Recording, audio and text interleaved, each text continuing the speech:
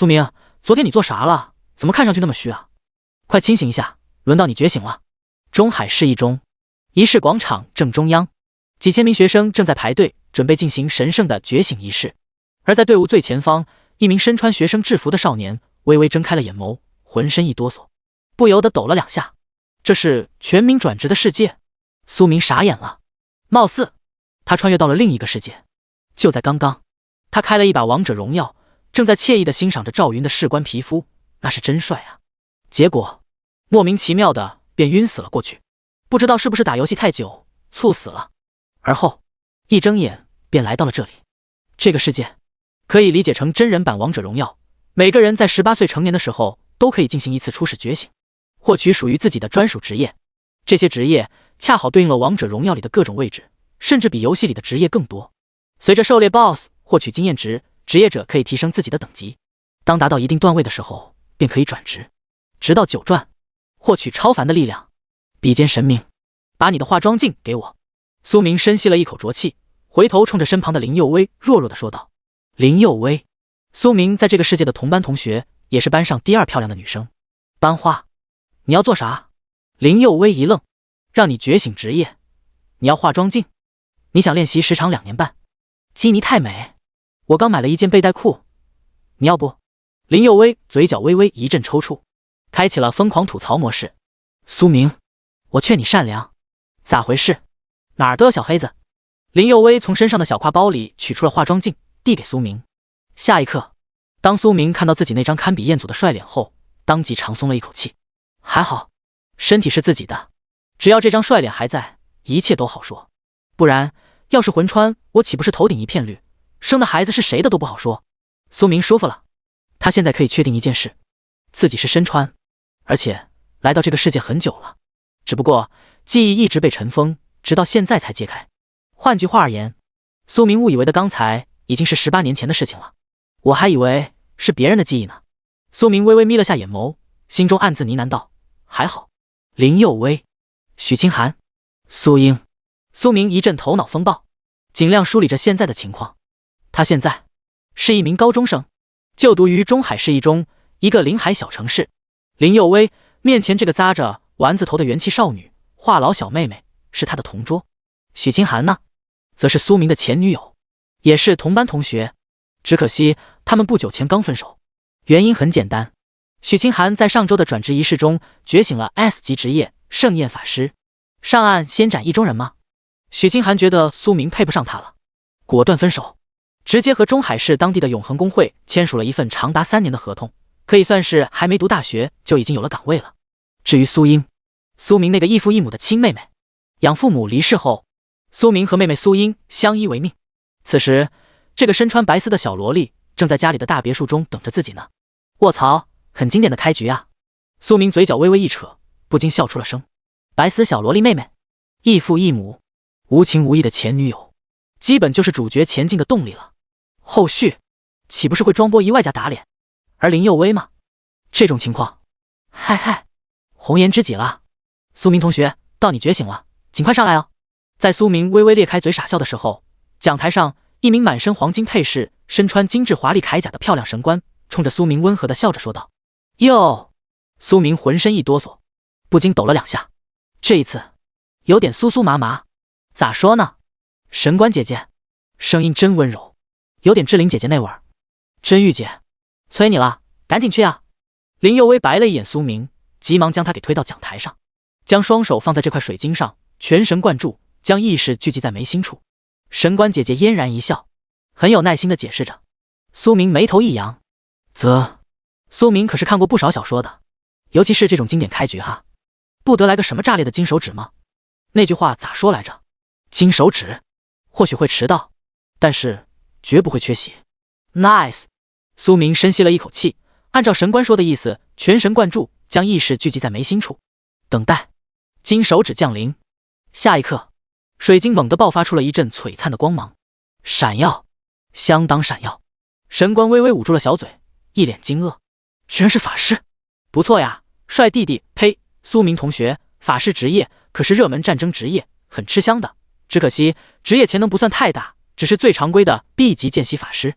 神官眼眸含笑地看着苏明，而此时，苏明懵了 ，B 级见习法师，闹呢？他前女友都他喵的是 S 级盛宴法师，听名字就知道牛批哄哄的，而自己呢，见习法师，好吗？搞特殊化是吧？说好的金手指呢？退货，谢谢。苏明心中无奈的叹了一口气，冲着神官微微点了下头，而后走下讲台，顺势点开自己的属性栏。苏明倒是要看看自己这个见习法师职业究竟是不是真一个 B 级。要是真 B 级，他当场自闭，玩个锤子呢！虽说职业者只要提升了等级，便可以进行第二次转职，随着不断转职，职业潜能也会提升，有很大希望能从 B 级晋升为 A 级职业者，甚至是 S 级。然而许清寒呢？人家初始职业就是 S 级，下一次转职万一来了个 SS 级呢？这岂不是就头疼了？小说都是骗人的，苏明心中一阵苦涩。如果让他重新回到前世，绝对要将小说 Epic 的会员给取消了。续费？续个屁！名称：苏明，职业：见习法师，品阶 ：B， 等级 ：LV1， 生命值500点，力量5，体质6，精神8，敏捷4，技能：火球术 LV3， 冰冻术 LV2， 回血术 LV1， 专长：诸神黄昏 SSS， 所有技能全部自动满级。点开属性栏，苏明只是瞄了一眼，而后彻底愣住了。SSS 级，专长竟然是 SSS 级，所有技能自动满级，奶奶的！续费，会员给我续满！此刻，苏明彻底疯狂。第二章满级技能10倍伤害 ，SSS 级专长。哼，这意味着什么？不用多说，一个 S 级职业者就已经可以让全市轰动了，甚至国内都能上新闻。许清寒凭借着一个 S 级盛宴法师，直接登上了抖音 Epic 的热搜前10。中海市地方新闻追踪报道。可以这么说，许清寒自从上周完成了第一次转职后，彻底火爆了全网。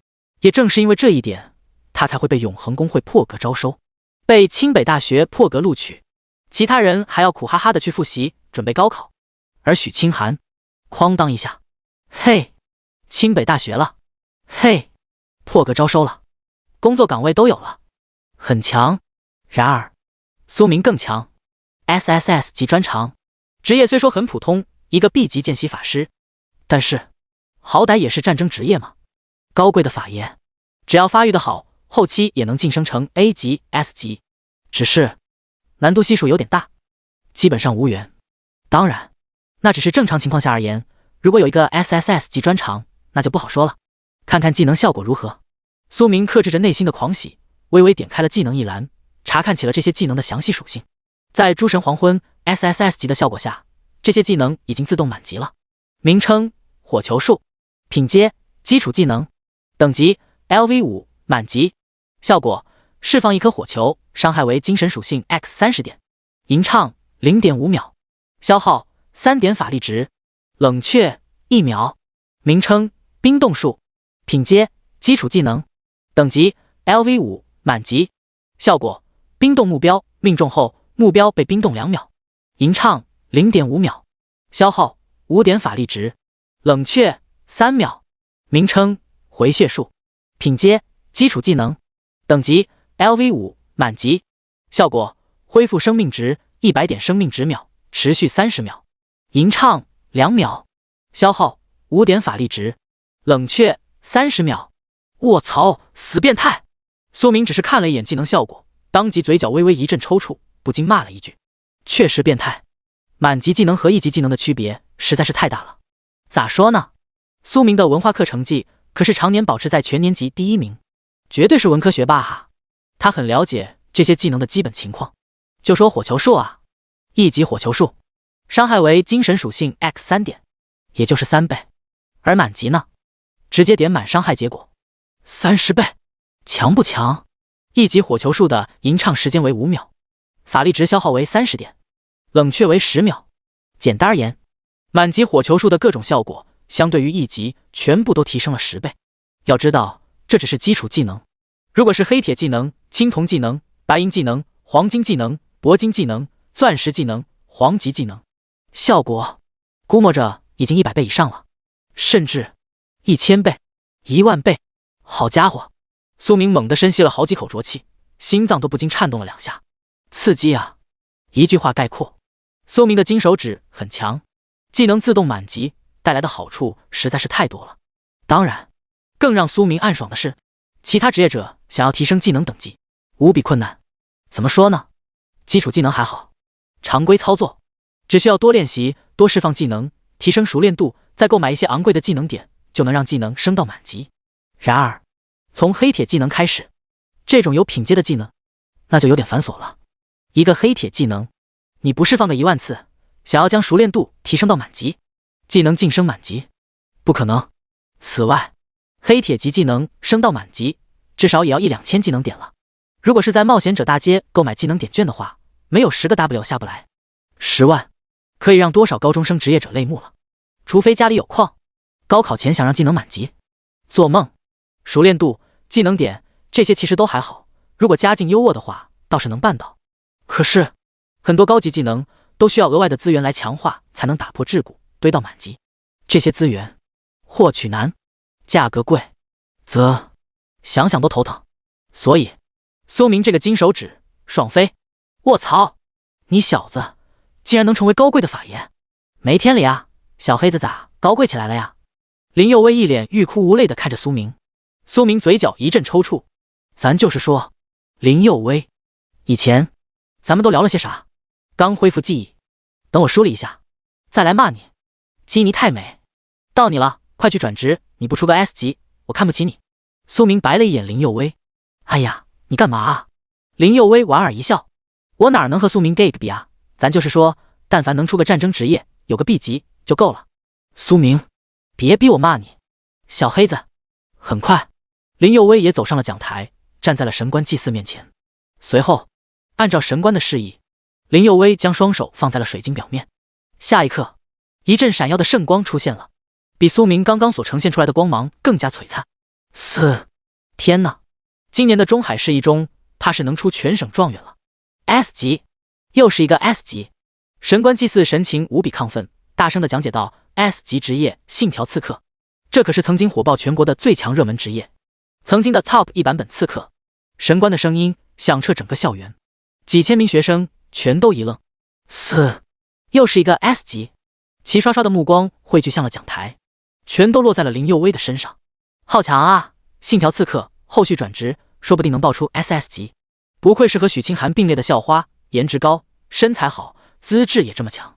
并列校花，明明许清寒更好看吧？谁说的？许清寒只不过是比较高冷，有清冷感气质。林佑威嘛，搞笑女罢了。盛宴法师，信条刺客，咱们中海一中今年肯定起飞。我现在有点期待顾阳了。顾阳在模拟考的时候预测的职业潜能可丝毫不比林佑威差。顾阳确实有可能，如果他也出一个 S 级，咱们今年怕是要承包省状元了。苏明真是好福气啊！前女友是许清寒，现任绯闻女友是林佑威，这个破产小少爷真招惹恨。随着林佑威转职成信条刺客，台下当即吵得沸沸扬扬，几千名学生都不禁议论了起来。嘿，小黑子，没想到吧？现在我可比你高贵多了。转职结束后，林佑威一脸兴奋地冲到了苏明面前，屁颠屁颠地凑上来，笑得合不拢嘴。苏明，我谢谢你哦。下一个，顾阳。台上的神官祭祀取出一个写满名字的笔记本，将已经完成转职的苏明和林佑威打了一个 X 号，同时叫到了下一名学生顾阳，一样是苏明的同班同学，只是顾阳是许清寒的同桌。情敌？不算情敌。顾阳喜欢许清寒，而许清寒是苏明的前女友，对顾阳一点意思都没有。当然，顾阳还有一层身份，永恒宫会长的儿子，中海市有名的大少爷。许清寒能被永恒公会破格招收，顾阳起到了很大的作用。第3章 S 级圣骑士1对1 PK。呵，见习法师，难怪清寒会看不上你。在苏明愣神的时候，一名身穿精致法袍的青年从苏明和林佑威的身旁走过，神情很高冷，摆着个臭脸，嘴角微微翘起，语气很不友好的呢喃了一句：这个臭屁青年正是顾阳，一直迷恋许清寒，家境很好，长相也不错，只可惜始终对苏明有着很深的敌意。原因很简单，苏明太帅了，文化课成绩霸榜第1，整整3年。又是全校公认的人气校草。养父母没有去世前，苏明的背景一样让人仰视 ，A 级工会大少爷，所以苏明几乎成了顾阳的假想敌，事事都要被他针对。而现在，苏明父母在1年前人间蒸发，工会破产，只留下了不到1个亿的家产。苏明转职结果只是 B 级见习法师，种种情况下，在顾阳看来，苏明已经废了。他自然兴奋的不行，虽说一直摆着个臭脸，可是眼眸底下那一丝浓郁的惊喜却出卖了顾阳。小人得志啊，装什么大尾巴狼？你还没转职呢，狗叫什么？说不定开出来个辅助职业呢，男牧师。苏明还没有开口，他身旁的林佑威当即冲着顾阳一阵痛骂。苏明眼前微微一亮，好家伙，不愧是小黑子，功力可以。顾阳一愣，然而更狠的来了。林佑威白了一眼顾阳，哟，清寒看不上你。林佑威别着小嘴，小脸一傲，阴阳怪气的继续说道：看得上你啊？3年，许清寒都没有正眼看你一下。苏明呢？好歹还是许清寒的前男友呢。笑死！不得不说，林佑威确实绝了，真毒。然而很爽。苏明扬了扬眉头，将刚准备说的话给咽了下去，有嘴替了，不用开口。而此时顾阳的脸都要绿了。好，林佑威，很好。顾阳猛地深吸了一口气，流露出了毒蝎一样的眼神，死死地注视着林佑威。放狠话。苏明心中不禁笑了一下。按照这种经典剧情，顾阳应该要开始放狠话了。毕竟人家可是中海市 S 级工会永恒工会的大少爷呢。可惜林佑威再次来了一波猛烈输出。确实好啊。林佑威昂起头，人畜无害一笑说道：我家的蔷薇工会马上就要晋升 S 级了，你说好不好？当然好，到时候把你永恒的地产生意全给挤走，开心不，顾大少爷？顾阳，求求你做个人。没错，林佑威的背景也很强，老爹是会长，蔷薇工会 A 加级，比永恒差不了多少，是中海市3大巨头中的一个。其实1年前中海有4大家族，只是苏明养父母在1年前消失后，岭东工会直接破产了，中海也就只有3家巨头了。林佑威，希望你能一直这么勇。顾阳语气冰冷地说了一句，而后没有再搭理林佑威，径直走向了讲台。真臭屁，一个永恒工会而已，拽什么呀？林佑威翻了个白眼，一脸无语地说道。苏明笑笑不说话。确实，就算苏明没有 SSS 级专长，他也不会太在意顾阳。按照小说剧情，经典开局，这种人基本上都活不了多少章节，就算能活下去，估计也很凄凉。保不齐永恒工会都要灭了。没办法，苏明是重生者，天命，小说里都是这么写的。氪金能比得过人家开挂？天哪，顾阳同学竟然也是 S 级。在苏明微微沉思的时候，神官祭祀再次一声震惊。苏明愣了下，好家伙，真 S 级！圣骑士！神官祭祀的声音都快要撕裂了，响彻全校，一声下去，当即引发了轩然大波。圣骑士，目前全国最火爆的顶级职业。圣骑士全面开花，防御、攻击、生命值、续航、收割、爆发，全都很强。这个职业说是目前的最强骑士版本，没有一点问题。虽然圣骑士确实很强。林佑威看着愣了下神的苏明，微微张开嘴准备安慰一下，可惜安慰的话咽了下去。苏明小小的沉默了一波，我谢谢你哦，不如不安慰。卧槽，圣骑士，妈耶，太帅了！顾少好帅啊，我好想给他生猴子，太强了。不得不说，顾少确实可以，长得帅，职业好，家境还好。我估计许大校花要不了多久就会成为顾少的小娇妻了。怪不得许清寒会甩了苏明，原来是顾阳的追求太猛烈了。也对，一个是破产小少爷，一个是正值日中天的永恒大少，换我也甩。那句话咋说来着？上岸第一剑，先斩意中人嘛。咋说呢？顾阳 S 级圣骑士，许清寒 S 级圣焰法师，他们确实很配。莫名想到了苏明的 B 级见习法师，一下子都不是一个世界的人了呀。顾阳转职，一转就是圣骑士，全校都炸了，所有人都神情震惊的窃窃私语着。而此时的顾阳像是找回了面子一样，一脸骄傲的从讲台上走了下来。苏明，看到了吗？你和清寒不是一个世界的人，而我和他才是天生的一对。顾阳一身精致的法袍，装模作样的温和一笑，眼神却带着深深的不屑。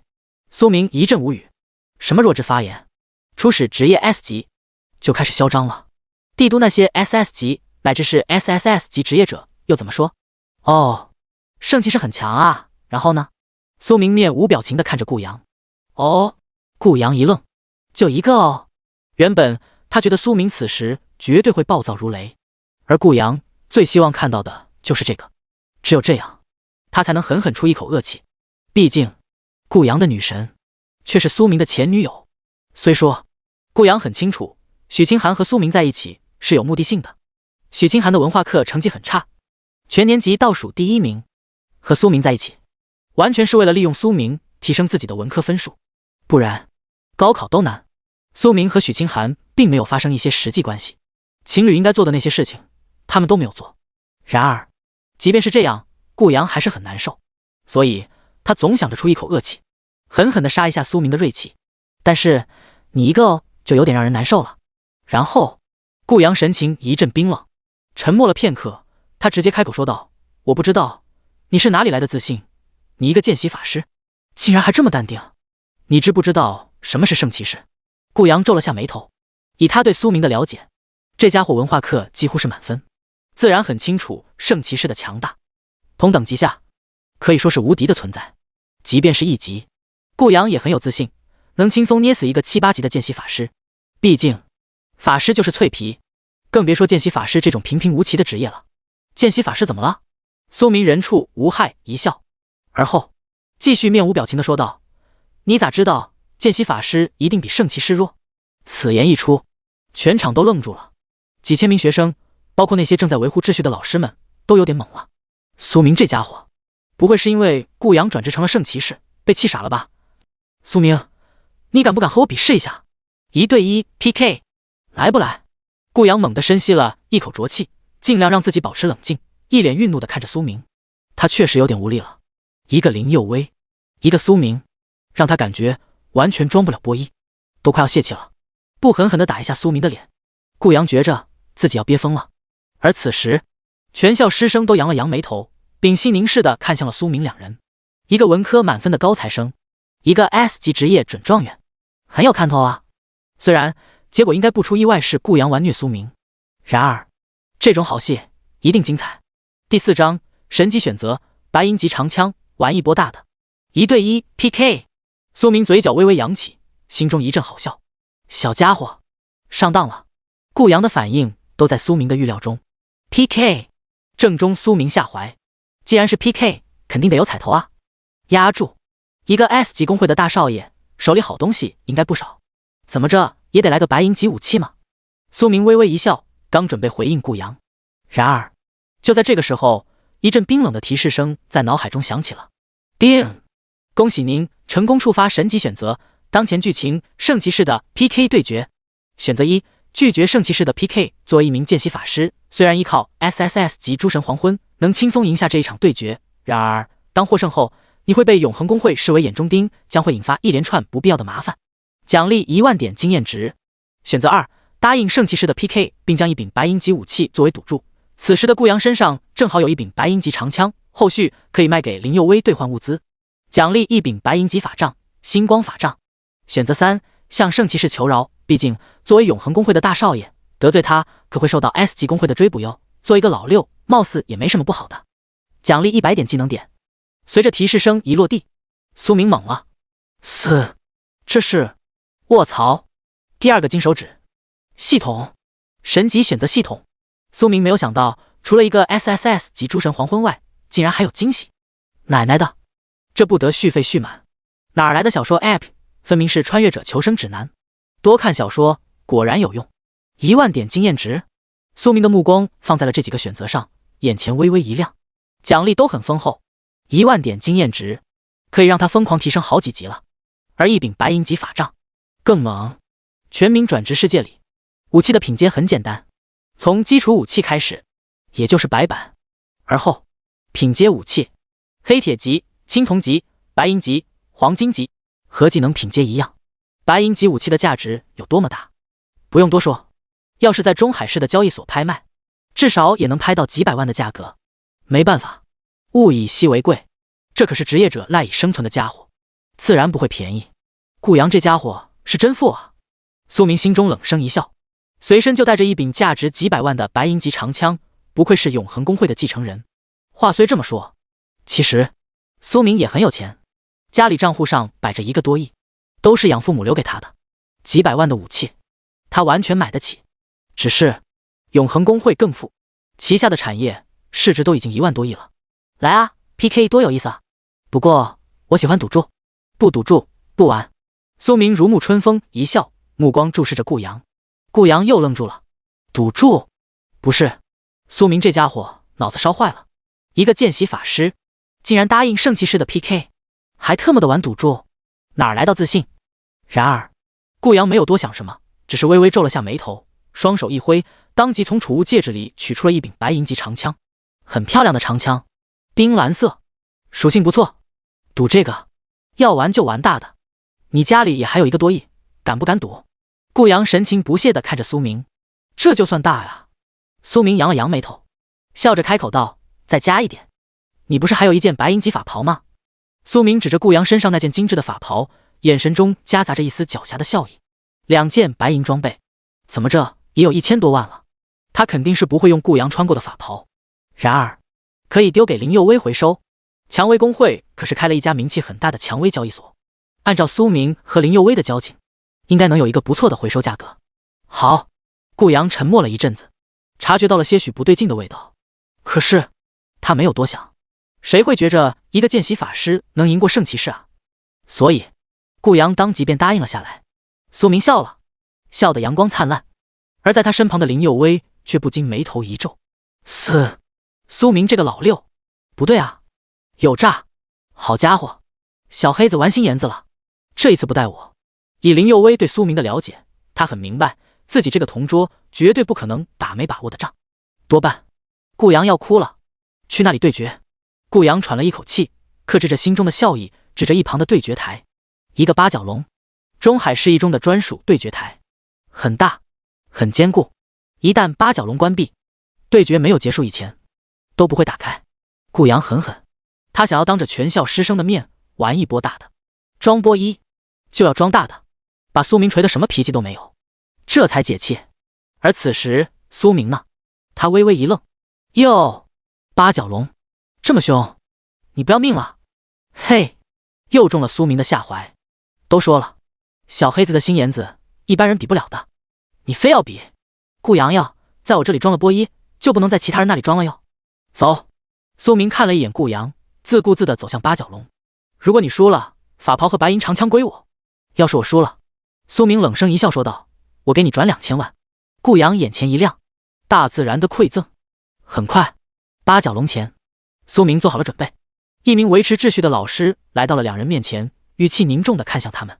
苏明、顾阳，你们确定要1对1 PK？ 如果确定，签署一下这份合同。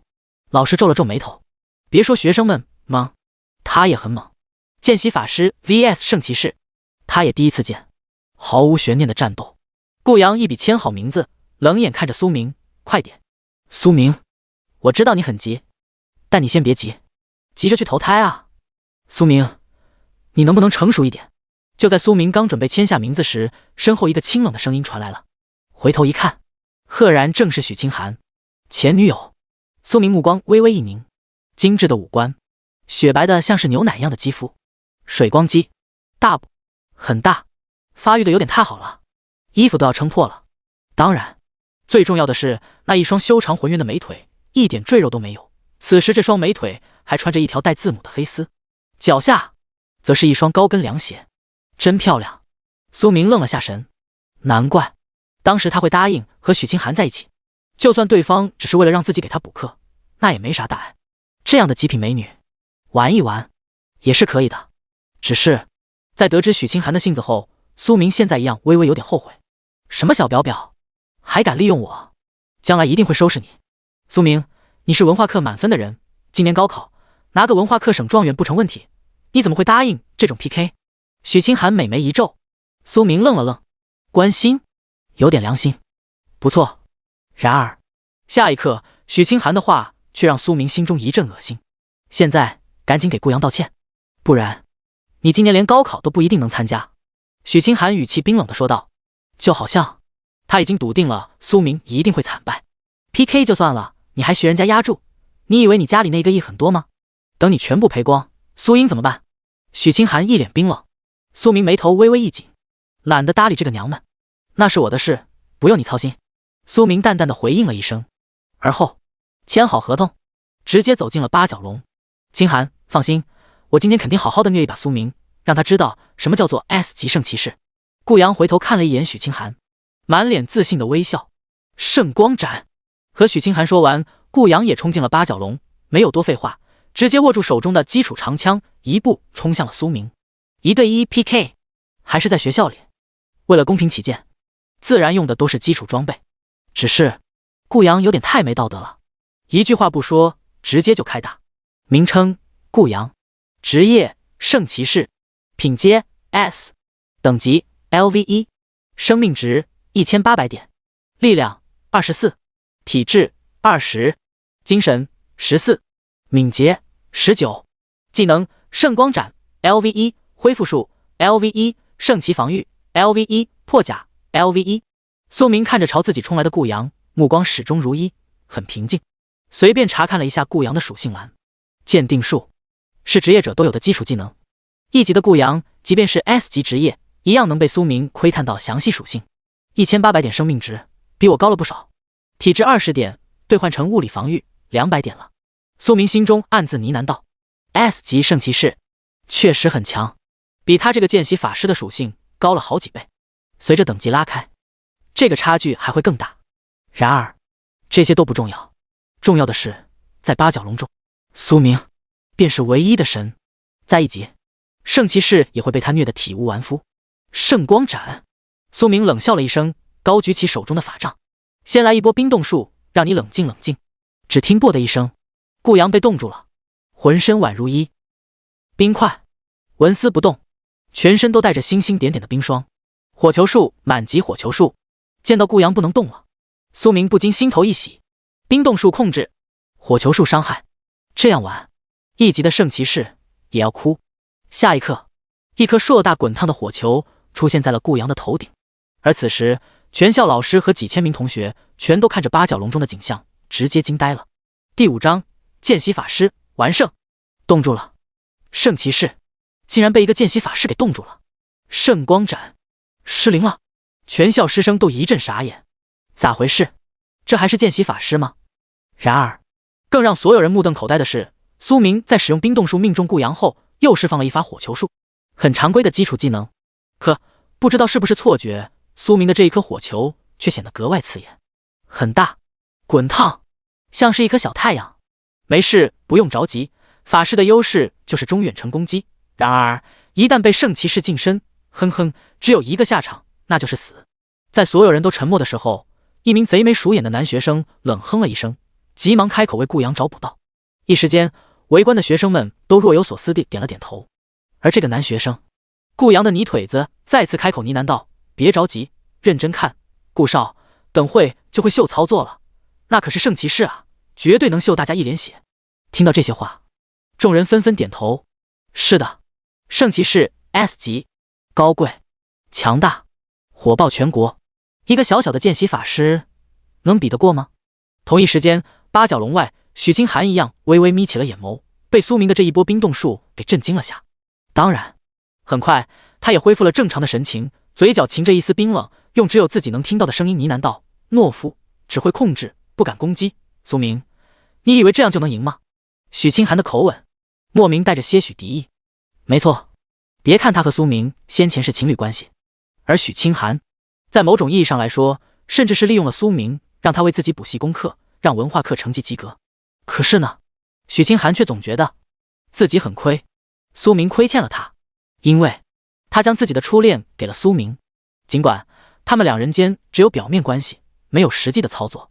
然而作为中海市一中的校花，又进入了永恒公会，甚至于 S 级公会大少都如此低声下气的讨好他，追求他。许清寒觉得自己现在不一样了，高贵起来了，清誉当然更重要了，所以他才会对苏明有着一种说不明白的敌意。为什么苏明当时不和顾阳一样，低声下气的来找他。为什么苏明不卑微的来给他补课，而是要让许清寒去主动找他？很不理解。以他许清寒的美貌和身材，男人们不都应该是和狗一样吗？爆！八角笼中，苏明微微眯起了眼眸，手里的法杖向下一挥，旋即，顾阳头顶的炙热火球一下子朝着他的身体飞了过去。下一刻，炸裂开，只听一阵爆裂声响起，一个无比明显的数值出现在了顾阳的头顶。-240，满级火球术，常规技能，却爆发出了200多点的高额伤害。一刹那间，全校都懵了，全员石化，震惊。而顾阳呢，更是傻眼了，一整个呆住了。舒服。苏明全然没有在意其他人的反应，而是神情满意的笑了笑。满级火球术，伤害结果是精神属性的30倍，他现在有8点精神属性，伤害总额便是240点，不高，可是对1级的圣骑士而言完全够用了。再来一波冰冻术。苏明冷冷的笑了下，冰冻术再控制，火球术再刷一波伤害，这样下去，顾阳那2000点生命值要不了几下就空了。在众人一脸错愕的表情中，苏明果然又挥动了下法杖，又是一波冰冻术。-240，-240，-240。很快，顾阳的血条掉到了只有300点，再来2下火球术，基本就没了。甚至苏明都可以不用火球术，就随手几个普攻都能将顾阳这个 S 级圣骑士给带走。不可能，绝对不可能！顾阳快要崩溃了，眼睛都瞪大了，满脸都是惊骇的神情。全程被虐着打，他连一个有效攻击都没有。说好的全国最火爆的职业呢？说好的 S 级呢？不如见习法师。圣骑防御。顾阳扯着喉咙一声大吼，想要用自己的防御技能破开冰冻术。可惜了，你一个物理防御，咋破法伤呢？1级的圣骑士一点法抗都没有。苏明的所有攻击全都成了真实伤害，100%掉生命值。冰冻术和火球术2个满级技能的组合几乎是无解的存在，一个小小的圣骑防御就能破了，那也太看不起 SSS 级诸神黄昏了。都说了让你冷静冷静。看着顾阳一脸焦急的神色，苏明不禁噗呲一声笑了出来，手中的法杖漫不经心的一挥，哐当一下，满级火球术爆裂，顾阳的血条一下子清空了。哦豁！八角笼中，顾阳的身体化为了一大堆数据，弥漫在了空气中。而后，他出现在了八角笼外，浑身大汗淋漓，双手撑着地面，半跪在了地上。1对1 PK， 死亡后，血条清空后不会掉落等级，不会爆出装备和经验值。然而，被终结时的那种剧痛感却无比真实，100%还原。顾阳第一次感受到了死亡的痛苦，就算他是圣骑士，此时也有点顶不住了，当即呕的一声吐了出来，脸色相当苍白，有点累啊。这法杖比想象中的要重，胳膊肘都酸了。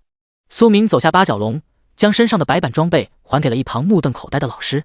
林佑威扬了扬眉，眼眸含笑地看着苏明说道：“你咋回事？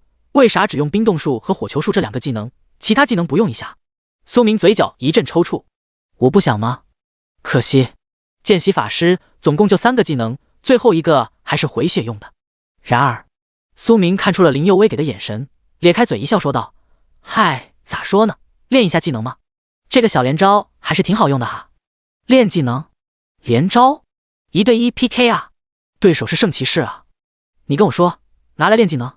合着，顾阳这个圣骑士就是个二愣子，全程都被苏明耍了。”听到苏明和林佑威的一唱一和，全校师生都懵了，大脑微微有些宕机，一片空白，复杂的眼神齐刷刷地看向了苏明2人，全场噤若寒蝉。就连讲台上正在为学生们做仪式的神官祭祀，大波漂亮姐姐都愣呆了。噗呲一声，一旁的顾阳一口淤血吐了出来，气急攻心，被气到吐血了。全校师生看了看顾阳，又看了看苏明，一时间都沉默了。第6章，女神校花的厌恶，圣骑士的惦记。卧槽，闹呢 ！S 级圣骑士竟然输了，我不理解，世界观崩塌了。有啥不理解的？法师 vs 骑士都是1级，自然是法师占优势啊。只是苏明这个老六，没想到他基础属性这么高。等等，你咋知道苏明基础属性高的？他不是已经屏蔽了属性栏了吗？废话，不是基础属性高，难不成他是满级技能啊？对哈，我明白了，苏明答应顾阳的对决，是因为他转职后的基础属性很强，法攻点满了。这老六难怪一直屏蔽属性面板，是想坑一波顾阳啊。死！不过有一说一，苏明确实有点猛，才1级就能有200多点的伤害，再加上顾阳这个圣骑士，现目前只有物理防御，没有法抗，所以才会输得那么惨。可惜了，一柄白银级长枪，一件白银级法袍，2样东西的价格都能有1000多万了啊！就这么白白给了苏明，这要是给我多好啊！回来了，那种感觉回来了。校草终究是校草，我还是最喜欢苏明哥哥。闭嘴，小黑子！你喜欢苏明哥哥？刚刚叫的最大声的那个就是你。你不是说要给顾少写小作文吗？不是写小作文，我可不是那种浪蹄子，我只是想给顾少生猴子嘛。许久的沉默后，全校炸了，吵得不可开交，所有人都表现得极为亢奋。精彩的对决，相当精彩。爆了门，见习法师完胜，很离谱，但是貌似也很合理。咋说呢？苏明是法师，低级状态下，其实这种职业基本没有法抗的，所以苏明的每一次攻击都是真实伤害。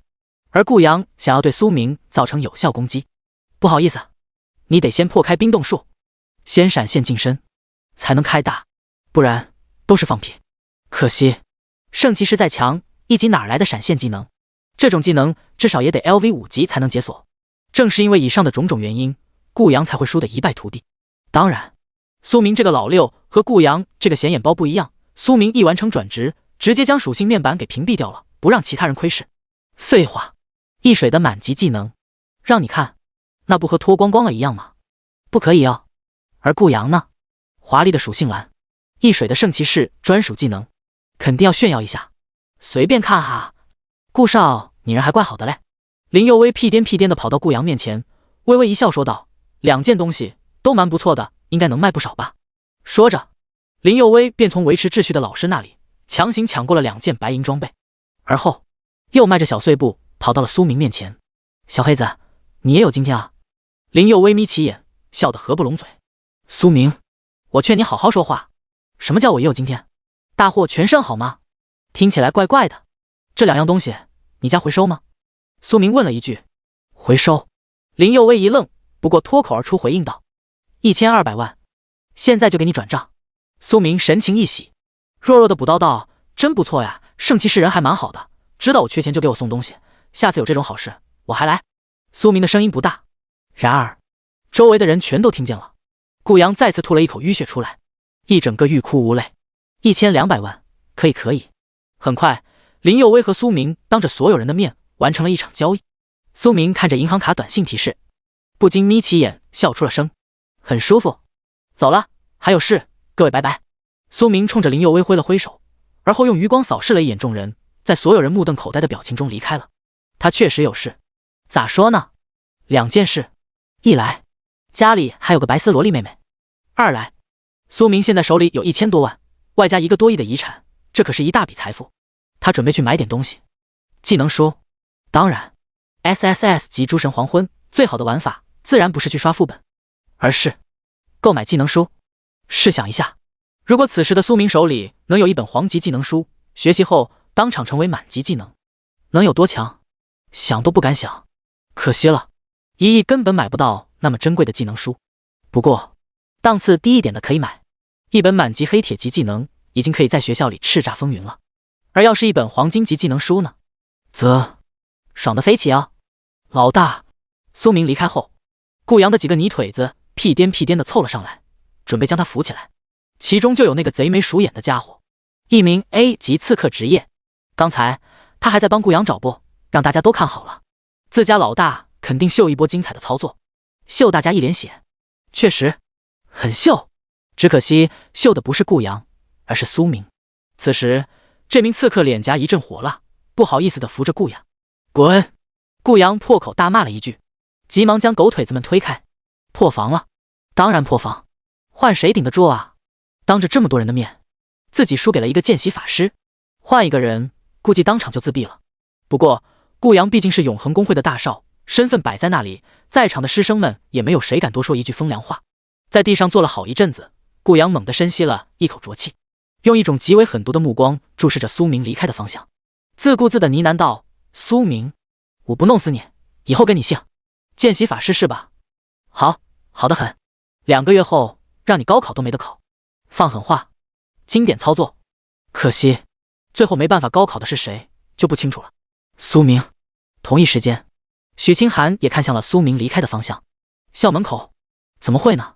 见习法师只是 B 级，能有多高的属性？精神属性点最强也不过只是10几点，哪里来的200多的法术伤害？许清寒的文化课成绩那可是苏明给不好的，都能及格了。现在的他对理论知识的理解程度已经很深了，当即想起了苏明先前给他讲的职业潜能那一节课。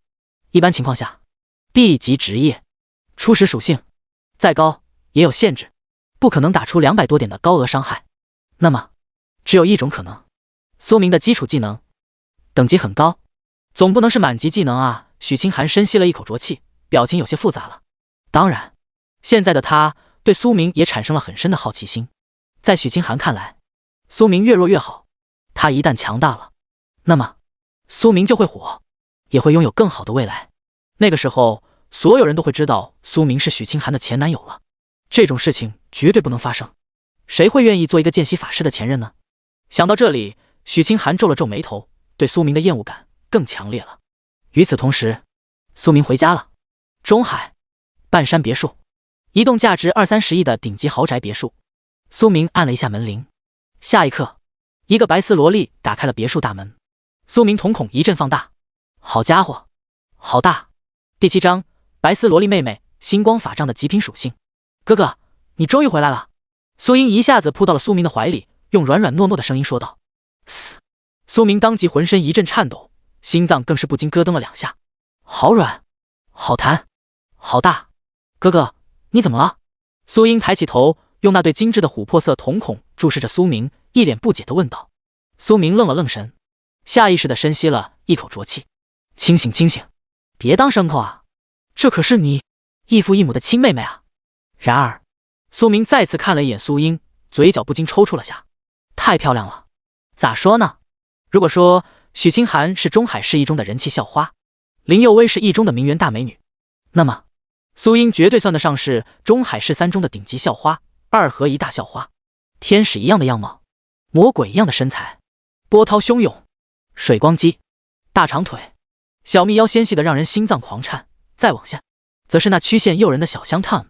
这么极品的校花妹妹，白丝小萝莉，怎么能把持得住啊？没事，想到了一些开心的事情。苏明咽了咽唾沫星子，随便找了个借口搪塞了过去。不然呢？告诉妹妹，能不能帮哥哥一个忙？笑死！骨科？什么开心的事情？苏英一愣，追问道。苏明摸了摸鼻子，作业做完了吗？画课成绩咋样？这个月不考试了？苏明直接来了一波灵魂拷问，想要浑水摸鱼，敷衍过去。可惜他忘了一件事，苏英妹妹啊，3中的2合1校花，除了是神颜天才外，文化课成绩一样很顶。学霸这种事情能难得到他？做完了呀。苏英一脸茫然地回答道。这个月考试也考完了，全年级第1，然后我提前将高3的课程全都预习了，昨天在学校里顺便刷了一下高3的高考复习卷，一不小心拿了个满分。苏英如沐春风一笑。苏明，老六，别的没学会，这一招学会了，咋不学学你哥的人品呢？对了，哥哥。在苏明陷入沉默的同时，苏英再次灵魂补刀。他看了一眼苏明，弱弱地说道，下个星期我们学校也要开始觉醒仪式了，我虽然还是高2学生，但是全校老师全票通过让我提前觉醒，按照职业潜能预测来看，我应该能开个 A 加级以上的职业。苏明再次沉默了，默不作声，噤若寒蝉，一言不发。心灵暴击，我谢谢你哦。合着全都是 S 级职业，就我一个 B 级见习法师，闹呢？胡闹！一个小小的 A 加级职业就满足了？苏明伸出手轻轻拍了下苏英的头，一本正经地教育道，不要这么快就满足了，要学会稳扎稳打，沉住气，尽量让自己觉醒个 SS 级职业。就在今天，刚刚你哥我当着全校几千名师生的面，唰的一下秒了一个 S 级圣骑士，对方被我虐得体无完肤。你要是转职个 S 级职业，说出去多丢我脸呢！听到这些话，苏英一愣，而后满眼都是崇拜的小星星。哇塞，哥哥好棒！所以苏英咽了咽口水，神情无比好奇地问道，哥哥，你是转职成了 SS 级吗？天哪，老妈和老爸如果在的话，肯定会兴奋到疯掉的。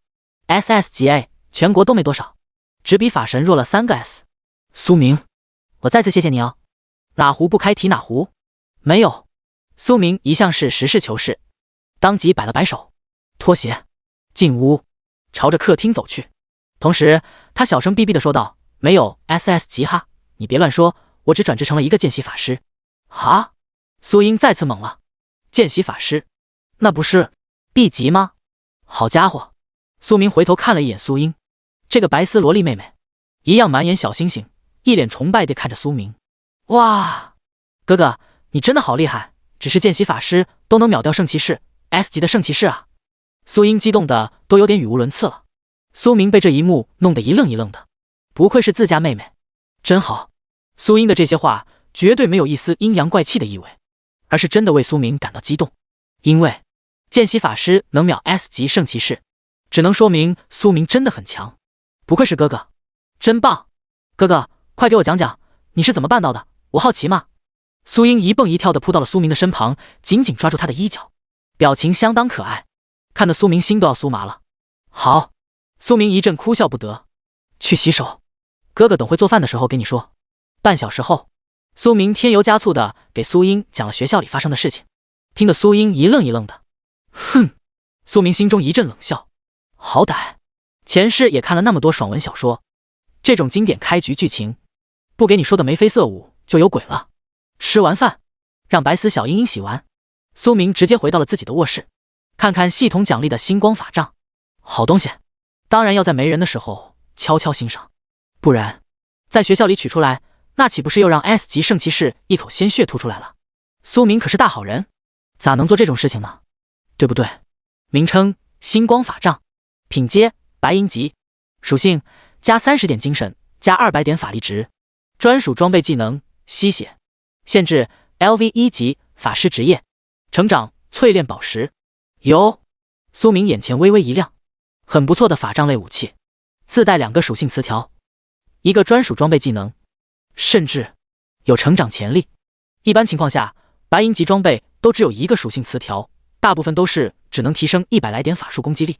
然而，这一柄法杖竟然直接加持了基础属性，很强啊！苏明双眼微亮，不禁感叹了一下。铂金级以上武器才有机会出现的专属装备技，这柄白银法杖竟然也有。总的来说，星光法杖完全超出了苏明的预期。属性加持强，装备技能吸血，罕见。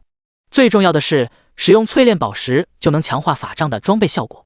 这是一柄可以成长的法师武器。如果算价格的话，就苏明手里的这一柄法杖，已经超过了顾阳那2件白银装备。咋说呢？要是让林佑威回收，至少也是2000万左右的价格，远远超出了正常白银武器的市场价。30点精神属性用来释放满级火球术，这一波已经是快1000点的法术伤害了。苏明感觉都有点头晕目眩了，太爽了！要是和顾阳对决的时候用了这一柄法杖，都不用那么麻烦，2下火球术，不，甚至1下就可以让顾阳当场爆炸，血条清空。毕竟星光法杖除了自带的30点精神属性外，还有额外的吸血效果。就顾阳那不到2000点的生命值，拿什么和苏明玩啊？舒服啊！苏明尽量克制着内心无比亢奋的情绪，走进卧室自带的卫生间，稍微洗了一把冷水脸。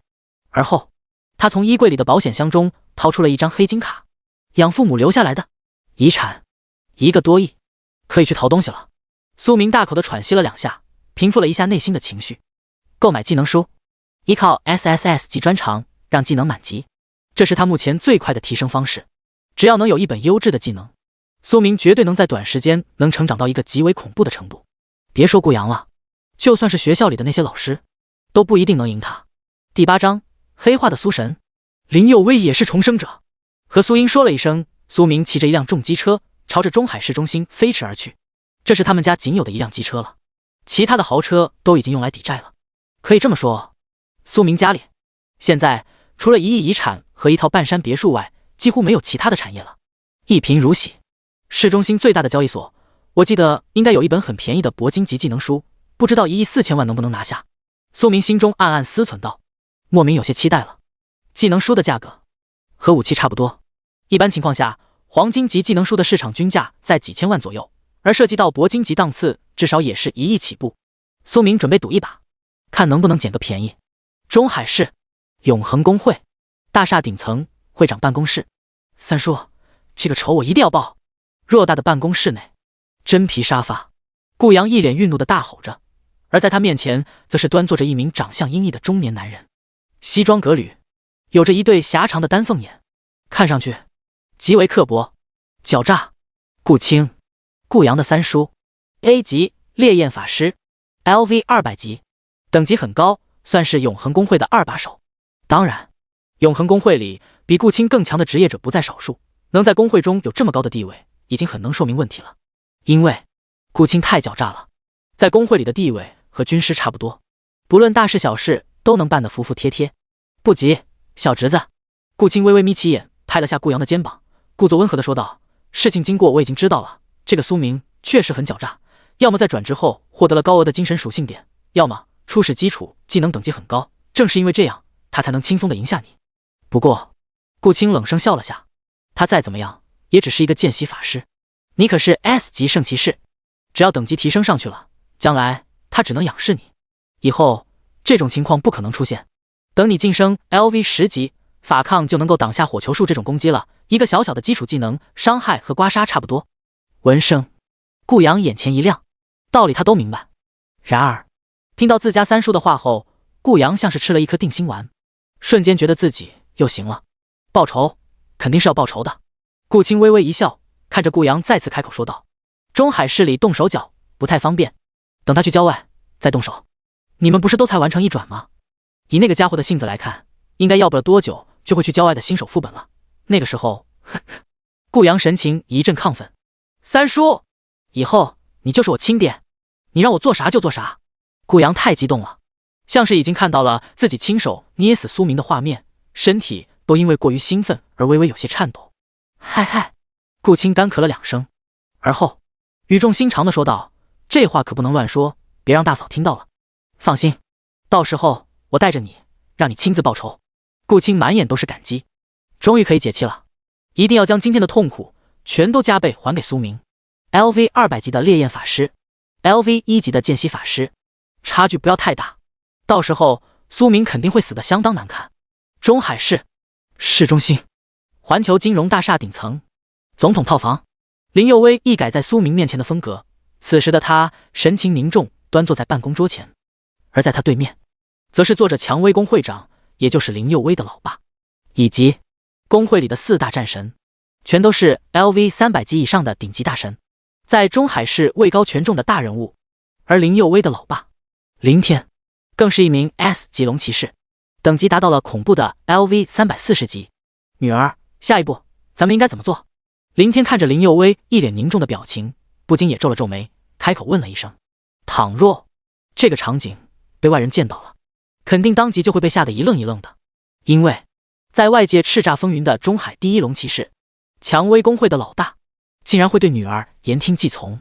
不仅是林天，蔷薇公会里的4大战神，全都是 LV 300级以上的大佬们，也都像是小学生一样，在林佑威面前坐成了一排，规规矩矩，如同在听老师上课一样。不清楚。沉默了片刻，林佑威面无表情地说道，冰山般的脸蛋中带着些许的茫然。但是可以确定一点，苏明就是前世的那位半神级职业者，他现在应该已经获得了 SSS 级诸神黄昏了，下一步应该是准备弄技能书了。顶级技能书。林佑威皱了下眉头，又沉默了一阵子，再次开口说道，前世的我和苏明没有太多交集，这一世已经尽量和他打好了关系，希望这一次第4天灾降临的时候，苏神不会黑化。闻声，林天和4大战神全都沉默了，甚至身体都不禁微微有些颤抖。太吓人了。 SSS 级专长，诸神黄昏，前世的半神级职业者，第4天灾的始作俑者，不，准确而言应该是第4天灾中推动全民转职世界毁灭的始作俑者，黑化的神明。所以下一步我们应该和苏神继续打好关系，然后将已经准备好的技能书全部馈赠给他。林天发问了。林佑威摆了摆手，咋可能直接给？那不让他怀疑了，那可是苏神啊，要是又黑化了咋办？前世以我对苏神的了解，他相当老六，相当谨慎，有一点点的怀疑都不可能对你敞开心扉，不能把目的性表现得太明显了。林佑威叹了一口气，要学会投其所好。林天和四大战神一愣，什么意思啊？林佑威白了一眼他们，老爸说了很多次了，让你多去看看篮球和背带裤。小黑子啊，基尼太美，不然你以为我喜欢当搞笑女吗？或许只有这样才能暂时稳住苏神黑化的道路。听到这些话，林天和其他几名职业大神眼前微微一亮，原来是这样，你们先出去吧，我想静一静。林佑威摆了摆手，让老爸他们都先离开，而后他独自一人待在总统套房中，微微深吸了一口浊气，而后打开了微讯，给苏明发了一条短信，想要约他出来，应该怎么不着痕迹的将这些技能书全部给他呢？林佑威犯难了，自顾自的呢喃着。还好房间里没有摄像头，也没有其他人能听到林佑威和林天等人的谈话，否则绝对会引发一场惊天动地的大地震。没错，林佑威和苏明一样是一名重生者，只是林佑威并不是来自于另一个位面，而是同一个世界重生了。前世第4天灾降临了，亡灵大灾变，整个全民转职世界都毁灭了。而苏明那个时候则是一名至高无上的半神级职业者，就差一点就能晋升真正的神明。只可惜苏明被许清寒所背叛，被顾阳所残害，悲痛欲绝的苏明黑化了，不再为大夏龙国对抗第4天灾，而是转身投靠了地下世界的黑暗教会，成为了黑化的苏神，主宰一切，用全世界职业者的生命海量的经验值晋升为了神明。大夏龙国全民转职时代第1位，也是唯一的神明。那一日，血流成河，世界寂灭，重生归来的林佑威为了改写第4天灾剧情，为了让苏明不黑化，一直悄悄潜伏在苏明身旁，投其所好，装模作样，就是为了能拖住苏明，让他不要黑化。而导致苏神黑化的许清寒和顾阳，林佑威简直是对他们恨之入骨。奶奶的，全世界毁灭就是因为你们2个大傻逼！鸡斟酌了很久，林佑威给苏明发了一个字，而后又加上了一个滑稽的表情包。第9章，苏明狂喜，黄级技能书，开局就起飞。市中心，陨石公会，陨石交易所，真气派啊！苏明站在交易所大门前，看了一眼大厅内的装潢，不禁由衷的感叹了一句：陨石公会，中海市3巨头中的一个，和蔷薇公会、永恒公会不太一样。这家公会职业者的数量不多，然而文职人员却很多，因为他们主打的是贸易地产。换句话而言，人家主要做生意，与其说是公会，更像是一家商会。当然，陨石公会的好东西也是3家巨头公会里最多的。您好，苏少，您是尊贵的至尊 VIP 黑卡，陨石交易所欢迎您的到来。苏明一进入交易所大厅，立马有4名身穿紧身小旗袍、露着牛奶一样雪白大腿的美女工作人员凑了过来，全都满脸谄媚地看着苏明。苏少，您是准备击拍什么东西吗？或是想要买点什么？妆容精致的旗袍妹妹冲着苏明如沐春风地笑着说道。苏明摸了摸鼻子，买技能书，这是他第一次来陨石交易所，对情况不是很熟悉。好在养父母以前的身份够高，他们虽然不在了，却为苏明留下了很多不错的好东西。除了1个亿的遗产外，各大公会和交易所的至尊 VIP 黑卡算是其中一样。别小看这张黑卡，在交易所买东西可是能打7折优惠的，一些不那么重要的资源更是能有4折优惠，普通职业者想都不敢想。技能书，好的。为首的旗袍妹妹一愣，很快恢复了正常的神情，带着苏明朝大厅内走去。苏少，我们交易所基本所有技能书都在这里了。苏明看了一眼这片区域，有很多玻璃罩子，和博物馆有点相似，每个玻璃罩子里都摆放着一本精致的技能书，甚至全都自带了一个小名牌，标注着技能书的基本属性以及官方鉴定结果，都是认证过的3A 级技能书，不可能出现假货，童叟无欺，主打的就是一个货真价实。苏少，这一片的技能书价格都不算贵，全部由基础常规技能和黑铁级技能构成，均价在10万以内。如果是您购买的话，能够享受陨石交易所的最大优惠折扣4折，到手价格很便宜。妆容精致的旗袍妹妹冲着苏明微微一笑，很有耐心地介绍了起来。而后她看了一眼更深处的那些玻璃罩子，前方打光的地方那一片区的技能书则是青铜级，再往前是白银级。旗袍妹妹带着苏明逛了逛，给他介绍着陨石交易所的技能书存货情况。常规技能和黑铁级技能均价在10万档，青铜级技能几十万，白银级技能100万档，黄金级技能1000万档。贵的黄金技能书也能买到大几千万，甚至是1亿的价格。我记得你们最近是不是弄到了一本铂金级技能书？苏明好奇地问了一句。旗袍妹子一愣，黑丝都和包烫裙都绷紧了。铂金级技能书今天要开张了，大单子！一本铂金级技能书售价最次都是1亿起步，就算是再大的优惠折扣，也是一个天文数值，仅仅是提成都能让他赚得盆满钵满了。是的，旗袍妹子深吸了一口浊气，一脸期待地看着苏明说道：“苏少是想看看那本铂金技能？”对，苏明点了点头。旗袍妹子再次大口地喘息了一下，而后屁颠屁颠地带着苏明朝着大厅的最深处走去。苏少，这就是那本铂金级技能书，名为心灵之眼，是一本鉴定术序列的技能。一个精致的防弹玻璃护罩前，4个氛围灯衬托下，一本无比精致的魔法技能书就这样摆放在了苏明的面前。旗袍妹妹用带着一丝颤抖的声音详细的介绍着鉴定术序列。苏明愣了愣神，好家伙，辅助技能，一下子失望了。咋说呢？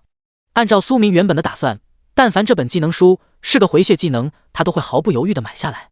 然而实际情况却完全超出了他的预期。鉴定术有个锤子用啊，难不成用鉴定术打怪？看看黄金级，苏明嘴角微微一阵抽搐，面无表情地说了一句：“他可只有1亿4千万，必须要精打细算。鉴定术这种东西，算了，下次一定。”随着苏明的话说完，旗袍妹妹的神色当即黯然了些许，提成和业绩没了。然而就在此时，苏明的脑海中却响起了一阵冰冷的提示声：“叮！恭喜您成功触发神级选择，当前剧情被遗忘的黄级技能书。选择1，一本辅助技能，确实意义不大，直接转身离开，购买黄金级技能，奖励10万点经验值。选择2，赶紧买下这本心灵之眼技能书，因为这本技能书是一本被遗忘的黄级技能，只需要在学习后使用少量的技能点券强化，便能让心灵之眼恢复原本的样貌，可以查看一切物品的隐藏属性词条，奖励一本铂金级战争技能书。选择3，作为一名伟大的见习法师，怎么能犹豫呢？直接取出法杖，洗劫陨石交易所，这里的所有技能书不都全是你的了吗？做大做强，再创辉煌，奖励一柄黄金级骑士长枪。神级选择再次出现了，苏明浑身微微一颤，一眼扫了下3个选择题。4，奖励相当爆炸，10万点经验值，铂金级战争技能书，黄金级骑士长枪。好家伙，直接好家伙，这些东西的价值一个比一个炸裂啊！当然，这些选择还泄露了一些隐藏信息。苏明皱了皱眉头，心脏都快要骤停了，有种喘不上气的感觉。一本黄级技能书，少量的技能点券就可以让铂金直接晋升黄级。苏明傻眼了，震惊了，大脑空白了。奶奶的，不带这么玩的，哪有这种操作？然而作为学霸的他很快明白了其中的奥义。祭祀职业，苏明愣了下神，有点恍然大悟了。很有可能这本技能书被一名祭祀职业给掩盖了真正的技能品阶。祭祀职业和炼金师、药剂师被称为3大生活职业，分别可以强化和淬炼技能书、装备、药剂。有一种操作，祭祀职业者为了隐瞒技能书的真实强度，会使用一些比较高超的手段，将技能书的品阶给掩盖起来，从而达到混淆视听的效果。只是这本心灵之眼不知道什么情况被弄丢了，沦落到了中海市这个小地方，被陨石工会给拿来展览了。漏，大漏！苏明大口地深吸了一下新鲜空气，心脏不禁沉沉地咯噔了2下。如果是一本黄级技能书，就算是辅助技能，不，就算是个垃圾技能，也绝对值得买下来。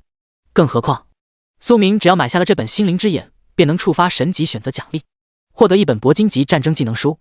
爽，很爽，加倍快乐。第10章回蓝树，祭祀祝福，新的组合技能。苏少，铂金级技能书心灵之眼已经给您打包好了，优惠后一共是1亿3千万。没多久，陨石工会至尊 VIP 包厢内，旗袍小妹妹无比兴奋地冲着苏明说道，而后将一个精致的木盒推到了苏明面前。木盒里摆放的自然是魔法技能书心灵之眼，一本被祭祀职业者动了手脚的黄级技能。苏少，我叫小袁，以后如果需要服务的话，可以直接联系我。旗袍妹妹抛了个媚眼，妩媚的眼神都要勾芡了。雾水重重，苏明嘴角微微一阵抽搐。服务？好家伙，说话不说清楚，到时候被别人误会了咋办？我苏明的清誉还要不要了？我可是正人君子。好，不过不用，下次我还要买点东西。苏明如沐春风的笑着说道，同时接过了小圆递来的木盒以及一张精致的黄金名片。他确实还要买东西，技能点券以及一些常规技能。心灵之眼的原价本身是2亿多，因为是辅助技能，再加上苏明又是至尊 VIP 黑卡，所以最后1亿3000万就拍下来了。苏明现在手里还有1000万左右，可以再买些常规技能傍身。当然，最重要的技能点券不能少，这可是让心灵之眼重新恢复到黄级品阶的东西呢。苏少还要买东西？李媛媛微微张开了嘴角，浑身都有些绷紧了，呼吸更是一阵急促。要不是此时还在陨石交易所的大厅内，李媛媛都恨不得当场贴到苏明身上。心灵之眼这本技能书已经让他赚了差不多60-70万的提成奖金。苏明要是再买东西，今天的收入都能破100万了。100万对于苏明这样的破产少爷而言可能不算什么，然而李媛媛连职业者都不是，就是一个996的假名媛，100万可是笔巨款啊，让他做什么都可以了。我准备再买一些技能点券以及一本白银级回蓝术。苏明没有多废话，而是直接说出了自己心里的想法。李媛媛点了下头，也对，苏少您才完成1转，是应该多购买几本常规技能书傍身，不然的话郊外的新手副本都很难莽穿。李媛媛若有所思地说道。苏明愣了下神，好家伙，这脑子看不起见习法师。像是意识到了什么，李媛媛猛地回过了神来，急忙冲着苏明躬身行礼道，不是苏少，我没那个意思，我的意思是……苏明摆了摆手，没事，赶紧给我取一些技能点券来，买100万的就好了，其他的全部买技能书。很快 VIP 包厢中，李媛媛带着一大堆东西重新来到了苏明跟前，分别是10张点券，一本祭祀祝福回蓝技能书，一本光明治疗术回血技能书。点券的价格很贵，一技能点券就是10万，100万只能买下10张点券。苏明不禁心中一阵感叹，珍贵黑铁级技能想要升到满级，至少也要1-2000点券了，正常职业者哪里买得起这么多点券呢？想到这里，苏明心中更加的暗爽了。技能自动满级，确实强的有些变态了。2本白银技能书，苏明瞄了一眼祭祀祝福和光明治疗术，2本技能书都是白银品阶，精致的木盒内摆放着名牌，标价可不便宜，这2本价格全都到700-800万的档次了。点券外加2本白银技能，价值已经超过了1000万。苏明微微有些懵了。是这样的，苏少，我刚刚向经理申请了一下，虽说白银品阶的技能书，我们交易所给到的最大优惠折扣也一样只有7折。李媛媛累得有些气喘吁吁的，不过她依旧尽量平复着情绪，向苏明耐心的解释着。可是您刚刚买了一本心灵之眼，消费已经超过了1亿，这些东西完全可以给更大的优惠力度，所以我就试着申请了一下，没想到经理给通过了。苏明双眼微亮，这个旗袍妹妹脑子还是有灵光的时候，能处，便宜了几百万。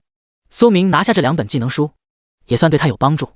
技能自动满级，这个 SSS 级专长确实很强，然而一样有弱点，或者说对现在的苏明而言有一些弱点，那就是消耗的法力值太多了。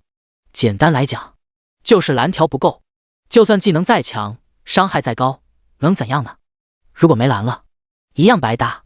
所以一本强大的回蓝术很重要，当然白银品阶的治疗术一样重要。有了这2样东西，苏明接下来完全可以去郊外的新手副本疯狂乱杀了。收割经验值，收割 BOSS 奖励，付款，离开。苏明用最后仅剩的1000块给苏英打包了一桌子海鲜，骑着重机车回家。妹妹，我回来了。回到家，苏明叫了一嗓子，白丝萝莉屁颠屁颠的跑了过来。嘿嘿，哥哥，你终于回来了。苏英一脸幸福的扑到了苏明的怀里。哎，这是啥？海鲜？哇，今天是什么日子啊？吃那么好。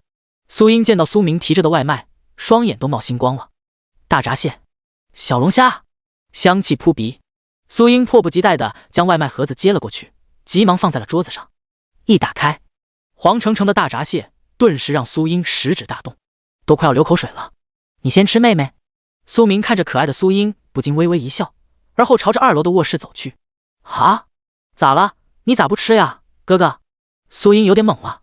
我有点事，先处理一下，等会下来。苏明讪讪一笑，找了个借口。他确实有点事，准备看看那本黄级技能究竟有多么疯狂。当然，除了这个以外，苏明获得的神级选择奖励也发放了一本铂金级战争技能书《死亡研报术》，这可是一本曾经火爆全国的顶级技能。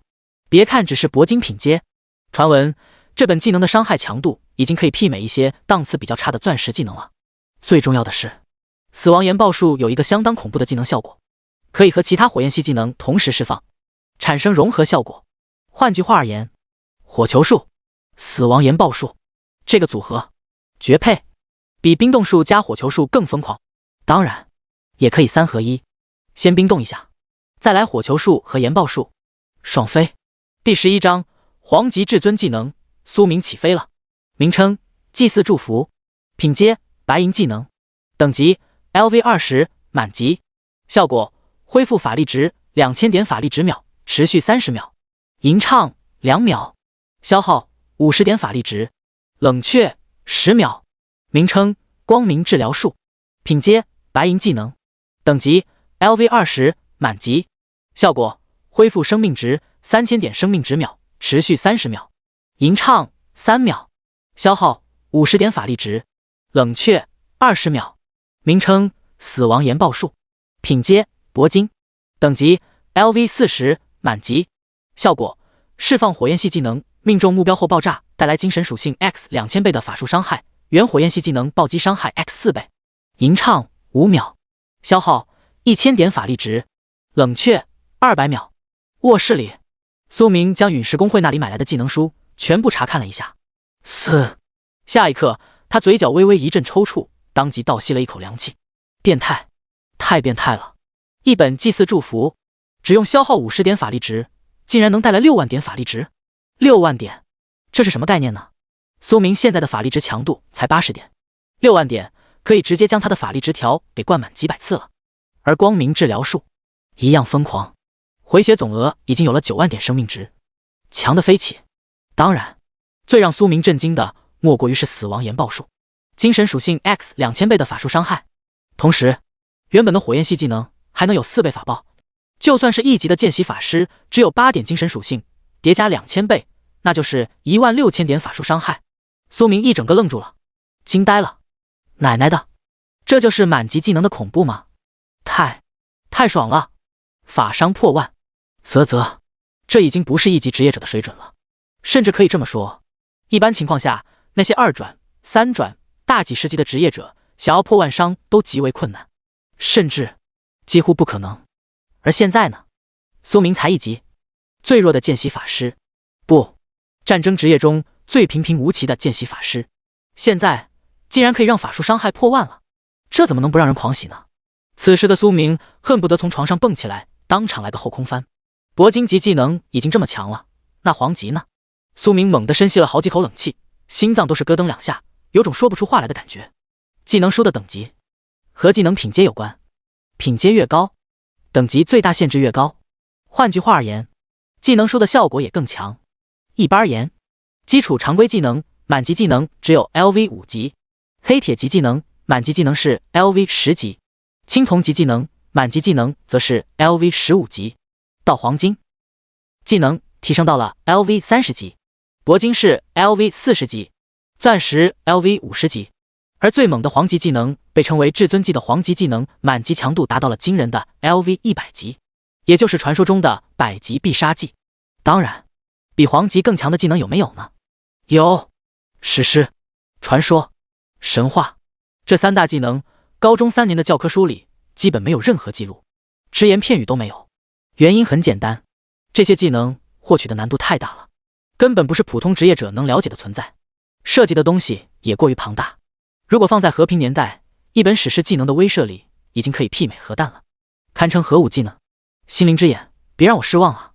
激动的心，颤抖的手，苏明小心翼翼地取出那10张技能点券，而后又将精致的魔法技能书给取了出来，按照神级选择泄露的信息来看，只需要将技能点券用在这本技能书上，便能解开封印，让心灵之眼这本技能重新恢复到黄级品阶。叮！恭喜您成功使用技能点券，心灵之眼品阶提升了，当前品阶黄级技能。随着一阵冰冷的提示声在脑海中响起，苏明浑身都是一紧，心都快要提到嗓子眼了。黄级啊，中海市一本都没有，这种好东西要是放在帝都，估计各大拍卖行和交易所都要疯掉了。而那些动辄几百级的大神职业者，国服前100的省标、国标大佬们也会为了这本技能书而彻底疯狂。现在呢，嘿，在苏明手里，1级的见习法师，想想都有些刺激啊！要是让其他人知道了，怕是死的心都有了。名称：炽天使之眼，唯一，品阶：黄级，至尊，等级 LV100，满级。效果：查看一切物品的隐藏属性词条，无视一切限制。吟唱：无，消耗1点法力值。冷却：无。点开技能书详细属性，苏明顿时被震惊的一愣一愣的。炽天使之眼，名称已经改变了，精致的标志，至尊，硕大的满级标志，金光闪烁，好闪，好耀眼。这就是 LV100满级，这就是黄级技能书吗？苏明微微眯起了眼眸，有点流口水了，逼格太高了，和其他技能书完全不一样啊！无需吟唱，没有冷却，只要1点法力值消耗，可以查看一切物品，无视一切限制。苏明看了下技能属性中的详细资料，一时间有点大脑空白了。变态啊，死变态！咋说呢？这样的技能书，要不是只是个辅助技能，绝对已经超出了黄级技能的范畴，说不定可以和史诗传说媲美。毕竟没有限制，一切物品，这样绝对的描述，苏明从来没有听说过。这还不牛？史诗技能也没有这么大的胆子吧？叮！恭喜您成功学习技能白银级祭祀祝福。叮！恭喜您成功学习技能白银级光明治疗术。叮！恭喜您成功学习技能铂金级死亡研报术。苏明一口气将4本技能全都学习了，而后苏明的属性一栏焕然一新，变得无比华丽。3个小常规技能，2个白银技能，1个铂金技能，1个黄级技能。这配置，这阵容，豪华不？相当豪华啊！出去试试技能效果。苏明大口的喘息了下，心情一阵澎湃。祭祀祝福和死亡研报术这些技能，苏明很好奇效果咋样。当然，最为重要的是看看炽天使之眼究竟有多么变态。这种技能肯定要好好用起来，直接去博物馆啊，要么就是去转职神殿。苏明想要看看查看那些顶级物品，或者直接查看中海市内的高级职业者，能不能发现一些不为人知的秘密。万一起飞了呢？小说里不都这么写的吗？然而就在此时，门外传来了敲门声。苏明微微皱了下眉头，卧室门被推开，白丝萝莉妹妹苏英赤着小脚，衣衫不整地站在门口。第12章 SSS 级词条，驯服死亡恶龙。哥哥，下暴雨了，我害怕。门口，苏英穿着一双已经有些破烂的蕾丝小白丝，一脸纯欲地看着苏明，委屈的小表情外加那精致到如同艺术品一样的小脸，看得苏明当即心头一阵火热。别着凉了。苏明隐晦地咽了咽口水，随手取出了一条毛毯，将苏英裹得严严实实。好家伙，不是苏明假正经，而是再怎么样也要当个人嘛。骨科不了一点。随后，苏英坐在毛绒地毯上，将双腿抱在一起，微微靠着苏明的肩膀，用无辜的小表情祈求道：哥哥，今天我能不能和你一起睡啊？打雷了，我害怕。苏明心头一紧，女菩萨，异父异母的亲妹妹啊，求求你做个人啊！你哥我可不是什么正人君子，咱就是说男女有别，能不能注意一点？苏明深吸了一口浊气，不知道是不是因为苏英的缘故，空气里都带着一丝淡淡的奶香味。感受到身旁那温热的肌肤，苏明一阵头大，内心有点烧起来了。妹妹，哥要出去一会，有点事啊。沉默了片刻，苏明弱弱地说了一句：刚获得了一本黄级技能书，肯定要出去试水，就算是下暴雨也不能拖到第2天啊。激动的心克制不住。啊，又要出去？苏英一愣，委屈的呢喃道：你刚不是回来吗？又要出去？没办法。苏明找了个借口，敷衍地说道：有些急事。好吧。苏英紧紧地抱住了苏明，很依赖地道：那一定要早点回家呀。苏明长叹了一口气，无比心疼地摸了摸苏英的头。自从养父母消失后，苏英对他的依赖越来越深了，基本离不开苏明。可以这么说，苏明现在算是苏英唯一的亲人了，毫无血缘的亲人。一定。苏明目光柔和地看着妹妹，然而下一刻他却不禁一愣，有点懵了。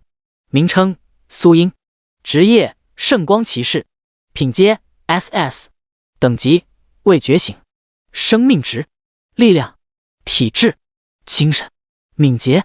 技能：炽天使之眼 A 级词条，苏英未觉醒，觉醒后可解锁 SS 级圣光骑士职业。卧槽！苏明无意识地爆了句粗口，心脏都快要骤停了。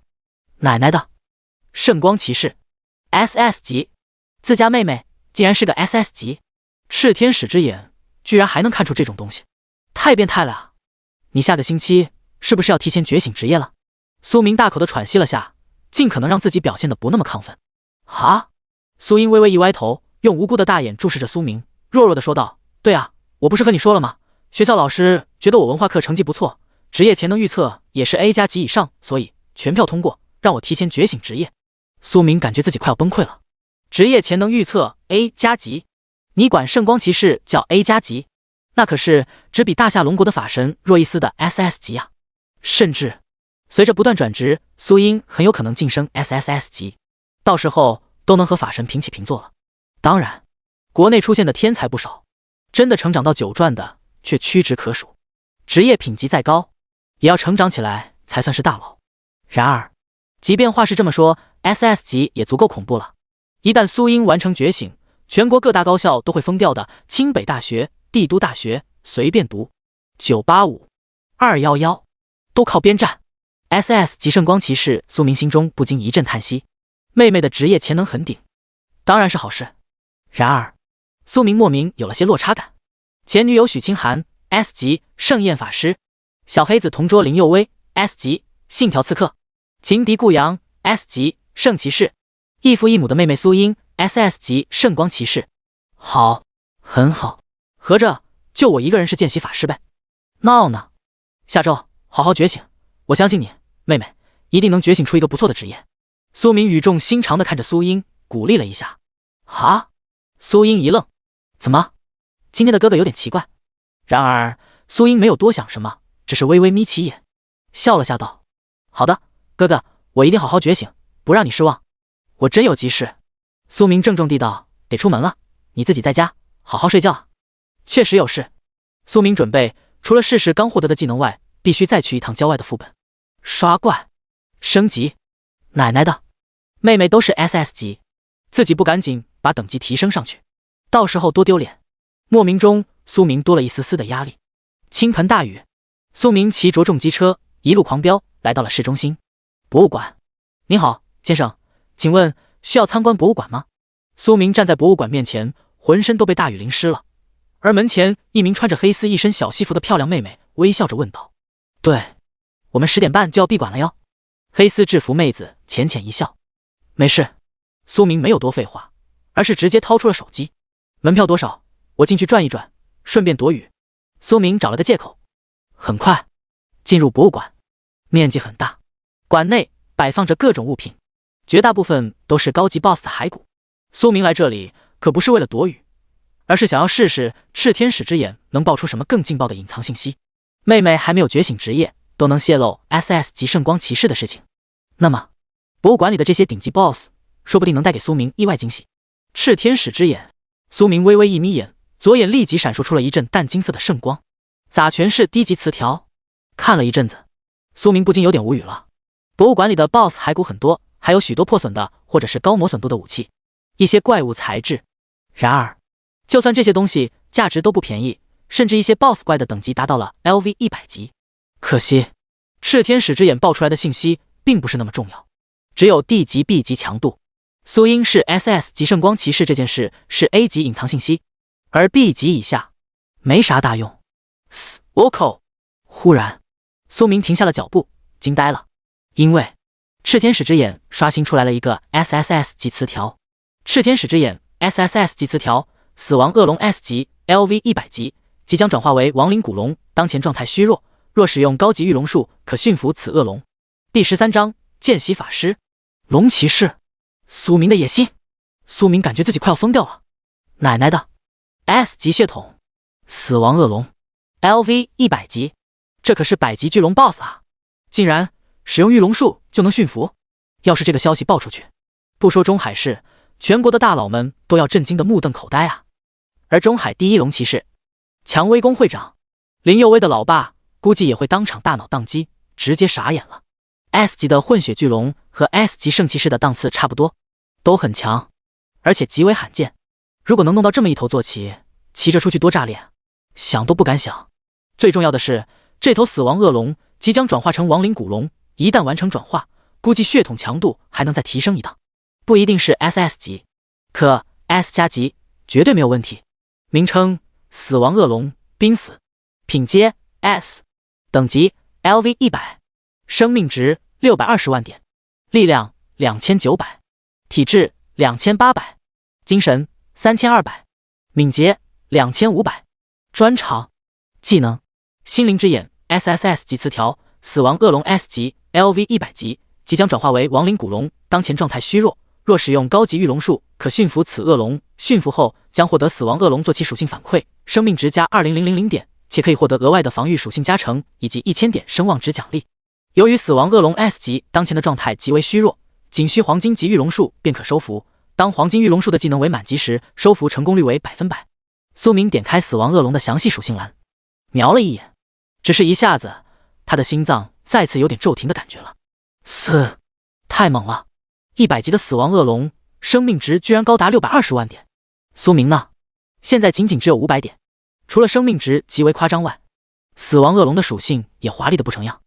精神属性点已经超过了3000，兑换成法术攻击力，那可是足足3万点啊！而防御力呢，2800点，意味着拥有28000点的基础物理防御。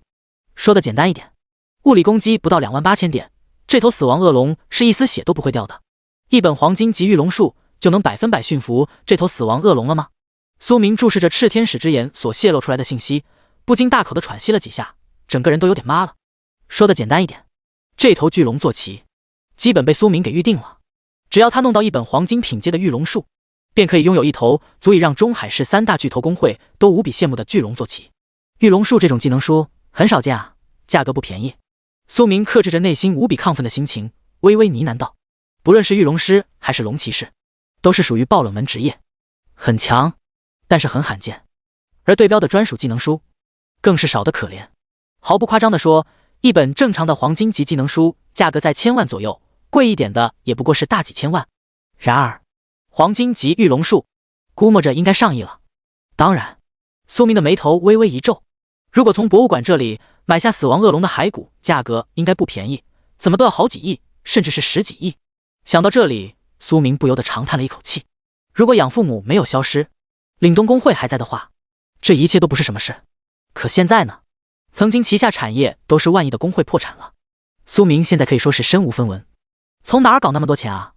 苏明再次看了一眼死亡恶龙，这头巨龙应该是才摆放在博物馆里的，不知道是哪家工会或者某个大神职业者才狩猎到的。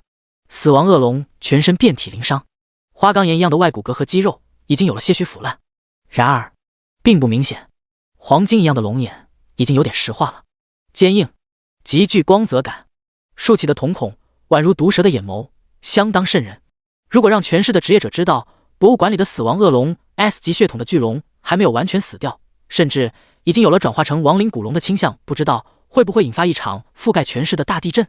苏明不禁笑了下，100级巨龙 BOSS S 级血统，这种顶级 BOSS 如果真的在市中心暴乱，所带来的灾难可不亚于一场灭城战争，全市的职业者都会恐慌到死。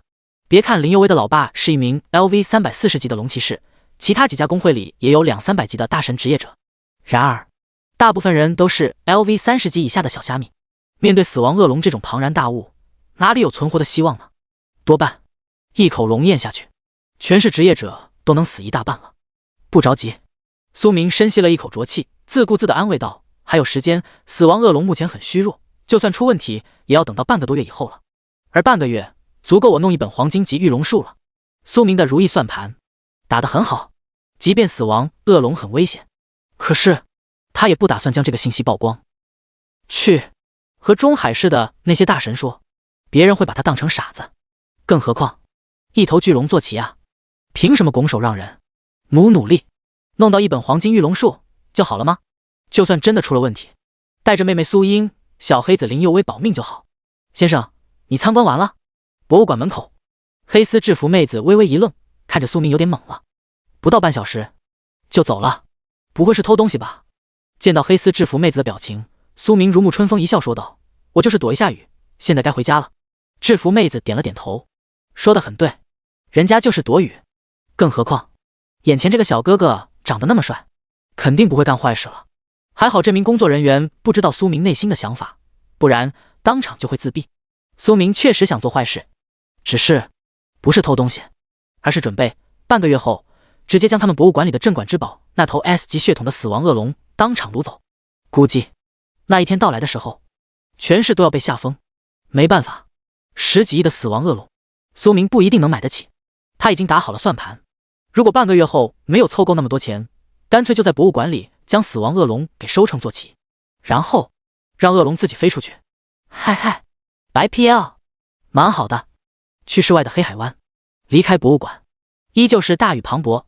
苏明骑上重机车，点火、采油，准备离开中海市，去室外的黑海湾。那里有许多低级的怪物，是1转和2转职业者狩猎的好地方。不是副本，可一样能弄不少经验值，足够苏明提升一下等级了。当然，如果运气比较好的话，甚至能从黑海湾爆出一些品质不错的武器和技能书。第14章晋升5级，死亡岩爆树的恐怖。暴雨，高架桥。苏明骑着一辆哈雷重机车，一路疯狂飞驰，不到半小时，他便来到了中海市关卡。离开关卡，便是室外了。城墙外没有魔法阵的保护，很危险。一般情况下，没有晋升2转的职业者都不会轻易出城。更何况，苏明才1级，见习法师。卧槽！1级见习法师。城墙关卡前，一名浑身披着荧光战铠的守卫骑士，嘴角微微一阵抽搐，看了一眼手里的学生证，又瞄了一眼苏明，大脑都有点反应不过来了。不是，苏同学，你确定你要出城？守卫骑士整个人都要傻掉了。刚转职的见习法师，单独去郊外，全身上下总共就带了一柄白银法杖，不组队。咋了？真以为自己是战神啊？确定？苏明讪讪一笑，很笃定地回应道：“等级确实不高，可是咱有 SSS 级专长啊，技能自动满级，一个死亡岩爆树爆发最强威力都能轰出2万点的伤害总额了。低级怪物一发岩爆树下去，直接就炸开了，能有啥事呢？好，尊重祝福，祝你一路顺风。”守卫骑士愣了愣神，最终只有强颜欢笑地说了一句：“没办法，这种事情，卧槽，拦不住的。见习法师想要出城，给人家拦着，弄不好明天就去投诉你了。多一事不如少一事。”很快，苏明被放行了。黑海湾，冰冷厚重的海水一层接着一层拍打向礁岸，每一次撞击都会轰得粉碎。苏明站在悬崖前，微微眯起眼，注视着整片黑海湾。一种强大的压迫感从海湾的深处传来。传闻在黑海湾水地深处藏着一头恶魔混血种，一头1000多米长的巨鲸。希望不要碰见那种顶级 BOSS。苏明心中默默祈祷着。恶魔巨鲸 A 级 LV 120级，黑海湾最强 BOSS， 算是这片安全区里对苏明唯一的威胁了。其他的怪物大部分都是20-30级的小虾米，不会太吓人。名称银尾蝎，品阶 F， 等级 LV5， 生命值80点，力量2。在苏明身旁的礁石下钻出来了许多浑身弥漫着荧光的小家伙。银尾蝎一般情况下只有几级的混血怪物，群居，速度快，然而生命值只有可怜的几十点，100来点。攻击力吗？最高的也不过是100点。像苏明脚边这一只才20点物理攻击。小韭菜你好呀。苏明微微一笑，手中的星光法杖一闪，火球术，满级火球术。叮！恭喜您成功击杀 LV5级银尾蝎，获得经验值5点。一发火球术让小蝎子当场升天，爆出了5点经验值。除此以外什么东西都没有。继续。苏明深吸了一口气，没有停下，而是加快了手中的动作。法杖疯狂挥动， 5点经验值，升1级都不够啊，肯定要多弄一些。叮！恭喜您成功击杀 LV7 级银尾蝎，获得经验值7点。叮！恭喜您成功击杀 LV8 级银尾蝎，获得经验值8点。倾盆大雨，悬崖，硕大炙热的火球，一明一暗。苏明疯狂地狩猎着银尾蝎，法力值都已经被抽干好几次了，在祭祀祝福技能的效果下，很快又被填满。叮！恭喜您等级提升了，当前段位一转 LV2 级。叮！恭喜您等级提升了，当前段位一转 LV3 级。叮！恭喜您等级提升了，当前段位一转 LV5 级。叮！恭喜您获得奖励120点自由属性。从银尾蝎那里获取的经验值被苏明一口气用光了，等级直接飙升到了 LV5 级，可以分配自由属性了。苏明眼前微微一亮，终于可以提升法术伤害了。全民转职世界，职业者每次提升等级都可以获得一定程度的自由属性点，可以任由分配到各个基础属性词条中。根据职业的强度和潜能不同，每个职业者在升级后所获取到的自由点也有所区别。B 级职业每提升1级可以获得30点自由属性。A 级职业每提升1级可以获得50点自由属性。S 级职业每提升1级可以获得100点自由属性。这就是为何 S 级职业者那么强大，随着等级的差距被拉开， S 级与普通职业者的区别太大了，基本可以被视为天折，难以逾越。全家精神属性，苏明斟酌了下，决定将法术伤害给点满。生命值、物理防御、物理攻击、敏捷点，这些暂时先放一放，首要目的还是伤害。只要攻击伤害足够强，那就可以无视防御，以攻为守吗？想到这里，苏明毫不犹豫地将120点属性全部加满了精神。精神128点，法术攻击1280点，法力值1280点，死亡研报术法术伤害25.6万点。看了一眼自己的基础伤害和法力值属性，苏明不禁笑出了声。奶奶的，什么叫爽？这就叫爽！当场起飞，1000多点的法术攻击力，在死亡研报术的加持下，可以爆发出20多万点的伤害总额，甚至这只是死亡研报术技能的2000倍基础伤害。如果加上火球术的4倍法爆，4，想都不敢想。毫不夸张地说，5级的苏明现在已经有了终结百级 BOSS 的能力。当然，前提是百级 BOSS 站着不能动，让苏明来几波死亡研报术，疯狂输出。不愧是 SSS 级诸神黄昏啊，满级技能的效果终于体现出来了。苏明心脏收紧了2下，有种前所未有的兴奋感遍布全身。刺激啊，可以去黑海湾森林了。苏明咽了咽唾沫星子，心中暗暗想到。此时的他已经可以去挑战更强的怪物了。银尾蝎这种级别的小怪已经不能满足苏明了，他准备去悬崖下方的森林，那里有许多等级更高的怪物。同一时间，黑海湾森林，一群少男少女们正在一棵大树下躲雨，明亮的火球在他们头顶上空悬浮，映照着森林中的一切。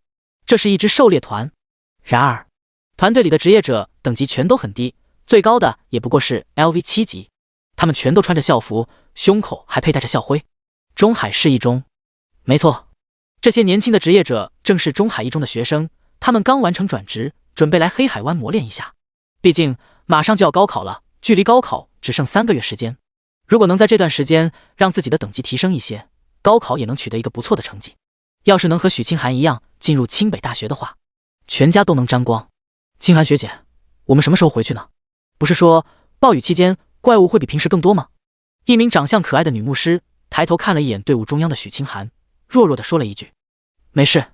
许清寒身穿一袭淡金色的法袍，手中紧握着一柄骨质权杖，神情冰冷地回应道：这一次出来有3名老师跟着我们，不会出太大的问题，再多待一会吧。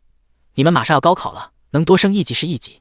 听到这些话，牧师妹妹像是吃了一颗定心丸似的，当即长松了一口气。有 S 级圣焰法师许大校花在，她安心了很多。其次，学校里的几名资深老教师也在，应该不会出什么问题。大家安静的等待一会，我去看看陈老师他们去哪儿了。许清寒沉默了一会，看向众人说道：3名老师带队。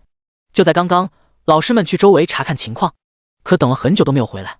许清寒决定去看看，暴雨夜很容易出问题的，要是陈老师他们都出事了，许清寒必须要立即带着所有学生返回中海市，不然就算他是圣焰法师，今天也要死在这里。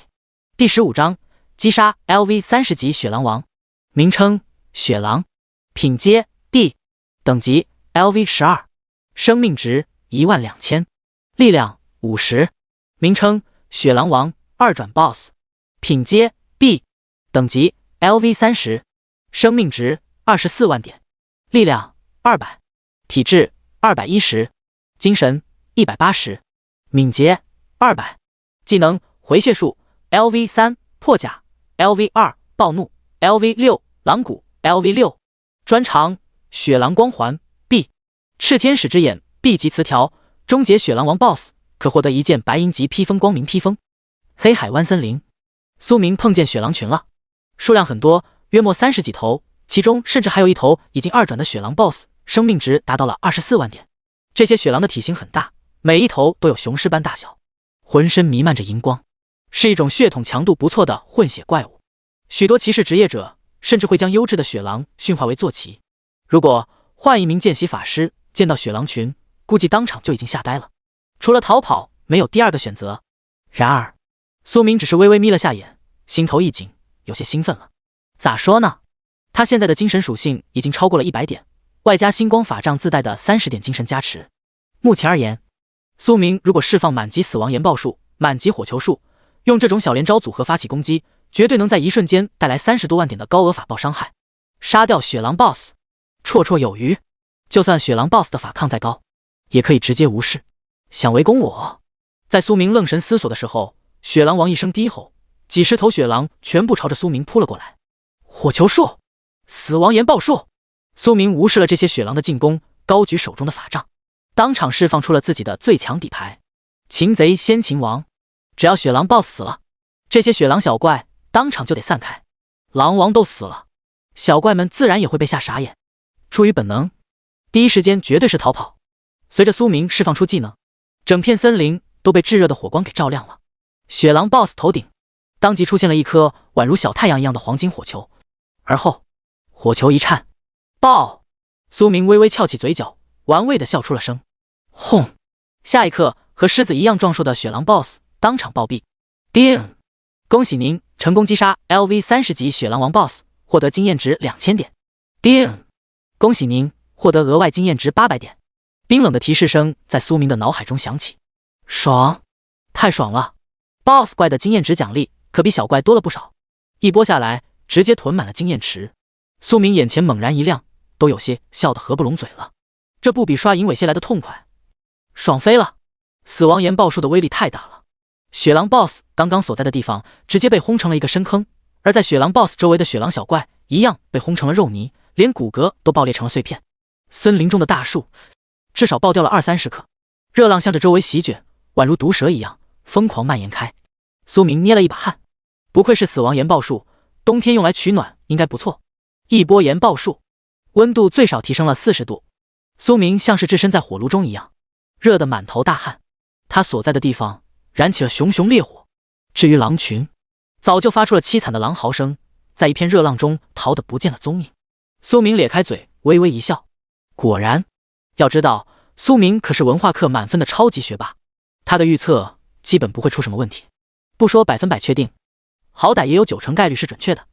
光明披风，雪狼王死掉的深坑中，一件弥漫着圣光的装备漂浮在半空中。拾取，点开属性栏，名称光明披风，品阶白银级，属性加30体质，加300点法抗，专属装备技能回血，限制 LV1级法师职业，成长5，两个属性词条，一个专属装备技能，很不错，可以回血。苏明只是看了一眼，不禁心头一颤，有点激动了。能够回血的披风，价格可比普通的披风贵了好几倍，不用怀疑，这是一件极品装备，同时增加了物理防御300点，以及法术抗性300点，很舒服。苏明心情一阵大好，这样的披风谁不喜欢呢？他毫不犹豫地将披风挂在了身上，有点像是斗篷，可以将盖住头，自带一条束腰，金黄色，有黑色的纹路，很帅气。苏明一穿上，气质立即提升了好几个档次，有点高级法师那位了。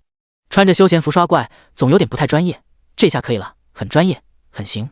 暴雨中，森林里的火焰很快便熄灭了，重新恢复了黑暗，而苏明也用最后仅存的法力值释放了一个祭祀祝福术，恢复蓝条。先将经验值用了。苏明自顾自地呢喃道，眼神中流露出了一丝惬意。又可以升级了，很舒服啊！2000多经验值足够他再狂升好几级了。继续点满法术伤害。苏明莞尔一笑，防御，防不了一点；法抗，法不了一点。把攻击给我点满，玩的就是一个心跳。LV 30级的雪狼 BOSS 死了。寂静的森林中，暴雨轰隆，一名 S 级圣焰法师手握一柄古杖出现在了苏明身后很远的地方，隔着一片原始森林。偷窥，这名圣焰法师不是别人，正是许清寒，许大校花。原本他离开狩猎团是准备去找那3名老师的，只可惜暴雨夜能见度太低了，许清寒迷路了。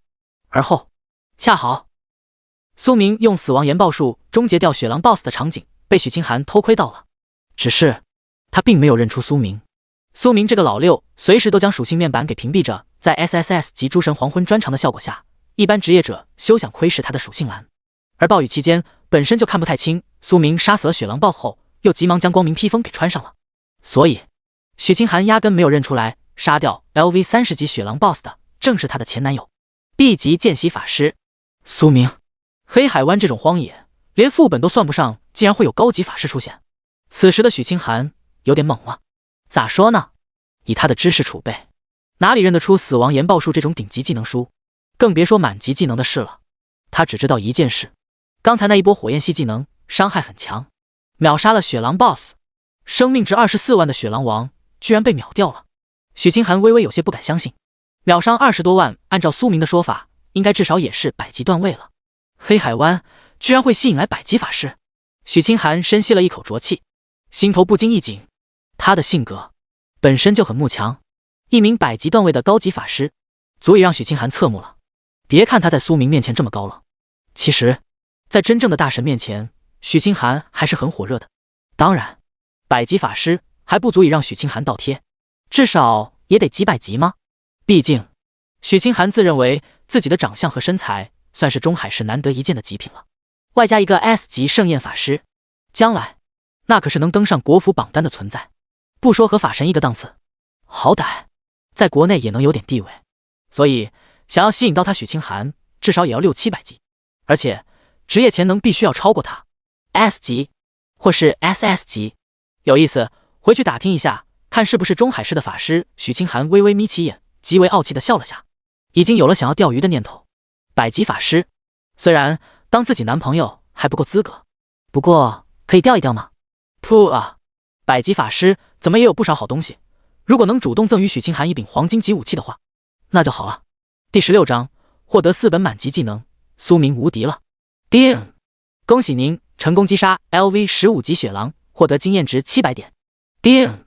恭喜您成功击杀 LV 17级双头蟒，获得经验值900点。叮！恭喜您成功击杀 LV 22级金某虎，获得经验值1400点。叮！恭喜您等级提升了，当前段位一转 LV 10级。叮！恭喜您等级提升了，当前段位一转 LV 15级。叮！恭喜您等级提升了，当前段位一转 LV 27级。杀疯了！苏明彻底杀疯了。凭借着火球术和冰冻术的完美组合，苏明在黑海湾森林疯狂收割着低级野怪的生命，获取的经验值已经超出了想象。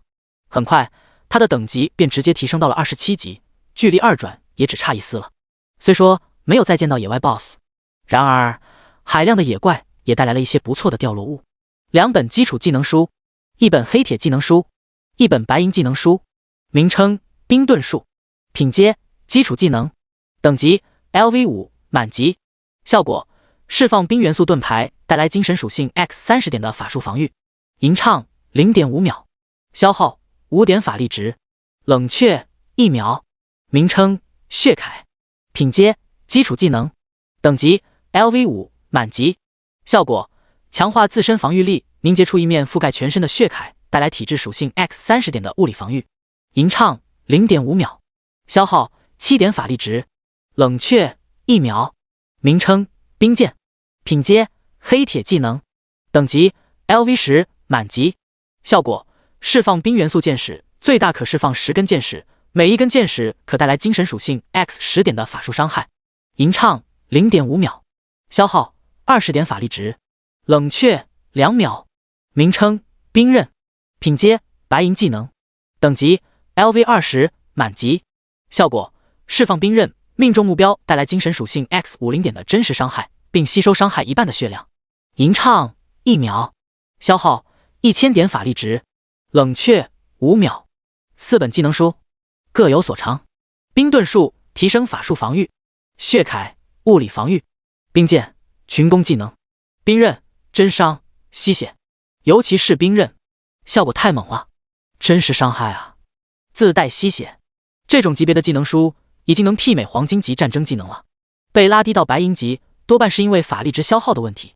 满级冰刃技能都要抽掉1000点法力值，1级冰刃更是要消耗掉10000点法力值。多少高级职业者法力值都不足10000点呢？正是因为这个原因，冰刃这本技能几乎很难见到。伤害再高，效果再猛，有啥用呢？蓝条不够，白大，爽！苏明看了下这几本技能书的详细属性，不禁猛地倒吸了一口冷气，大脑都有点宕机了，兴奋到了极点。全点攻击，苏明一口气将升级所获得的自由属性全部加满了精神。换句话而言，就是全部加点到了法术攻击一栏。名称苏明，职业见习法师，品阶 B， 等级 LV27， 生命值3000点，力量5，体质6，精神788，敏捷4。技能基础火球术 LV5 满级，冰冻术 LV5 满级，回血术 LV5 满级，冰盾术 LV5 满级，血铠 LV5 满级，黑铁冰剑 LV10 满级，白银冰刃 LV20 满级，铂金死亡研报术 LV40 满级，黄级炽天使之眼 LV100 满级，专长诸神黄昏 SSS， 所有技能全部自动满级。装备星光法杖白银，光明披风白银。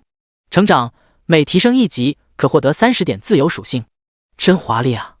苏明微微眯起眼，神情惬意地笑了下，心情好的飞起。咋说呢？如果只看基础属性的话，确实稍微有点拉胯。除了精神属性点很高，其他的都是个位数。然而技能一栏确实足够华丽，甚至可以说是炸裂了。清一色的满级技能，仅仅是用余光瞄一眼，都绝对能让所有职业者当场吓呆。毕竟谁不会因为自己拥有一大堆满级技能而狂喜呢？尤其是黄级技能，至尊黄级啊！金光闪闪的炽天使之眼，每次见到都能让苏明心脏咯噔一下。什么叫优越感？这就叫优越感。当然，最让苏明满意的还是那个 SSS 级专长诸神黄昏，华丽、尊贵，符合他的身份，都挺好。就是这个专长的名字莫名有些不搭。苏明扬了扬眉头，心中不禁吐槽了一句，确实有点不搭。诸神黄昏貌似和技能自动满级没啥太大的关联啊。或许专长也有自己的想法。全世界都被你毁了，能不黄昏吗？快800点精神属性了，如果按照死亡研报术的伤害来看，已经能轰出160万点法伤了。苏明咽了咽唾沫星子，即便是他自己都有点被吓到了。160万点伤害仅仅是粗略估算，如果加了火球术的4倍法爆，法杖的精神属性加持，苏明一波下去，甚至能轰出200万点的高额法伤。好家伙，貌似我只是一个见习法师，刚转职不到1天，隐约中已经有了一丝无敌的意味了。苏明大口的喘息了下，心脏一阵狂跳，都有点喘不过气来了。兴奋、狂喜，大脑一片空白。200万点伤害，哼 ，S 级血统，100级段位，死亡恶龙也才600来万的生命值。如果站着不动，让苏明疯狂输出的话，岂不是死亡恶龙这种级别的顶级 BOSS 都能被他给手拿把掐当场灭了？得稍微老六一点，现在防御力和法抗都太低了，一定要当心啊！苏明心中暗暗想到，自我提醒了一下，再刷一波野怪，回中海了。明天去转职神殿领2转任务 ，LV 30级便能2转了。如果不转职的话，是没办法提升等级的，会被限制等级。当然，2转的好处有很多，除了转职反馈的免费自由属性、生命值外，还能解锁专属职业技能，甚至获得专属的职业专长。一些顶级职业者完成转职后，引导天使，甚至会奖励一些高级物品、顶级武器。曾经便有一名 S 级骑士职业者，在6转的时候获得了一本黄金禁咒，当年可是惊动了全国，连法神都懵了。要是我2转的时候也能爆出一本禁咒，那就好了。苏明心中默念了下，禁咒比技能可高贵多了，品阶强度差不多。然而，一本黄金禁咒的威力却可以秒杀黄金技能书。怎么说呢？技能算是一技之长，是用来攻击的，而禁咒嘛，那是用来灭世的。每一本禁咒，哪怕是最次的黑铁禁咒，都拥有毁灭一座城市的能力。暴雨要停了，苏明掀开光明披风，微微侧目看了一眼头顶的天穹。暴雨确实小了，天穹也开始破晓。现在已经是清晨了，天色微微亮。如果再出现一头野外 BOSS 就好了，一头野外 BOSS 带来的经验值可比一群野怪来得多。苏明心中默念了一下，下一刻，他猛地听见了一阵怪物的低吼声。啥情况？苏明双眼微亮，急忙释放了一个冰遁术，而后又将血铠也亮了出来。老六，就是这样的，很稳，有一点点风吹草动，那都要谨慎到极点，不然要是一不小心嗝屁了，等级可是要掉落1/4呀。好不容易升到27级，哐当一下又要回到20级了，甚至连装备都有可能爆出去，怕不怕？卧槽！苏明刚释放了冰遁术，准备回头看一眼情况，却没有想到，就在此时，炽天使之眼刷新出来了一个 S 级词条，百级 BOSS。苏明愣住了，浑身都不禁颤抖了2下。黑海湾副本居然出现了一头 LV 100级的野外 BOSS。第17章黄金狮鹫 BOSS， 卑鄙的校花。名称黄金狮鹫4转 BOSS， 品阶 A， 等级 LV 99， 生命值500万点，状态虚弱残血，力量1500，体质1600，精神1800，敏捷1500，技能狮鹫火球 LV 22， 怒血 LV 23， 黄金铠甲 LV 20， 治疗术 LV 10满级，狮鹫凝视 LV 30， 专长狮鹫血统 A， 炽天使之眼 S 级词条，终结黄金狮鹫可获得一柄黄金级武器凛冬法杖，这柄法杖为 BOSS 专属奖励， BOSS 专属武器，价值可媲美铂金级武器。卧槽！黄金狮鹫传说中拥有着黄金血的顶级 BOSS， 没想到黑海湾竟然会有这种 BOSS 怪。苏明用炽天使之眼查看了下百级 BOSS 的详细属性，下一刻便有点懵了。野外 BOSS， 哪儿来的黄金狮鹫？只有一种可能，应该是从其他地方跑来的，只是居然被自己一个见习法师给碰见了。S 级词条，苏明深吸了好几口浊气，心脏扑通直跳。S 级词条，含金量不用多说了呀。凛冬法杖 ，BOSS 专属武器，可媲美铂金级，太爽了呀！必须要弄到手。等等，那是……苏明大口的呼吸着新鲜空气，让肺部充满了氧气，大脑稍微清醒了一些。然而，在他的视野中，却见到了几个熟悉的身影：陈老师、学校里的2名资深老教师，以及许清寒。他们几人正在攻击黄金狮鹫 BOSS， 狮鹫残血了。苏明尽量克制着内心有点亢奋的情绪，不禁呢喃了一句：只有200多万点血量了。陈芳 A 级，火焰法师 LV 70级，中海市一中10家教师，资历很老，战斗经验丰富。另外2名老师也是60级以上的段位，他们3人联手攻击黄金狮鹫，确实有将狮鹫干掉的能力，只是不一定，也有可能被反杀。陈老师，对不起了。苏明心中暗自呢喃道，他准备干一件违背祖训的事情，不太道德。苏明想要抢走这头狮鹫 BOSS。冰冻术、火球术、冰盾、血铠、冰刃、死亡研爆术。苏明微微举起了手中的星光法杖，准备释放出他的所有底牌了。200多万点的生命值，对于一般的见习法师而言，几乎可以放弃了。可是，苏明现在爆发全力的话，完全能轰出200多万点的高额伤害。就算这头狮鹫法抗和防御力再高，多加几个小技能，应该也能刷死了。想到这里，苏明的心都提到嗓子眼了，有点亢奋，有点紧张，最重要的是期待感点满了。嗨嗨，内疚稍微有一丝，毕竟陈老师人挺好的，只能说对不起了。万一陈老师被狮鹫给反杀了，岂不是很可怜？我呀，这是在救他呢。至于许清寒，呸，活该。与此同时，黄金狮鹫前方许清寒猛地深吸了一口浊气，浑身都有点绷紧了。他注视着面前这头浑身金灿灿的顶级血统怪物，不禁有了一种来自灵魂深处的战栗感。这是许清寒第一次见到如此强大的野外 BOSS， 足足500万点生命值，一水的高级技能，甚至还有一个 A 级专长。黄金狮鹫的外观很精致，全身每一寸肌肉和骨骼都像是黄金浇筑的一样，相当绚烂。一对黄金瞳更是让许清寒心脏都颤抖了好几下。清寒同学，麻烦你帮忙放一波控制技能。在许清寒愣神的时候，他身旁的陈芳无比焦急地大喊了一声：“好！”许清寒疯狂吞咽了下口水，急忙挥动了许法杖，丢了一个盛宴法师的专属技能——火焰攻击，带有沉默效果。黄金狮鹫 BOSS 猛地一愣，像是定格了一样，然而只持续了不到半秒钟，再次恢复了狂暴状态，朝着陈芳等人吐出一团团太阳似的炙热火球。下一刻，那名只有63级的老师当场被火球给命中，身体向后飞去，撞在了一棵大树上。陈芳和许清寒全都一惊，那名老师血条直接掉了一半，这么强吗？许清寒嘴唇都有点发紫了，他的文化课成绩本身就不太好，对黄金狮鹫的理解仅限于能认出来外观帅气，其他的一无所知。然而一波狮鹫火球就让资深老教师血条掉了一半，这也太恐怖了。一开始许清寒离开狩猎团，准备寻找陈老师他们，最后找到了。原本他还很兴奋呢，陈老师几人正在和一头100级狮鹫 BOSS 对战，如果能终结掉这头野外 BOSS， 那就太爽了，爆出的经验值和奖励物肯定不少，自己说不定也能分到一些好东西。然而现在许清寒算是明白了，以陈芳几人的实力，压根就没有办法干掉黄金狮鹫，甚至很有可能他自己都要搭进去。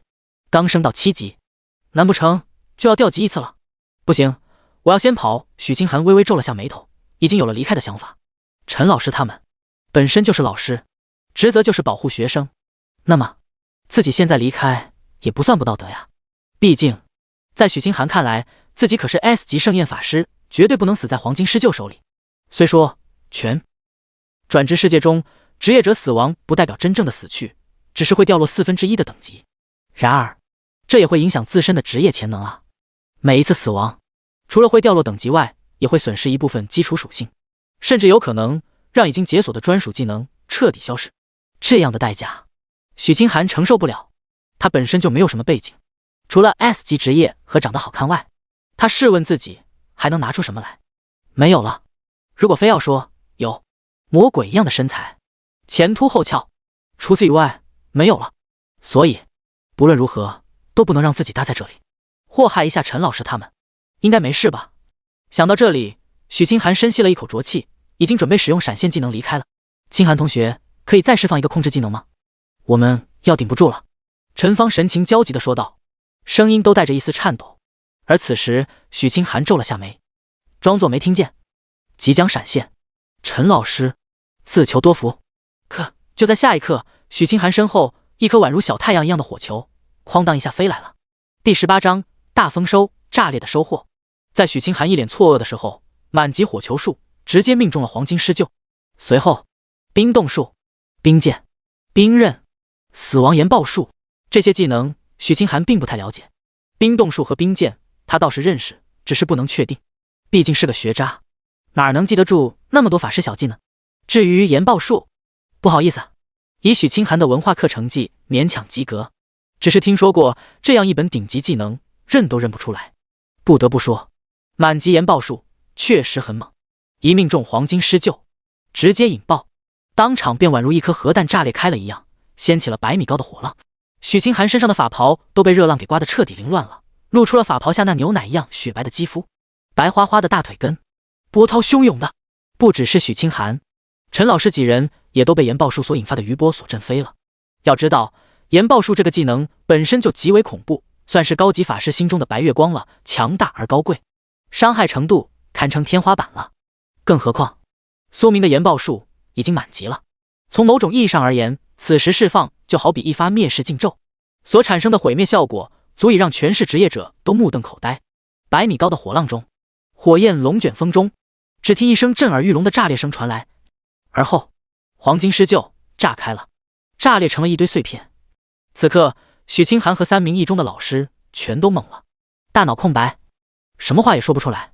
他们的目光全都齐刷刷地汇聚向了远处的一名职业者，一身黄金色泽的披风，手握一柄看上去仅仅是白银品阶的法杖，使用鉴定术，不好意思，被屏蔽了，看不出等级，也看不出职业潜能。百级或者百级以上的法师陈方瞳孔微微一凝，用带着颤腔的声音呢喃了一句：“职业最次也是 S 级了。”陈方的声音并不大，许清寒却全都听见了，当即娇躯一颤：“这么强吗？最次也是 S 级，那岂不是意味着这是一名值得倒贴的大佬？”许清寒美眸微微一凝，心中有了些许新言子。他准备等会好好的问一下陈老师，这名职业者究竟用的是什么技能，到底有多强？没办法，许清寒的理论知识太薄弱了。叮！恭喜您成功击杀 LV 99级黄金施救 BOSS， 获得经验值52万点。叮！恭喜您获得额外经验值30万点。叮！恭喜您获得声望值200点。同一时间，在许清寒等人被吓得一愣一愣的时候，苏明的脑海里却传来了一阵冰冷的提示声：“爽飞了！卧槽，爽飞了啊！52万点经验值，外加30万额外奖励。”苏明浑身都有点发麻了，兴奋到心脏都是一抽一抽的，完全克制不了内心那种疯狂的兴奋感。狂喜啊！80多万点的经验值，这得升多少级？奶奶的，要不是需要转职的话，估计苏明都能靠着这些经验值直接提升到60级了。毕竟他只是一名见习法师。B 级升级所需的经验值不多，如果是 S 级的话，大概率情况下80多万点经验值也升不了多少级。然而这不重要，苏明才转职不到1天时间，能升60级，这要是说出去，谁信啊？恐怕全市职业者都会当场懵了。变态，相当变态，不只是经验值多，甚至奖励了200点声望值。苏明微微眯了下眼眸，笑得都有点合不拢嘴了。声望值这种东西在全民转职世界相当重要，价值很高的。声望值越高的职业者在终结 BOSS 怪时触发的奖励越多，而且当声望值高到一定程度后，在一些副本中，就算是原住民 NPC 都会对你无比尊敬。高额声望值可以让你从 NPC 手里买到一些绝版的好东西，顶级武器、绝版技能书、灭世禁咒，甚至还可以在 NPC 那里购买房产，在副本中拥有属于自己的一块领地。舒服，太舒服了。苏明长呼了一口气，心情好的快要飞起来了。然而他克制住了自己，经验值可不是最炸裂的奖励。凛冬法杖，黄金级武器。想到这里，苏明微微眯了下眼眸，将光明披风向下压了压，尽量遮住自己的脸颊。毕竟抢了学校老师的 BOSS， 可不能露面啊，不然太尴尬了。苏明迈着小碎步冲到了黄金狮鹫刚才所在的地方。和之前一样，研报树每次引爆后都会留下一个深坑，这一次的深坑比先前更大了，差不多有几十米深了。不知道的还以为是谁在这里扔了一颗微型核弹呢。很行啊，苏明沿着深坑走到了最中央，与其说是个坑，不如说已经形成了一个小盆地。苏明嘴角微微抽搐了下，心中不禁暗自呢喃道：如果可以的话，以后还是先提升一下防御力和法抗吧。就这研爆术的威力，行走的核武，万一自己一不小心被余波给轰到了，岂不是当场就残血了？苏明很谨慎的，老六风格，第一时间就意识到了这个重要的问题。物理防御，法术抗性，确实应该升一升了，不然 BOSS 死了，自己也死了，那岂不是得不偿失？盆地不，深坑的中央散落着一堆金块，金光闪烁。别误会，不是把地下的金矿给炸出来了，而是黄金狮就被轰成了碎片。这些可都是黄金狮鹫 BOSS 的骨骼和血肉，好歹也是 A 级血统，全都收起来，说不定有工会回收呢。苏明心神一动，将狮鹫的所有碎片一一收集了起来，全部放到了物品栏中。职业者都有专属的物品栏，可以理解成一个能储存物品的空间。根据职业强度和等级，物品栏的大小也有所区别。还好黄金狮鹫的个头没有那么夸张，刚好能放下。叮！恭喜您拾取了物品白银级破碎的狮鹫爪。叮！恭喜您拾取了物品黄金级狮鹫血统药剂。叮！恭喜您拾取了物品黄金级石化的黄金铜。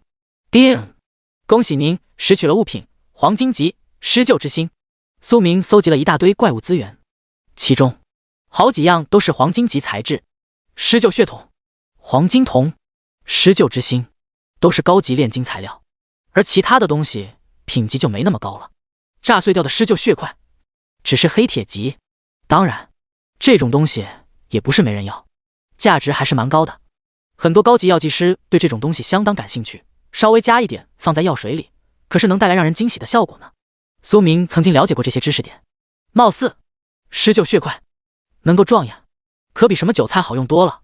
重头戏，将 BOSS 资源全部收集干净后，苏明将目光放在了几样闪烁着金光的东西上，一层层的金色光环不断向着四周弥漫。没错，武器，黄金武器。苏明疯狂吞咽了下口水，用最快的速度将那几样东西全部捡了起来。叮！恭喜您拾取了物品黄金级凛冬法杖。叮！恭喜您拾取了物品黄金级黄金腰刀。叮！恭喜您拾取了物品白银级体质宝石白银级力量宝石白银级精神宝石。第19章再出神级选择，拜金女校花吓傻了。凛冬法杖黄金腰刀属性宝石。苏明愣了下神，没想到啊，除了一柄黄金法杖外，居然还有这么多好东西。腰刀很明显不是法师武器，可是品阶却相当不错呀，就算自己用不上，卖出去也能值不少。苏明将两柄武器握在手中，来回打量了一下，爽得要死。凛冬法杖的外观相当精致，冰蓝色调，与其说是法杖，不如说是一柄由冰块凝聚而成的艺术品。在法杖尖端处镶嵌着一颗晶莹剔透的冰蓝宝石，其中流光溢彩，像是有一条微型的龙血怪物在晃动。不说属性咋样，单单是华丽绚烂的外观就已经很讨喜了。如果卖给女性职业者、女法师，估摸着能狠狠地捞一波。黄金腰刀呢，一样精致，握在手里分量很重，外观有点像古代的唐横刀，直刀，刀尖锋利，刀面则是刻制着许多奇异的纹路，一条条展开，看上去有些像黄金施救。这两柄武器是真帅啊！苏明微微眯了下眼睛，心中不禁暗自感叹了一句，确实很帅。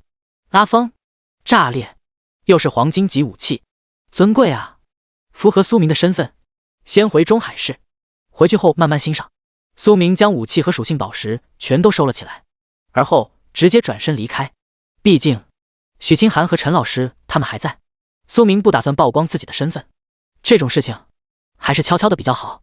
两柄黄金级武器，以许清寒的性格，保不齐会做些什么。然而就在此时，苏明的脑海里却传来了一阵冰冷的提示声。叮！恭喜您成功触发神级选择，当前剧情盛宴法师的祝福。选择一，悄悄离开。刚获得了黄金级武器，又收获了海量的经验值，离开这里是一个不错的选择。可惜这样做稍微有点太老六了，做人嘛，光明正当一点比较好。奖励50万点经验值。选择二，回头杀了 S 级盛宴法师许清寒。毕竟他曾经利用你来提升成绩，简直是卑鄙下流。杀死许清寒既可以报仇，也可以吓退陈方等职业者，让他们忌惮你坐实高级法师的伪装身份。不然两柄黄金武器说不定会引起他们的杀念呢。奖励一本铂金级战争技能书盛宴葬礼。选择三，曝光自己的身份，告知陈方老师和许清寒自己是苏明，并炫耀一波见习法师也能有今天。这样做可以让许清寒对你产生一丝好感度，不多，只有一丝。后续许清寒或许会将你视为鱼塘里的一条小鱼，有意没意的撩拨一下。奖励一件黄金铠甲。冰冷的提示声让苏明浑身一惊，有点愣住了。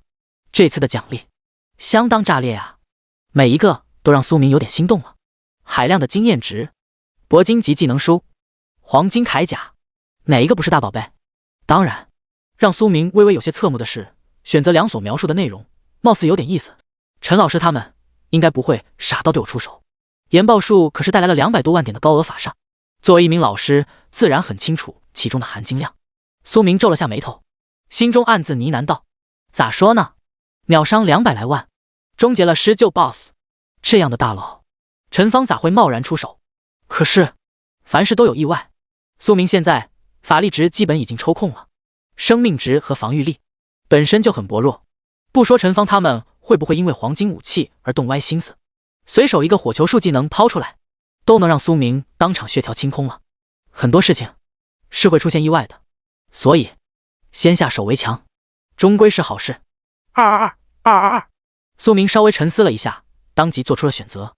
铂金级技能书肯定比黄金铠甲来的好啊，毕竟苏明可是有 SSS 级诸神黄昏，满级的铂金技能书，等于另一个终极底牌，可以和研报术媲美了。技多不压身，再来一个。想到这里，苏明用仅存的一丝法力值，急忙释放了个祭祀祝福，让蓝条恢复了一些。而后转身握紧了手中的崭新武器凛冬法杖。研报术不太麻烦了，火球术就好了吗？许清寒 LV 7级，杀他用研报术？笑话。与此同时，许清寒双眼微微亮起，看向了苏明的方向，竟然是黄金武器，2柄黄金武器，还有这么多属性宝石。施救之心，血统药剂。许清寒咽了咽口水，美眸中异彩闪烁，有点坐不住了。他完全没有预料到黄金施救 BOSS 居然爆出了这么多奖励。一时间，许清寒心中有了些许大胆的想法。虽说这名百级法师出手，算是帮了他们一个大忙，救下了陈芳和自己，可是从另一个角度来思考，这名高级法师岂不是也算是抢走了他们的 BOSS 怪？抢东西？对，就是这样，真无耻。许清寒微微眯了下眼，百级大神应该很在意自己的名声吧？许清寒有了一个鬼点子，道德绑架。咋说呢？一口咬死是对方抢了他们的 BOSS， 然后要点东西回来。多的不说，属性宝石应该归他们吧？如果对方态度很强硬呢？许清寒微微翘起了嘴角，玩味的笑了下。没有谁比他更懂男人，男人都是视觉动物，以他许清寒的颜值和身材，稍微挪动一下，晃一晃，岂不是都能让男人们眼睛都看呆了？到时候撒个娇，卖个萌，过分一点的话谄媚一下，夹着嗓子说点好听的话，那不就得了？说不定啊，这个百级法师还会主动要自己的微讯呢。加个好友，以后慢慢坑他的好东西。许清寒想到这里，心情不禁好了起来。在他眼中，这名身披光明披风的高级法师俨然成为了他的猎物。拜金女？许清寒可不是拜金女，他只是想要pull一下百级法师，他有什么错啊？那头施救 BOSS。 许清寒深吸了一口浊气，在陈芳和另外2名老师一脸震惊的神情中，朝着苏明走去了。而后许清寒展现出了自己的 S 级职业属性栏， S 级盛宴法师，相当不错的职业了。许清寒觉得自己一个 S 级职业应该能吸引到百级法师的注意，甚至能让对方忌惮自己，绝了！许清寒，你真是个机灵鬼。许大校花心中暗自给自己鼓气。然而理想很丰满，现实很骨感。下一刻，一团炙热的火球猛地朝着许清寒的脸上轰来，这一幕直接看呆了陈芳等人。而许大校花呢，更是当场傻眼了，一种强的恐惧感蔓延全身。死，不好，没有按照剧本来。第20章，爽，顶级武器，顶级技能，叮！恭喜您成功击杀职业者盛宴法师许清寒，获得经验值800点。随着火球术一落下，苏明的脑海中传来了悦耳的提示音：7级，带来了800点经验值。不得不说 ，S 级盛宴法师确实很猛，比一般的韭菜盒子要饱满多只。叮！恭喜您，神级选择奖励已发放。又是一声愉悦的提示声响了。苏明神情一惊，兴奋了，现在可以走了。而后他转身朝着森林外奔去。暴雨基本已经停了，又是一个晴天。而此时，刘芳和另外2名老师注视着苏明的背影，彻底懵了，傻眼了。什么情况？哐当一下 ，S 级盛宴法师就没了。许清寒当场凉了，爆成了一堆经验值。可是也没得罪你啊，为啥出手？只是因为离你太近了。陈老师，我们要不……陈芳身旁的女老师皱了下眉头，试探地问了一句：“你疯了？”另一名男老师顿时意识到了女老师的想法，当即打断了她，语气凝重地说道：“你想过没有，一个死亡研报术技能能轰出200多万点的伤害，这是什么水准？总不能是满级技能吧？就算他研报术的熟练度再高，顶多也就是20级左右，能轰出200万的伤害，精神属性至少也是1万乃至2万点。你想讨说法，还是想抢人家的黄金武器呢？到时候死都不知道咋死的。”听到这里，女老师顿时浑身一激灵，有点毛骨悚然的感觉了。1万多精神点，10万法术伤害，不要说什么研报术了，人家随手来一波火球术，都能把你血条给清空了。讨说法？什么说法？等会让你和许清寒一样闪现回到中海市，再次睁眼。可就是在复活阵里了。复活水晶钱，走吧，回学校。陈芳深吸了一口浊气，无奈地叹了叹气，回去看看许清寒怎样了。希望他只是掉了等级，没有损失基础属性，不然可就毁了一个天才啊。陈芳的话让另外2名老师都微微一阵沉默。确实 ，S 级盛宴法师，好好发展下去，将来肯定能成为中海市顶级职业者。不说是第一法师，好歹也能位高权重。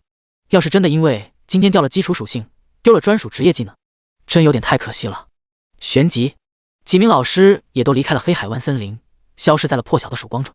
中海市关卡，苏明骑着哈雷重机车来到了城门前，站岗的守卫骑士都准备下班了，看到苏明出现，不禁瞳孔一凝。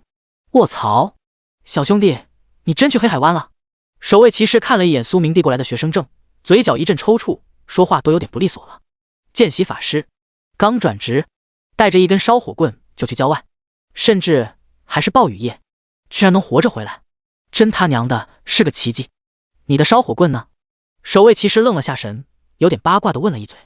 苏明一愣，嘴角一扬，扯了扯，好家伙，烧火棍，人家叫星光法杖，虽说和凛冬法杖比起来确实外观不咋地，可是也不算烧火棍啊，人是光秃秃的，可那是星光法杖，扔了。弄了2件黄金武器，那个烧火棍留着也没啥用。苏明耸了耸肩，开了个玩笑。他现在屏蔽了详细属性，装备和物品也全都收了起来，相当低调。从外表来看，和出城的时候没什么区别。守卫骑士自然也看不出，苏明已经升到了30级，甚至身上揣着2柄极品黄金武器，一大堆怪物资源，好几颗属性宝石。你就吹吧。守卫骑士愣了愣神，噗呲一声笑了出来，看着苏明说道：黄金武器那种东西，3大公会都没多少，你能有2柄，能活着回来是好事，赶紧回学校吧，别上课迟到了。苏明眯起眼也笑了下，回了一个哦字。没办法，说真话也没人信。骑着重机车，苏明一口气回到了半山别墅，人脸识别，指纹解锁。开门后，他直接奔2楼去了。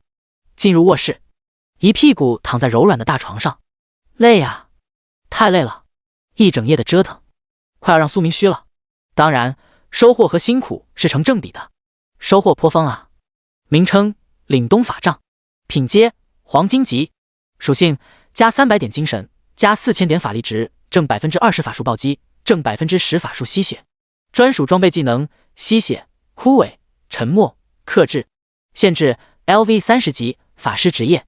成长：淬炼宝石、强化宝石、强化药剂、武器融合。名称：黄金妖刀，品阶：黄金级，属性：加500点力量，加3000点法力值，正 15% 力暴击，正 15% 力穿透，加3000点生命值。专属装备技能：吸血、真伤、破甲、沉默。限制 LV 30级骑士职业、战士职业。成长：淬炼宝石、强化宝石、强化药剂、武器融合、宝石加点。名称：盛宴葬礼，品阶：铂金，等级 LV 40满级。效果：领域系技能，可创造一片火焰领域，精准打击或无差别攻击领域内所有目标，可带来精神属性 X 200倍点的高额法术伤害，单次伤害最高可叠加100次，同时克制所有目标回血恢复效果 50%， 减缓所有目标移速 50%， 减缓所有目标攻速 50%。吟唱7秒，消耗2000至1万点法力值，冷却300秒。苏明将黄金武器、技能书都取了出来，准备好好的看一下这次的收获究竟咋样。然而，只是用余光瞄了一眼，苏明整个人都有些麻了。闹呢？卧槽，这么凶残？没错，这次的收获太炸裂了。黄金武器，属性6的飞起，直接带来几百点的属性提升不说，附带的专属装备技能也堪称极品。2柄武器全都自带了4个专属装备技能，而铂金技能书盛宴葬礼更是让苏明浑身都不禁颤抖了2下，心脏都快要跳出来了。奶奶的，领域系技能，竟然是领域系技能！疯了！苏明大口的喘着粗气，有种说不出话来的感觉，都快要兴奋到崩溃掉了。什么叫领域系？不用过多解释，2个字形容：变态。这他娘的是变态系技能。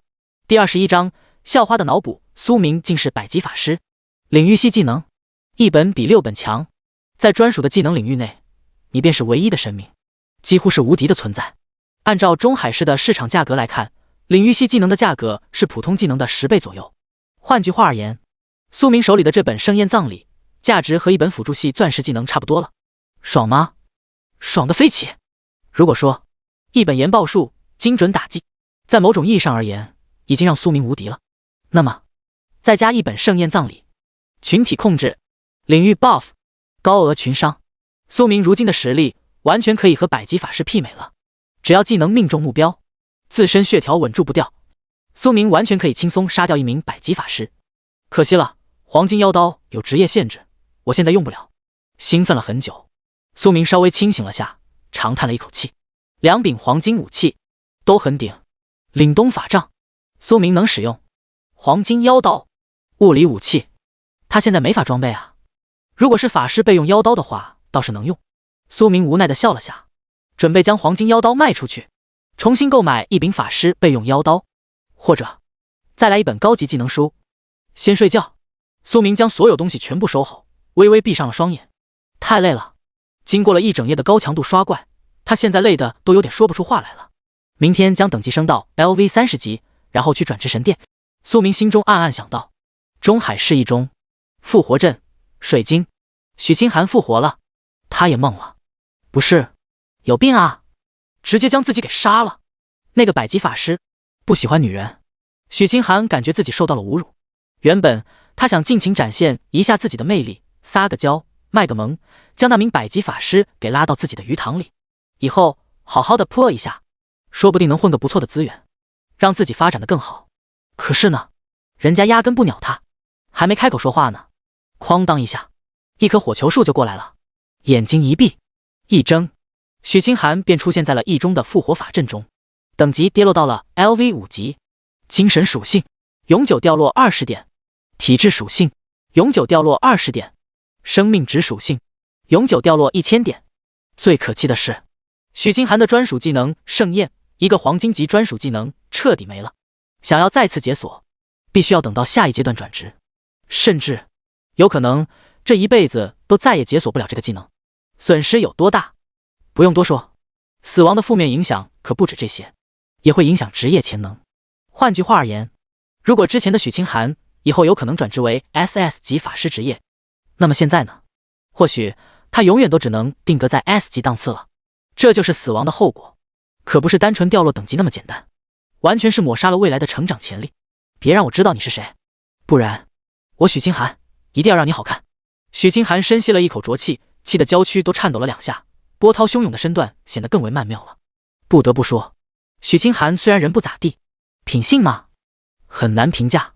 拜金女，心机婊，可是身材和颜值确实算得上天才。更重要的是，除了苏明以外，他可从来没有谈过恋爱，未经人事。清寒同学，你没事吧？复活阵前，陈芳等老师出现了。在许清寒出事后，陈芳等人急忙带着一中的学生返回了中海市，而后急匆匆的来找许清寒了。没事，陈老师。见到陈芳一脸焦急的神情，许清寒微微叹了一口气，强颜欢笑的说道：那就好。陈芳瞄了一眼许清寒，看出了对方眼里的黯然，可是他也没有多说什么，不想再打击许清寒，万一失去了一个珍贵的专属技能了，那不是伤口撒盐了吗？陈老师，我想问个问题。许清寒沉默了一会，抬起头说道：刚才那名法师，他大概是什么水准？陈芳一愣，不明白许清寒的意图，然而稍微斟酌了下，他还是直截了当的解释道：怎么说呢，很强，等级应该是100级以上，职业品阶最次也是 S 级，甚至很有可能已经转职成了 SS 级。原因很简单，他的基础法功太高了。不仅如此，他还拥有死亡研报术这种顶级技能，那可是货真价实的铂金级技能书，市场价格在7、8亿左右。陈芳毕竟是老师，理论知识比许清寒丰富很多，一眼就认出了研报术这本技能书。同时，苏明所展现出来的伤害足以证明他的实力，最少也是100级段位，职业品阶应该不会低于 S 级，当然也有可能职业品阶只有 A 级或者 B 级。这种情况下，想要爆发出200万的伤害数值，等级可不是100级那么简单了，至少也要400、500级的段位。按照陈芳的推测，不可能有人将死亡研报术的技能等级提升到满级，就算是高熟练度，也不过是 LV20级左右，带来的伤害只有精神属性点的100倍。那么，想要办到一发研报术轰出200多万点伤害，精神属性怎么着也得1-2万点啊！这样来看，如果苏明是 B 级或者 A 级职业者，最次也要升到500级，而且是将自由属性全部加点在了法术攻击上，这种概率很小，几乎不存在。所以，许清寒微微张开了小嘴，一脸震惊的呢喃道：“刚才那名高级法师，要么是 LV100级以上 S 或 SS 级法师，要么就是 LV500级以上 B 级或 A 级法师。”陈芳点了点头，再次开口说道：“还有一点，如果我没有猜错的话，他的身份恐怕也不简单。”陈芳用一种无比复杂的眼神看向了许清寒：“你可能不太清楚死亡研报术的价值，虽说市场价格只有7-8亿左右，可是这种东西有价无市，一旦出现一本研报术，都会引来一座城市的职业者疯抢，尤其是法师职业者，更是会为了一本研报术而不惜赌上全部家当。所以，死亡研报术的价格，正常情况下应该是10几亿到几十亿区间。能拥有这样的技能书，那名法师的身份可想而知。我估计他应该是来自外省，而且多半是出自顶级公会，身份显赫，位高权重。”陈芳的话说完，许清寒彻底愣住了。虽然以他的脑子听得不是很明白，然而这不重要，重点是那名杀死他的法师身份尊贵，等级高，职业品阶高，如果放在中海市，那可是能和3大公会长媲美的存在。想到这里，许清寒的美眸一阵闪烁，怒气消失了许多，有的只是强烈的好奇心，还有一种想要倒贴的欲望。现阶段，许清寒鱼塘里最大的一条翘嘴，正是永恒公会的小少爷顾阳 ，S 级圣骑士。可是呢，顾阳顶多算个小虾米，家里的永恒公会也确实有万亿资产，可是不顶用啊，又不是顾阳的，而是他老爹的。这名法师却不一样了，身份地位、实力都能和顾阳老爹媲美。许清寒微微深吸了一口气，浑身都有点火热了。误会，肯定是误会。那名高贵的法爷一定是误解我了，以为我要抢他的黄金武器。如果有机会认识的话，一定要好好道歉，再勾引一下他，让他见识一下我许清寒的魅力。好的，我明白了，陈老师，谢谢你。许清寒嫣然一笑，抬起了天鹅一样雪白修长的脖颈。陈芳微微有些动容，都是女人，可是她也不得不承认，许清寒确实美得不可方物。只是让陈芳有些不解的是，这小姑娘咋笑得花枝招展的？不是刚等级掉了，属性点肯定也永久算是了不少，为啥还显得那么开心？不理解。陈芳沉默了一小会，再次开口安慰了下许清寒，也没有再多说什么。而后，许清寒回家了，他租的房子 Loft 公寓。许清寒没有立即休息，而是练习了下瑜伽，舒展着他那完美的身材，把身材练好，这样才能钓到更大的鱼。许清寒眯起眼，娇媚无比的呢喃道：“翌日，半山别墅卧室，苏明醒了，去转直神殿。苏明慵懒地打了个哈欠，然而刚准备下床，却发现地上趴着个软乎乎的东西，不是别人，正是裹着小被子的苏英，白丝小脚露在外面，冷得直发抖。妹妹，苏明一愣，你醒了啊，哥哥。苏英娇躯一颤，睁开了朦胧的双眼，迷迷糊糊的呢喃道：“我给你泡了一杯感冒药，你终于醒了，哥哥。”苏明心中不禁一紧，好家伙，看样子小萝莉是守了一整晚啊，生怕自己生病了。也是，对苏英而言，苏明这个异父异母的哥哥算是他的全部了。如果苏明也离开了，苏英恐怕真就成了无依无靠的小可怜。哥哥，下次可以不晚上出去吗？我怕你出事。苏英晃了晃头，尽量让自己清醒起来，而后用委屈的声音弱弱的说道：“昨天的大暴雨好吓人，新闻说黑海湾那个方向都已经塌陷了。”苏明愣了下神，恐怕黑海湾塌陷不是因为暴雨哦，而是自己的研报术。毕竟满级研报术的威力不用多说，在中海市中心爆发的话，整座城市都能化为废墟了。第22章3个 SSS 级专长。苏明惊呆了。好，老哥以后一定准点到家，晚上陪你。苏明深吸了2口冷气，无比心疼地摸了摸苏英的小脑壳，而后一把将萝莉妹妹给抱在怀里。苏英呢，宛如一只小奶猫一样蜷缩着身体，发出了一声轻哼。哥哥最好了。苏明嘴角微微抽搐了下，莫名有点异样的感觉，咋那么像小女友呢？为了弥补苏英，苏明做了一顿丰盛的早餐，把小馋猫苏英给喂得饱饱的。那杯感冒药也让苏英喝了。虽说淋了一整夜的暴雨，可现在的苏明已经是2转职业者了，身体素质很好，淋点雨而已，有啥大不了的。倒是苏英嘛，守了苏明一整晚，自己感冒了。叮！恭喜您等级提升了，当前段位1转 LV 30级。吃完早饭，苏明一口气将等级提升到了1转满级状态，而后和苏英稍微聊了2句便出门了。原本苏明打算骑重机车去转职神殿，结果好吗？不知道是不是因为昨天淋了雨的缘故，机车熄火了。苏明眉头一皱，不禁有点无语了。一点雨就熄火了，早点把玉龙树给弄到手，把博物馆那头百级死亡恶龙给驯化了。苏明心中更坚定了，一定要尽快买一本玉龙树。乘坐地铁来到市中心，转职神殿，环球金融中心大厦。这是一座双子塔，分为了2部分，也被称为黄金大厦，因为金融中心大厦的外观是金色的，看上去相当贵气，所以有了这样一个美称。大厦分为2部分，一座大厦被林佑威家的蔷薇工会给收购了，另一部分则是属于转职神殿。在这个全民转职的世界里，转职神殿的地位很高，直接受职业官方协会管辖。换句话而言，转职神殿便是中海市的官方机构，而神殿经理可以理解成中海市的城主。您好，请问有什么可以帮助您的吗？走进金融中心大厦，一名身穿包臀裙的漂亮妹子款款走来，眼眸含笑地看着苏明。我来转职，领取2转任务。苏明莞尔一笑，将自己的学生证递了过去。高3，中海一中，2转。黑发制服妹子当即一愣，有点懵了。中海一中不是昨天才弄觉醒仪式吗？咋今天就有学生2转了？1天时间就升了30级，闹呢？穿云箭？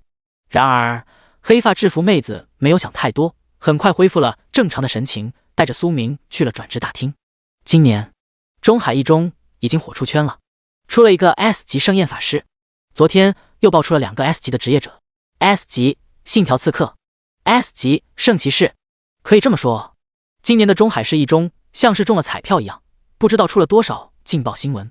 黑发制服妹子都有点见怪不怪了，将双手放在这颗水晶上，稍微等一会就能刷新出转职任务了。很快来到一个 VIP 窗口前，身旁的制服妹子很有耐心地解释了下。苏明点了点头，将双手放在了 VIP 窗口前的水晶表面。得亏他养父母留下来的黑卡，不仅是陨石工会有优惠折扣，转职神殿竟然都是 VIP， 不用排队，直接就能领任务，蛮不错的。叮！恭喜您成功领取2转任务，转职任务见习法师的磨练，任务强度地狱级。任务介绍：作为一名见习法师，想要成为更强的高级法师，一定要拥有一颗不可磨灭的强大内心，所以请学习一本技能书，品阶不可低于黄金级，并将技能熟练度提升到满级，想尽一切办法搜集提升技能等级的资源，并将技能提升到满级状态。一阵璀璨的圣光出现了，而后转职任务也刷新了出来。苏明微微一愣，地狱级。要知道转职任务也有强度划分，分别为简单、常规、困难、试炼、噩梦、地狱，从简单开始到地狱级结束。而苏明呢，第一次领取转职任务，直接开了一个地狱级。苏明嘴角微微一阵抽搐，然而心情像是坐过山车一样。当看到任务介绍后，苏明愣了愣神。介绍很繁琐，一句话概括：让一本黄金级技能书提升到满级。好家伙，苏明心中一阵狂喜，这也能叫地狱级？是简单级吧？笑死！自带 SSS 级诸神黄昏，技能自动满级，没想到吧？正好盛宴葬礼我还没用呢。苏明微微有些窃喜。叮！恭喜您成功学习技能铂金级盛宴葬礼。叮！恭喜您 SSS 级专长诸神黄昏已开启，技能自动满级。冰冷的提示声响了起来。得亏苏明昨天太累了，有点摆烂，盛宴葬礼技能还没来得及学习，今天恰好可以用掉。领取转职任务了吗？在苏明身旁的制服妹子很是期待地看了一眼他，温和地笑着说道：咋样，任务难度大不大？苏明扬了扬眉头，简单，带我去 VIP 转职殿吧。转职殿是提交任务的地方，有古老的引导天使雕像。制服妹子一愣，啊，直接转职，不做任务？苏明微微一笑，简单的解释了下，说道：是个简单级任务，只需要学习一本技能书就好了。听到这里，制服妹子不禁嘴角有些抽搐了，当即倒吸了一口凉气。运气真好，然而也有点惋惜。咋说呢？转职强度越大，转职后获得的属性反馈越大。如果是简单级的话，二转后得不到什么好东西。要是地狱级就不一样了，地狱级转职任务甚至能得到禁咒这种顶级奖励啊！就是这里了。几分钟后，黑发妹妹晃动了下娇躯，眼眸含笑地看着苏明说道：“这里就是您的 VIP 专属转职店。”苏明若有所思地点了下头，独自进入了转职店。VIP 转职店是养父母留下来的，以前他们也在这里转职，算是继承了家人们的遗产。苏明深吸了一口气，莫名有了些许伤感。说是转职店，其实就是一个小房间，只是装潢很奢侈。房间的正中央摆放着一座古老的雕塑，是一位有着6对翅膀的引导天使。全民转职世界也被称为数据化时代，在无数年前是由一位炽天使所开创的。换句话来说，炽天使在这个世界便是创世神。所以转职的引导天使都用的炽天使的外观，神圣、高贵、华丽。苏明微微深吸了一口浊气，闭上了双眼。作为一名学霸，对于转职的知识点他很熟悉，不用制服妹子介绍，他自己就能办到。此时转职店的房门已经关闭了，苏明闻着房间里的檀香，沉静下了心绪。很快转职完成了。炽天使雕像，那对原本灰扑扑的炽天使之眼猛地爆发出了一阵璀璨的圣光，彻底将苏明包裹了起来。苏明的脑海中传来了一阵冰冷的提示声：叮！恭喜您成功完成2转，当前职业 B 级见习法师。叮！恭喜您获得转职反馈奖励，加2000点生命值，加100点力量，加100点体质，加100点敏捷，加100点精神。叮！恭喜您解锁了全新专长 SSS 级专长无职祝福 SSS 级专长至高法神。冰冷的提示声落下，苏明懵了，愣了。不是，都地狱级强度了，还他娘的是见习法师，合着转职不转职没区别是吧？然而当苏明听到后面的提示后，不禁眼前猛然一亮。卧槽，炽天使，引导天使，你人真好，生命值提升了2万点，基础属性全部提升了100点。别看提升的强度不大，总比没有的好吗？当然这些都不是重要，洒水了。重点是苏明第2次转职居然啪的一下解锁了2个专长，还都是 SSS 级专长。要知道职业者和 BOSS 可不一样，大部分 BOSS 尤其是血统强度不错的 BOSS 都会有专长这个属性词条，而职业者不一样了，只有 S 级以上的职业者才会在2转、3转以后出现专长。A 级以下的职业者想要专长有点难，不说人家是想屁吃，好歹很困难吗？和大熊猫一样罕见。而苏明呢， B 级见习法师啪的一下来了2个 SSS 级专长，爽啊，爽飞了！怀着激动的心情，苏明微微颤抖地点开了2个新专长的详细属性，准备看看这2个 SSS 级专长和诸神黄昏比有啥区别。区别肯定是有的，重点是看效果咋样。SSS 级专长无职祝福，获得此专长，您可以无限制学习技能，同时可以无视一切限制使用全职业的各种装备，且最大装备上限为正常职业者的10倍。当晋升60级3转后，可武装20倍数量的装备。SSS 级专长至高法神，获得此专长，您可以无视所有技能的吟唱时间，瞬间释放任何技能，且所有技能的冷却时间全部无视，任何技能无冷却。同时，您的法力值强度提升100倍。卧槽！只是用余光瞄了一眼这2个 SSS 级专长，苏明当即被吓傻眼了，惊呆了，一整个愣住，石化、凝固，大脑空白。奶奶的，太猛了，猛得毫无人性啊！ S 级圣骑士， S 级圣焰法师， SSS 级法神。苏明此时心中只有一句话：什么狗屁职业，都不如我3个 SSS 级专长来的凶残。第23章第4天灾，亡灵天灾将在1年后。这2个 SSS 级专长有多强，一两句话绝对说不清楚。无职祝福，苏明可以无限制学习技能，哪怕是学习1万本技能都没有半点问题。现阶段2转段位可以使用10倍数量的装备，那就是足足100件装备。咋说呢？如果是100柄白银级法杖，每一柄法杖带来30点精神属性提升，100柄法杖那可就是3000点精神。满级研报术，2000倍伤害加成，妈耶！不敢想，太刺激了。最吓人的是，当苏明晋升3转后，可以使用20倍的全职业装备。换句话来说，那就是200件，200件白银装，能让苏明直接藐视百级法师。而200件黄金装呢？卧槽！苏明当即嘴角微微一扯，心脏都快要跳出来了。这还没结束呢。第二个专长 SSS 级至高法神，在某种意义上而言，比无职祝福更变态啊！技能没有冷却，技能没有吟唱，外加100倍法力值。什么叫变态？这他娘的就叫变态！这是什么概念呢？简单来讲，苏明完全可以原地成为移动的火器库，一波死亡岩爆数，2波死亡岩爆数，3波死亡岩爆数，疯狂输出，无视技能吟唱时间和冷却，秒放技能，一波接着一波。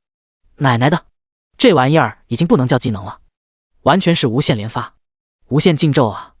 如果说转职前的苏明凭借着一本满级岩爆术已经有了些许无敌的意味，那么现在说真的，他确实无敌了。至少在中海市这个地方，谁敢对他大声说话呢？爽！苏明大口的喘息了2下，心脏狂跳，大脑都有点因为兴奋而缺氧了。不说了，直接弄玉龙术，今天晚上就洗劫博物馆，要不再洗劫一下永恒公会，弄个100件高级装备。苏明扬了扬眉头，心中有了一个大胆的念头。然而沉思了片刻，他放弃了。咋说呢？现阶段的他伤害确实无敌，谁来谁死，生命值和防御嘛，微微有点薄弱。万一不小心被技能命中了，以他那点微弱的血量，应该会当场凉凉。猥琐发育，别浪。想到这里，苏明若有所思的点了下头，确实应该发育发育，不着急，慢慢来。然而就在苏明准备离开 VIP 转职店的时候，眼前忽然刷新出来了一个重要的词条。没错，炽天使之眼给了一个新的提示。SSSSS 级词条，炽天使之眼 SSSSS 级词条。1年后，第4天灾亡灵天灾即将降临，届时全球数据化时代，全民转职世界即将毁灭。改写第4天灾剧情，需将等级提升至1000级以上，9转或拥有9转职业者的力量，可有一定概率改写剧情。第4天灾军团拥有圣域、9转圣域半神、神明、段位 NPC 职业者以及圣域段位 BOSS 坐骑。这是苏明第一次见到5S 级词条，而这个词条自然是从面前的引导天使雕像身上刷新出来的。一时间，苏明懵了。第4天灾，亡灵。第4天灾这个东西，他并不陌生，这是游戏里很常见的大灾变。然而，让苏明没有想到的是，这个全民转职的世界竟然也有第4天灾，而且还是由 NPC 职业者发动的。好家伙，这不是降维打击吗？想要改写剧情、改变未来，需要升到9转，或者等同于9转职业者的力量。苏明皱了皱眉头，有点被震惊到了。9转，那可是1000级啊！让他在1年内升到9转，这不是有毛病吗？咋可能？更让苏明震惊的是，第4天灾中的 NPC 居然是圣域段位。要知道，圣域算是晋升神明的过渡段位了。说的不好听一点，这个段位就是凡人之躯和神明的中间位置。9转晋升圣域段位的难度，可以这么说，等同于要升1万级了，可比1转到9转难无数倍。而半神级那种存在，就更不用说了。苏明沉默了。咱就是说，本以为重生了，能好好的活一下，刚解锁3个 SSS 级专长，能好好的享受一下生活，没想打呀，啪的一下，告诉我全民转职世界也要毁灭了，让我再重生一次，闹呢？苏明深吸了一口浊气，心脏又一次咯噔了2下，不是惊喜，这次算是惊吓了。可是他也没辙，尽快升级。苏明皱了皱眉头，有了一种前所未有的对力量的渴望感，很迫切，想尽快转职。2转依旧太弱了，能媲美100级职业者又能咋样？能灭得掉第4天灾吗？不能。谢谢。继续。没事。苏明神情凝重的呢喃了一声。即便升到9转很困难，可是凭借3个 SSS 级专长，只要我晋升1两级自由属性全加精神的话，应该能爆发出9转职业者的伤害了吧？苏明简单的分析了下，心中有了些许安全感。变态的专长，只要伤害够高，火力够猛，就会有安全感了。一切恐惧都来自于火力不足。经典台词吗？先发育。苏明沉默了片刻，自顾自地说道：“确实应该先发育。”他准备尽快将死亡恶龙给驯化了，不能多等。至于第4天灾的事情，算了，别泄露了。有可能国内高层都已经知道了，或者那些顶级职业大神也都公开了这个信息。不清楚，可就算他们不知道，苏明也绝不能暴露这个信息。万一顺藤摸瓜发现了自己的底牌，那岂不是就有点……苏明可是个老六，咋可能让自己重生者的身份被曝光呢？更何况3个 SSS 级专长，万一被人惦记了，岂不是会切片？想到这里，苏明长松了一口气，算是梳理清楚了后续的情况。先将施救之心这些怪物资源卖出去。苏明自顾自地呢喃着，看能不能高价回收1本玉榕树，再多弄一些装备，多弄一些技能书。而就在此时，手机铃声响了，林佑威。苏明一愣，没有多犹豫，直接接通了电话。喂，你咋不理我呀？林佑威带着些许怨气说道。苏明愣了愣神，不理你？啥时候的事？我给你发微信了，你没回。林佑威沉默了一会，直接说了。苏明扬了扬眉头，看了下微信。好家伙，林佑威这个小黑子给他发了一大堆哥哥的表情包。苏明一阵头大，小黑子，抹黑哥哥，有啥事直说。苏明没好气地回应道。哟。林佑威白了一眼，只可惜隔着电话苏明见不到。而后林佑威深吸了一口气，有点得意地说道：“那我没事，不说了。”苏明微微一笑，憋着气，已经想要骂人了，吊胃口是吧？好的很，本来我也想和你说个事的。苏明冷哼了一声，看你这个态度，算了，不说了。这下轮到林佑威愣住了。卧槽，快说，这种事情憋着可难受了，告诉我，求你了。苏明笑了下，你先说。沉默了一阵子，林佑威服软了。软了也没啥，就是我老爸给了我几本技能书，法师专属技能书，我问你感兴趣不？听到林佑威的话，苏明眼前微微一亮。法师专属技能书？卧槽，当然感兴趣了。什么品阶哟？苏明咽了咽口水，问了一声。黄金、铂金、钻石。林佑威弱弱地说了一句。嗨嗨，钻石没有哈，就黄金、铂金。苏明一愣。钻石级技能书？没有。那你说啥？分明就是此地无银300两。然而苏明没有直接戳破林佑威，而是深吸了一口气，连哄带骗地说道：“那啥，林大小姐，咱俩的关系还可以吧？这样，请你喝咖啡。就市中心那家中海大妈。”中海大妈，市中心刚开的一家咖啡厅，很贵，装潢也好。电话那头，林佑威的语气明显惊喜了一下，急忙回答道：“卧槽，破产小少爷，你这是将半山别墅给卖了？”苏明嘴角一阵抽搐，好家伙，这娘们不能盼点好的。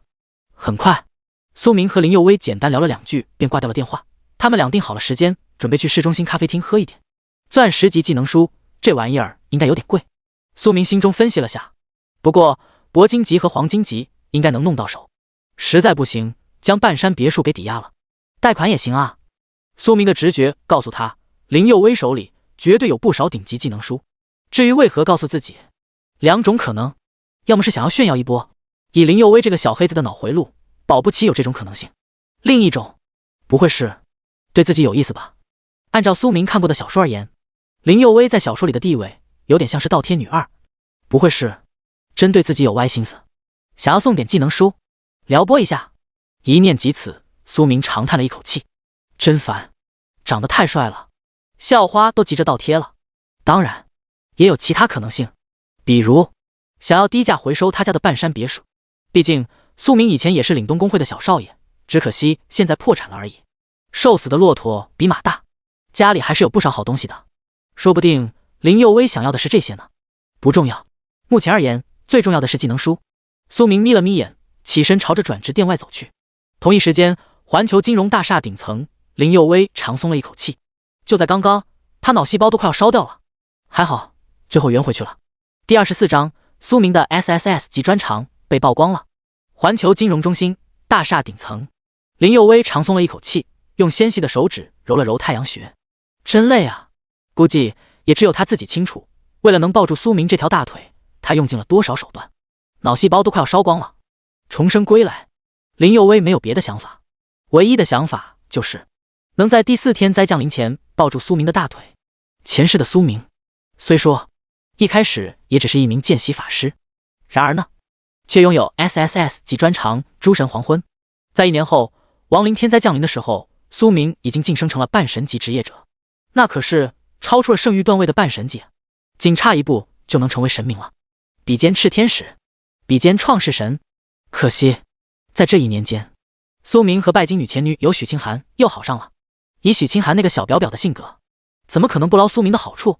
各种顶级武器、顶级技能书，就连经验值都是靠着苏明弄来的。而后许清寒惦记上了苏明的 SSS 级专长诸神黄昏，于是联合顾阳以及其他男性职业者陷害了苏明。原本苏明就差一点便能晋升为至高无上的神明，却被许清寒所陷害，导致等级跌落到了9传。悲痛欲绝的苏明黑化了，用全世界职业者的生命海量的经验值重新恢复了等级，甚至成了真正的神明级职业者。黑化的苏神投靠了地下世界的黑暗教会，成为了第4天灾中的一员，不再为了大夏龙国而对抗天灾，反而成为了最痛恨全民转职世界的幕后黑手。所以重生一世，许清寒只有一个念头，抱住苏神的大腿。不论苏神最终会不会黑化，许清寒都要抱住苏神的大腿。原因很简单，只有苏明能解决第4天灾，只有他是全球唯一的半神级职业者。前世就连法神也仅仅是突破了9转，达到了圣域段位。没有苏明，许清寒这一世一样会死。所以不论苏明最后准备做什么，黑化或者对抗第4天灾不重要，重要的是最后拉一把许清寒，拉一把蔷薇公会，那就够了。而现在许清寒正在做的事情也很简单，提升苏明对他的好感度。准备那么多技能书，就是为了谄媚苏明大佬啊。然而白给不行，这会引起苏神这个老六的怀疑。得白给的有水准，不能让他看出端倪。就是因为这样，许清寒才会觉得头疼。不然要是让苏明发现了他是重生者的身份，苏明压根不会再靠近他，只会觉得林佑威在利用自己。第一点，我和苏神现目前的关系不错，有共同话题，情比金坚。林佑威挂掉电话后，神情凝重的呢喃道。第二点，我手里有了黄金级、铂金级的技能书，准备低价出售给苏神，合情合理，都是好朋友嘛，便宜一点点，应该不会让他察觉出异样。第三点，泄露一下钻石级技能书的事情，让苏神接下来多弄点怪物资源，然后找我购买钻石技能书，到时候稍微装作为难一下，最后卖给他。这一波下来，一定能刷不少好感度。苏神每一次使用钻石级技能，都能想起我吧。想到这里，林佑威终于觉得自己走上正轨了。抱大腿这件事，他干的还算不错。目前而言，至少比许清寒做得更好。以后尽量还是别让许清寒那个小表表靠近苏神了，不然要是惹怒了苏神，让他提前黑化。林佑威皱了下眉头，想到了一个很重要的事情：许清寒这个表表必须要远离苏神，万一自己的好感度没刷完，被许清寒这个拜金女给弄砸了，那就满盘皆输。想到这里，林佑威喘了一口气，回头看了一眼房间里摆放着的10几本顶级技能书，2本钻石级，4本铂金级，6本黄金级，都是很顶的技能书。一般的东西林佑威没有准备，只有价值比较高的技能书或许才会引起苏神的注意，刷一波好感度。而这些技能书也几乎耗光了蔷薇公会所有的资产。钻石级技能书这种东西可不是几个亿就能弄到的，铂金级技能书的价格最贵的都能炒到几十亿了，而钻石级可以理解成无价。毕竟这种顶级技能书市场中几乎看不到，没有哪个大神会将这种东西拿出来出售。因为全民转职世界，实力永远比金钱来的重要。在真正的大人物眼中，钱只是一串数字，不如一本钻石技能书来的踏实。转职神殿，中海市分店经理办公室，一名身材凹凸有致、肌肤雪白的像是牛奶、皮肤细腻、明眸皓齿、媚眼如丝的美少妇目瞪口呆。这名美少妇不是别人，正是将中海市几家工会长给迷得神魂颠倒的转职神殿经理柳妹。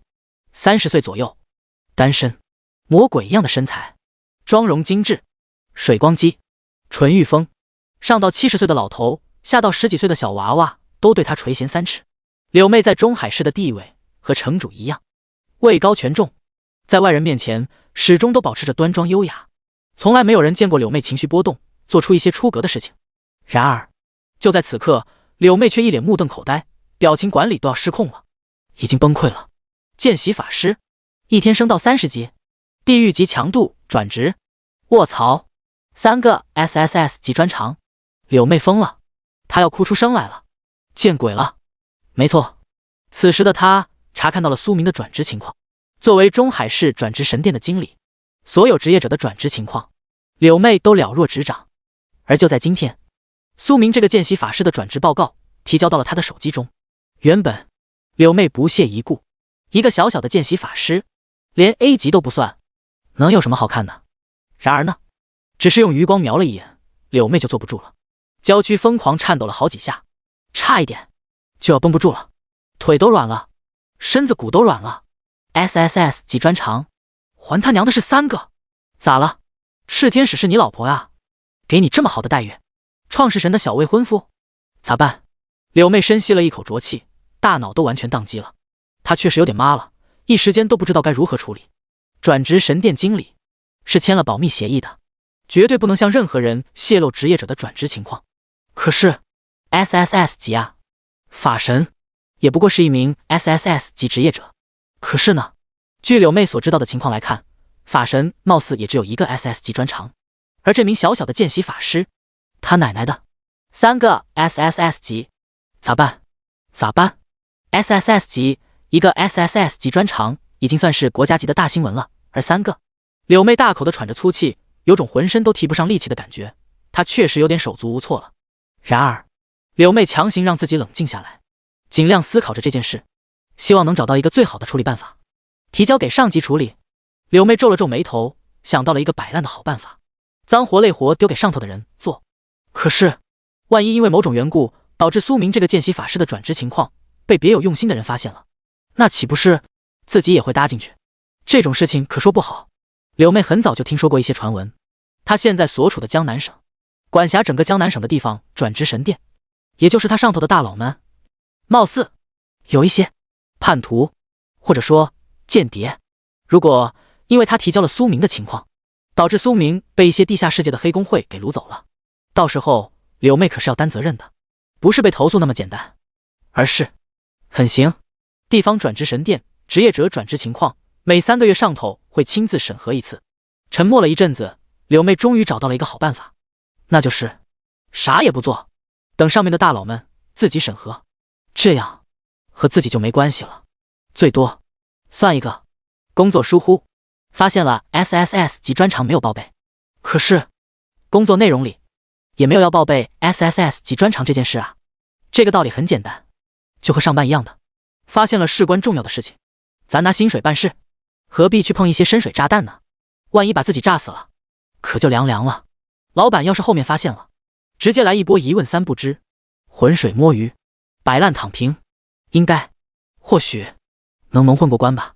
还有一种办法，柳妹皱了下眉头，再次大口的喘息了下，自顾自的呢喃道，那就是直接和国家最高层沟通，元老会向国家最顶级的几位圣域大佬报备情况。然而很快柳妹便否决了这个想法，没啥原因，她不认识那种大佬，涉及不到那个层面，万一费尽千辛万苦想要联系元老会的圣域大神们，结果又被间谍们发现了，好吗？真行啊，头疼先拜访一下苏明，暗中保护保护，不能让这种顶级天才出问题啊。然后摆烂3个月，尽量联系下元老会里的圣域大神。想到这里，柳妹感觉脑细胞都要烧干了。这种情况就好比和平时期，她是一名编制内的城主，发现了一位独自研发出了可控核聚变的高中生，事关重大。可是呢，国家内部又有间谍，这种事情咋说呢？很烧脑，很棘手。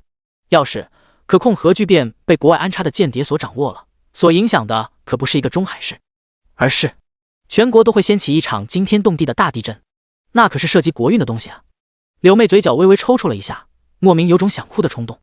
冰山女神，位高权重，此时的她只想辞职，这个烂摊子谁爱管谁管。第25章，2个重生者各怀鬼胎。市中心咖啡厅，苏少、苏明刚到咖啡厅，找了个靠窗的位置坐下。很快林佑威便到了。一开口就是贱兮兮的小声音。苏明噗呲一声笑了出来，不知道为啥，每次一见到林佑威这个小黑子，心情就不禁好了许多。或许这就是纯友谊吧。哟，林大小姐，苏明扬了扬眉头，笑着打了声招呼，非要说起来，林佑威确实是千金大小姐，蔷薇公会可是中海三巨头中最富的一家，而苏明呢，顶多是个破产小少爷，家里仅有的存款都被他霍霍了。来，林小姐，喝咖啡，尝尝中海大妈家的冰美式。苏明抬了抬下巴，笑着说道。林佑威双眼一亮，小口的喝了下冰美式。卧槽，好喝，贵有贵的好处。林佑威眯起眼，笑着呢喃道：不过嘛，我还是喜欢雪王，你爱我，我爱你，蜜雪冰城甜蜜蜜。苏明嘴角微微一扯，为啥？你自带 BGM。六，好了，说正事吧。和林佑威轻松的聊了两句，苏明慵懒的靠着沙发，笑眯眯的说道：你手里哪来的这么多高级技能书，还全是法师专属技能？林佑威一愣，烧脑，让我想想咋编。林佑威悄悄地深吸了一口浊气，尽量克制着内心的波澜，表情管理很到位。沉默了一小会，他不着痕迹地笑着回答道：那还不简单，我爸给我的。他们这次一不小心开了个史诗级副本，又一不下心莽穿了，爆出了一大堆技能书，只可惜大部分都是法师系技能，我用不着啊，所以我就想问问你，要不要？毕竟你可是岭东公会的小少爷，瘦死的骆驼比马大，腰包里有钱啊。当然了，以咱俩的关系，有好东西肯定第一时间想到你了。林佑威一阵话痨输出，听得苏明微微有点愣住了，莫名有些不对劲，可是说不出来。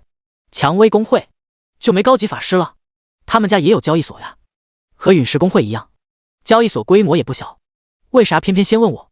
然而苏明沉思了一小会，也没有在意那么多，毕竟在他看来，林佑威的性格本身就很难评，算是神经大条吧。而自己呢，之前确实有点经济基础，1个多亿，只可惜已经花光了。好哥们，够铁！苏明愣了下神，很快恢复了正常的神情，而后他端起冰美式和林佑威碰了一杯，笑着说道：这杯我先干为敬。2口喝光杯子里的冰美式，苏明深吸了一口气，继续说道：技能书带了吗？给我看看。林佑威若有所思地点了下头。下一刻，好几本闪烁着圣光的技能书便直接出现在了苏明的眼前。卧槽！4，苏明只是瞄了一眼面前的技能书，当即有点懵了。很顶啊！一本铂金级技能书，圣域术，治疗系技能；4本黄金级技能书，一本控制，一本闪现，一本终结，以及一本罕见的雷电系法爆技能雷法。强不强？强，简直是溜得飞起。苏明微微眯起眼眸，疯狂吞咽了好几口唾沫星子，看向林佑威的目光都有些异样了。好家伙，还得是志同道合的林佑威啊！果然，小黑子们都是家人啊！咋样？喜欢不？林佑威注视着苏明的双眼，心中有些没底的问道。然而，表面上他还是依旧保持着那种神经大条、不着边际的调调。咋说呢？重生一世，在林佑威先知先觉的优势下，他让老爸和公会里的4位大神已经搜集了许多顶级技能书，钻石级技能书就有2本，而铂金级技能书呢，也有4本。这一次，为了不引起苏明的怀疑，林佑威只拿了这几本技能书出来。原因很简单，按照苏明县目前的存款来看，用最低的价格，貌似能买下这几本法师技能书。如果再演得真实一点，就先让苏神收下这几本技能书，然后等过段时间再补齐贷款。这样一来，绝对能解决苏神的燃眉之急，让他快速提升等级，这不狂刷一波好感度？喜欢苏明一样注视着林佑威的双眼，沉默了片刻，最终长叹了一口气。心里话，能不喜欢吗？尤其是那本黄金级雷电技能，简直是帅炸了，属性也很爆炸。如果让自己使用的话，一本满级雷电技能，卧槽，不要太爽。可是我现在没钱了。苏明斟酌了下，实话实说。林佑威一愣，4，咋回事？啥情况？计划被打乱了？奶奶的，你让我咋刷好感度？咋说呢？苏明皱了下眉头，看了一眼林佑威，又重新在手机上下单了一杯冰美式。我去陨石公会那里买了一本铂金级技能书。苏明没有隐瞒，实话实说。卧槽！林佑威彻底懵了，全花光了，全花光了。这下轮到林佑威犯难了，直接将这些技能书全部赠给苏神。不行，这样一来一定会引起苏神这个老六的怀疑。他本身就很谨慎，除了恋爱脑期间脑子不太好使，其他时候简直是人精，平白无故的送东西只会让苏神觉得有诈，不仅刷不到好感度，还会远离自己。想到这里，林佑威一时间微微有些局促了，脑细胞再次燃烧，找不到一个好借口，当场沉默了，默不作声。与此同时，苏明也愣了愣神，不是，我是把遗产花光了，可不代表我现在身上没东西啊。黄金级物品，施救之心，好歹也能值不少啊，更何况2柄黄金级武器呢？你小子真现实啊！苏明心中微微有些无语，纯友谊，就这？看我手里没钞票，当场就沉默了。可以这么说，此时的苏明和林佑威几乎有点各怀鬼胎的意味。只是林佑威压根不关心苏明手里有没有钱，因为他很清楚，苏神就是苏神 ，SSS 级诸神黄昏，可以乱杀一切所谓的大神，即便是法神，都给我规规矩矩的站好。多说一句话，苏神就能给你秒了。我手里确实没钞票了哈。苏明扬了扬眉头，看了一眼林佑威，准备装一下。可是我现在已经2转了，已经升到了30级，甚至只要我想，等会就能升到60级，就算不够也差不了多少了。这个时候，冰美式到了。苏明端起一杯满的冰美式，喝了一口，人畜无害的笑了笑，注视着林佑威的双眼。而此时林佑威的反应和苏明想的一样，目瞪口呆，傻眼了，懵了，流露出了二愣子一样的表情。只是林佑威并不是被苏明的升级速度给震惊到了，而是剧情和前世不一样啊。前世的苏神虽然有一个 SSS 级专长，可是升到30级那也是半个月后的事情了。这奶奶的，因为我重生了，所以一切都改变了。不至于吧？烧脑细胞，太烧脑细胞了。林佑威再次默不作声了，甚至有了一丝想哭的冲动。咱就是说，高端局咱也不会啊。我昨天去了一下黑海湾，你猜怎么着？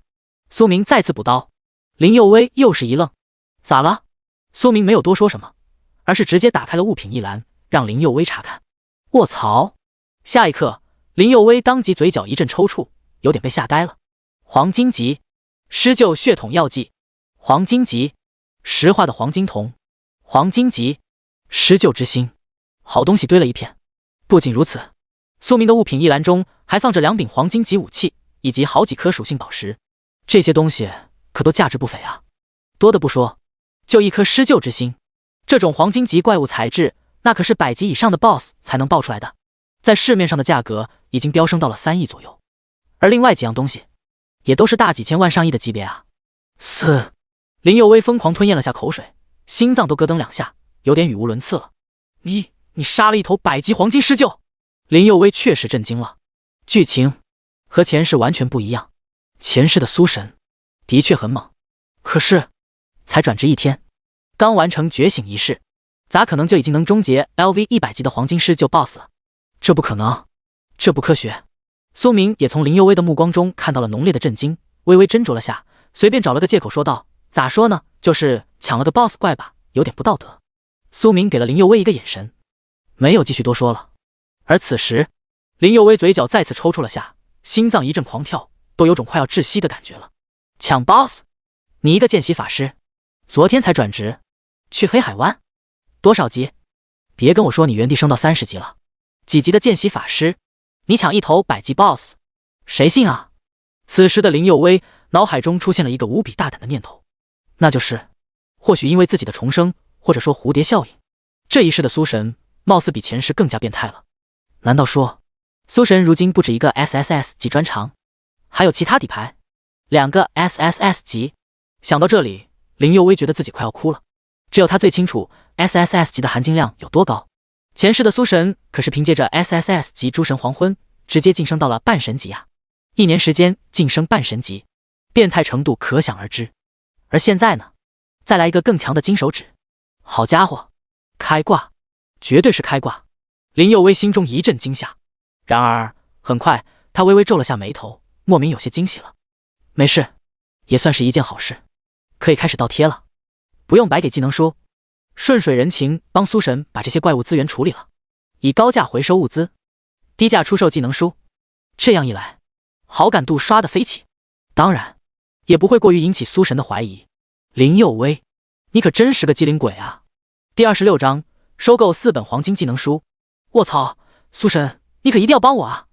林佑威大口的喘息了2下，尽量让自己表演的真实一点，连哭带骗的说道：“这些东西一定要给我们蔷薇公会回收啊，别卖给其他公会了。昨天我老爸还在和我说呢，准备给我弄一套信条刺客专属装备，1柄黄金武器，1套刺客铠甲，其他的都搞定了，就差一种罕见的炼金材料。”林佑威楚楚可怜的看着苏明，苏明一愣：“有这妖巧合吗？”他咽了咽口水，鬼使神差的问了一嘴：“不会正好就是我手里的这些施救材质吧？”林佑威心中咯噔一下，表情微微有点凝固了。嗨，太巧合了吗？苏神引起怀疑了。不管了，继续。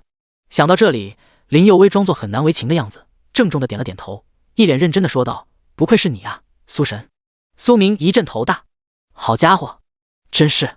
林佑威沉默了一下子，解释道：“我的职业比较特殊，你是知道的，信条刺客嘛，主打的就是一个暗杀、偷袭，所以对武器的要求特别高。现在断刀用的镇京都已经搞定了，就差一颗施救之心。而老爸为我准备的刺客铠甲，咋说呢，基本已经完成了。可是如果能再加一个黄金级材料，将施救血统药剂添加进去，我估摸着怎么着也能爆出一套极品黄金铠甲呀。所以你手里的这些东西对我来说很重要，不论咋样我都要回收啊。”说完这些，林佑威长松了一口气，就连他都有些佩服自己了。这演技不被收录北影教材都说不过去啊。要不是这是一个全民转职的世界，林佑威都有点想走演艺生涯了。随着林佑威的一套小连招弄完，苏明的神情莫名一阵发懵。这种情况换谁都会懵啊，太巧合了，说不过去，总觉着有点问题。不得不说，林佑威对苏明的定位很精准。苏明确实是个老六，谨慎，很狗。此时的苏明已经开始对林佑威产生了怀疑，然而他只是扬了扬眉头，很快便又放下了戒备。原因很简单啊，林佑威和苏明间存在着信息差。如今的苏明已经完成了2转，又一次解锁了2个 SSS 级专长。只要再获得林佑威手里的这几本顶级技能书，苏明在中海市几乎可以算是无敌的存在了。只要保证自己不被秒掉，被秒的就一定是别人。所以就算有诈，苏明也想要试试。只要技能书是真的，其他的都不重要了。要是林佑威给他假货，好的，苏明一定会让林佑威重新认识一下什么叫做见习法师，不，更准确的来说，什么叫做骑着死亡恶龙的见习法师，吓都得把林佑威吓死。真巧哈。苏明若有所思的看了看林佑威，自顾自的呢喃道：“那这样，你算一下，如果是你们蔷薇公会的话，收购我这些物资一共能给到多少价格？然后你这几本技能书又想卖什么价？”苏明不准备多墨迹，直接点明了主题。嗨，林佑威愣了下神，皱起了眉头，不能让苏神太怀疑了，该装还是要装的。苏明哥哥，你看这样好不好？林佑威装作难为情的看向苏明，已经带着些许撒娇的意味了。按照市场价来看，这颗施救之心的价格应该是3亿左右，我们蔷薇公会以6亿回收。听到这里，苏明差点噗呲一声将刚喝下去的冰美式给吐出来了。好家伙，听说过杀价的，反向杀价，林佑威啊，你还是第一个，真牛。然而苏明不动声色，用眼神示意林佑威继续说。林佑威再次皱了下眉头，不好，太明显了，施救之心高价回收，我是诚心要啊，其他的东西的话，苏明哥哥你要不就便宜点卖给我吗？林佑威装作一脸期待的神情，眼神都微微闪烁着了些许光芒。神级演技，噗呲一声，苏明再次被咖啡给呛到了。好家伙，失算了，原来在这里等着我呢。施救血统药剂，价值可比施救之心便宜不了多少。如果苏明愿意等的话，完全可以交给陨石公会去拍卖，到手的价格可不会低。而现在呢，按照林佑威的意思，却想便宜点回收。换句话来说，打折也不是不行。苏明没有拒绝林佑威，而是微微眯了下双眼，带着些许玩味的看着他说道：“那你的技能书也便宜点。”苏明本身就准备将东西卖给林佑威，他们关系本身就好，可以长期合作。其次，林佑威手里的技能书，苏明是真的馋啊。这种级别的技能书，放在其他职业者手里，或许能提升不少实力。可在苏明这里，完全可以当做禁咒来用啊！多的不说，一本圣域术，满级状态下，苏明都能把它给完成原地满血的神技了。那不行！林佑威当即摆了摆手，一脸认真的呢喃道：“这些东西可都不好弄啊，每一本都相当实用。多的不说，如果放在我家拍卖行里，至少也能卖出10几亿了。”苏明皱了下眉头，林佑威说的是实话。心灵之眼、铂金级技能书、辅助技能，都是2亿多的价格。圣域术、治疗技能，全职业都能学习，相当实用，确实能卖出一个顶的价格。再加上另外4本黄金技能，一共拍个10几亿，都已经是很保守的计算了。林佑威看着苏明皱眉，心中一紧，有些焦急了。快说啊，快和我讨价还价呀，然后我顺水人情给你技能书，你对我好感度爆炸，快说啊！在林佑威满心期待的目光中，苏明终于扬了下眉头，开口说了一句：“那我再考虑考虑。”苏明微微一笑，按你这么说，施救之心和血统药剂，如果我愿意多等一段时间，这些物资也能卖出10来亿的价格呀。的确，如果苏明愿意等陨石公会拍卖，完全可以将施救之心这些怪物材料的价格提升一大截，到时候拍卖出10亿也不是不行。别啊！林佑威眼前一亮，急忙顺着苏明的话往下说：“这样的话，我咋办？只要有这颗施救之心和血统药剂，我的专属装备就搞定了呀。”苏明玩味的笑了下：“那你就将技能书打包给我啊，我将这些施救爆出来的材料全部给你，包括那些施救血块。”林佑威表面上动摇了，沉默了很久，他才微微抬起头，用一种幽怨的小眼神看着苏明，弱弱的说了一声：“好吗？说不过你。”随着林佑威一松口，苏明心中当即一紧，兴奋啊！这可是铂金级圣域术啊，还有4本黄金技能书，其中1本可是雷法，雷电系法师技能，这种好东西可不好弄，很难见得到的。而此时林佑威一样心头一紧，兴奋了。终于把东西给送出去了。见到苏明一脸激动的神情，林佑威好看的眸子里闪过了一丝波纹，一样心情好的不行。这么多技能书，苏神一定会记得我的好吧？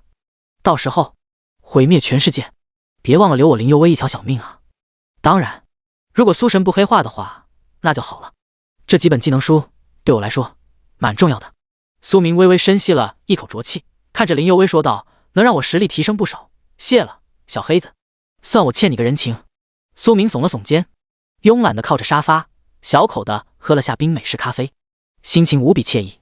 林佑威长松了一口气，学着苏明的样子也靠在沙发上。苏神啊苏神，你可知道为了倒贴你，为了抱住你这条大腿，我一个天真无邪的林佑威烧掉了多少脑细胞吗？很快两人互换了东西，苏明将所有技能书全都收好了，而后又下单了一些小蛋糕，和林佑威吃着点心聊了会天。对了，你家公会有没有御龙术？苏明漫不经心地问了一嘴。御龙术，现目前苏明心中最重要的一件事，没有之一。死亡恶龙 LV 100级 S 级血统强度，这种顶级巨龙坐骑，尽快驯化了最好。苏明不想耽搁时间，万一到时候死亡恶龙转化成了亡灵古龙，在市中心暴乱了，自己不仅捞不到好处，甚至还有可能被死亡恶龙所波及。他的生命值和防御力可不高，一不小心就会凉凉。御龙术，林佑威一愣，不是，前世的苏神也没有学习御龙术啊？咋回事 ？SSS 及诸神黄昏变异了。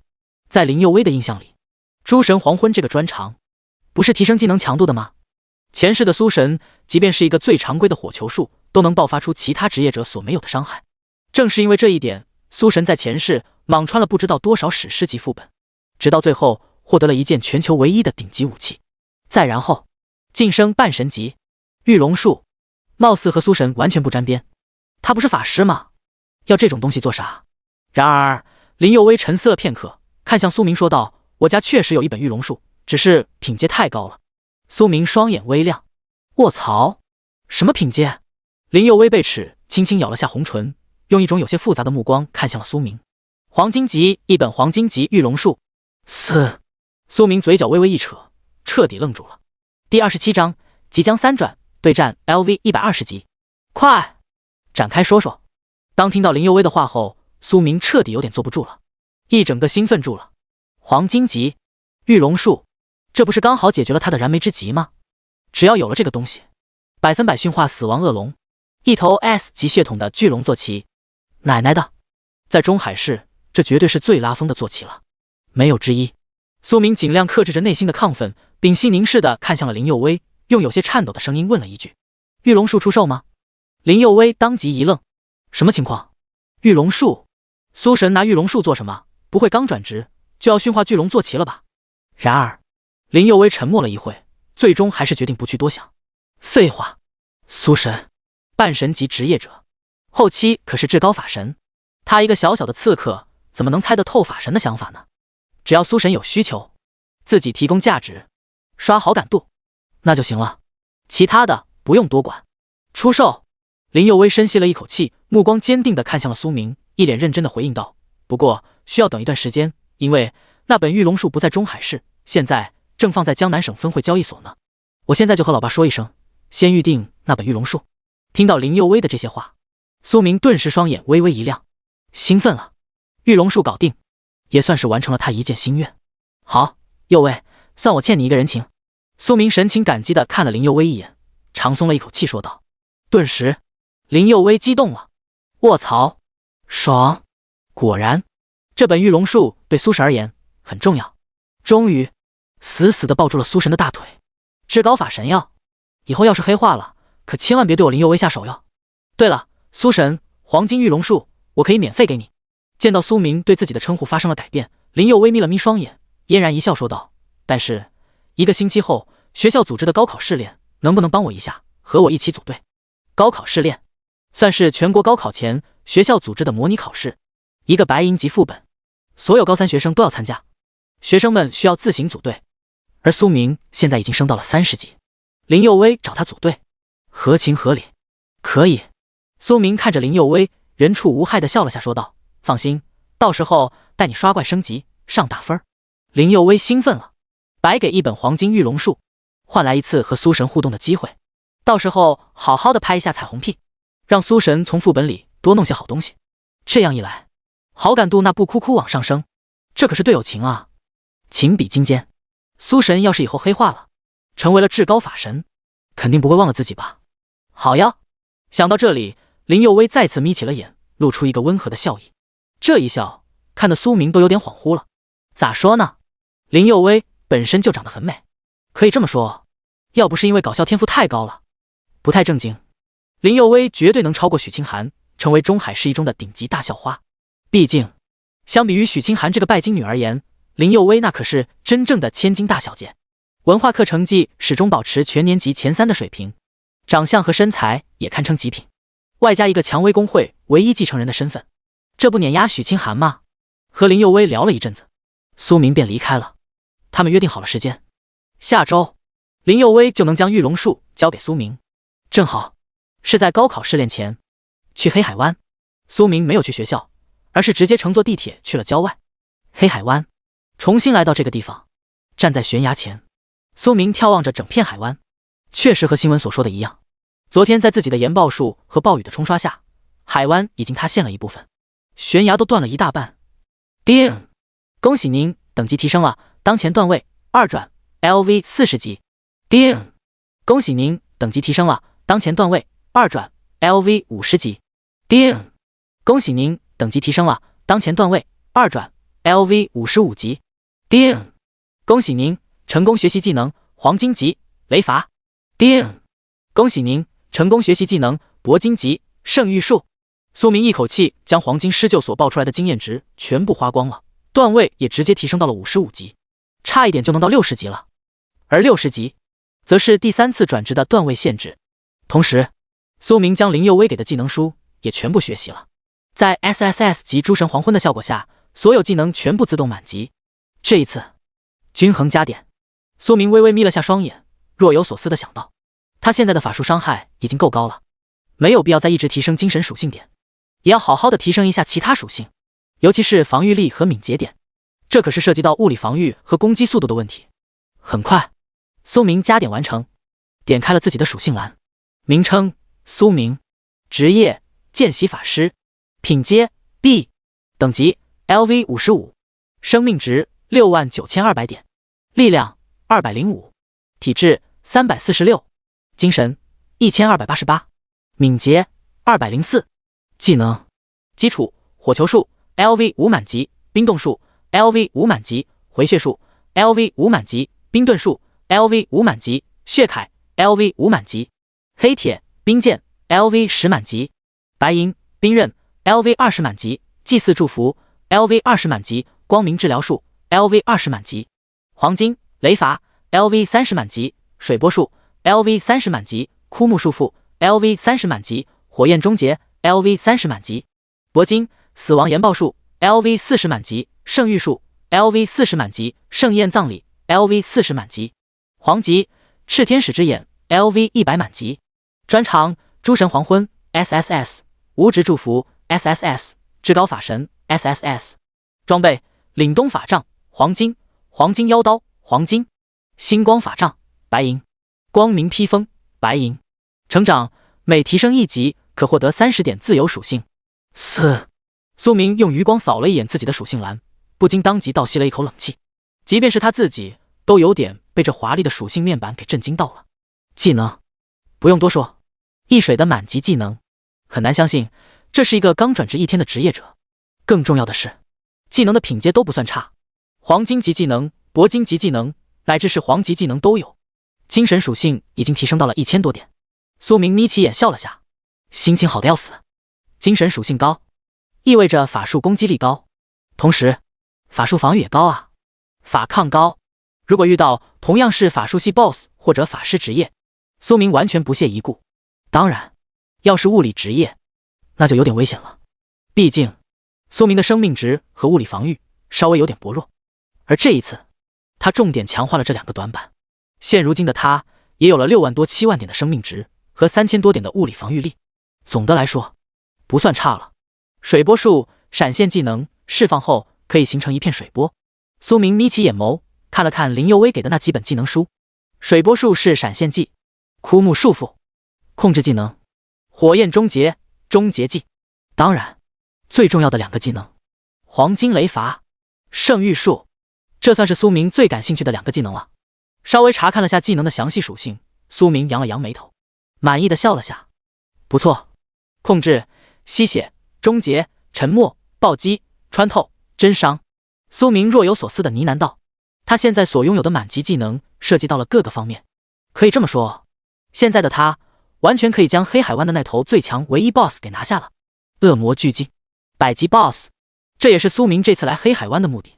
将属性宝石给用了，名称力量宝石，品阶白银级，属性加100点力量属性，名称体质宝石，品阶白银级，属性加100点体质属性，名称精神宝石，品阶白银级，属性加100点精神属性。3颗属性宝石都是黄金施救 BOSS 爆出来的。别看提升的属性不算多，只是 S 级职业者每提升1级所获得的自由属性点。然而，这样一颗白银宝石在市场上的价格却是1000万1颗。叮！恭喜您成功使用白银级力量宝石，力量属性加100点。叮！恭喜您成功使用白银级体质宝石，体质属性加100点。随着一阵冰冷的提示声落下，苏明的3大属性再次得到了强化，生命值也提升了不少。现阶段，苏明的生命值是体质属性的200倍左右。等到他再次转职，生命值的成长度甚至可以达到体质属性的300-400倍。后期，职业者的生命值成长度不仅和体质属性有关，也和另外几个属性的强度有关。这就是为何等级越高的职业者血条越长。当然，职业者和 BOSS 有先天差距。BOSS 怪天生就是血条怪，就拿雪狼 BOSS 来说，仅仅是30级就有24万点的基础生命值。没办法，这就是版本优势。BOSS 怪每提升1级，生命值都会哭提升。也正是因为这一点，职业者才会组队刷怪。如果是相同等级1对1的情况下，职业者绝对干不过 BOSS 怪。火球术用掉了属性宝石后，苏明来到了黑海湾的礁岸边，手握凛冬法杖，随手一发火球术便抛了出去，直接轰向了海湾。这样做只有一个目的，那就是引出海湾里的最强 BOSS 恶魔巨鲸。第28章顶级收获，秒掉巨鲸 BOSS。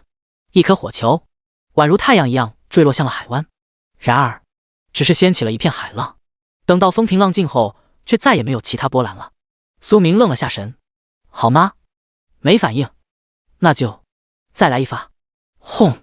又是一声震耳欲聋的爆裂响起，炙热的火球砸向了海湾，让海湾中的海水都微微升高了些温度。要知道，现在的苏明在 SSS 级专长至高法神的效果下，释放的火球数可是没有冷却的。从表面来看，完全就是一发连着一发，所产生的效果相当炸裂。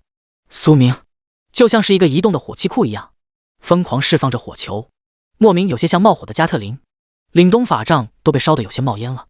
很快，只见黑海湾的海面一阵起伏，卷起了差不多10几米高的海啸，而后一头1000多米长的深海巨鲸从海湾中冒了出来。好家伙，只是瞄了一眼，苏明当即嘴角微微抽搐了下。咋说呢？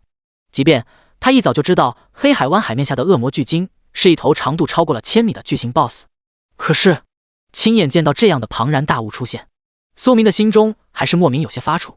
外形相当恐怖，巨物恐惧症都犯了。传闻恶魔巨鲸体内有着一丝驳杂的恶魔血统，同时也拥有着恶魔 BOSS 的一些专属技能，生命值高，物理防御、法抗一样很高。这样的百级 BOSS 对于一名同等级的职业者而言，在百级法师看来，基本上1对1是绝对干不掉的。万一一不小心被恶魔巨鲸的技能所命中了，当场就得凉凉。试一试就是试。苏明微微眯了下眼，打量起了这头巨鲸，外观和蓝鲸有点相似，只是全身都覆盖着一层漆黑的铠甲，一对黄金瞳孔映照着冰冷的光泽。最为可怕的是，这头恶魔巨鲸的后背竟然还长着一排锋利的荆棘，每一片荆棘都和刀刃一样渗人。极品炼金材质。苏明咽了咽口水，回想起了高中人教版语文教科书里的描述，恶魔巨鲸的荆棘可不是什么普通怪物材料，而是极品炼金材质，是能用来制作黄金级法杖的高级物品，价值不菲。炽天使之眼，苏明丢了一个鉴定术过去，准备查看下恶魔巨鲸的详细属性栏。名称：恶魔巨鲸5转 BOSS， 品阶 A， 等级 LV 135级，生命值820万点， BOSS 光环加200万点，力量2500，体质4000，精神2700，敏捷1200，专长锁血 A 100倍生命回复 A 恶魔血统 S 受到伤害即可恢复生命值。技能心灵之眼 S 级词条。恶魔巨鲸拥有着极为恐怖的生命值和物理防御属性，同时也有着极为强大的回血恢复 buff， 每当受到伤害时都能快速回血恢复生命值，当生命值降低到1万点以下后，甚至能触发 BOSS 专属专长锁血100倍生命回复。终结恶魔巨鲸 BOSS 可获得一套极品黄金铠甲恶魔圣铠，此铠甲使用恶魔巨鲸的血统洗礼，可晋升为铂金级。卧槽！苏明看了下恶魔巨鲸的详细属性和专属技能等数据，下一刻他不禁爆了句粗口，太狠了！咋说呢？难怪这头百级 BOSS 待在黑海湾，一直没有工会大佬去解决。原因很简单，恶魔巨鲸的等级只有100来级，生命值和防御力却可以媲美200多级以上的 BOSS 了。最可怕的是，恐怖的回血速度，锁血专长。想杀掉恶魔巨鲸，除非伤害足够爆炸，不然等你法力值都消耗光了，恶魔巨鲸的血条却依旧纹丝不动，回血太快了，比你伤害来得更猛。一头百级 BOSS 的击杀难度已经可以比300-400级的 BOSS 了，怪不得中海市的那几家工会都没谁出手对付。苏明摇了摇头，不禁笑了下。不过，恶魔巨鲸 BOSS 的奖励含金量很高啊。苏明深吸了一口浊气，心脏都止不住的狂跳了起来。从炽天使之眼所泄露的信息来看，只要杀掉了这头巨鲸，便能爆出一件极品黄金铠甲恶魔圣铠，看名称都知道，绝对不会是一件普通铠甲，属性肯定相当炸裂。而最让苏明震惊的是，只要用恶魔巨鲸的血统洗礼一下，黄金级铠甲直接就能晋升为铂金级。奶奶的，铂金级铠甲，这是什么概念？整个中海市能有几件铂金装备？就算有，也不会对外公开，都是那3家工会巨头压箱底的大宝贝啊。而现在呢，只要终结了恶魔巨鲸，苏明便能获得一件顶级铠甲，简直是爽飞了呀！还好那些工会没有炽天使之眼这种顶级鉴定术，要是让他们知道一头百级 BOSS 就能爆出铂金铠甲，恐怕别说恶魔巨鲸了，整片黑海湾都早就被这些工会巨头给掀翻了。苏明微微翘起嘴角，不禁兴奋地笑了声。然而就在苏明愣神的时候，恶魔巨鲸却动身了。只见恶魔巨鲸微微晃动了下庞大的身躯，下一刻，一根根冰箭便从黑海湾深处飞射而来，全部锁定了苏明。苏明瞳孔猛然一凝，这可不是什么黑铁级技能冰箭，而是恶魔巨鲸的专属黄金技能，已经升到了20级左右的破冰箭。别看只有1字之差，伤害却简直是天差地别。冰盾术、回血术、血铠、水波术，苏明被吓了一大跳，当即释放了好几个技能。在 SSS 级至高法神的效果下，他的所有技能都无需吟唱，能够秒放。一霎时间，苏明闪现到了身后10几米的位置，同时全身覆盖了一层血色铠甲，身体前方更是摆列了一堆冰蓝色的盾牌。然而即便已经用了闪现技能和防御技能，苏明却依旧没有挡得住破冰剑的攻势。只听噗呲一声，他的所有冰盾术全部碎开了，血条一震，直接跌落了3万多点生命值。别误会，3万多点伤害可不是恶魔巨鲸的破冰剑伤害结果，而是破冰剑的余波威力。换句话而言，苏明并没有被这些冰箭所命中，只是被冰箭上带着的一些冰渣子给甩到了。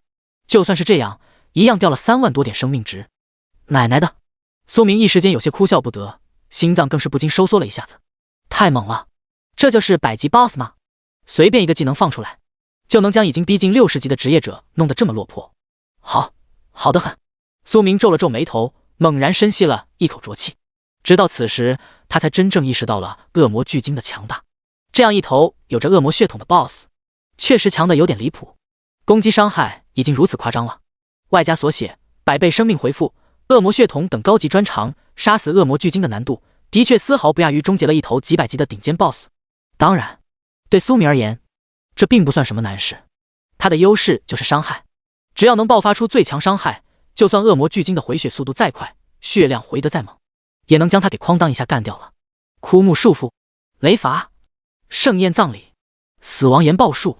苏明神情凝重地看向恶魔巨鲸，手中的凛冬法杖高高举起，一上来就开大了。咋说呢？对苏明而言，直接开大并没有什么问题。技能不需要吟唱，技能没有冷却时间，大招也可以当成小技能释放。下一刻，随着技能一释放，黑海湾顿时一阵波涛汹涌，深海中冒出来了无数根干枯的树藤，一下又一下，直接将1000多米长的巨鲸给束缚住了。不愧是黄金级控制技能，这是苏明第一次释放枯木束缚，没想到效果这么好。饶是他都不禁微微眯了下眼，满意的笑了笑。当然，不仅是枯木束缚是第一次释放，雷伐技能和盛宴葬礼技能都是第一次释放。苏明眯起眼，等待着技能的爆发，心中一阵期待。然而，只见一阵华丽绚烂的雷光一闪而过，黄金一样的火焰在黑海湾中央一阵爆裂。苏明的脑海中当即传来了一阵冰冷的提示声：叮！恭喜您成功击杀 LV135级恶魔巨鲸 BOSS， 获得经验值94万点。叮！恭喜您获得额外经验值60万点。叮！恭喜您获得声望值500点。苏明懵了，惊呆了。卧槽，技能特效都没有看清楚， BOSS 被秒了，说好的很难杀呢，就这。然而在苏明被自己的技能所震惊的一愣一愣的时候，黑海湾却发生了变故，海面席卷起了100米高的海啸，朝着岸边拍打了过来。第一次释放研爆术，黑海湾森林塌了。现在苏明又释放出了满级雷伐和满级盛宴葬礼，宛如禁咒一样的满级技能，咋可能不会波及到海湾？100米高的海啸一下子覆盖向了已经塌了一半的森林和悬崖。而苏明呢，急忙又释放了几次水波术，朝着后方不断闪现。许久后，苏明面无表情地将头探出了海面。是的，他被淹了，黑海湾彻底没了，仅仅留下了一小片陆地。好吗？苏明将海湾给扎爆了。恶魔圣铠。苏明深吸了一口气，憋着气朝黑海湾的中央游去。黄金铠甲呀，这玩意儿可不能丢，不然血亏。叮！恭喜您拾取了物品黄金级恶魔巨鲸血统药剂 X6。叮！恭喜您拾取了物品黄金级恶魔巨鲸血色精气 X12。叮！恭喜您拾取了物品黄金级恶魔之心。叮！恭喜您拾取了物品黄金级恶魔圣铠。苏明将一大堆怪物材料以及铠甲全都捡了起来，而后全部放到了物品栏中，又将自己身上的装备武器也都一一卸了下来。别忘了，苏明可是个老六，黑海湾被炸没了，恶魔巨鲸也死了。这种级别的轰动，要不了多久，中海市的大神职业者估计全都要来黑海湾。而现在，苏明要做的就是伪装成不知情的高中生，匹夫无罪，怀璧其罪啊！要是被大佬们知道自己手里有一套铂金铠甲，那还了得！发育，先不着急装波一。而同一时间，黑海湾森林，一名有着天使一样容颜的清冷校花快要崩溃了。没错，许清寒快要崩溃了。原本他只是想来黑海湾碰碰运气，看能不能找到那名百级法师。许清寒都想好了，但凡能再次见到那名法师大神，一定要用尽浑身解数将大神给拿下，哪怕稍微倒贴一下也不是不行。然而谁知道呢，黑海湾突然发生了变故，100多级的 BOSS 恶魔巨鲸直接冒了出来，而后天色一变，雷电、火焰一阵爆闪，将许清寒给吓得小脸都白了。最气人的倒不是这些，此时的许清寒浑身都被海水给浸湿了，姣好的曲线一览无余。第29章，苏明的身份被曝光，肯定是他130多级的恶魔巨鲸死了。刚刚那个炸掉巨鲸的火焰系技能，应该就是陈老师说的研爆术。许清寒好不容易从起伏的海水中爬了出来，死死地抱住了一棵大树，心有余悸地呢喃着。可是刚才那几波技能貌似都不比研爆术差啊。许清寒咽了咽口水，表情管理都快要失控了，相当震撼地感叹了一句：咋说呢？苏明没有看清雷伐和盛宴葬礼的技能特效，许清寒却恰好目睹了整个过程。太猛了！雷伐技能一开，天地变色，宛如黎明破晓一样，可怕的雷电从云层深处轰出，一下子便将恶魔巨鲸给炸裂的皮开肉绽。盛宴葬礼那就更可怕了，漫天飘零着黄金一样的雪花。别误会，那可不是什么雪花，而是由最猛烈炙热的火焰元素所凝结而成的。火花散下，看上去风平浪静，结果一接触到恶魔巨鲸的身体，顿时一炸裂，爆发出了超出想象的高额伤害。许清寒虽然是个学渣，可是他也看得一清二楚，这些雪花所爆发出的伤害总和，恐怕一下子就超出了600-700万点了，甚至更多，千万级伤害。想到这里，许清寒不禁猛然倒吸了一口冷气，心脏都快要跳出来了，娇躯更是一颤一颤的。百级法师，就算我成绩再差，也看得出来他绝不是百级法师。许清寒嘴角微微颤抖了2下，用只有自己能听到的声音呢喃道：应该至少也是300-400级以上的段位，而职业品阶怕是和陈老师说的一样，是 S 级或者 SS 级。版本更新了。此时的许清寒一阵脑补，都有点不能自己了，彻底兴奋了。这样的顶级大神，肯定要抱住大腿啊！一定要倒贴，一定要好好的把握住机会。在许清寒看来，这名顶级法师大神多半出自 S 级公会乃至是 SS 级公会，地位高，实力强，要是再年轻一点，帅一点就好了。当然，就算老一点也没事，反正不能放过这样的钻石王老五。有人。然而，在许清寒正准备将烘干的紫色长裙重新穿上的时候，身后却传来了一阵细微的响动声。许清寒顿时神情一阵冰冷，好看的眼眸下浮现出了一丝淡淡的厌恶。他没有想到，旁边竟然有人。黑海湾森林都彻底被海水给淹没了，大部分来这里狩猎的职业者，一见到恶魔巨鲸出现，见到恐怖的研爆术出现，早就跑得没了踪影。许清寒留在这里是为了能和法师大神见一面，可其他人在这里做什么？难不成还想要抢法师大神的战利品？苏明。然而，许清寒回头一看，出现在自己身后的不是别人，而是前男友苏明。一瞬间，许清寒皱了皱眉头，脸上的厌恶更加明显了，表情变得极为难看。见习法师，毫无利用价值，除了文化课成绩好一点，还有什么用呢？长得帅，能当饭吃吗？对许清寒这个拜金女而言，苏明现在就是个废物。更不要说和他心心念念的法师大人相比了，完全是一个天一个地。你在这里做什么？许清寒皱起了好看的眉角，语气冰冷地说了一句。而此时，苏明一样愣了下神。哟，这不前女友吗？如今的苏明已经彻底看穿了许清寒的真实面目。之前和自己谈恋爱只是个幌子，最终目的不过是为了让自己给他补课。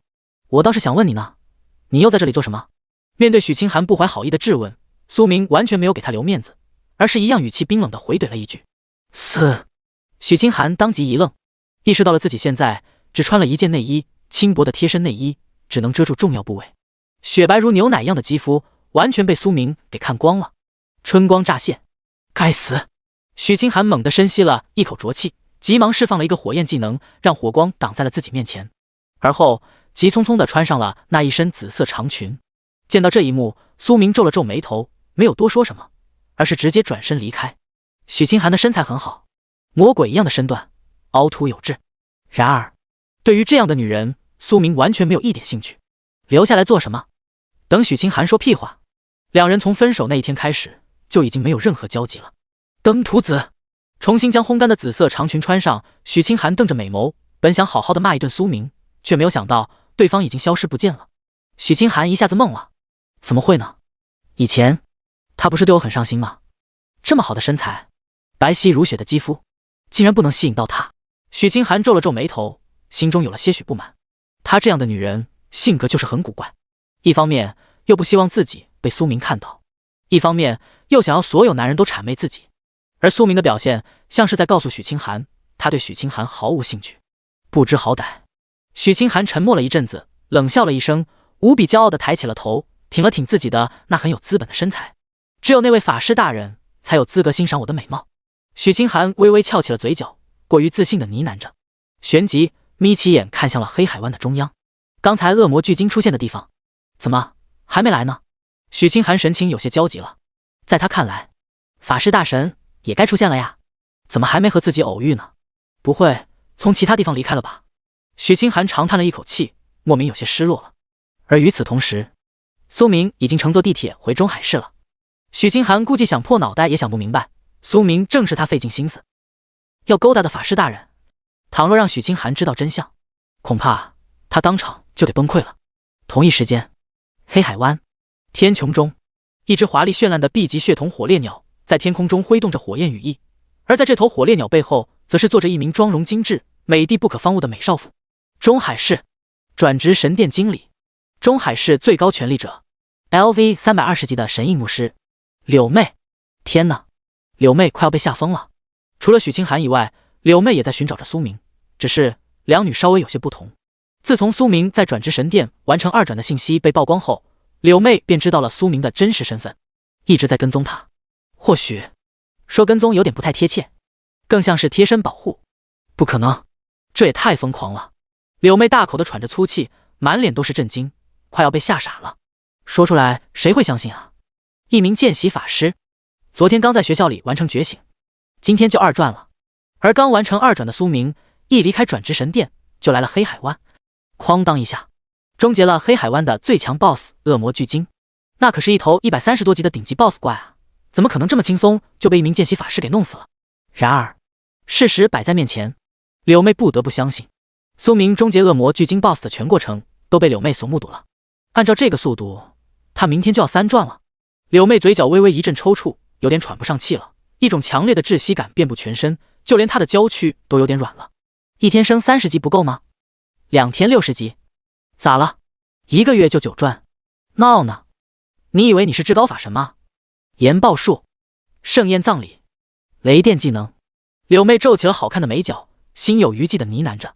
SSS 级专长诸神黄昏， SSS 级专长无职祝福， SSS 级专长至高法神。柳妹真的要哭了。苏明的恐怖程度在她看来丝毫不亚于一场席卷全市的灾难。虽说苏明并不是 BOSS， 只是一名人畜无害的纯情男高中生，可是这样强大的顶级天才能叫人畜无害吗？但凡苏明稍微有点心术不正，对于中海市而言就是一颗定时炸弹。如果他在市中心爆发这些顶级技能，所产生的毁灭效果完全不会比一发劲咒弱呀。那3大 SSS 级专长究竟有什么效果？柳妹娇躯颤抖了2下，用不可置信的声音呢喃道：不会是能让技能等级自动提升到高级状态吧？或者技能自动满级？想到这里，柳妹浑身一震，嘴角再次扯了扯，有点太天马行空了。应该不可能，技能自动满级，这玩意儿太变态了，应该不至于。可是一名法师刚到30级，完成2转，咋可能爆发出如此恐怖的伤害？一下子就将恶魔巨鲸给秒了，1000万级的伤害结果，他能增幅技能伤害，或者能弱化 BOSS 防御？柳妹百思不得其解。不过可以明确的一点是，苏明这个看上去平平无奇，除了长得帅一无是处的高中生，貌似已经有了能单杀100级 BOSS 乃至是200级 BOSS 的能力。不行，一定要尽快和元老会取得联系。这种顶级天才的价值已经不是 S 级职业者能媲美的了。苏明他的重要性恐怕已经是和九转法神一个级别了。柳妹长叹了一口气，莫名有些焦急了。要不找小白问问？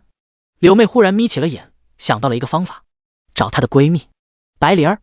倒不是闺蜜的身份有多高，实力多强，只是因为白灵儿的背景很强。因为全国明面上最强的几位大神中的一个，北疆战神白神，正是白灵儿的亲哥哥。柳妹现在已经有点手足无措了。苏明这种情况，他咋可能摆烂？刚转职1天多就能灭了100多级的 BOSS， 这种顶级天才不上报国家哪成啊？为了不让江南省上头的叛徒截胡，现目前唯一的办法也只有将消息曝光给白神了。北疆战神白神在北方为国披甲10几年，应该不会出什么问题吧？值得信任。第30章1天内转职2次，苏明开始第3次。半山别墅，林佑威，帮我给学校请个假，我准备请1个星期。回到别墅，苏明直接给林佑威发了一条微讯，请假。啊？林佑威直接秒回了消息。为啥？苏明皱了下眉头，斟酌了下，最终他找了个借口，妹妹下周要弄觉醒仪式了，我准备给她补补课，做下准备。苏明面无表情地回复了一句，实际上和妹妹苏英没关系，苏明只是准备3转了。恶魔巨鲸可是爆出了100多万点的经验值，如此海量的经验点足够苏明升到60级了，而60级恰好是3转的等级限制。换句话而言，苏明在1天时间内估计要转职2次，而昨天他才1级，想想都有些刺激啊。转职任务一般情况下都比较复杂，尤其是强度比较大的转职任务，多半都需要花费半个月时间。苏明第2次转职完全是巧合，有 SSS 级诸神黄昏这个专长，技能一下子就自动满级了。不然的话，按照正常职业者的情况，想要将一本黄金级技能升到满级状态，至少也要花大半年时间了。除非像林佑威一样家里有矿，背靠头部工会，否则仅仅是一个黄金技能升到满级所要消耗的高级资源，就能将一名普通中学生给卡死，压根没有那么多钱买顶级资源和技能点券。按照苏明的推测，他的第3次转职任务估计不会简单，如果需要去副本刷怪的话，应该至少也要花好几天时间了，所以提前请个假合情合理。好，放心吧，我肯定不和老师说让你被学校开除。林佑威沉默了一阵，贱兮兮地回复道，苏明，我谢谢你哦。那好，下周的高考试炼你找别人组队。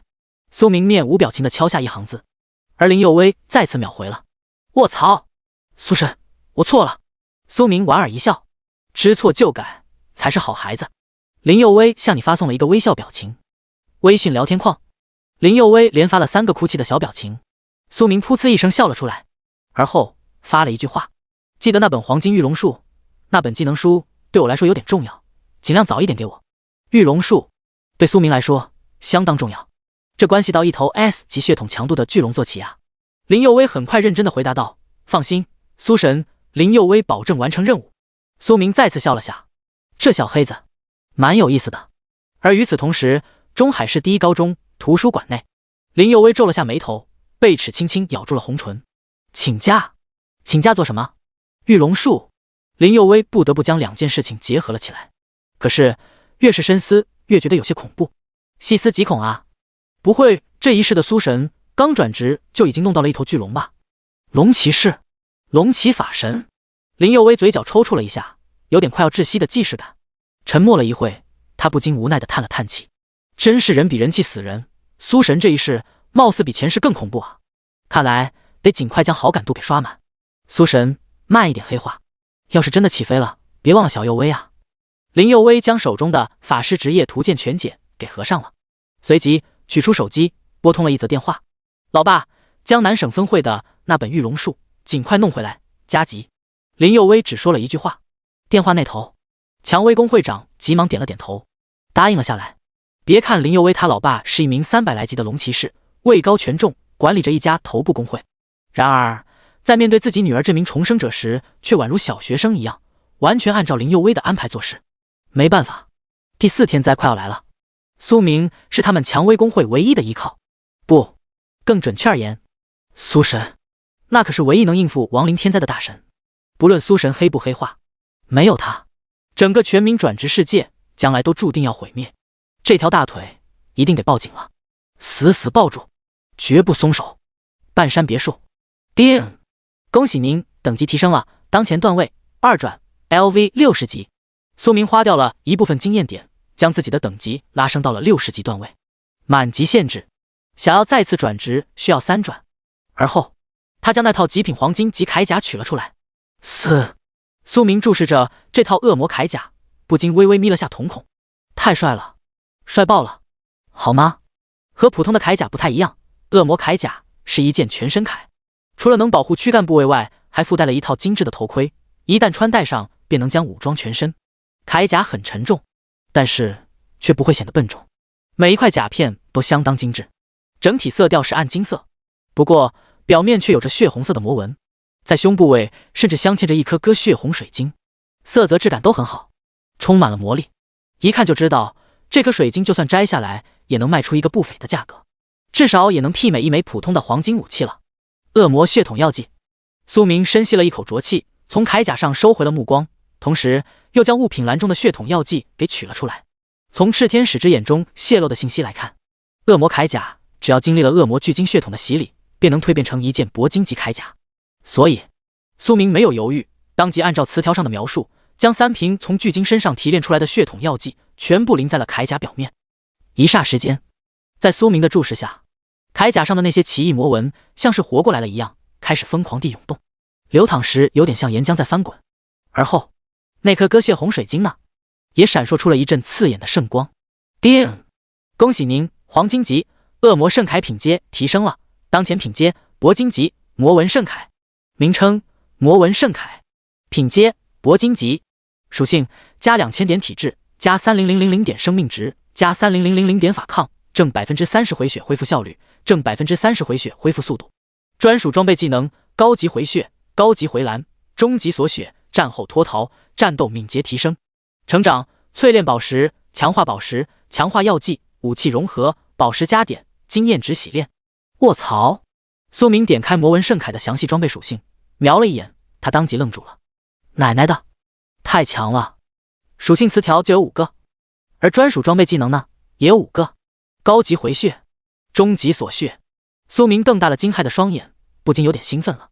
锁血技能，很难相信这玩意儿竟然是装备技。只能说魔纹圣铠确实远远超出了苏明的预期，比想象中的更猛啊！3万多点的生命值，在圣铠的属性加持下，我的生命值也超过了10万点。苏明微微一笑，心情好的不行。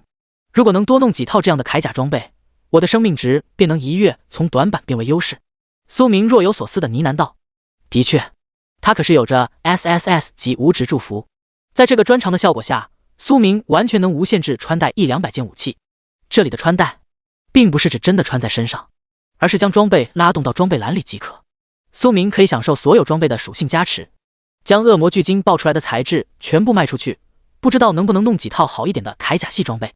不得不说，苏明确实有点馋了。他准备将恶魔巨晶爆出来的东西全部卖出去，多弄一些极品装备。当然，如果是属性炸裂的攻击武器也很好。去转职神殿，开始3转了。苏明惬意地伸了个懒腰，微微眯起眼笑了下。今天绝对是充实的一天。先是2转，而后和林佑威完成了一波交易，敲定了玉龙树，又终结了一头100级 BOSS 恶魔巨晶。现在呢，苏明准备再去一下转职神殿，开始3转，确实很充实，甚至可以说是炸裂了。如果他的档期被曝光出去，恐怕全市的职业者都要被吓疯了。你确定咱们是待在同一个世界？全民转职世界是这么玩的？慢悠悠地离开别墅，从半山腰走了下去。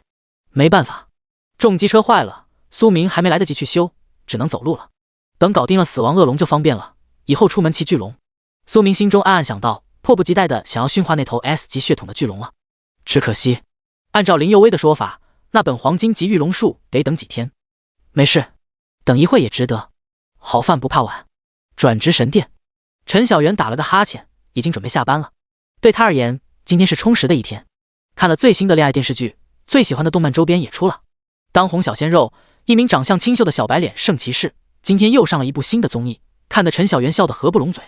当然，还有一件事，今天给一名叫苏明的高中生完成了转职，他来自中海一中，就是那个爆出了3个 S 级职业者的名校一中。愉快的一天，陈小媛看着手机上的时间，马上就要6点了，可以和闺蜜去吃一顿美滋滋的火锅了。然而呢，就在此时，一个熟悉的身影出现在了她的面前。苏明，陈小媛懵了，这不是那个破产小少爷吗？前岭东工会的小少爷，今天早上才来这里完成了2转，咋又来了？是有什么东西落下了？陈小媛皱了下眉头，愣了愣神。不过职业素养告诉他，现在应该起身了。您好，苏先生，是有什么东西落下了吗？陈小媛当即起身，扭动着款款腰肢来到了苏明跟前。不是。苏明微微一眯眼，看向了面前这个穿着包臀裙的黑发制服妹妹，莞尔一笑说道：我来转职3转。陈小媛一愣，以为自己听错了。第3次转职，我已经升到60级了，准备3转。苏明人畜无害地笑了笑，为陈小媛解释道：卧槽！下一刻，陈小媛石化了，表情都彻底凝固了。第31章又是地狱级强度，陈小媛快要疯掉了。3转，不到1天时间就升到了30级，完成了2转。现在呢，上午刚2转，下午就来3转。不是，你真是穿云箭吗？还没下班吧？苏明看着愣神的陈小媛，不禁开口问了一句。啊？没有。陈小媛一阵晕头转向，被苏明给弄得有点崩溃了。她急忙深吸了一口浊气，摆了摆手。沉默了好一阵子，陈小媛终于缓过劲来了。当然，她依旧有点头晕眼花的感觉，不是很敢相信面前这名帅气的高中生真的要3转了。这种情况已经彻底刷新了陈小媛的世界观，连听都没有听说过。目前全国表面上最强的 TOP 第1职业者，这个赛季的最强法师法神，当年也是花了半个月时间才升到60级啊。而苏明呢，一个见习法师，昨天刚觉醒，今天就60级了，只能说变态。苏先生，请跟我来。陈小媛狠狠地掐了一把自己，将那白皙如雪的大腿根都有点掐红了。在确定眼前的这一幕不是在做梦后，他急忙屁颠的带着苏明去了转职大厅。熟悉的 VIP 窗口，苏明按照流程领取了第3次转职的专属任务。叮，恭喜您成功领取3转任务。转职任务：见习法师的试炼，任务强度地狱级。任务介绍：作为一名见习法师，能提升到60级段位，说明你有着相当强大且坚韧的内心。毕竟见习法师的升级难度很大，而能达到这一步，你已经超越了绝大部分的法师职业者。接下来你需要在1个月时间内获取100万点经验值，并提交给转职神殿的引导天使，你将获得与经验值对应的专属奖励，并完成一次华丽的转职。注释：此经验值必须通过 BOSS 怪获取，不可使用经验药剂或经验卷轴。倘若本身有足够多的经验值，只要满足第一条件是从 BOSS 怪那里获取到的，一样视作完成任务。圣光闪烁而过，苏明的面前出现了3转任务，又是地狱级见习法师的试炼。苏明愣了下神，有点懵了。好家伙，见习法师的磨练，见习法师的试炼，合着见习法师就是那么惨呗？等等，100万点经验值。在见到地狱级难度后，苏明稍微皱了下眉头。然而一见到这次的任务竟然只是100万点经验值后，苏明彻底兴奋了。刚终结了恶魔巨鲸，别的东西没有，经验值可不少。就算刚刚苏明用掉了一些，此时他的手里依旧还有100多万的经验点。懂了，合着这一次的任务又可以秒过了。苏明微微眯了下眼，不禁笑出了声。任务难度很低吗？一旁的陈小媛依旧很猛，在看到苏明噗呲一声笑出来后，他不禁皱了下眉，弱弱地问了一声：是的，又是简单级。苏明扬了扬眉头，开了个玩笑。啊？陈小媛愣了。不是，你是幸运女神的未婚夫吗？每次转职任务都是简单级，升级又那么快，不会准备1个月内晋升9转吧？要是真办到了，估计全国都要被吓疯掉。想到这里，陈小媛猛地倒吸了一口浊气，大口地喘着粗气，再不缓一缓，她估计自己大脑都要缺氧了。此时的陈小媛娇躯微微一抖，都快要站不稳了。带我去 VIP 转职店。苏明温和地笑了下，看着一脸目瞪口呆的陈小媛。好。陈小媛都快要哭了，小声地回应了一声，如同小学生一样点了点头。来到 VIP 转职店专属的包厢内，苏明娴熟地关上门，注视着面前的引导天使雕像。按照任务介绍来看，之前储存的经验值只要是从 BOSS 那里爆出来的，就一样可以使用。所以苏明点击了自己经验池里的经验值，全部提交给了引导天使。而后，圣光闪耀，苏明浑身都被那璀璨的圣光所包裹住了。叮！恭喜您成功提交转职任务，获得了引导天使、炽天使的奖励：钻石级技能强化卷、铂金级技能强化卷。叮！恭喜您成功完成3转，当前职业 S2 级见习法神。叮！恭喜您获得转职反馈奖励，加50000点生命值。叮！恭喜您解锁了见习法神专属技能铂金级灭世天雷铂金级水神怒火铂金级黑暗降临。冰冷的提示声让苏明沉默了，默不作声，惊呆了。谁能想到啊？第3次转职，苏明终于摆脱了见习法师这个职业，直接提升了3个档次，从 B 级升到了 S2 级。然而稍微有一点点无奈的是，貌似依旧是个见习，只不过不是见习法师了，而是见习法神。没事，见习法神也是法神。苏明只是愣了愣神，便转而笑出了声。要知道，全国明面上最强的几名职业者，其中一位便是法神，9转女法神云云 SSS 级职业。换句话来说，苏明只要能不断转职，到了大后期一样能晋升为 SSS 级法神。100万经验值兑换的奖励居然是铂金级和钻石级的强化卷。3转任务是提交100万经验值，苏明提交成功了，同时也获得了炽天使所给予的奖励。只是有点超出预期的是，奖励未免也丰厚了一点吧。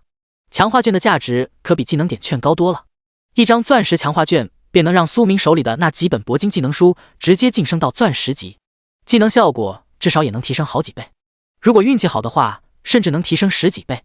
一本钻石级技能书，100万点经验值，哪个价值更高？不用多说，舒服啊！苏明深吸了一口气，发自内心的感叹了下。除了职业品阶提升，技能强化卷，苏明这一次还获得了5万点生命值反馈，解锁了3个铂金级法神专属技能。转职反馈奖励只有生命值，没有其他属性。苏明扬了下眉头，心中暗自呢喃道：2转的时候，4维属性可是全都提升了一波，现在呢，只有1个生命值，相比之下确实有些少了。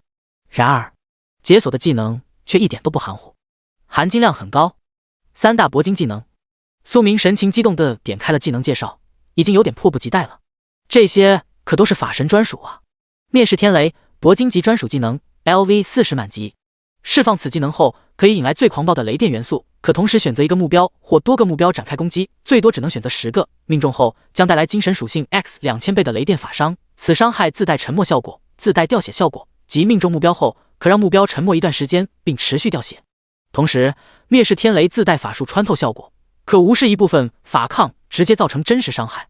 水神怒火铂金级专属技能 LV40满级，释放此技能可引来最为纯净的水系元素，并形成水蛇，根据幻化的水蛇数量而消耗法力值，幻化的水蛇越多，消耗的法力值越大，最多可幻化10条水蛇。此技能可用于控制多个目标，并打断目标的技能释放，克制目标的基础属性，同时带来精神属性 X1000倍的法术伤害，以及力量属性 X200倍的物理伤害，有一定概率可触发怒火法爆，带来2倍法爆伤害。黑暗降临铂金级专属技能 LV40满级。死！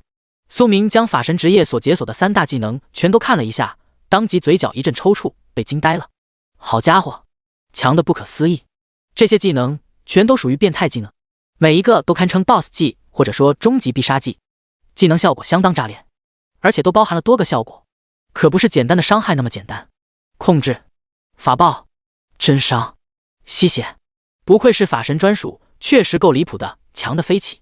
苏明微微眯了下双眼，无比兴奋地感叹了一句。当然，在转职为见习法神后，除了解锁了额外的专属技能外，苏明的属性栏也发生了一些细微的改变。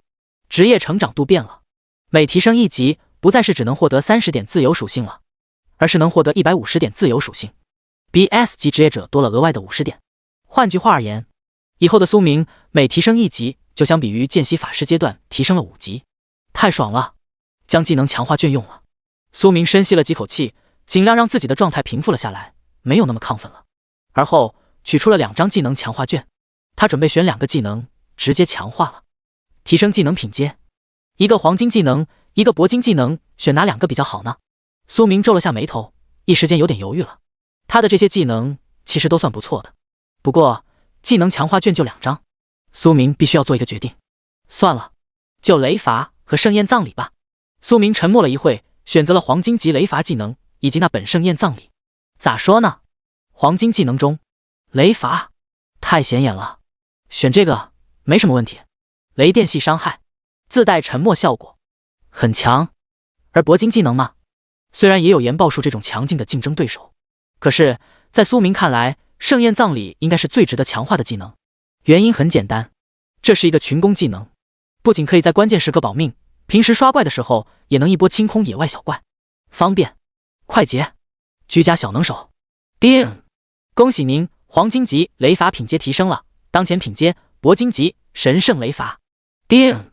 恭喜您，铂金级盛宴葬礼品阶提升了，当前品阶钻石级圣光洗礼。第32章第一本钻石级技能。随着一阵冰冷的提示声落下，苏明获得了2本崭新的技能书：神圣雷伐、圣光洗礼。点开神圣雷伐技能详细介绍，苏明眼前微微一亮，伤害效果很强，和灭世天雷有的一拼，甚至更有优势。因为神圣雷伐自带吸血效果，不仅有高额的法爆伤害、雷电攻击，还自带吸血效果。这本技能书的价值不用多说。而后是圣光洗礼，苏明迫不及待地点开了这本钻石技能书的详细介绍，下一刻他却愣住了。卧槽！苏明咽了咽口水，被震惊得一愣一愣的。相比于先前的盛宴葬礼，这本圣光洗礼的技能特效和攻击方式倒是没有太大的改变，唯一变化比较明显的是，圣光洗礼除了有原先的火焰伤害外，晋升钻石级后多了一个光明系伤害。这玩意儿可是亡灵系和黑暗系 BOSS 的克星啊！光明伤害的强大众所周知，除了有超高的法爆和克制效果外，甚至能净化一些负面效果。当然，这不是苏明震惊的原因。他之所以如此震撼，是因为圣光洗礼这本钻石技能书将原先盛宴葬礼的黄金雪花的数量给提升到了1000片。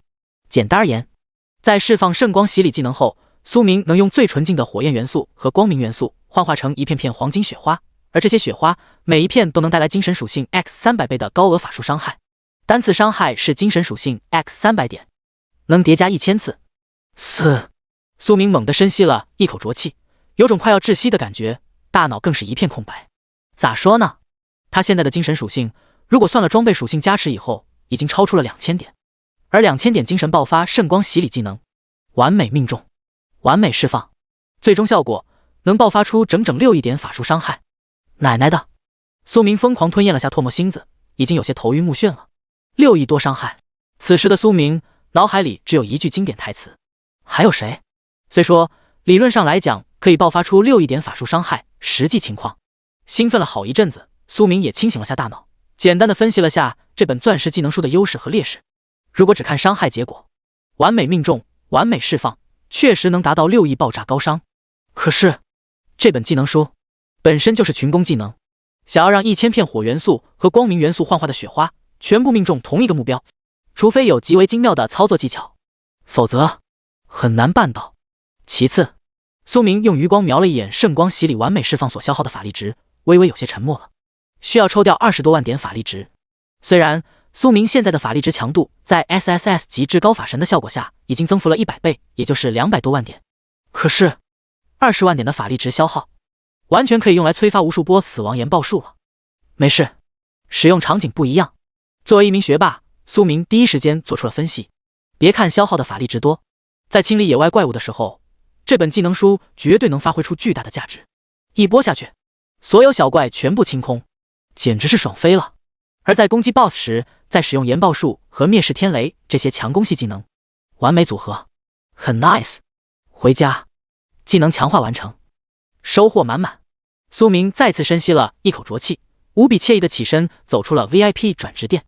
今天确实是很充实的一天，苏明也有点累了，准备回半山别墅好好的睡一觉。推开门，陈小媛站在门口，依旧保持着一脸目瞪口呆的表情。这个黑发制服妹子恐怕到现在都没有想明白，为什么会有职业者1天内完成2次转职，简直是变态。苏先生，您完成转职了。陈小媛一见到苏明出来，当即浑身一激灵，像是回过了神来一样。完成了。苏明温和的笑了下，冲陈小媛摆了摆手。我还有事，先走了。啊，好的好的，下次再来。陈小媛神情木讷的点了点头。不对，下次再来。别明天又来了呀！陈小媛可不想自己刚恢复过来的精神状态再次被苏明给击溃。回家休息下，明天去博物馆转一转，看看那头死亡恶龙咋样了。苏明打了个哈欠，心中暗自呢喃道：有空也要去一下中海市图书馆，查阅一下法神的职业详解情况。法神这个职业历来都是最顶级的热门职业，然而全国范围内转职成法神的职业者却屈指可数。苏明就算文化课成就再好，对法神的了解也并不多，他需要去图书馆多查看一下这个职业的各种数据，只有这样才能将职业的优点发挥到极致。同一时间，中海市市中心一家星级餐厅的 VIP 包厢内，两名极品美女正皱着眉头交谈着。两女的身份都不算低，一名是中海市转职神殿经理，地位如同城主一样的存在，正是柳妹，而另一名则是当今大夏龙国北疆战神的亲妹妹白灵儿。当然，白灵儿还有另外一层身份，神官祭祀，负责为中海市的高中生觉醒职业。如果苏明在场的话，一定能认出白灵儿，因为就是白灵儿给苏明做的觉醒仪式，最后爆出了一个见习法师职业。当然，觉醒成见习法师和白灵儿无关，只和职业者自身的潜能有关。所以，你的意思是说，昨天在中海市一中从我手里转职成见习法师的那个小帅哥，今天已经升到30级，并完成了2转，然后你亲眼见到他在黑海湾终结了 LV135级的恶魔巨鲸。不仅如此，炸掉整个黑海湾的幕后始作俑者也是他。此时，白灵儿一脸目瞪口呆地看着坐在自己面前的柳妹，她的声音一如既往的酥酥麻麻，很像志玲姐姐，听上去极为悦耳。然而，此时那动听的声音却显得有些颤抖，甚至能听到抽吸冷气的嘶声。没错，柳妹嘴角微微一阵抽搐，目光复杂地看着白灵儿，沉默了一阵子，再次开口说道：其实这些都不算重点，重点是他解锁了3个 SSS 级专长，分别名为诸神黄昏、无职祝福、至高法神。咋说呢？以我的权限，只能查看这3个专长的名称，不能确定这些专长的具体效果。不过可以确定的是，他的职业潜能绝对超出了中海市目前所有高中生。不，准确而言，今年这一届全国范围内没有哪个高中生能比他更强了。那可是 SSS 级专长啊，还不止1，而是3个，想想都有些疯狂。随着柳妹的解释声一落地，白莲再次沉默了，而后她狠狠地掐了一把自己的大腿根，吃疼地叫了一声：不是在做梦啊！白莲大口地喘着粗气，用纤细的手指按压了下自己的太阳穴，神情无比凝重，脑细胞快要烧干了。全国最强高中生，不，在白莲看来，如果这一切都是真的，苏明的潜能怕不是全国第1高中生那么简单了，而是整个大夏龙国历届以来的最强法师。职业确实很拉胯，见习法师 B 级，可是3个 SSS 级专长就注定了苏明的未来绝对不会简单，至少也能达到当今9转女法神一样的地位，那可是国之重器啊！所以你的意思是想让我联系我哥？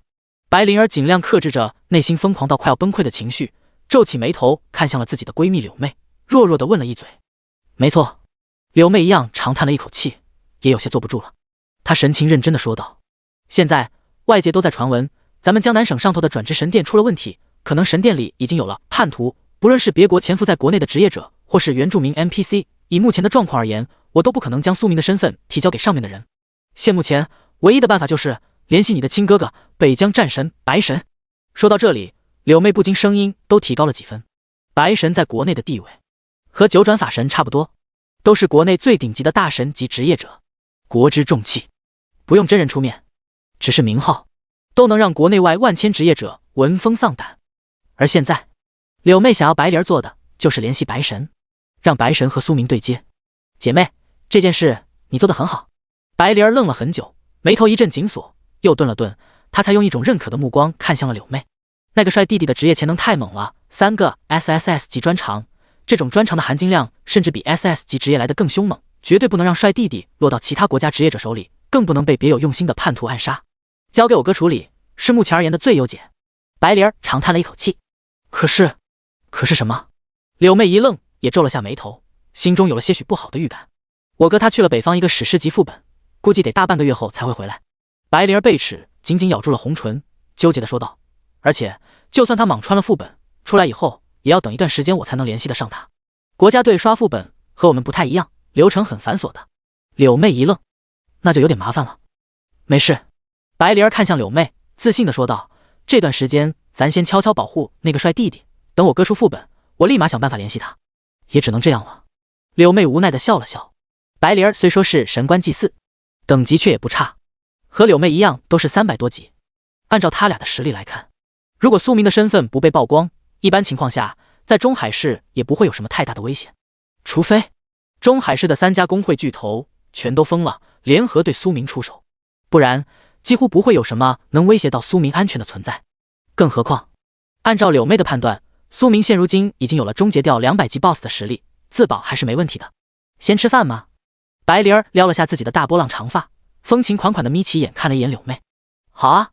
柳妹嫣然一笑，急忙给白灵儿夹了一块红烧肉，气氛一下子轻松了起来，不再那么压抑了。然而就在此时，柳妹的手机刷新出来了一条短信：转职神殿，职业者的转职情况。不是已经下班了吗？怎么还有人转职？柳妹愣了下神，解锁了手机屏幕，查看了一眼。然而就是这一眼，柳妹当场愣呆了，手里的筷子都掉到了地上。卧槽！苏明又升到60级了，已经完成了3转。职业 S2 级法神。第33章魔龙铠甲。咋了，宝？见到柳妹如此反常的反应，白灵儿微微扬了下眉，有些愣住了。自己这个闺蜜在外人面前一向都是端庄优雅的女神形象，几乎不会为什么事情而激动。今天因为苏明的事情震惊一下，很正常。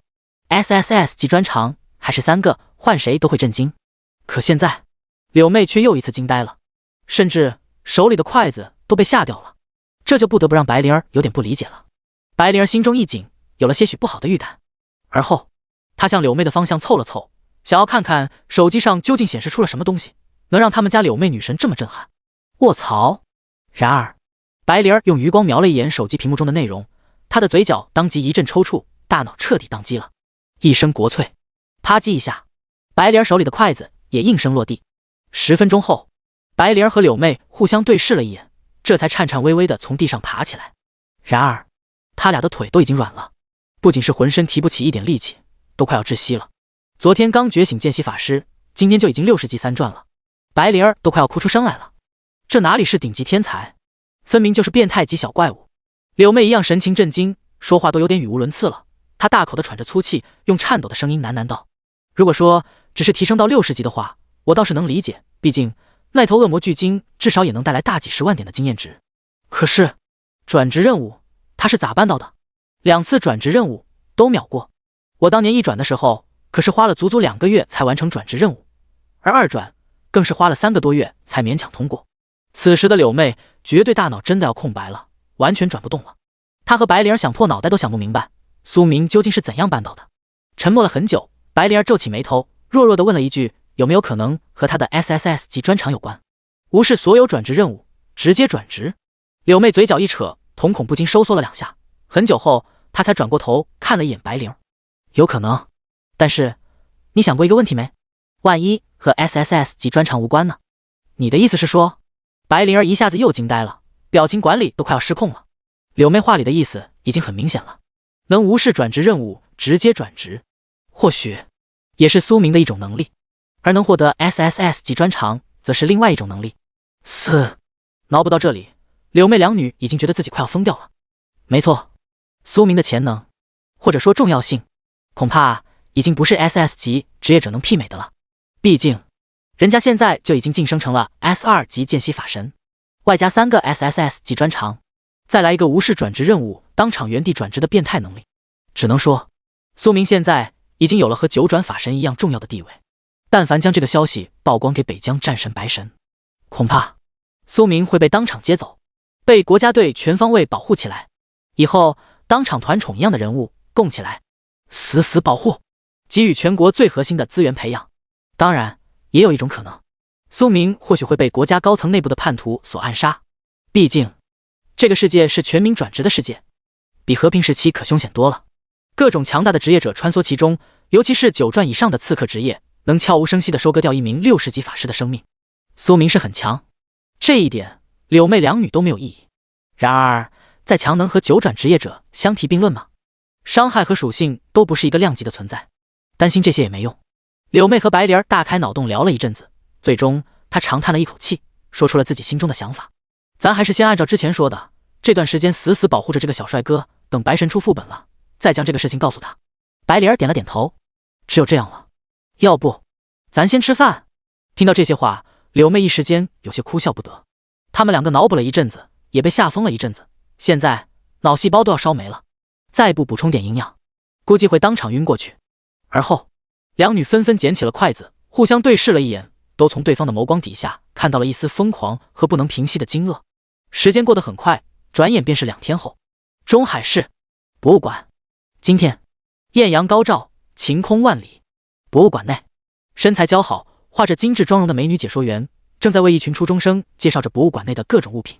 这个便是咱们中海市唯一的一头 S 级血统巨龙化石了。美女解说员笑盈盈地看着面前的一大堆初中生，眯起眼笑着问道：“有没有哪个小朋友知道这头巨龙叫什么名字啊？”在美女解说员的互动下，博物馆里立即响起了一阵叽叽喳喳的吵闹声。初中生们瞪大了兴奋的双眼，异口同声地说出了一个名称：死亡恶龙。死亡恶龙。一群小朋友身后，一名长相帅气、戴着金丝框眼镜的青年也微微眯起了双眼，用只有自己能听到的声音小声地呢喃着：“没错，这名青年正是苏明。”在完成了3转以后，苏明便回了半山别墅，一觉睡了2天。没办法，面对恶魔巨鲸这种百级 BOSS， 战斗时必须要保证精神状态完全绷紧。苏明几乎累到透支了，所以才一觉睡了2天。而今天他醒来后便直接来了博物馆，准备再欣赏一下自己已经预定的 S 级巨龙坐骑死亡恶龙。当然，苏明也准备再碰碰运气，看博物馆里还有没有什么东西能解锁高级词条，万一又捡漏了呢？没有 F 级词条、D 级词条，又是一个 F 级。苏明离开了初中生队伍，独自在博物馆里闲逛。可惜看了一圈也没有找到高级词条。换句话而言，博物馆里的东西都没太大的价值。也是，能爆出一头 S 级血统的巨龙坐骑已经不错了，再来一个好东西，多少有点贪婪了。苏明讪讪一笑，自顾自地呢喃道。然而，就在他准备离开的时候，博物馆中央，几名身穿搬家公司制服的中年男人将一件无比破烂的铠甲给放在了玻璃橱窗内。苏明的瞳孔当即微微一凝，不禁倒吸了一口冷气。2个原因：第一，能放在博物馆正中央的位置，说明这件东西价值很高，甚至比死亡恶龙化石的价值更高。第二，苏明注视着这件破碎的铠甲，心脏都不由得收缩了一下。咋说呢？铠甲太大了，几乎是正常铠甲的10几倍乃至几十倍。很明显，这不是给职业者使用的铠甲，而是坐骑铠。苏明伸出手，稍微比划了一下，双眼不禁一亮。按照这个尺寸来看，貌似是一件巨龙坐骑铠。苏明有些兴奋了。巨龙坐骑铠，这不恰好了吗？死亡恶龙能用啊！只是有些可惜，这件坐骑铠已经破损了。但凡是件全新的铠甲，也不会放在博物馆里展览，多半又是拿给初中生、高中生这些弟弟妹妹们观赏的东西，没有任何实用价值。炽天使之眼 S 级词条，破损的魔龙铠甲，极品黄金级铠甲，由原住民 NPC 一名来自光明帝国的顶级炼金师制作而成，曾经为 S 级血统魔龙的专属坐骑铠甲。可惜在一场史诗战争中破损，魔龙铠甲也被遗弃到了世界的角落。使用恶魔巨鲸血统药剂，可直接恢复魔龙铠甲的磨损度，无需再使用额外材料，无需依赖炼金师。卧槽！苏明正因为魔龙铠甲是一件高磨损度装备而叹息时，炽天使之眼恰到好处地刷新了出来。S 级词条 NPC 制作而成，使用恶魔巨鲸血统药剂就能恢复磨损度。苏明惊呆了，他确实没有想到自己竟然真的又捡漏了，而且还不是一般的漏，是大漏。要知道，在全民转职世界里，黄金级装备的价值本身就很高，几乎是一本黄金技能书的10倍以上。然而，坐骑铠甲的价值那就更贵了，尤其是巨龙坐骑铠甲，更是黄金装备的好几倍，乃至是10几倍。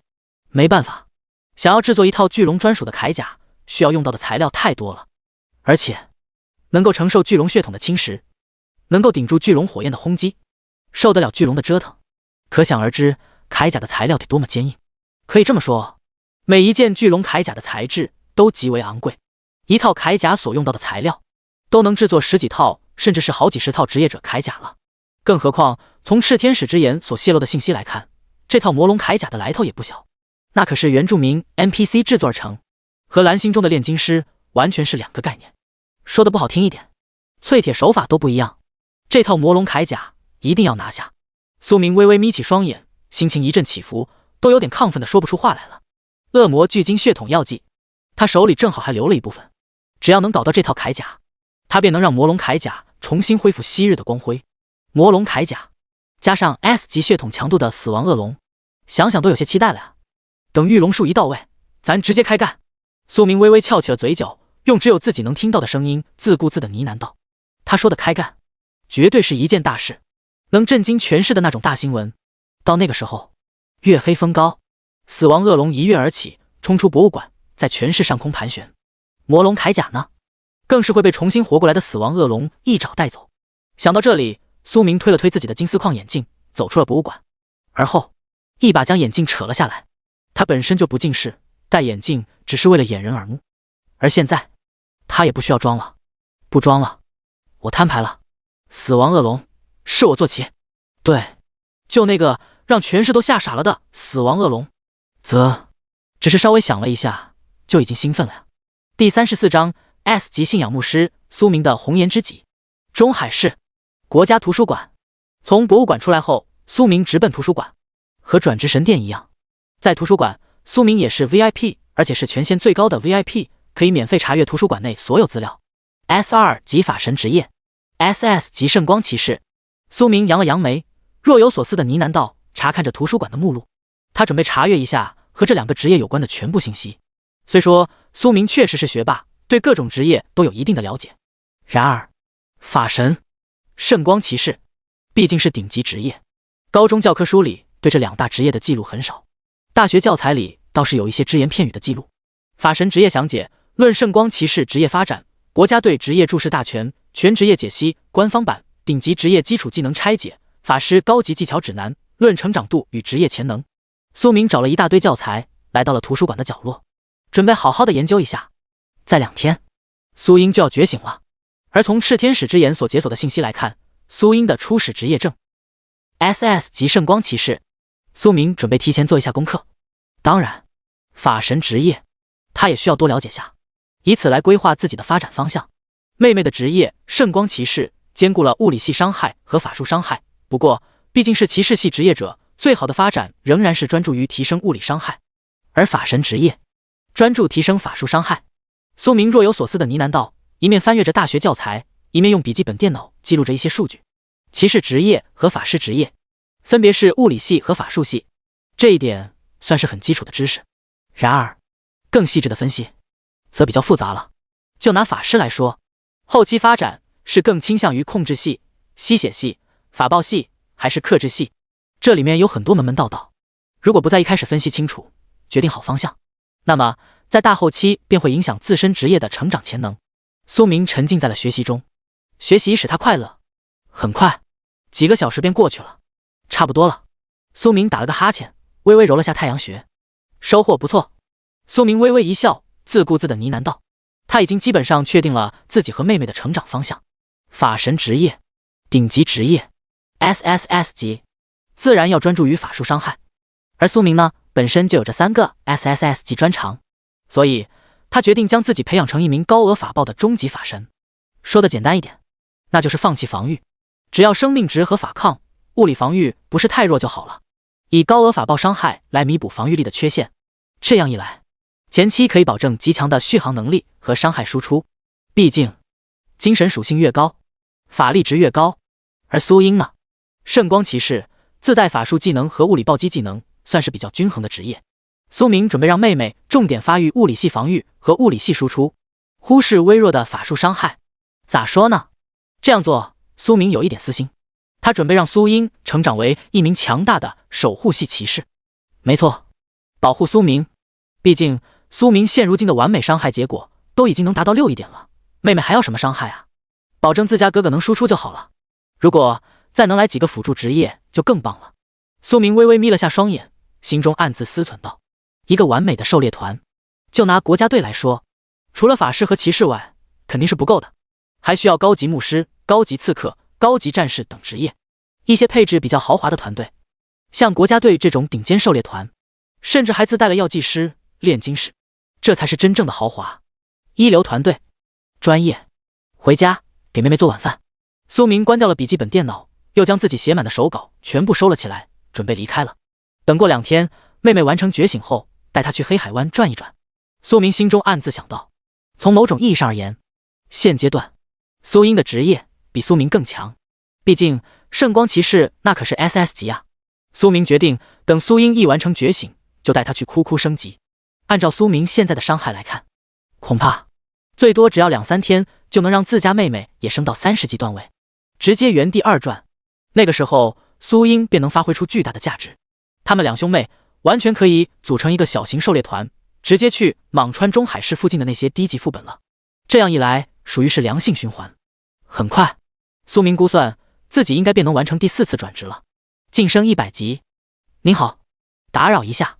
就在苏明准备将借来的教材还回去的时候，一旁传来了一声软糯的小声音。回头一看，出现在自己面前的竟然是一名极品大美女，五官很精致，纯欲风，穿着一件针织衫，披着一件奢侈品小外套，雪白的大腿丝滑紧致，小脚则是踩着一双精致的凉高跟。有事吗？苏明扬了扬眉头，如沐春风一笑。是这样的，我想问一下，您是附近的大学生吗？漂亮妹妹小声地问了一嘴。我看您一直在翻阅研究生必修教科书。苏明愣了一下神。不是。哦，我是附近师范附中的学生，我可以请教您一个问题吗？漂亮妹妹再次开口问了一声。而此时，苏明则是微微眯了下眼，释放了炽天使之眼技能。他想看看这个妹子的职业情况。名称：杨雪米，职业：信仰牧师，品阶 S， 等级 LV12， 生命值：力量、体质、精神、敏捷。卧槽！只是瞄了一眼，苏明当即心脏咯噔了一下。好吗？又是一个 S 级。中海市最近是咋了？这么多 S 级。林佑威、许清寒、顾阳、苏英，现在又来了个不认识的杨雪米。苏明微微深吸了一口浊气，准备回一句杨雪米这样的顶级职业者可以认识一下，对自己有好处的。然而就在此时，神级选择再次触发了。叮！恭喜您成功触发神级选择，当前剧情 S 级牧师的仰慕。选择1，拒绝杨雪米。虽然这是一名神颜天才妹妹，又是 S 级牧师职业者，可是作为一名法神，现目前的重点事业可是提升自己的职业等级，怎么能随意勾搭漂亮妹妹呢？奖励1柄黄金级法杖。选择2，答应杨雪米，并耐心地讲解她不懂的知识点，而后添加一下联系方式，以后你将多一个红颜知己，说不定杨雪米还能成为你的暧昧对象呢。奖励黄金级装备龙骑战靴。选择3，无视杨雪米，女人只会影响我拔刀的速度，只要心中无女人，自然能疯狂升级转职，成为9转大神。奖励1万点经验值，100张技能点券。随着冰冷的提示声在脑海中响起，苏明当即愣了下神。卧槽，这一次的奖励一如既往的丰厚啊！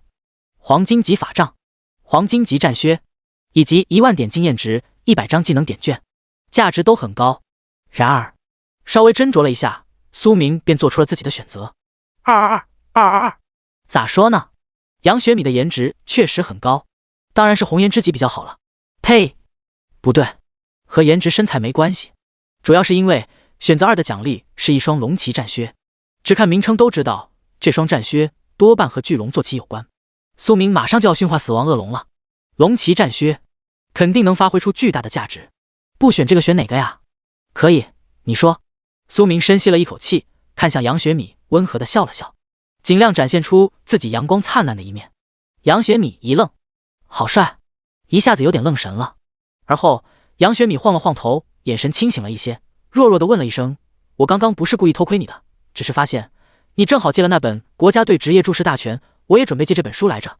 苏明莞尔一笑，点了点头说道：那你有什么不懂的地方，可以问问我，如果我知道的话，和你讲解一下。苏明没有装腔作势，他的文化课成绩确实很顶，多的不说，大学教材他基本已经自学完了，一般情况下不会有什么问题能难倒他。就算苏明不懂，也能找出对应的教材，可以指点一下杨雪米。更何况杨雪米只是师范附中的学生，一名高中生的问题能有多复杂呢？总不能一开口就是可控核聚变吧？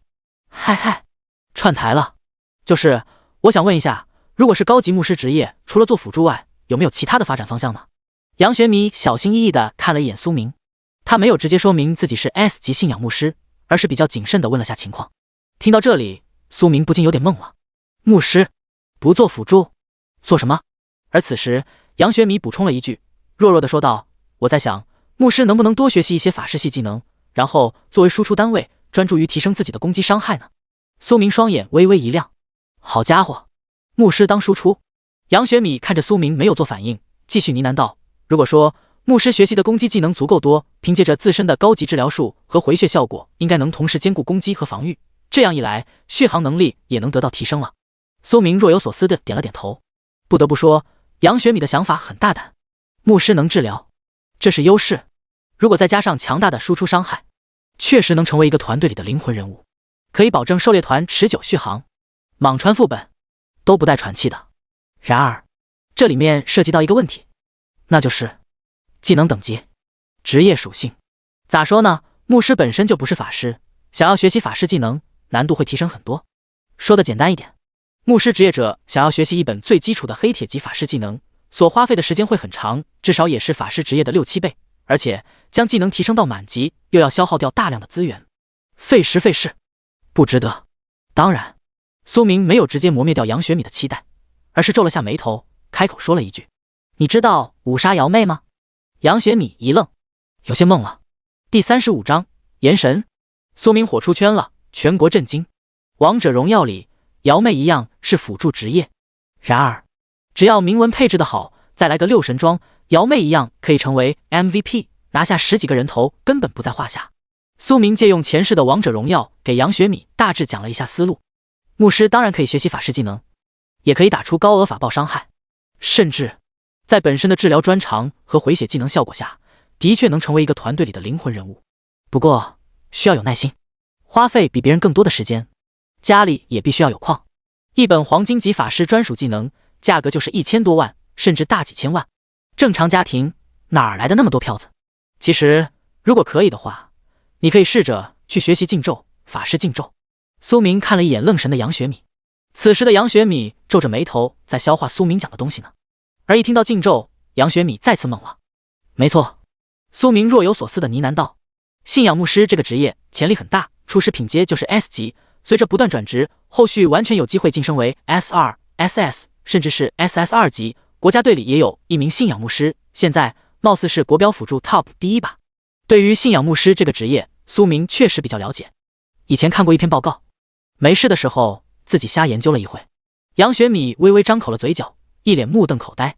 他咋知道我是 S 级信仰牧师？苏明无视了杨学米的震惊，再次开口说道：“信仰牧师最大的特点是成长度比一般职业者高 ，S 级职业每提升1级可以获得100点自由属性，而信仰牧师则是每提升1级获得30点自由属性以及100点精神属性。换句话而言，玩的就是精神点。这种成长度本身是为了保证牧师职业的法力值和治疗术技能释放频率。然而，如果脑洞大开的话，在某种意义上来讲，信仰牧师的法伤确实也很高。学禁咒吧。”苏明冲着杨学米笑了笑。如果你真的想将牧师职业玩出新花样，确实可以当一名禁咒牧师。说完这些，苏明长松了一口气，有点瞎吹的意味。当然，理论上完全可以办到，这不和瑶妹是一样的吗？6神装瑶妹，不一样可以当 MVP 吗？只是实现起来略微有一点点困难，一点点。最重要的是，禁咒这种东西吧，贵得要死。中海市总共就只有6本禁咒，而且全都在工会手里。杨学米想要弄一本禁咒，基本不太现实。当然，苏明只管教，最后的情况如何，他管不着。瞎扯吗？谁不会？然而，此时的杨学米却瞪大了惊骇的双眼，神情震惊地看着苏明，有点恍然大悟的感觉。苏明扬了下眉头，好家伙，这丫头不会真信了吧？没事，也算给人家一个新思路了。万一背景比较强，家里人真给他弄了一本禁咒呢？保不齐呢，我啥时候能弄本禁咒啊？苏明嘴角微微一扯，不禁心中呢喃了一声。而后他摆了摆，向杨学米说道：“我先走了哈，还有点事，下次再见。”杨学米一愣，急忙回过了神来，叫住了苏明：“那个，可以等一下吗？我们可以加个微信吗？”杨学米微微一阵脸红，弱弱地说了一声：“我叫杨雪米。苏明温和地笑了下，正中下怀，加了微训。神级选择奖励可就弄到手了，看来自己已经拿捏住了杨雪米。没错，苏明之所以提到禁咒的事情，就是为了引起杨雪米的兴趣。这不，直接就加微训了吗？苏明眯起眼笑了下，而后扫码添加好友，备注一波娴熟的操作。叮，恭喜您成功完成选择，奖励已发放。随着苏明和杨雪米添加了好友，冰冷的提示声也在苏明的脑海中响了起来。黄金级装备，龙骑战靴，到账了。苏明微微半眯着双眸，心脏都不由得一紧，爽啊！又是一件黄金装。黑海湾，从国家图书馆出来后，苏明便直接来了黑海湾。他现在刚3转，原本从恶魔巨鲸那里弄来的经验值也全部提交给了超凡引导天使，是时候升一下等级了。还有2天，苏英就要开始觉醒职业了，一名 SS 级圣光骑士。苏明打算在妹妹觉醒前将自己的等级提升到70级，2天升个10级，不算过分吧？现在的黑海湾，苏明站在黑海湾礁岸前，嘴角不禁微微抽搐了一下，有些被震撼到了。没想到，在自己的几波满级技能下，这片海湾已经彻底沦为了废墟，被深海给吞没了。森林、悬崖、陆地都没了，留下的只是一片浅海滩，而原本聚集在这里的野外小怪更是不见了踪影。你们听说了吗？咱们中海市来了一名法师大神，外界传闻哈，叫做炎神，老猛了。黑海湾就是被炎神一波禁咒给炸掉的。苏明身旁传来了一阵沸沸扬扬的吵闹声，一名长相精致可爱的小女生正眯起眼和身旁的姐妹们说着八卦新闻。看样子这群小妹妹应该也是高中生，校服上佩戴着3中的徽章，估计刚觉醒职业没多久，等级全都是7、8级的段位。而学校里的老师则是守在他们身旁，和许清寒等人差不多，学校组织了一场刷怪活动，带着学校里的天才职业者们来黑海湾提升等级。炎神听上去好帅啊，难不成和法神一个水准？另一名扎着丸子头的小妹妹一脸兴奋地问了一句：法神？你是说9转法神云韵？妆容精致长相可爱的小女生咽了咽口水，白了一眼丸子头妹妹，小声的呢喃道：那应该不至于，云神都什么水平了，国内 TOP 第1阶梯的存在，炎神的话目前来看应该还是差了不少，不过将来就说不准了。我听我老爸他们说，炎神可是有着一本顶级技能书言报数，不仅如此，还拥有一本火焰系禁咒，一本雷电禁咒，最变态的是，除了这些以外，炎神还有很多顶级的治疗技能和控制技能。说到这里，穿着漂亮校园制服的可爱小女生扬了扬头，比兴奋的嘟囔道：而且啊，按照炎神所爆发的伤害来看，职业品阶至少也是 SS 级，段位至少达到了300级，不，至少达到了400级，这比咱们中海市第1职业者不知道强了多少。蔷薇宫会长貌似也只是一个300多级的龙骑士而已。随着小女生的话一说完，周围的学生妹妹们全都睁大了震惊的双眼，不禁发出了一声倒吸冷气的嘶声。所有人都惊呆了，一整个石化，猛了 ！SS 级职业，400级段位，禁咒，太溜了！就是不知道炎神长得帅不帅，多少岁了？可爱的制服小女生微微一笑，神情期待的说道：要是能偶遇的话，一定得加个微训，好想和这样的法师大神谈恋爱啊！与此同时，苏明沉默了，默不作声，大脑一片空白，有点说不出话来了。好家伙，不是他故意偷听啊，是恰好就听到了。然而，如果苏明没有猜错的话，这群小妹妹口中所说的炎神，貌似就是自己。禁咒？苏明哪来的禁咒？不过只是满级技能而已。而小妹妹们所说的禁咒，貌似是盛宴葬礼和雷罚这2本技能书。现在谣言都传得这么离谱了吗？苏明不禁噗呲一声笑了出来，自顾自的呢喃道：SS 级职业，差的不算很多。可是终结巨鲸恶魔的时候，苏明才 B 级呀，只是一个见习法师。至于3、400级的段位，就稍微有点夸张了。之所以能爆发出如此恐怖的伤害，完全是因为满级技能书，外加苏明本身的精神属性点足够高。可是，在其他人看来，满级技能书根本不太可能，高级技能咋可能升到满级？即便是法神，也没有基本技能是满级状态。所以他们全都误解了苏明，以为这是一名等级超高的法师大神，只有这样才能爆发出动辄几百万上千万的高额法术伤害啊！想到这里，苏明不禁讪讪一笑，打开手机一看，各大短视频 app 的地方热搜竟然都很自己有关。炎神这个名字在中海市算是火爆了，几乎全市的职业者都在讨论。当然，苏明的身份貌似没有被曝光，这热度可比当时许清寒转职成了 S 级圣焰法师来得更加凶猛啊！苏明若有所思地想着，轻声笑了一下。许清寒觉醒出 S 级职业，全国各大高校都向他抛出了橄榄枝，破格招收，甚至都不用高考。中海市各大工会也疯狂给出各种优渥的福利，想要招募许清寒进入工会。那一次，许清寒算是火出圈了，也正是因为这个原因，他才和苏明分手。然而，苏明现在的身份、眼神、火爆程度却比当时的许清寒更猛，已经波及到了全国，俨然有种成为了国民级话题的新闻。不知道妹妹完成觉醒后 ，SS 级圣光骑士会不会引来更爆炸的轰动？苏明苦笑了一声，心中暗自想到 ，SS 级圣光骑士的价值很高，多半比自己的热度更高。到时候可得把妹妹盯紧了，别让那些垃圾工会招募苏英，尤其是永恒工会，什么玩意儿？先看看龙骑战靴，再刷一波野外小怪。苏明将魔纹圣铠穿戴好，头盔也遮住了脸颊，而后大步朝着黑海湾的深处走去。海水已经没过了小腿，不过对苏明来说问题不是很大，不会影响战斗。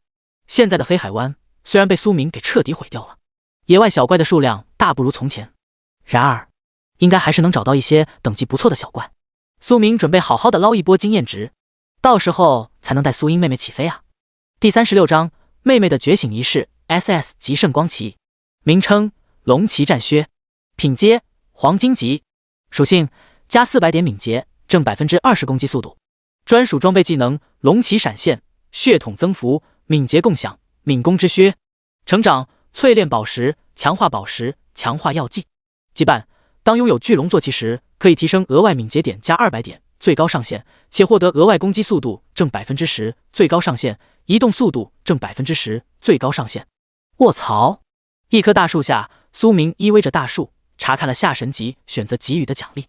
只是用余光瞄了一下，苏明便不由得震惊了。属性很强，别看只是黄金级，属性词条和专属装备技能却一点都不含糊，含金量很高。尤其是专属羁绊，在拥有巨龙坐骑时，可以获得额外的属性加持。S 级血统的死亡恶龙应该能让羁绊的属性加成提升到最大限度吧？苏明微微眯了下双眼，心中暗自思忖道。换句话而言，这双龙骑战靴能给我带来600点的敏捷属性，攻速提升了 30%， 移速提升了 10%。苏明咽了咽口水，有点兴奋了。这仅仅只是基础属性提升，别忘了这件装备还有4个专属装备技能呢。闪现，属性增幅，高额敏捷，高额敏攻，能享有巨龙坐骑的一部分敏捷点和高额攻速。苏明微微翘起了嘴角，双眸中噙着一丝玩味的笑意。太爽了！说真的，有了这双龙骑战靴，再加上死亡恶龙的辅助，苏明的战力至少也能提升3-4倍了。他的法伤本身就高的吓死人，如果攻速再提升一波，岩爆术、圣光洗礼、神圣雷罚，这些技能确实已经可以算作是禁咒了，甚至比禁咒更加恐怖。无需吟唱，没有冷却时间，只要苏明的法力值足够长，便可以一直释放这些满级技能。不错，苏明直接将龙骑战靴穿戴在了身上，属性一下子提升了不少。要是这样的战靴能来100件的多好！苏明若有所思的喃喃了一声。要知道，他的 SSS 级专长无职祝福已经打开了限制，苏明哪怕只是2转段位，却可以使用100件装备，穿100双战靴，没问题吧？不是真的穿在身上，而是放置在装备一栏。苏明可以享受100双战靴叠加的所有属性。对于这个专长，苏明一直都有点耿耿于怀。咋说呢？他现在微微有点穷，如果和林佑威一样家里有矿，备考蔷薇工会，此时的苏明用得着还来黑海湾刷野怪吗？早就搬空了家里的交易所，将所有装备全部穿在身上，一波下来，属性点至少能提升10几倍吧。不，如果装备品阶好一点的话，提升个100倍再正常不过了。无敌！苏明双眼微微一亮，不禁笑出了声。奶奶的，他现在身上3大 SSS 级专长，每一个如果能发挥到极致，貌似都能直接让他无敌了。不说全国无敌，至少中海市谁也拿捏不了他。2天后，晴空万里，阳光灿烂。中海市第3中学和一中一样，3中的仪式广场也很大，3-4千名高中生正在排队，准备开始人生中最重要的觉醒仪式。而在角落里，苏明微微眯起眼眸，拍了拍自家妹妹苏英的头，等会放轻松，别紧张。你虽然是全校唯一一个高2学生，但是我相信你肯定能觉醒出一个不错的职业，等会吓呆全校师生。听到苏明的话后，苏英微微一愣，而后噗呲一声笑了出来。什么品阶的职业才能吓呆全校师生啊？不会是 S 级吧？苏明扬了扬眉头。S 级？笑了。那算什么？你可是苏英，炎神的妹妹，至少也得来个 SS 级圣光骑士。苏明玩味的笑了笑，看着苏英说道：放心吧，哥哥昨天去老君洞给你算了一卦，肯定能觉醒成 S 级职业者，等会你就瞧好了吧。苏英眼前一亮，不禁抱了抱苏明。苏明一愣，好软，好大。而后苏英昂起头，神情期待地看着苏明说道：那好，我等会肯定卯足了劲去觉醒，一定不让哥哥失望。对了，哥哥，你现在多少级了呀？沉默了一会，苏英好奇地问了一声。苏明愣了愣神，如实地说道：72级。噗呲一声，苏英差点被自己的口水给呛到了，眼睛都瞪大了，一脸目瞪口呆。LV 72级，别人不清楚，苏英可是清楚得很。自家哥哥上周才刚完成觉醒仪式，初始职业见习法师 B 级，可是现在呢，短短1周，哥哥却提升到了72级。这职业这么猛的吗？比 S 级圣骑士还要溜，哥哥好厉害啊！苏英愣了下，转而嫣然一笑。在苏英眼里，自己的哥哥一直都是最棒的，升到72级，貌似也很合理。我也要像哥哥一样厉害。苏英鼓着小脸给自己加油打气。看到这里，苏明不禁心中一阵酥麻，妹妹真可爱啊。下一位同学，苏英，这是咱们学校唯一一个提前觉醒职业的高2学生。正在这时，学校的广播里传来了一阵通报声，讲台上的神官祭祀念到了苏英的名字。快去吧。苏明拍了拍苏英的肩膀，笑盈盈地催促道。好哟。苏明歪了下头，甜甜地笑了下，而后恢复了往日高冷的表情，朝着讲台走去了。别看苏英在哥哥面前一脸人畜无害，可可爱爱，在外人面前也是很高冷的。没办法，作为中海市3中唯一的女神校花，颜值、身材、天资都是天花板级的存在。苏英的追求者可太多了，比林佑薇和许清寒加起来都要多好几倍。不高冷一点，每天都得烦死。更何况在苏英心里，其他人压根就比不了自己的哥哥，连一根汗毛都比不了。也正是因为这一点，苏英从小到大都没有谈过恋爱，纯纯的一个歌控。哇，到女神觉醒了，好漂亮啊！死！我现在好嫉妒那个见习法师啊，他咋就那么好命呢？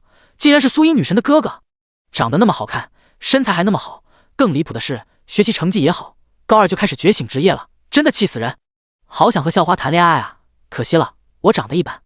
不是，兄弟，你长得还一般啊，你就比门将哥哥差一点了，很帅的好吧？门将是谁？自己上抖音 app 去搜索。我估计啊，今天校花肯定能惊艳全场。模拟考试和职业潜能测试结果已经出来了，校花最次也能觉醒个 A 加级战争职业。尊都假都 A 加级，可惜了，那么顶级的职业，外加天使一样的颜值，魔鬼一样的身材，这样绝美的校花，居然有个废物哥哥。那个苏明啊，我可听说了，就是个见习法师，虽说也算是法师，可和苏英校花比起来，确实是个废物啊。这个是事实。不过嘛，苏明学长长得帅啊，我觉着比坤坤更帅。哪里来的小黑子，竟然敢言语我们家哥哥？真爱粉在哪儿？赶紧出列，挨个报道。记妮太美点 JPG， 点开可查看表情包。随着苏英一登场，全校师生都不禁微微张开了嘴角，发出了一阵阵的感叹声。今天，苏英穿了一身金色长裙，头上还佩戴着黄金饰品，将她给映照的宛如一名从神话副本里走出来的天使，美的不可方物。而苏英的职业潜能，几乎所有人都知道了，潜能测试都是 A 加级，觉醒的职业绝不会太差。最次也是个 A 加级战争职业，将来可是能成为跺一跺脚就震慑中海市的大人物啊！然而，今天苏英的哥哥也来了，苏明的身份也被学校里的男同学给挖了出来。B 级见习法师不算差，在普通人中算是很不错的职业了。可惜和苏英这样的极品大校花比起来，确实有点废物。许多自认为自己条件不错的男同学，更是用一种轻蔑的眼神看了看一旁的苏明，有点不屑地笑了笑。废物！同一时间，苏明微微一愣，不禁噗呲一声笑了出来。对于这些话，他已经免疫了，心中连一点波澜都掀不起来。他现在已经转职成了 S2 级法神。将来最次也能达到 SSS 级职业强度。更何况苏明还有着3大 SSS 级专长，未来保不齐还能再解锁几个更变态的专长。如果这样也算是废物的话，那么中海市就没有天才了，全国也没有天才了。9转法神韵都得当场自闭，北疆战神白神也要沉默寡言，烧2根烟。对于这些异样的声音，苏明压根就懒得解释，只是抱着双臂安静地等待着自己妹妹觉醒。SS 级圣光骑士，苏明无比惬意的半眯着眼看向了讲台。说实话，他都有点期待妹妹的觉醒情况了。虽然炽天使之眼从来没有出现过错误，基本是100%准确，然而 SS 级职业可不是什么 S 级，含金量高了几十倍。初始就是 SS 级，未来那是保底也能转制成 SSS 级啊，说不定还能创造神话，成长到传说中的 SSSSS 满星职业。没错，即便是9转法神韵，也并不是职业者的极限。在 SSS 级上面还有更强的 SSSR、SSSS、SSSSR， 只是那种东西在大夏龙国的历史中从未出现过，只能算是个传说。5S 神话，想想都有点让人兴奋。第37章，苏英的 S 级专长加倍惊艳。苏英同学将双手放在这颗水晶的表面，然后放轻松，将精神聚集在眉心处。在全校师生的热议声中，讲台上身穿黑丝的神官祭祀也微微眯起了双眼，眼眸含笑地引导着苏英觉醒。好，苏英点了点头，按照漂亮神官的指引，将纤纤玉手放在了水晶表面，而后一阵璀璨的圣光从水晶中央弥漫了出来，将神官和苏英都笼罩在了其中。卧槽 ，SS 级圣光骑士，我的个亲娘嘞！随着圣光一出现，神官祭祀当即爆了一句粗口。国粹一开口，全校也都懵了，鸦雀无声，噤若寒蝉，目瞪口呆。全校所有人，不论是老师还是学生，表情都出乎意料的一致。实话，表情凝固，呆如木鸡。闹呢 ？SS 级圣光骑士，中海市一中一个 S 级都已经在全国范围内掀起了一股不小的热度，全国的顶级大神和头部工会都将注意力放在了中海市内。然而，苏英的职业竟然是 SS 级、S 级、S2 级、SS 级，高了整整2个档次啊！疯了，彻底疯了！一时间，全校所有人都觉得大脑一片空白，有点快要窒息的感觉，什么话也说不出来了。而此时，在学校的角落里，苏明微微靠在一棵大树前，眼神中噙着一丝玩味的笑意。果然，真是圣光骑士。苏明一样情绪亢奋，虽说他一早就预料到了自家妹妹觉醒的职业多半和炽天使之眼所泄露的信息一模一样，可是亲眼见到苏英觉醒成功，这种感觉还是有点差别。兴奋的情绪不断蔓延，苏明的心脏都不禁咯噔了2下，有点喘不过气来了。而此时，讲台中央，白灵儿微微张开了嘴角，有种如鲠在喉的错觉。她现在脑细胞都要烧干了，瞪大了惊愕的双眼，直勾勾地看着面前这个身材和颜值都堪称极品的3中大校花。没错，这次为苏英觉醒的神官祭祀依旧是白灵儿，转职神殿经理柳妹的闺蜜。1周前刚为苏明觉醒了见习法师职业，而现在苏英也在白灵儿手里完成了觉醒。两兄妹，一个有3个 SSS 级专长，职业是 S2 级法神，刚完成了3转；一个是 SS 级圣光骑士。奶奶的，这家基因这么好吗？不对，白灵儿心脏一阵狂跳，嘴角微微一阵抽搐，大脑都要缺氧了。貌似苏明和苏英并没有血缘关系。卧槽，苏英能觉醒出 SS 级圣光骑士，难不成也和苏明有关？炎神，这他娘的是创世神吧？白灵儿一阵脑补，都快要面瘫了，表情管理在一刹那间失控，嘴角扯了扯，都要流哈喇子了。神官大人，谢谢你哦。此时的苏英反应明显比白灵儿要冷静得多，她只是稍微震惊了下，便恢复了正常的神情，冲着白灵儿嫣然一笑说道：“我先下去了。”听到苏英的话后，白灵儿这才深吸了一口浊气，急忙克制着内心疯狂震撼的情绪，晃了晃头，尽量让自己清醒过来。下一个，苏英走下讲台，直接奔着苏明屁颠屁颠地跑了过去。哥哥，我觉醒成功了，是 SS 级圣光骑士哟。苏明一把抱住了扑过来的妹妹，目光溺爱地摸了摸她的头，笑着说道：“真棒，等会哥哥就带你去黑海湾刷怪，尽早让你提升到30级段位。”谢谢哥哥。苏英眼前一亮，无比雀跃地笑了笑。而此刻，全校学生和老师的目光齐刷刷地汇聚向了苏明兄妹俩，眼神和白灵儿差不多，一样呆若木鸡，大脑都快要宕机了。沉默了好久，众人才稍微清醒了过来。卧槽！圣光骑士 SS 级，这可比中海一中的3大 S 级猛多了呀！不说了，今年的中海市绝对会成为全国最火爆的网红城市。黑马！中海市虽说是个座临海小城，但是今年却成了全国最大的黑马。不仅出了林佑威等3名 S 级职业者，咱们3中又出了一位 SS 级。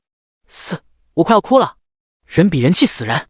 苏英女神不仅长得那么好看，职业也那么强，我活着还有什么意思啊？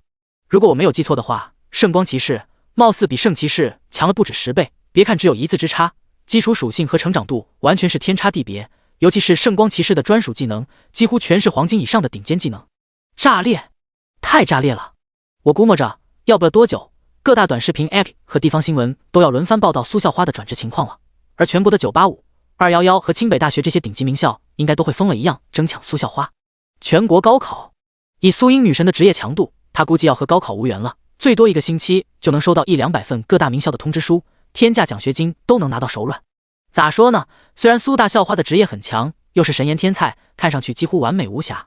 不过，在我看来，校花貌似真有一个弱点，或者说污点，那就是她的异父异母亲哥哥苏明。卧槽，有道理啊！见习法师，确实算是人生污点了。有这样一个废物哥哥，将咱们苏大校花的档次都拉低了。希望苏明那个家伙不会犯傻干什么离谱的事情，不然那可就是祸害了咱们校花啊！疯了，全校都激动疯了。轩然大波。而此时，苏明微微眯了下眼，用余光瞄了一眼自家妹妹苏英。炽天使之眼启动，名称苏英，职业圣光骑士，品阶 SS， 等级 LV1， 生命值2万点，力量230，体质240，精神260，敏捷220，技能圣光斩 LV4， 骑士权柄 LV9， 烈日陨落 LV7， 圣光降临 LV8， 所向披靡 LV12， 专长圣光之心 S， 加倍经验，加倍奖励，加倍掉落物，终极 BOSS 奖励除外。成长每提升1级可获得200点自由属性。卧槽！苏明看了看苏英的详细属性，不禁深吸了一口浊气，甚至爆了句粗口：奶奶的，是真变态啊！1级2万点生命值，4维属性就没有低于200点的。最恐怖的是易水的高级技能，最次的都是黄金级。苏明心中微微一阵苦涩，凭什么自己想要弄一本黄金级御龙术，费尽了千辛万苦，而苏英呢，没有血缘的异父异母的亲妹妹啊，竟然一转职就是易水的黄金级、铂金级技能。老天爷，不公平！S 级专长双倍经验。当苏明看到苏英的唯一专长后，不禁愣了愣神。好家伙，1级就有专长了。职业者和 BOSS 可不一样，大多数情况下，高级 BOSS 都自带专长，算是 BOSS 的专属词条。而职业者呢，有些怨种就算是升到了6转、7转，都不一定会解锁专长。然而，苏英刚完成觉醒就获得了一个 S 级专长，只能说确实炸裂。双倍经验，双倍掉落物，双倍奖励，加倍快乐，原地起飞。苏明微微眯了下眼，有点兴奋了。别看这个专长只是 S 级，可实际效果却一点都不含糊，含金量超级高。这么说吧，如果苏明和苏英一起组队的话，兄妹俩完全可以薅羊毛。苏明用高额暴击伤害将 BOSS 给秒到残血，然后苏英一波圣光骑士专属技能终结 BOSS， 这样一来直接双倍经验，掉落物也是双倍，爽得飞起啊！想到这里，苏明不禁莞尔一笑，笑出声来。怎么了，哥哥？见到苏明一脸嗤笑，苏英不禁扬了扬眉头，好奇地问了一声：没事，想到了一些开心的事情。苏明玩味地笑了下，找了个借口搪塞了过去。啊！苏英一愣，苏明摸了摸苏英的头，没有再解释。这种梗只有重生者才知道了，当年这个桥段可是把苏明笑得不行。苏英女神，恭喜你啊，觉醒成功了 SS 级圣光骑士。一个异样的声音让苏明回过了神来，一名身穿华丽法袍，手中握着一柄水晶法杖的青年朝着苏明兄妹俩走来。谢谢。苏英微微皱了下眉头，眼眸间带着一丝厌恶。苏明察觉到了自家妹妹的反应，一下子半眯起了双眼。前世的苏明可是个资深小说控，这种经典桥段他不要太熟悉，不用猜都知道，眼前这个青年多半是个凡人精，骚扰自家妹妹呢。这人谁啊？苏明凑到苏英耳边问了一嘴。凡人精。苏英委屈巴巴地贴到苏明跟前，小声地说道：陈飞，永恒工会一个部门高管的儿子，老是骚扰我，是高3的学生，已经觉醒了，职业是 A 级烈焰法师。见到苏明开口，苏英一股脑将所有事情都说了出来，小表情相当可怜。咋说呢？苏英很讨厌陈飞，在苏英心里，唯一能和他贴贴的男人只有自家哥哥苏明了。可是陈飞毕竟是永恒工会的人，家里背景很硬，所以从始至终苏英都没有过多得罪陈飞。他生怕因为自己得罪陈飞而牵连到哥哥苏明。爸妈已经消失很久了，如果不出意外的话，早就永远的离开了这个世界。苏英现在唯一的亲人就是苏明了，他不想哥哥出任何问题，所以就算有天大的委屈，苏英都全部憋在心里，一直隐忍着。陈飞，部门主管。苏明微微眯了下双眼，神情一阵冰冷。苏英一脸委屈，苏明不可能看不见，只是让苏明有点意外的是，咋又是永恒工会？这个 S 级工会这么臭屁的吗？出了一个顾阳，现在又来了个陈飞，迟早给你永恒工会灭了。苏明皱了下眉，心中暗自呢喃道：别忘了，现在的苏明确实已经有了秒掉200-300级职业者的能力，只要保证自己不被秒掉，他就能秒掉别人。说的简单一点，伤害够了，防御差一点，你就是苏明吧？苏英女神那个异父异母的废物哥哥。与此同时，在苏明沉思着啥时候将永恒工会一锅端了的时候，陈飞倨傲地抬起了下巴，一脸轻蔑地看向了苏明，不屑一顾地说道：我和你说，你听好了，既然是异父异母，你就离苏英女神远一点，别靠那么近，有点边界感，懂吗？其次，你就是个见习法师 B 级职业，以后尽量少和苏英联系，不要影响了 SS 级天才的职业生涯。最后，我代表永恒工会准备破格招收苏英成为工会的预备役成员，每个月给2万津贴。你好好的劝说下你妹妹，早一点和永恒工会签合同。第38章，苏明怒了，灭掉 S 级永恒工会。随着陈飞的话音一落地，苏明当场愣住了。弱智？苏明皱了皱眉，已经有点无语了。咋说呢？陈飞的这一堆话真他娘的太弱智了，几乎可以说是无脑了。然而苏明稍微斟酌了下，也理解了陈飞的想法。或许是因为嫉妒吧，陈飞一直骚扰苏英，苦苦追求却得不到回应，而苏英呢，却对他异父异母的哥哥这么依赖，甚至贴在耳边讲悄悄话。如果说苏明和苏英真的有血缘关系，那倒还好，然而他俩没血缘啊，这就不得不让人多想了。或许陈飞是出于嫉妒，再加上想要在苏英面前装波一，所以才会说出这一堆堪称无脑的经典台词。见习法师，废物。苏明微微眯了下眼，神情一阵冰冷。不论陈飞咋想的，苏明已经不爽了，他现在已经萌生出了灭掉永恒工会的想法。然而还莫等苏明开口呢，苏英却目光一凝，瞪着陈飞怒怼了一句：陈飞，你够了，这是我哥哥苏明，没有谁可以侮辱我哥哥。其次，见习法师怎么了？见习法师就不能转职了？你既然那么喜欢比较，那你呢？不过是个 A 级烈焰法师，要不和我 SS 级圣光骑士比一比？你觉得你是不是废物？苏英对着陈飞一阵痛骂，贝齿微微咬紧了红唇，双眸中跳跃着浓烈的怒火。这一下，陈飞当即懵了，被苏英给对得哑口无言。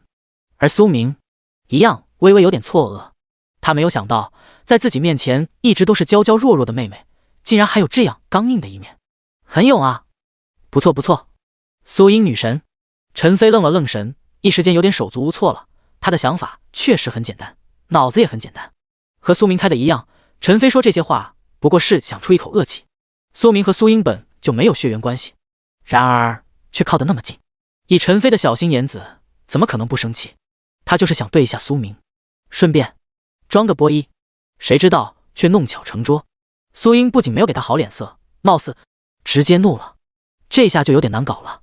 苏英女神，我没那个意思，是我说话不对，我只是想让你进入永恒工会，毕竟你哥只是见习法师，给不了你什么前途，而永恒工会 S 级认证工会，中海市的绝对霸主，咱们工会好多成员都是清北研究生呢，你能提前被破格招收，绝对是一件好事啊！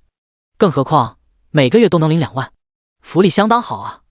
陈飞有点急了，一股脑将心里的话都说了出来。然而，苏英的神情更冰冷了，冷哼了一声说道 ：“S 级认证工会，你凭什么觉得我 SS 级圣光骑士会去你们家的永恒工会？我不能去帝都那些 SSS 级工会吗？再者，每个月2万多吗？你别忘了，我家以前也有一家岭东工会，2万块就想招募 SS 级圣光骑士。”苏英气的双手都微微有些发抖，要不是顾及一些东西，他现在已经对陈飞出手了。可以这么说，苏明就是苏英心中唯一的软肋。谁要是说他哥哥半点不好，苏英都可以拼命的。陈飞，我今天就把话说破了，我和你永远都不可能。我不喜欢你，陈飞，所以你别再骚扰我了，不然别怪我不客气。还有，你但凡再说一句我哥哥的坏话，我一定会杀了你。苏英深吸了一口气，瞪着陈飞说道。苏英不想再忍了。如果说之前的苏英没有将这层窗户纸捅破，是担心陈飞牵连到苏明，让哥哥出事，那么如今的苏英已经觉醒了 SS 级职业，在他看来自己有了保护哥哥的能力，那就更不能让哥哥受委屈了。谁要是敢动他家哥哥苏明，那么苏英绝对会和对方拼命，就算是死也要拼命。而此时，随着苏英的话一开口，全场所有人都懵了，噤若寒蝉，包括陈飞和苏明都稍微愣了下神。苏明半眯着眼注视着苏英的后背，不禁心中咯噔了2下。妹妹今天的表现确实让苏明有点意外了，反差太勇了，不愧是异父异母的亲妹妹啊。与此同时，苏明的脑海中也传来了一阵冰冷的提示声。叮！恭喜您成功触发神级选择，当前剧情永恒工会的宿命。选择1，好声好气的劝说妹妹不和陈飞发生冲突，毕竟陈飞背后站着的是 S 级认证工会永恒工会，得罪这家工会在中海市很难立足。奖励10万点经验值。选择2，一个永恒工会而已，怎么能和 SSS 级专场比呢？不用和陈飞这种小虾米多说什么，直接一句你在狗叫什么。而后释放任意技能，让陈飞原地消失。由于 SSS 级专长至高法神，你所释放的所有技能都无需吟唱，没有谁会知道陈飞是如何死的。奖励1柄黄金及骑士长枪。选择3，无视陈飞的犬吠，带着妹妹苏英离开，不发生冲突。奖励1本黄金级技能书。神级选择再次出现了，奖励一如既往的丰厚。劝说妹妹，带着妹妹离开。苏明只是看了一眼3个选择，当即皱了下眉头，做出了自己的决定。22222，以苏明的性格，咋可能就这么离开了？陈飞既然骚扰自家妹妹，还出言不逊，直接灭了就好了。不仅陈飞要灭，苏明准备等驯化了死亡恶龙，将永恒工会也一锅端了得了，免得这家 S 级工会搞事情。黄金级骑士长枪。苏明微微眯了下双眼，满意的点了点头，倒是可以拿给苏英使用，正好和他的职业很搭配。黄金级武器在中海市可不常见，基本上都被各大工会给收藏了，想要弄一柄合适的武器本身就很难，更何况品阶还达到了黄金级。只能说这一次的选择奖励，苏明确实很满意。笑死！同一时间，陈飞猛地深吸了一口浊气，表情从愣神一下子转变到了怒气冲冲的样子。他咬牙切齿地看着苏英，当即破口大骂道：“我喜欢你！”笑死！苏英，你以为你是谁啊？叫你一句女神，你真当自己是女神了？就你这样的货色，外面不是一抓一大把？我一个永恒工会部门主管的儿子，你觉得我真会看上你？不会吧，不会吧，不会真有人这么自信吧？还有，陈飞大口地喘息了下，克制着自己已经快要爆发的怒焰，表情狰狞地瞪着苏英，继续说道：“你哥就是个见习法师，我不能说了，就你还想杀我？你知不知道我现在已经升到 LV 12级了？永恒工会百级大神亲自带我去刷的副本，6天时间直接升到12级。你以为你是谁啊？瞧不上永恒工会？你以为你哥是演什么啊？”陈飞指着苏明冷笑了一声，一脸的狂妄不屑：“你哥就是个废！”陈飞彻底怒了，恼羞成怒，气急败坏。没办法，他被苏英给戳破了呀，急眼了，眼眶都通红。陈飞做那么多事，不就是想要追到苏英吗？然而当事人直接怒怼，告诉他不可能，别妄想了。这样的打击怎么能不让陈飞急眼？正因为这样，他才彻底崩溃了，又来了一波经典的无脑台词。而此刻，苏明眉头一紧，有点听不下去了。是真他娘的！弱智，无脑！你在狗叫什么？苏明语气冰冷地看了一眼陈飞，打断了他的话。而后，没有使用法杖，也无需吟唱，苏明随手放了一个火球术。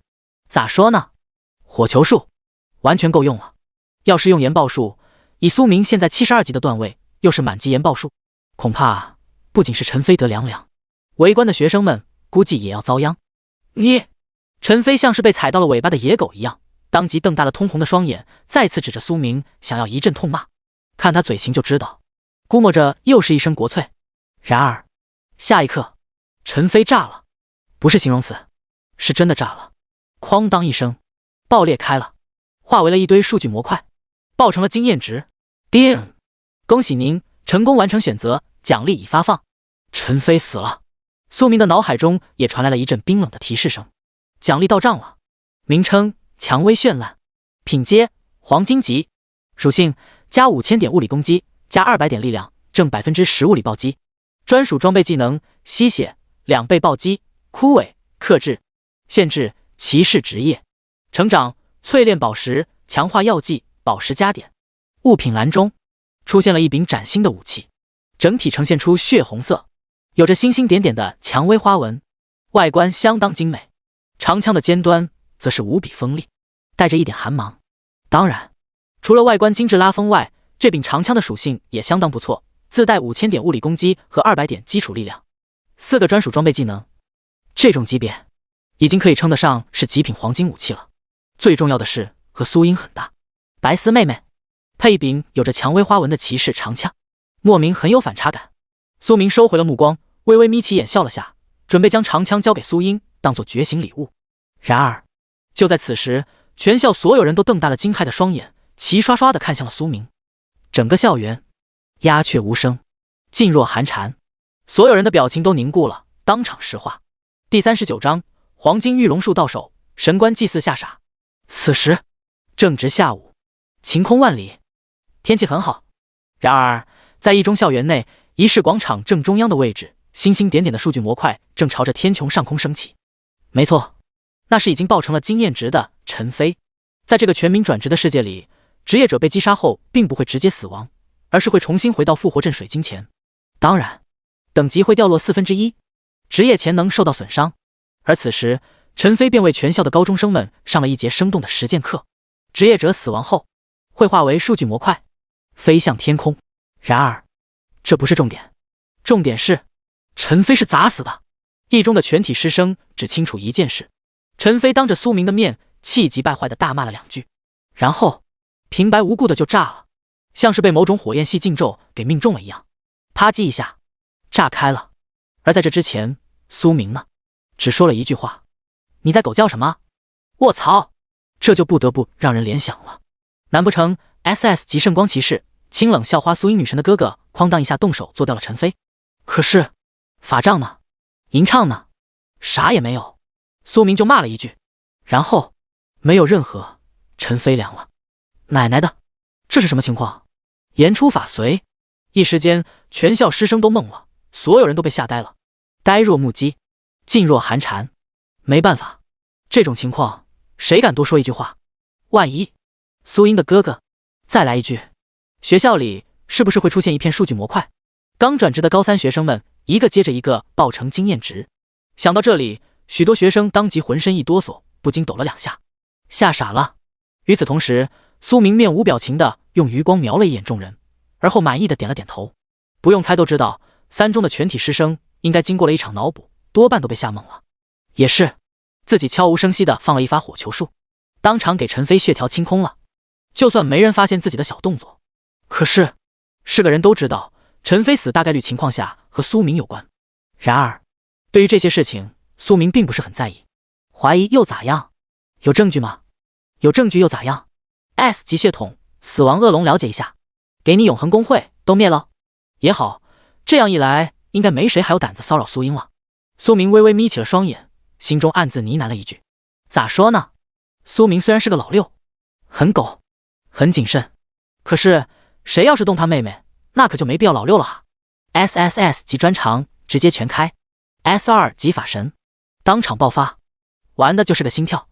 苏明所希望的就是苏英平平安安，不受委屈。一念及此，苏明直接点开了自己的属性栏，将自己的等级展现了出来。LV 72级。除了这个以外，其他的属性词条依旧是屏蔽状态。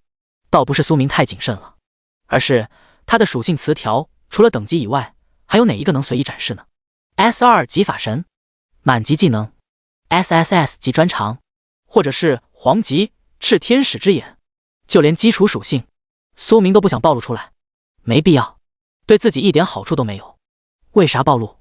妹妹，这柄骑士长枪你拿着，算是我给你的觉醒礼物。苏明微微一笑，将蔷薇绚烂交给了苏英。华丽绚烂的骑士长枪一出现，直接引来了所有人的目光。外观太精美了，漂亮、精致、贵气。然而，更重要的是，这柄骑士长枪是一柄黄金级武器。属性词条一览无余。炸裂的属性。苏英双眼微微一亮，当即有些激动了，无比兴奋地贴到了苏明跟前，歪了下头，笑着说道：“谢谢哥哥，你真好。”听着妹妹那甜美的嗓音，苏明心中一紧，暖暖的，很贴心。而此刻，三中全校师生再次懵了，震惊了，全都快要崩溃了。不是 ，LV 72级，说好的见习法师呢？苏英那个废物，呸！苏英那个帅气的哥哥咋那么猛？不是才一转吗？也就1周时间，怎么就升到了70多级？更吓人的是，黄金级武器，属性如此炸裂的极品黄金武器，苏英他们家不是已经破产了吗？哪里来的黄金武器？这柄长枪在中海市的价格怎么也要好几亿了吧？如果是在拍卖行买的话，至少也得10几亿了。哪儿来的这么多票子？嘶！一时间，全校师生脑补得更厉害了。细思极恐，见习法师，到底是哪个王八蛋说见习法师弱了？看到没？1周升到72级，随手一个礼物就是黄金武器。天哪！卧槽！我要疯掉了 ！LV 72级，你管这叫废物职业？从今天开始，谁说见习法师弱，我就和谁急眼！死！重点可不是等级啊，而是陈飞到底是怎么死的？哐当一声，直接就炸开了。你们可别说这件事和苏英哥哥没关系，我可是亲眼看着呢。苏明先是来了一声国粹，然后陈飞就嗝屁了。兄弟，你说话可以，能不能别和我搭话？这玩意儿也是咱可以议论的吗？不管陈飞咋死的，反正和我没关系，别把祸水引到我身上。我只是个平平无奇、人畜无害的小黑子，呸！小只爱粉。妈耶！我感觉脑细胞都快要烧干了。LV 72级，这可是要4转了吧？只要再升10几级就可以4转了。苏英哥哥才刚觉醒见习法师1个星期，竟然马上就要4转了，而我们还在宝宝巴士玛卡巴卡，准4转段位。黄金武器，蔷薇绚烂，校草，顶级大帅哥，外加一个言出法随，当场秒了陈飞。我现在有点摸不着头脑了，是谁说苏英哥哥弱的？你管这叫弱？这简直是我的新晋男神啊！奶奶的，太猛了！苏英兄妹俩简直是神了，兄妹俩的颜值都可以玩虐当红明星小鲜肉。一个职业 SS 级顶级天才，一个出手就是黄金武器，升级速度和穿云箭一样。这样的组合，我估摸要不了半年，应该就能跻身中海市权力阶层了吧？以后不追门将了，还是苏明哥哥更帅。卧槽，姐妹，你真溜！我不管吗？苏明哥哥好帅啊！我想给他生猴子 ，DNA 一下子就动了。猴子精？如果我没有记错的话，刚才你貌似说想给陈少生猴子来着。全校炸开了锅。吵得沸沸扬扬，苏明的一系列操作直接刷新了全校师生的世界观，所有人都深吸了一口气，被吓得一愣一愣的。陈飞诡异的死了，蔷薇绚烂，黄金长枪 ，LV 72级段位。可以这么说，在苏明身上发生的所有事情都显得相当恐怖，和见习法师完全不沾边。而现在，加上苏英这样一个货真价实的 SS 级圣光骑士，苏明兄妹俩。瞬间让全校老师和学生们都一阵感叹，惹不起，铁板，以后绕道走。而此刻，苏明扬了扬眉，拉着苏英的小手，准备带她去郊外黑海湾。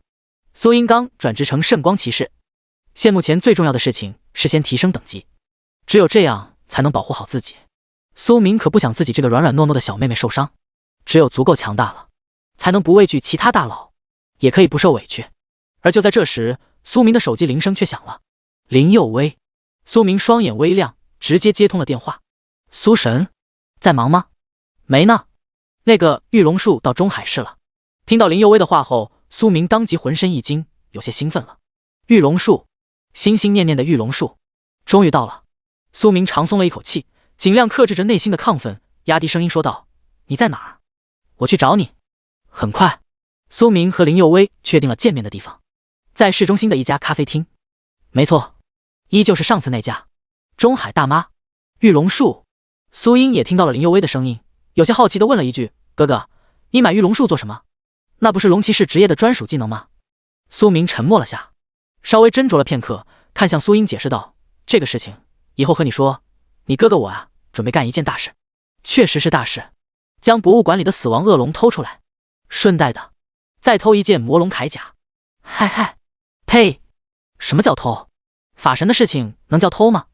拿一下博物馆的东西，反正放在那里都是展览的。苏明可以将死亡恶龙给盘活。好，那我可以和你一起去吗？苏英眼巴巴地看着苏明。当然可以。苏明莞尔一笑，自家妹妹，这有啥？苏明不仅要带着苏英，甚至他还准备带苏英一起去博物馆呢。到时候死亡恶龙一跃而起，月黑风高，全市职业者估计都要被吓疯了。很快，在全校所有人震惊的目光中，苏明拉着苏英的小手直接离开了学校。同一时间，仪式广场正中央，讲台，神官祭祀愣住了。白灵儿猛地深吸了一口浊气，娇躯都止不住的在颤抖。觉醒，他现在人都傻了，还给学生觉醒。其他人没看清，白灵儿却看得一清二楚。就在刚刚，苏明身上有纯净的火焰元素凝聚了出来，而后火球术命中了陈飞，整个过程相当丝滑，一般职业者根本看不清。然而白灵儿看清楚了，甚至他现在还确定了一件事：苏明不仅有3个 SSS 级专长，而且他释放技能不需要吟唱时间，瞬间释放，秒放。当然，让白灵儿傻眼的不仅仅是苏明能秒放技能，还有他的等级 LV 72级，又升级了，是不是过段时间就要4转了？然后5转、6转、4……想到这里，白灵儿大口的喘息了下，心脏一阵狂跳，有种快要窒息的感觉。她强行克制住颤抖的娇躯，用尽全力吐出了一口气，有气无力的呢喃道：“必须要和闺蜜说一声，苏明这个帅弟弟貌似比想象的更加变态。”第40章，林佑威吓傻了，玉龙树到手。中海市市中心，苏明两兄妹很快便和林佑威碰头了。老地方，中海大妈咖啡厅。苏神，林佑威一见到苏明便露出了招牌式的笑容，贱兮兮的扬了扬下巴，一整个天真无邪。今天林佑威穿了一身针织衫搭配小短裙，脚上踩着一双黑绒拖鞋，整体看上去相当不错，将林佑威原本就很有资本的身材凸显得更波涛汹涌了。大长腿，水光肌，皮肤滑嫩的和刚剥开的鸡蛋一样，再加上林佑威本身的名媛气质，饶是苏明都不禁微微眯了下双眼，心中咯噔一下。可惜了，哪儿都不错，就是长了张嘴。林佑威如果不说话的，应该还成，也算是中海市数1数2的女神了。就是可惜了，是个小黑子，搞笑女，没有爱情。苏英妹妹，林佑威见到苏英，眯起眼温和的笑了笑，打了一声招呼：“佑威姐。”苏英歪了歪头，笑得嫣然灿烂。我如果没记错的话，你今天刚完成觉醒仪式，咋样啊？什么职业？林佑威随口问了一声，而后娴熟的坐下，准备点单。苏明最喜欢的冰美式，苏英最爱的红丝绒蛋糕。然而就在此时，苏英神情淡然的说了一句：“哦，还可以吧。SS 级圣光骑士。”哐当一声，林佑威正准备喝口水润润嗓子，结果噗呲一声被呛到了。SS 级圣光骑士。此时的林佑威感觉脑细胞都已经烧干了，当场窒息掉了。不是，哪有人刚觉醒就是 SS 级？九转法神云韵，龙国第一法师，当年觉醒的时候貌似也就是个 S 级吧。苏英啊苏英，你倒好，啪叽一下直接就来了个 SS 级。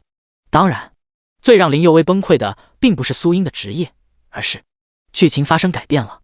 按照林佑威的记忆来看，前世的苏英貌似也只是觉醒了个 A 级骑士职业，怎么到了这一世直接就起飞了，一开始就是 SS 级。如果按照这个趋势发展下去，苏明兄妹俩怕不是不到半年时间就能直接制霸整个大夏龙国了，成为国内最强的兄妹组合。嘶！想到这里，林佑威不禁浑身一抖。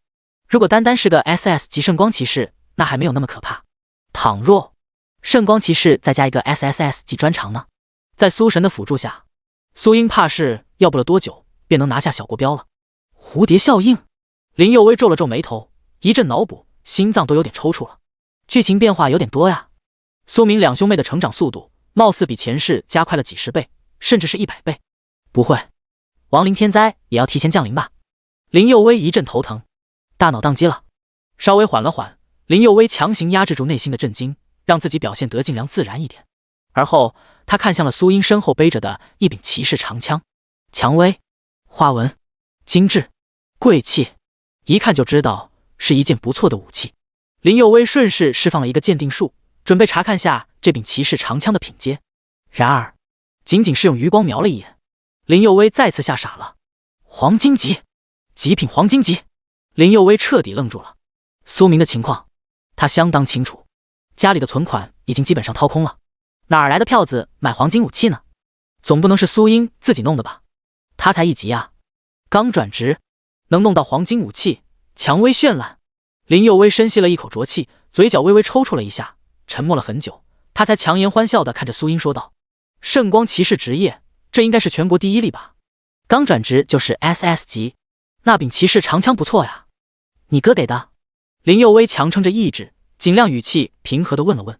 对啊，我哥已经升到 LV 72级了，他说是从黑海湾弄来的。苏英嫣然一笑。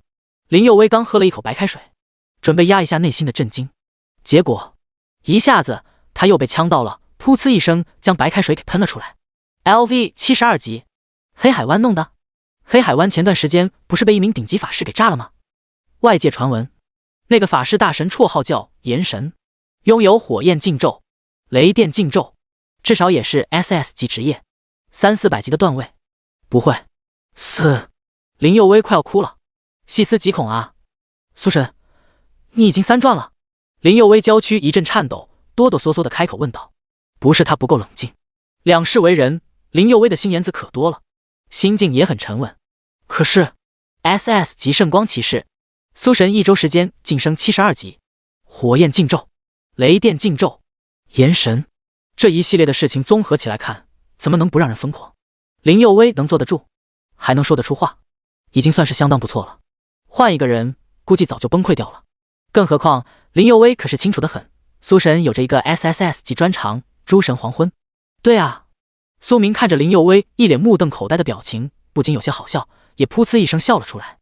不知道为啥，看着平时不着调调的林佑威这个表情，苏明心中一阵痛快。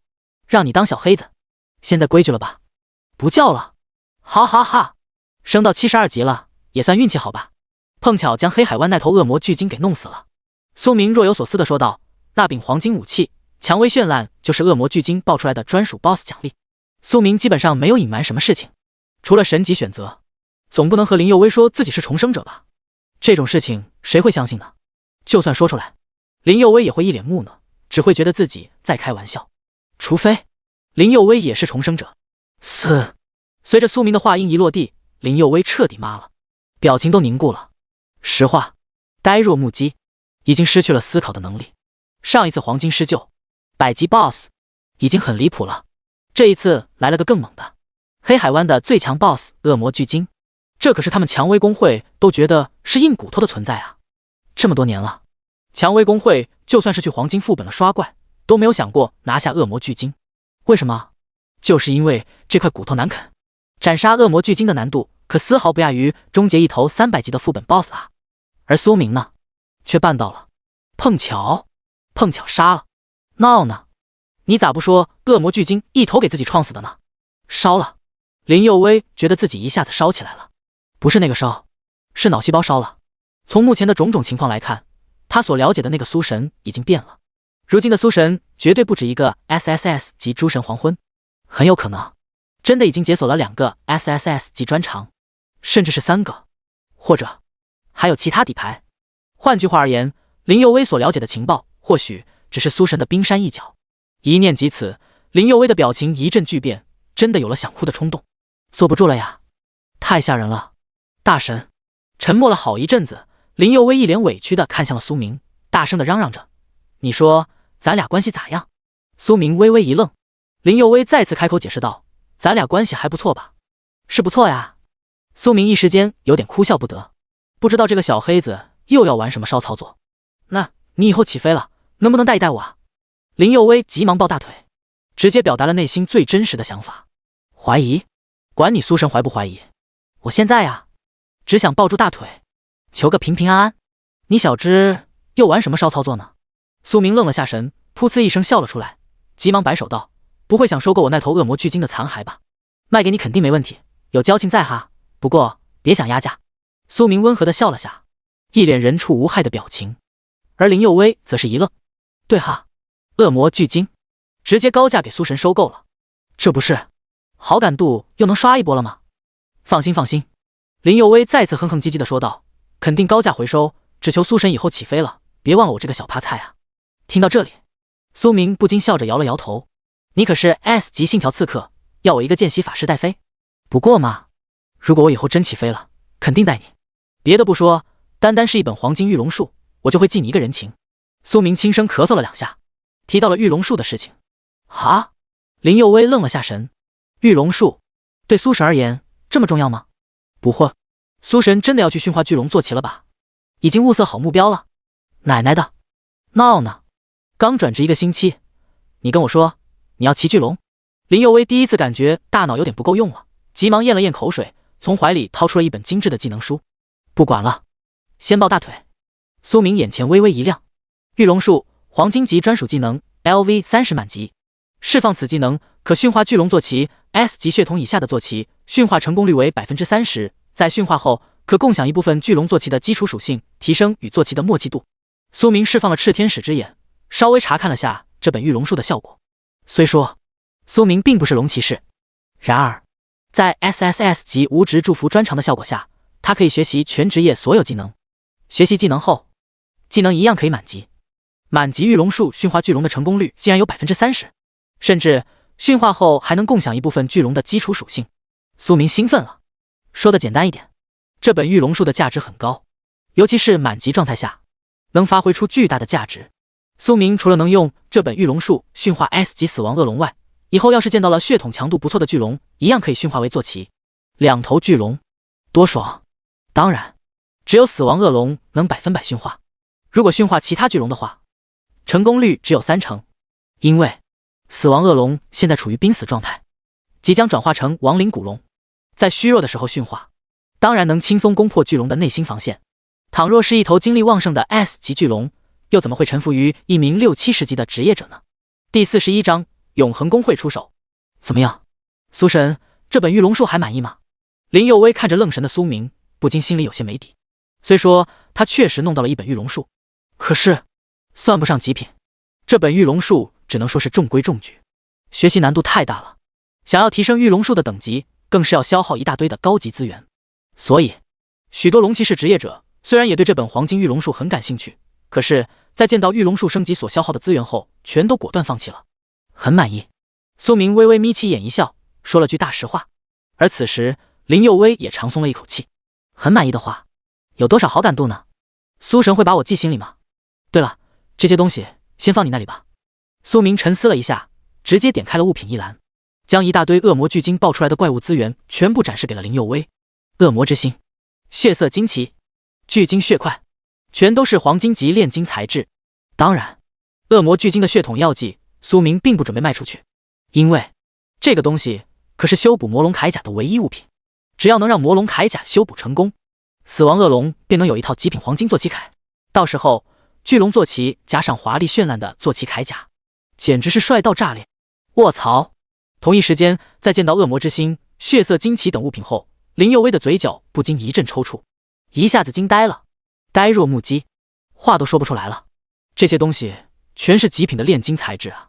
黄金级，许多炼金师都在重金求购，每一件东西都堪称天花板级的材料，能够用来炼制高级武器和铠甲。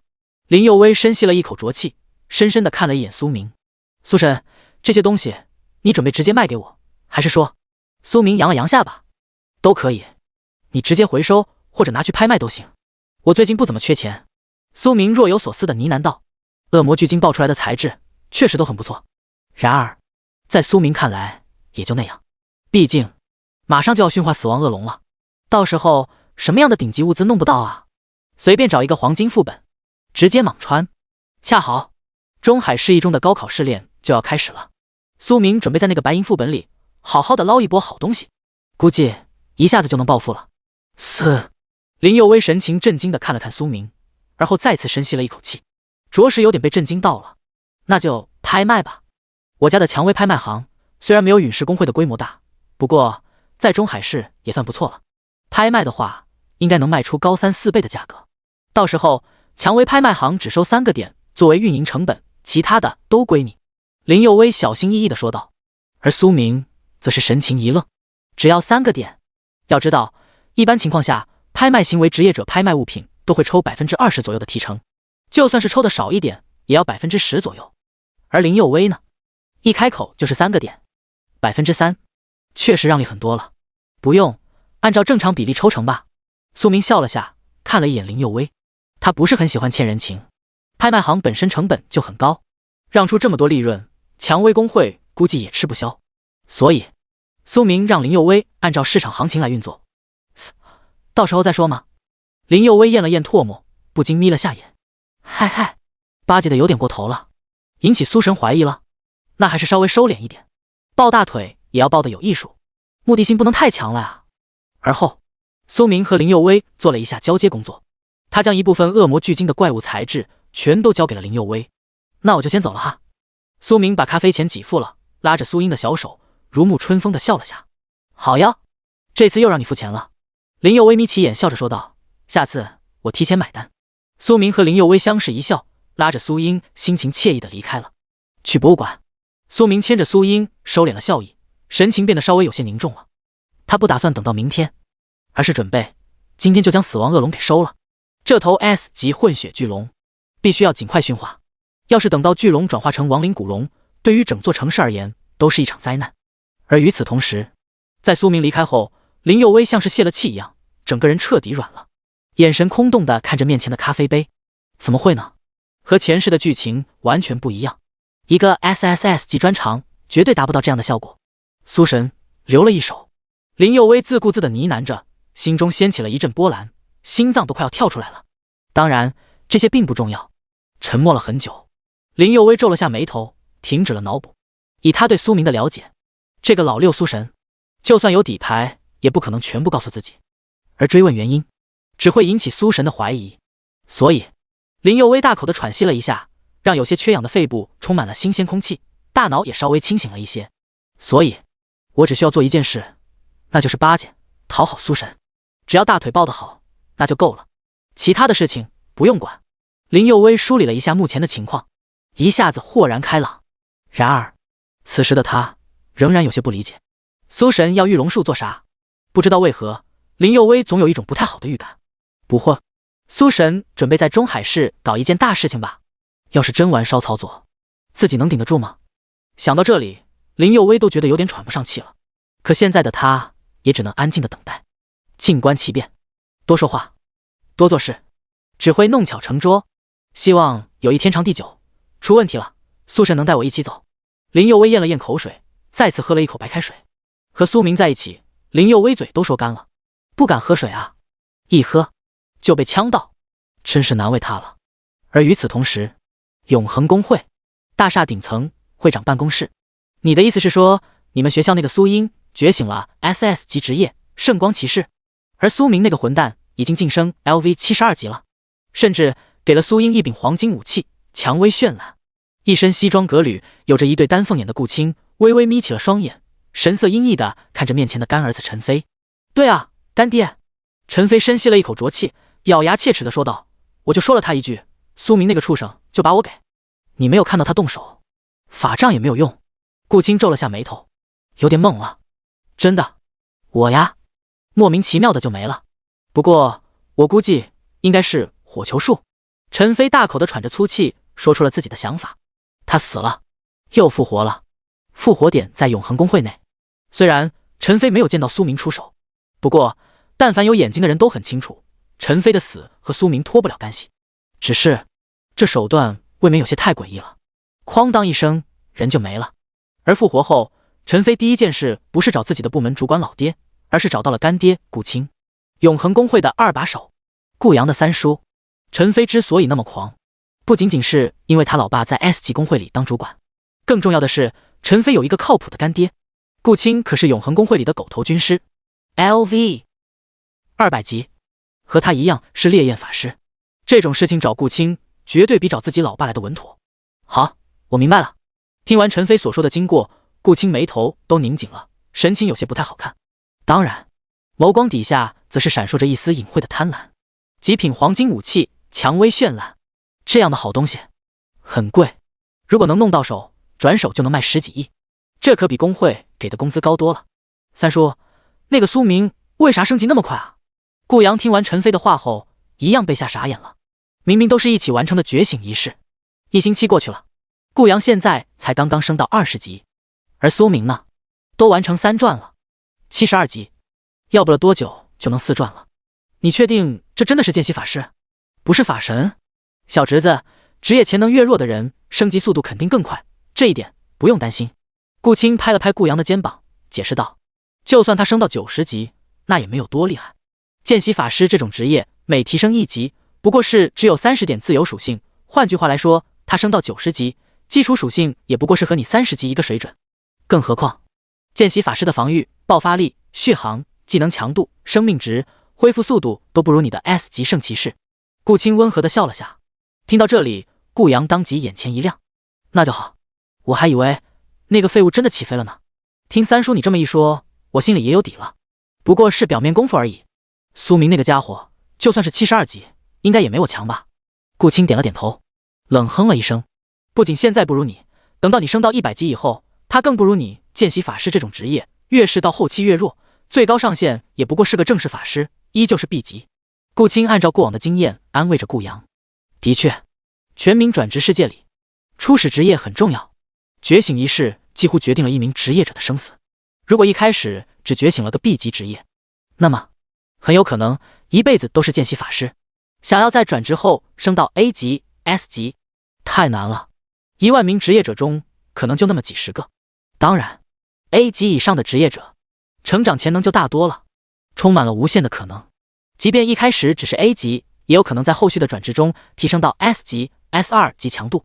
三叔，明天我们学校就要开始组织高考试炼了，这一次去的副本是个白银副本。沉默了一阵子，顾阳看向了顾青，若有所思的呢喃道：要不明天咱直接动手将苏明给……顾阳做了个抹脖子的动作，表情和顾青一样阴狠，又透露着一丝狡诈。不用。顾青微微眯了下眼，嘴角勾起了一丝玩味的笑意。今天就动手。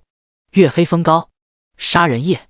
顾青冰冷地笑了下，继续说道：不用等那么久，今天晚上动手，趁着苏明等级还不算太高，先将他给做掉，然后再潜伏在一中复活阵，杀他10几次，让他等级清零，彻底死亡。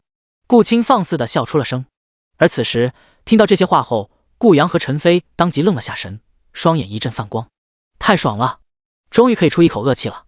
杀到等级清零，那就不能复活了。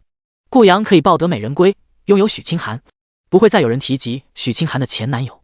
陈飞呢，可以掳走苏英，有一个 SS 级职业潜能的极品大校花，舒服啊。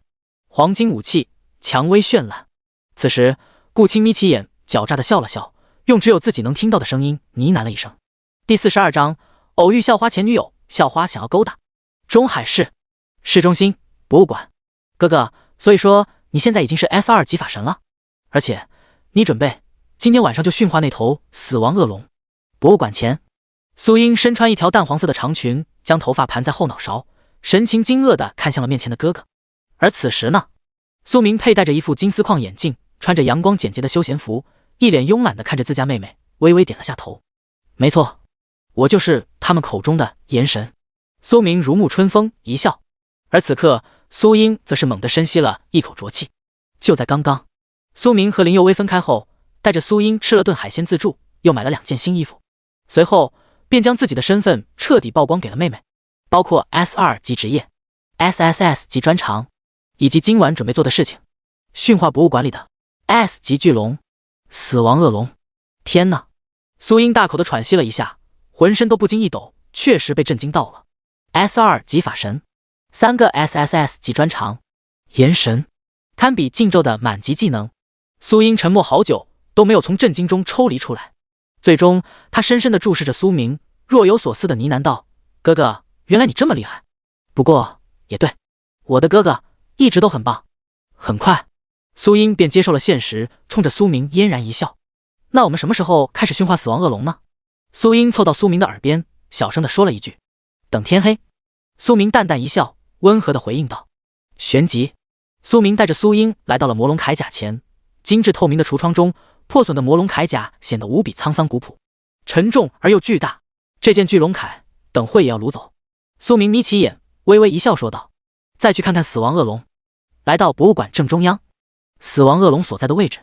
此时的恶龙已经有了石化的既视感，浑身的血肉不再那么鲜活，而更像是石块了。黄金瞳都已经呈现出了大理石的质感，带着些许灰扑扑的感觉。苏明微微眯了下双眸，神情凝重地感叹了一句：“已经在转化成亡灵古龙了。”只有苏明最清楚这头死亡恶龙的情况，看上去快要死亡了，实际上则是在蜕变，从死亡恶龙蜕变成亡灵古龙 S 级血统的亡灵古龙，可想而知有多么恐怖。一旦死亡恶龙完成华丽的蜕变，挣脱枷锁，对整座中海市而言将是一场史无前例的灾难。同一时间，博物馆内，许清寒穿着一件清凉的露腰装、超短裤，脚上踩着凉高跟，一样戴着金丝框眼镜，在博物馆内闲逛。这段时间，许清寒一直在练习瑜伽，身材比之前更加玲珑精致了，盘正调顺，该大的地方大，该小的地方小。只是许清寒的神情却始终很冰冷，因为他内心有点幽怨。从一开始，许清寒就想认识炎神，钓炎神这条大鱼。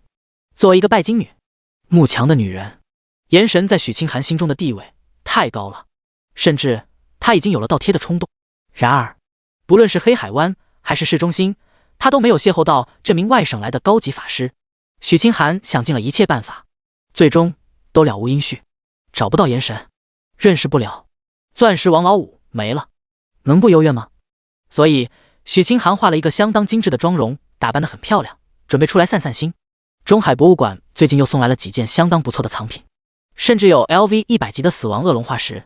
许清寒准备多看看这些东西，好好的提升一下自己。或许只有眼界比较高的女人才能得到炎神这种大佬的青睐吧。苏明在博物馆内随意的逛了逛，许清寒忽然皱起了眉头，在他面前不远处站着一个熟悉的身影，不是别人，正是前男友苏明。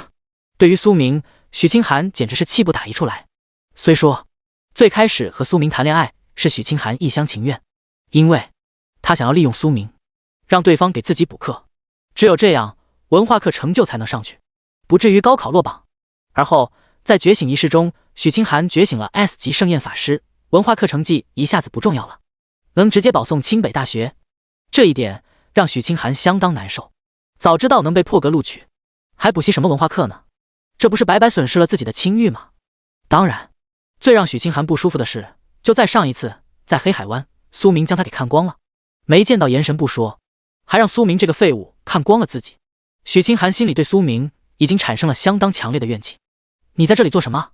见到苏明，许清寒当即皱起了眉头，直接对了一句。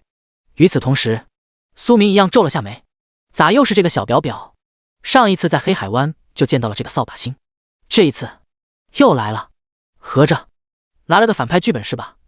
苏明看向许清寒，语气冰冷的对道：“管你屁事。”而后，苏明直接拉着苏英离开了。再等半个小时，就天黑了。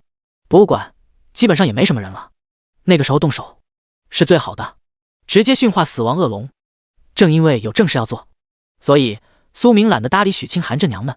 要是被纠缠住了，又是一堆事，管我屁事。听到这句话，许清寒一下子愣住了，气不打一处来。不是，你一个见习法师，见到我这样的大校花 S 级圣焰法师，你不该讨好一下吗？男人不是都喜欢美女吗？我许清寒不够美，这态度不讨好，不跪舔就算了，你竟然还对我……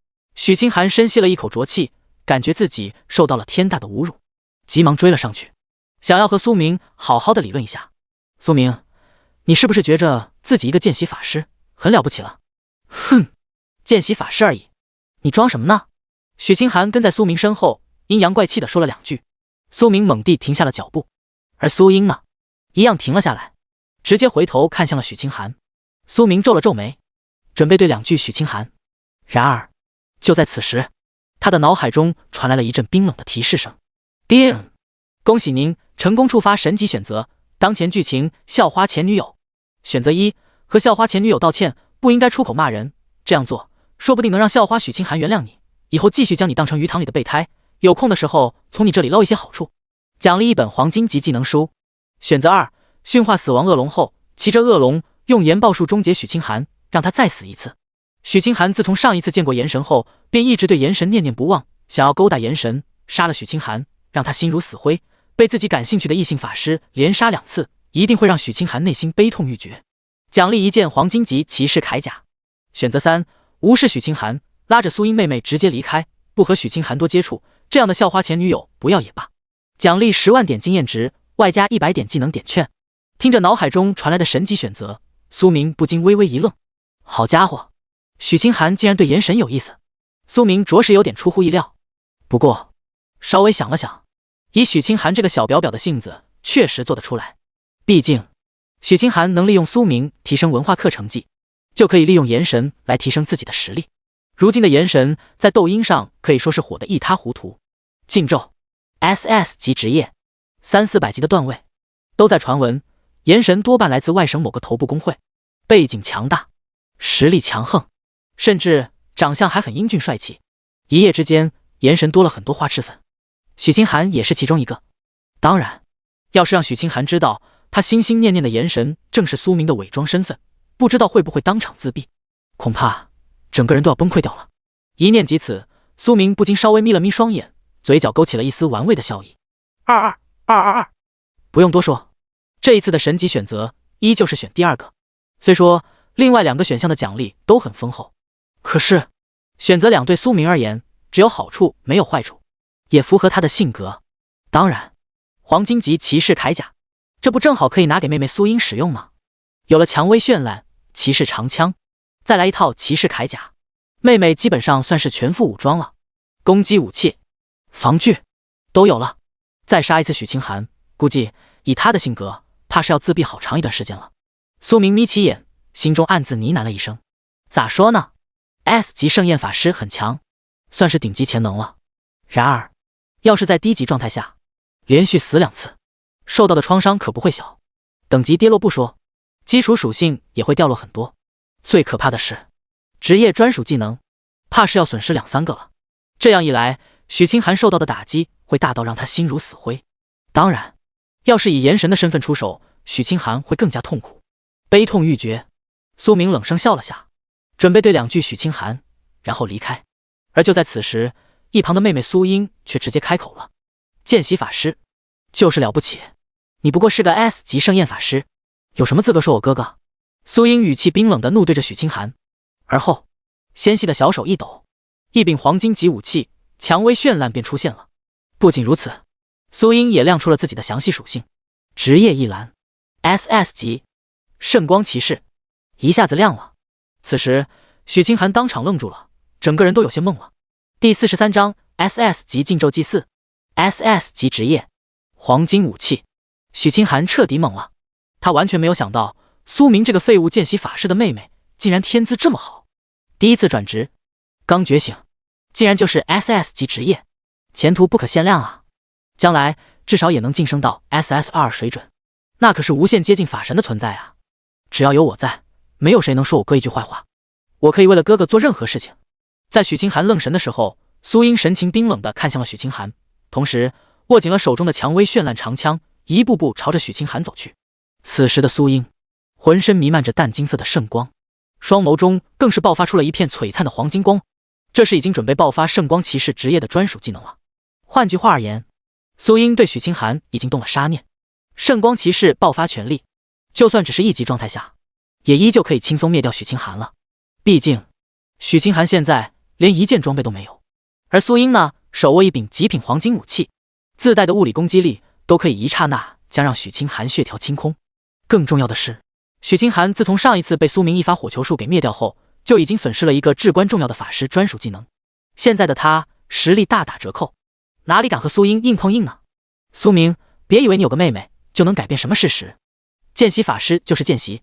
许清寒一下子有点萎了，被苏英的气场给吓到了。然而，在博物馆内，又是市中心，他觉着苏英就算再疯狂，也不可能对自己动手吧，所以当场开口，想要再放一句狠话，然后悄悄离开。然而，话还没说一半，苏英却当着许清寒的面，高高的举起了手中的蔷薇绚烂长枪，枪尖寒芒锋利，枪身的蔷薇花纹一一绽放，已经凝聚出了一大片纯净的元素光辉。苏英真的动怒了，随时都有可能出手。许清寒当即浑身一抖，心脏都不禁颤抖了2下，确实怂了，急忙将要说的话给咽了。去，而后转身离开，急匆匆的跑掉了。而此时，苏英则是深吸了一口浊气，准备追上去。哥哥的这个前女友，苏英一开始就知道，利用了哥哥不说，甚至还要说哥哥的坏话。在苏英心里，苏明的地位很重要，仅次于父母。可以这么说，苏明便是苏英的唯一依靠，他不准任何人说哥哥的坏话，欺负哥哥，不然苏英一定要和他们拼命。好了，妹妹。苏明急忙拉住了苏英，关心的摸了摸她的头，笑着说道：“不用搭理这个小表表，咱还有正事要做呢。”苏明笑了下，看着妹妹一脸认真的表情，都不禁有点好笑了。可爱又认真，不愧是哥哥的好妹妹啊！和那个穿着小白丝嘤嘤叫的苏英妹妹完全不一样，反差感太强了。好，听到苏明温和的劝解声，苏英当即神情一变，微微眯起眼，嫣然的笑了下，而后将小脑袋微微靠在苏明的肩膀上，像是一只听话的小奶猫。苏明心中一紧，摸了摸妹妹的头，再等半小时就可以动手了。苏明半眯着眼，心中暗自呢喃了一声，同时他也看了一眼许清寒离开的方向，自己不仅要驯化死亡恶龙，也要随时注意着许清寒，这可是能带来一件黄金及骑士铠甲的关键人物啊，不能让许清寒就这么离开了。然而就在此时，苏明的眼前再次出现了一个 SSS 级词条，炽天使之眼又启动了，只不过这次不是从博物馆的展品上刷新出来的，而是从一名职业者身上刷新出来的。永恒公会，顾青。苏明眉头一紧，莫名有些震惊了。与此同时，博物馆内，顾青环抱着双臂靠在角落里，双眼紧紧注视着苏明。在顾青身旁跟着2个小跟屁虫，顾阳、陈飞。除此以外，还有一名身披黑袍的职业者，一名御兽师 ，LV 100级。三叔，咱们今天没问题吧？顾阳一样裹着黑袍，将自己的脸颊给完全覆盖了起来。他凑到了顾青身旁，小心翼翼地问了一嘴：“放心好了，侄子。”顾青微微扬起下巴，玩味地笑了下：“有小陈在，今天很稳。”说到这里，顾青用余光瞄了一眼身旁的御兽师，而对方则是重重地点了下头，对顾阳说道：“小少爷，放心好了，我已经召唤出了 LV 100级火烈鸟，就盘旋在博物馆上空。再等一会，没什么人的时候，火烈鸟便会进入狂暴状态。到时候，那个家伙……”御兽师顿了顿，做了个抹脖子的动作。中海市一中的复活阵，我也放了3头恶魔犬，全是80多级的段位。等到那个家伙复活了，我再让恶魔犬重新杀他一次，直到他等级清零，彻底死亡为止。御兽师相当笃定地解释了一下。闻声，顾阳眼前微微一亮，莫名有些兴奋了。好，干得不错，以后等我当了会长，肯定提拔你。顾阳挥了挥手，相当狂妄地说了一声，而后放声地笑了下，心情好得要死。苏明马上就要死了，顾阳觉得自己终于能解气了。苏明，这就是背景的差距，你一个见习法师，有什么脸和我斗呢？哈哈哈！顾阳微微眯起了双眼，兴奋地呢喃了一声，仿佛已经亲眼看到苏明被杀到等级清零的样子，开心的快要蹦起来了。而此时，顾青则是深吸了一口气，面无表情地看向了苏明以及苏明身后的苏英。能随手拿出一件黄金武器，苏明这个家伙身上绝对还有其他好东西。顾青冷声笑了下，用只有自己能听到的声音喃喃道：“那个小丫头 SS 级职业，如果能用邪术收服成女仆的话。”顾青的双眸里爆发出了一阵阴邪的光泽。他可不是顾阳和陈飞这样的愣头青。虽说顾青是顾阳的三叔，可是在城市中动手这种事情一旦被发现，那可是会被 SSS 级工会联名审判的。不说审判的事，至少也会被中海市的转职神殿囚禁，锒铛入狱。能冒着这么大的风险暗杀苏明，顾青自然有自己的小九九。他想要的东西可多着呢，除了那柄蔷薇绚烂骑士长枪，还有苏明身上的其他东西，至少也能搜出来一柄黄金品阶的法杖吧。当然，顾青最看重的则是苏英，他准备用一种邪术将苏英收服为女仆，直接控制苏英。这样一来，顾青的便可以干一件大事了，策反，或者说谋权篡位，让永恒宫会长下台，自己成为这家 S 级公会的话事人。愣头青。想到这里，顾青眯起眼看了看身旁的顾阳和陈飞。其实顾青一直都很厌恶这个侄子，也很厌恶他的老爹永恒宫会长。凭什么这种没脑子的愣头青将来能继承整个永恒公会？明明公会里的事情都是他顾青在管理，公会能有今天的成就，也和他顾青脱不了干系。凭什么好处都让这对父子占了？没事，以后永恒公会就是我的了。顾青眯起眼，一样冷笑了一声。他准备先除掉苏明，收了苏英，再将这件事嫁祸给顾阳和陈飞。当然，这名御兽师也得遭殃。等到永恒公会乱成一团，顾青再带着苏英直接掌控整个永恒公会，简直是爽死了。最多3个月时间，我便能掌控整个公会了。NPC 阿丽亚已经控制的差不多了，再熬半年，他的心智便能彻底被击溃，为我所用。顾青半眯着眼，用只有自己能听到的声音微微呢喃着。没错，除了苏英外，顾青早就已经用邪术收服了一名女仆，那可是一名 NPC。 就在半年前，永恒公会发现了一座史诗副本，其中 LV 100级的死亡恶龙， LV 63级的公主 NPC 阿丽亚。一经发现，便让整个永恒公会上下全都兴奋了。而后经过好几个月的攻克，死亡恶龙被灭掉了，重要的怪物资源巨龙之心、龙爪、纯净龙血都被公会给摘了下来。已经死亡的巨龙则是以10几亿的价格卖给了博物馆做展览，而那个有着 SS 级血统强度的 NPC 阿丽亚呢，则是被永恒公会囚禁在了公会的最底层一个黑暗的地下室里。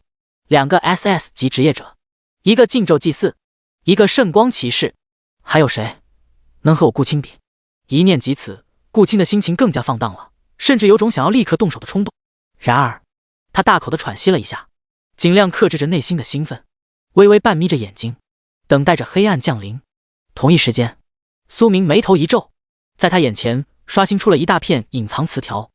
这些词条竟然全是 SSS 级炽天使之眼 SSS 级词条。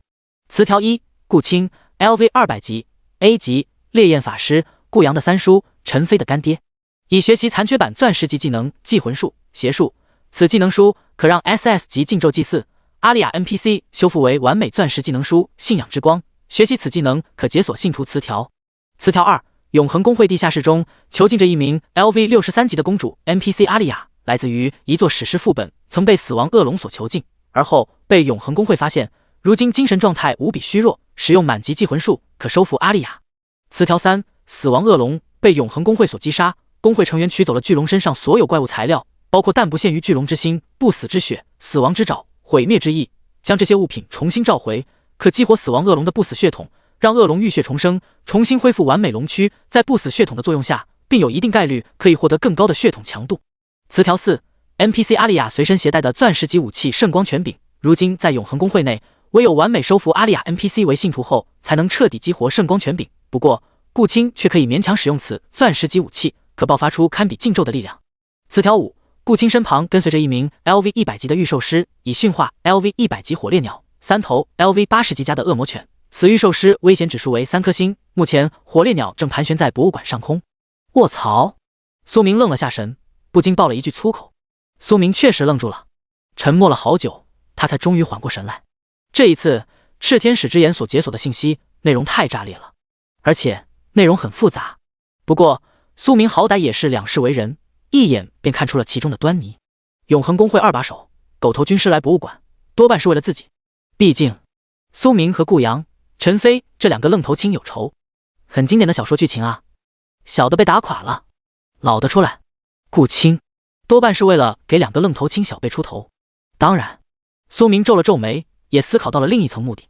或许顾青是盯上了苏英，毕竟顾青学习了一本残缺的钻石级技能书，尽管没有到满级状态，却依旧可以控制职业者的灵魂。换句话而言，顾青或许看上了苏英的 SS 级职业。当然还有一种目的，顾青对蔷薇绚烂这柄骑士长枪有想法了。中海市的黄金武器可不多，尤其是极品黄金武器，每一柄都被各大工会和高级职业者给收藏了起来，算是难得一见的顶级物品。苏明随手便给了苏英一柄黄金武器，匹夫无罪，怀璧其罪啊！顾青也许对苏明身上的东西有点企图。第44章，疯狂的收获，钻石级技能书，御兽师 ，LV 100级火烈鸟 ，LV 80级以上的恶魔犬，还是3头。苏明眉头紧锁，注意到了其中一个词条，都已经用上了御兽师了。顾青的目的绝对不会简单，看来这是准备将自己给杀到等级清零啊！想到这里，苏明不禁心中微微一紧。100级的火烈鸟，他确实不用怎么担心。这种火焰系飞禽，不过也就是 B 级血统强度，苏明都不用爆发最强底牌，随手一个研爆术应该也能解决掉火烈鸟。可是他却微微有些顾忌，攻击力强，没问题，防御力脆弱啊。尽管苏明现如今的生命值和防御力在同等级状态下已经算不错了，可是对于一头100级 BOSS 而言，他那点血条防御确实稍微有点少。但凡火烈鸟几个技能命中，苏明当场就无了。如果再加上3头恶魔犬以及御兽师顾青这个200级的烈焰法师，苏明深吸了一口浊气，不由得有些紧张了。还好有炽天使之眼这本黄级技能，不然他今天多半在劫难逃。驯化了死亡恶龙后，先解决那头火烈鸟，然后让死亡恶龙当肉盾，一波满级铂金技能，尽可能将顾青和御兽师都给灭了。苏明尽量梳理着现目前的局面，简单的分析了一下自己的处境。他的生命值和防御力确实很弱，可是如果加上一头 S 级血统的死亡恶龙呢？恶龙的防御力和血条绝对是天花板级的肉盾，只要能承受下几波火烈鸟和顾青的法术攻击，苏明便有信心让顾青当场爆成数据模块。多的不说，圣光洗礼这个技能就可以爆发出6一点的高额伤害，哪怕大部分火焰雪花都没有命中，1点伤害没问题吧？顾青是吧？锤不死你丫的！钻石级技能书信仰之光，解锁信徒词条，收服 SS 级禁咒祭祀 NPC 阿丽亚，死亡恶龙的器官，激活不死血统，能让死亡恶龙浴血重生，提升血统强度，那不是就到 SS 级了吗？钻石级武器，圣光权柄。简单的了解了下自己目前的情况，苏明将注意力放在了另外几个词条上。而此时稍微消化了下词条所泄露的内容，苏明整个人都有些不好了，兴奋、狂喜，咋说呢？按照 SSS 级词条的描述，苏明这一次或许将迎来一场史无前例的大丰收。只要能灭了永恒公会，他便有机会获得一本钻石级技能书、一柄钻石级武器，以及一名 SS 级 NPC 信徒、禁咒祭祀，甚至死亡恶龙也有机会完成一次华丽的蜕变，晋升为 SS 级巨龙。这也太爽了呀！苏明大口的喘息了下，有种说不出话来的感觉，心脏都有点骤停了。钻石级技能书、钻石级武器，这2样东西在中海市绝对能掀起一场大地震，全市的职业者都要彻底疯掉。而一名 SS 级 NPC 信徒，永不背叛，一头 SS 级巨龙坐骑，这2者更是能创造出现象级的热度。一旦曝光出去，全国大佬都要目瞪口呆，被吓疯掉。倘若在这些前提上，再外加一个 S2 级法神，一个 SS 级圣光骑士呢？一念及此，苏明都觉着自己快要窒息了，大脑都有点空白了。夸张、疯狂、爆炸，即便是苏明都很难预料，当他获得了这些东西以后，自己能变得有多强。恐怕那个时候他能真正的无敌了。不仅是中海市，整个江南省又有谁能和他比？哪怕是帝都的9转法神云韵呢？等级是高，伤害是爆炸，然而能保证100%杀掉自己吗？估计也不能。换句话而言，只要苏明能完美驯化死亡恶龙，按照他的推断，最多半个月时间将自身的等级和巨龙的等级提升上去，然后悄无声息地灭掉整个永恒公会，苏明便能华丽蜕变了，一跃成为能傲视整个江南省所有职业者的存在。苏明深吸了一口浊气，用力地按压了下自己的太阳穴，心脏跳的都要让他背过气去了。放轻松，先搞定死亡恶龙。苏明微微沉思了下，自顾自地呢喃道。而此时他也眯起眼，望了一眼博物馆外，川流不息的街道边上站着一名身穿超短裤以及露腰装的极品美女。人间尤物，赫然正是许清寒。许清寒，苏明微微扬起了下巴。别忘了，还有一个神级选择奖励没有解锁。等驯化死亡恶龙后，他除了要解决掉火烈鸟外，也要顺带将许清寒给。这样一来，妹妹的铠甲便有了。苏英，苏明转过头看了一眼妹妹，小声的说了一句：“等会，别紧张，可能会出点状况，你随时准备好战斗。”随着苏明的话音一落，苏英顿时愣了下神。有人要陷害哥哥？许清寒？苏英的神情顿时一变，捏紧了手里的蔷薇绚烂。苏明拍了拍苏英的肩膀，安慰的说道：“不用太紧张，不是什么大事。”苏英点了点头：“好，我都听哥哥的。”苏明这才长松了一口气，转过了头，而后微微呢喃了一声 ：“S 级专长圣光之心，双倍经验，让妹妹收割100级火烈鸟，应该能捞不少经验值，足够她晋升到30级了。”苏明若有所思的想了下，微微有些惊喜。旋即，他抬头看了一眼博物馆的穹顶，在这座博物馆上空，按照炽天使之心所泄露的信息，那里盘旋着一头浑身燃烧着黄金色泽火焰的恐怖 BOSS。再等一会，沉住气。苏明心中暗自想到，不，又深吸了一口浊气。时间过得很快，转眼便是半小时后。此时，博物馆内几乎空无一人，除了苏明和顾青等人外，再也没有其他人了。差不多了。苏明朝着那件破碎的魔龙铠甲走去，准备用一发火球术击碎玻璃展柜，而后再用恶魔巨鲸的血统药剂修补这件黄金铠甲。然而，与此同时，顾阳走来了。他披着一件黑袍，假装路过的样子，走到苏明身旁时，不禁微微掀起了斗篷，扬起下巴讥讽了一句：“哟，这不是苏明吗？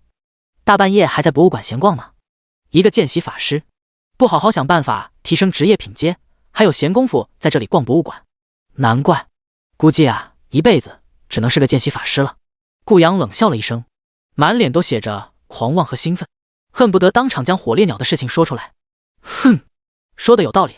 在顾阳身旁的陈飞原本也想多说两句，不过在见到了苏英那冰冷的目光后，不禁心中一紧，最后只能弱弱的装腔作势了一下，便跟在顾阳的身后，急忙离开了博物馆。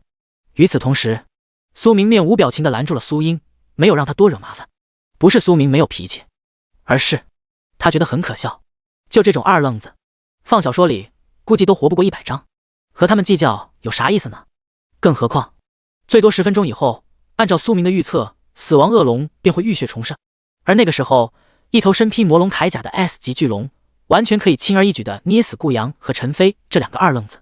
当然，苏明的目光也紧紧注视着陈飞身后的两人，一样身披黑袍的顾青和那个神秘的御兽师。他们两人始终沉默寡言，一句话都没有多说，跟在顾阳两人身后离开了博物馆。哈哈哈哈！你看到没？刚才那个废物见习法师的表情。走出博物馆，顾阳一脸兴奋的狞笑着，急忙用拳头砸了一下身旁的陈飞，一副小人得志的嘴脸。太解气了，老子就是要让苏明那个废物死之前憋屈一下，刷他娘的一波仇恨值，让他死都气得不行。顾阳放肆的大笑着，眼眶都有点泛红了。咋说呢？顾阳是真的很苏明。一方面，他心心念念的女神许清寒竟然是苏明的前女友，不论两人到底有没有发生什么，事实已经发生了，苏明就是许清寒前男友，这在顾阳心里始终是一个心结。其次，他顾阳可是 S 级圣骑士啊，结果却在觉醒仪式中当着全校的面惨败在了苏明手里，这怎么能不让他恼怒？所以，能当着苏明的面狠狠地对他两句，对顾阳这种小心眼子的人而言，简直是爽得要死。哈哈哈哈！顾少说得好。与此同时，陈飞一样眯起了眼，笑得无比放肆，嘴脸相当难看，和顾阳基本上是半斤八两。他冷哼了一声，双眸中闪烁着一丝淫邪，目光紧紧凝视着博物馆内那道亮丽的身影。苏英，完美的身材，天使一样的容颜，冰冷如冰山似的气质，高贵纯欲。在陈飞眼中，苏英简直是惊为天人，美帝不可方物，人间尤物。然而，苏英白天说的那些话，却着实伤到了陈飞。此时的陈飞内心都有点扭曲了，他大口的喘息了下，克制着内心复杂的情绪，表情狞笑了一下，自顾自的呢喃着：“装什么？不过是便宜货而已。等你哥死了，老子就把你囚禁在永恒公会的地下室里。”哼哼，陈飞贪婪的舔舐了下嘴角，神情一阵亢奋。他甚至已经歪歪到了和苏英亲密接触的画面，一想到这里，浑身都不禁颤抖了两下，有点把持不住了。差不多了。顾青走到顾阳两人身旁，用双手拍了拍他们的肩膀，而后语重心长地说道：“都离博物馆远一点。那头火烈鸟刚嗑了一瓶狂暴药剂，别伤到你俩。”顾阳一愣，更加兴奋了。好嘞，三叔，还是你好啊。干爹，我都听你的。陈飞也无比亢奋，火烈鸟吞了狂暴药剂，各种基础属性都会提升一大截，所爆发的技能伤害也会疯狂暴增。这样一来，苏明肯定死得更惨了。爽啊！顾阳和陈飞互相对视了一眼，都从对方的双眼中看到了一丝疯狂和激动。旋即，按照顾青的意思，纷纷远离了博物馆。顾青的目的，他俩很清楚，除了防止火烈鸟波及到他们俩外，还有一点，那就是尽量有不在场证明。尽管永恒公会是 S 级公会，可是，在市中心动手残害职业者，这玩意可是重罪，一旦被发现，是会被 SSS 级公会联名审判的。很快，顾阳等人，包括顾青和那名御兽师，全都退到了博物馆的街对面，在一家拉面馆坐了下来，点了4碗拉面，准备安静的欣赏一头百级火烈鸟如何蹂躏苏明。第45章死亡恶龙复活，燃烧的黄金铜。差不多了，小陈，动手。拉面馆内，靠窗的位置，顾青微微侧了下身，对一旁的御兽师说了一声。旋即，那名百级御兽师立即眯了眯眼，双手结印。很快，一丝丝淡金色的光束便从御兽师身上弥漫出。一刹那间，博物馆上空，一头宛如太阳一样的火烈鸟猛地显现了出来，火红色的身躯浑身燃烧着黄金一样炙热滚烫的火焰。这哪里是火烈鸟呢？狂暴状态下的百级 BOSS 啊！简直宛如一颗坠落的煌煌大日。烈！一声嘹亮的吟叫声响彻整个市中心，火红色的身躯将整个黑夜都映照得亮如白昼。庞大的火烈鸟一展铺开，足足有10几米长。这样一个大块头，当即引起了市中心所有人的注意。名称：火烈鸟，品阶 B， 等级 LV100， 生命值500万点，力量900，体质800，精神1200，敏捷1400，技能专长，状态狂暴，生命值加100万点，攻击力加8000点，防御力加5000点，法抗加7000点。一块显眼的熟悉模板从火烈鸟的头顶冒出，所有人都一览无余。卧槽，什么情况？火烈鸟百级 BOSS， 市中心怎么会有火烈鸟 BOSS 啊？不好，赶紧跑！怪物攻城，中海市的禁卫军团呢？这可是百级 BOSS 怪啊，还是狂暴状态，禁卫军团的人都是干什么吃的？死！600万点生命值，天哪，这是要吓死人啊！精神属性1000多点，这玩意儿一个 BOSS 专属技能就能爆发出10几万点的高额伤害，综合高伤估计都100万点以上了。别堵在路上啊！前面那个二货，你赶紧开车啊！快快快，往禁卫军团的方向跑！永恒公会呢？不来维持治安吗？这些公会平时招募职业者倒是很积极，遇到问题全都撂挑子了。奶奶的，这哪里是火烈鸟啊，简直是一颗坠日！随便一个火焰技能，但凡波及到我，恐怕我的血条都要清空了。别挡我路啊，大哥，让一让！炸了！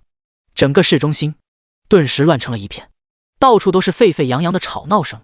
无数名职业者顿时穿戴好了铠甲和法袍，紧紧握住手里的武器，准备保命了。虽说火烈鸟只是一头百级 BOSS， 然而对于中海市的市民而言，却是一场无与伦比的灾难。在这个时代，能够觉醒成职业者的10不存1，其他的都是普普通通的平凡人。别说火烈鸟了，一个小小的火球术，一名1级的见习法师都能将普通人给当场掀翻。就算是职业者，能升到100级的又有多少呢？所以，这样一头百级 BOSS 怪确实够吓人的，当即让整座城市混乱了。与此同时，拉面馆内角落里，许清寒懵了。没错，他并没有离开，而是在拉面馆点了一碗热气腾腾的拉面，无聊地扒拉着筷子，想要吃点东西填饱肚子。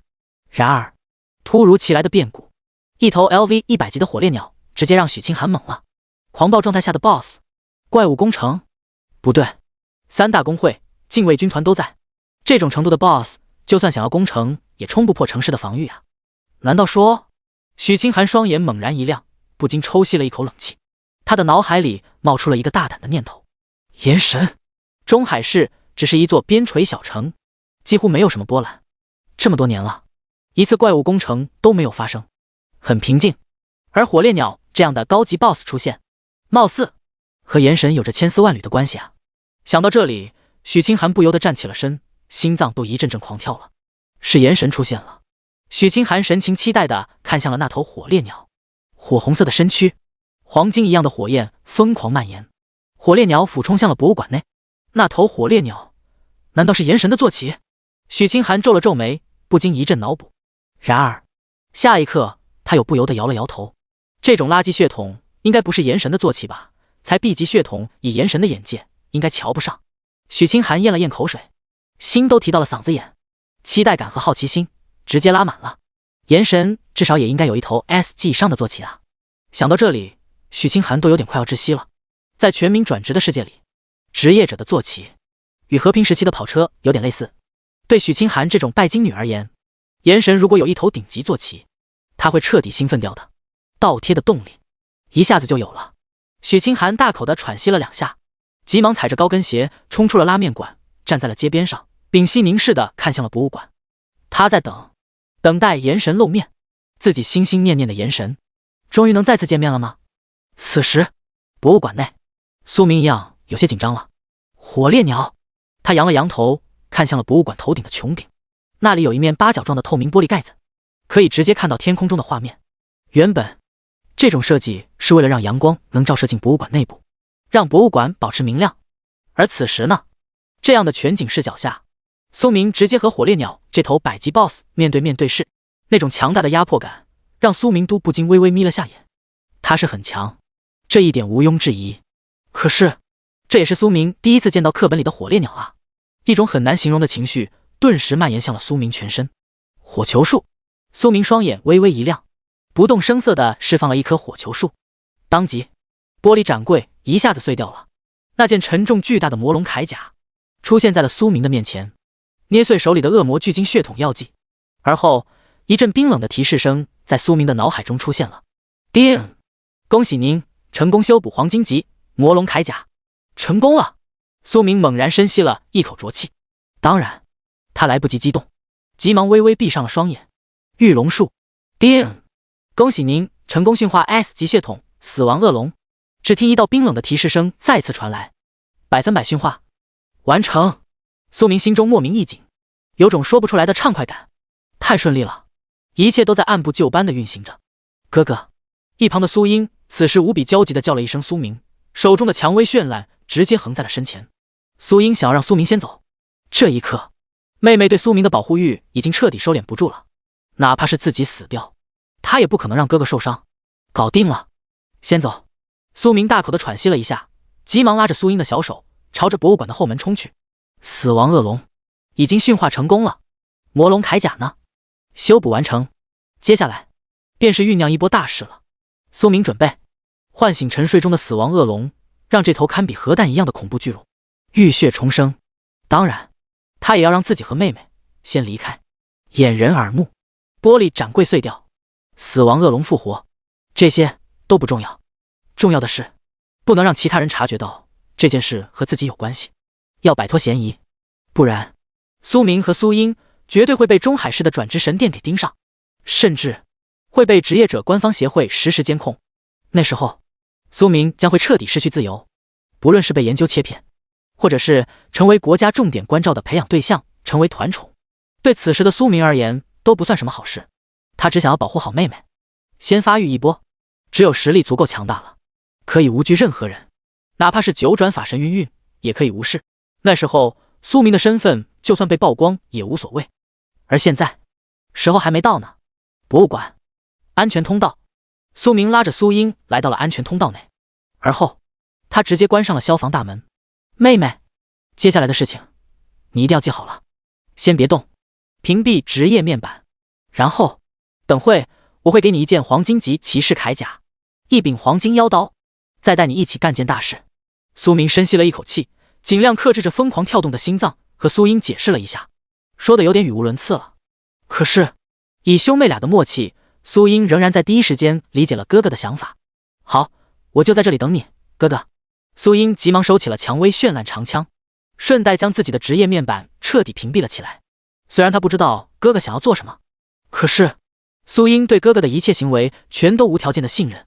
见到苏英乖巧的点了点头，苏明顿时长松了一口气，而此时的他打了个响指，全身顿时换了一套精致贵气的银色铠甲。没错，恶魔圣铠蜕变到铂金级品阶后，整体色调都发生了变化，不再是暗金色，也没有那么沉重，而是变成了精致贵气的银色全身铠，或者说白金色圣铠。苏明顿时全副武装，身后别着一柄黄金腰刀，手中紧握着一柄凛冬法杖，全是黄金级武器，而脚上呢，则是穿着一双龙旗战靴。苏英微微一愣，太帅了，此时的哥哥完全变了样子，而这不就是黑海湾风传的炎神吗？苏英都微微有些恍神了，像是不认识哥哥了一样。同一时间，博物馆正中央，黑暗的博物馆中，所有照明系统全部被摧毁了，漆黑一片，唯有头顶的天穹中爆发出了火烈鸟的火红色光泽，黄金的火焰光华像是岩浆一样向着四周弥漫。而后只听一声闷沉的响声在安静的博物馆中央传来，不是什么东西破碎掉了，而是一种类似于心脏的跳动声，闷沉有力，像是在人的脑海里炸开了一样。紧接着，只见那一头庞大如小山脉一样的巨龙化石颤抖了2下，轰！死亡恶龙的双眼，灰蒙蒙的眼球一阵闪烁，黄金、树瞳、纹路全都活了过来，黄金花纹一一绽放，石化的眼球活了，死亡恶龙复活了。第46章双杀清冷校花。轰隆一声，整个博物馆炸开了，一头30多米长的巨龙破开了博物馆的穹顶，朝着大的夜空飞去，玻璃炸裂，巨龙疯狂的速度引发了一连串的音爆声，一下子全市的职业者都不禁浑身一惊，纷纷看向了市中心博物馆的方向。而那些本就在博物馆周围的市民更是彻底被吓傻眼了，一个个目瞪口呆，什么话也说不出来了。此时的死亡恶龙复活了 ，S 级血统，浑身的血肉已经带着些许腐烂。苏明只是让驯化了死亡恶龙，保留了巨龙最后一丝神智。然而这头巨龙依旧是不完整的，巨龙之心，不死之血，毁灭之意，这些最为重要的器官此时全都躺在永恒公会地下室的最深处，被无数名高级职业者日夜守护着。想要让死亡恶龙彻底恢复，需要很长一段时间。当然 S 级血统 LV 100级，尽管死亡恶龙如今只能算半死状态，却依旧带给了全市的市民超出想象的震撼感。庞大如山脉一样的身躯，浑身燃烧着淡金色的火焰，身上则是披着一件精致沉重又略显古朴的魔龙铠甲。此刻的死亡恶龙高悬在夜空之上，背后映照着一轮皎洁的圆月，震撼的视觉冲击力让所有人全都懵掉了，那种来自于灵魂深处的压迫感，没有谁可以抵挡。龙族，不死的巨龙复活了。死亡恶龙一出现，直接飞扑向了火烈鸟，巨爪一拍，当即将火烈鸟拍得晕头转向的。别看都是 LV 100级，两者的差距完全是天壤之别。在死亡恶龙面前，火烈鸟就像是一只雏鸡一样，哪里还敢嚣张，急忙缩紧了脑袋，一动不动，浑身的火焰都熄灭了许多，摇摇晃晃，快要暗淡下去了。一时间，市中心的市民们全都不禁倒吸了一口冷气，抽吸冷气的嘶声此起彼伏。死亡恶龙，那不是永恒公会先前斩杀的巨龙吗？怎么竟然出现在了市中心？为何又对火烈鸟发起了猛烈的攻击？所有人都有些大脑空白了，一阵脑补，却始终找不到一个理由。魔幻，整个过程实在是太魔幻了。在所有人都愣神的时刻，已经快要化为一堆废墟的博物馆穹顶处，一名身穿白金铠甲，手中紧握着一柄精致法杖的职业者出现了，贵气神秘，背后一样映照着夜空。头顶两头浑身燃烧火焰的巨兽正在互相撕咬，这一幕让众人都瞳孔一阵收缩，而后放大，噤若寒蝉，鸦雀无声。直到有人莫名的开口惊呼了一句，所有人才反应了过来，炎神，那是炎神！一声嘹亮的口哨声在天空中响起，而后死亡恶龙猛地丢下了爪中的火烈鸟，一阵俯冲扑向了博物馆，温顺的低高傲的头颅。苏明，或者说炎神，一步跨出，直接踩在了死亡恶龙的背上。天哪！这一刻，见到这一画面的全市职业者全都要窒息掉了。百级巨龙，竟然有人驯化了这头百级巨龙， S 级血统的死亡恶龙啊！炎神，竟然驯化了死亡恶龙，已经死去的巨龙，已经石化的巨龙，怎么会重新浴血重生？又被炎神给驯化了呀！一刹那间，整个市中心快要炸开了锅。天哪，我快要疯掉了，快要崩溃了！那是炎神，传说中的炎神，用好几波禁咒毁掉了黑海湾的炎神啊！没想到那个都市传说竟然是真的，他出现了，就在市中心。死去的巨龙重新复活，百级火烈鸟在市中心暴动，传说里的炎神登场。天哪，我觉得都快要窒息掉了，这样的事情竟然会在现实里发生，太帅了！炎神真的太帅了。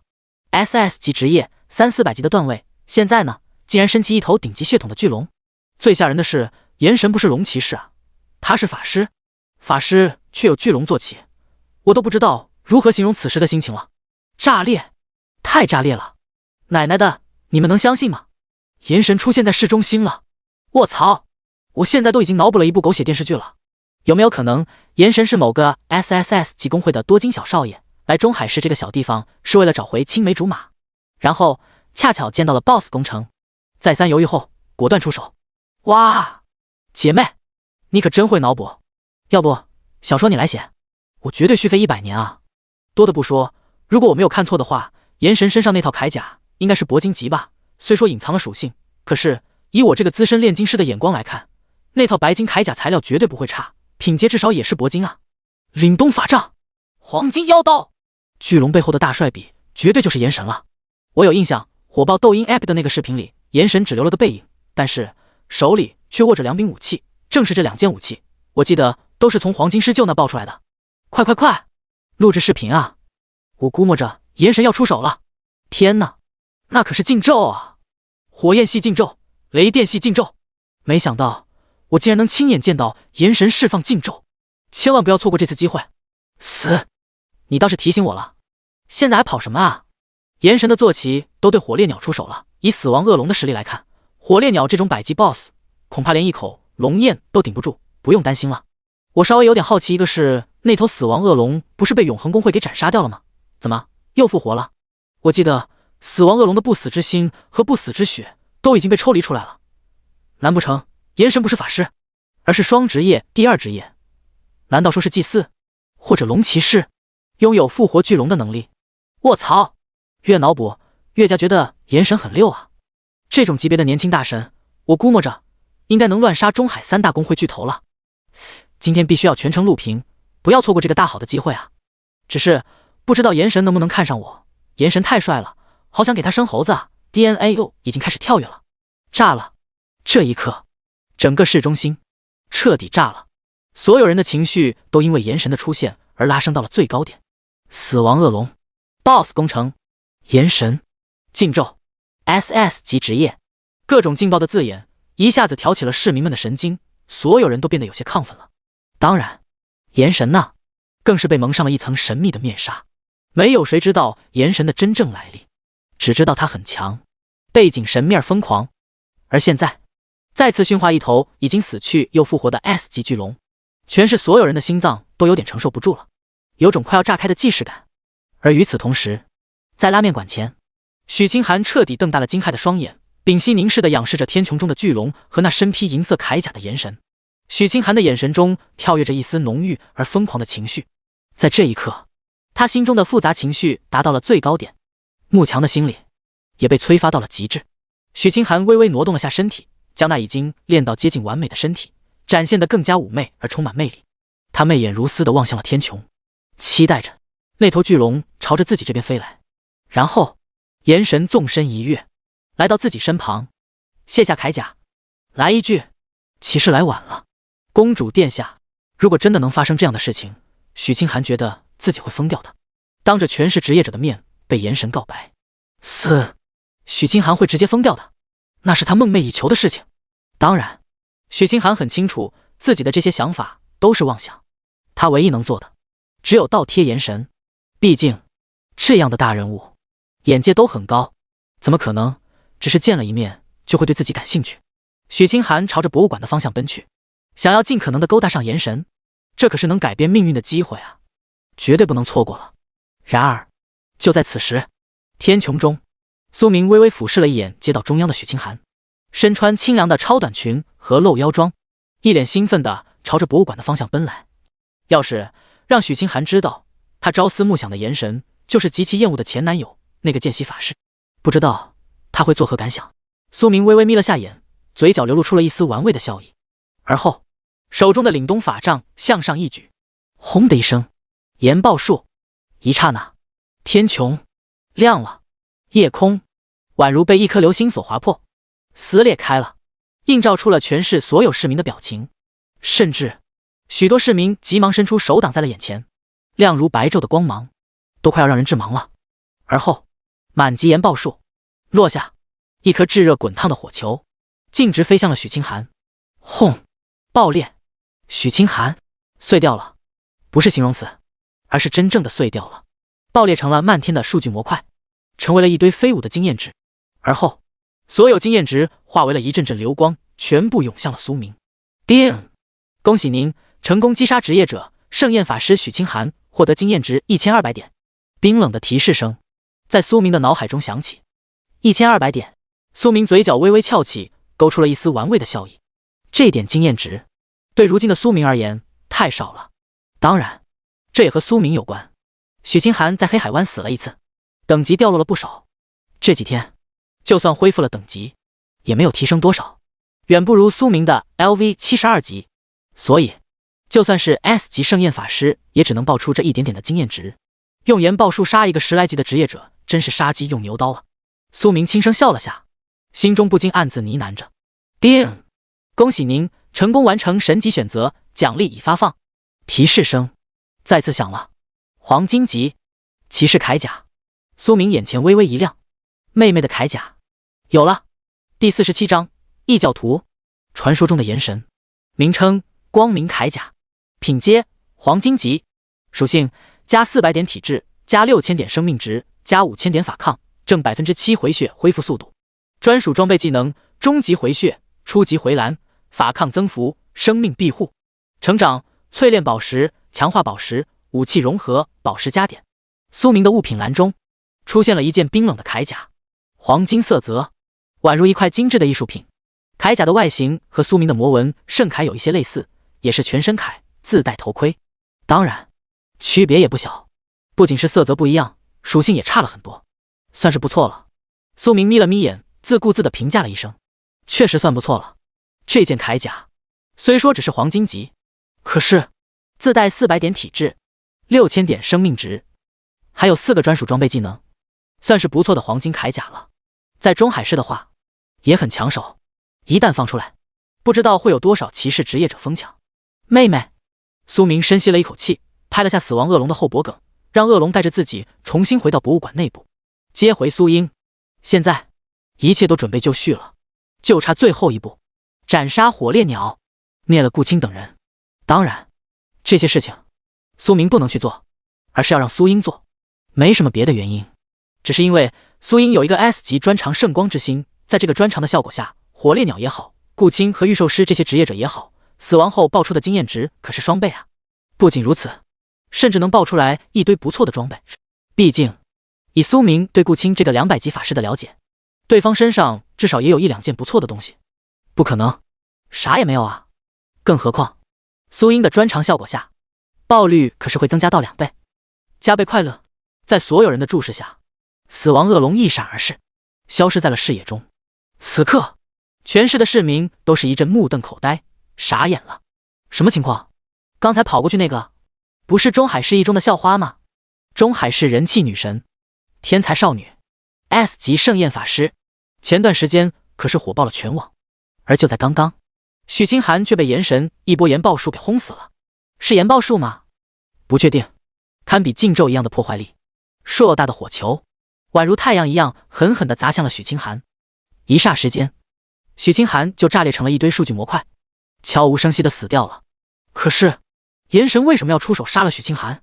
毫无征兆，毫无理由。而同一时间，拉面馆内4个身披黑袍的职业者浑身都在发抖，目光中跳跃着一丝惊愕。那是清寒，怎么会这样呢？炎神和清寒有仇吗？什么也不说就将清寒给杀了。顾阳睁大了震惊的双眼，微微张开了嘴角，不可置信地大叫了一声。他快要疯掉了，大脑都宕机了。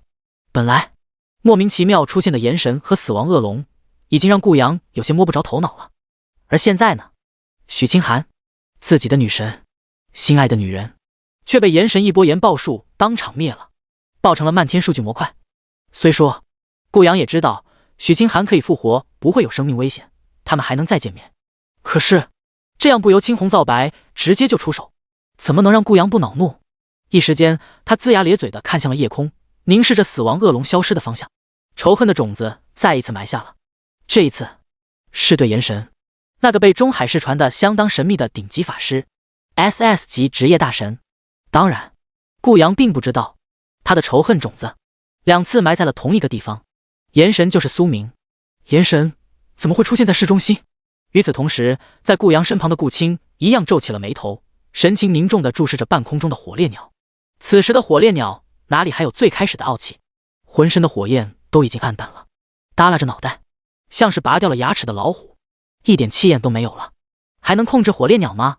顾青深吸了一口浊气，看向了一身黑袍的御兽师，沉声问了一句：锁定苏明了没？闻声，御兽师的双眼骤然浮现出了一片淡金色的光泽，他的视角已经切换到了火烈鸟的双瞳上，可以俯瞰整座中海市。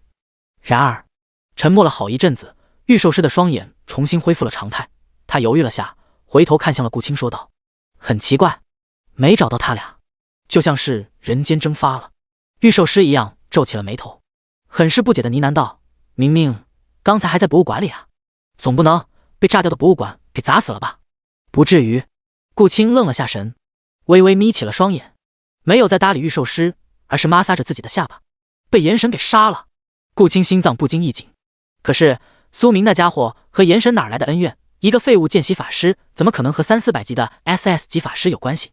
顾青确实有点懵了。此时的局面让他有些摸不着头脑。永恒公会先前已经斩杀掉的 S 级死亡恶龙复活了，不用怀疑，这头巨龙必然是炎神用不知名的秘术复活的。可是炎神为什么这么做？又为什么要用炎爆术杀了许清寒？10几级的盛宴法师又是怎么招惹了这个外省的大佬？还有苏明、苏英，这2人又是怎么消失了？也被炎神给杀了？理由呢？顾青一时间有些头大，总不能炎神看上了苏明那家伙的黄金武器吧？顾青大口的喘息了下，尽量让自己的大脑清醒了一些。或者说炎神这家伙本身是……想到这里，顾青的瞳孔一阵收缩，不禁有些被震惊到了。有一种可能确实说得通，有可能炎神这家伙是异教徒。全民转职世界里，除了公会也有教会，教会便是地下世界的黑暗面。教会中的职业者也被称为异教徒，他们无恶不作，以狩猎职业者为乐趣。洗劫公会、猎杀冒险家，每一个地下教会都让人闻风丧胆。此时的顾青只能找到这样一个恰当的理由，不然炎神怎么会拥有能复活死去巨龙的邪术？其次，又怎么会无缘无故的狩猎许清寒这个天才少女？甚至苏明和苏英也有可能死在了炎神手中。一念及此，顾青浑身都不由得发寒了。这样恐怖的异教徒，身怀禁咒， SS 级职业，传闻等级也是300-400级的段位。这要是在中海市搞事情，中海3巨头加起来怕是都拦不住他。顾青怂了，有点害怕了。小陈，先召回火烈鸟，情况有些不对，我们先回公会。顾青斟酌了片刻，冲着身旁的御兽师说道：三叔，炎神不会是异教徒吧？顾阳难得脑子灵光了一下，一脸震惊地看向顾青。有可能。顾青深吸了一口浊气，尽量让自己表现得不那么慌张，若有所思地道：先回公会找你老爸说清楚情况，如果那个炎神真是地下世界黑暗教会的人，恐怕今天发生的这些事不简单啊。见到顾青都如此慎重，顾阳和陈飞顿时一愣，说好的只是杀个见习法师而已，咋出了这么大的乱子？地下世界、黑暗世界、异教徒、炎神、狩猎天才职业者、动乱，这些事情只是稍微想一想，都让顾阳和陈飞2人有些心惊胆战。此时的他们哪里还有心思去操心苏明？唯一有的只是求生欲，想要赶紧缩回永恒公会，保住小命。妹妹，没事吧？同一时间，已经碎成了废墟的博物馆内部安全通道处，苏明手握一柄黄金腰刀，提着一套黄金铠甲出现在了苏英的面前。没事。苏英撩起了一头大波浪长发，很娴熟的用头绳将长发扎成了马尾。而后，苏英一脚踢开了面前的碎石，来到了苏明的跟前。毕竟是 SS 级圣光骑士，哪怕只是1级状态下，基础属性也高的吓死人。只要不被火烈鸟的技能命中，就算是博物馆的天花板砸下来，苏英也可以安然无恙。那就好。苏明长松了一口气，微微眯了下双眼，将手里的妖刀和光明铠甲递给了苏英。这2样东西给你，然后和老哥一起斩了火烈鸟杀顾青。苏明大口的喘息了下，眼神灼灼发亮。而此刻，苏英稍微愣了下神，看了一眼苏明递来的2件黄金装备，又用余光瞄了下苏明身后盘旋着的死亡恶龙。S 级血统，已经死去的巨龙化石，去，真的复活了。这一刻，苏英都觉得自己有些不认识这个哥哥了。他真的是以前那个哥哥吗？然而，稍微沉默了一小会，苏英再次恢复了正常的神情，冲着苏明郑重的点了下头，自顾自的呢喃道：“好，和哥哥一起斩火烈鸟杀顾青。”苏英一脸认真的说道，微微歪着头，嫣然一笑。中海市中心博物馆上空，一声龙吟响彻整个夜空。室内所有职业者全都浑身一抖，有些被震慑到了。而后，只见死亡恶龙再次向着天空飞去，背后映照着一轮皎洁的圆月。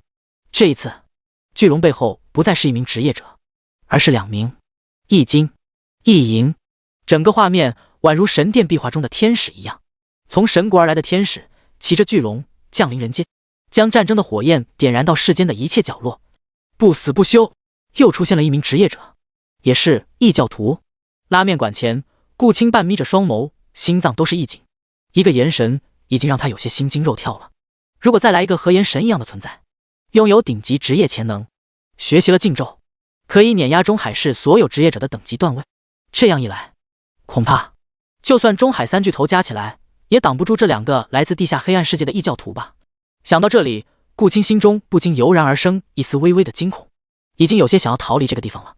可是下一刻，让顾青目瞪口呆的事情发生了。第48章3大禁咒全开。死亡恶龙猛地一昂头，火焰落下，1波2波3波，火烈鸟的血条疯狂下跌，只留下了最后一丝。而后，恶龙背后那名身披黄金铠甲的职业者纵身一跃，妖刀落下，火烈鸟死了。随着一声凄厉的鸟叫声响彻天穹，漫天星光点点，火烈鸟爆裂成了一大片数据模块，海量的经验值涌入向了那名身披黄金铠甲的职业者。和炎神一样，看不出职业，看不出段位。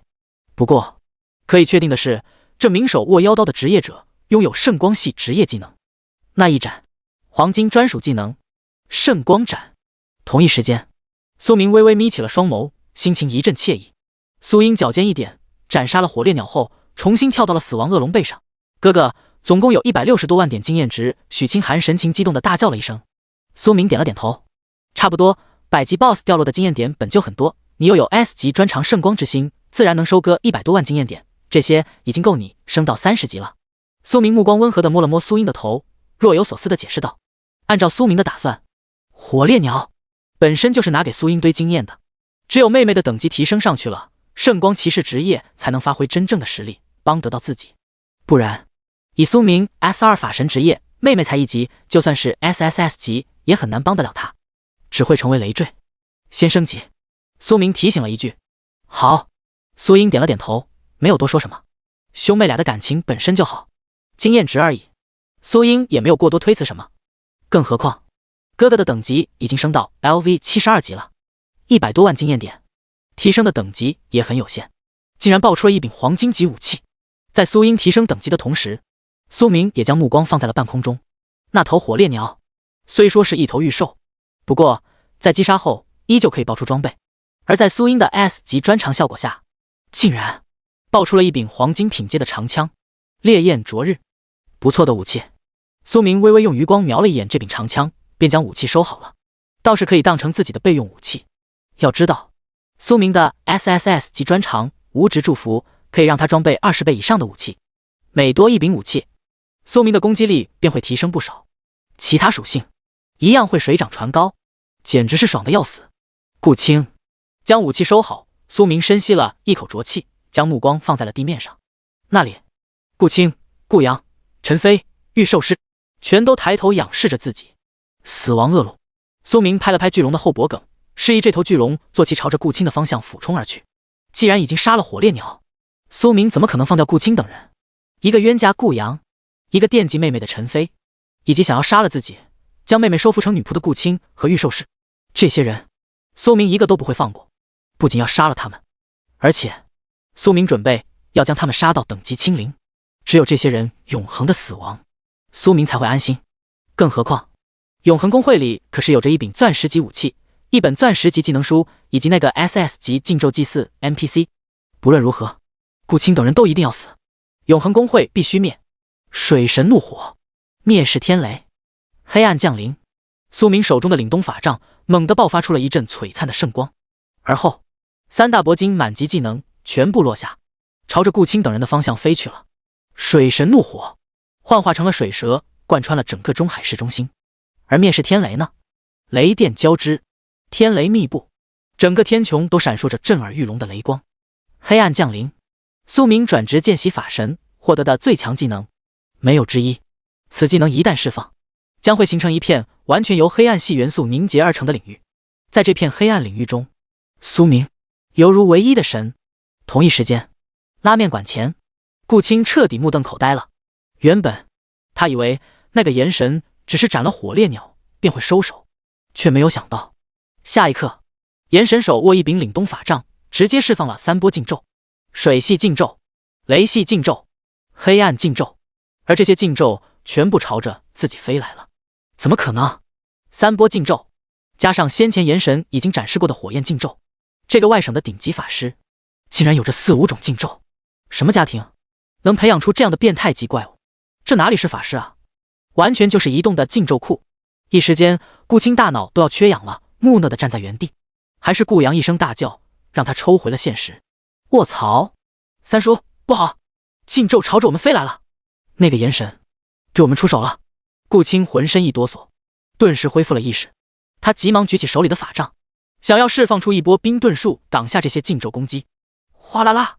不仅是他，身旁的御兽师双眼也骤然一变，召唤起了周围的御兽。顿时，在顾青面前，立即浮现出了一大片冰蓝色的盾牌，以及闪耀着圣光的护盾和水墙。而御兽师呢，也召唤来了3头恶魔犬，一头 LV90级的黄金雄狮，一共4头御兽，全都身披铠甲，看上去相当拉风。可惜，在苏明一大波满级技能的冲击下，这些东西怎么可能挡得住呢？只听咔嚓一声，所有盾牌，顾青所释放的所有防御技能，全部在一刹那间碎掉了。而后，恶魔犬也好，黄金雄狮也好，都在一刹那间炸裂成了数据模块。不好！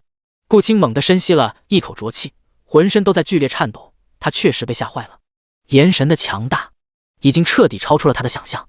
而此时，他也彻底确定了一件事：这个最近风靡中海市的炎神，绝对不是来自外省的顶级法师，多半是地下黑暗世界的异教徒，甚至有可能是异教徒中的地下君主，或者说黑暗君主。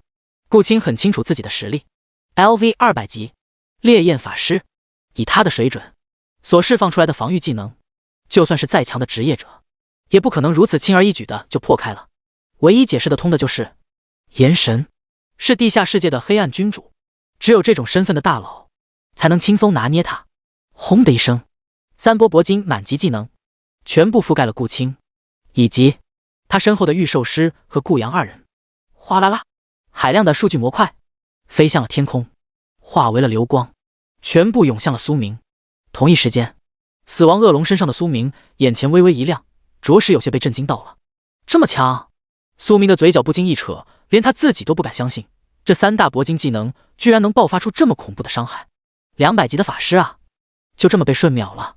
原本苏明以为还会有一场恶战呢，结果呢，轻松到像是捏死了一只雏鸡，砍瓜切菜那样惬意。叮！恭喜您成功击杀职业者烈焰法师顾青，获得经验值150万点。叮！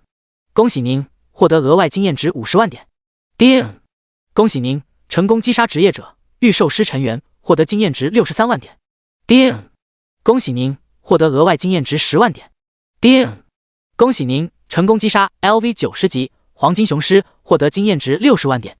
叮！恭喜您获得额外经验值7万点。冰冷的提示声在苏明的脑海中响起。苏明下意识的一惊，有点兴奋了。这一波经验值已经快400万点了，整整400万的经验值啊！能够让他疯狂晋升多少级了？至少升到100级，绝对没有一点问题。爆出了好几件装备，苏明双眸微微一凝，看向了顾青刚才所在的方向。拉面馆前的街道中央，几件装备散发着淡淡的光泽，正悬浮在半空中呢。白银级护腕，白银级项链，黄金级法杖，黄金级长弓，一共4件装备，2件是武器，2件是辅助装备。苏明不禁倒吸了一口冷气，莫名有些惊喜。顾青只是一个法师，身上竟然还装备着一柄辅助武器——弓箭手专属武器。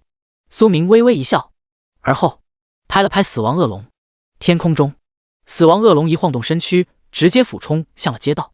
苏明顺手将顾青等人掉落的装备全部拾取了起来，回半山别墅，收好了战利品。苏明自然也没有必要留在这里，他扫视了一眼街道，将火烈鸟、黄金雄狮、恶魔犬这些混血怪物所掉落的物品全部一一拾取了起来，旋即便果断离开了市中心。死亡恶龙那庞大的身躯一闪而过，彻底消失在了众人的视野中。中海市的天空再次恢复了原本的状态，漫天星空璀璨，唯独剩下了市中心一片废墟。只有这些废墟见证了刚才的一切，不然市民们都会以为刚刚所发生的事情全都是幻境。此时的市中心静若寒蝉，鸦雀无声，所有人都被刚才的一幕所吓傻了，没有人开口说一句话，只有倒吸冷气的声音此起彼伏。然而过了很久，一名身披铠甲手握长枪的高级骑士猛地浑身一震，用不可置信的声音高呼了一句：卧槽，疯了吧！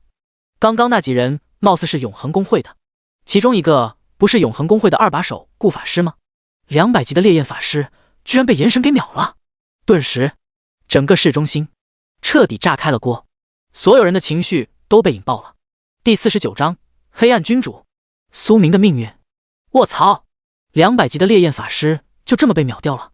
炎神的实力确实和网传的一样，相当变态啊！我估计最次也是400级以上的段位了，可以完虐咱们中海市任何一名高级职业者。小了，格局小了，只是1对1完虐职业者吗？你刚刚看到没？那玩意儿绝对是禁咒，3大禁咒齐开，直接秒了永恒公会2把手顾青，顺带着连那个高级御兽师也一起给斩了。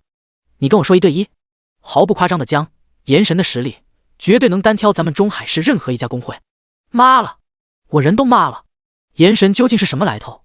一出手就将中海市人气校花女神许清寒给斩了，而后眨眼间的功夫又将顾青给秒了。按照这个架势来看，接下来是准备灭了咱们中海市的3大公会吗？如果我没有猜错的话，炎神恐怕不是什么外省来的顶级法师大佬，而是地下黑暗世界的异教徒，实力强大，拥有禁咒，还有着可以复活死亡恶龙的邪术。你们说这能是正经职业者吗？哪个公会那么溜，能培养出这种级别的大神？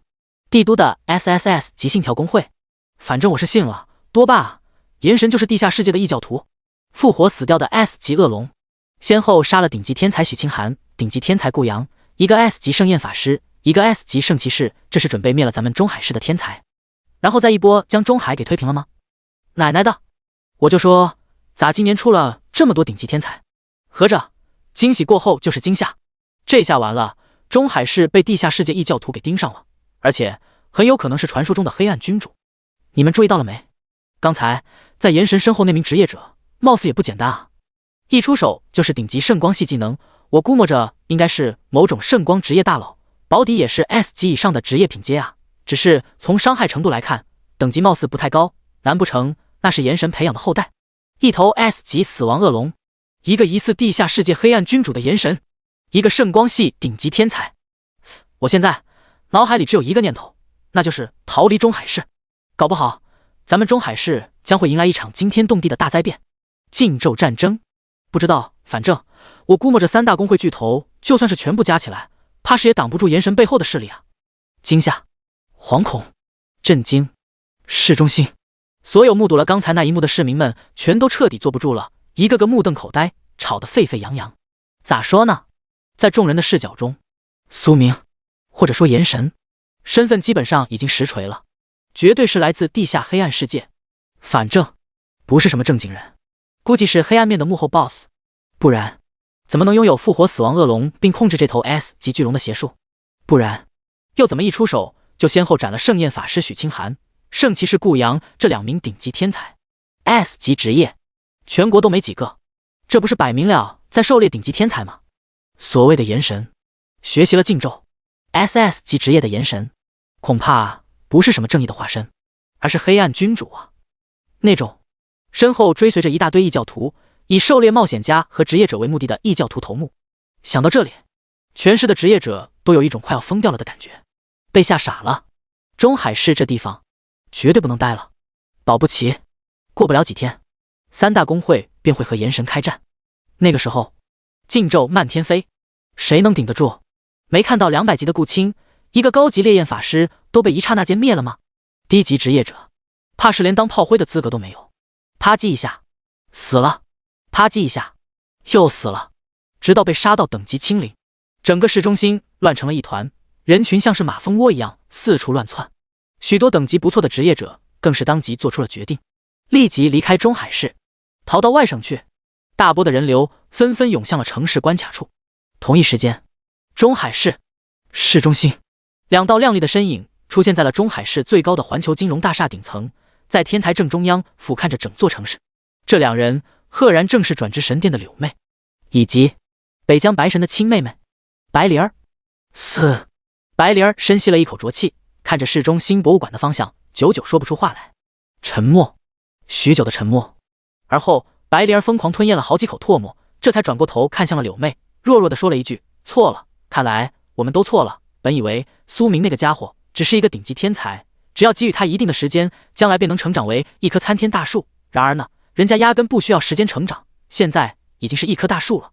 死亡恶龙这种级别的巨龙，竟然都能被他给驯化为坐骑，甚至他还有让死去的巨龙复活的邪术。最变态的是，200级的烈焰法师说杀就杀了，随便一个技能下去，所爆发出来的伤害结果都堪比禁咒。与此同时，柳妹呢，一样满脸都写着惊愕，默不作声。许久后，她的神情骤然一变，像是刚刚回过神来一样，大口的喘息了下，神情无比复杂的呢喃着：我也没有预料到他居然这么吓人。柳妹长叹了一口气，用纤细的手指揉了揉太阳穴，明显能看出她脸上的疲惫。确实，苏明太吓人了，其他人不清楚，柳妹和白灵儿可是相当清楚苏明的底细，也知道苏明就是炎神。毕竟苏明当时毁掉了整个黑海湾，柳妹目睹了全过程。原本柳妹也没有将炎神这个身份放在心里，毕竟外界的传闻都太夸张了。苏明不过是几十级，却被风传成了300-400级的段位，而禁咒也是假的，苏明只是技能伤害比较爆炸而已。按照柳妹的预测，苏明的3个 SSS 级专长里至少有一个是能提升技能伤害的。换句话来说，流言太夸张，苏明确实很强，但是没有外界传闻的那么强。什么外省的大佬，禁咒，什么 SS 级职业，有水分，而且水分很大。可是现在呢，柳妹和白灵儿却沉默了，因为只有他俩最清楚苏明的等级现目前绝对没有达到90级，换句话来说就是没有4转。苏明想要4转，必须要到转职神殿去提交资料，这一点不用怀疑。也就是说，不到4转的苏明驯化了死亡恶龙，释放的技能有着堪比禁咒般的破坏力，甚至一出手就秒杀了许清寒、顾阳、顾青，永恒公会第1御兽师。这是什么概念？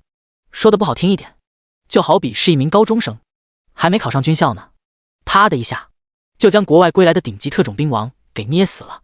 这个比喻或许不太恰当，可是很符合现目前的情况，甚至更加夸张，一名高中生居然能强成这个样子。柳妹愣了很久，开口感叹了一句：这可比地下世界的黑暗君主更可怕，因为你和我最清楚不过了，苏明貌似没有依靠任何背景，才1周时间就靠着自身的资质和实力达到了这种程度。柳妹苦笑了一声，看向了身旁的白灵儿。是啊，白灵儿的表情一样很难看，有点回答不了柳妹了，只有附和了一声：地下世界吓人吗？当然，异教徒放在前世那就是帮派了。而黑暗君主就意味着帮派头头。可是相比之下，苏明是个高中生，才更变态啊！等级差了100多级，轻而易举的就秒了顾青。更疯狂一点说，苏明现在已经具备了单挑中海市任何一家头部工会的实力了。这是什么水准？全国找不出第二个，就算是白神在年轻的时候，也绝对比不了苏明啊！等我哥出副本吧。白灵儿咽了咽口水，一样长叹了一声。没办法呀，苏明这种程度的怪物，已经不能用天才来形容了。全国第一天才，哪里是什么天才？明摆着一个怪胎。柳妹和白灵儿资格不够，现在绝对不能轻易处理苏明，不然怕是会成为全国的罪人。苏明这样的怪物级天才，如果能走上正道，当然更好。要是柳妹皱了下眉头，有点欲言又止的感觉。白灵儿眼眸微微一亮，瞬间明白了柳妹的意思。咋说呢？苏明如果为国家所用，肯定能在短时间内创造一系列神话。倘若苏明有一心的话，白神也多半不会手软，会在第一时间解决掉苏明。先稍安勿躁。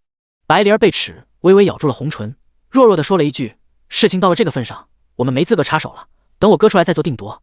这段时间还是按照先前说好的办，贴身保护苏明，别让他出什么岔子。然后等我哥出副本，再汇报向国家最高层。苏明的未来让国家来决定。柳妹神情一阵恍惚，也只有这样了。说完，柳妹和白灵儿的身影悄然消失在了天台。而同一时间，在中海市半山别墅中，苏明快要兴奋疯了。顾青几人爆出来的装备全都好的要死，属性顶满了。名称：烈焰灼日长枪，品阶：黄金级，属性：加600点力量，加3000点法力值，正30%物理暴击。专属装备技能：暴击、灼烧、吸血。限制：骑士职业。成长：淬炼宝石、强化宝石、强化药剂。名称：黑暗星火法杖，品阶：黄金级，属性：加400点精神，加5000点法力值，正15%法术穿透。专属装备技能：火焰法伤、黑暗法伤、双倍法爆。限制 LV 70级法师职业。成长：淬炼宝石、强化宝石、强化药剂、武器融合、宝石加点、武器祝福。名称：烈阳长弓长弓，品阶：黄金级，属性：加200点精神，加200点力量，正20%吸血。专属装备技能：烈阳命中。限制全职业可装备辅助武器。成长：淬炼宝石、炼金师、经验值强化。强，太强了！苏明一共获得了8件装备，其中3件装备是黄金级，恰好全都是武器。黑暗星火和烈阳长弓都是顾青爆出来的，而那件烈焰灼日则是由火烈鸟掉落的专属 BOSS 奖励。然而让苏明有些出乎意料的是，这几件装备的属性都堪称天花板级的水准，好到爆炸。第50章全民公敌。苏明的宿命，烈焰灼日可以收起来，到时候当做辅助武器使用。黑暗星火和烈阳长弓还是卖给林佑威回收得了。苏明微微眯了下双眸，沉默了一阵子后做出了决定。咋说呢？烈焰灼日这柄长枪确实很不错，和蔷薇绚烂有的一拼，甚至在某种意义上比蔷薇绚烂的属性更强。苏明准备留着自己使用。而另外2件黄金武器嘛，是顾青这个狗头军师爆出来的，死人的东西，苏明可没兴趣，不可能留着自己用。思来想去，还是准备拿给林佑威回收，到时候再从林佑威那里购买一波高级技能书，或者买一部分属性好一定的低级武器。这样一来，苏明的实力绝对能再次提升一大截。哥哥，今天真的太疯狂了。与此同时，在苏明清点着战利品的时候，身旁的妹妹苏英深吸了一口浊气，由衷的感叹道：我都不敢相信自己已经升到了30级，刚转职成圣光骑士1天就要开始2转了。苏明莞尔一笑，摸了摸苏英的头，温和的笑着说道：很正常，以后啊，这样的事情可多着呢。这才刚开始。苏明稍微凡尔赛了一下，不过他说的确实有道理。两兄妹的职业都很强，一个 S2 法神，一个 SS 圣光骑士，外加3大 SSS 级专长，一头死亡恶龙。苏明自身还有一个神级选择奖励，在种种外力的加持下，苏明和他妹妹后续的发展绝对会刷新全国所有职业者的世界观。只是1天升30级而已，也不算夸张。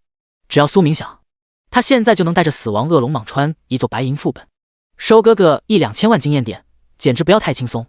好。听到苏明的话，苏英微微眯起眼一笑，嫣然的笑意让苏明都不禁晃了晃神，不知道自己这个美得不可方物的妹妹，到时候会便宜了哪个小子。对了，哥哥，我现在有好几千点自由属性，你说我应该怎么分配啊？苏英抬头问了一声。苏明愣了下神，在斩杀了火烈鸟后，苏英一口气获得了160万点经验值，直接升到了30级。按照 SS 级职业的成长度来看，苏英一口气获得了6000点自由属性，确实需要好好思考一下，重点提升防御力和力量吧，其次提升一下精神属性，最后是敏捷度。苏明若有所思地呢喃了一声，咋说呢？让苏英这样发展，有他自己的想法。如果说没有苏明的存在，苏英自然需要专注于提升物理攻击力和法攻，将圣光骑士职业的优势发挥到极致。然而，在苏明这个输出怪物面前，苏英那一点点小额伤害，其实没啥太大的用处。苏明准备将苏英培养出守护骑士，用来保护自己的安全。这样一来，苏明的高额法伤才能玩出新花样，一攻一守，完美配合。好，明白了。苏英被齿咬了下嘴角，微微一笑回应道。对于苏明的决定，苏英没有提出任何一点不满。在妹妹看来，哥哥的决定都是最正确的，只需要执行就好了，不用去考虑原因。不饿。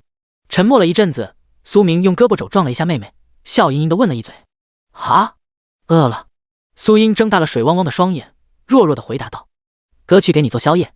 苏明摸了摸鼻子，笑着说道：你先洗澡，等会吃完宵夜好好睡一觉，明天就是中海市高考试炼了，你们学校也会参加，到时候咱们在副本里碰头，一起刷副本。苏英郑重地点了点头，屁颠屁颠地跑到了苏明跟前，一把抱住了哥哥，眯起眼笑着说道：嘿嘿，哥，你对我真好。苏明轻声咳嗽了一下，急忙将苏英给提起来丢到了一旁。快去洗澡，全身都是火烈鸟的血渍。苏明讪讪一笑，开了个玩笑。哼，哥，你嫌弃我？苏英笑着哼唧了一声，而后走向了沐浴间。中海市一中，复活镇，水晶。许清寒神情木讷地坐在复活镇中央，大脑一片空白。怎么会这样呢？他为什么又一次这样对我？许清寒快要崩溃掉了，他完全理解不了炎神的操作。为什么一而再再而三地伤害他？许清寒有错吗？他不过是想将炎神当成一条鱼，不过是想认识一下这个外省的法师大佬，交际交际。这种情况与和平时期捞女认识一下有钱的大哥有什么区别呢？过分吗？不算过分吧。为什么炎神压根不解风情？炎神不喜欢女人。许清寒皱了下眉头，猛地有了一种不好的预感。然而稍微斟酌了下，他觉得这种可能性不太高。像炎神这样的男人，霸气外露，坐骑都是死亡恶龙，自然喜欢他这样的美女。可是为什么又一次杀了他呢？莫名中，许清寒微微有些恼怒了。不知道为什么，他觉得炎神在侮辱他。以自己那傲然的身材和精致到完美无瑕的容貌，竟然连一点都吸引不到炎神，被彻底无视了。这让许清寒无比恼怒，已经有些坐不住了。属性又掉了。沉默了一小会，许清寒猛地深吸了一口浊气，眼神微微有些空洞地看向了自己的职业模板。属性点掉了不少，除此以外，盛宴法师的专属技能火之雷光也没了，2个高级专属技能全都因为炎神儿彻底没了。许清寒大口地喘息了下，尽量平复着内心那波折的情绪。很久后，他再次抬起了头，一如既往地流露出了那种淡淡的高傲神情，若有所思地呢喃了一声：炎神，不论你是怎么想的，我一定会让你付出代价的。许清寒已经想好了，就算炎神杀了他2次，他也一定要将这条大鱼给撩到手。到时候，炎神就算真的是一名400级的 SS 职业者，也会被自己给迷得晕头转向。他许清寒岂不是想要什么就有什么？区2个技能而已，一点点基础属性而已。以炎神的实力和地位，想必这些东西都不算是。有一条实力强大的大腿抱着，许清寒很快就能起飞了。肯定是我还不够美。许清寒微微眯了下眼眸，摩挲着自己的下巴，呢喃着：再练习下瑜伽，让身材更好一点，我就不信炎神面对我这样的尤物还能保持冷静。中海市市中心，永恒公会，复活镇，顾青等人出现在了复活镇中。噤若寒蝉，全都傻眼了。三叔，我的属性掉了好多，有个技能也没了。顾阳嚎啕大哭，扯着顾青的衣角，大声地叫道：卧槽，我那柄白银装备被爆出去了。陈飞愣了下神，嘴角微微一阵抽搐，都快要哭出声来了。那件装备是干爹送的呀。顾阳和陈飞这两个二愣子一阵嚷嚷，而与此同时，顾青的眉头不禁一紧。够了，都给我闭嘴！顾青深吸了一口长气，目光冰冷地瞪了一眼这两个二愣子。属性，武器。顾阳他们不知道，顾青这个狗头军师才是真的损失惨重。两柄黄金武器被爆出去了，黑暗星火、烈阳长弓可都是他费尽苦心，好不容易才捞到手的极品武器啊！结果呢，一口气全都被炎神给爆了出去。最气人的是，到目前为止，顾青连炎神的真实身份都不知道，有气也撒不出去。精神属性掉了600多点，生命值掉了2万多点。顾青怀着忐忑不安的心情，点开了自己的职业模板，查看了一眼基础属性。结果，好吗？只是用余光瞄了一眼，顾青的心脏都快要跳出来了，浑身都是一阵颤抖。奶奶的，600多点精神属性没了。对法师而言，最重要的就是精神属性了，这可是决定了一名法师的法术伤害啊！600点精神属性点没了，这就意味着顾青所爆发出来的法术伤害至少会少6000多点。如果算上技能的增幅，那可是好几万点，乃至是10几万点的高额伤害啊！当然，最让顾青一阵头大的是，他的生命值永久跌落了2万点。众所周知，法师的最大弱点就是生命值和防御力比较弱，而现在呢，顾青少了2万点生命值，这让他以后还怎么活啊？一时间，顾青整个脸都垮了下来，表情难看到了极点。沉默了好长一段时间，他才大口的喘息了2声，语气冰冷的呢喃道：“两柄黄金武器，这么多的属性点，炎神这件事不可能就这么算了。”顾青眉头紧皱，心中对炎神已经有了一丝愤怒。不，准确来说，不是一丝愤怒，而是已经到了不共戴天的地步了。当然，顾青的眼神微微闪烁了下，眸光底下也弥漫着些许惊恐和敬畏。恨肯定是恨的，毕竟顾青可以说被炎神给害得相当惨了。只是只有恨意也没办法呀，他又干不过炎神。3波禁咒落下，顾青连反抗的机会都没有。再加上现如今的炎神又驯化了死亡恶龙，有着这样一头 S 级血统的巨龙在，顾青和炎神比起来，哪里还有一点点胜算？异教徒、地下世界、黑暗君主，这样的身份，顾青半眯着眼，心中有了一个大胆的念头：就算你有天大的本事，能一个人对抗千军万马吗？顾青微微扬起了下巴，嘴角带着些许玩味的笑意，轻声呢喃道：“禁咒祭祀 NPC 中海市3大公会，江南省的 SS 级公会联盟，如果召集这么多头部势力，你炎神又能怎样？最终还不是只有一死。”想到这里，顾青深吸了一口浊气，整个人都精神了。而地下世界异教徒君主、黑暗君主死后所留下的遗产，那可是泼天的富贵啊！不得不说，顾青不愧是 S 级公会的狗头军师，心眼子确实很多。炎神虽说强大，可在顾青看来，如果他能忽悠到整个中海市的所有公会以及江南省的 SS 级公会联盟，那么即便是炎神这样的存在，一样可以铲除。到时候，地下世界、黑暗君主的财产，不就都属于他顾青了吗？能驯化死亡恶龙、复活死去巨龙的邪术，黄金级武器、铂金级铠甲，以及一大堆异教徒的顶级物品，想想都有些刺激啊！一念及此，顾青的神情变得无比亢奋，转而走向了永恒公会的地下室。那里囚禁着一名原住民世界而来的绝美 NPC， 顾青准备让这名 NPC 阿丽亚出现了，以她为引子，除掉炎神。第51章，重生者吓傻了。卧槽！环球金融大厦顶层，总统套房，林佑薇哇的一下子哭出了声来。原本他刚刷了一下这周才更新的动漫，看得美滋滋的，准备再吃一袋薯片，然后睡觉了呢。明天就是全国高考试炼了，算是中海市的一次模拟考试。林佑薇即将和苏明一起组队刷副本，这是一个相当好的机会，可以让自己和苏明的感情快速升温，疯狂刷一波好感度。然而呢，就在刚刚，林佑薇却见证了一场让他心脏都要爆炸的大场面。奶奶的，谁能想到呢？市中心竟然冒出了一头百级巨龙 ，S 级血统，死亡恶龙。而苏明身披一件铂金铠甲，手握黄金法杖，几个瞬间直接灭了一头百级火烈鸟、好几头恶魔犬以及一头黄金雄狮。而永恒公会的头号狗头军师顾青、1号御兽师陈中海市2大天才圣焰法师许清寒、圣骑士顾呀，全都死在了苏明手里。猛啊！林佑薇是真猛了，苏神这是在玩什么操作啊？别人或许认不出苏明的真实身份，可林有威呢？重生一世，几乎大半辈子都在分析苏明，他能认不出来？可以这么说，苏明就算是化成灰了，林有威也能认出来，这就是他的终极大腿苏神基地。然而，此刻的林有威却真的要崩溃了，快要疯掉了，失了智，心脏都要喷血了。死亡恶龙复活了？不是，剧情不是这样的啊。上一世的剧情，苏神压根就没有驯化死亡恶龙，在明天的高考试炼中被许清寒和顾阳恶心了一波，然后苏神开始崛起。后来许清寒又勾搭了一下苏神，两人又复合了。林有威皱起眉头，疯狂回忆着前世的剧情。现在所发生的一切都和前世完全不一样。此时的林有威已经震惊到妈了，他现在就想明白一件事，苏神会不会也重生了？所以成长速度才会这么快，唰的一下就到了7、80级。然后按照前世的先知先觉，提前驯化了巨龙坐骑，获得了各种顶级装备。卧槽！想到这里，林有威一阵毛骨悚然。如果说苏神也重生了，那么他所做的一切岂不是都被苏神看在眼里？奶奶的，那么明显的倒贴何白给？苏神不会怀疑他吗？完犊子了，苏神不会提前对我下手吧？林有威嘴角一阵抽搐，心脏都收紧了。咋说呢？这个道理很简单，无事献殷勤，非奸即诈。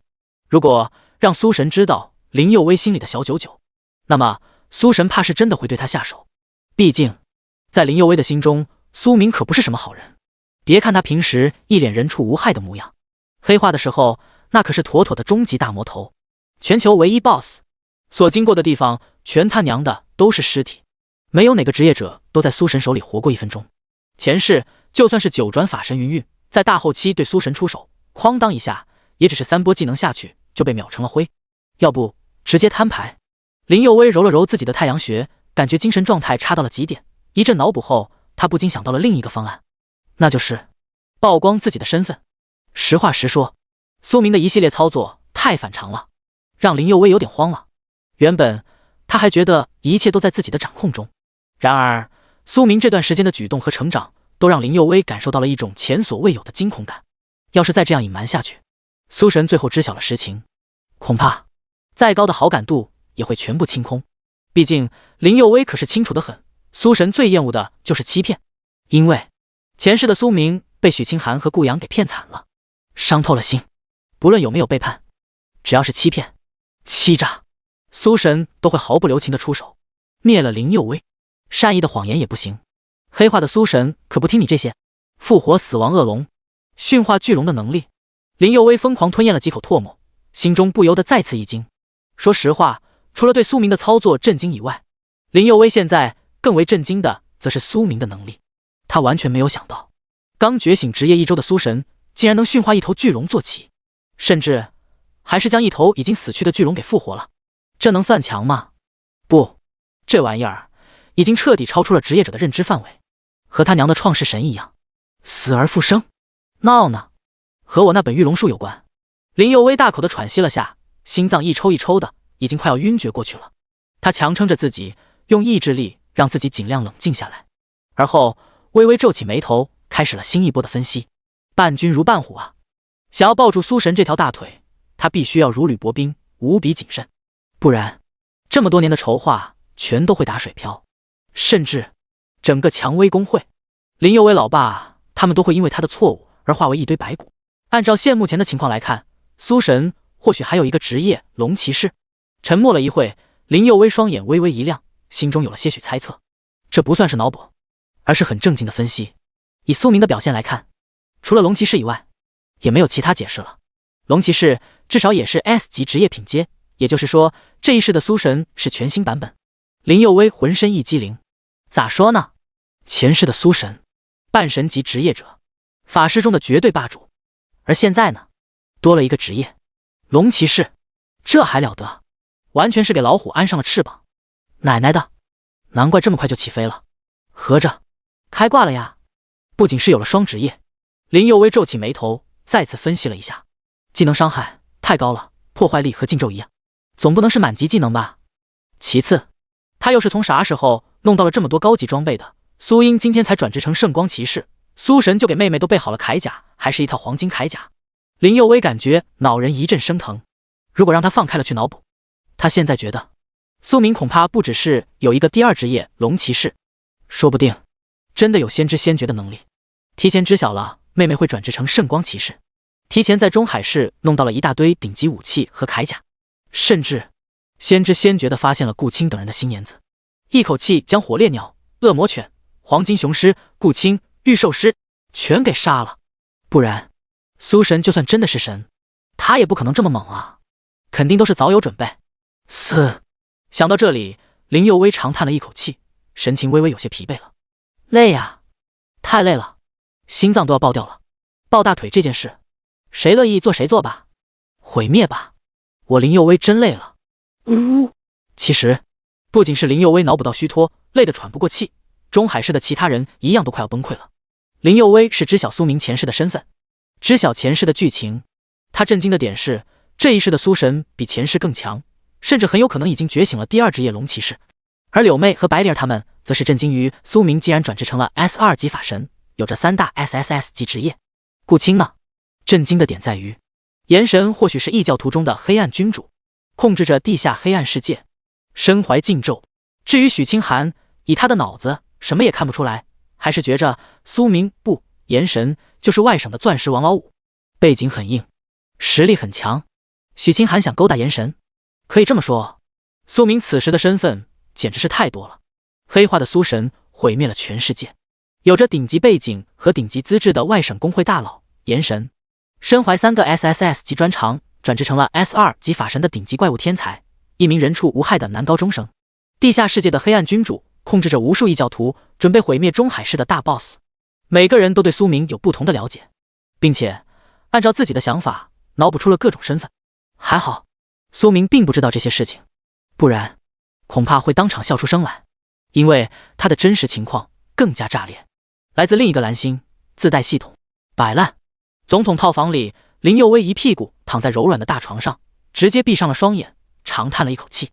爱谁谁，高考试炼直接倒贴苏神，管他什么情况，要是最后真怀疑我了，要灭了我，那就认了。林佑威有点绷不住了，他觉得自己想再多也没用，还是按照最开始预设的那样，就是对苏神好，前期白给东西，然后刷一波好感度。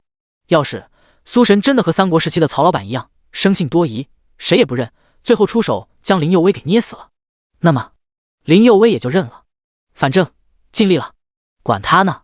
您叫我负天下人，休叫天下人负我。苏神啊苏神，只求你心里有点数，别到时候真反手一个火球术把我给拍死了。林佑威自顾自地嘟囔着，疲惫的他微微有了些许困意，很快便睡着了。次日清晨，苏明深吸了一口浊气，从床上坐起来。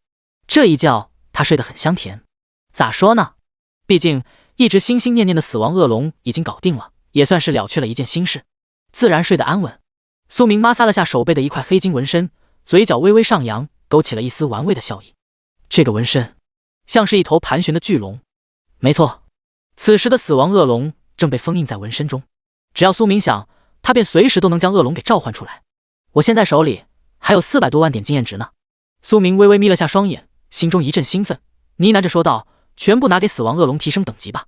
苏明已经想清楚了，今天要去刷副本，如果将经验值全部用在自己身上，他的等级也升不了，因为90级已经是极限了，想要再次提升等级，必须要完成4转，而将经验值拿给恶龙提升等级，可以让死亡恶龙实力提升不少，到时候在副本里也能弄更多的经验点和掉落物，良性循环。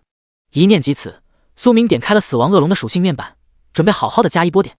然而就在此时，苏英的声音却从门外传来了：哥哥，不好了！第52章死亡恶龙疯狂提升等级。怎么了？苏明愣了下神，急忙打开了房门。老哥，你看。苏英贝齿微微咬紧了嘴角，一脸局促地看向了苏明，同时他也将手中的平板电脑递到了苏明的跟。在看到了平板电脑上的内容后，即便是苏明也不禁抽吸了一口冷气。咋说呢，他和妹妹彻底火了，火爆了。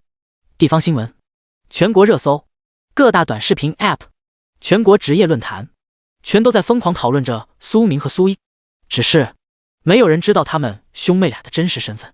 所议论的都是苏明的另一层身份。炎神，震惊！中海市惊现地下世界黑暗异教徒，炎神，正义化身，邪恶君主，死亡恶龙的复苏。炎神竟有起死回生的邪术。中海市天才职业者相继死亡，炎神的狩猎。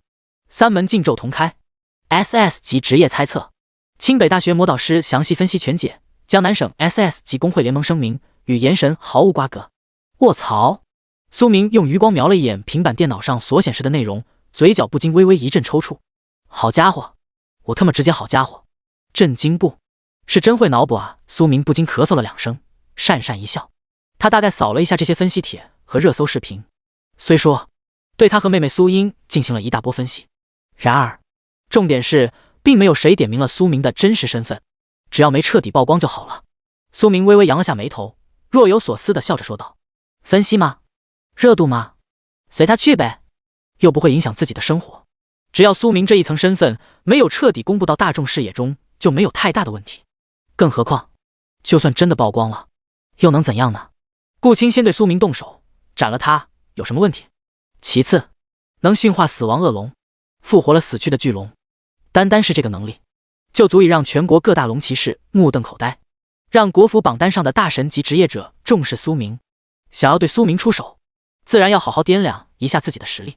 更何况苏明现在已经转制成了 S2 级法神，自带3大 SSS 级专长，就算他的身份被曝光了，国家也一定会出面保护他。重点关照，谁要是想惦记苏明身上的东西和巨龙做起，或者说想要将他切片研究，哼，国家高层怕是会直接派出白神、法神云云等头号大神，将那些别有用心的家伙当场审判了。当然还有一种可能性，很小的可能性，那就是苏明也有可能被国家高层给囚禁。毕竟现如今都在流传中海市上头的江南省转职神殿内部有一些内奸，貌似来自于其他国家，也有流传说那些职业者是地下世界的黑暗异教徒。具体情况苏明不是很清楚，不过确实需要小心一点，能不曝光身份最好不要直接曝光了，万一真的点背自己被地下世界的黑暗异教徒给掳走了，那就有点难受了。国家不将他切片，这些异教徒怕是会为了得到他身上的 SSS 级专长，不惜用尽一切手段，到时候受苦的可就是苏明了。放心，不是什么大问题，任由他们去说呗，只要不猜到我们俩身上就好了。苏明摸了摸鼻子，而后用温和的目光看向了妹妹苏英，笑盈盈地安慰了2句。知道了，哥哥。听到苏明的宽慰，苏英微微将头依偎在了苏明的肩头，眯起眼嫣然一笑。准备一下，我等会要去学校了，你也要去3中报道，到了副本后记得和我联系，我们兄妹俩一起组队，互相也能有个照应。苏明摩挲着下巴，若有所思地呢喃道。这次去副本，苏明已经做好了打算，林佑威肯定是要和他混在一起的，毕竟当时苏明答应了这个小黑子。而妹妹呢，现在已经升到了30级，说不定比林佑威的段位还要高，肯定要带在身旁，能有个照应。再加上 LV 100级的死亡恶龙，可以这么说，今天的高考失联副本，苏明估计自己能直接给莽穿喽，不用担心一点危险。白银副本最强的 BOSS 貌似也就是100-200级，太弱了。只要苏明不受伤，技能命中，那么 BOSS 就一定能轻松斩杀。好，那我先去洗漱一下。苏英冲着苏明笑了笑，很是听话的点了点头。去吧。苏明挥了挥手，也将注意力放在了属性栏上，不是他的属性栏，而是死亡恶龙的。在去副本之前，先让死亡恶龙的等级提升上去。苏明深吸了一口浊气，带着激动的心情点击了一下自己的经验值库存。叮！恭喜您，死亡恶龙等级提升了，当前段位4转 LV 105级。叮！恭喜您，死亡恶龙等级提升了，当前段位4转 LV 110级。随着一阵冰冷的提示声落下，苏明也愣了愣神。400多万点经验值就升了10级，苏明都有点哭笑不得了。好家伙，巨龙真能吞经验啊！这么多经验点就升了10级，如果说以后晋升到400-500级呢？想到这里，苏明都有点头疼了。看来还是要多斩杀一些高级 BOSS， 不然死亡恶龙都升不了级了。我和妹妹也需要海量的经验点才能提升等级。苏明大口的喘息了下，心情有些复杂。怎么说呢？职业者也好， BOSS 也好，段位越高，升级所需要的经验点就越多。同时，职业强度和血统强度越高，升级所需要的经验值也会水涨船高。这么说吧，一名 A 级职业者和 S 级职业者每提升一级，要的经验点差了得有10几倍了。而 F 级这个差距更夸张。当然，职业品阶越高，获得的属性点也高很多，收益和付出是成正比的。1000点自由属性怎么分配呢？死亡恶龙的等级提升了，下一步就是分配自由点数。苏明稍微皱了下眉头，有点沉默了。死亡恶龙的技能都很强，自身又是 S 级血统，其实这1000点自由属性加在哪里都没有什么问题，还是强化生命值和物理防御吧。苏明愣了下神，最终做出了决定。他负责输出，死亡恶龙和妹妹苏英负责防御，很完美。很快，加点完成了。苏明也打开了死亡恶龙的详细属性栏，名称：死亡恶龙，品阶 S， 等级 LV110， 生命值700万点，力量2900，体质2900，精神3200，敏捷2500，技能亡灵烈焰 LV12， 巨龙军焰 LV30， 不死血统 LV17， 龙族囚龙 LV27， 黑暗风暴 LV25， 死亡战歌 LV30， 凯旋 LV31， 专长死亡凝视 S， 恶龙暴怒 S， 装备魔龙铠甲，极品黄金，成长每提升一级可获得100点自由属性。真华丽啊！苏明看了看死亡恶龙的详细属性，不禁疯狂吞咽了好几口唾沫。猛啊，太猛了！华丽的基础属性，一水的高级技能，专长都有2个，还他娘的全是 S 级专长，这玩意儿可以说是极品做齐了，没有一点问题。如果将永恒公会里的巨龙之心和其他器官全部召回，死亡恶龙浴血重生一次，解锁对应的不死血统专长，估计还能获得好几个疯狂的巨龙专属技能。苏明心脏不禁颤抖了2下，有点期待了。咋说呢？现如今的死亡恶龙已经很强了，如果再让巨龙之心回归，其他器官全部召回，苏明相信那个时候的死亡恶龙一定能超出他的预期。一头 SS 级血统强度的完美巨龙，不知道有多么霸气，帅到炸裂。还没有取名呢。苏明看了看死亡恶龙的名称一栏，不由得微微一笑。巨龙已经驯化了，自然是苏明的所有物，他可以给死亡恶龙取一个好听的名称，就叫死星吧。苏明扬了下眉头，笑着呢喃道：死星很霸气，之所以叫这个名字，是因为巨龙身上的纹路有些像繁星，然而血统却又是死亡恶龙，所以苏明就随便取了个贴切的名字。下一刻，坐骑的详细属性面板焕然一新，多了一个属性词条，名称死亡恶龙死星。不错，苏明满意的笑了下，心中暗自思忖道，唯一有点可惜的是技能没有满级。如果说巨龙坐骑的所有技能也可以享受我的 SSS 级专长效果，那就好了。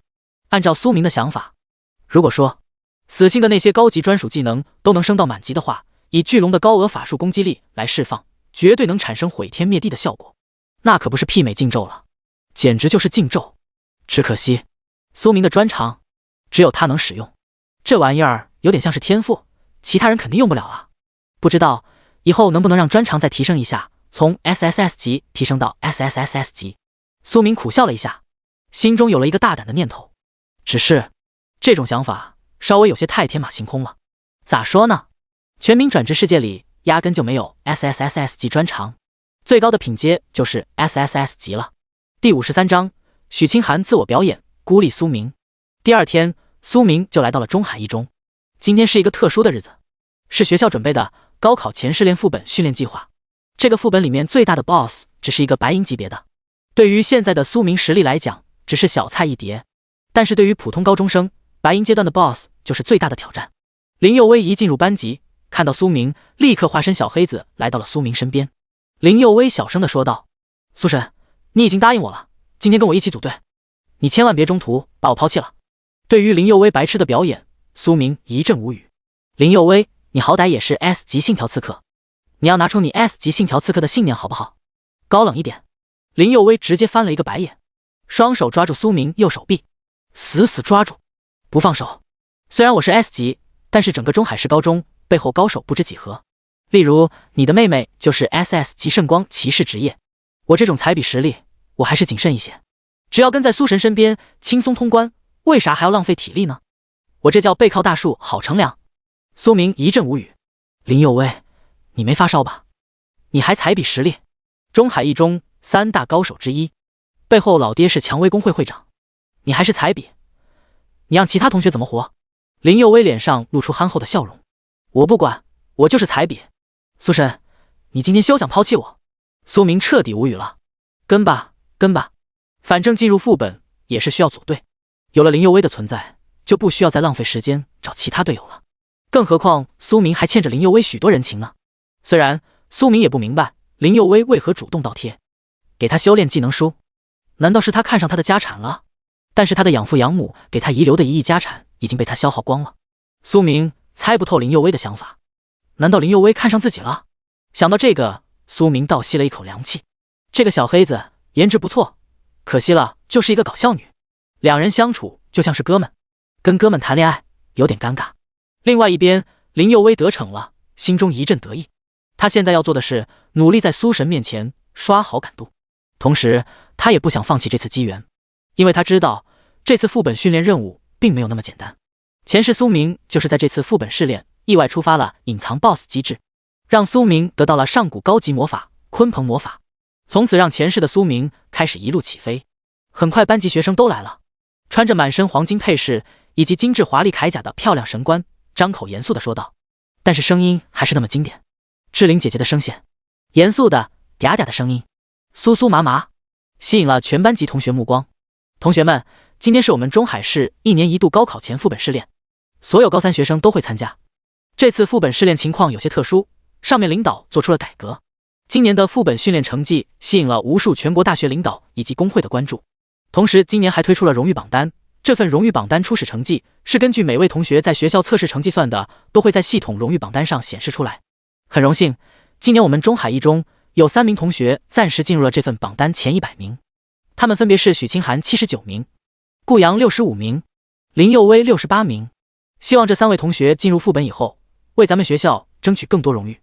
随着志玲姐姐的神官声音落下，同学们都将目光落在了3人身上，满眼羡慕。不愧是 S 级，还没有进入副本就已经是前100名了，太厉害了！求大佬带我飞！他们背后都有工会支持，顾阳和许清寒有永恒工会支持，林佑威有蔷薇工会的支持。他们很早就获得了高级技能书，甚至还有可能完成了野外 BOSS 训练。现在他们的能力和等级肯定比刚开始觉醒转职的时候更加厉害了。不知道他们会不会这次副本会冲击前50？许清寒和顾阳听着周围同学的赞美和羡慕，脸上露出怡然自得的表情。他们十分享受这种被人仰望的存在。顾阳甚至还往苏明这边瞧了瞧。虽然前几天被苏明打败了，顾阳很不服气，但是转职世界里，天赋和背后资源决定一切。苏明有什么？养父养母早就消失不见了。但是苏明根本没有注意到顾阳的目光，而是正在跟身边林佑威扯皮。只见林佑威紧紧抓住苏明的胳膊，苏神，那个榜单纯属于胡说八道，我这个实力怎么可能前100名呢？一定是弄错了。林佑威急忙解释，生怕苏神放弃自己。苏明则是一脸淡然的样子。顾阳看到这一幕更加生气了，他很想站起来告诉林佑威，能不能有点我们 S 级转职气质，跟一个 B 级见习法师扯什么蛋。顾阳觉得林佑威把他们 S 级转职者脸丢尽了。神官姐姐看着同学们失落的目光，马上话题转移，这个荣誉榜单只是暂时的，当你们进入副本以后，随着击杀 BOSS 越多，获得经验的越多，你们荣誉榜单排名都会有变化的。副本结束以后，排名前100的同学都会获得中海转职神殿提供的奖励，最高奖励可以获得铂金级别霓凰羽翼。同学们听到这个消息，脸上都露出了兴奋的表情。身为转职者，谁没有从弱小崛起的想法？谁没有30年河东30年河西的信念？只要获得机缘，大家都有日月星辰为我主的信念。铂金级别的霓凰羽翼，这似乎是一个不错的奖励。自家妹子自从觉醒以后，好像还没有一件套装呢。苏明想象一下，苏英是 SS 级圣光骑士，穿上霓凰羽翼套装，水肌肤，大长腿，再叫上一声苏明哥哥，那个画面太美，不敢继续往下想象了。原本对这次副本训练没有兴趣的苏明，现在有了许多的期待。志灵神宫姐姐继续介绍这次副本训练。进入副本以后，大家自行组建团队，每个团队是5个人，大家自行给你们小队起一个名字。你们团队的名字就会别急记录在副本系统里。最后，希望大家在副本里好好努力，为中海一种获得更多荣誉。介绍完毕以后，神宫姐姐便离去，为副本训练做赛前准备。此刻，班级同学们都开始疯狂起来，开始寻找自己好友，进行组队的打算。当然了，各队友越是高手越好。像那些天赋低的同学，无人问津。例如现在的苏明，此刻苏明身边只有林佑威等几个人，其他的同学早已远离。一个 B 级见习法师天赋太低，在副本试炼里只有被 BOSS 秒分。苏明见此一阵无语。平时这帮找自己补习文化课的时候，一个个特别积极，真正转职试炼，把自己当做了瘟神。麻蛋，有点脸疼。不远处的许清寒见到苏明这边情况，心中一阵得意。这个前男友越不好，他才越开心。从侧面证明了他当初选择分手有多么明智。更何况这一周的时间，他心情十分郁闷。他心中念念不忘的炎神，他主动靠近2次，但是2次都被炎神不解风情给他秒了，害得他觉醒 S 级盛宴法师属性掉了一地，更是丢掉了一个重要黄金级别的技能。但是他并不是认为炎神有错，这才是高手风度和气魄。现在许清寒只是认为是他自己的魅力不够。如果炎神轻易被他征服了，被他魅力所吸引，那炎神也不值得他如此着迷。他努力锻炼瑜伽，就是有朝一日让炎神多看一眼。反观苏明和顾阳等人，跟炎神一比，算了，别比了，根本没有可比性。见过了高峰，你还觉得山坡上风景很美吗？但是许清寒被秒的郁闷之情还在心里。他现在需要发泄，拿顾阳撒气。他现在还是永恒公会一员呢，这个是不能的。现在只好拿苏明这个前男友撒气了。于是许清寒开始自我表演，马上就要开始副本试炼了。听说白银级别的副本里，那些 BOSS 都特别厉害，特别凶残，我有点害怕。虽然我是 S 级盛宴法师，但是人家毕竟是温柔的女孩子，不敢打打杀杀呀。许清寒一番话，尤其是看到许清寒尤物般的身材，可怜模样，一下子触动了很多男同学敏感神经。保护可爱校花，那是我们男生责任啊。很快，许清寒身边聚集了大量那些自认天赋不错的男同学。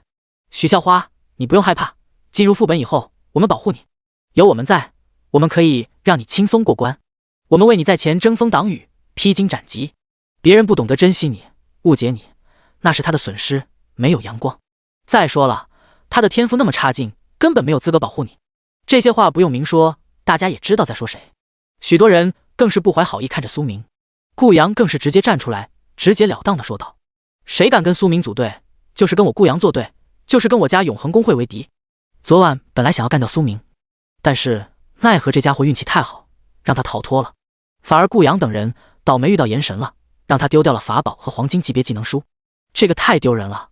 本来就有怒火，他要把这笔债务全部放在苏明身上。炎神找不到，苏明能够找到啊。再说了，炎神找到了，他也打不过。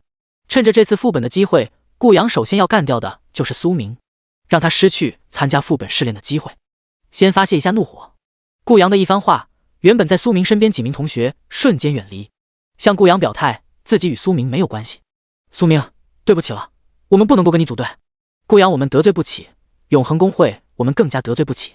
以后我还想让顾阳介绍，看在同学面子加入永恒公会呢。苏明满不在乎，一帮墙头草，疯出来就倒，他们不参加更好，反正加入了，苏明还不知道怎么拒绝呢。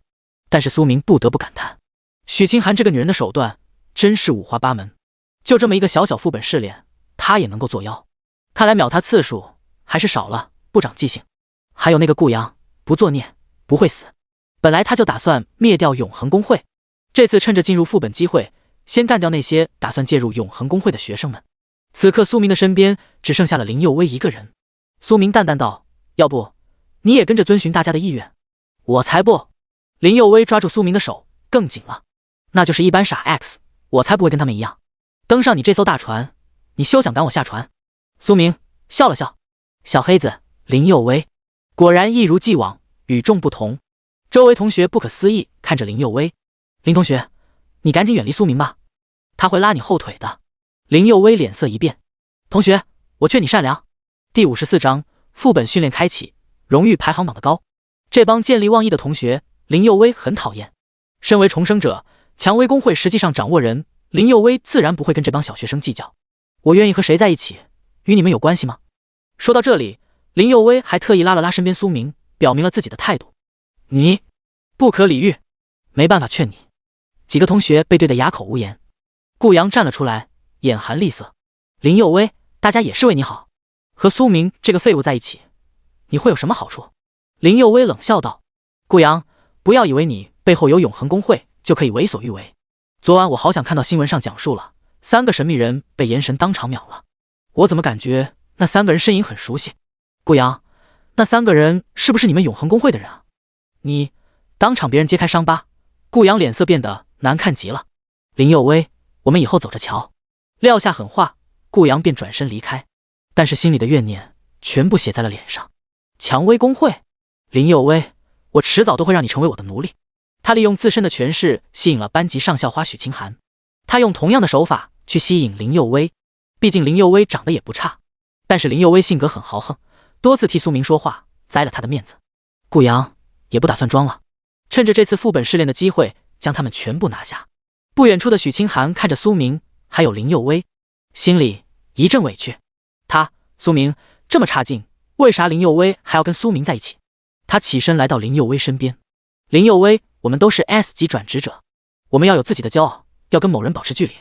林佑威脸上露出了不屑的笑容。许清寒，我跟你可不是一路上的人，我林佑威怎么做事还不用你教？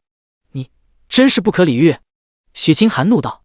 林佑威冷漠地说道，你迟早有一天后悔的。许清寒不屑地说道，我后悔毛线？苏明他就是一个 B 级见习法师，他有资本让我后悔吗？副本试炼以后，他跟我就不是一路人了。说完，许清寒将目光落在了苏明的身上。苏明，不要觉得我心狠，只是现在的你真的配不上我。苏明白了一眼，这个女人真是胸大无脑。她的胸最近好像是越来越翘了，但是也越来越没脑子了。如果你没事的话，可以离开了。许清寒看到苏明脸上没有丝毫涟漪的表情，有点气恼。哪怕这个家伙跟我说点好话，我可以给他介绍一些高手啊。真是一个木头。哼，我看你这次怎么通过副本训练。随后也转身离开了。苏明周围世界终于安静了，他心情好了不少。不对，他身边还有一个小黑子。林佑威露出了洁白的牙齿，朝他一笑。苏明问道，你不需要准备吗？林佑威摇头说道，不需要准备，跟在你身边就好。苏神，我刚才看到你脸上露出猥琐的笑容，你是不是已经打算好了，这次通过副本试炼，你要大显身手，震惊所有人，狠狠打脸那帮小丑？苏明无语，这个林佑威还真是一个小黑子，你小说看多了，醒醒吧。林佑威笑道，苏神，我期待着看到他们震惊狰狞的表情。进入副本以后，告诉妹妹远离这个小黑子，容易把自己的白月光妹妹带歪。很快，神宫姐姐志灵般的声音传来，白银级别副本试炼现在正式开启，请各位同学做好准备。1分钟后，大家共同进入光幕副本。很快，在讲台上出现了一块巨大的光影屏幕，与此同时，每位同学都被投入光幕里。苏明感觉到一阵晕眩以后，就发现自己已经不在教室里了，而是在一个陌生的地方。这里是一片荒林，周围时而传来鸟叫声，隐隐约约还有野兽的低鸣声，而他的周围早就没有了同学的声音。苏明当下的任务就是尽快找到小黑子林佑威以及妹妹苏英，组建自己的团队。0672号考生，欢迎你来到噩梦荒林。噩梦荒林是根据真实环境模拟副本通关，这里面有无数野外 BOSS， 还有隐藏 BOSS 以及隐藏 BOSS。考生通过击杀 BOSS 获得经验，获取奖励，甚至还可以获得活动硬币兑换奖励。当前任务是需要考生组建团队，团队组建完成，团队成员可获得100经验值。团队组建完成以后，到系统界面领取任务。苏明查看了一下任务列表，进入噩梦荒林副本，击杀100 BOSS 可获得相应奖励；进入噩梦荒林腹地中心，通关3次可获得相应奖励；击杀白银级野外 BOSS 可获得额外奖励，等等任务。没有想到这次副本试炼这么正规，还有额外奖励，我可以借此机会疯狂获得经验，提升等级啊！于是苏明打开了副本系统，给林佑威还有苏英发去了他自己的坐标信息。大概过了10分钟，林佑威首先出现。哈哈，苏神，我终于找到你了。林佑威心情有些激动。苏明摆了摆手，低调低调，一会我妹妹来了，你给我乖点，你别把我妹妹带坏了。林佑威激动道，苏神，你妹妹苏英可是 SS 级圣光骑士啊！哇塞，那我们的团队岂不是超级豪华？说曹操，曹操就到了。老哥，我来了。一道清脆女子声音从不远处传来，随后一个身穿白丝萝莉出现在苏明面前。人虽小，但凶器格外大。苏英见到苏明，一下子就扑到了苏明的怀里，用软绵绵的声音说道：臭哥哥，怎么才给我发消息？为了你，我拒绝很多人的邀请。身前那饱满的撞击感和挤压感，让苏明浑身一阵颤抖。好软，好弹，好大，这个妹妹的身材真是越来越无法控制了。尤其觉醒以后的苏英，身材好像变得更好了。苏英抬起头，用那对精致的琥珀色瞳孔注视着苏明，不解地问道：哥哥，你怎么了？你的身体怎么颤抖了？你是不是因为参加副本试炼紧张啊？苏明愣了愣神，然后尴尬地说道：妹妹，你能不能先从我身上下来？我身边还有同学在呢。苏英这才回头注意到林佑薇的存在。苏英羞涩从苏明身上蹦下来，尴尬地说道：佑薇姐姐也在啊。林佑薇有些羡慕这对兄妹，天赋实在是太好了。苏英妹妹，这次打 BOSS 就全靠你了。苏英自信拍了拍胸脯说道：佑薇姐，放心吧，我会保护你的。苏明见到妹妹与林佑薇走得这么近，感觉有点危机。这个林佑薇就是一个搞笑女，万一自己的妹妹也变成了，难道要弄两个搞笑女？苏明急忙叮嘱道：她就是一个搞笑女，你千万不要跟她学习啊。苏英摇了摇头说：哥哥，放心吧，我不会的，我要做一个美少女。林佑薇有点郁闷，我做搞笑女容易吗？还不是为了在你面前刷好感度，迟早我要撕下我搞笑女的面具，让你看看我本大小姐的魅力。苏明看着身边两位一大一小美女，同样是天使的样貌，魔鬼一样的身材，同样的波涛汹涌，水光肌，大长腿，看来这次副本试炼注定不会寂寞了。苏神，你有没有注意到刚刚更新的荣誉排行榜？荣誉排行榜上的人都是各大学院赫赫有名的人物啊，尤其是前3名，那是咱们中海市神仙人物啊。就在这时，林佑薇的声音传来。苏明和苏英也查阅了荣誉榜上的信息。此时，荣誉排行榜单上排在前3位的名字熠熠生辉。排名第1是陈家豪，来自师父一中，觉醒天赋 SS 级光明骑士。排名第2是卢光远，来自中海15中，觉醒天赋 SS 级战斗法师。排名第3是孙志明，来自湖光高中，觉醒天赋 SS 级荣耀射手。而第4名就是苏明的妹妹苏英，觉醒天赋 SS 级圣光骑士。苏明摸了摸苏英的脑袋，感叹道：我妹妹的天赋果然恐怖如斯，一下子就冲到了第4名。苏英满不在乎地说道：老哥，这只是觉醒天赋的排行榜，如果比拼实力的话，我相信哥哥一定是第1名。林佑薇也点了点头，别人不知道苏明的炎神的身份，他可是清楚的。苏明以一己之力秒掉了永恒公会3大高手，这个消息如果放出去的话，恐怕整个中海都会震荡，无数高校通知书会挤破了中海一中的门槛。更何况苏明手中还有一头神秘的巨龙。想到这些，林佑薇一阵感叹，这个家伙不愧是前世毁灭了整个世界的主角，这个天赋太可怕了。苏明笑道：我不在乎这个，从这个排行榜上来看，中海还真是一个卧虎藏龙的地方，我也想见识一下这些天才到底是什么样子的。林佑薇说道：苏神，我们现在才3个人，要组队的话还缺2个人啊。苏明笑道：没事，随便来2个人，哥带你们起飞。第55章建立小队，新成员一对双胞胎。苏明说这番话绝对是有这个底气的。苏明打开了自己属性面板，名称苏明，职业见习法神，品阶 S2， 等级 LV72级，生命值119200点，力量205，体质346，精神1288，敏捷204，技能基础火球术 LV5满级，冰冻术 LV5满级，回血术 LV5满级，冰盾术 LV5满级，血铠 LV5满级，黑铁冰剑 LV10满级，白银冰刃 LV10满级，祭祀祝福 LV20满级，光明治疗术 LV20满级，黄金水波术 LV30满级，枯木束缚 LV30满级，火焰终结 LV30满级，御龙术 LV30满级，铂金死亡研报术 LV40满级，圣域术 LV40满级，灭世天雷 LV40满级，水神怒火 LV40满级，黑暗降临 LV40满级，神圣雷伐 LV40满级，钻石圣光洗礼 LV50满级，黄级炽天使之眼 LV100满级。装备白银魔纹圣铠护腕项链，黄金级龙旗战靴法杖长弓。武器黄金烈焰灼日，长枪黑暗星火，法杖烈焰长弓，长弓。专长3个 SSS 级，诸神黄昏，无职祝福，至高法神。一般 SS 级觉醒的转职者，他的血量只有2万，例如他的妹妹苏英。而现在的苏明，他只是血量就是普通 SS 级转职者的6倍，单靠血量消耗都能够消耗死一般的专职者。苏明用炽天使之眼查看了他的妹妹属性，名称苏英，职业圣光骑士，品阶 SS， 等级 LV1， 生命值2万点，力量230，体质240，精神260，敏捷220，技能圣光斩 LV4 骑士全柄 LV9， 烈日陨落 LV7， 圣光降临 LV8， 所向披靡 LV12。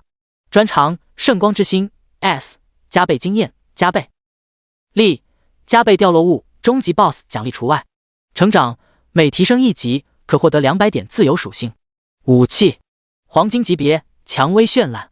装备黄金骑士铠甲。苏明感叹他的妹妹属性也是豪华一片，只是经验差点。这次要给苏英弄更多的经验值。苏明也顺带查看了一下小黑子林佑威，名称林佑威，职业信条刺客，品阶 S， 等级 LV45， 生命值8500，力量135，体质160，精神180，敏捷200，技能暗影刺杀 LV4， 猛毒攻击 LV8， 黑暗突进 LV18， 急速刺杀 LV20。专长刺杀之心，在黑暗中刺杀成功率会更高，是黑暗中幸运儿。武器黄金弯月短刃。装备黄金极速之靴。查看完林佑威的属性，苏明感叹不愧是大户人家，蔷薇工会会长的女儿，装备武器都是极品，这样的组合足以面对一切了。林佑威笑道，苏神，你的实力我不担心，但是我们3个人是无法组队啊。这个苏明尴尬了。林佑威继续的说道，要不我们在光幕世界上发布组队要求吧，这是个好想法。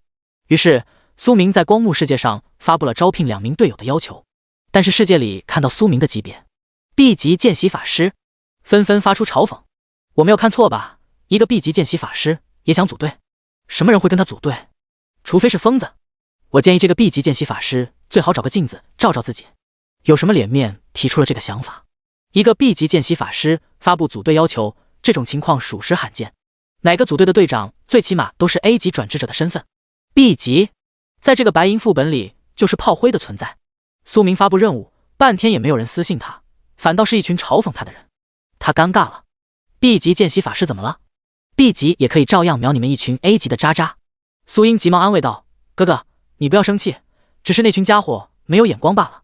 苏明苦涩一笑，居然被妹妹安慰了。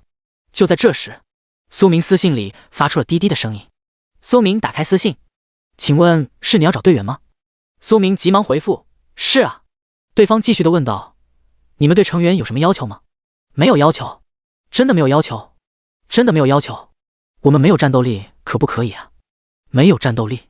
看到这个信息，苏明明白了，对方职业应该是辅助系列的，在副本任务中，这种职业并不受到多少待见，没有战斗力也可以。谢谢。于是苏明给对方了自己的坐标。苏明心情放松了许多，终于有人愿意跟他组队了。林佑威在一旁笑道，还是有人看好我们苏神的。苏明瞥了一眼，稍后你闭嘴，别把人吓跑了。林佑威吐了吐舌头。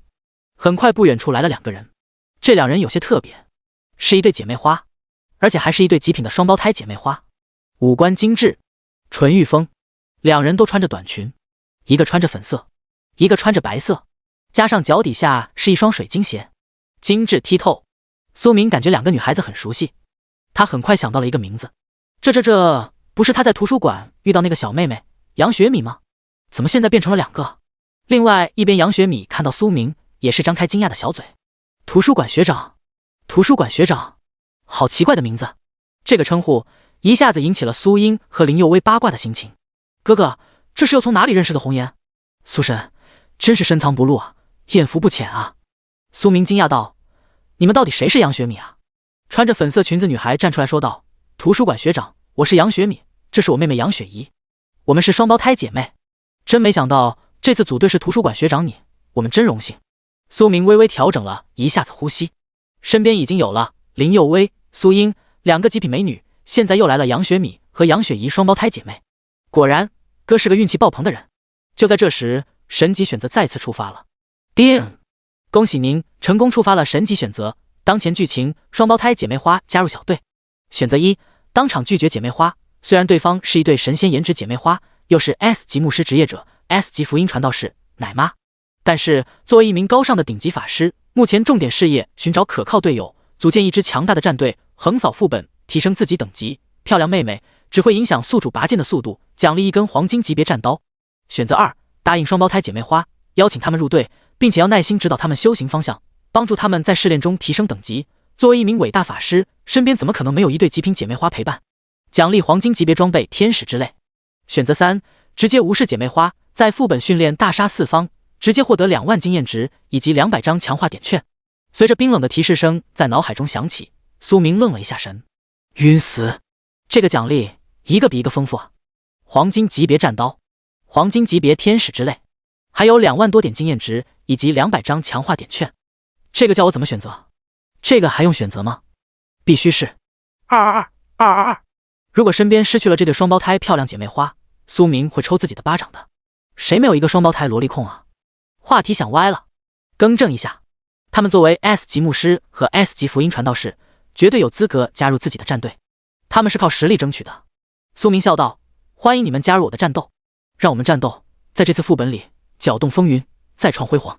双胞胎姐妹花相互看了一样，露出惊喜的表情。谢谢你，图书馆学长。两人同声道。苏明咳嗽了一声，我叫苏明。杨雪米和杨雪怡说，那我们以后叫你苏明哥哥吧。听到这个，旁边的苏英不干了，他直接来到苏明身边，搂住苏明的胳膊，宣誓主权，你们不能够叫他哥哥，我才是苏明的亲妹妹。苏明笑道，我们是异父异母的亲妹妹。苏英，另外一位是我同桌林佑薇。杨雪米和杨雪怡看了看苏英和林佑薇，4个小姐姐目光中好像有些针锋相对，气氛十分尴尬。苏明感觉有莫大的压力。都说3个女孩子一场戏，现在4个女孩子怎么办？杨雪米率先开口说道，那我以后叫苏明学长吧。苏英淡淡的说道，这还差不多。林佑薇站出来解围，苏神，你还没有给咱们战队起名字呢，要不就叫无敌最帅苏神战队。苏明脸色一黑，小黑子果然时时刻刻都想黑自己，这个不行，我要低调。杨雪米建议道，要不就叫学长无敌最可爱。杨雪怡竖起大拇指说，这个好。苏英直接说，这个名字不好听，应该叫我的哥哥最无敌。苏明彻底疯了，我要低调，我要低调。但是他们感叹了一口气以后，苏明直接说，我们团队里有4个花枝招展的妹子，要不就叫国色天香吧。4个女孩子，我看看你，你看看我，最后都表示同意了。确定了名字以后，苏明开始申报团队名字。之所以起这个名字，苏明有自己打算。国色天香一看就是一群女孩子组建的战队，他就可以很好隐藏自己的身份，悄悄发展，闷声发大财。正当众人准备出发以后，杨雪怡找到了苏明。学长，我听姐姐说你理论知识十分丰富，我觉醒了福音传道士，应该怎么发展？我不想单纯做辅助。苏明下意识道，出黑切啊，秒杀一切战士。第56章，福音传道士难道不能当肉盾吗？出黑切？几个人的脑门上出现了几个问号。黑切是什么东西？林佑薇下意识想到，这难道是苏神秘密研究的武器？杨雪米也在思考学长想要表达的意思，只是这个出装的思路太深奥，他不懂。他的妹妹杨雪怡也搞不懂这是什么意思。于是杨雪怡抱着求知的态度开始询问，学长，黑切是什么技能吗？黑切？苏明这才反应过来，他又开始胡言乱语了。前世联盟玩多了，请你出黑切追杀战士，好像有这么一个梗，好像还有一个你爱惜我奶妈。苏明看着旁边杨雪怡与联盟中的奶妈的规模做对比，这个有的一拼。不知道他会不会问我爱惜我奶妈？学长。杨雪怡看到学长发呆的眼神，再一次出声提醒，确定很大。苏明脱口而出，学长你看哪里呢？杨雪怡见到苏明的目光，感觉有点不对劲。旁边的苏英和林佑薇都感觉到丢脸。苏英哥注意形象。林佑薇，苏神还有这么不要脸一面？苏明急忙一本正经地说道，我刚才在研究你以后的发展方向，你对自己未来职业有没有规划？杨雪怡呢喃道：“我喜欢冲锋陷阵，不喜欢躲在背后给别人当辅助。我感觉那样不刺激。但是我的职业是福音传道士，我的老师告诉我，只能够往辅助方向去发展。我也很郁闷。我在想，如果我可以提供身体抗性，提高防御，加上我可以不断回血，我是不是也可以成为一名骑士去战斗？”苏明若有所思，点了点头。不得不说，这两个姐妹的想法都是这么大胆。就这么一个柔柔弱弱的妹子，居然想要冲锋陷阵。不过这个好像成为一个开发方向。谁说福音传道士只能够在背后给团队回血了？如果充当前排，可以不断给自己回血，那就是野兽 BOSS 啊，怪兽级别的存在。那么这里面存在一个问题，那就是福音传道士和骑士本身自带属性不同。福音传道士因为职业特殊性，天赋属性没有骑士职业那么好，这也是为什么福音传道士这个职业这么不被重视，甚至有一个废物的说法。如果想要成就一个伟大的福音传道士，那所需要花费的时间和精力远远超过一个正常的骑士的发展。这也是各大公会和家族不重视福音传道士发展最大的原因。但是苏明不这么看，如果团队里有一个发展超牛的奶妈，那就是不死的原动力机器啊！所有成员可以扛着 BOSS 进行团长胜利。如果你想改变福音传道士这个职业，首先是要提高你的属性以及未来技能发展方向，全部以提高你个人属性发展为前提，提高你的生命值、法力值以及各种防御属性，例如物抗属性、魔抗属性，甚至还要提供防暴击属性。以前的福音传道士发展不起来，是因为天赋属性太差，才导致了后期很难发展起来。但是你要相信你自己，一个伟大的福音传道士在战争中的价值远远超过骑士的，他可以左右一场战争的胜利。听到这些话，杨雪怡眼冒金光，看到属于自己未来发展方向。前段时间她与姐姐一起觉醒了天赋，姐姐的信仰牧师虽然是一名辅助，但是姐姐可以发展多个方向，可以进行回血、回法力值、提高防御等发展方向。但是她的福音传道士只有一个功能，那就是回血，功能单一，技能单一，自然成为了嘲讽的对象。这段时间杨雪怡很郁闷，哪怕进入副本试炼，也没有人愿意跟她们姐妹一起组队，大家都认为她们双胞胎就是一对废物，谁也不愿意带领两个废物进行副本训练吧。谢谢你，学长。得到了苏明的肯定，杨雪怡十分开心。巨大柔软的撞击感让苏明充满了幸福。正当苏明享受的时候，耳边传来不适宜的声音：“离我哥哥远点！”苏英像是老母鸡一样站在苏明身前护着苏明。杨雪怡不好意思地说道：“对不起学长，我刚才只是太激动了。”苏明笑道：“没关系。”但是眼神里还是有些失落。苏英凑到苏明耳边小声威胁道：“臭哥哥，别以为我不知道你在想什么。那对双胞胎就是狐妹子，你给我离他们远一点。他们有的，我也有。”苏英故意挺了挺胸，但是毕竟他只是一个高中生，直接不好意思红着脸远离了苏明。苏英，我这是在做什么？讨厌的哥哥！苏明有些无语。你继续啊，为啥要害羞你呢？三个女孩子都不好意思看苏明，气氛变得十分暧昧。还是林佑威来到了苏明身边。苏神，接下来我们是不是应该先磨练一下团队，先领取任务，熟悉一下地图？林佑威说道。对，差点忘了，我们在副本训练。苏明尴尬一笑。林佑威小声说道：“苏神，刚才没有碰到，是不是很失落呀？”苏明看着林佑威：“小黑子，注意你的措辞。我作为他们的学长，苏英的异父异母的亲哥哥，我有那么龌龊吗？要摸我也摸你。”苏明故意伸出了魔抓，林佑威还直接挺了挺胸：“来，你来抓呀！”看着近在眼前，因为林佑威比他们大1岁，发展更加成熟。我到底碰还是不碰？林佑威看见犹豫不决的苏神：“苏神，你别怂啊！”苏明直接怒了：“我这不是怂，我这是树立团队新形象。小黑子，别刺激我！”林佑威，你就是怂蛋！嚯，敢这么干我！今天豁出去了！苏明直接扑了过去，旁边的几个女孩子都睁大了眼睛。第57章副本任务开始，送给双胞胎姐妹礼。林佑威也愣在了原地，他没想到苏神真敢抓过来，他心里极害怕，又有一点小羞涩。没有什么比这招拉近与苏神的关系更加直接了。但是就在苏神的手指指尖距离林佑威胸部还有1厘米的时候，苏明突然停止不动了。见到林佑威根本没有害怕，苏明也不转了。小黑子，算你狠！林佑威脸上则是露出了不屑的表情。怂蛋，心情有点小失落。苏明假装没听见，在光幕系统里领取了每日团队击杀100个黑铁小 BOSS 任务，屠杀100个黑铁 BOSS 任务难度小，可以磨练团队，让4个妹子可以适应一下这个副本试炼情况。领取完任务以后，5人进入了噩梦荒林周边附近。噩梦荒林，树林中充斥着荒凉和安静，时不时在森林中一团团黑雾从里面冒出来。黑雾所过之处，天空上飞的小鸟、小动物都变成了一具具发黑的尸体，异常恐怖。几个妹子也被眼前这个现象吓坏了。虽然她们也经历过野外 BOSS 击杀训练，但是那些身边都有家人保护，而此时身边只有团队成员，就没有那么多安全感了。更何况副本生存环境比野外环境更加恶劣，几个妹子明显能够感受到，在黑雾之中时不时传来一阵强大的压迫感。这种压迫感虽然只有黑铁或者青铜级别，但是这种压迫似乎更加前急躁和泄力。苏英紧紧抓住苏明的胳膊，并不是那么慌张。林佑威毕竟是重生者，前世但黑暗降临，比这个场面吓人多了，他表现比较平静。杨雪米则是一脸恐怖，作为信仰牧师，没有战斗力，他需要队友保护。反观杨雪怡，好像一脸兴奋的样子，并没有害怕。苏英下意识问道：“杨雪怡，你不害怕吗？”杨雪怡摇头说道：“没有啊，我感觉很兴奋，很冲动。”杨雪米紧紧抓住杨雪怡的胳膊，有些的担忧。杨雪怡作为妹妹，安慰姐姐：“姐，我会保护你的。”杨雪米心想：你只是一个奶妈，你怎么保护我？给 BOSS 释放毒奶吗？苏明也感觉到杨雪怡有些异常。呜呜！很快，黑雾中传来一道道声音，声音中充满了撕裂和瘆人的感觉。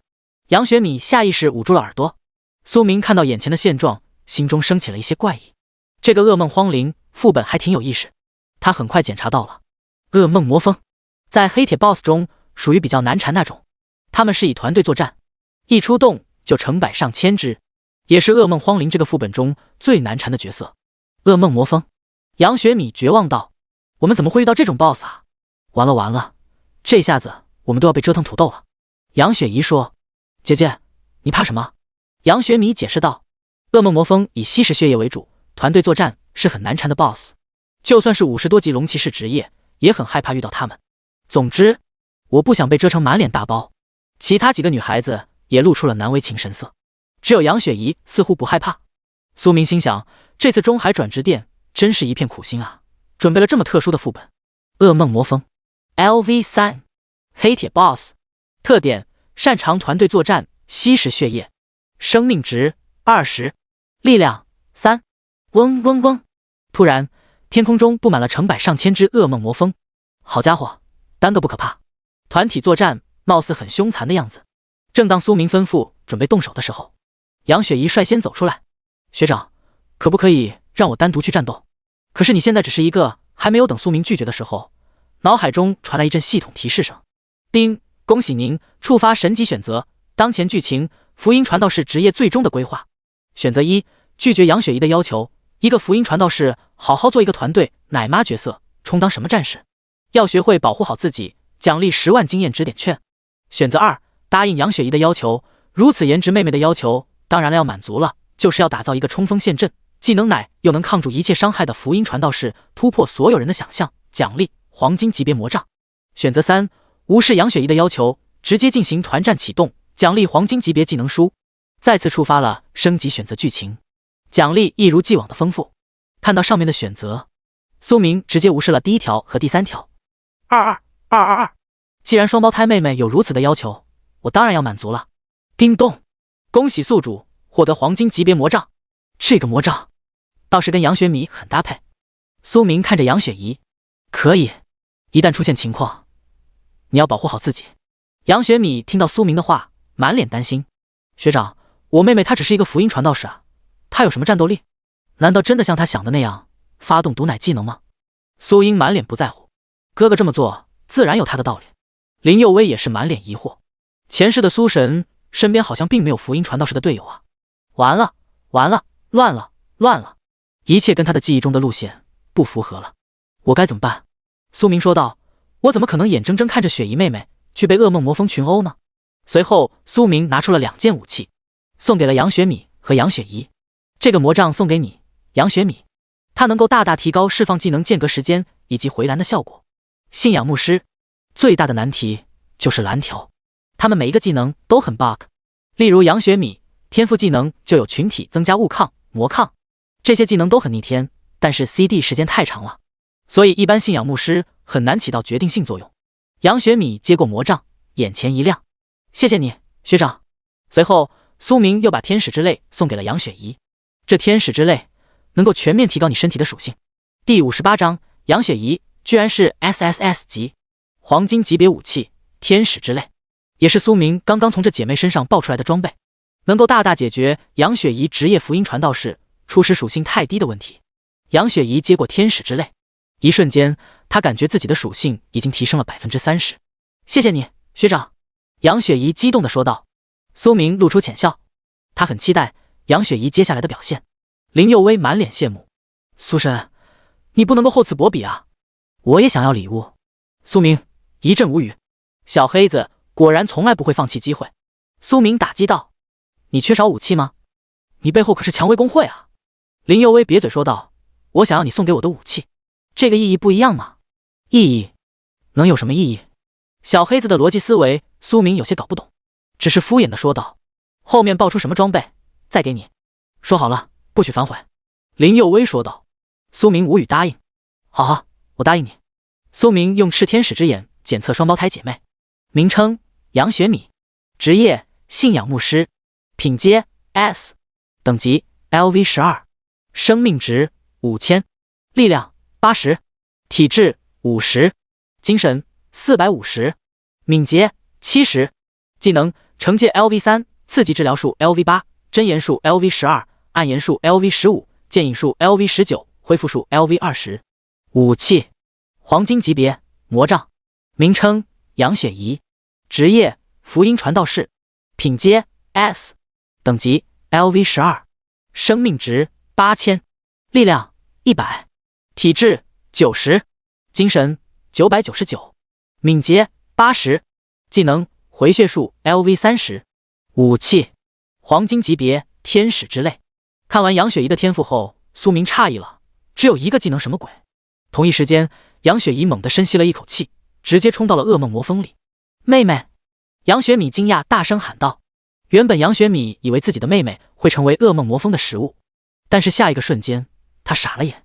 林佑威也傻眼了，因为大家都没有见过还可以用这种方式打败魔峰的。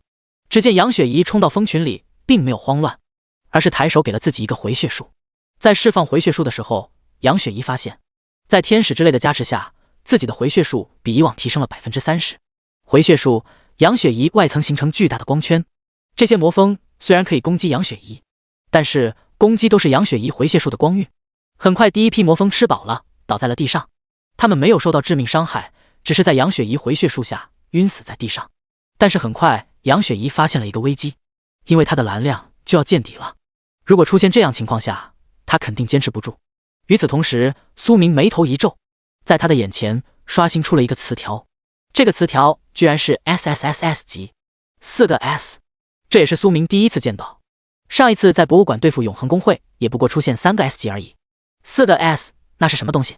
词条1：发现超级天才，人物杨雪怡 S 级福音传道士，隐藏属性天赋 SSS 级，无视距离，无视空间，无限回血，完美传音传道士。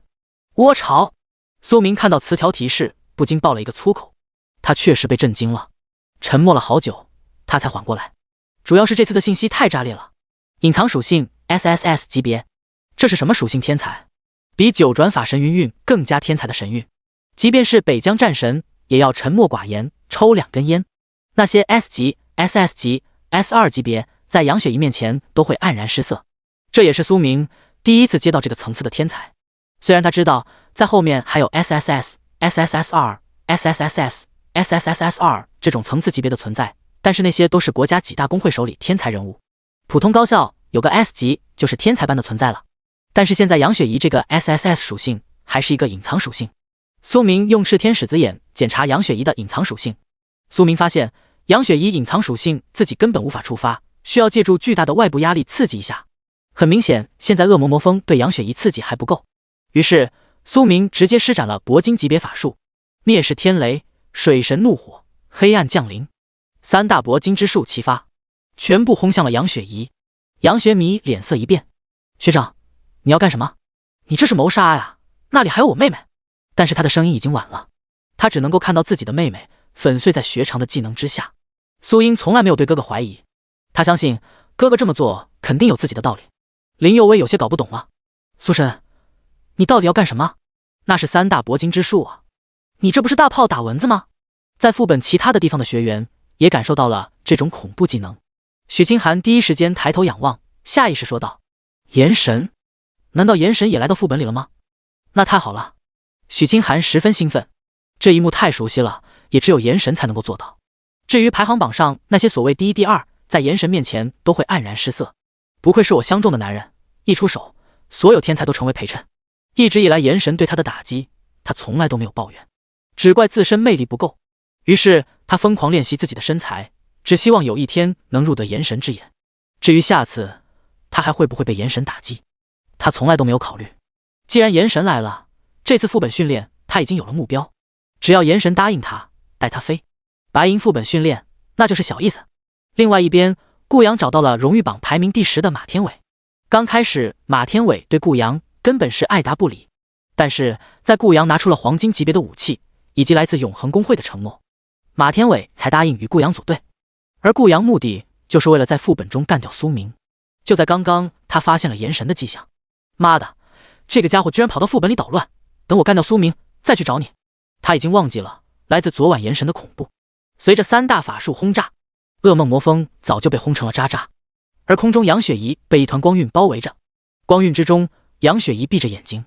杨雪米见到妹妹没事，心情放松下来。很快，空中传来一个恐怖气息，所有人都感觉到自己受到了压制。林佑威张大了嘴巴，杨雪怡居然是 SSS 级。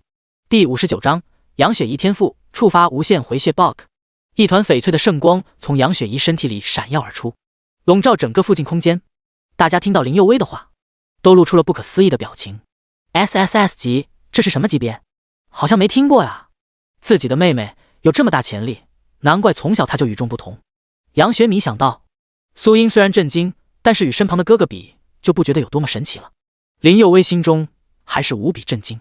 苏英和杨雪米不知道这预示着什么，他知道啊，身为蔷薇公会背后的掌握人以及前世大量经验，他知道身为 SSS 级别的人才，那都是未来国家顶尖战力站在金字塔的人物。像 S 级、SS 级、S2 级别这种在未来最大的成就，在战场上也不过一个将军而已。但是 SSS 级别，那就是国家高端战力的储备。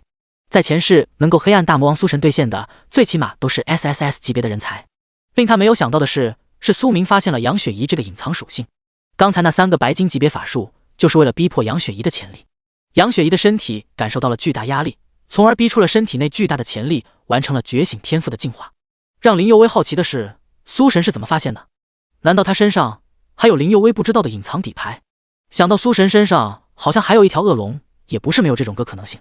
杨雪怡感受到了自身的变化，脸上露出了一片惊喜。谢谢你，学长。他给了苏明一个大大的拥抱。苏明被这个突如其来的拥抱弄得措手不及。苏英吃醋了。杨雪怡，不要随便抱别人哥哥。苏英搂着苏明的胳膊说道。不好意思，我激动的忘记了，我下次注意。杨雪怡尴尬一笑，随后她只身闯进了噩梦魔峰。只见她身上的发出了耀眼的光芒，身上不断触发回血 buff， 甚至一点蓝条能量都没有消耗。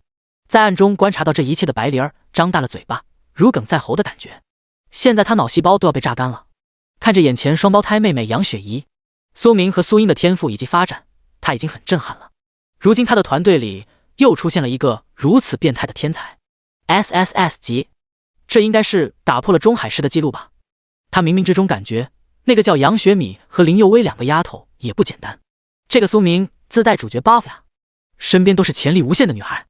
而正在与噩梦魔峰战斗的杨雪怡也很快打破了大家的认识。什么叫 SSS 级职业恐怖？一瞬间大范围回血术，所有的噩梦魔峰全部粉身碎骨，解决了战斗。杨雪怡来到了众人面前，能够参加战斗的感觉真好，以后我就不是单纯的辅助了。而此刻所有人都目瞪口呆看着杨雪怡，大脑的 CPU 都快不够用了，沉默了好久。SSS 级转职者果然恐怖如斯。杨雪怡，你太厉害了吧，你的表现完全突破了我们对福音传道士的定位。妹妹，恭喜你，你的愿望终于实现了。这个技能好像很帅，虽然噩梦魔峰是黑铁级别的，但是你就一招给秒掉了，真是太厉害了。真是人比人气死人啊！我太羡慕你这个技能了。刚刚觉醒隐藏天赋就震惊了所有人，真是无法想象未来发展又是多么恐怖。叮！很快在众人脑海里传来机械的声音。恭喜国色天香小队完成了噩梦荒灵初级任务。恭喜国色天香小队获得团队奖励经验值5000。恭喜国色天香小队获得黑铁技能书5本。恭喜！获得了一大堆奖励，但是这些奖励都很低级，苏明等人自然瞧不上眼，但是在光幕世界中却引起了轰动。这国色天香小队是什么鬼？这么快就完成了初始任务吗？开挂了吧？听这个名字好像都是女孩子，有没有人知道这个小队成员信息的？这个国色天香小队是哪个天才在领队？我好像参加啊！收买国色天香小队信息。虽然黑铁级别 BOSS 比较初级，但是哪个副本任务都不是那么简单，能够在这么短时间内完成，说明对方实力不简单。正当所有人都在寻找国色天香信息的同时，苏明则是利用炽天使之眼查看杨雪怡的属性。启动。名称：杨雪怡。职业：福音传道圣士。品阶： SSS。等级： LV12。生命值：10万点。力量： 1000。体质： 5000。精神： 9999。敏捷： 500。技能：回血术 LV30， 无视空间，无视距离。武器：黄金级别天使之泪。卧槽！苏明参看完属性以后，不禁爆了一个出口。奶奶腿的 SSS 级转职者果然恐怖，这个数据都快赶上自己了，尤其是生命值一下子就10万，真是恐怖。最可怕是他的回血术，无视空间和无视距离，这不是顶级 bug 吗？苏明心中一阵苦涩，凭什么？自己辛辛苦苦奋斗了那么久，自以为弄了很牛逼的技能，但是和杨雪怡一比较，好像狗屁不是了。想想有些郁闷，看来自己要尽快提升等级了。要是再遇到一个 SSS 级转职者，苏明有点接受不了。众人消耗了杨雪怡带来震惊以后，林佑威询问苏明：“苏神，接下来我们做什么？”苏明说道：“你家蔷薇公会那么多人，就没有给你透露点什么信息？”当然有了。林佑威等就是这句话，如果他自己主动提出的，肯定会引起苏明注意。就是这样神不知鬼不觉，将苏明带到前世他获得机缘的地方。苏明笑道：“那你说说。”林佑威解释说道：“听说每个副本中心都有一个隐藏 BOSS 和任务线，只要我们找到了这个噩梦荒灵隐藏 BOSS， 并且击败，就可以获得神秘奖励。只不过这个隐藏 BOSS 级别会有点高。”什么级别？苏明问道。黄金级别。林佑威淡淡道。黄金级别？杨雪米吃惊地问道：“我们这个不是白银副本吗？最大 BOSS 等级也不过是白银级别的，怎么会有黄金级别的呢？”苏明也感觉到有些疑惑，看向了林佑威。林佑威急忙解释说道：“这就是隐藏 BOSS 了，如果实力不够，是无法触发黄金级别 BOSS 的。当初做这个设定也是转职店为了寻找高级人才。黄金级别 BOSS 吗？”苏明脸上露出笑意，正感觉无聊，黄金级别 BOSS 就有意思多了。第60章，顾阳的阴谋，许清寒的舔狗。杨雪米还有点紧张，林佑威一副天不怕地不怕的样子。苏英是只要有哥哥在，我就不怕。自己的妹妹现在更是将苏明作为偶像般的仰望。苏明真不在乎，我们要不要慎重考虑一下？杨雪怡直接拉住姐姐的胳膊：“姐姐，怕什么？有我保护你呢，你不会受到一点伤害。”苏英自信地说道：“我哥哥一个人就可以打爆那头隐藏 BOSS。”苏明差点没有摔倒，自己的妹妹好像把自己视为神明存在了。林佑威也问道：“苏神，你是怎么打算的？”“当然冲了。”苏明笑道。于是国色天香小队开始往副本腹地出发。另外一边，顾阳找到了荣誉榜第10马天伟帮忙，正在寻找苏明报仇。经过多方打听，他的马仔终于打听到了消息，找到了顾阳。“杨哥，我找到了苏明的消息。”顾阳眼前一亮：“他在哪里？”马仔急忙说道：“他现在准备深入恶魔荒灵腹地。”“苏明，我总算找到你了，我看你这回往哪跑？他身边都有什么人？”那个马仔说道：“他身边只有4个妹子。”“哼，看来苏明也找不到什么高手。”顾阳面色露出一阵阴霾，今天必须把这个畜生剔除副本。还有那个可恶的林佑威一直跟他作对。那个马仔面色难看的说道：“杨哥，苏明他们能够进入腹地，说明有一定本事。我们……”顾阳咬牙切齿的说道：“怕什么？我们马哥可是荣誉榜第10，能够怕他？”马天伟 SS 级狂怒战士 LV35级，已经完成2转，是名副其实的高手。一旁的马天伟听见顾阳如此捧他，心中一阵得意。虽然顾阳的实力不咋的，马天伟根本看不上，但是他背后的永恒公会以及他给的好处，值得马天伟这次出手。一个 B 级见习法师能够有多厉害？就算是他现在等级高，也不可能是我的对手。赶快找到他，解决他，不要耽误我们冲榜。在马天伟眼里，苏明只是一个小苍蝇而已。好的，马哥，我们现在就去。顾阳急忙说道，但是他眼皮底下露出一阵凶狠。为了让马天伟帮忙，顾阳答应给了他一件黄金级别武器，虽然代价很大，但是他早就想好了，解决了苏明麻烦以后，一定干掉他。鹬蚌相争，渔翁得利。顾阳从来都不是什么心慈手软的人，他们一行人直接奔向了噩梦荒陵腹地。与此同时，许清寒也组建了自己的团队，他凭借着直接的美貌和实力，自然有许多男生来到他的鱼塘。陈哥，我刚才看到那个方向有一个火焰气息，说不定有什么青铜 BOSS。 许清寒所指的方向自然是刚刚他认为炎神所释放的白金级别技能方向，而他口中的陈哥名叫陈百川，荣誉榜第12名， SS 吉龙旗战士。陈百川早就听说了许清寒的名声，是中海一中的校花，更是 S 级烈焰法师。以前陈百川没有机会，因为许清寒有男朋友，但是她男朋友觉醒天赋是 B 级见习法师，已经分手了，陈百川自然来了机会，于是进入副本以后，马上找到了许清寒，并且以强大的实力征服了许清寒。两人加上陈百川带的3名伙伴组队成功，陈百川也成功化身为许清寒身边的舔狗。陈百川也十分享受来自许清寒这种级别美女的存在。好，既然你说了，那我们就过去。有我们在，我们轻松通过副本训练，所有得到的奖励和经验都该给你。我对你好吧，是不是比你前男友强？旁边3名队友实在是看不下去了，这还是他们往日见到那个高高在上名人吗？现在变成了什么？许清寒身边的一条汪汪，真是不知廉耻。只是他们看到许清寒那完美的身材、水肌肤，尤其是她胸前那高高隆起的地方，以及那精致容颜和嗲嗲的声音，有这么漂亮校花作为自己的女朋友，作为一条汪汪似乎也不错，有点羡慕。他们也想做那条汪汪，只是他们天赋太低。许清寒看着陈百川，满脸温柔，主动走上前搂住他的胳膊，嗲嗲的说道，陈哥，你当然是最好了，我的前男友算什么，跟你根本没法比，他连你一根手指都比不上，我当初也是瞎了眼。陈百川听完这句话，自然是浑身充满了自信，人生达到了顶峰。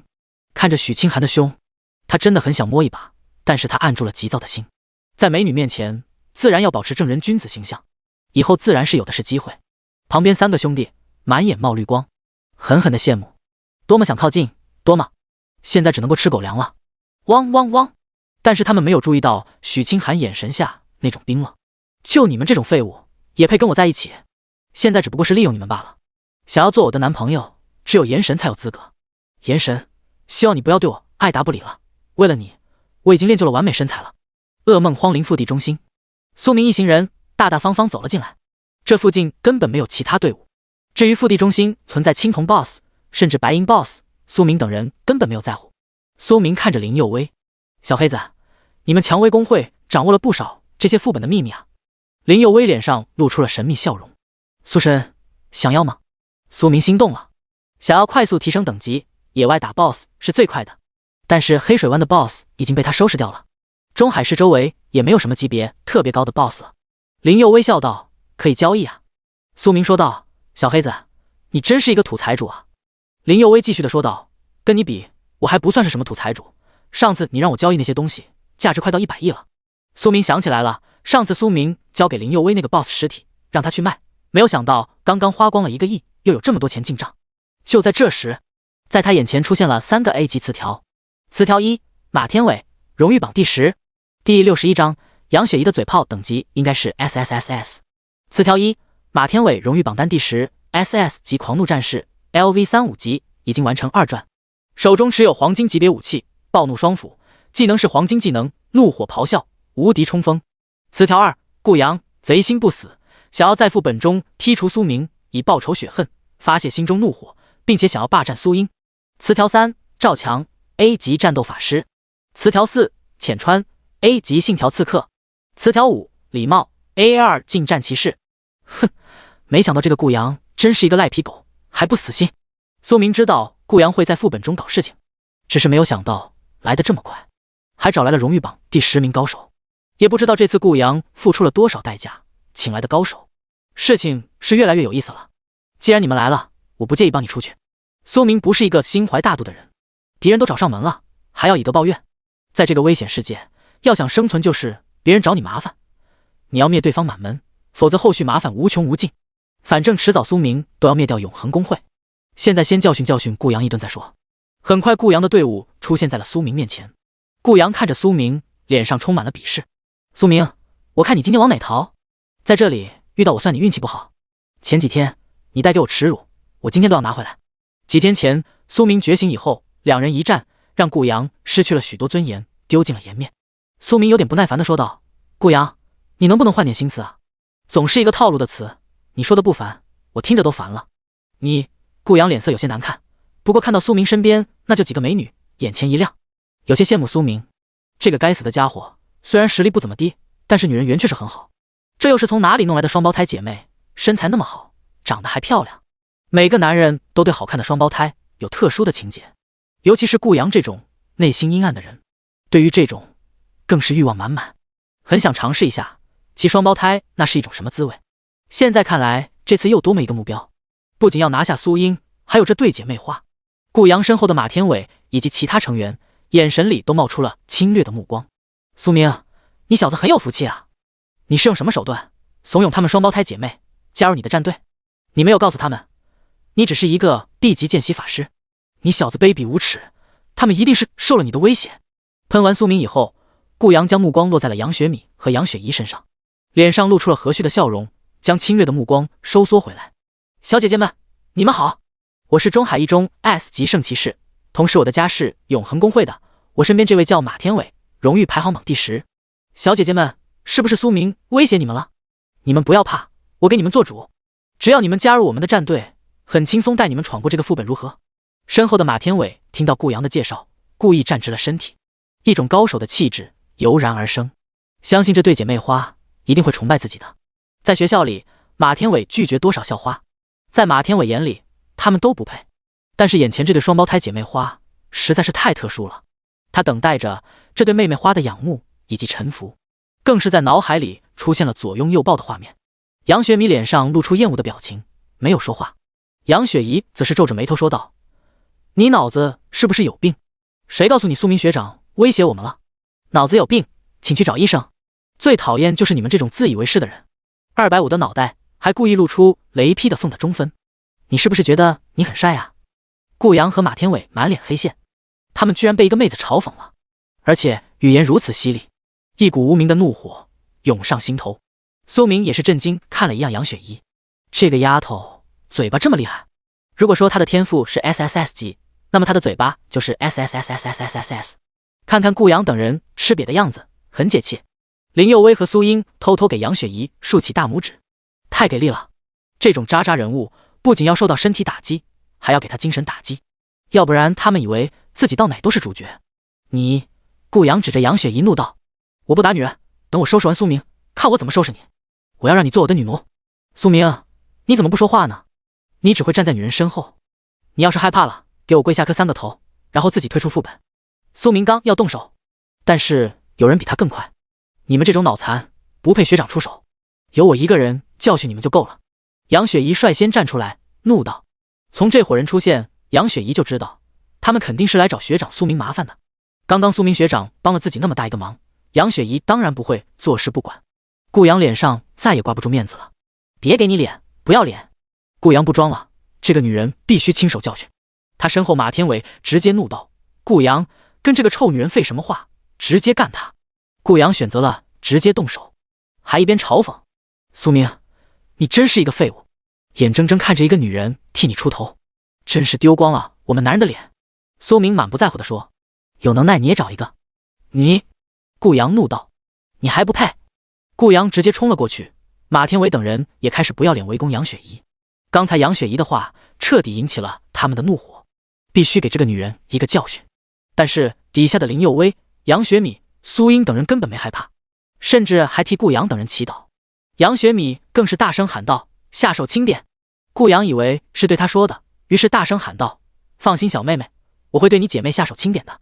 但是很快他就为了这句话感到了后悔，因为空中的杨雪怡身上发出的光芒让他感受到了压迫。第62章，顾阳被妹子秒杀了。既然战斗了，顾阳也不打算装了。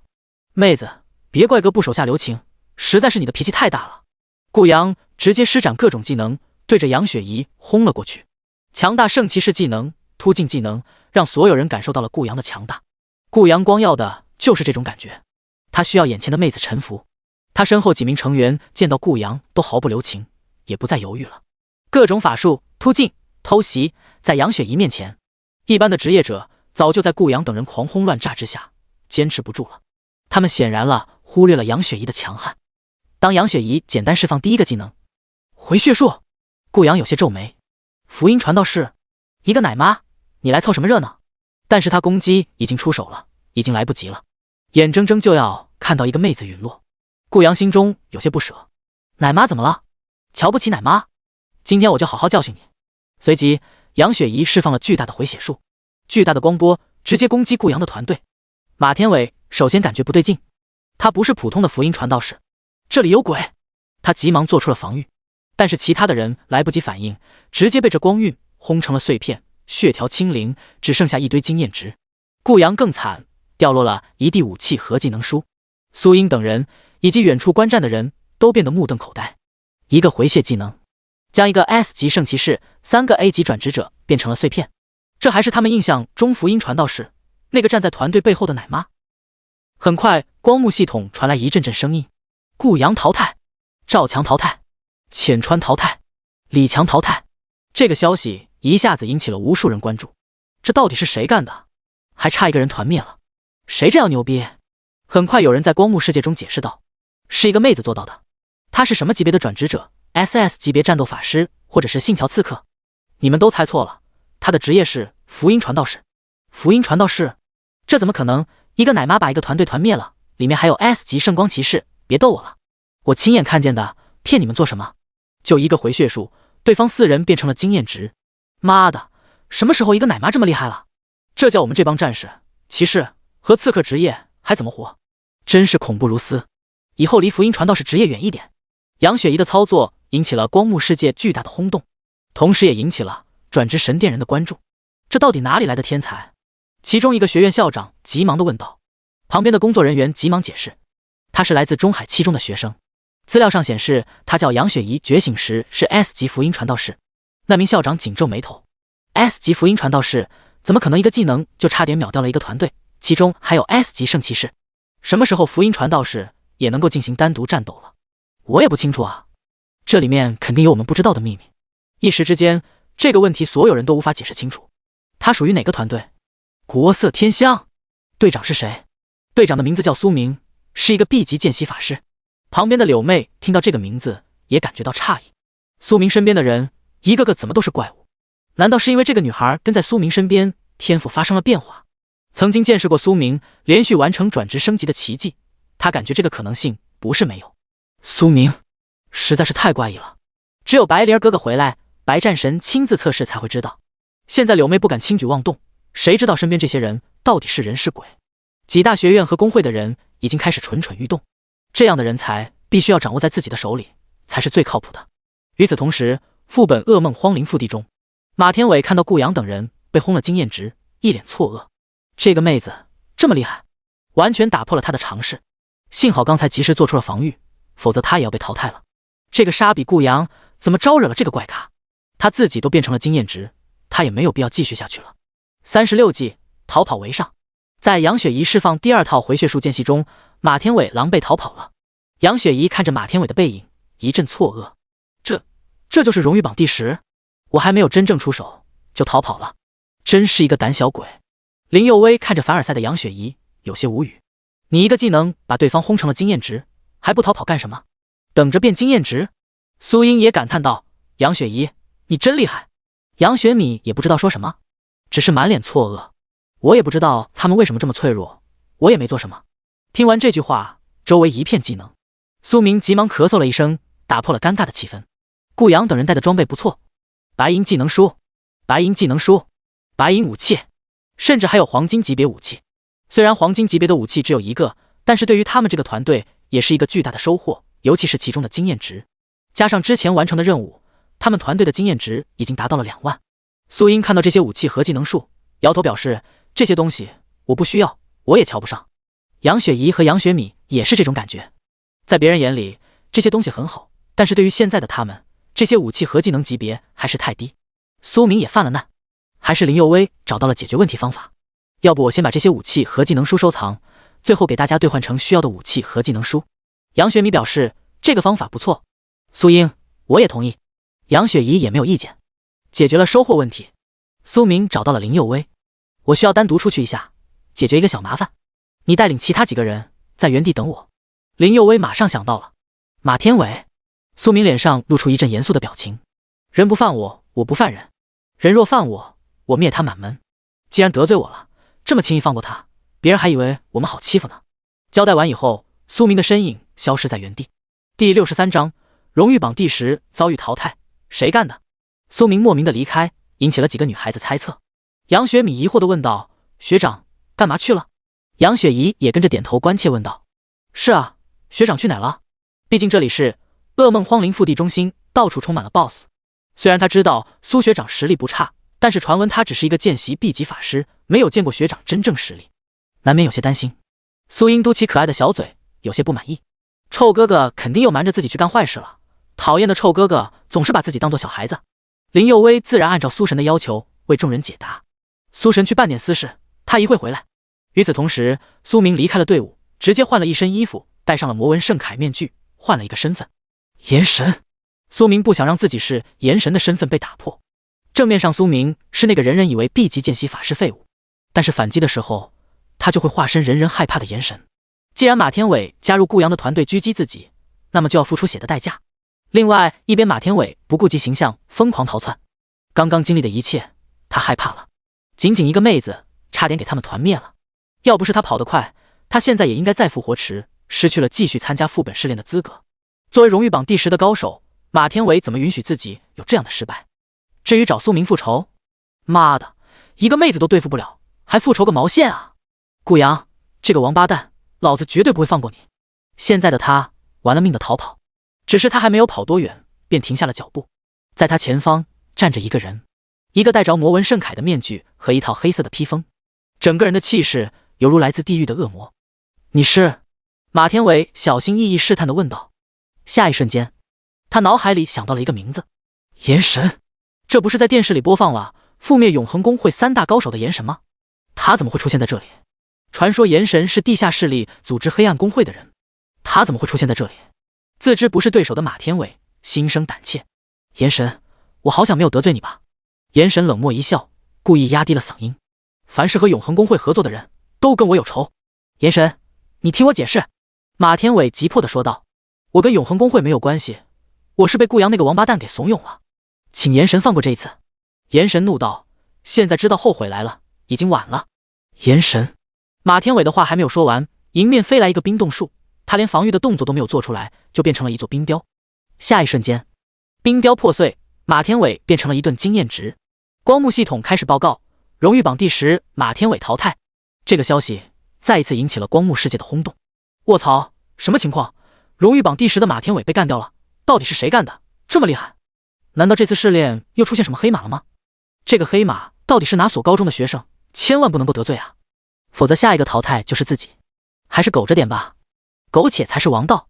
我愿意给大佬做小弟，有没有收小弟的？复活池中，顾阳等人一脸郁闷，还没有好好发力，结果自己等人被一个妹子给淘汰了，这话说出去丢人啊！旁边的赵强、浅川还有李茂自然不干了。顾阳都是因为你，我们被讨厌了，这笔账怎么算？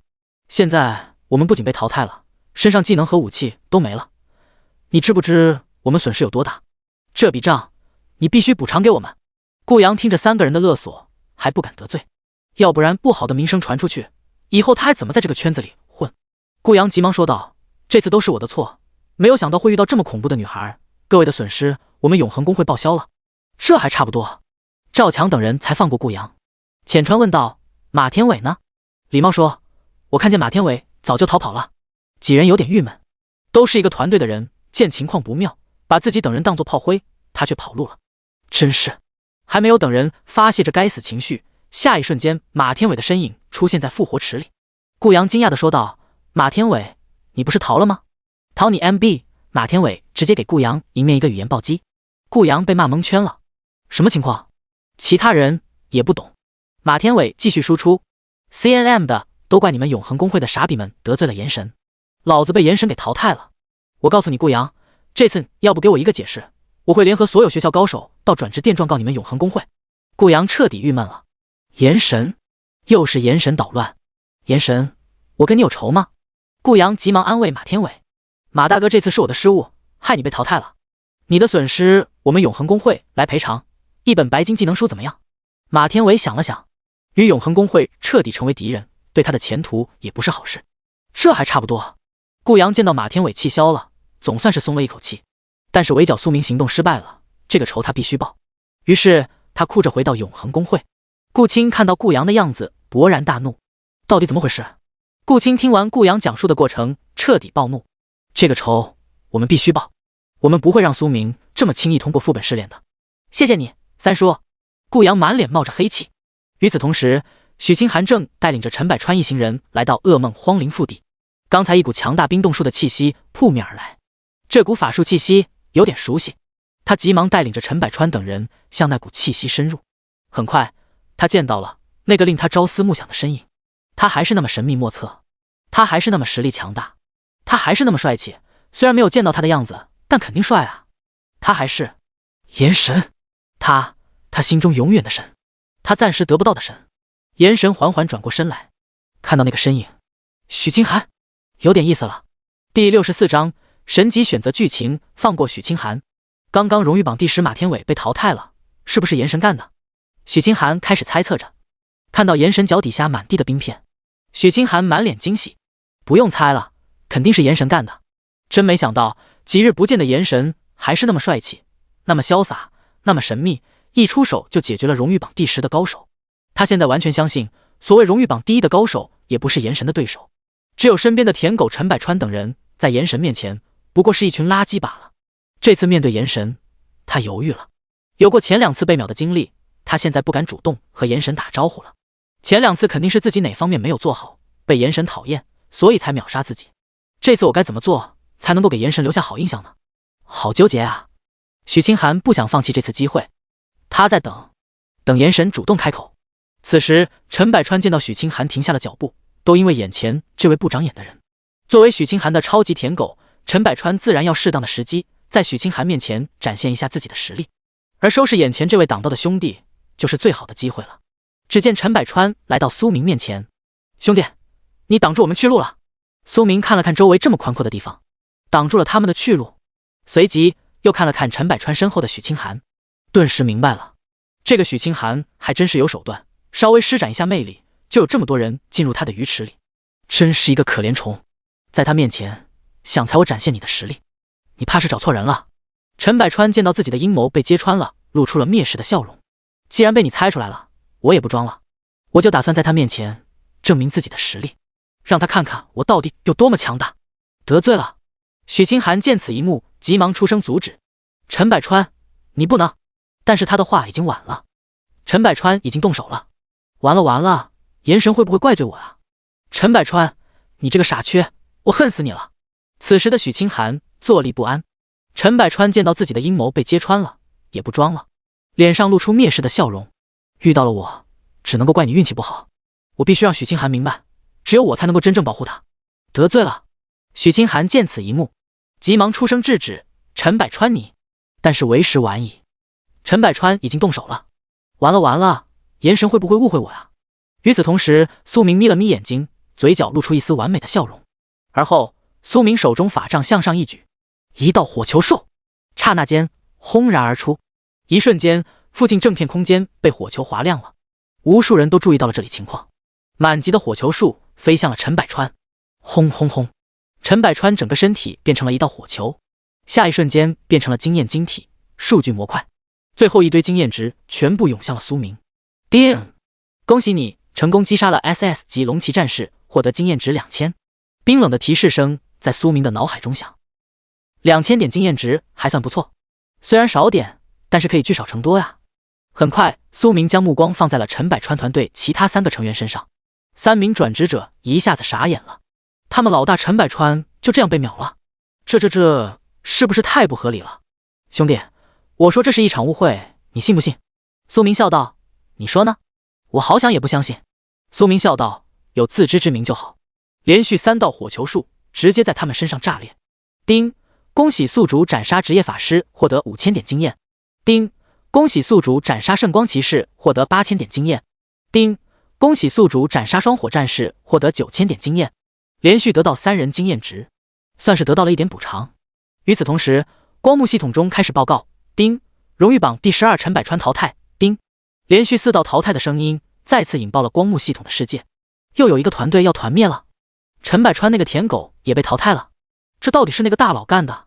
这里面一定有巨大黑马，千万别被我碰上啊！我不想被淘汰。与光幕世界的混乱，此时现场十分安静。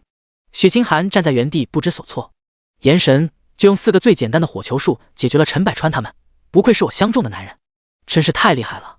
可是炎神会不会还会像以往直接秒杀我啊？许清寒不敢想象，看着炎神一步一步向自己靠近，他多么想此刻多停留一段时间啊！苏明看着许清寒脸上丰富表情，也是感到好笑，刚要动手再次秒掉他。叮，恭喜你触发神级选择，当前剧情舔狗的卑微。选择1，秒杀许清寒。作为一名强大的法师，需要的是无视一切女人的追求，一切阻碍修行道路的女人直接一刀斩，心中无女人拔剑自然神，奖励黄金武器黄金龙枪。选择2，放过许清寒，并且露出一个微笑。作为伟大的法师，身边总要有几个舔狗和粉丝，以温柔方式对待舔狗和粉丝，给他们最大的幻想，奖励黄金级别极刑之靴。选择3，无视许清寒，把他当作不存在，只要心中无视一切，就可以疯狂升级转职，成为9转大神，奖励10万点经验值。随着冰冷的提升声在脑海中响起，苏明直接愣住了。这个也能够触发神级选择剧情，果然许清寒的出现就是给他送福利的。这些奖励都很好，一如既往的丰富。黄金龙枪、极刑之靴、10万点经验值，这些奖励都很不错呀。苏明稍微琢磨了一下，自己的妹妹苏英好像还没有送给他礼物。刚才他给双胞胎姐妹送礼物的时候，很明显妹妹已经生气了。作为异父异母亲哥哥，怎么会不照顾妹妹的感受？这不礼物就来了吗？稍微琢磨了一下，苏明选择了22222222222。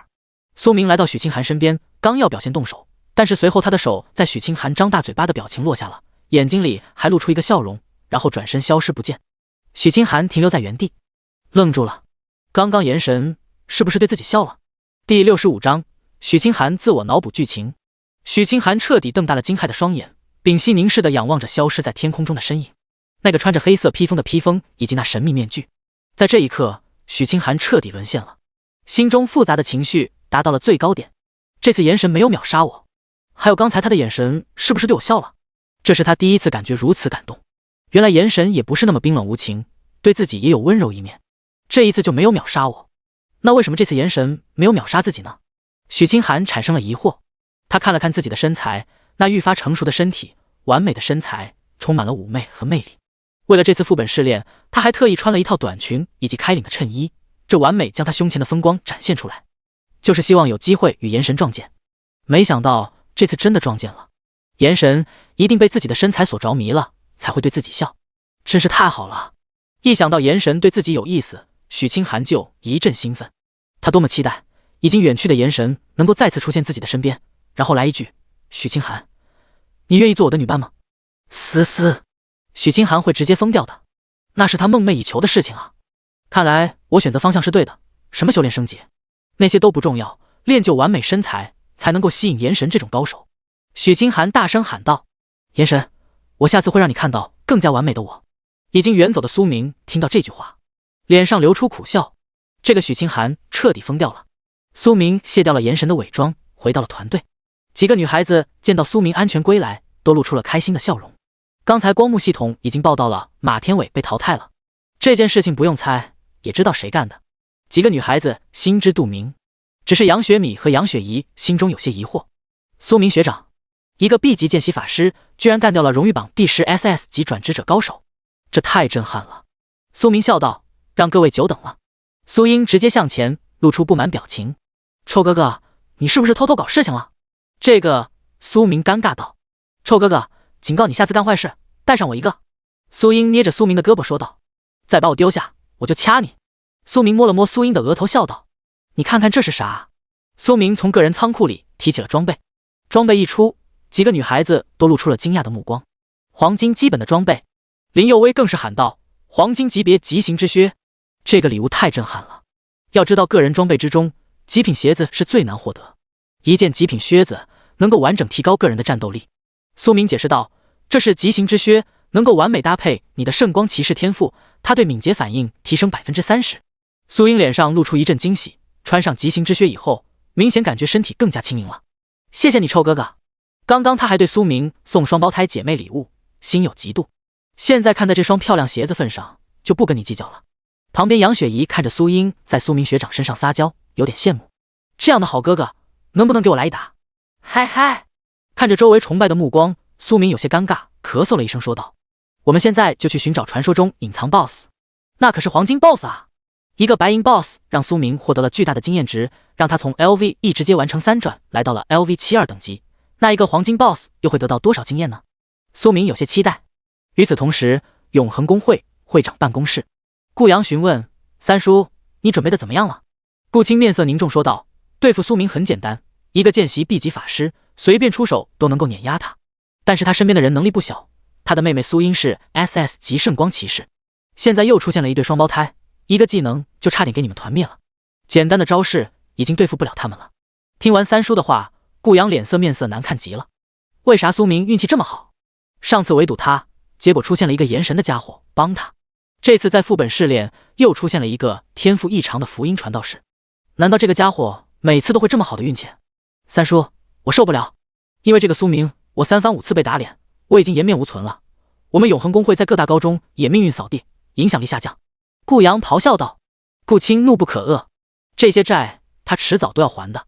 我已经联系了荣誉榜第1陈家豪，我已经给他一本钻石技能书，帮我们出手解决。钻石技能书？顾阳咽下了一口唾沫。钻石级别技能书，那可是他们永恒公会镇会之宝，价值上百亿，整个中海市也找不到几本钻石技能书啊！三叔，这次你出手真大方。顾阳感叹道。但是陈家豪虽然是荣誉榜第1，但是他觉醒的天赋也只不过是 SS 级光明骑士而已。这次我找的马天伟也是 SS 级啊，都不是那个女人对手，陈家豪就可以了。顾青拍了拍顾阳的肩膀，脸上露出一阵阴狠。这就是你需要学习的地方。这次为了防止意外发生，我已经将 NPC 阿丽亚携带着钻石级武器圣光权柄去猎杀苏明。顾阳直接张大了嘴巴。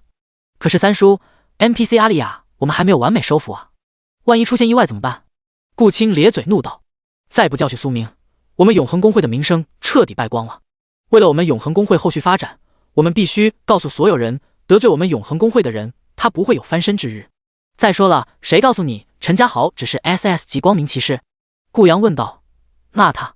顾青面色认真说道，他是我们中海近100年最伟大的天才，表面上他觉醒的 SS 级光明骑士，但实际上他隐藏属性天赋 SSS 光明骑士，他的未来无懈可击，要不然我也会将 NPC 阿丽亚拿出来，只有他才能够完美控制 NPC 阿丽亚。这下子苏明在劫难逃，往日的债务都可以拿回来了。听到这个消息，顾阳被震撼得无与伦比。第66章撞见荒漠秃鹫，引起地下世界血灵，噩梦荒陵腹地。国色天香小队正在进入腹地中心地带，这里并没有想象中森林，而是荒漠一片，无比凄凉。嚎嚎，时不时有几只漆黑羽毛露骨的乌鸦哀鸣地嚎叫着，声音十分凄惨。突然，一只乌鸦对着队伍中的苏英展开了袭击。啊！苏英被吓了一跳，那只乌鸦还没有等靠近苏英，就直接被苏明施展一个火球术，变成了一堆经验值。苏英躲在苏明的怀里，脸色异常的难看。哥哥，这是哪里啊？有点吓人啊。苏英虽然是 SS 级圣光骑士转职者，但是乌鸦这类的白银 BOSS， 长相和声音都异常吓人，对心灵幼小的女孩子都是异常心理暴击伤害。突然的袭击，苏明身边的杨雪米脸色异常难看，反倒是林佑威和杨雪怡没有丝毫变化。杨雪怡不害怕，苏明有点理解，这个妮子的胆子和她的胸部一样大。职业虽然是福音传道士辅助职业，却有一颗战士的心。但是小黑子林佑威的脸色也没有丝毫变化，苏明有点不理解。往日的小黑子林佑威都是在他面前扮演弱小的存在，总是肆无忌惮拿苏明当挡箭牌。直到他觉醒天赋是 S 级信条刺客，苏明才知道自己上当了。往日这个小黑子就是装的。这点小场面，林佑威当然不害怕了。说穿了，这只乌鸦只是一个白银 BOSS， 对于重生者林佑威只是一个小场面。前世全民末日降临，隐藏黑暗世界的教廷、邪教、工会全部涌现出来，已经黑化成就半神的苏神更是整个世界的王者。林佑威永远无法忘记的一幕，黑化后苏神亲手斩杀帝王级别的 BOSS， 那条黑龙身躯有1000米所长，技能更是达到了帝王级别。一个技能山呼海啸，黑暗降临，这样强悍的 BOSS 在苏神手里只是泥鳅罢了。那条黑龙最后的结局，身躯被苏神手撕2截，变成了经验体。哥，这个地方有点怪异。苏英小心翼翼地说道。杨雪米也点头说道，我感觉十分不舒服。杨雪米作为信仰牧师，本身天赋属性比较低，技能范围属于辅助系列的，对于周边这种充满了死气的气息十分不舒服。旁边的妹妹杨雪怡急忙拉住杨雪米的手说道，姐，你不用害怕，我可以保护你，有我在，你不用害怕。林佑威皱了一下眉头，小声地说道，苏神，这个地方气息有些不对劲，怎么死气沉沉的？苏明握住苏英的手安慰她，然后向林佑威问道，你不是有这个地方资料吗？林佑威急忙解释道，我们蔷薇工会资料中显示，这个地方应该是一片绿洲，有一只黄金级别 BOSS 金亚龙虎，但是这里现在怎么变成了一片荒漠啊？林佑威也蒙圈了，他明明记得前世苏神就是在这里获得隐藏宝藏，从此开挂的人生路开始起飞的，所以重生以后的林佑威暗中接手蔷薇工会以后，就一直对这里进行考察检测，但是想象中的绿洲没有，反而变成了一片荒漠，这其中到底哪里出现了问题？难道是因为我重生以后出现了 bug？ 林佑威观看周围，这里地面上到处摆满了 BOSS 的尸体，天空还有各种奇怪根本叫不上名字的飞禽，充满了死亡和嗜血之气。林佑威无奈地说，这里的气息有些奇怪。苏明无语，无奈吐出一句，你真是不靠谱啊。林佑威直呼冤枉，但是现在解释不清楚了。突然天空发生变化，一群飞禽阻碍了天空的阳光，扑面而来，飞禽们露出獠牙，把苏明等人当作食料。苏英和杨雪米脸色更加难看了，林佑威的脸色变得沉重起来，事情超出了他的想象。人群中只有杨雪怡，眸子中变得异常兴奋。苏明打开支持天使之眼，叮，检测名称荒漠秃鹫，品阶 B， 等级 LV30， 生命值30万点，力量300，精神180，敏捷500，技能嗜血 LV2， 暴怒 LV7， 蚀骨 LV9， 撕裂 LV11， 专长嗜血领主。词条：终结500只荒漠秃鹫，获得一件黄金级别圣光盔甲，或黄金圣光盔甲。他现在刚好缺少这件装备。500只荒漠秃鹫组团来的，瞧那嗜血的目光，浑身散发的死气，简直就是噩梦荒林中的怪物。难怪腹地中很少有团队进来，哪怕天赋再高的转职者，也会成为这群荒漠秃鹫的食物。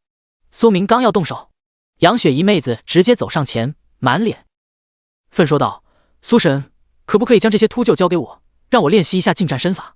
苏明无语，这还真是一个嗜血好战的妹子。但是500只，哪怕杨雪怡天赋很高，解决起来也比较麻烦。苏明摸了摸她的脑袋，笑道：“这里很怪异，为了安全起见，你还是躲在身后保护他们。”杨雪怡心中略带失望，不过可以看到苏明学长出手，那也是眼前一亮的事情啊。说那时快，苏明本能发出了火球术、死亡岩爆术2大法术，直接在荒漠秃鹫的团队中发生了法术暴击、火焰暴击伤害。顿时500多只荒漠秃鹫组团变成了火海，炙热的温度烘烤着大地。苏明嘴角微微翘起，玩味笑道：“爆！”轰！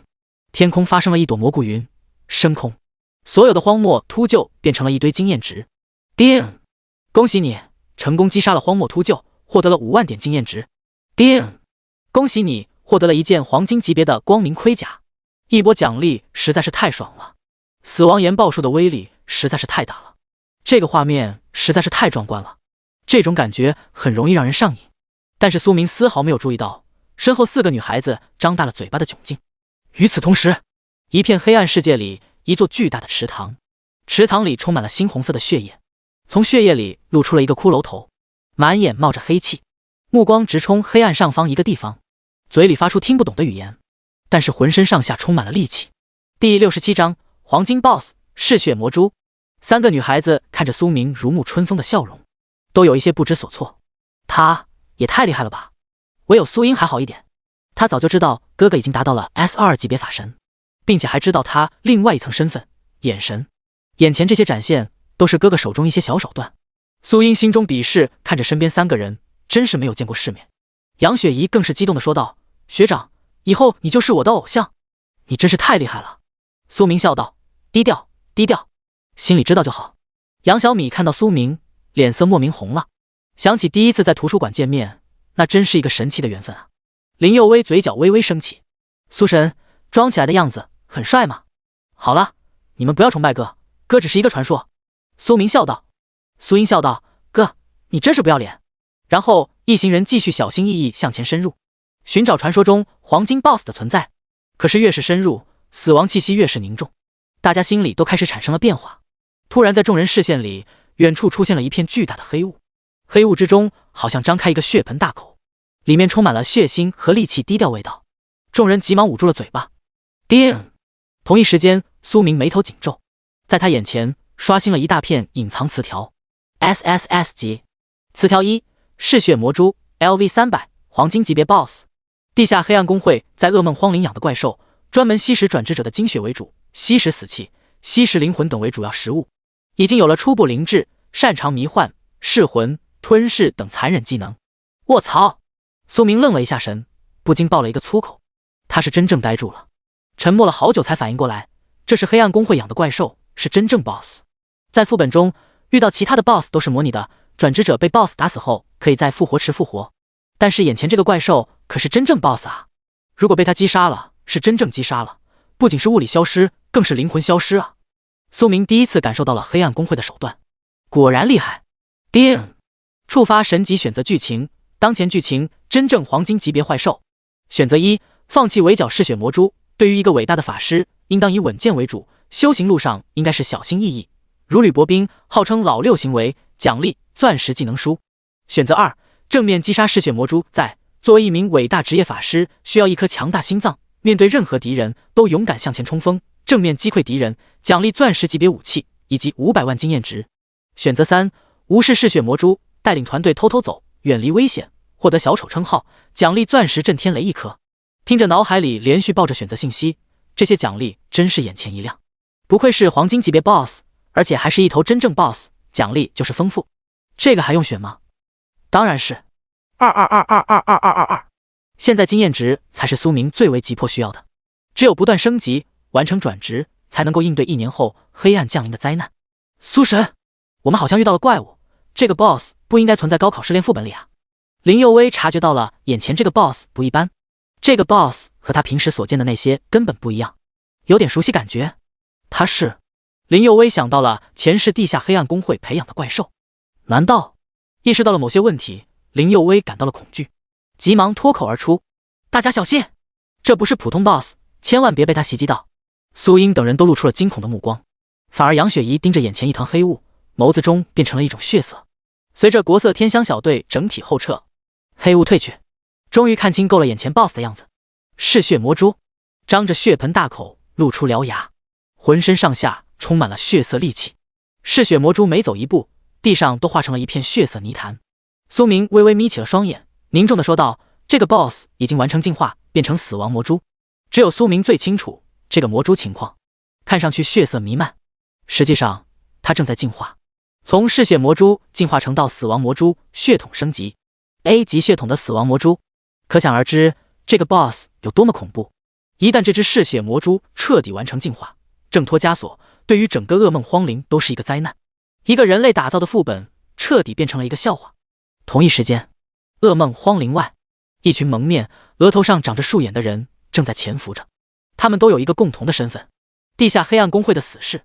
就在刚刚，他们收到地下黑暗公会报告，他们在人类副本培养 BOSS 荒漠秃鹫军团遭人覆灭，这引起了黑暗公会的警觉。那可是足足有500多只荒漠秃鹫，普通人类的转职者根本无法覆灭。难道是被人类公会高手给发现了？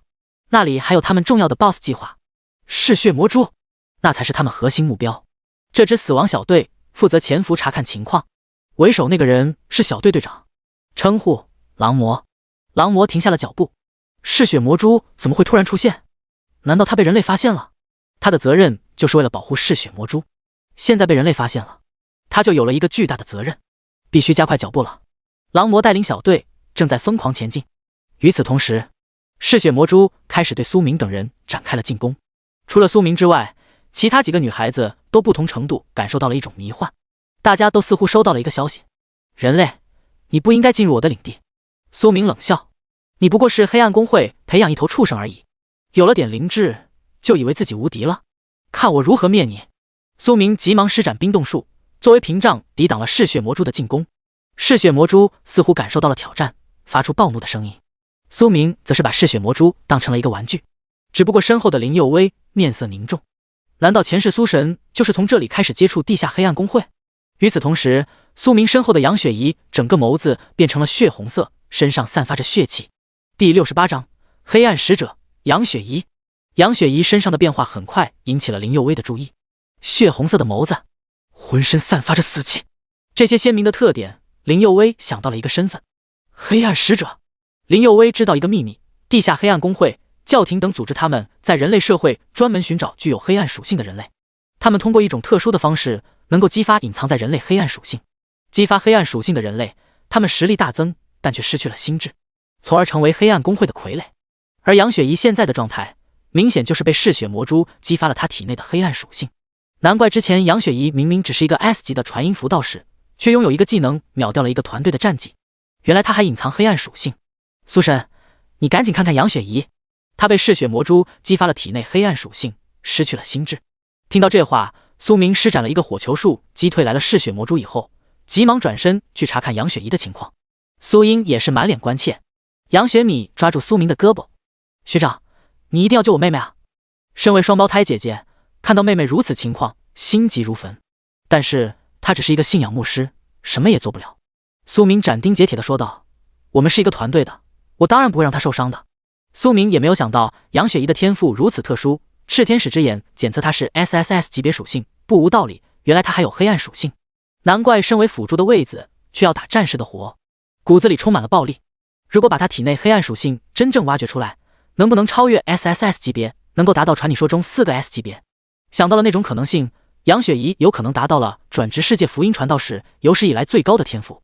看着浑身充满戾气、散发着黑暗之气的杨雪怡，苏明第一时间用回血术帮助杨雪怡稳住体内情况，然后对杨雪米吩咐道：用你信仰牧师的恢复术助我一臂之力。很快在苏明和杨雪米共同治疗下，杨雪怡的情况很快有了好转，眸子里的血红色也开始褪去。杨雪怡很快恢复了神智，她看着苏明等人，脸上露出了疑惑的表情。学长，我这是怎么了？苏明刚要说话，旁边杨雪米直接抱住了杨雪怡。妹妹，你没事，真的太好了，刚才你真的吓死我了。杨雪怡再次问道：我怎么了？杨雪米反问道：你什么都不知道？杨雪怡摇了摇头说道：我只是感觉现在的我充满了力量，我的等级好像提升了。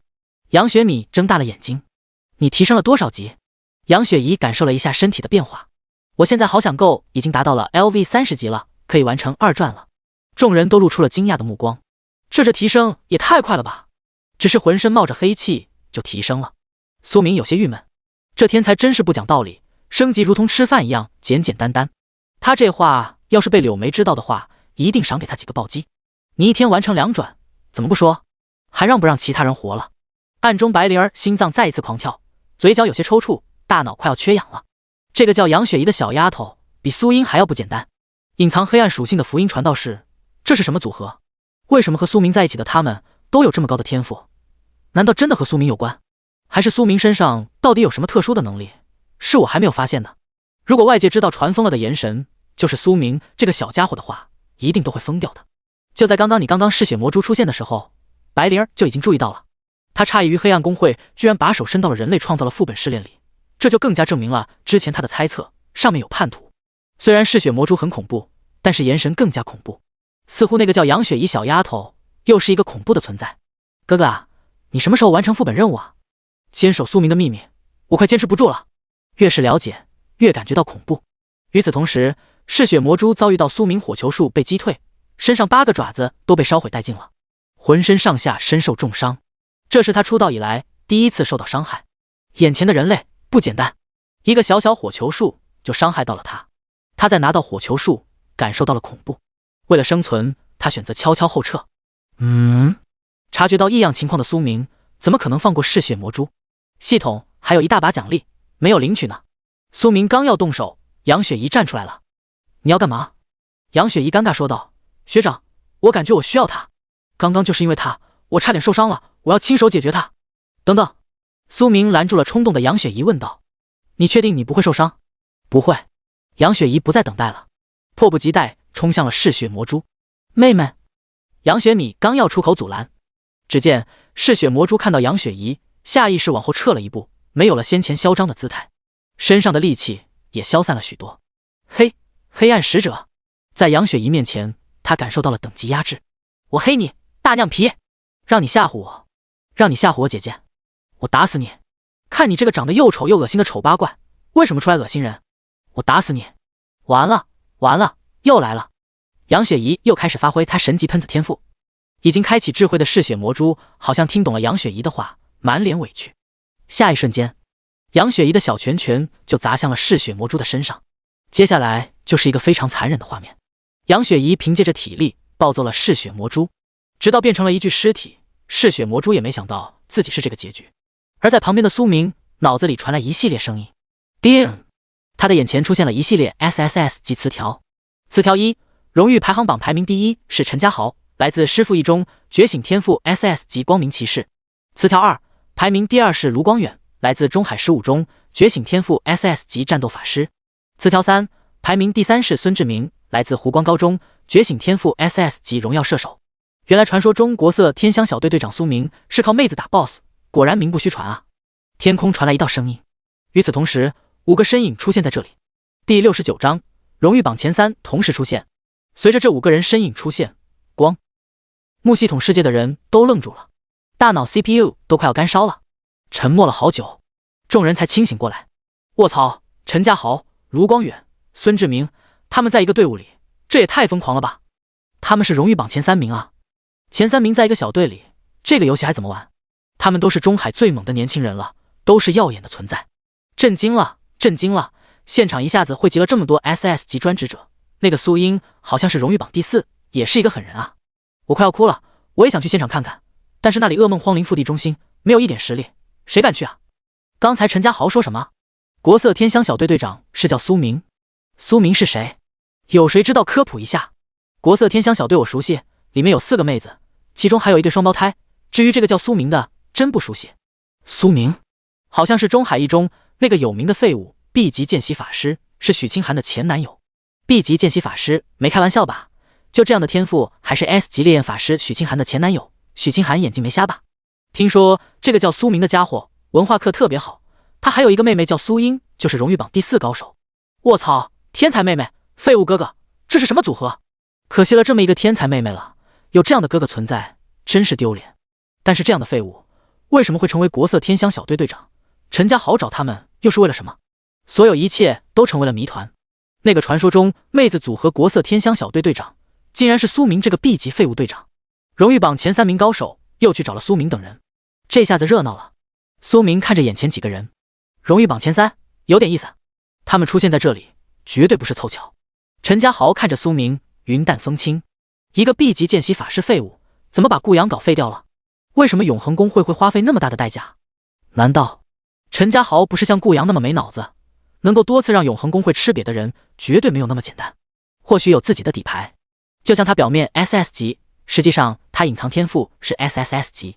这个消息在整个中海没有几个人知道。苏明躲在女人身后，不是一个好的选择啊！作为一个队长，靠着女人打 BOSS 更是令人不齿。一时之间，所有人的目光都落在了苏明身上，各种嘲讽的表情都在等待苏明的出丑。苏明微微皱了皱眉头，甚至厌恶这种熟悉的套路，他再熟悉不过了。为啥总是要有人装逼呢？真以为荣誉榜第1就代表了什么？我怎么做与你有关系吗？你又是哪来的货色？苏明冷笑道。陈家豪脸上微微露出不悦的表情。你利用女孩子给你打 BOSS， 这种废物行为我看不去不行吗？因为你，我们男人面子丢光了。我就是想来教训教训你。我劝你保持最后颜面，远离他们，不要再丢脸了。自己退出副本训练，这是给你最后的面子。这样你的妹妹还有其他人才能够在这次试炼里取得好成绩，别因为你耽误别人的成绩。苏英怒了，在这一瞬间，陈家豪就被苏英拉进了黑名单里。在苏英心里，任何人都不能够侮辱他的哥哥，但是眼前这个人居然肆无忌惮侮辱他的哥哥。你又是什么东西，在这里狂吠？我们怎么选择，跟你有关系吗？苏英一句话让所有人都眨眼了，这还是第一次有人这么跟陈家豪说话。陈家豪忍住了心中的怒火，这么可爱的妹妹，水肌肤、大眼睛、大长腿，身材这么完美的妹妹，天赋还这么高，我不能够跟妹妹动粗，我要克制。就是仗着自己荣誉榜第一就为所欲为，把所有人都不放在眼里。林佑威更不会把这群货色放在眼里了，在前世这些人根本就没有名字，在地下黑暗公会面前都成炮灰。听到这话，陈家豪的情绪稍微控制不住了。林佑威，蔷薇公会的人，好一个蔷薇公会！还没有等陈家豪反应过来，杨雪米站出来弱弱的说道：“苏明学长肯定比你强。”陈家豪看到杨雪米以及杨雪怡，眼前一亮，好可爱一对双胞胎姐妹，这要是搂在父爱怀里，那才是人生达到了高潮。但是还没有等他幻想片刻，喷子已经上线了。你真是狗拿耗子多管闲事，我们跟谁组建团队，跟你有关系吗？你到底什么东西啊？你真把自己当个人物了？世界上这么多灰，怎么就多出了你这么一撮？拿你当人的时候，你装得像一点好吗？你这脑子进了水，都为了浇灌你心里的避数吗？冈比亚的自信碰到你都要甘拜下风。杨雪怡一顿输出，一下子震惊了现场所有人。她这张嘴简直是火力全开，一人对喷全场。一个长得这么可爱的妹子，背后居然是一个大喷子，这简直是天差之别啊！陈家豪也愣在了原地，久久没有反应过来，但是他的脸色已经变成了铁青色。出道以来，还没有人敢这么如此对自己。妈的，炸锅了！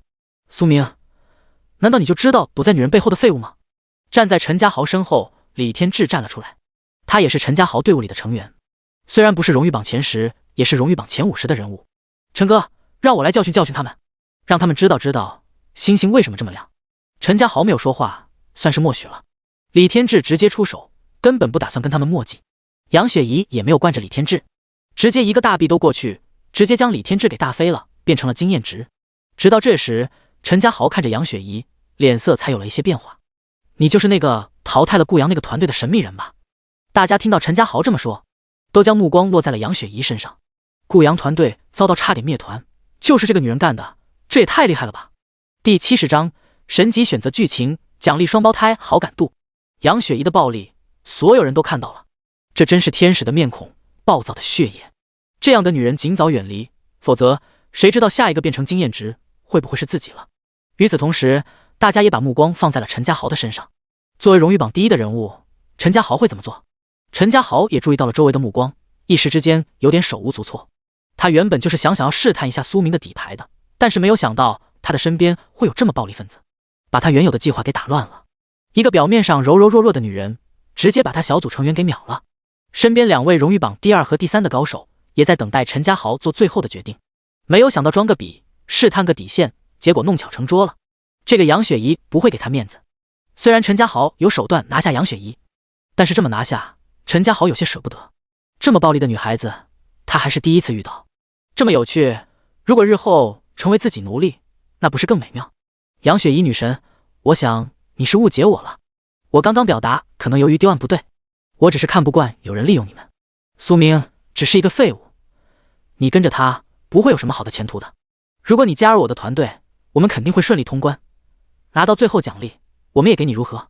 这样你才会在这次试炼中拿到一个好成绩，那些大学领导才会看见你会进入一个好的大学或者工会，可以获得更多资源、更多福利。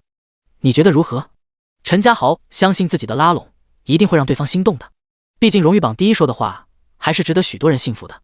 曾经不知道有多少人想要不断靠近他，但是那些人都没有资格，但是眼前的杨雪怡资格够了，而且这个性格他也是十分喜欢。如果你们其他人有这个想法，我也十分欢迎。然而杨雪怡的表情变得更加冰冷了。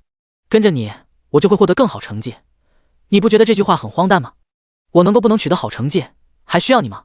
再说了，凭借着我现在表现，难道那些背后的大学的人和工会就没有人看到？别自以为是。自从加入这个团队，苏明学长3番5次帮助他觉醒天赋，稳住身体中隐藏属性，他的实力早就突飞猛进了。虽然大家都说苏明学长是 B 级见习法师，一个废物，他都想笑了。一个 B 级法师能够轻松解决一群荒漠秃鹫，试问陈家豪能够轻松做到吗？陈家豪，我跟你说破了吧，你别异想天开了。别人对你提出的条件可能会心动，我一点不在乎。别拿着你的骄傲在我面前耀武扬威，我一点看不上。而随着杨雪一开口，全场人都蒙圈了。这活生生打荣誉榜第1人的脸，不知道陈家豪会有怎么样的反击。苏明眯起了眼睛，看着杨雪怡，怎么感觉这个女孩有点不对劲啊？她之前虽然勇猛，但是现在这个正面硬刚荣誉榜第1，太狠了。丁，恭喜你触发审计选择剧情，当前剧情陈家豪的宿命。选择1，好好劝导一下杨雪怡，不要跟荣誉榜第1陈家豪发生矛盾，毕竟陈家豪背后也有不小的实力，得罪了第1高手，在中海很难立足的将来20万经验值。选择2，一个荣誉榜第1而已，怎么可能与法神相比？不用和陈家豪这种小角色瞎逼逼，直接来上一句你也不过如此。荣誉榜第1的表现真是丢脸。而后直接释放一个技能打脸陈家豪，奖励收获双胞胎仰慕之情 70%。 选择3，无视陈家豪的挑衅，带着团队的人离开，不发生冲突，奖励一个懦夫的称号。神级选择再次出现了，只不过这次奖励有些特殊，第一个是奖励经验值，第二个收获双胞胎仰慕值。第一次触发这种奖励，苏明感觉到很神奇。这种收获红颜知己的仰慕当然是选择，双胞胎的仰望之情是所有人的向往，左拥右抱，你不羡慕？以苏明的性格，当然不会这么轻松绕过陈家豪。什么荣誉榜第1、前3的人物，惹急了他，照样把他变成经验值。与此同时，陈家豪深吸了一口气，表情也不像是刚才那种轻松了，异常的愤怒。真是敬酒不吃，吃罚酒。杨雪怡，你是不是真的以为自己很厉害？邀请你加入我的团队是给你面子，面子给你了，是你自己不珍惜。你不会真的以为你一个福音传道士打了那种小垃圾就可以跟我们作对？陈家豪面色越老我越难看了，一直在克制心中的怒火，表情有些狰狞，继续说道：你身后那个苏明只是一个见习法师，废物。你姐姐一个圣光牧师，一个个辅助而已。我看谁能帮你，让你见识一下荣誉榜第1的含金量。还没有说完，陈家豪脸色骤变，直接开始动手。真是卑鄙，既然确定是敌人，无需多言。陈家豪也不打算怜香惜玉了。你真卑鄙。陈家豪冷笑道：这是你自找的。杨雪怡刚要防御，但是有人比他更快。苏明直接站在了杨雪怡的身前，施展一个冰冻术，挡住了陈家豪突然袭击，嘲讽道：你也不过如此，荣誉榜第1，你的表现真够丢人的，还搞偷袭。你……陈家豪像是被踩了尾巴的狗一样，当场睁大了眼睛，指着苏明想要一阵痛骂。谁能想到他偷袭杨雪怡，居然被苏明一个简单冰冻术给化解了？这真是一个 B 级见习法师吗？搞笑吧，这么厉害的人物，你告诉我他是普通法师？旁边有人开始议论。听说苏明已经达到了70多级别，完成了3转。陈家豪眯起了眼睛，这种被当众打脸有点疼。苏明，我跟你没完。陈家豪想到了永恒公会给的 NPC 阿丽亚。第71章装叉反被打脸。苏明一个冰冻术阻挡了陈家豪的偷袭，这个举动一下子震碎了周围人的3观。那可是荣誉榜第1啊，不是普通垃圾角色。但是苏明呢？一个 B 级见习法师却阻碍了陈家豪的进攻，这还是他们认识中的法师吗？陈家豪身后的小弟们脸色变了，开启激烈的讨论。苏明到底是什么来历？他真的只是一个 B 级法师吗？太恐怖了！听说他已经达到70多级了，已经完成了2转了。等级提升这么快，他吃大力丸了？见习法师初始等级提升速度都很快，但是也没有他这么快啊！他这是屁股点火升空的速度啊！陈家豪是有什么反应？大家把目光放在了陈家豪的身上。如果刚才没有听错的话，苏明好像对了陈家豪：你也不过如此，荣誉榜第1，还搞偷袭，真是丢人的话。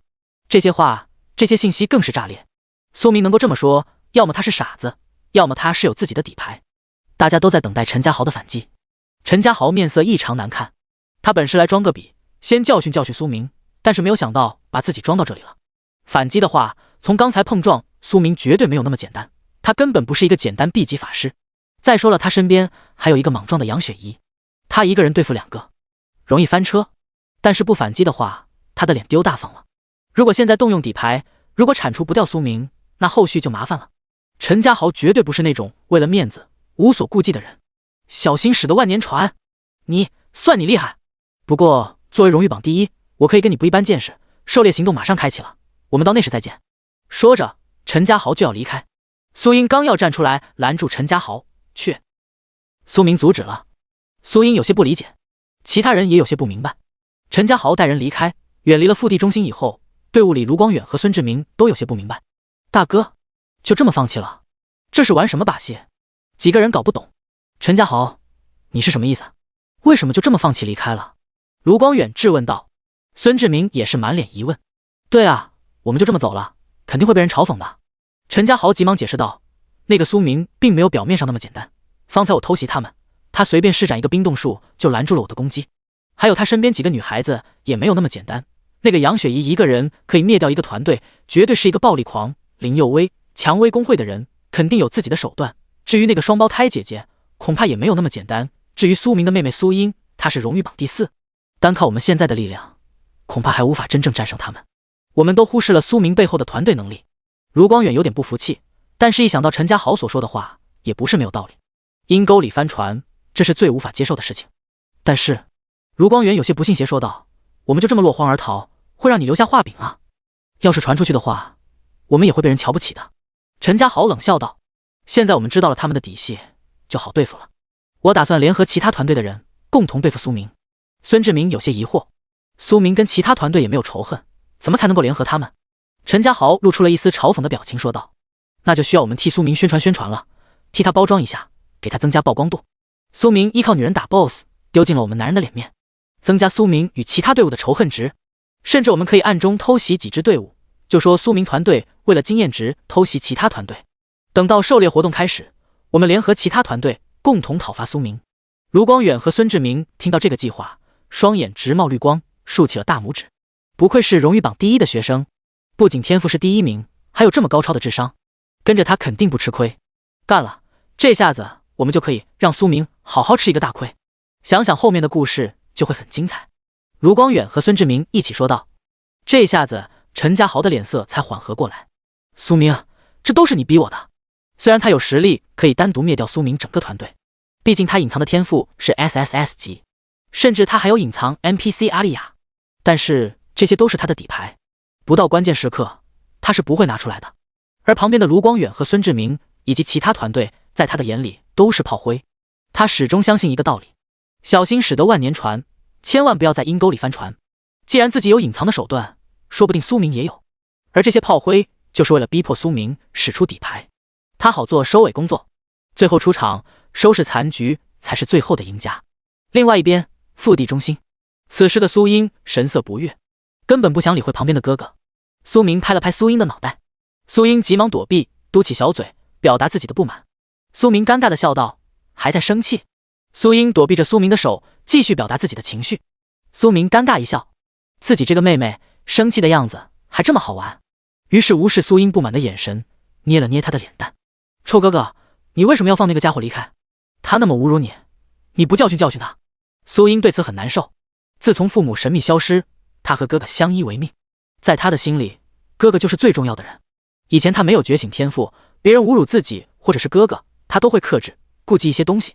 但是他现在已经觉醒了天赋，等级已经达到了 LV30级，他相信自己有能力保护自己的哥哥。谁要是说他哥哥半点不好，苏英一定会跟他拼命的。我们刚刚击杀了嗜血魔蛛，需要做一下调整。至于陈家豪等人，等狩猎行动开始以后，我们再找机会收拾他。苏明急忙解释道，他暗中发现这头被击杀嗜血魔蛛并没有那么简单。苏英翘起小嘴，狩猎计划，陈家豪，我一定会让你付出代价的。第72章，苏明出名了，变成了人人喊打的渣。叮，恭喜你成功完成选择，奖励已经发放。打脸了陈家豪，苏明的奖励也已经到账了。双胞胎对苏明仰望之情挺高 70%， 杨雪米和杨雪怡之前对苏明仰望之情就已经达到了 50% 以上，现在一下子提升到 70%， 内心对苏明已经从仰望之情变成了爱慕之情。他们看向苏明的目光满眼爱意。苏英似乎感受到了某种威胁，下意识拉了拉苏明的胳膊，宣布主权。看到这一幕，杨雪米内心有点不是滋味，想到第一次两人在图书馆见面，苏明学长为他解答了未来发展发现，高考试炼开启后，在没有人跟他们组队的情况下，也是苏明学长愿意跟他们组队。几次遇到危险，都是苏明学长站在他们面前。这样优秀的学生身边有这么可爱的妹妹，他似乎好像没有什么机会了，心中十分失落。杨雪怡就没有这么失落，她本来就是一个敢爱敢恨的人，哪怕苏明学生身边有苏英妹妹，只要一直跟在学长身边就好。林佑威察觉到了空气中尴尬的气氛，他急忙出声：“苏神，地上的嗜血魔蛛，我们怎么处理？”苏明来到嗜血魔蛛身边，此时系统提示：“叮，恭喜您完成了神级选择剧情，击杀嗜血魔蛛，奖励已经到账。”瞬间，他个人属性栏里多了一把钻石级别武器——圣龙长枪。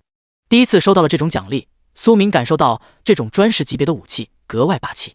想象一下，以后他穿着白色皮飞，骑着死星，手持长枪，这是活生生全民转职里的赵子龙啊！我乃常山赵子龙，威风凛凛，多么霸气！除了这把武器以后，还有500万金值。试炼开始到现在，他已经收获了快800万经验值。等试炼结束以后，他冲击4转经验值就够了。苏明自己获得了这么多奖励，当然也要给其他队员。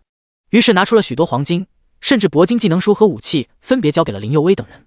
几人收到了武器以后，都十分开心，跟着苏明走，有肉吃。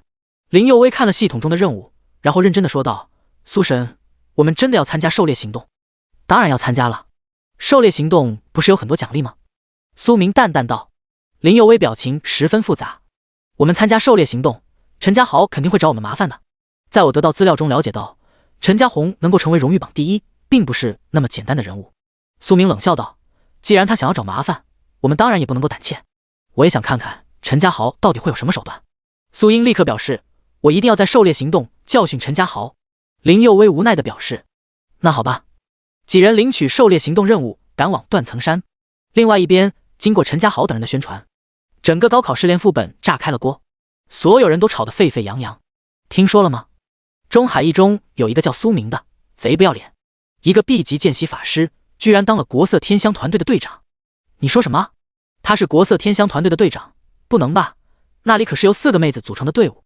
这个叫苏明，运气好，他的运气就是这么好。听说完成任务打 BOSS 都是靠那些妹子完成的，其中还有一对双胞胎姐妹，好像还有中海一中的校花，蔷薇公会的小公主。另外一个好像是苏明的妹妹，名叫苏英，就是前几天明洞中海那个小妹妹 SS 级圣光骑士。我操，这个组合也太猛烈了！苏明这个家伙到底踩了什么狗屎运气？只能说这个狗屎运气谁踩谁香。很快在光幕世界里，有人曝光了4个女孩子的照片，所有人看到这4个女孩子的长相都一阵感叹。4个女孩子都是完美身材，漂亮的脸蛋，水肌肤，全都是群峰耀眼。尤其是其中那对双胞胎，长相一模一样，但是风格又有一些不同，一动一静，让人爱不释手啊！哪个男人没有幻想双胞胎情节？左拥右抱，那真是太好了！大家看到这些照片，火气更加暴怒了。这个苏明有什么资格霸占这么多小姐姐？尤其是其中那对双胞胎，还我双胞胎！放开那对双胞胎，让我来！受不了，必须教训这个苏明！一个见习法师没有资格拥有这么多妹子。兄弟们有没有跟我一样，拿起你们的屠刀，斩杀苏贼？苏明的行为已经成功激起了大家的怒火，必须斩杀苏明，将他剔除副本训练中，其他人才会有资格进一步跟妹子接触。在另外一个小队里，一个叫杨大光的学员看着许清寒问道：“这个就是你那个前男友吗？混得不错呀，他的队伍里有这么多妹子。”许清寒被炎神放过以后，孤家寡人的他重新加入了另外一个团队，打算继续寻找炎神的消息。现在炎神对他已经开始好转了，他要抓住这个机会继续完美表现，一边好好锻炼自己的身材，一边寻找苏明的消息。于是他加入了杨大光的团队，但是没有想到现在又一次听到了苏明的消息。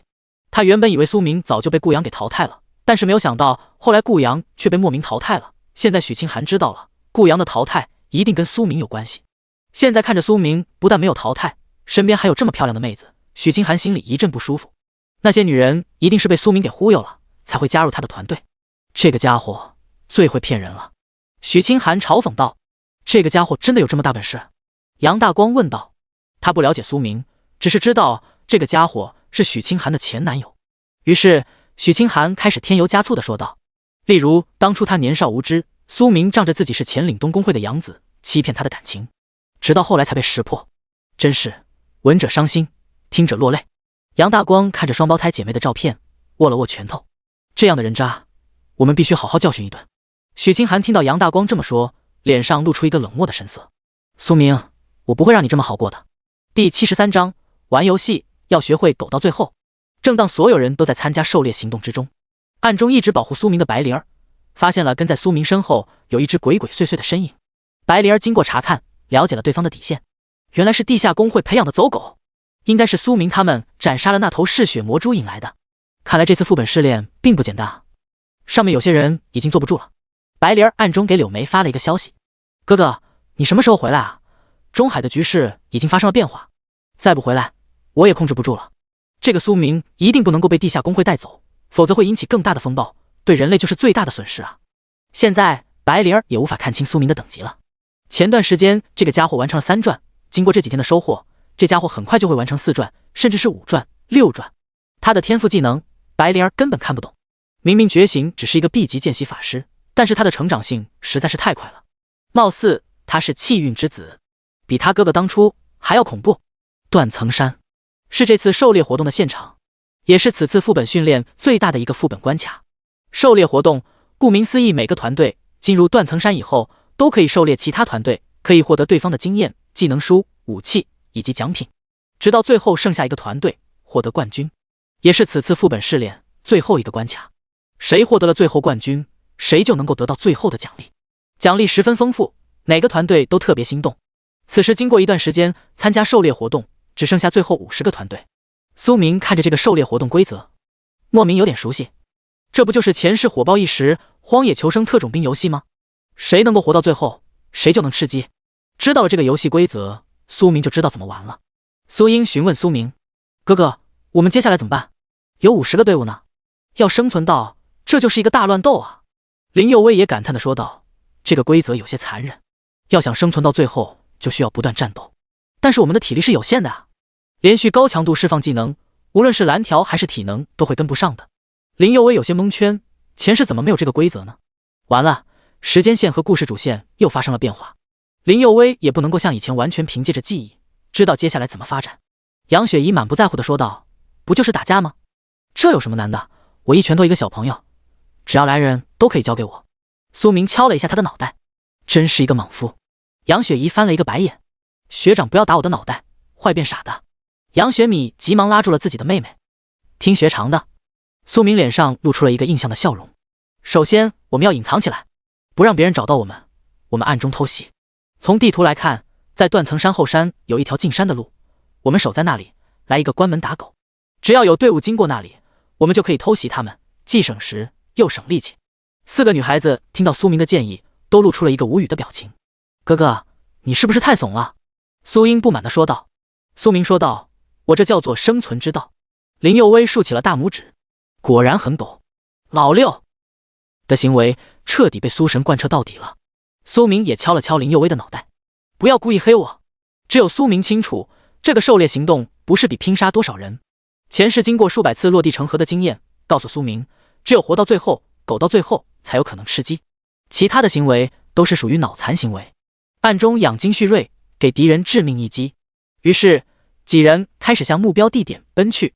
同一时间，在断层山另外一侧，许清寒特意穿了一套比较清凉的露脐装、超短裤，脚上踩着高跟鞋，留着一头丸子头发。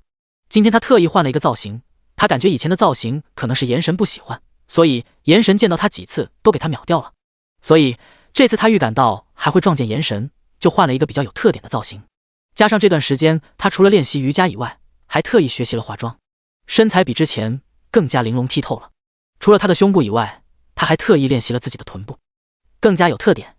没看到在他身后的杨大光团队的人眼神直冒金光，身体蠢蠢欲动，恨不得想上去摸一把，只是碍于面子，他们还要把持风度。许校花，你放心，我们找到苏明，一定给你报仇。杨大光特意咽了一下口水说道。许清寒脸上露出了精致的笑容：那就谢谢杨哥哥了。一声杨哥哥说的杨大光心慌怒发了。好说好说，那我们现在沿着这条路去断层山吧，苏明一定在那里。许清寒祈祷，希望能够遇到炎神。炎神，炎神，希望可以早点遇到你，要不然白瞎了我这身装扮了。正在这时，前面出现了一个身影，拦住了他们。此山是我开，此树是我摘，要想从这过，留下买路财。杨大光正愁没出，发泄自己的武力，表演一下自己的强悍。这么快就有一个小角色亲自上门来了。杨大光刚要动手，杨许清寒看清那个人的身影，苏明，这人不是别人，正是苏明。提前苏明，许清寒满脸怒火，没有想到这个家伙混得越来越好了，而自己却混得比较凄惨。这个是许清寒不允许发生的。三番五次在炎神身上受挫，这下子怒火要全部发泄在苏明身上。杨大光停止了动手，看着苏明，你就是许大校花嘴里那里前男友，看上去很错吗？苏明也是愣了一下，没想到在这里又碰到了许清寒，真是缘分啊！这次要不要再给他来一个终身难忘？苏明看着许清寒身边的杨大光，好奇地问道：你这是又在哪里钓的绿毛龟？许清寒，不得不说，你的手段真的是高明啊。第74章，不能够前男友比自己过得好。在一块大石头后，四个女孩子看着苏明身前的女孩子，杨雪米下意识问道：那个就是学长的前女友，中海一中的校花，前凸后翘，难怪学长当初会看上她，确实有资本。杨雪米下意识看了一下自己胸前大小的规模，与许清寒规模对比了一下，确实小了一点。还有就是身材，许清寒特意练习的马甲线，前凸后翘，完美身材。杨雪米的身材虽然也不差，但是与许清寒相比就没有那么完美了。杨雪怡也翘着嘴说道：原来学长喜欢这类女孩子啊，仿佛抓住了重点。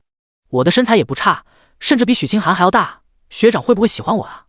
杨雪怡的职业作为福音传道士，身材和规模自然是四个女孩子里面最好的，如果她再特意练习一下身材的话，她会不会是最有机会的？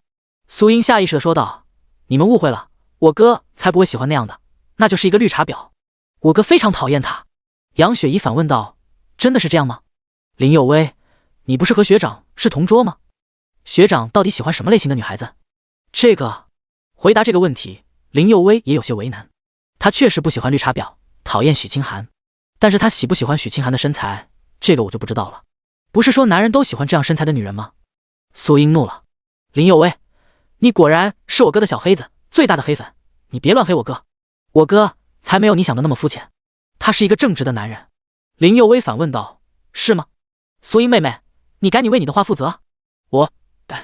苏英被林有薇的话给僵住了，这个赶字最后也没有说出口。他想到了与苏明的日常生活，每次他穿短裙或者是露脐装，哥哥的眼神好像总是不对劲，他的目光总是盯在。苏英仔细回忆，最后画面定格在苏明盯着他的胸部，想到那个画面，苏英的脸一下子红了。臭哥哥，这么好色？林有薇见到苏英不说话了，直接笑出了声音。所以想想，不是我黑苏神，而是苏神身上有太多黑点。杨雪米和杨雪怡下意识点了点头。与此同时，苏明眼前的杨大光浑身上下充满了怒火。绿毛龟，这个臭小子居然叫自己绿毛龟，他这是在找死。小子，我今天要活剥了你！杨大光怒火滔天地说道。许清寒看到发怒的杨大光，眸子中隐藏笑意，他要的就是这个效果，好好教训这个前男友。他过得好，就是对自己最大的就侮辱。杨大光厉声道：小子，现在就算是你给我跪下道歉，我也不打算放过你，让你感受一下来自荣耀榜第15的怒火。现场战斗一触即发，其他的成员都迅速离开了。苏明眼中闪过一道冷色，虽然苏明经常喜欢当老六，喜欢背后搞偷袭，但是苏明从来不会小视任何一个对手，哪怕你是高手，也容易阴沟里翻车。武功再高，也怕菜刀，小心谨慎才能够活得更长久。苏明表面云淡风轻，没把杨大光放在眼里，但是在暗中早就准好了一道火球术，只要杨大光有任何风吹草动，苏明都能够依靠瞬发技能给杨大光致命一击。很可惜苏明小心谨慎的样子却被其他人误会了。杨大光身后几名成员看到苏明的表现，脸上都露出了嘲讽的笑容。这个家伙肯定是害怕了，肯定会害怕一个 B 级见习法师，哪里见识过我们杨哥荣誉榜第15的高手。杨哥根本不用出手，一个气质就让苏明胆寒了。许清寒看到苏明的样子，也开始忍不住嘲讽：苏明，你不嘴硬了？你刚才的气势呢？你现在道歉的话，看在你是我前男友的份上，我让杨哥放过你。苏明冷笑道：你不配。许清寒彻底变脸了：杨哥，给我揍他，让他彻底失去参加比赛资格。杨大光等待就是这个时刻，瞬间身影冲了过去， SS 级烈火骑士的气势一下子拿了出来，但是他的脚步刚动，眼前的苏明身影消失了，一下子所有人都蒙圈了。苏明哪去了？苏明准备先解决杨大光身后3个队友，至于杨大光慢慢解决。他快速来到了一个妹子身边，这个妹子也是杨大光团队另外一个妹子，一个美颜妙龄少女，穿着性感绸缎裙子，正打算欣赏杨哥的表演，但是她丝毫没有意识到危险已经降临了。一个凶猛的大汉已经出现在她的眼前了，狠狠的眼神，摩拳擦掌。小妹妹，嘿嘿嘿，嘿嘿嘿。小妹妹似乎听到了苏明的荡笑，吓得花容失色。苏明直接冰冻术发射过来。小妹妹看着慢悠悠的冰冻术，刚刚被吓的表情马上就恢复过来。一个低级的冰冻术能够伤害我，这是对我的侮辱。苏明也不过如此嘛，想要挑软柿子捏，做梦。他急忙想要抵挡，但是当他的身体与那道冰冻术撞在一起的时候，他后悔了。这哪里是什么冰冻术，这是……他刚要躲避，身前的胸部撞到了冰冻术，一下子被冰冻在原地。这个姿势，这个动作太尴尬了。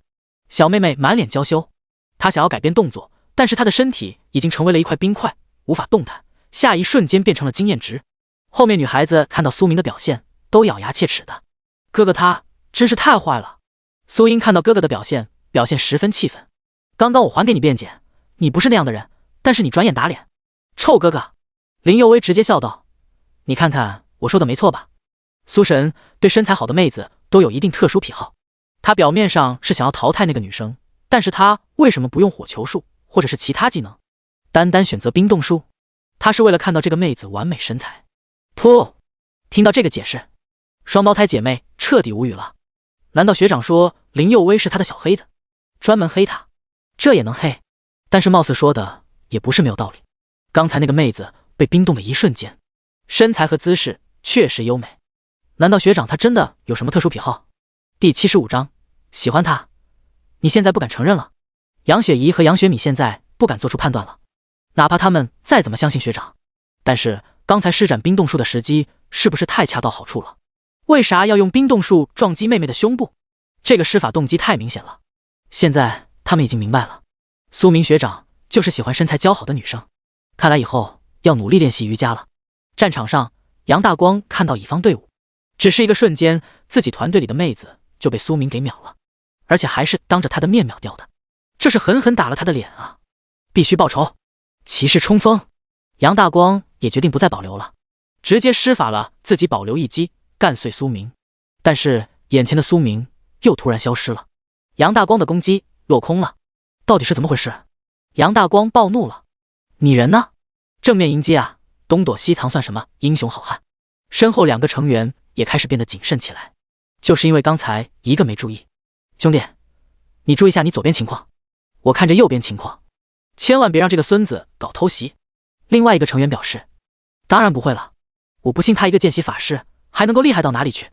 但是下一瞬间，从他们的后背出现了2道火球，他们的身体开始融化了，变成了一堆经验值。一个低级技能直接让他们消失了。林佑威指着现场说道：“你们看到了吧？苏神在攻击男生的时候，直接使用过火球术，直接让对方失去战斗力；攻击女孩子使用冰冻术。现在你们知道我没有黑他吧？”杨雪怡和杨雪米无语。学长，你能不能正经点？现在就算是我们想要相信你，也无法给你证明了。苏英面色越来越难看了。臭哥哥，稍后必须给你一个教训，让你知道花儿为什么这么红。现场杨大光怒气值爆表了，还没有正面交手，乙方就损失了3名成员，当面搞偷袭。苏明，你能不能光明正大跟我对决？苏明笑道：“好啊。”杨大光看到苏明同意了，也不再讲究什么对决了，直接开启最强一击，法袍横飞，烈火战刀，引起周围空气阵阵轰响。许清寒满脸震惊，杨大光要的就是这个效果。男人的强大是要在女人面前表现的强大，才叫真正的强大。杨大光今天就是要踩着苏明的脸来征服许清寒，这般气势，苏明也是一阵感叹。骑士在当下职业中果然是最热门的，无论是攻击、防御、战斗意志，还有气质加成，都不是其他职业可以比拟的。而他们法师职业虽然也很炫酷，但是在气质上缺少了点东西。杨大光十分自信地说道：“苏明，你除了会搞偷袭，你还会什么？看到我身上这个气势了吧？作为伟大的气势，我会告诉你，你与我之间的差距到底有多大。我要把你当初伤害许清寒的，我今天要全部找回来。我要揭穿你这个渣男！”渣男？苏明无语，什么时候自己沦为渣男了？这是什么逻辑？什么弱智发言？一个20级 S 骑士就开始嚣张了？那些 SS 级还有 SSS 级又怎么说？等等，你刚才说什么？我伤害了许清寒，你是不是被他忽悠了？我告诉你，这个女人可不简单。苏明劝道，到现在还在诡辩。杨大光直接暴跳如雷，冲了过去。苏明也懒得跟他废话了，直接一个冰剑术发射出去。杨大光还没有真正反应过来，就直接被秒掉了。你真的是 B 级见习法师？话还没有说完，就变成了一堆经验值。苏明原本想要使用过更高级技能，但是身边有许清寒，就不想暴露自己炎神的身份，所以选择用了黑铁技能冰剑技能。虽然只是一个简单黑铁技能，但是技能满级，怎么算？就算是杨大光是 S 级，也被直接秒掉。旁边许清寒彻底傻眼了，这跟他印象中的苏明不太一样啊！他不是 B 级见习法师吗？怎么把杨大光给秒掉了？这与他认知有区别啊！但是他还是不想自己的眼光差了。很快，他也恢复了正常的神情，嘴角上扬，用呢喃的声音说道：“苏明，你只会搞偷袭，偷袭算什么本事？你以为你这样赢就能够改变我的想法吗？”许清寒的口味莫名有些发生了变化，他没有了之前那种敌意了。别看许清寒之前嘴硬，那只是他不想让别人知道许清寒的眼光有多么差，只找了一个 B 级见习法师当男友。可是种种迹象表明，他当时眼光确实差了。苏明好像并没有想象中那么差劲，但是他现在不想承认而已。再说了，这个家伙夺走了自己的初恋，还看光了自己，怎么都是自己啊！苏明淡淡的笑道：“许清寒，你想多了。你敢说你没有想要改变我的想法？”许清寒再一次问道。苏明反问道：“你凭什么认为我要有这种想法？”许清寒故意挺了挺胸，指着他说道：“就凭这个！”看到这一幕，苏明下意识卧槽，这个丫头真虎！妈的，你知道也不能够这么明目张胆啊！这要是让别人看到了，把我苏明当成什么人了？但是现在已经晚了，已经有人看到了，而且还是4个人早就满脸怒火。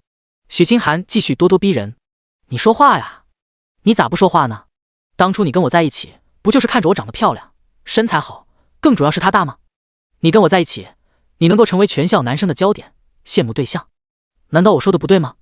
现在你不敢承认了。”苏明脸色绿了：“你能不能住嘴？胸大无脑吗？”许清寒也来劲了，故意挺了挺：“咋的？我就胸大无脑怎么了？难道你不记得当初我们在一起，你对我说的那些话？你说你最喜欢我的身材，还有他，现在你不敢承认了。”第76章，苏明的本色被扒出来了。苏明看着许清寒咄咄逼人的眼神，一时无言以对。因为在他脑海中记忆里，在苏明还没有穿越过来以前，原来的苏明确实是看中了许清寒的身材，甚至私底下还跟许清寒讨论过许多秘密情话。但是这些话都不是现在的苏明说的。但是面对许清寒的质问，苏明又无法辩驳。以前的苏明，我给你找了怎么漂亮的女朋友不香吗？苏明深吸了一口气，无奈的说道：“那些都是已经过去了，有必要纠结吗？你说过去了，就过去了。”许清寒恼羞成怒，越说越来劲：“最可恶的是你，居然还偷看我的身体，你真可恶！”许清寒越想越气，苏明能够打败顾阳和杨大光，那么自己肯定不是他的对手。反正现在逃离肯定不能的，那就把所有的怨恨全部发泄在苏明的身上。他就是要把苏明这虚伪的面具摘下来。但是他没有想到这一番话却引起了另外一个地方怒火。林佑威睁大了眼睛：“我去，苏神与许清寒还有这么一段历史，我怎么不知道呢？作为苏神的小黑子，很失职啊。”林佑威反复回忆，前世苏神和许清寒没有这段，看来自己熟悉轨迹又发生了变化。林佑威觉得自己以后要多多注意苏神具体动态，既然要绑定苏神，抱紧苏神的大腿，林佑威要掌握苏神第一手信息。但是与他不同的是，其他3个女孩子的脸色越来越难看了，甚至浑身充满了戾气。苏英满脸怒火，怒道：“哎呀呀，我受不了，我现在就要去教训这个臭哥哥，真是太坏了。”杨雪米急忙拉住了苏英，说道：“别急啊，难道你不想知道他更多的秘密？”苏英想了一下，也对，那就继续看看他们之间还有什么秘密。另外一边，苏明听完许清寒的话，急忙解释的说道：“许清寒，你可不要随便诬陷人啊，我什么时候看过你的身体？那次是误会好吗？是误会，不算数的。”许清寒瞪着眼睛直接问道：“你就说你看没看吧？”苏明仔细回想，好像是看到了。许清寒继续表演着：“我真没想到这么渣，3番5次侮辱我。”苏明不干了：“你演戏归演戏，但是你不能往我身上泼脏水啊！”许清寒，请你现在注意你的身份，我们现在不是男女朋友关系了。许清寒逐步靠近苏明，身体比较凸起的地方接触苏明，苏明的瞳孔不断放大。好家伙，好大！果然，最近许清寒练习完瑜伽以后，身材越来越好了。其实，自从跟你分手以后，我也感到后悔了。我感觉我身边遇到那些男人，都是看中了我的美色，一点精神追求都没有。但是你不一样了，你虽然也好色，但是你尊重我，我们可不可以重新在一起啊？许清寒轻声细语，楚楚可怜，让人感动。尤其他现在的样子，像是一个熟透的柿子，恨不得上去咬上一口。尤其许清寒搂住苏明，苏明浑身颤抖，心脏咯噔了一下。如果不是苏明了解许清寒，一定会陷入他的温柔乡里。苏明真是佩服许清寒的演技。许清寒也感受到了苏明有些不太一样，没有以往的热情，便细声地问道：“你怎么了，苏明？你不想跟我恢复关系？”苏明刚要说话，突然感受到身后有4道冷冽的目光。苏明下意识回头一看，身后4道身影同时出现。苏英第一时间来到苏明身边，搂住了苏明的胳膊，与许清寒对视。许清寒，你就做你那个春秋大美梦去吧，我哥哥才不会同意跟你恢复关系，你根本不配跟我哥在一起。杨雪怡和杨雪米还有林佑薇站在了苏明身边，虽然没有说话，但是气势汹汹，一下子许清寒这边就没有了气势。许清寒看着4个女人，苏英小家碧玉，杨雪米邻居学妹，杨雪怡童颜巨乳，林佑薇青梅竹马。4个女孩子有不同特点，无论是从颜值还是从身材，都丝毫不比许清寒差。许清寒的自信心受到了打击了。苏明什么时候身边聚集了这么多漂亮的女孩子？以前明明只有一个自己的了。虽然苏明已经不是她的男朋友了，但是她就是生气。苏明，你真的不想跟我恢复关系了？我告诉你，如果你放弃了这次，我再也不会给你机会了。苏明笑了。许清寒，你是不是真的把自己香饽饽了？人见人爱，车见车爆胎了？在别人眼里，你是一个校花，在我眼里，你也不过是个笑话。许清寒脸色变得难看起来。苏明，你个混蛋，你以前根本不是对我的。杨雪怡直接站了出来，自己是什么货色，不知道拿镜子照照自己。苏明学长怎么会喜欢你这种货色？当初就是苏明学长瞎了眼，才看上你了。喷子上线，果然与众不同，说出了几个女孩子心声。许清寒彻底暴怒了。啊呀，我要跟你决斗，今天我就要给你一个教训。杨雪怡撸起袖子说道：“来呗，谁怕谁？”苏明刚要阻止，却被苏英给拦了下来。哥，哪里要是敢插手，我再也不理你了。苏明当然不会插手的，只是……杨雪怡看着许清寒，学长，今天我就要给这个臭丫头一顿教训。许清寒自然不服气了，我一个 S 级烈焰法师，我怕你了？刹那间，两人就扭打在了一起。两人都没有使用技能，全靠身体本能。见到眼前盛况，苏明感叹道：“女人打架比男人更加暴力。”两个人不能叫切磋了，叫互殴了。但是很明显，杨雪怡站在上风。许清寒在杨雪怡一顿连击下，变成了一堆经验值。消失之前，许清寒用幽怨阳眼神看着苏明：“我恨你。”第77章狩猎活动出现了一个老六战队。许清寒消失，苏明感受到了4道不同的目光。苏英更是直挺挺的来到苏明的身边，尤其是他故意挺着胸部，苏明当即浑身一阵颤抖，心里更是不禁咯噔一下。好大，好软，好弹。几天没有注意发现，似乎又长大了。果然是年轻的逻辑啊。哥哥，你觉得我的身材怎么样？苏英抬着头，用那对精致的琥珀色瞳孔注视着苏明，一脸迷惑地问道。苏明愣了愣神，下意识地深吸了一口空气。清醒清醒啊，别当牲口，这可是自己的妹妹啊。然而此时的妹妹实在是太漂亮了，这个问题怎么解释呢？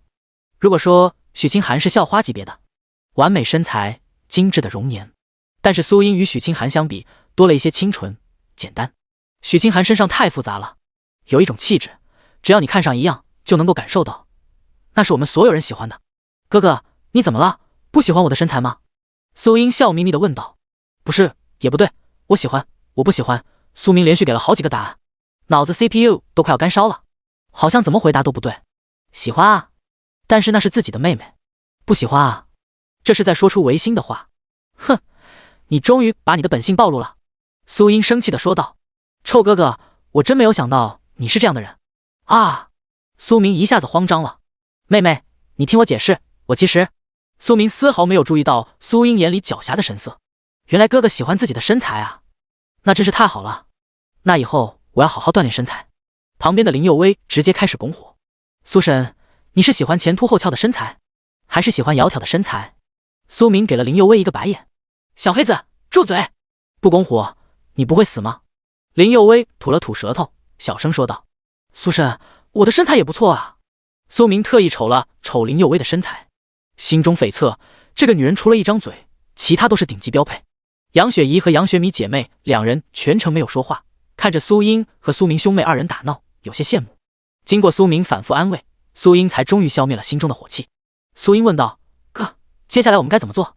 苏明笑道：打扫战场，继续当老六。林佑微笑道：这个游戏越来越有意思了。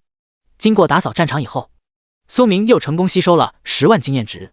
现在他的属性：名称苏明，职业见习法神，品阶 S2， 等级 LV 90级，生命值119200点，力量205，体质346，精神1288，敏捷204，技能基础火球术 LV5满级，冰冻术 LV5满级，回血术 LV5满级，冰盾术 LV5满级，血铠 LV5满级，黑铁冰剑 LV10满级，白银冰刃 LV10满级，祭祀祝福 LV20满级，光明治疗术 LV20满级，黄金水波术 LV30满级，枯木束缚 LV30满级，火焰终结 LV30满级，御龙术 LV30满级，铂金死亡研报术 LV40满级，圣域术 LV40满级，灭世天雷 LV40满级，水神怒火 LV40满级，黑暗降临 LV40满级，神圣雷伐 LV40满级，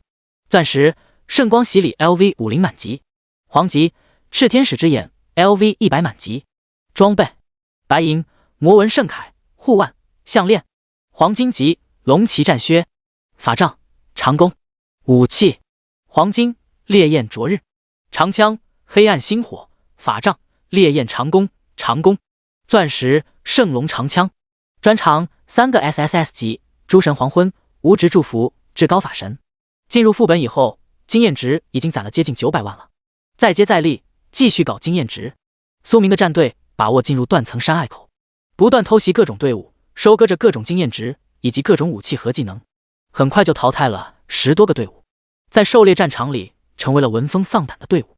很多队伍都还没有看清对方的人长什么样子就被淘汰了，这个队伍简直就像是一个幽灵，完全不给你正面袭击。在其他的队伍里开始宣传起来，你们知不知道在战场上出现了一个幽灵队伍？这个队伍专门搞偷袭，从来不正面对抗。这个到底是哪个队伍干的？要是知道哪个队伍的信息，还用叫幽灵队伍吗？他们搞偷袭的，那我们要小心啊，千万别撞见了这支队伍。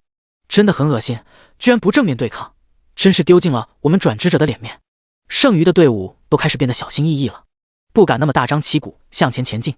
相反，许多队伍也开始变得老溜起来，在背后搞偷袭。狩猎现场上画风突然变了，在副本外观礼台上，几个名牌大学领导看着光幕上的画面，脸色都变了。这今年的高考试炼怎么跟往年不太一样？这个名牌大学领导分别是东林大学、北海大学、西城大学、南语大学、中道大学。这5所大学号称5绝，除了清北大学外，是东方最有底蕴的大学。为了选拔更加出色的学生，每一年都会在真正高考之前都要亲自展开一次选拔，挑选一些优秀的学生，要不然所有的优秀学生都快要被庆北大学以及那些工会的人给抢走了。西门成风，你们西城大学不是号称宇宙第1大学吗？这次你们有没有相中的学生？东方烈看着旁边的老头问道。西门成风神色不悦地说道：东方烈，你这话什么意思？什么叫我们西城大学是宇宙第1大学？我们西城大学就是宇宙第1大学，知道吗？东方烈露出了鄙视的目光，嘲讽道：你们西城大学除了会抄袭技能，还有那垃圾的食物，还要什么可讲的？西门成风反驳道：那也比你只会抡斧子的大学强。旁边3个老头笑眯眯看着两人吵架，因为他们都知道这2家大学向来都是不对付的。钟一道急忙打了一个围场，这次试炼画风确实变了，大家都变成搞偷袭了。从目前看来，最强的高中生还是荣誉榜第一的陈家豪，他好像没有淘汰队伍，反而在联合其他的队伍，这是要干什么？第78章，继续搞偷袭，遇到了狗大户。陈家豪的举动一下子引起了几个重要人物的关注，毕竟是荣誉榜第一，觉醒天赋和后期发展都是顶配的，也是无数大学和工会主动邀请的高中生。狩猎活动本就是比拼团队配合能力以及队长指挥能力，看看最后哪个团队能够从众多团队里脱颖而出。但是现在陈家豪不但没有狙击其他队伍，反而在联合其他队伍，他这是要干什么？西门成风思考了一番，笑道：“这个陈家豪有点意思，恐怕他想搞一波大的。最后的目的是什么？我们现在猜不到，但是后面一定会很精彩。”其他大学领导听完西门成风的言论，也点了点头。虽然西城大学的校风我不敢恭维，动不动号称宇宙第一大学，但是西门的判断是准确的。这届高中生有点意思，涌现出了不少优秀学子，每个领导都有自己心中预判。西门成风看着旁边的东方烈问道：“你对哪个高中生感兴趣？”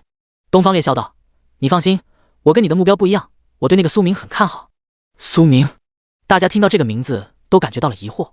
苏明，那个觉醒天赋 B 级见习法师，听说他还是一个渣男，带领一个女子团队，让自己的妹妹和其他女孩帮忙打 BOSS 过关。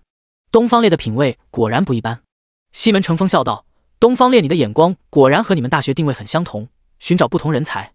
这个苏明果然不一般，不仅天赋不一般，就连人品也不一般。”东方烈反驳道：“苏明的人品怎么了？”西门成风笑道：“你没有听到吗？这个家伙在副本试炼里都干了什么事情吗？一个靠自己妹妹打 BOSS 的人有什么出息？”东方烈反问道：“你西门成风当年觉醒天赋也不过 A 级圣骑士，要不是后来命好获得了传承，你以为你能够修炼到现在7转？你……”西门成风怒道：“听说陈家豪与这个苏明有仇，我要让你亲眼看着陈家豪是怎么淘汰苏明的，那就看看最后结果吧。”东方烈依然自信，没有受到丝毫影响。他相信这个苏明肯定不简单，一个 B 级见习法师真的如同传说中那么废物，怎么可是那支国色天香的队长？他妹妹也是 SS 级，还有其他的几名女孩子，恐怕也不简单。在他们前面是转职店主事人柳妹儿。柳妹儿听着几个人的队员，心里有点蒙圈。这个东方老头怎么这么相信苏明？难道他看出了苏明的天赋？自从知道苏明的天赋，柳妹儿和白灵儿一直保守秘密，一直等待白战神回归。但是白战神还不知道什么回来，柳妹儿关于苏明信息也不敢外露。谁知道这台上无名裁判有没有叛徒？原本苏明在这次副本试炼中默默无名挺好的，但是现在他一下子进入了东方烈视线里，恐怕后果不是他所能够控制的了。断层山，苏明带领团队成员正在小心躲避着，最近风头太紧，他们需要更加谨慎着躲避着，因为他们连续偷袭了10多个队伍，导致了他们成为了公愤。如果再不小心躲藏着，恐怕成为公敌了。经过连续的战斗，苏明收取的经验值早就超过了1000万，以及各种技能书和武器也有几十种了。但是很可惜，这些技能书里缺少苏明想要的技能。他现在所有的技能都是依靠单体爆发的技能，无论是圣光洗礼，还是死亡研报术、灭世天雷等技能，单体爆发技能能力强，但是没有群体攻击技能。再说了，这几个技能太过强悍，一直都是炎神身份的标配。炎神在许多人眼里，那是百级强悍法师的存在。苏明不想暴露这个身份，低调发展才是他的追求。苏明向旁边林佑威问道：“小黑子，你知不知道那种群体攻击或者控制技能？”“群体技能？那都是宝贝啊。”林佑威解释道。哪怕他重生后一直想要寻找这种技能书，也是没有找到。这种技能书，哪怕是低级技能，在各大公会和大学手里都是当作宝贝一样的存在。拍卖会上、市场上根本没有卖这种技能书，哪怕是低级的群体技能书，市场价格也是50亿以上，黄金级别群体技能价格都超过了100亿，真正做到了有价无市。群体技能在技能里是真正 bug 一般存在，单体技能无论多么强悍，施法过后总是需要消耗蓝条的。面对成百上千 BOSS 或者怪兽攻击，只有群体技能才能造成最大范围的伤害。说白了，同样的蓝条单体技能和群体技能所造成伤害范围不可同日而语。这也是为什么群体攻击技能那么宝贝，有点可惜了。苏明遗憾道。他现在师范技能，尤其是一些低端技能，例如黑铁技能冰冻术、火球术、冰盾术，几乎都是瞬发的，根本不需要吟唱或者是等待施法技能时间。如果换成群体攻击技能，同样释放一个技能，所造成伤害就不一样了。林佑威看出了苏明心中疑惑。等到副本训练结束以后，我让蔷薇公会的人帮忙寻找一下。苏明笑道：谢了，资金直接从我卖的东西里面扣，如果能够从这次试炼中得到，那就更好了。这个想法有点异想天开了，普通的高中生哪有这样的技能书？林佑威小声说道：真的遇到了，你那点资金怎么够？正在这时，苏明脑海中传来一道声音：叮！炽天使之眼 C 级词条，4个 S 级词条，在他的眼前一下子出现5条。C 级词条：陈泽 LV 15级 C 级猛牛骑士，天圣公会的公子哥，已经学习黄金技能猛牛冲撞，铂金技能猛牛防守，初步学习猛牛嘶吼，钻石技能，铂金武器猛牛猎角，黄金道具圣灵披风，手套黄金猎牛手套，手镯猛角手环，靴子猛牛奔驰。苏明张大了嘴巴，这他喵的一水的黄金技能，黄金道具妥妥狗大户，这要是把他截胡了，那我岂不是发达了？但是看到其他词条，苏明面色凝重起来。3个 S 级，1个 SS 级，这是什么组合？第79章薅狗大户羊毛。词条2，身边携带一只宠物天启灵猫 LV 150级，此灵猫有丰富作战经验，就被攻击、采集和恢复等多种攻击手段，与陆泽绑定在一起，签订了契约。天启灵猫可以为陆泽提供加速修炼和经验等辅助功能。词条3，陆泽与陈家豪是生死对头，陆泽时常受到陈家豪嘲讽，但是陆泽天赋有限，与天才陈家豪相比黯然失色。哎呦，还蛮有意思。苏明脸上露出了一个笑容，没有想到陈家豪背后还有这么一个敌人，只是这个敌人除了是狗大户之外，天赋太差劲了，比自己觉醒的天赋还差劲。不过这个保镖强度还是有点高啊。上次陈家豪寻找苏明的麻烦，他猜测到了一些，但是还没有最终确定呢，陈家豪就走了。除了这个原因以外，当时也是为了收获嗜血魔珠。自从进入断层山之类，苏明也收获了一个消息，陈家豪好像一直在联合团队呢。他这是要干啥？一时半会苏明也搞不清楚，但是没有想到现在居然意外撞见了陈家豪的死敌，这下子事情变得好玩许多了。当林佑威继续与苏明探讨群体技能的时候，喵！一声喵叫声打破了沉静。突然一个灵动的身影来到了林佑威身前，一只黑色的美短，毛发柔软光滑，毛色深邃，仿佛黑夜中的幽灵，尤其是他的眼睛是深邃的绿色，闪烁着神秘的光芒。他的动作十分灵活，下个瞬间就来到了林佑威的怀里。哇！林佑威也认出了眼前这只灵猫，天启灵猫。我以前只是听说过天启灵猫，只是这灵猫太过罕见，一般人很难见到这种灵猫，没有想到在这里撞见了。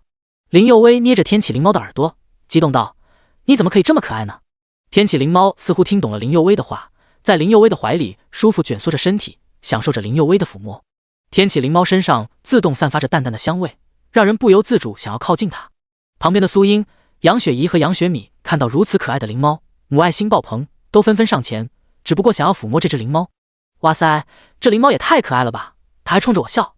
苏英惊讶道。杨雪米也抚摸着灵猫，真是太可爱了。杨雪怡也露出了开心的笑容。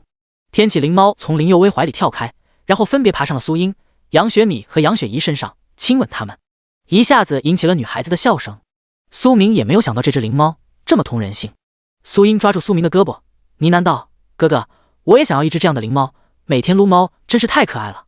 这个苏明尴尬了，养这种灵猫苏明也想要啊，但是这种灵猫太难得了，哪怕是以林佑威的身价也很难获得。以后我得到这种灵猫，第一时间送给你。苏明答应道。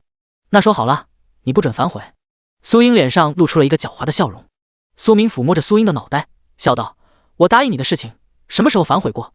难怪前世那么多女孩子都喜欢养猫，她们不仅喜欢猫，还喜欢拍日常照片。确实这种猫能够筑基起女孩子母爱之情，真是太可爱了。灵儿，还不快过来！就在这时，一个男子声音传了过来。天启灵猫乖巧飞奔到男子肩上，然后亲吻了男子脸颊以后，趴在肩上闭上了眼睛。男子的出现一下子引起了几个女孩的关注。杨雪怡刚要动手，苏明急忙阻拦说道：他不是敌人。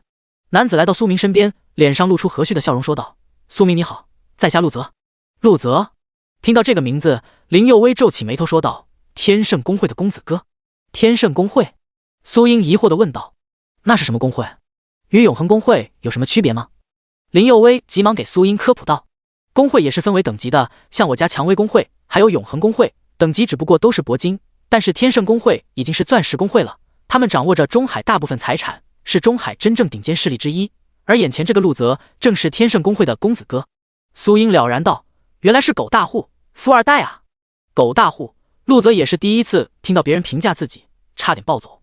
但是看到苏英这么可爱的妹子，所有怒火全部消失了。这个就是苏英小姐姐吧？前几天觉醒天赋 SS 级圣光骑士，真是让人羡慕。苏英看到陆泽没有像那个讨人厌陈飞一样，便笑道：“虽然你是个狗大户，但是你身上没有那么嚣张的气质，一副天王老子的架势，我不讨厌你。”陆泽笑道：“小姐姐不讨厌就好。”苏英眼前一亮：“把你天启灵猫借我玩玩，我就更不会讨厌你了。”这，陆泽笑道：“这个当然没有问题了。”陆泽让天启灵猫奔向了苏英，苏英手里撸猫露出了开心笑容，到了一旁与杨雪怡等人愉快撸猫。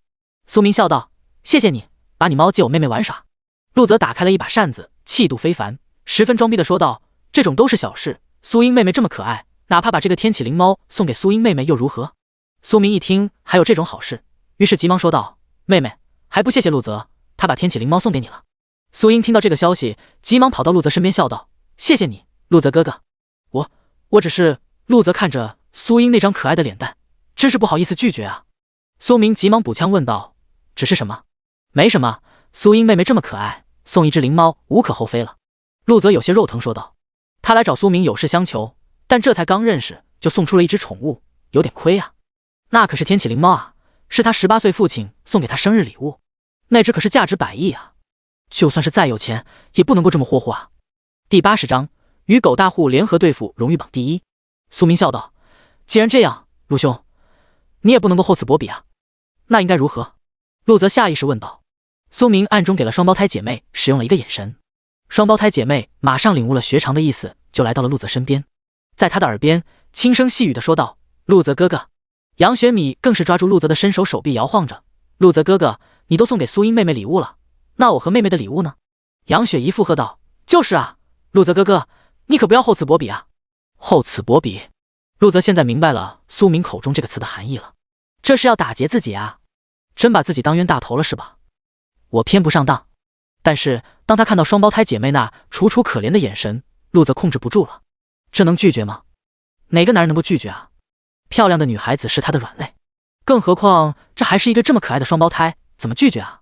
第一次见面，我怎么可能忘记你们的礼物呢？陆泽说着，心疼的从个人库藏里拿出了2个铂金级别的手链，这手链是一对，一个是生命手链，能够增加给个人了的生命值上限，提高生存能力和持久作战能力；另外一条是魔法手链，增加个人的魔法值上限，提高释放技能的频率和威力。生命手链送给了杨雪怡，魔法手链送给了杨雪米。两人开心说道：“谢谢陆泽哥哥。”陆泽十分享受这个称呼，被一对双胞胎称呼哥哥，这是多少男人的梦想啊！就在这时，另外一道声音打破了陆泽的幻想：“陆泽哥哥，你是不是把我给忘记了？”林佑薇看着陆泽笑道：“林佑薇，你不是蔷薇公会的公主吗？你家里那么多武器和套装，还需要？”陆泽疑惑地问道。林佑薇笑道：“那是家里的，不是陆泽哥哥送的。陆泽哥哥，你不会厚此薄彼吧？”啊！陆泽现在十分讨厌这个词，他厌恶看着身旁一脸坏笑的苏明，都是这个家伙坑我。但是现在他无法美女的要求。林佑薇虽然是一个搞笑女，但是她可是实打实的校花啊！与别的美女不同，她更有自己的风格。好吧，好吧，今天算是我认栽了。陆泽再拿出一个手链，这是铂金的抗性手链，你作为信条刺客，能够帮助你抵挡伤害，对你的作用会十分巨大。林佑薇接过手链，套在手臂上，笑道：“谢谢陆泽哥哥。”苏明看着一脸吃瘪的陆泽，偷偷笑了起来。果然是一个狗大户，出手都是铂金级别的套装，而他现在手里铂金套装只有几个，真是人比人得死。富二代的生活让人羡慕，但是富二代做朋友，没事薅一下羊毛也是一个不错的选择。陆泽看着苏明坏笑的样子：“你笑什么？你个坑货，都怪你，让我损失了那么多东西。”苏明笑道：“见面礼，懂吗？我的礼物呢？”陆泽已经损失了那么多了，怎么还可能给苏明礼物？你没有？苏明无所谓了。陆泽继续的说道：“我相信你已经猜测我找你有事情了吧？”苏明笑道：“这还不简单，我也不相信哪个狗大户随便给别人礼物啊。”狗大户，完了，这个称呼算是摘不掉了。陆泽继续说道：“我听说在噩梦荒陵腹地中心，陈家豪找过你的麻烦。”苏明点头说道：“你的消息很灵通吗？”陆泽解释道：“我和陈家豪从小就针锋相对，只不过家伙天赋太好，觉醒天赋就是 SS 级，甚至隐藏天赋比 SS 级更高，这个就没有人知道了。而我只是一个 C 级猛牛骑士，跟他无法相比。但是我就不服气，所以我一直关注他的消息，直到了解到他在噩梦荒林遇到你以后，居然主动退缩了。兄弟，你是怎么做到的？亲，告诉我呗。这个家伙从小争强好胜，你一个 B 级见习法师是怎么让他退缩的？听说你还阻挡了他一次偷袭，你真是太厉害了。低调，低调。苏明笑着反问道：外界都传我是一个渣男，靠妹妹打 BOSS 通关，你难道不相信？陆泽嘲讽道：那些风言风语有什么可信的，都是一群无聊之人，羡慕嫉妒恨罢了。说到这句话，陆泽特意看了一眼苏明身后4个妹子，妈的，我也羡慕了。这个家伙怎么这么好福气呢？再看看他身后4个汉子，这怎么看都不舒服。妈的，以后我出门也要带4个妹子，我也要带双胞胎姐妹，实在是太拉风了。陆泽继续的说道：听风就是雨，那些都是小人物罢了。大家越是传你是一个渣男，就说明有人在背后搞鬼，要不然谁会在乎你这个 B 级见习法师啊？我又不傻，我猜测肯定是陈家豪在背后的搞的鬼，就是为了孤立你，让你在狩猎行动中寸步难行。但是他们万万没有想到，你苏明居然选择了当老六，搞偷袭。哈哈，看到陈家豪吃瘪，我就开心。俗话说，敌人的敌人就是朋友，我想要跟你联合一起对付陈家豪。苏明没有想到，想要瞌睡就有人送枕头了。没有想到，这个谣言居然是陈家豪宣传的。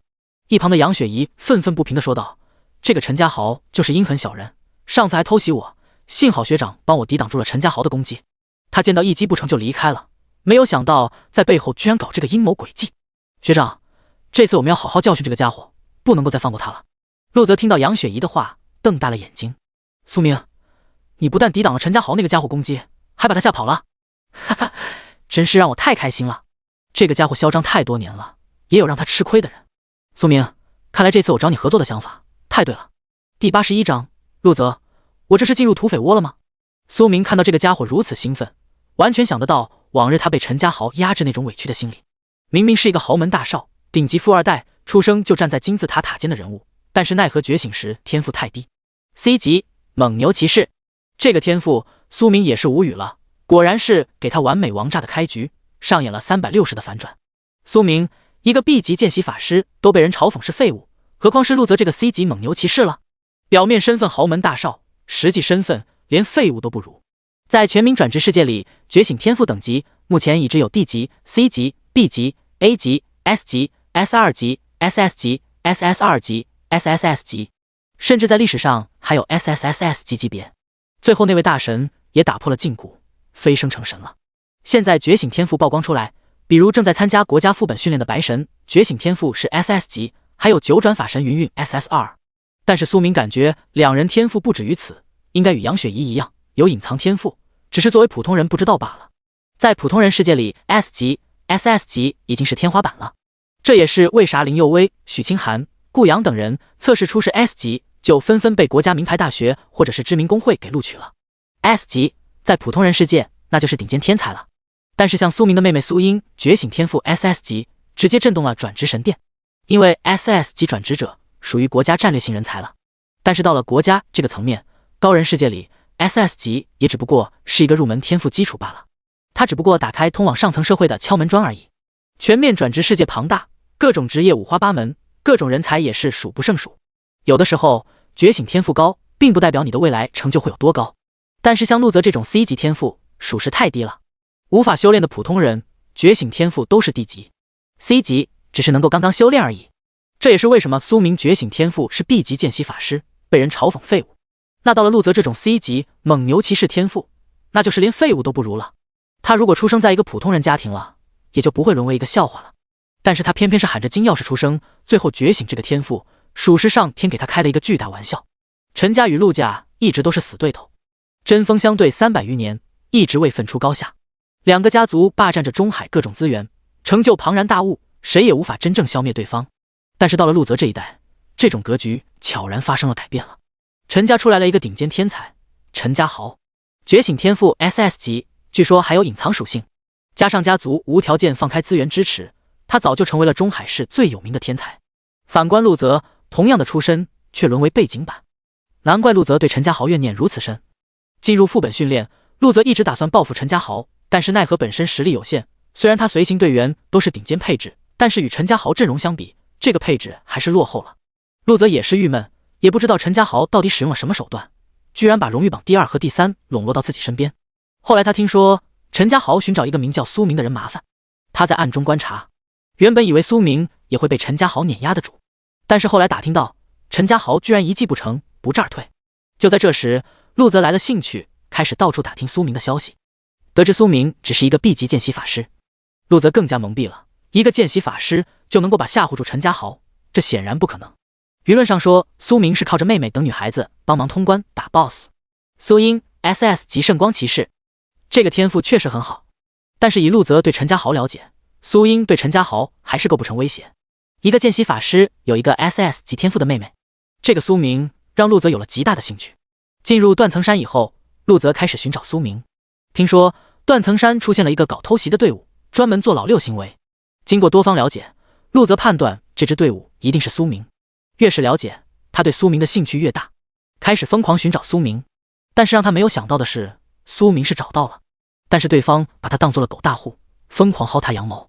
他最爱的天启灵猫被苏英妹妹要去了，还有他珍贵的3个手链各自被其他3个女孩子拿去了。他能怎么办？对方那么漂亮，那么可爱，人家都叫自己陆泽哥哥了，陆泽也舍不得拒绝啊。陆泽哥哥，这种感觉超爽的，但个人面板里空荡荡的，有点肉疼。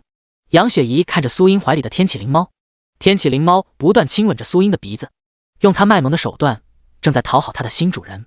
这也太好玩了，我也想要一只，怎么办？于是杨雪怡的目光放在了陆泽的身上。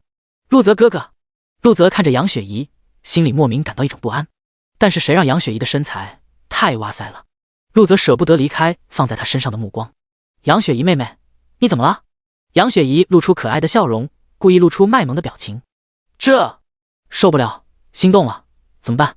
陆泽现在正在控制自己的心跳，他身后的几名小弟也看到了自家公子的窘状。小心点，公子。没事。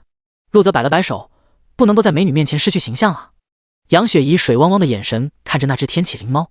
陆泽哥哥，你还有没有天启灵猫这种宠物了？我也想要一只。试问这样可爱的猫咪，哪个女孩子能够拒绝的了？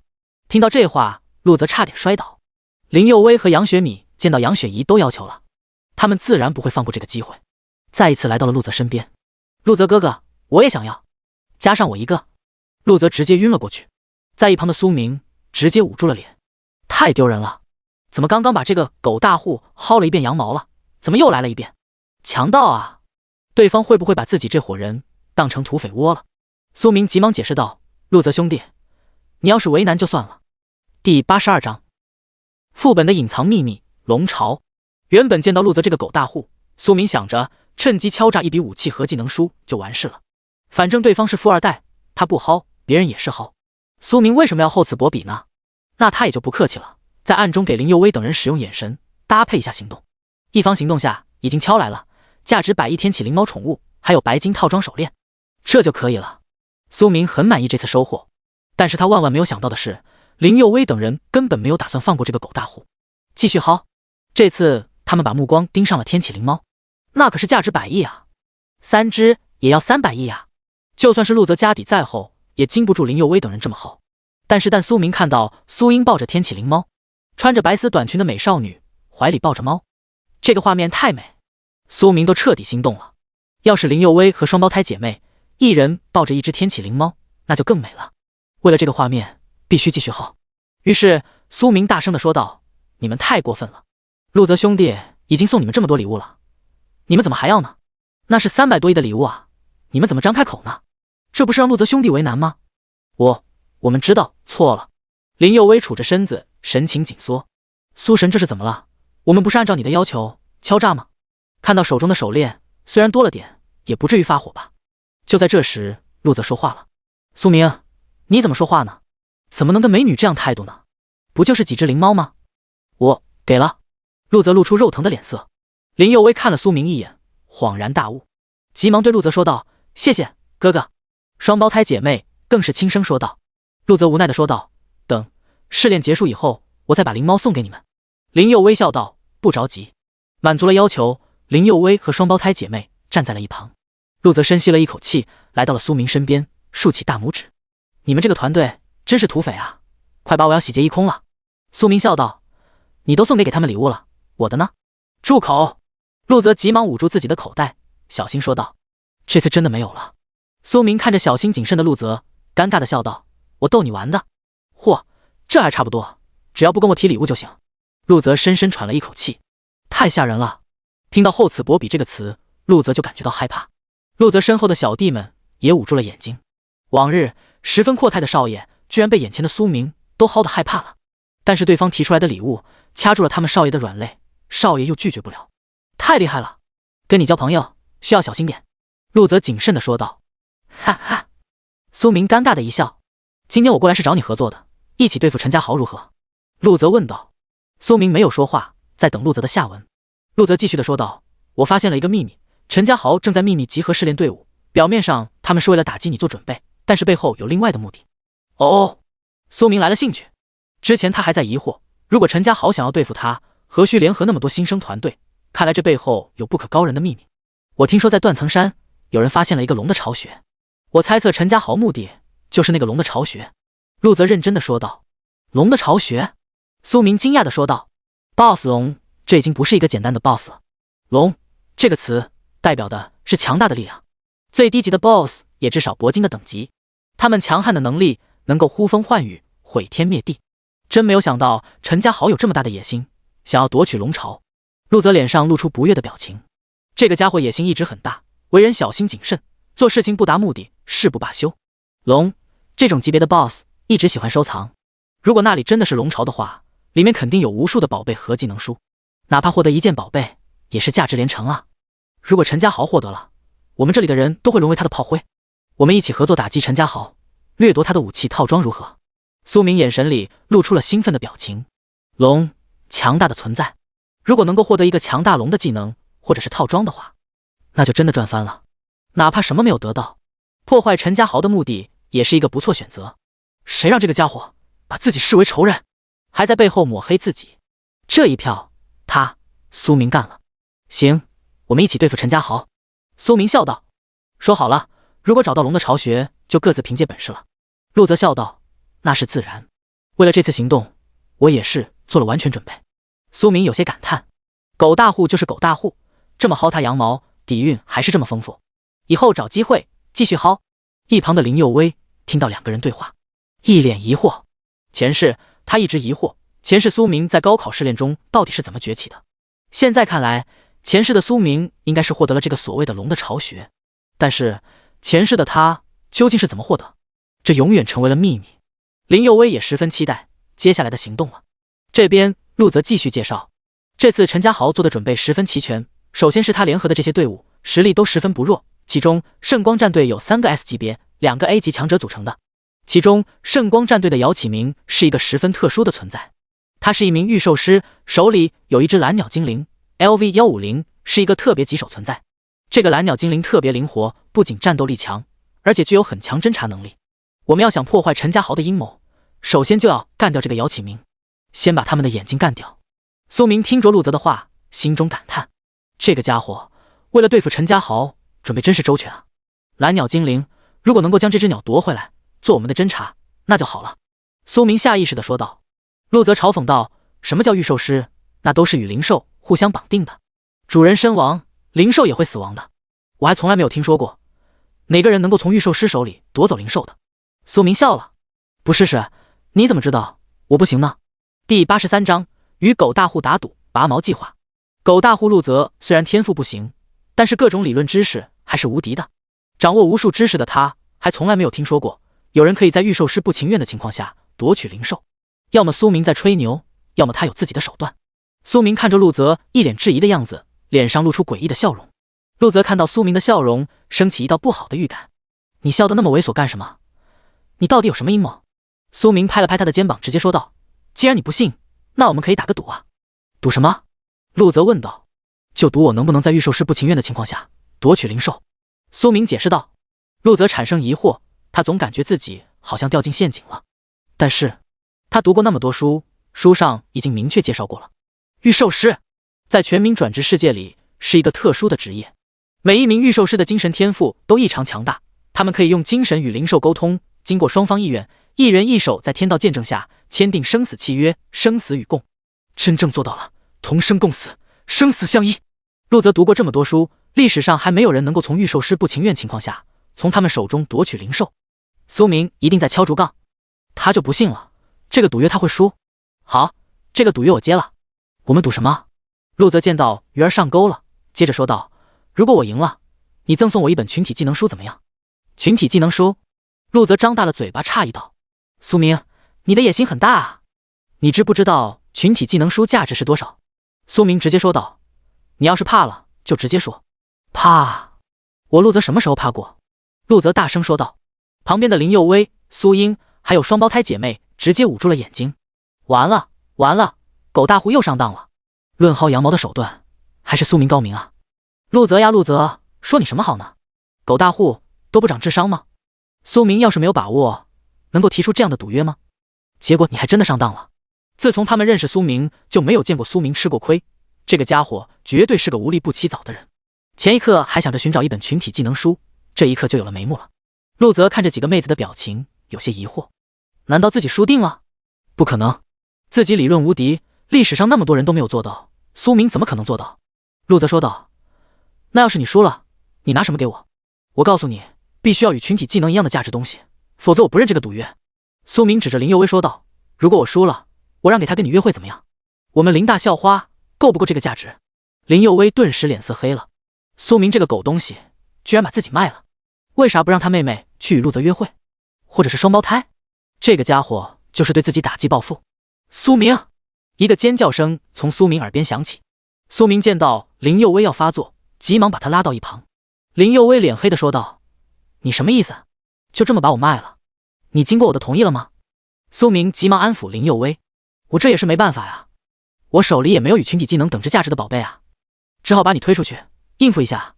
听到这个，林佑薇更加生气了，什么叫把他推出去应付了事？我在你面前疯狂刷好感度，你把我当工具人了？林佑薇反问道，你怎么不把你妹妹苏英推出去啊？苏明尴尬道，主要是我妹妹苏英没有你脸皮厚啊，再说了，陆泽看你的眼神和看其他人的眼神不一样啊，说明他对你的兴趣更大。林佑薇怒了，苏明，你混蛋！苏明还是第一次见到林佑薇如此生气，以前的小黑子好像真被他弄破防了。好了好了，我知道错了，我保证这是第一次，也是最后一次。你说吧，要什么补偿，我都给你。见此，林佑薇眼神隐藏笑意，但依旧故意板着脸说道，我可以答应你，但是你获得技能书必须分享给我一份。苏明点了点头说道，可以。林佑薇继续的说道，你能够控制御兽师的灵兽的方法也要告诉我。小黑子，你过分了，你太贪心了。苏明想要拒绝，但是林佑薇马上就要变脸了。苏明急忙说道，行行行，我答应你，还不行吗？林佑薇终于恢复了平静，这还差不多，但是在他的内心里疯狂发出笑意，看来这段时间在苏神面前刷好感度还是有用的。苏神已经开始下意识在乎自己的想法了呀，以后要继续刷新自己在苏神心里的位置，只有这样他才有可能阻止苏神黑化，才有可能在未来末世降临，苏神才会保护他。苏明来到狗大户身边，这个条件怎么样？狗大户陆泽看着林佑薇，内心疯狂跳动。林佑薇长相虽然不如苏英甜美，身材不如双胞胎姐妹完美，但是她的气质独一无二啊，只要不说话，她就是女神。陆泽心动了，说好了，条件不能变。当然不会变了。苏明笑道。见到赌约成立，两人都心照不宣的笑了，都认为彼此这次迎娶赌约势在必行。苏明继续的说道，既然合作了，那我们就把这次打击陈家豪的行动起一个名字，叫拔毛计划如何？拔毛？什么意思啊？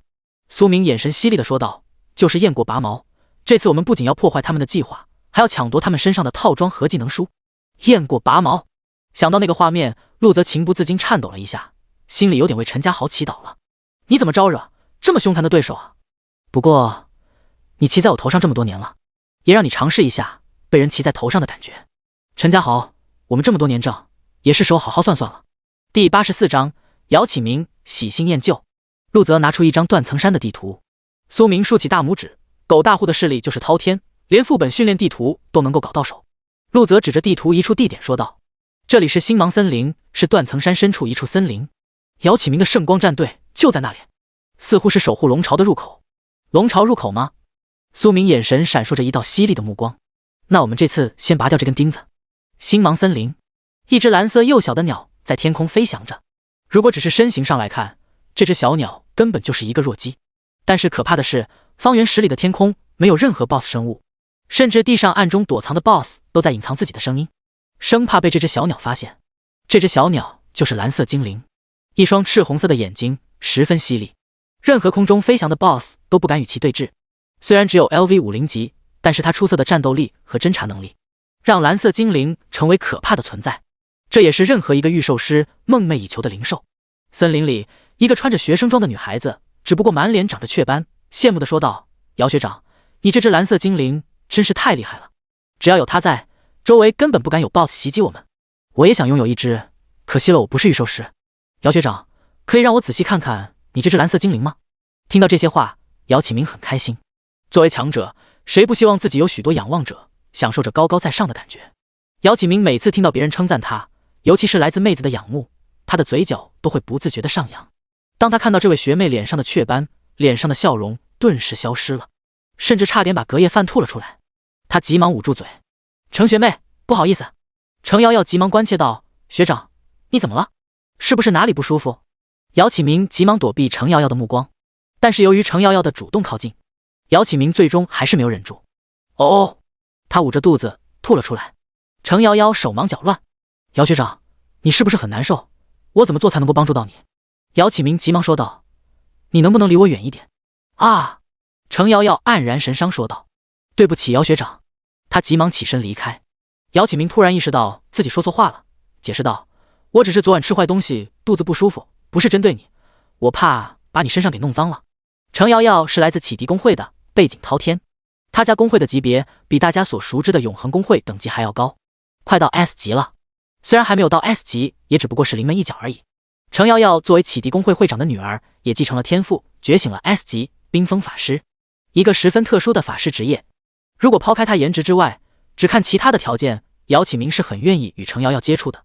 毕竟大树下好乘凉，有一个公会会长女儿的女朋友，他姚启明会获得无数资源，修炼成长速度也会更快。但是他的颜值拉了太低分数，哪怕他可以假装成盲人，但是这样啊，那是我误会学长了。程瑶瑶满脸喜色。程瑶瑶知道自己外貌不佳，别人很讨厌，甚至想吐。刚才姚启明虽然也吐了，但是他很好掩饰了他的窘境，还给出了自己的理由。程瑶瑶也知道这是姚启明随便编出一个理由，但是万一是真的，姚学长不讨厌自己，不在乎自己的长相，那岂不是两全其美？谁让姚学长长得这么帅，职业还这么特殊，让人着迷？姚启明尴尬地笑道：“这蓝色精灵虽然幼小，但是脾气火爆，生人勿近，我是怕他伤害到你。”听到这话，程瑶瑶开心极了，没有想到姚学长你这么细心，要不是你提醒我，我就要真的受伤了。谢谢你啊，学长。姚启明现在很受伤。学妹，你能不能不要给我抛媚眼啊？一会我又吐了，那我该怎么解释啊？没事，都是小事。姚启明将目光放在别处。这次陈公子要办大事，我们只需要在这里守住入口，一旦发现有人乱闯，阻止就可以了。任务比较简单，交给我的蓝色精灵，他会发现一切敌人的。程瑶瑶惊讶道：“学长，你真厉害。”是吧？姚启明尴尬地说道。虽然享受这种仰慕，但是听多了，好像就没有新鲜感了。好！突然，空中的蓝色精灵发出了一声低鸣声。姚启明脸色一变，警示道：“有人乱闯。”程瑶瑶问道：“学长，我没有发现有人啊，你是怎么发现的？”姚启明急忙解释道：“我的蓝色精灵侦察能力十分强，方圆10里，只要有人乱闯，他都能够第一时间发现，并且发出低鸣警报声。”就在这时，不远处出现了一道身影，这道身影吸引了现场所有男性的目光。只见这个身影身穿米黄色短裙，还穿着白丝，一对修长的大腿展露无遗，尤其是他的身材实在太好了，双峰戛然而起，一道事业线吸引了大家的关注。姚启明发誓，这是他见过的异性，型号最大的，真的很想抓一把。肯定很饱满，很舒服，还很有手感。再看其长相，精致的脸蛋，完美的容颜，一双漂亮的大眼睛，似乎总是带着笑容，弯弯的眉毛，好像在说话，好可爱啊！女孩子也发现了空中的蓝色精灵。哇，好漂亮的小鸟，我能摸一摸它吗？程瑶瑶似乎感受到了敌意。这只小鸟是我学长的灵兽，你不能碰它。女孩来到姚启明身边，轻声问道：这只漂亮小鸟是你的？哇，你好厉害，居然有这么一只漂亮灵兽，我也想要拥有一只。一番话，姚启明感觉自己升上了天空，太舒服了，太暖心了，这就是别人了仰望崇拜的感觉吗？女孩继续的说道：我能摸摸它吗？姚启明笑道：美女的请求，我怎么拒绝？随后，姚启明吹了一声口哨，蓝色精灵飞到了姚启明手里。姚启明将蓝色精灵放到了女孩子手里。你不用害怕，她很乖的。哗啦一声，程瑶瑶感觉自己的心好像碎了。第85章，所有队伍都不过是炮灰而已。程瑶瑶无法相信眼前这一幕。说好的，蓝色精灵有危险，不让自己靠近。但是漂亮的妹子碰就可以，自己碰就不行了。还有刚才姚启明呕吐的事情，现在看来他是看到自己的长相吐的，根本不是昨晚吃坏肚子了。男人都这么可恶吗？程瑶瑶有些不服气，凭什么？当她仔细观察眼前的女孩子，她嫉妒了。这个女孩子无论是从颜值还是气质，都是她每天幻想的样子。尤其是她的身材，程瑶瑶更加羡慕了。她呢，怎么那么大？吃木瓜长大的？她也吃啊，怎么就没有效果？这绝对是程瑶瑶见过最大的。好生气！再看姚启明流着哈喇子的嘴角，程瑶瑶更加怒不可遏。姚启明，我看你接下来如何表演。与此同时，星芒森林深处，一群人聚集在这里，一共有10支队伍，50人左右。卢光远看着这群人，有些疑惑：陈哥，你聚集这么多人来这里干什么？我们不是要对付苏明吗？但是现在你的目的好像不一样了。孙志明虽然也有一些疑惑，但是他并没有提出自己的疑问，他在等待陈家豪的解释。陈家豪眼神里射出一道光芒：你们真的以为我聚集这些队伍，真的只是为了对付苏明？那你们真是太小看我了。苏明在我的眼里只不过是一只小蚂蚁罢了，我想碾压他，随时都可以把他踩死。孙志明眼神里闪烁着一道智慧的光芒，果然猜对了，陈家豪的目的没有那么单纯。但是反观卢光远更加迷糊了。陈哥，那你聚集这多人干什么？这不是浪费时间吗？孙志明无语了，拍了一下他的脑袋。陈哥，这么做当然有自己的道理，听陈哥解释。卢光远直呼冤枉。对不起，陈哥，我脑子笨，让我自己想，我肯定想不明白。陈家豪神情里露出了智慧的光芒，身上散发的气质，冥冥之中有一种尽在掌握之中。我之所以借助打击苏明的名义聚集这些新生队伍，是另有作用。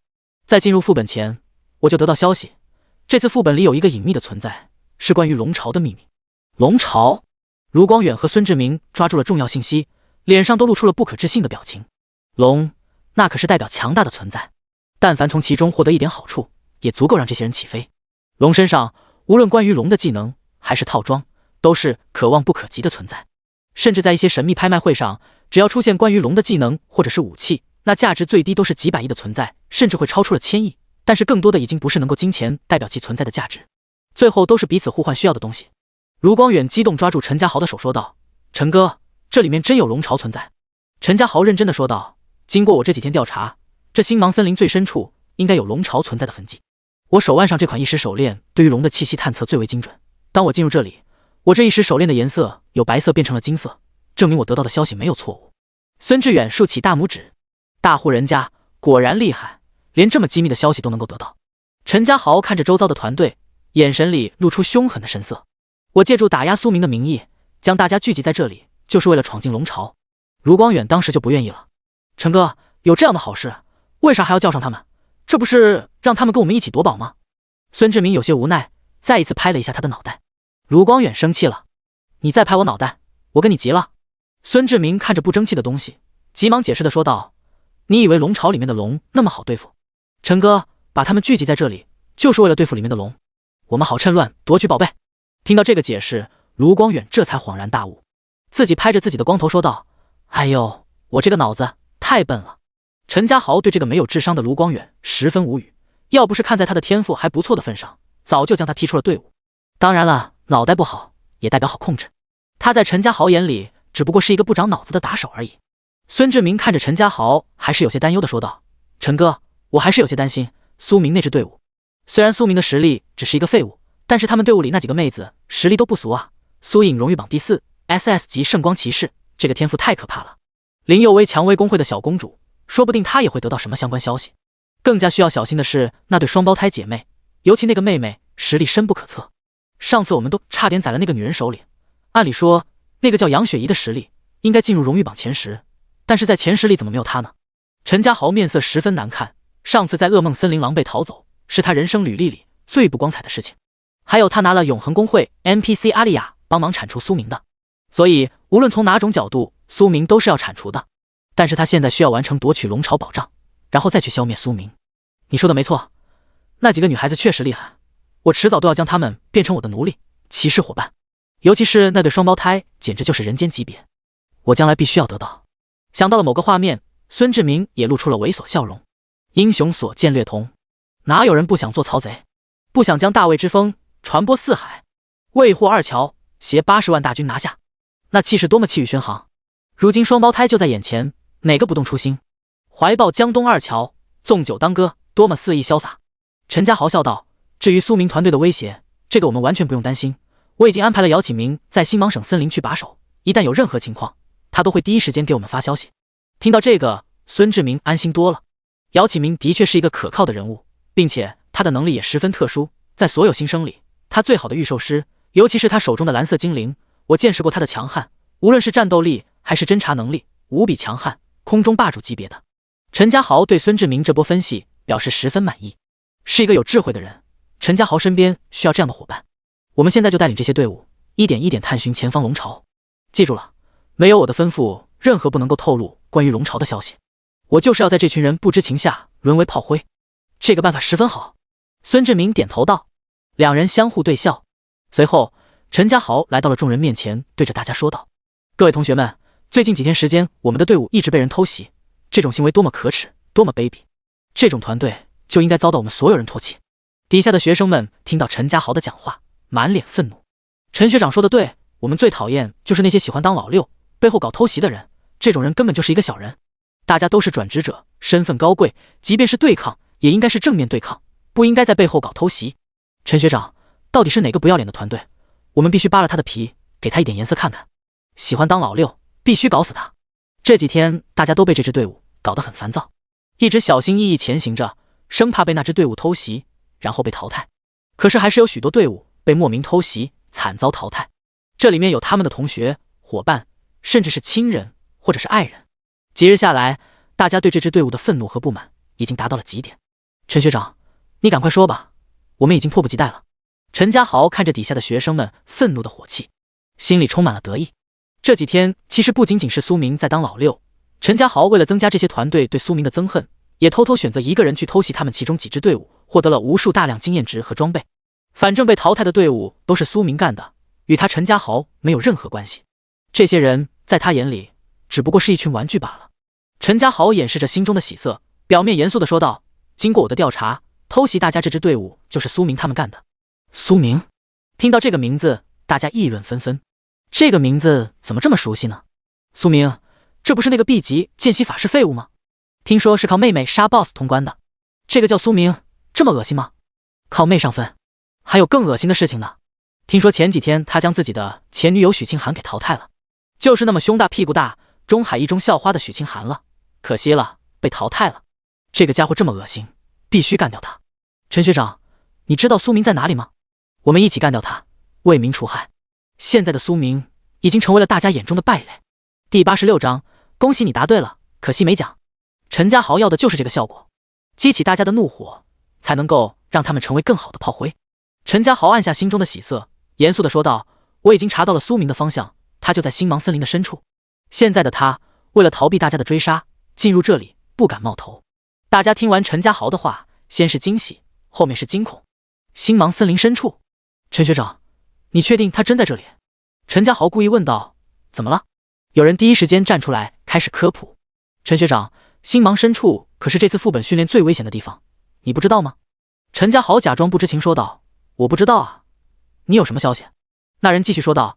听说这里是一个特殊的地方，里面到处都是各种奇异的 BOSS， 还有各种复杂危险地形，随时都有可能让人危机。外面评价星芒森林深处危险程度是 SSS 级，凡是进入这里的人都是九死一生，被淘汰。苏明他们进入这里恐怕早就被淘汰了。陈家豪反问道：“如果他们没有被淘汰呢？我们眼睁睁看着我们的敌人这种败类获得最后的胜利吗？那副本试炼结束，我们出去以后怎么跟大家交代？”大家听着陈家豪的话，表情都十分精彩，但是面对里面的危险，都是犹豫不决。见此，陈家豪示意旁边的孙志明。孙志明领悟了陈家豪的意思，第一时间站出来说话：“各位同学，反正我不管你们是否加入，我肯定不会放弃。苏明那个败类，把我一个邻居女同学的队伍给淘汰了，这个仇我一定要报，哪怕被淘汰了，我也不后悔。”说完，孙志明率先向前行走一步，进入了星芒森林深处。大家看到荣誉榜第3的孙志明都不犹豫了，他们还需要犹豫吗？那个败类苏明这么可恶，如果真的被他通关了，那才是我们整个中海的笑话。为了大家荣誉，必须干掉他。说得对，做了那么多恶心人的事情，必须干掉他。妈的，他淘汰了我的暗恋对象，我必须找他麻烦。群起奋勇，所有团队一起进入了星芒森林的深处。苏明成为了大家仇视的对象。陈家豪看着大家前进的方向，眼睛里充满了嘲讽。掌控一切，这种感觉真好。他们都会成为我夺取龙巢的炮灰。外界5大高校领导以及各大工会的负责人看着光幕里同学们动作，都产生了疑惑。东方烈率先问道：“陈家豪组织这帮人进入星芒森林，到底要干什么？难道他打算是为了对付？”东方烈看向西门成风，怒道：“西门成风，你居然耍诈！”呵呵。西门成风冷笑了一声，眸子中闪烁着一道光芒。不愧是我相中的人，这么就组织了这么多学生团队，这股力量应该可以对付那条死不足将的臭虫了吧？没错，陈家豪所得到的消息确实是西门成风给的，而他的目的很简单，就是淘汰所有人，最后只剩下陈家豪，这样其他的高校和工会招生计划就破产了。柳妹也看到了这一幕，脸色骤变。西门前辈，你怎么能这么做？你知不知道这个副本是有漏洞的？那个龙巢并不简单，连我们转职神殿的人进入探索也被受到了限制，那里面很有可能有地下黑暗工会的人。你这样做会使得许多学生真正死亡啊！你这是在犯罪。西门成风无所谓的说道：“作为一个转职者，最神圣的职业，如果连死亡都不敢面对，以后还怎么上战场，怎么对付真正的 BOSS 怪兽？既然他们选择了这条路，迟早都要面对生死。”东方烈直接炸了：“西门，你这个老不死的，你有没有点同情心？他们还只是学生。”西门成风不在乎的说道：“东方烈，你真是一个妇人之仁的人，难怪这几十年你们大学比我们的大学发展差，就是因为那你这个态度，妇人之仁能够培养什么天才？纯属于浪费资源。”你……东方烈火冒三丈，但是又无言以对。这最近几十年，他们东林大学的发展确实比西城大学要落后，但是也不能够为了发展灭绝人性啊！南语大学南玉天笑道：“东方烈，我觉得西门成风说的不是没有道理，总是抱着妇人之仁的教学态度，培养不出什么好的天才。”好好，你南玉天居然跟西门这个老不死抱团了。东方烈有心无力。一旁的柳妹眼神里神色十分复杂，她现在也分不清楚到底谁才是真正的叛徒，但是她知道那个星芒森林深处的龙巢并没有那么简单，那里面似乎有黑暗工会的人在捣乱。白灵儿，剩下就靠你了。柳妹心里祈祷。星芒森林边境地带，这只蓝色的小鸟怎么这么可爱呢？这位哥哥，你能不能给我介绍一下？女孩子轻声地说道。姚启明听着女孩子的声音，心动了。她怎么可以这么可爱？你好，我叫姚启明，是一名御兽师。这只蓝色小鸟是我的灵兽，它是蓝色精灵。姚启明急忙介绍自己的身份。女孩子眼睛直勾勾地看着姚启明，眸子里充满了仰慕之情。学长，你好厉害啊！你居然是一名御兽师，真让人羡慕的职业。这个灵兽好有灵性啊！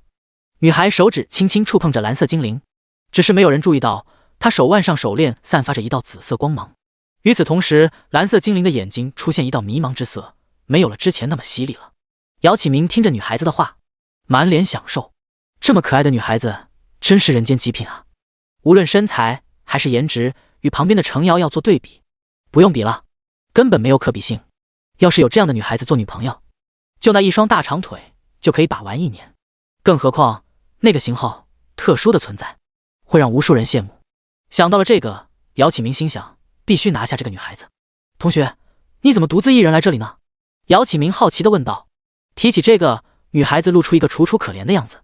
我的伙伴都被偷袭淘汰了，就剩下我一个人了。剩你一个了？那好啊。姚启明下意识说道。什么？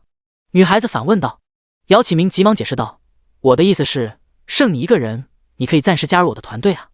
你的团队也不是不可以。女孩犹豫着，一旁的程瑶瑶不干了。姚学长，你是不是应该认真考虑一下？万一他是敌人怎么办？什么敌人？他这么可怜，又这么可爱，怎么可能是敌人？姚启明反驳道。你……程瑶瑶彻底破防了，这个狗东西果然是色胆包天，看到漂亮妹子彻底暴露了。姚启明，你刚才还不是这样的？程瑶瑶质问道。为了这个女人，你跟我翻脸？我刚才是什么样子？姚启明质反问道。程瑶瑶，要不是看在你背后是启迪工会，我会这样惯着你吗？给你面子，但你别得寸进尺。我姚启明怎么做事，还不需要你指手画脚。你……程瑶瑶彻底忍不住了。姚启明，你给我记住了你今天说的话，希望你不要后悔。说完转身离去，只不过他的眼神里充满了戾气。姚启明看着程瑶瑶离开，虽然感觉到很遗憾，原本还想要借助他家族的工会一飞冲天，但是为了眼前的妹子，这一切都不重要了。他相信凭借着他御兽师的身份，到哪都是座上宾。姚启明看着女孩笑道，刚才没有吓到你吧？你不要误会，那个程瑶瑶就是一个痴心妄想的人，我不喜欢她，但是她还是死皮赖脸在我的身边，都是一个团队的人，我也无法拒绝，希望你能够理解。女孩拉着他的手，笑眯眯地说道，真没有想到学长，你还是这么善良的人。我能够看出来，是刚才那个女孩不懂事而已。姚启明听到这话，立马兴奋起来，果然保持完美形象，还有御兽师这个特殊身份，能够妹子都无法做到无动于衷。那你加入我的团队如何？姚启明满眼期待的表情看着眼前的女孩，女孩眼神中露出了一个诡异的笑容，手腕的手链蓝色的光芒已经释放完毕，蓝色精灵在她的手里更加乖乖巧了。姚启明也感觉到一丝不对劲，似乎与蓝色精灵失去了联系，但是此刻他的心并没有在这个上面，只是直勾勾盯着眼前的女孩，期待她的答案。对不起姚学长，我不能够答应你。姚启明诧异了，为啥突然出现一个男子？因为他是我团队里的成员，自然不能够答应你了。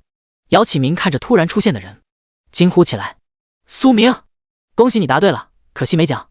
第87章，还有谁比苏明更无耻了？苏明这个名字代表的是梦魇和无耻的象征。梦魇是因为他在背后搞偷袭，当老六淘汰了许多队伍；无耻是因为这个家伙只是一个 B 级见习法师，靠妹子上分，从来没有人能够将这两种品质完美演绎在一个人身上。现在姚启明已经感受到了这个家伙有多么无耻。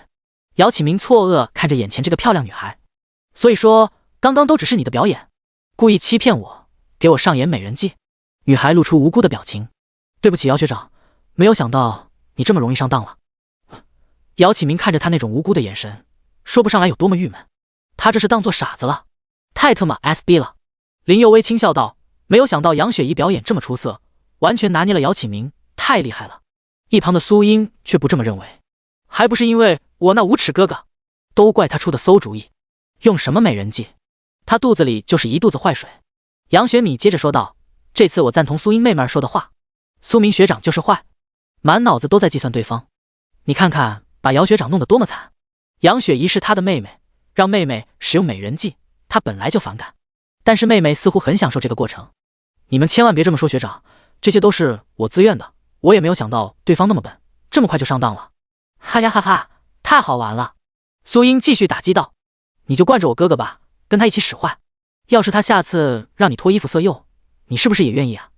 脱衣服色诱？杨雪怡尴尬地说道，学长应该不会让我为难吧？陆泽在这个时候也插了一句话，我首先表明这次主意跟我没关系，我道德品质这么高尚，怎么会做出如此低俗的事情？要是我直接开打了，绝对不会做这么卑鄙的行为，我必须要远离苏明。苏明听着大家的评价，果断开喷，陆泽你什么意思啊？美人计不是你提出来的吗？不是你说姚启明好色，让我想想办法吗？陆泽第一时间站出来反驳，苏明你这话什么意思啊？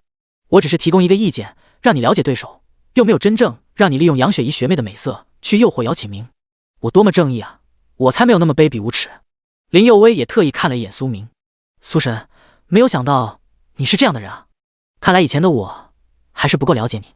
苏神，你现在是不是正在跟那位学习姬太美了？但是你不能够穿背带裤啊。苏明怒了，住嘴，小黑子。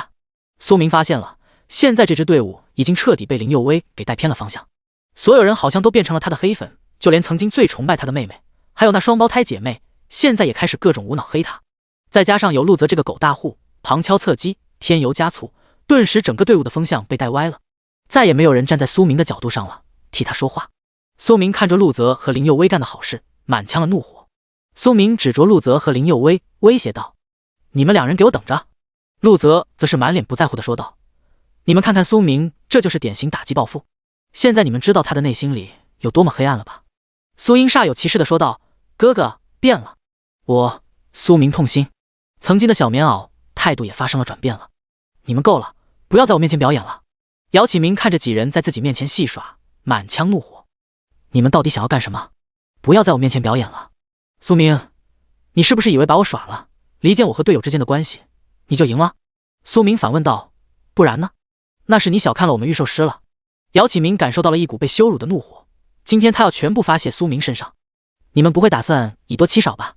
姚启明问道。苏明笑道：“那你什么打算？”姚启明则是严肃地说道：“苏明，我要找你单挑，以转职者崇高的身份单挑你，你接受这个挑战吗？”苏明露出了一丝苦笑。姚启明，你是不是脑子有病？我们这多么人，为啥要找你单挑？听到这话，姚启明差点吐血。是你不敢吗？苏明笑道：“我就不敢怎么了？这人脑子有病，找我一个 B 级剑系法师单挑。”姚启明则是吼道：“转职者单挑是崇尚的行为，你居然拒绝了！”苏明直接怒道：“那是你们脑子有病制定出来的规则。”姚启明直接吐血了，第一次见到如此没有道德底线的人。身旁的陆泽等人则是直接捂住了眼睛，不敢看这个画面。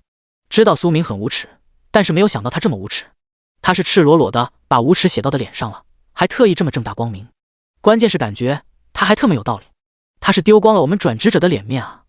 别人是把单挑作为上午光荣的行为，他根本就没有在乎。我要是姚启明，我也会吐血。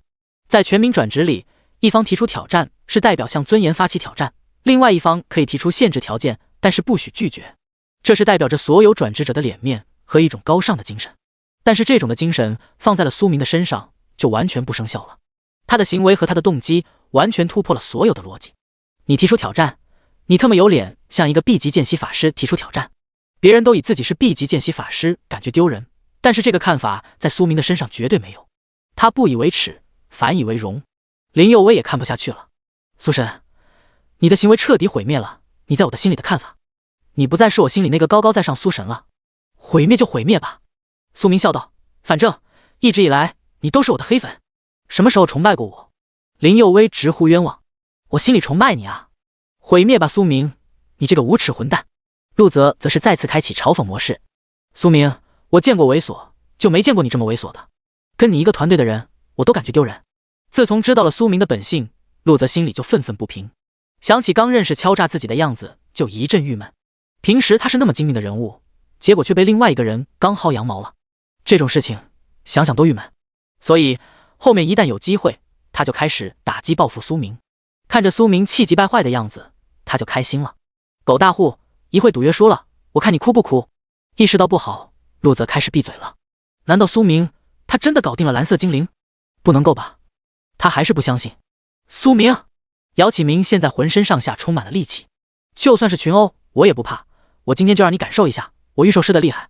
突然他发动咒语，灵起暴怒模式，但是他喊了半天，蓝色精灵并没有像往常一样听他命令，而且冥冥之中他似乎失去了与蓝色精灵的联系。姚启明一脸惊悚看着杨雪怡：“你对我的灵兽做了什么？为什么他不我的指挥了？”御兽师转职能力全靠灵兽赋予他的能力，无论是侦查还是战斗，都是需要靠御兽师智慧灵兽完成的。但是现在很显然，蓝色精灵已经不听从他的智慧了。现在他的战斗力跟普通人没什么区别。杨雪怡脸上露出诡异的笑容说道：“现在这只蓝色精灵已经成为了我的宠物，你与它当然不可能建立联系啊。”这怎么可能？姚启明惊悚看着杨雪怡说道：“你到底做了什么？我与蓝色精灵签订了生死契约，任何方法都无法接触我们这种绑定关系，你到底做了什么？”听到这话，陆泽睁大了眼睛：“我靠，苏明，你真的做到了？不能够吧？你是魔鬼吗？真是活见鬼！”陆泽百思不得其解，难道是自己认知出现了问题？但是眼前一切都在真实发生着。苏明只是静静看着陆泽的表演，并没有说话。御兽师与灵兽是一主一仆关系，当他们觉醒天赋以后，是御兽师天赋的话，他们的精神力会格外强大，然后去寻找灵兽，找到合适灵兽以后，按照古老的秘法签订契约就形成了这个关系。在全民转职世界里，至今还没有听说过哪个灵兽背叛过御兽师。但是现在杨雪怡的行为打破了这个惯有的思维，姚启明终于感到害怕了。失去了灵兽，意味着他失去了做御兽师的能力，以前的荣耀不复存在。苏明，是不是你搞的鬼？还我蓝色精灵！苏明笑道：你说还就还，你脑子是不是有病？你……姚启明恼羞成怒，但是他现在没有任何反制措施。苏明冷笑道：你刚才不是想要跟我单挑吗？现在我给你一个机会，你赢了我就把蓝色精灵还给你。姚启明脸色绿了。苏明，你欺人太甚！苏明身后的人直接捂住了自己的眼睛。这个苏明太无耻了，人家都已经没有灵兽了，你还招人单挑，这不是欺负人吗？苏明看着之前还不可一世的姚启明，现在变成了落汤鸡，继续说道：单挑啊，这不是你们的传统吗？这不是你们视为最高崇尚辉煌的行为吗？怎么了？现在不敢了？姚启明直接怒道：老子现在失去了灵兽，怎么跟你打？苏明一巴掌打倒了姚启明，直接踩着他的脸吼道：你他妈现在知道害怕了，知道接受我的挑战，以大欺小了。那之前你还没有失去御兽师这个能力的时候，是怎么舔着脸跟我一个 B 级法师单挑呢？那个时候你的脸呢？他妈的，没有能力了，开始认怂了，软蛋！姚启明眸子通红。苏明，你不能侮辱我，侮辱我们御兽师！呸！苏明一口痰吐在了姚启明的脸上。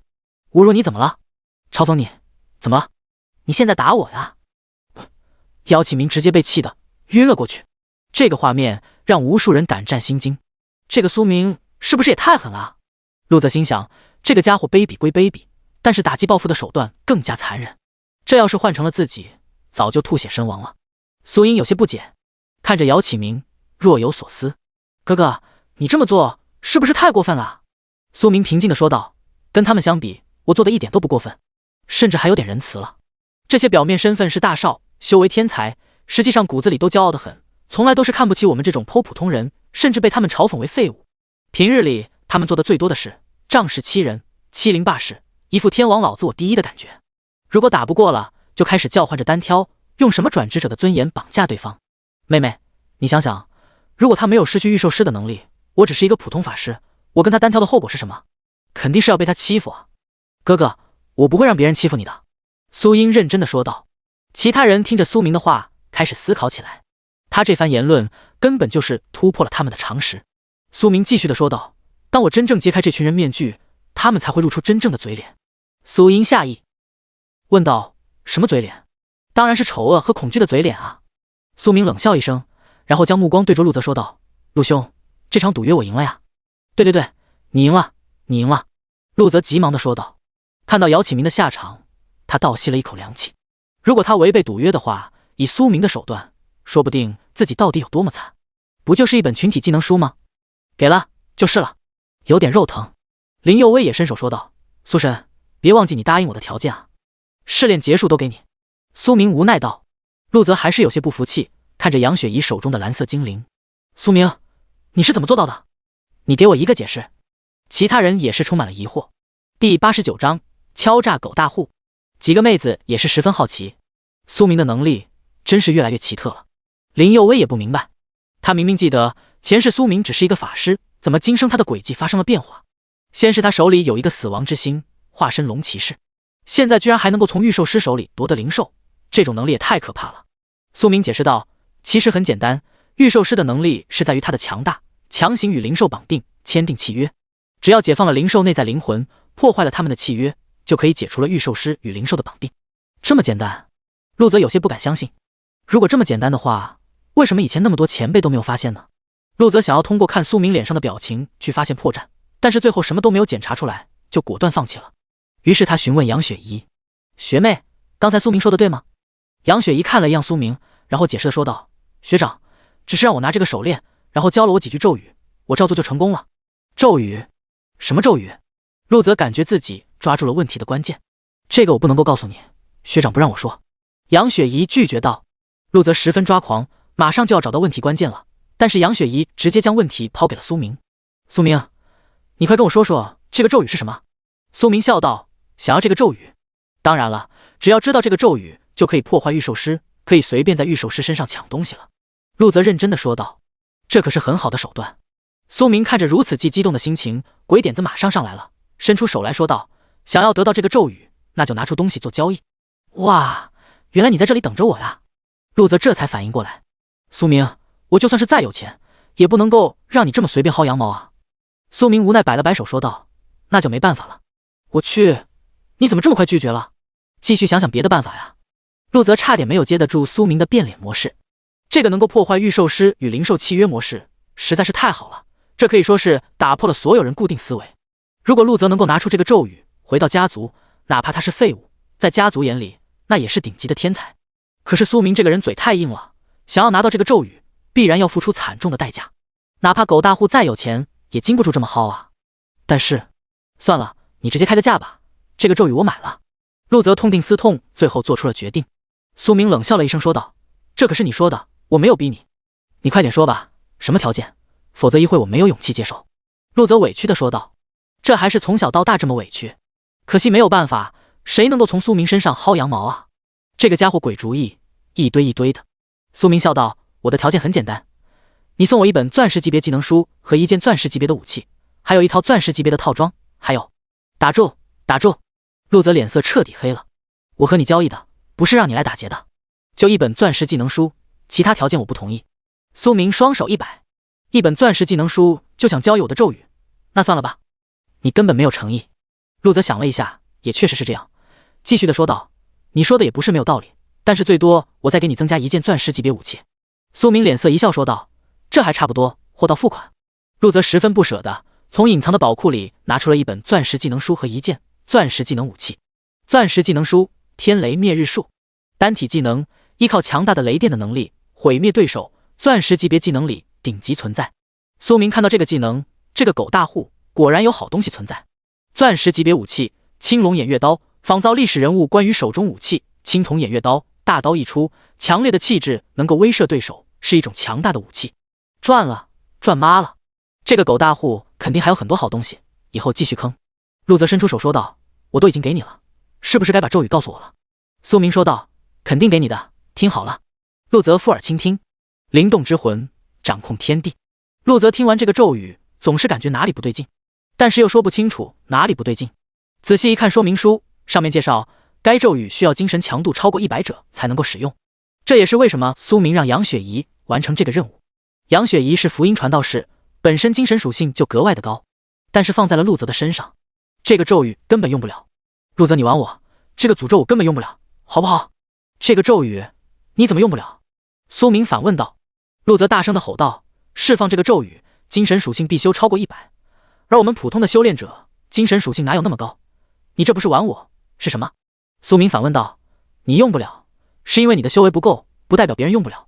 反正我给你的东西货真价实的东西，你自己用不了讲就不能怪我了。”陆泽继续看说明书，更加无语了。这个不仅对初级使用者有精神属性要求，而且后续想要控制更加强大灵兽，需要更高的精神属性。妈的，谁都知道精神属性是最难修炼挺高的，这个咒语放在陆泽身上就是根本没用。好吧，算你狠。苏明拍了拍陆泽安慰道：“万一以后你突破了精神属性上限，还是一样能够用到的，要把心放大，明白了吗？”陆泽心想也是这么回事，现在收拾了姚启明，我们现在抓紧行程吧。苏明点了点头。就在这时，叮，开启神奇选择剧情。苏明看完这个神奇选择剧情，用可怜的眼神看着陆泽：“狗大户啊，狗大户，你到底有多少好东西，连系统都放不过你。不过越是这样，我越喜欢。系统，懂我心里啊。”第90章，狗大户又心动了。神奇选择剧情开启，狗大户的绝望。选择1，与狗大户陆泽一起徒步进入星芒森林的深处，发挥吃苦耐劳的精神，让狗大户感动，把你当作真正的朋友。奖励：鸡腿1个，5万经验值。选择2，系统给宿主提供一辆精致的马车，宿主驾驶马车进入星芒森林。作为伟大的法师，要有自己特立独特的风格。狗大户想要坐车，必须打劫，建立经验值10万。选择3，各走各路。为了减少被发现的风向，两支团队分开进行前进，把老六的风格进行到底。奖励：铂金套装。听到系统的剧情选择，嘴角里露出了开心的表情。还是系统理解自己的心情啊，身边有这么一个狗大户，不薅羊毛，实在是不符合苏明的性格啊。这个选择必须是22万2222，选择的毫不犹豫。如果陆泽知道的话，肯定会说：苏明，你不讲武德。对，我们现在尽快要去星芒森林深处了。这个时间节点，陈家豪他们有可能已经动手了。陆泽见到苏明已经有了明确方向，于是准备带头行动。那现在动身吧。苏明说：你先走吧。陆泽也没有做犹豫，直接带着自己的队伍在前方前进着。苏英见到苏明还有行动，于是好奇地问道：哥哥，你怎么还不动身呢？陆泽都已经走远了。苏明露出了一个神秘的笑容说道：当然是我不想走路，我想坐马车。马车？哪里来的马车？苏英好奇地问道。当然是在这里啊。苏明从系统中提取了一辆马车，惊呆了众人。林佑威见此惊呼起来：苏明，你什么时候有了这么好看一辆马车啊？只见这辆马车几乎是普通马车2倍还要大，外边镶金嵌玉，极其奢华，前边还有2头金贵的灵宠宝马。林佑威明明记得苏明也没有什么钱了，他的钱不都是买了技能书了吗？甚至在于他交易的时候连钱都已经拿不出来了，还要赊账呢。怎么转眼间就有了这么一辆马车啊？而且目测这辆马车的造价不低于10个亿。苏英更是惊喜说道：哥，你太厉害了啊！你什么时候准备的马车啊？刚刚好，我现在不愿意走路了啊。谢谢哥。双胞胎姐妹眼睛里也露出了羡慕表情。苏明总是带给他们惊喜。苏明摸着苏英的头发笑道：出门在外，哥哥怎么舍得让你走路？喜不喜欢这2大马车？苏英快速点了点头：喜欢，肯定喜欢啊。苏明说：上车。几个人直接上了车。上了车以后才发现他们之前的见识短了，这车里面的布置更加奢华，马车内4壁都是不知名的皮毛，宽阔的椅子就像沙发一般，坐上去既柔软又舒服，而整个马车空间之大，就算是坐10个人也不会觉得拥挤。杨雪怡十分喜欢这辆马车，问道：学长，你这辆马车也太奢侈了吧，你花了多少钱购买的？杨雪怡坐在沙发上露出十分享受的表情，出门在外还有坐着这么高级马车，简直就是一种享受。没有想到学长还这么懂得浪漫生活。杨雪米也深有感触，一路上走过来，苏明带给他们的惊喜实在是太多了，就单单这个马车，无论是其格调还有布局，都是杨雪米喜欢的样子。林佑威也感觉自己越来越搞不懂苏明了，难道是前世的记忆出现差错？苏明笑道：咱们这个团队主打的是有福一起享，有难一起挡，我既然有了这辆马车，当然是大家一起享福。苏英皱着眉头问道：哥哥，那陆泽学长他们怎么办？苏明笑道：他们不是在前面给咱们指路吗？你不让他们上车？想上车可以啊，拿钱啊。你以为哥哥这辆马车是什么人都可以坐吗？狗大户想要上车可以，必须掏钱。几个女孩子都捂住了嘴巴。哥哥太狠了，这是要将陆泽这个狗大户薅羊毛薅到底啊。也不知道陆泽兄弟抗不抗苏明这么坑。前面陆泽正在探路，但是始终没有发现身后的苏明，便询问身边的小弟：苏明他们呢？陆泽的小弟说道：公子，我看到苏明他们好像上了一辆马车。对，就是那辆马车。陆泽看着那辆马车，眼前一亮。我靠，这马车也太漂亮吧！难怪苏明让自己带着团队先走，原来他是想单独坐马车。这个狗日的！陆泽直接走进马车身边。不得不说，这辆马车真漂亮。陆泽都流口水。看了车内，苏明被一群美女包围着，这一幕陆泽心眼里个不是滋味了。苏明，你真是不当人子啊！你有这么好马车，为什么不叫我一起坐？这么漂亮马车，身边还被着一群美女包围，简直是人间享受啊！就是苏明这个得意的样子，让人想要揍他。陆泽身后的小弟也是两眼直冒绿光。同样是一个团队，为啥待遇这么大呢？走路还有马车，陆泽少爷，你可是富二代啊！看看人家出门在外的配置，多么让人羡慕，而你有点丑陋啊！你快给我让出一个位置，我也要上去坐。苏明伸手拦住了陆泽。你什么意思啊？陆泽有些不明白问道。苏明笑道：这马车可是我的私有财产，想要坐这功夫马车可以，但是不能白坐。我晕。陆泽恼羞道：怎么的，我们这么合作关系，你还要向我收费？你也太抠了吧！苏明不管陆泽什么想法，继续的说道：我不管，这个马车收费是根据路段不同，收费不同。从这里到星芒森林深处有200公里，我收取你1件铂金套装，没问题吧？你，苏明，你大爷的！陆泽怒道：本大爷今天不做了。苏明笑道：那可惜了，这里可是还有美女欣赏啊，可是有人不懂啊。陆泽看着马车里面的苏英、林佑威，还有双胞胎姐妹，双眼直冒金光。旁边的小弟无奈仰天。完了，少爷又心动了。第91章，努力，继续搞经验值。苏明看着陆泽犹豫的眼神，知道这个家伙已经心动了，必须还要给他来点鱼儿，继续上钩。苏明看着杨雪米笑道：“小米，听说唱歌特别好听是吧？”我……杨雪米有点搞不懂学长为什么突然问到这个问题，特意看了一眼苏明。苏明朝着他眨了眨眼睛，杨雪米马上心领神会，脸上露出了惊喜的表情。学长，我还是会唱几首小曲子的。看到这么懂事的小米，苏明特别开心，坐在椅子上眯着眼睛笑道：“小米啊，一会给我唱几首歌曲吧，我想听听。行程漫漫，美女陪伴，歌声陪伴，实在是美不胜收啊。”杨雪怡似乎也看懂了苏明的意思，马坐在苏明左边，与他的姐姐杨雪怡形成了一左一右。他轻声笑道：“学长哥哥，我姐姐唱歌好听，一会我给你跳舞吧，这样旅途中你就不会感到无聊了。”林佑威和苏英也看懂了几人的操作，看着陆泽咬牙切齿的样子，实在是不忍心。苏明哥哥呀，你看他陆泽多么可怜，你就放过他吧，怎么赶个路也要刺激他啊。不过看到陆泽身上那价值千金的套装，忘记了他是一个狗大户，这样的狗大户不薅羊毛，天理难容。所以林佑威也选择了加入。既然他们都表演节目了，我自然也不能多落后啊。稍后我可以表演一个魔术。苏明暗中给林佑威竖起了一个大拇指。小黑子果然最熟悉自己的人，随时都可以打配合。苏英倒是有些急了，我才是她的妹妹，你们怎么可以跟我争宠呢？于是她直接坐在苏明身前，哥，我也会跳舞，我肯定不比他们跳得差。苏英的举动彻底引爆了陆泽心中最后的骄傲。此时陆泽抓耳挠腮，脸色都变成了猪肝色，他的眼睛直勾勾盯着这辆马车，以及苏明身边4名美女，再瞧瞧直接身边的卫士，仰天长叹，这就是差距啊。苏明，你这个天煞的，赶个路你也要刺激我，恭喜你刺激到了。苏明，不就是一件铂金套装吗？我给你了。陆泽肉疼的掏出了一套铂金套装给了苏明。陆泽美滋滋坐上了马车，还别说这个马车还真舒服。但是陆泽手底下的兄弟们眼巴巴看着陆泽。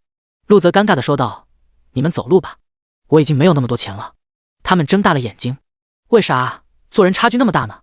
但是他们不敢抱怨公子，只好跑步前进。马车里，苏明美滋滋把玩着陆泽赠送的铂金套装。这个套装名叫猎鹰天翼，只要穿上这个套装就可以实现飞行。苏明感叹：好东西，这个狗大户随便掏出装备都是好东西。叮！恭喜宿主完成任务，奖励10万经验值。哈哈哈！现在陆泽狗大户成为了刷我经验值最好的礼品啊！以后再接再厉。如果让陆泽知道的话，肯定要跟苏明一较高下。让你这个狗东西敲诈我，敲诈我！苏明查看自己的属性，名称苏明，职业见习法神，品阶 S2， 等级 LV 90级，生命值119200点，力量205，体质346，精神1288，敏捷204，技能基础火球术 LV 5满级，冰冻术 LV 5满级，回血术 LV 5满级，冰盾术 LV 5满级，血铠 LV 5满级，黑铁冰剑 LV 10满级，白银冰刃 LV 10满级，祭祀祝福 LV 20满级，光明治疗术 LV 20满级，黄金水波术 LV 30满级，枯木束缚 LV 30满级，火焰终结 LV 30满级，御龙术 LV 30满级，铂金死亡研爆术 LV 40满级，圣域术 LV 40满级，灭世天雷 LV 40满级，水神怒火 LV 40满级，黑暗降临 LV 40满级，神圣雷伐 LV 40满级，钻石圣光洗礼 LV 50满级，黄级炽天使之眼 LV 100满级，装备白银魔纹圣铠护腕项链，黄金级龙旗战靴，法杖长弓，武器黄金烈焰灼日，长枪黑暗星火，法杖烈焰长弓长弓，钻石圣龙长枪，青铜偃月刀，套装铂金级别猎鹰天翼，专长3个 SSS 级，诸神黄昏无职祝福至高法神。之前苏明就已经高到900万经验值了，加上这次100万的经验值，已经来到了1000万，这足够苏明完成4转的经验值了。虽然看似他的修炼速度很快，但是1年的时间很快就会过去了。1年完成9转，越往后需要经验值就越多，4转需要的经验值就已经达到了1000万，5转需要的经验值需要3000万，6转这需要8000万，越往后所需要的经验值是倍数增长的。苏明想到这些，前方路漫漫其修远兮，还需要继续努力薅羊毛啊！进入星芒森林深处需要1天的行程。原本他们是需要走路的，但是有了马车，再加上一路上有几个妹子表演节目，实在是解压。陆泽感叹：苏明真会享受啊，怎么会有这么不要脸的人呢？苏明拍了拍陆泽的肩膀：陆泽兄弟，你看看你这套铂金套装花费是不是很值？这一路不需要你走路，还有美女表演，是不是很解压？陆泽下意识点了点头：的确如此。陆泽笑道。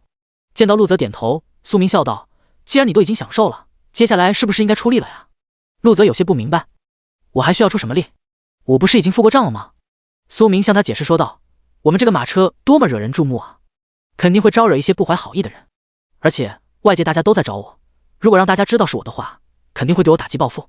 为了接下来能够有一个更好的行程，你是不是也应该出点力啊？陆泽思考了一番，笑道：苏明，你也有害怕的时候啊，我还以为天不怕地不怕呢。苏明点头道：这次就麻烦陆泽兄弟了。陆泽则是不干了：要想让我干活，你也必须掏钱，不掏钱不干活。苏明眯起了眼睛：狗大户学会抠门了，这可不是一件好事。第92章，陆泽带队搞偷袭。苏明感觉这个狗大户有点不听话了，又需要收割一波了。奶奶的，刚刚满足他坐马车，现在让他干点活，居然敢讨价还价了，必须想办法，还要好好收割他一波。陆泽根本不知道，他正在一步一步掉进了苏明的圈套里。要是别人知道这个消息的话，不说整个高中领导，就是整个中海市都要震碎3观，各大工会会长都会对苏明伸出大拇指。你敢套路中海陆家的少爷，你胆子是真的肥啊！虽然陆泽是废物中废物，但是他可是典型的富二代，身边保镖无数，想都不用想，苏明要是把陆泽给各种套路了，那个效果会相当炸裂。最重要的是，目测现在的陆泽好像正在一步一步陷入到苏明的套路里。哪怕是 C 级，陆泽也有自己的骄傲，浑身豪华装备，名称陆泽，品阶 C 级，生命值1500，力量200，体质350，精神25，敏捷45，专长技能装备琳琅满目，最低等级装备都是黄金级别的，大多数都是铂金的，还有一部分是钻石级别的。他整个浑身上下价值超过了1000亿，他一个人的身价甚至超过了普通的小工会。苏明当然是羡慕不已，这样的狗大户，苏明不薅羊毛，那薅谁的羊毛？而苏明呢？现在他的财产早在买技能书以后光光了，可以说现在的他就是一个穷光蛋，连一个白银的技能书和装备都买不起了。但是无论是提升等级还是提高战斗力，都是需要靠强大的装备支撑的。虽然现在苏明无论是装备还是技能都超越了普通人，但是也局限于普通人而已。苏明十分羡慕陆泽狗大户的收藏，但是他也不可能明面上豪取抢夺，那就需要另辟蹊径了。他们现在驾驶的马车因为外表的华丽，很快招惹了其他小队的注意。能够在这个星芒森林这么招摇过市的人，肯定是非富即贵，身上肯定有无数之前的装备和技能，大家自然就要打劫一番了。苏明因为名声在外，自然不方便出手，这出手的任务就交给陆泽了。但是陆泽现在给他要钱了，苏明当然不会惯着他了。苏明直接冷笑道：依照你给我价钱，你现在就需要下车了。如果你想继续坐马车，那就需要跟我一起配合完成下面任务。陆泽这个家伙怎么说都有理，陆泽很理想跟他讲道理，但是想到他身边4个可爱的妹子，有点舍不得。算了，什么任务？苏明眼神里露出了奸诈的表情。苏英等人一看到这个表情，就知道自己的哥哥又要开始敲诈别人了呀。接下来又不知道是哪个倒霉蛋了。苏明解释道：咱们开着马车肯定能够吸引别人注意，你带着你的伙伴去抢劫。陆泽额头上冒了一团黑线，这是什么行为？公开打劫别人？这缺德的事情你让我干，你把我陆家少爷名声放在哪里呢？苏明早就料到陆泽会生气，不过他没有在乎，便解释说道：你的死对头陈家豪身边有多少人，你不是不知道，我们要想对付他，就必须干掉他身边这些小弟，削弱对方的力量，我们才有可能最后干掉他。你现在还觉得打劫别人是不道德的行为？陆泽想了想，确实如此。现在陈家豪身边有30多个团队，这是150多号人，他们身边只有10个人，这个游戏还怎么玩？然后点了点头，默认了苏明的话。苏明继续的说道：打劫别人不仅可以减少他们的力量，还可以武装我们。我们淘汰越多的人，我们就可以获得更多装备和技能书，还有经验。这要削弱对方，提高自己，明白了吗？经过苏明的苦口婆心，陆泽终于同意这个方案了。虽然这个行为不道德，但是比较刺激。于是陆泽下了车以后，带领自己的团队的人开始潜伏起来。苏明则是坐在马车上稳坐钓鱼台，林佑威则是捂嘴而笑，对着苏明竖起了大拇指。苏神，你这是打算要坑死陆泽啊？你在马车上休息，他去给你打劫，你这个行为比老六还老六。苏明有些无语，这个小黑子能不能不要这么直接？被人听到多么不好，这就是破坏他伟大的形象。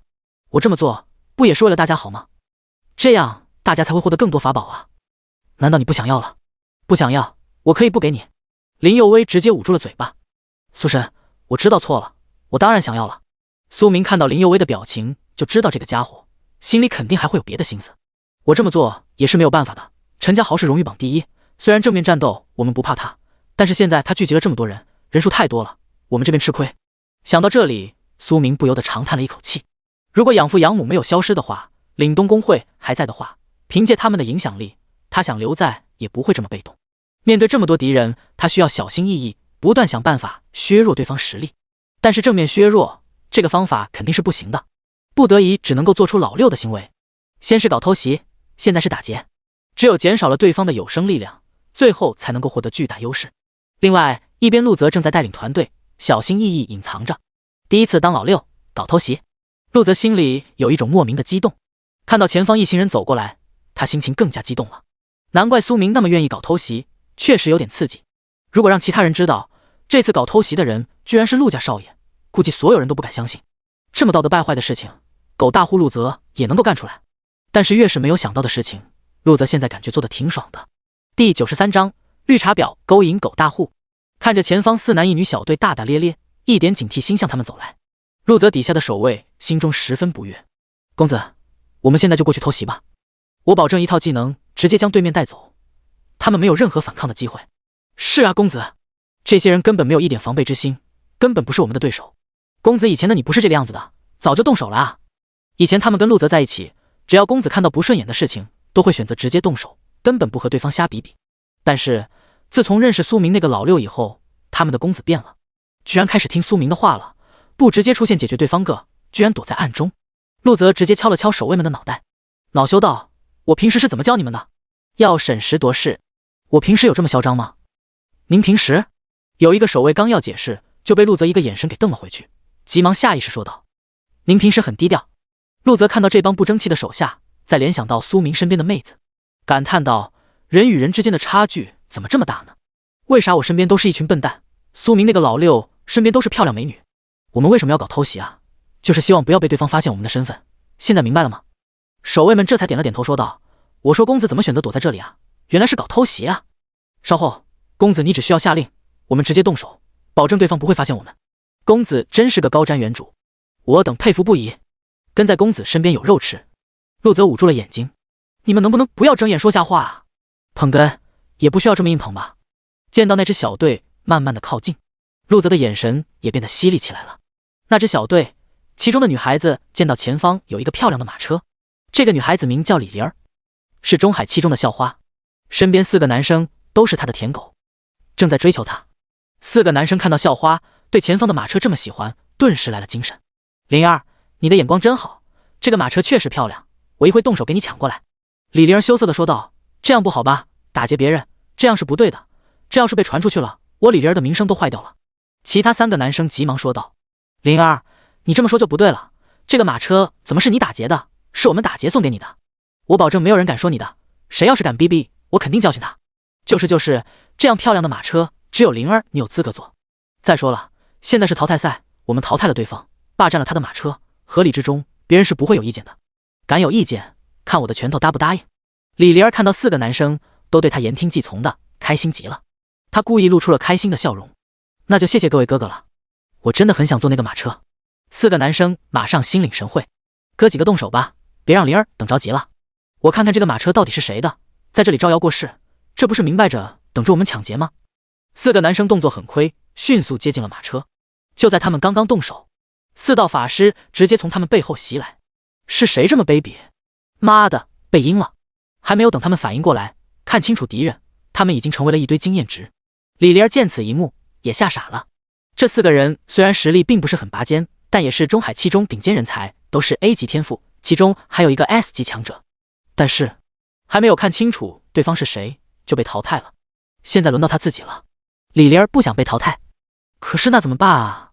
于是他开始假装哭了起来，求求你不要淘汰我，我不是故意的，我再也不敢了。正在这时，他的面前出现了5个蒙面人。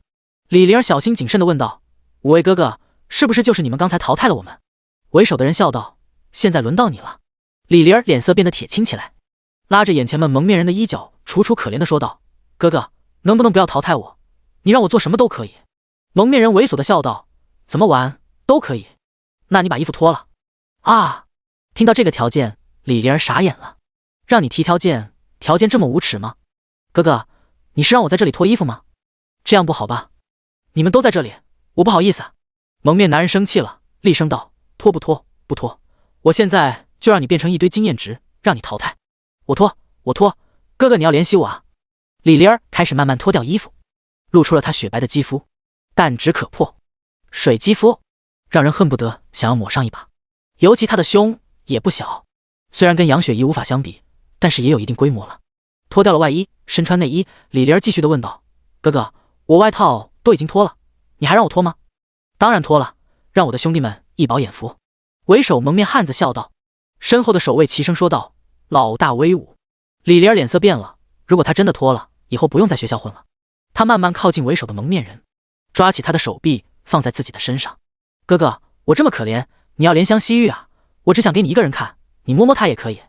说着，李莲儿故意将他的手放在了他的身上啊。蒙面下的陆泽感到此时的自己想过窒息，从来没有这么刺激过。他身边的守卫也放大了眼睛，还是公子会玩。但是另外一边马车里，林佑威和苏英等人嗤之以鼻。苏英拉着苏明的手说道：哥哥，这个陆泽太猥琐了，他怎么可以这么戏弄女生？一会你要好好教训他。苏明点头说道：必须好好教训他。妈的，这么好玩的游戏也不知道叫自己参与一下，自己吃独食，必须教训。第94章，抢的感觉容易上瘾。老大，你快上啊！这么漂亮的妹子就在你面前，你要好好把握呀！老大，抓住机会啊！陆泽身后的守卫们开始催促着，他们羡慕自己的老大这么有福气。先是苏明身边那么多漂亮的妹子，现在这个校花的妹子居然主动投怀送抱。看看那弹指可破的皮肤，那楚楚可怜的小表情，要是我早就控制不住了。他们都在为自己的老大鼓舞加油。另外一边，李莲儿也看到了面前的蒙面小哥哥羞涩的表情。哟，他也不是那种凶神恶煞的抢劫犯啊！看来我继续调戏他，自己就有机会逃掉了。等我淘汰以后，再找陈家豪哥哥给自己报仇。但是现在需要稳住对方。凭借着李莲儿接触了这么多男生，男生是个什么生物，他心里早就有数了。在他的眼里，男生只不过都是他的玩具罢了。就像这次参加试炼，那4个男生都是食堂里的鱼，可惜那4条鱼中看不中用，被人汰了。但是眼前这条鱼貌似不错，还有自己的小弟，跟着他也算是一个不错的选择。李莲儿之所以有这样的想法，只是因为他感觉所有男生靠近他都是因为他的外貌和身材，他们都是视觉动物。如果他不够的漂亮的话，还有男生靠近他吗？那就是另外一个选择题了。小哥哥，虽然你现在戴着面具，但是我从你身上的气质能够感受到你一定是一个很帅的人。我就喜欢帅气的小哥哥。如果你真的喜欢我的身材，我只想给你一个人看，好不好？李莲儿拉着陆泽的手，暗送秋波。他相信没有几个男孩子能够挡住他的诱惑。他已经感受到了，眼前这个人的身体明显开始已经起来，呼吸开始急促不安。哈哈，他马上就要上当了。只是下一秒，回应他的不是小哥哥的话，而是一个法式暴击。李莲儿睁大了眼睛：你，为什么？我都这样了，你还要对我出手？他的话还没有说完，直接变成了经验值，消失在原地。陆泽身后的守卫也睁大了眼睛，简直不敢相信，他们的公子哥居然抵挡住了美色的诱惑，当然解决了这么漂亮的妹妹，好可惜啊！公子，你刚才是不是失手了？你的本意不是想要淘汰他，只是试试他的反应。公子，你是不是变性了？不喜欢女孩子了呀？对啊，公子，这么漂亮的女孩，你居然舍得下手？在他们的眼里，公子的脸色逐渐变了，他肯定是在为自己刚才失手后悔了，但是后悔晚了。马车上，苏明也睁大了眼睛，陆泽这个狗大户在干什么？怎么突然解决了这么漂亮妹妹？好不容易来了这么有意思的妹子，怎么不叫上自己？稍后必须好好教训他。他因为身边有苏英等人存在，也没有借口出去。但是现在看到陆泽已经解决了，已经晚了。苏明有些后悔了，早知道有这样的好事，就不安排陆泽去搞偷袭了。得不偿失啊！哥哥，你快看，陆泽居然把那个女孩给淘汰了。看来我错看了，他也不是那么龌龊的人嘛。苏英指着陆泽说道：“哥，你以后要跟陆泽学习一下，别到处摘花惹草。”我好像也没有招惹其他女孩子吧？苏明心虚的说道。苏英看着旁边这对双胞胎，捏着苏明生气的说道：“你敢说你没有？”苏明不敢反驳，如果敢说没有，妹妹下手肯定会更狠。这个陆泽没事装什么正人君子，害得老子跟他一起吃亏。林佑威也偷笑，这个苏神只有苏英妹妹治他，别人都不好使。双胞胎杨雪米和杨雪怡看到苏英的眼神，也霸气的回怼，反正他们之间是异父异母的关系，又不是亲兄妹。苏明学长又不是他苏英一个人的。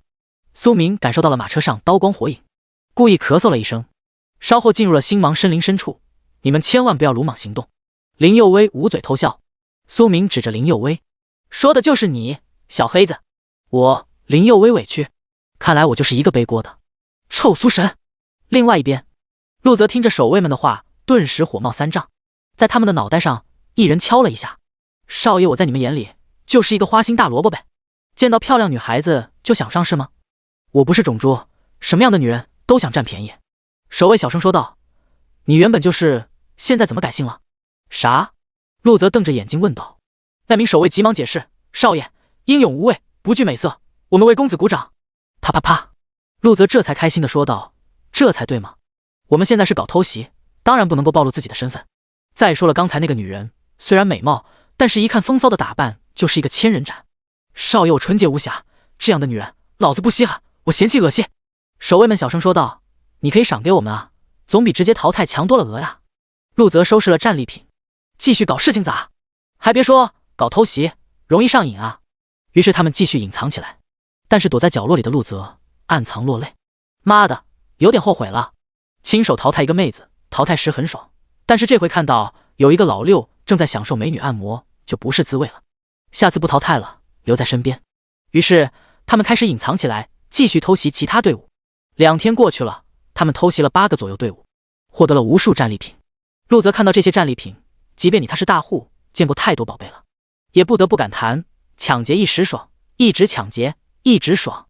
就这么偷袭了8个小队，就搞到了上百本技能书和各种品类不同的武器。此时他和苏明正在为这次战利品争得面红耳赤，旁边的人都不敢插嘴，生怕殃及鱼池。第95章，进入神龙湾。陈哥，最近有8支队伍莫名的消失了，他们好像不是遇到 BOSS 被干掉的，好像是被人偷袭，连一点信息都没有发出来，突然消失的。孙志明报告着这2天的情况。这2天，陈志豪一直带着大家小心翼翼奔向神龙湾。神龙湾是这次陈家豪的目标，就是那里传说有着龙巢所在地。但是行进2天过程中，不断有队伍莫名的消失，这很快引起了孙志明的注意。他看着陈家豪，听完他的汇报，脸色逐渐变得阴暗下来。到底谁干的？就知道在背后搞偷袭。孙志明尝试问道：“陈哥，你说会不会是苏明的队伍？”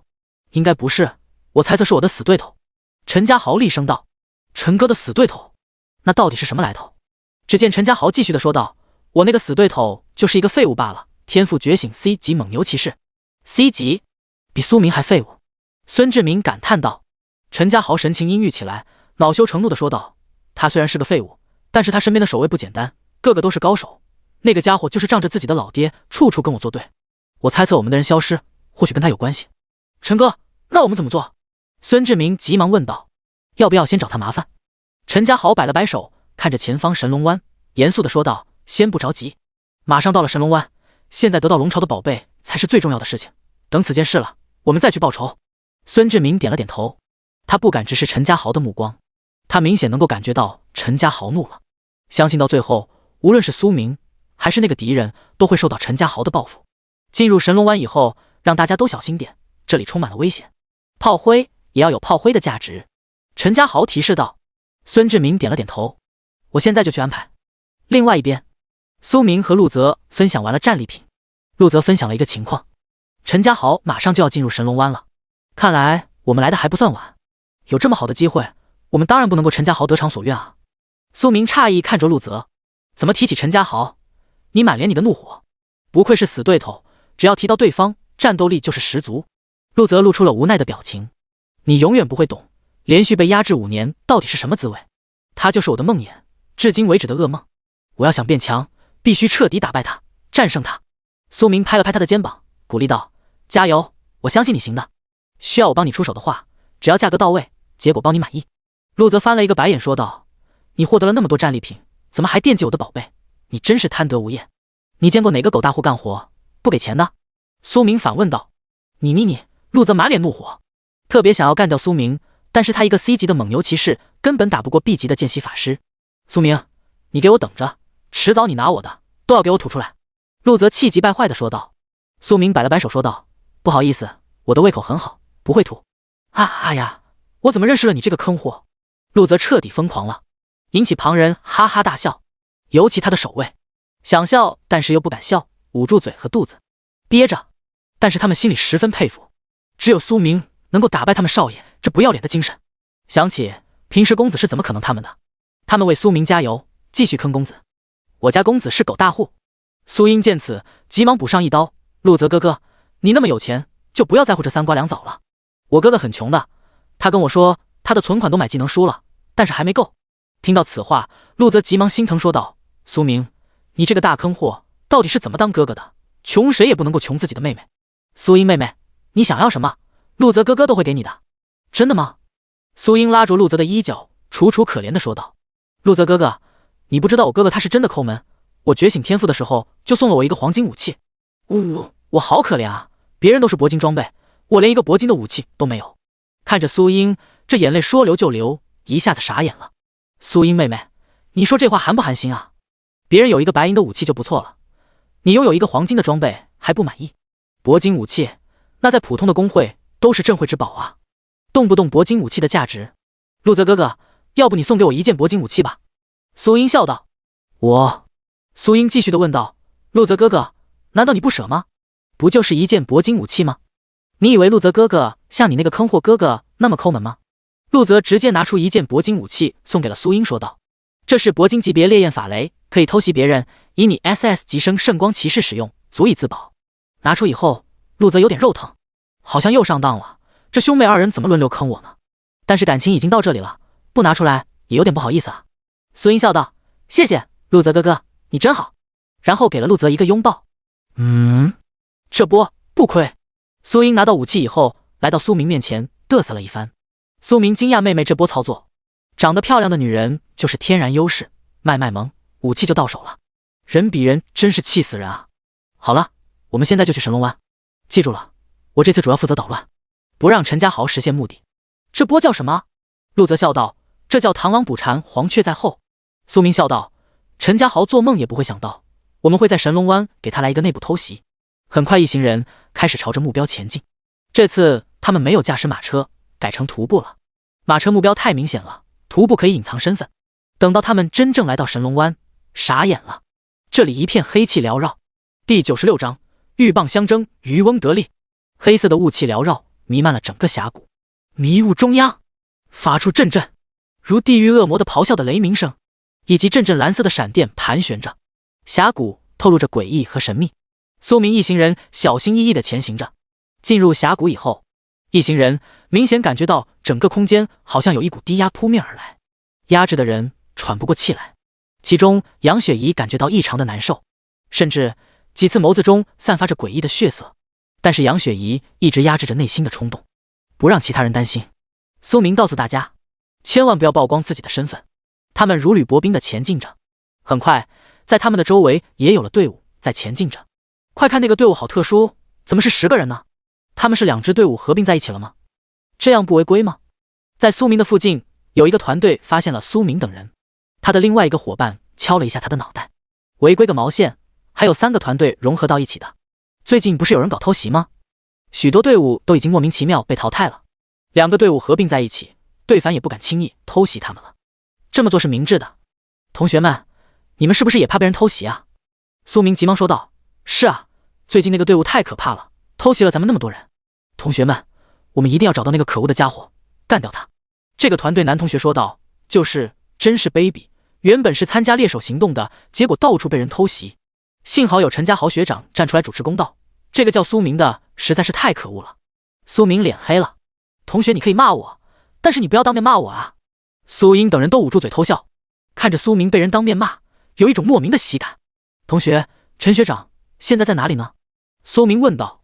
那个男同学回复道，陈学长正在前面寻找苏明的踪迹，但是2天过去了，那个家伙好像是一只老鼠，一点踪影都没有找到。谁知道对方心里是怎么想的，怎么跑到这个鬼地方来躲避了。正在这时，大家抓紧往前走，陈学长发现了宝贝，好像有一个龙巢。龙巢，听到这个消息，所有人都目瞪口呆。龙巢，那可是代表着无数宝贝的存在啊！谁要是得到了关于龙的技能或者是武器，那可就发达了。太好了，陈学长威武！谢谢陈学长给我们分享这个好消息。为了得到龙的秘藏，兄弟们冲啊！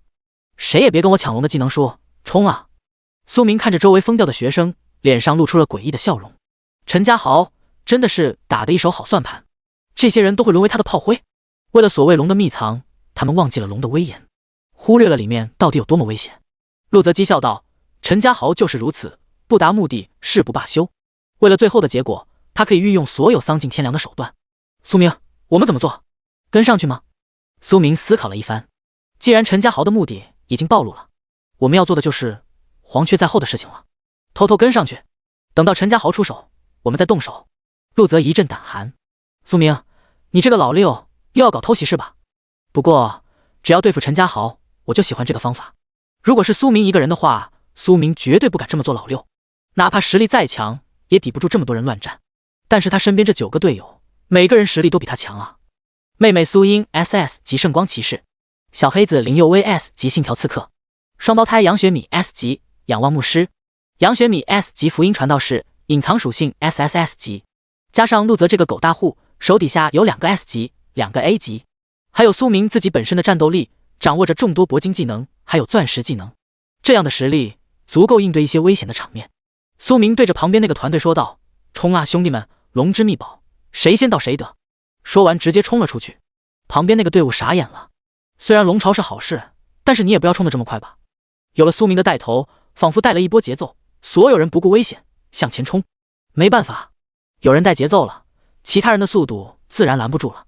谁也不希望龙之秘宝落在别人手里，龙巢肯定都是无主之物，先到先得，这个道理大家都懂的。很快大家进入了神龙湾深处，突然在黑屋中央发出了龙吟的声音，这古龙吟声有一种强大的压迫感，所有人都硬着头皮站在这里，不敢向前靠近了。传闻有2类龙，一种是以肉体战斗的战斗龙，另外一种是元素龙，不知道眼前这条龙代表是哪种。龙代表着高贵，血脉越纯正，威压越强。苏明能够感受到眼前这团黑屋里的生物并不简单，他的力量仿佛能够撕碎每个人的肉体。突然一个庞大的身影出现了黑屋之中，站在队伍最前方的陈家豪看到这团身影，眼神中隐藏不住喜色。是他，就是他。那庞大的身影在黑屋冒了出来，一个巨大的龙头，巨大的龙头遮天蔽日，2只眼睛发出的光芒犹如2道黑色柱子直通云霄。吼！嘴里发出低鸣嘶吼声，所有人都捂住了耳朵，令人胆颤。面对如此庞然大物，已经有人开始后悔了。见此，陈家豪急忙大声喊道：同学们，这头畜生只是一条幼龙，实力不咋的，大家齐心协力一定能够击败他，剩下的宝贝就是大家的。大家听到陈家豪这么说，刚刚胆怯的心马上就恢复正常了。陈学长说的对，大不了就是被淘汰，又不是真正死亡，只要干掉了这头 BOSS， 大家就会获得无数好处。谁懦弱了，谁就会被人瞧不起。嚯，还玩起了道德绑架。不过这一招确实好用，大家已经开始兴奋了，没有刚才胆怯的心了。第97章黑暗之主。苏明看到陈家豪精心安排的节目，目瞪口呆，短短几句话就击退了所有人胆怯的心。强，这种洗脑的方法果然够强悍。苏明启动了炽天使之眼，名称邪雷之龙，级别 SS 级，等级 LV 500级，断层山最强大的 BOSS。 看到这些信息，苏明彻底无语了。500级的 BOSS 被陈家豪说成了是一条幼龙。要知道黑水湾恶魔巨鲸 LV 120级就已经成为了最强野外 BOSS， 即便是那种级别的 BOSS 也没有多少工会敢去招惹。恶魔巨鲸在这头邪雷之龙眼里就是弟弟般的存在。很快，邪雷之龙出现了，伴随在他身边是无数8只爪子的奇怪生物，每个个体长度到该有20-30米长。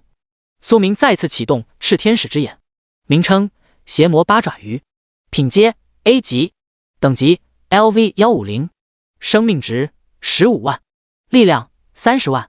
苏明诧异了，陈家豪这是招惹了什么怪物？一个邪雷之龙就已经很难对付了，他身边还有这么多邪魔八爪鱼，妈的，这是掉进火坑里了。苏明急忙嘱咐身边人说道，这里面情况不简单，一会小心点。陆泽等人也是震惊于此，都不敢轻举妄动。所有人也跟陆泽的表情差不多。如果是一头邪雷之龙，大家还有点信心，但是这些邪魔八爪鱼怎么办？拿头处理啊！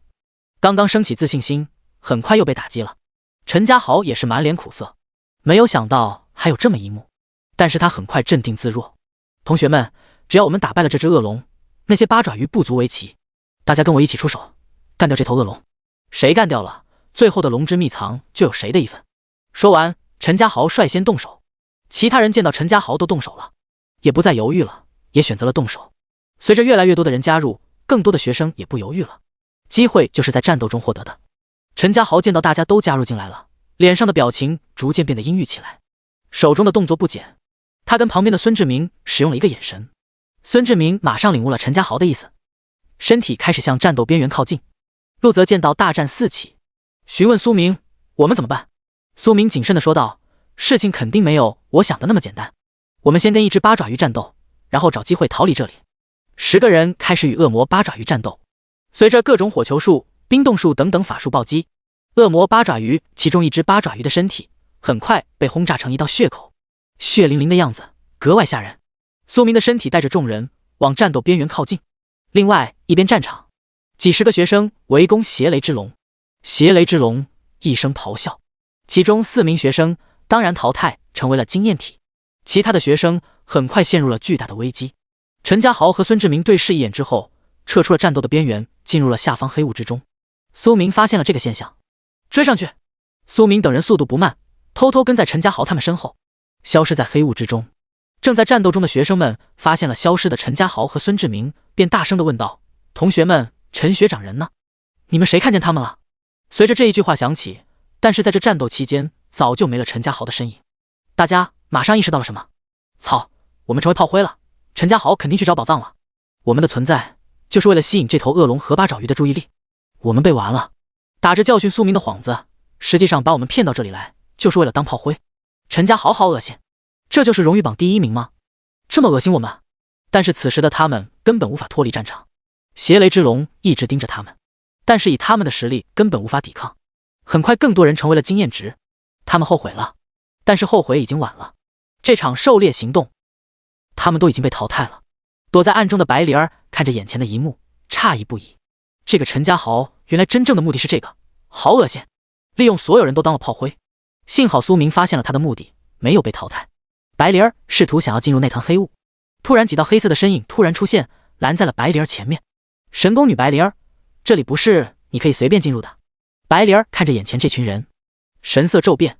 黑暗公会，死士。为首的人嘿嘿笑道，哦耶，答对了，可惜没奖。白灵儿皱眉问道，你们这群黑暗里的蝙蝠不在地下躲避着，来到我们干什么？难道你们不怕被通缉吗？为首的死士小队队长狼魔脸上露出了阴险的笑容说道，通缉真是搞笑，我们伟大黑暗之主什么时候怕过你们愚蠢的人类？我们想来就来，想走就走，你们人类也不用嚣张太久，过不了多长时间，我们黑暗之主会再次降临你们人间，到了那时所有人类都会成为我们黑暗之主的奴隶。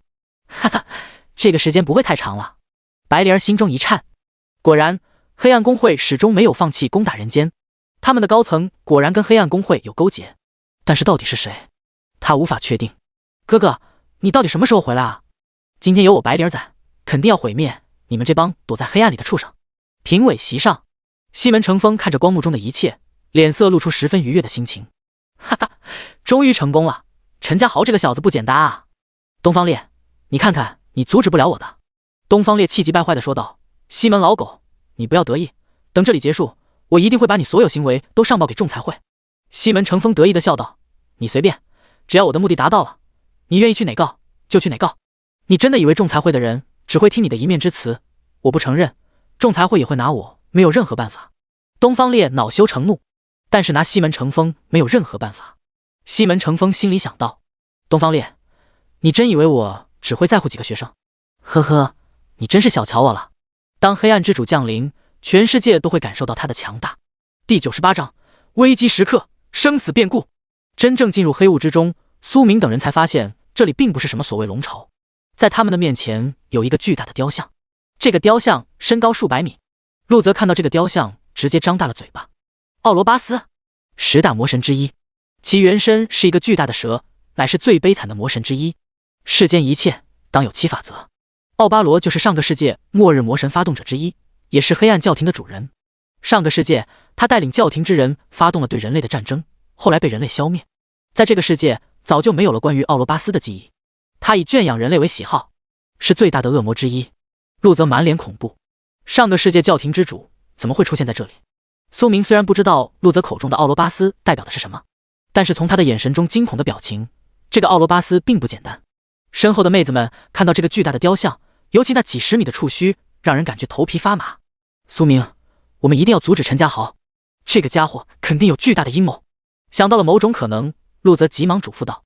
苏明也感同感深受，陈家豪并不是莽夫，费了如此多的力气来到这里，肯定有自己的目的。放心，我们一定会阻止陈家豪的。旁边的林佑威一直看着苏明。前世苏明进入副本以后，彻底改变了人生，修为如同 bug 存在，迅速上升，最后在末日成为半神的存在。难道是与这个奥斯巴罗有关？奥斯巴罗他也有所了解，甚至他比陆泽知道更多。上个世界的黑暗教廷主修邪恶之法，他们圈养人类是为了人类的血液，帮助修复某个上古大阵，可以觉醒某个远古大神。幸好上个世界人间有法师至高神存在，消灭了奥斯巴罗。奥斯巴罗虽然被消灭了，但是他的传承一直没有被消灭。林佑威知道，现在地下的黑暗公会好像正在修炼某个邪门技能，可能就是与奥斯巴罗有关。难道苏明前世就是在这里获得了奥斯巴罗的修炼之法，所以前世他才会修炼那么快？似乎找到了答案，但是林佑威总感觉某个关键地方他没有想通。这一世他一定要阻止苏神，防止他重蹈前世的覆辙。另外一边，陈家豪见到奥斯巴罗的雕像，双眼直冒金光。找到了，找到了，哈哈，我终于找到了奥斯巴罗，我的神！旁边孙志明看着如同疯癫的陈家豪，有些不明所以。陈家豪，你到底怎么了？陈家豪抓住了孙志明的手说道，奥斯巴罗，这就是我要找的魔神，他会赐给我无上的力量。啥？孙志明瞪大了双眼说道，陈家豪，你疯了吗？这是魔神，是禁忌，你这么做是违背神宫转职殿法规的。神宫转职殿，那不过是一群虚伪的家伙罢了。等我获得了无上的力量，我第一个覆灭的就是他。在孙志明的眼里，陈家豪完全变了，变得陌生，甚至开始发狂了。陈家豪，你清醒点，谁也无法阻止我获得魔神传承。陈家豪怒吼道，随后他对着孙志明就是一个法术暴击，孙志明当场陨落。孙志明到死也没有想清楚陈家豪会对他出手。你是我第一个为魔神祭祀的礼物。哈哈，奥斯巴罗我的神，我来了。陈家豪直接双膝跪拜，嘴里念叨着晦涩难懂的咒语。伟大的神，您的主仆寻找了万年之久，希望您看在我如此虔诚份上，赐给我您无上的力量吧。躲在暗中的陆泽等人睁大了眼睛，没有想到陈家豪手段这么狠。陆泽第一时间站出来，陈家豪，你的阴谋已经被我揭穿了。陈家豪清醒过来，看到眼前几人，哼，没有想到你和苏明等人走到了一起。我说谁这么卑鄙，偷袭我的队伍？陆泽不得不说，你的手段还是那么低级。陆泽脸色变得铁青，我手段再低级，也比你这个人类叛徒强。今天我就要干碎你这个叛徒。陈家豪冷笑道，你认为你们现在还能够对付我吗？哈哈哈！只见他双手迅速转动，仿佛在刻画着古老的铭文。伟大的神，让这些愚蠢的人类见识一下您真正的力量吧。霎时间，巨大的雕像开始颤抖起来，整个空间弥漫着血色的危机。苏英面色十分恐惧，哥哥，我们该怎么办？苏明紧握苏英的手安慰道，有我在，我不会让任何东西伤害到你的。陈家豪直接冷笑道，苏明，你还想保护其他人？今天你们都要成为我的主祭祀的养料。苏明面色难看起来，眼前的变故超出了他的预计。丁，神级剧情选择开启，当前剧情生死时刻。选择1，作为主角应该学会适当保护自己，开启老六模式，抛弃所有人，让他们当炮灰，自己跑路。奖励老六最佳奖牌。选择2，生死时刻，越是能够激发主角的潜力，第一次面对奥斯巴罗魔神，更是要拿出救世主的姿态，拯救你身边的队友，成为你妹妹眼中好哥哥，红颜知己眼中的踩着五彩霞云的齐天大圣，朋友眼中真正的英雄。奖励500万经验值，皇级王冠一顶。选择3，为了生存，与陈家豪合作，共同觉醒奥斯巴罗魔神，成为这个世界最大的 BOSS， 毁灭世界才是最大的主角。奖励无敌反派人生路。苏明看着最后一个选项，无敌反派人生路，果然够强悍，这个奖励实在太丰富了。但是看到旁边的妹妹苏英、小黑子林佑薇、红颜知己双胞胎姐妹，还有狗大呼噜泽，他舍得吗？直接选择222，做一次真正的英雄。看来这次要拼命了，做主角真他妈的累。陆泽看到眼前的变故，脸色一变。苏明，这次我们好像真的遇到危机了，是我坑了你们，我在你身前抵挡，你找个机会逃跑吧。苏明看着这个狗大户，关键时刻还挺讲义气的，拍了拍他的肩膀。你还欠我那么多战利品呢，这么死了，我找谁要去？第99章，苏明极限实战法术。陆泽不可思议看着苏明，难道眼前的危机他能够解决？要知道，这可是奥斯巴罗魔神，救世界之主，真正的魔王。人类多少伟大的魔法师、亡灵师都死在他的手上了。即便他现在沉睡了，但是对方一个余威，也能够让这些人彻底的毁灭。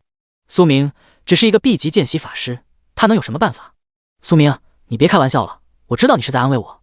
有你这句话，我已经很开心了。既然这里是我带你们进来的，现在我在前面抵挡，你们快逃！陆泽不后悔做出这样的选择，他只是没有想到陈家豪这么阴险，居然敢公开违背神宫规则，复苏奥斯巴罗。谁跟你开玩笑了？苏明表情变得认真起来。你……陆泽有些不可思议看着苏明，这个家伙怎么变形了？这么老六的人，在关键时刻不逃跑了？那好吧，告诉你，死了不能够怨我，到地下也要把欠我的战利品给我。苏明拍了拍他的肩膀。我刚刚对你升起一点的好感，现在都没了。陆泽鄙视地说道。轰隆！突然巨大的雕像开始颤抖起来，在雕像的2只眼睛冒出了无数奇形怪状的小 BOSS， 他们奇形怪状，只有1只眼睛、3只手、4条腿，没有鼻子。林佑薇大声喊道：苏神小心，他们是奥斯巴罗的奴仆。苏明急忙使用赤天使之眼查看。丁，查看信息，名称：魔鬼的奴仆，等级 LV50， 生命值2000，力量5000。单单从个体上来看，好像并不是很厉害，但是这些奴仆实在是太多了，大概有数百只，密密麻麻，扑面来。陈家豪见此，哈哈哈大笑。我伟大的神奥斯巴罗发威了，这些都是他的奴仆，去斩断一切与魔王的敌人吧。陆泽、苏明，今日你们逃脱不了，你们都会变成奥斯巴罗的饲料，可惜了那几个妹子了。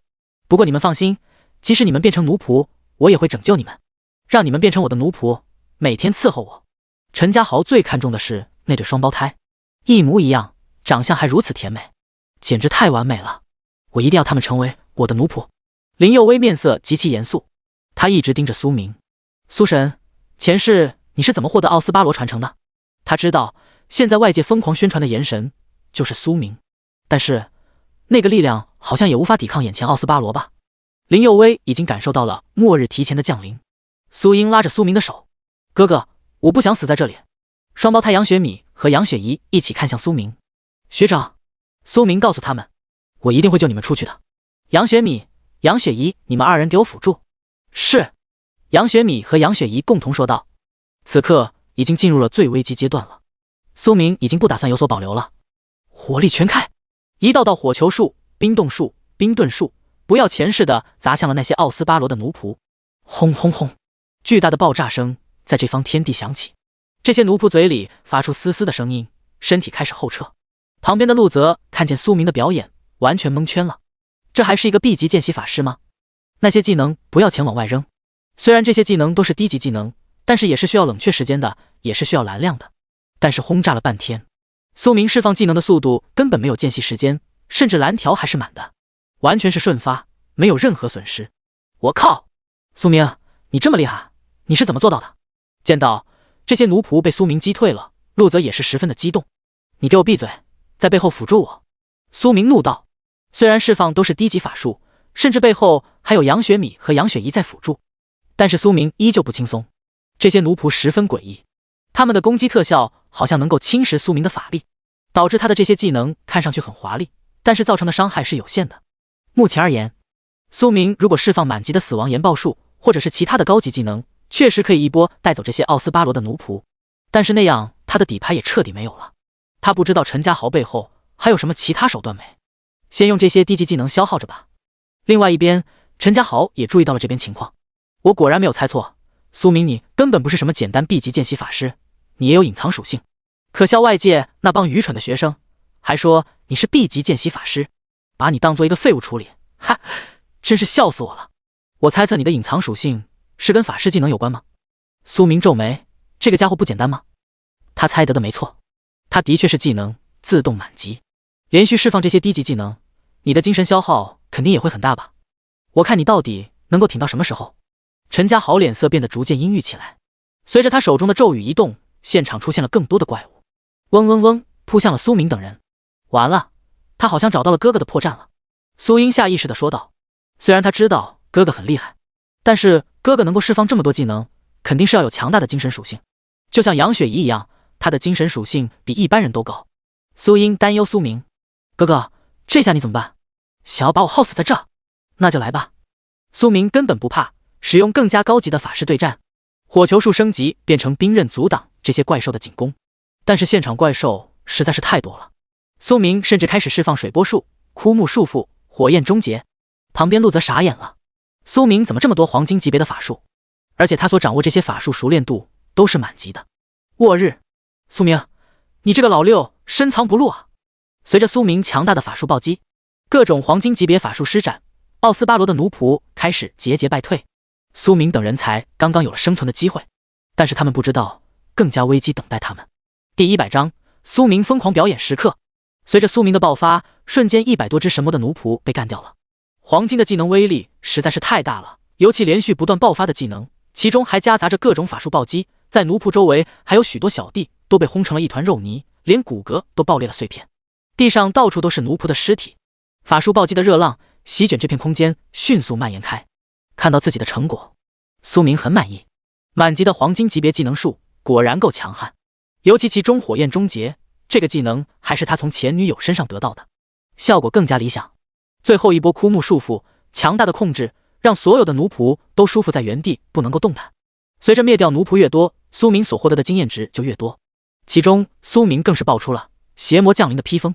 点开属性栏，名称邪魔降临，品阶铂金级，属性加150精神，加500魔抗，专属特性防止邪魔入侵，成长无。虽然这件披风没有任何成长性，但是现在披在身上可以阻挡这些奴仆的邪念。刚刚在战斗中那种不适，随着战斗所获得战利品越多，那种不适的感觉就消失不见了。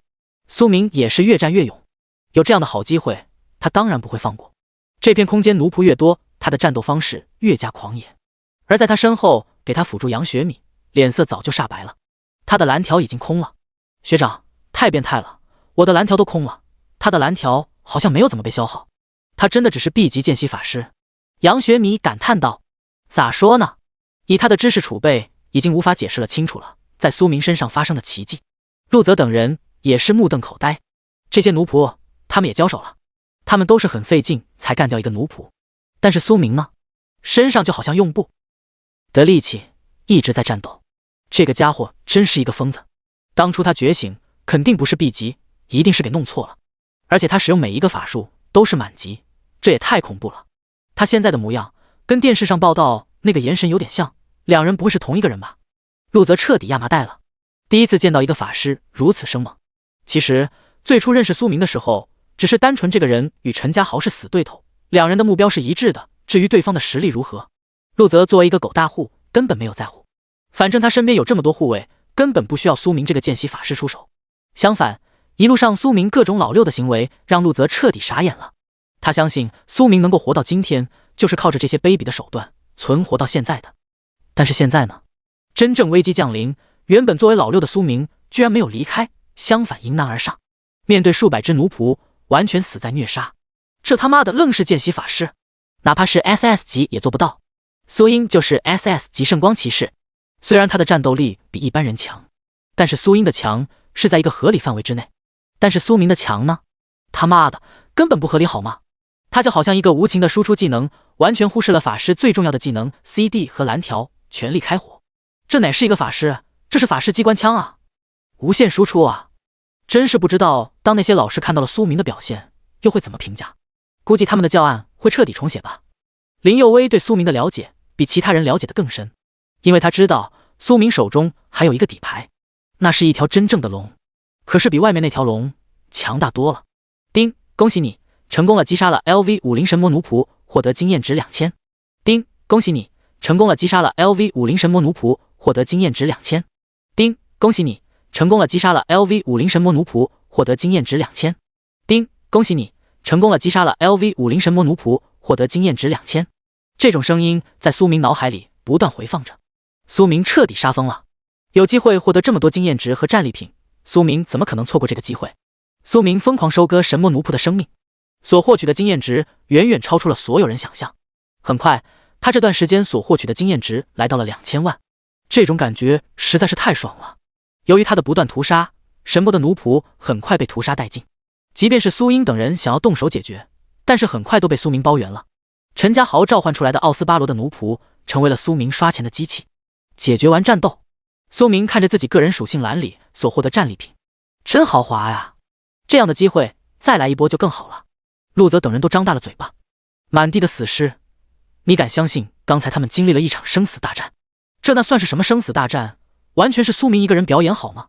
苏英精致的脸蛋涌上一抹红晕，哥哥，你到底是怎么做到的？你怎么这么厉害？苏明笑道，不要崇拜哥，哥只是一个传说。听到这话，集体吐血。刚才夸你厉害，像一个伟大的英雄，但是转眼之间，你老六的属性就暴露出来了。哥，你正经点，我心里刚刚升起对你的崇拜，一下子就没了。苏英有些无语道，哥哥，为啥？你伟岸的形象不能够按照我想象中的剧本走啊，那样我会更加崇拜你的。杨雪米和杨雪怡捂嘴而笑，学长还是老样子，表现得再夸张，还是他们所熟悉的学长。不要脸的属性永远那么明目张胆。林佑威则是震惊苏明表现，这也太夸张了，那些可都是奥斯巴罗的奴仆啊，他们几个人加在一起才解决了不到10头，而苏明一个人足足干掉了800只，这是什么概念？苏神，你身上的谜团越来越多了。陆泽竖起了大拇指，苏老六，你牛逼，我回去就把战利品给你，绝不拖延。现在陆泽哪里还改拖延啊？招惹苏明生气了，会不会给他来一个法术暴击啊？苏明，看来我猜测果然没错，你隐藏了属性，你真的以为干掉这些没用的奴仆就安全了吗？正在这时，陈家豪虔诚跪在雕像前，嘴里念着晦涩难懂的咒语，我伟大的神啊，请赐给您最虔诚的奴仆强大的力量吧，消灭一切敌人。突然，雕像双眼冒出一团黑光，照射在陈家豪身上，一只 NPC 从陈家豪身上飞出来。阿丽亚，苏明脸色难看起来，永恒公会果然跟你有勾结。第101章，黑暗公会背后的阴谋。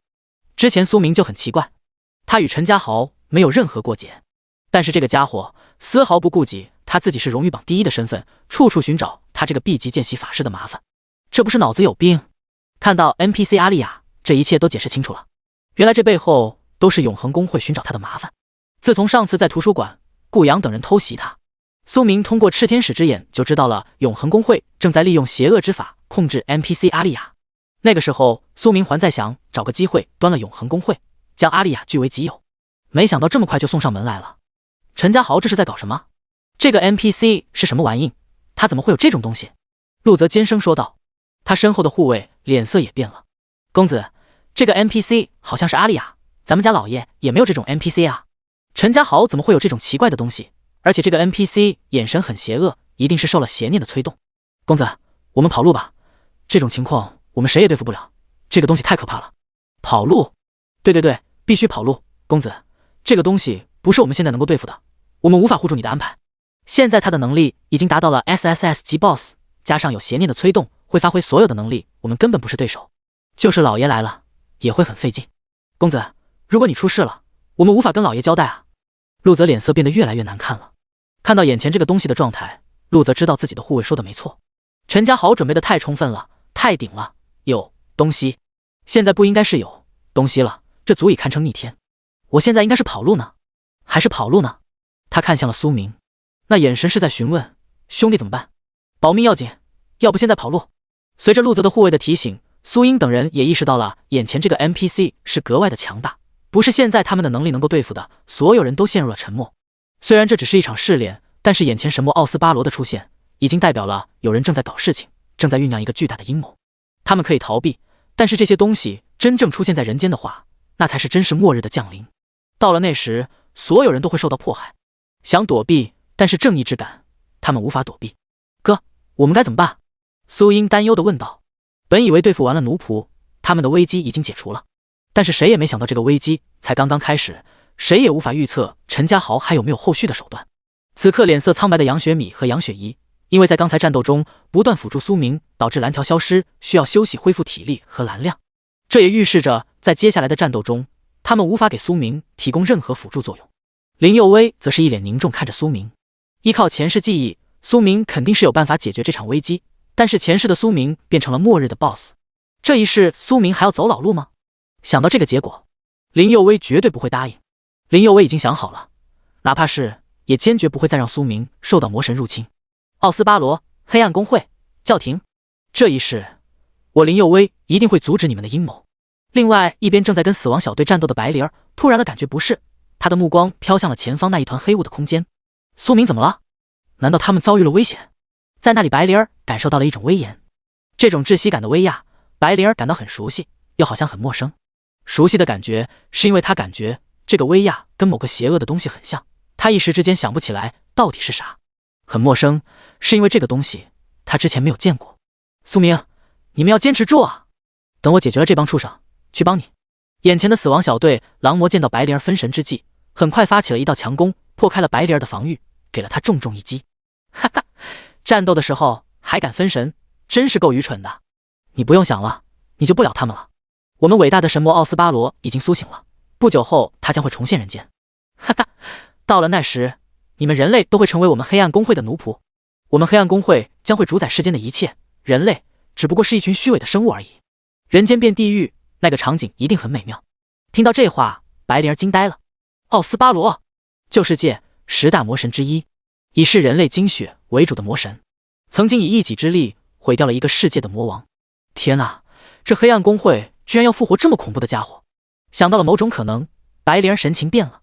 你们黑暗公会的人果然够卑鄙的，陈家豪就是你们黑暗公会在我们人间寻找的代言人吧？难怪他会去寻找龙巢。经过狼魔的提醒，此刻白灵儿才明白背后的逻辑。陈家豪所谓荣誉榜第一，都只不过是黑暗公会背后一枚棋子而已。为了复活奥斯巴罗，黑暗公会买通了人类一个高层。这个高层到底是谁？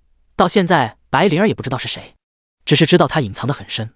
但是他们却先培养一个代言人，趁着这次副本任务觉醒奥斯巴罗。不得不说，黑暗公会的手段真是无所不用其极啊！苏明他们危险了，白灵儿感到可惜，又很无助。哥，你什么时候出现啊？哈哈，没有想到你并不算是愚蠢。知道了又如何？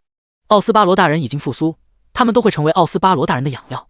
你还是考虑一下，你怎么逃过我给你设置的牢笼吧。不用的担心，我会让你安心成为我的奴仆。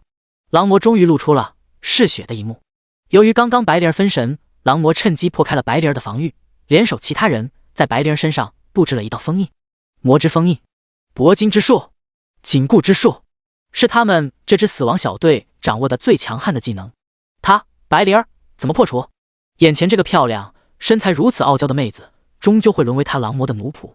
第102章，外面世界的混乱。马田佑淘汰，陈吉涵淘汰，陈光禄淘汰，李明泽淘汰，马继伟淘汰，陆鼎盛淘汰。伴随着一系列淘汰的声音，所有人都出现了复活池之中。此刻他们的大脑 CPU 干烧了，还处于慌乱和恐惧之中。他们永远无法忘记那条邪雷之龙，那庞大的身躯、巨大的威压以及强大的技能，这是他们这辈子见过最大、最强悍的 BOSS。他们也只不过是一群学生而已，哪里见过这样的场面？孙志明淘汰。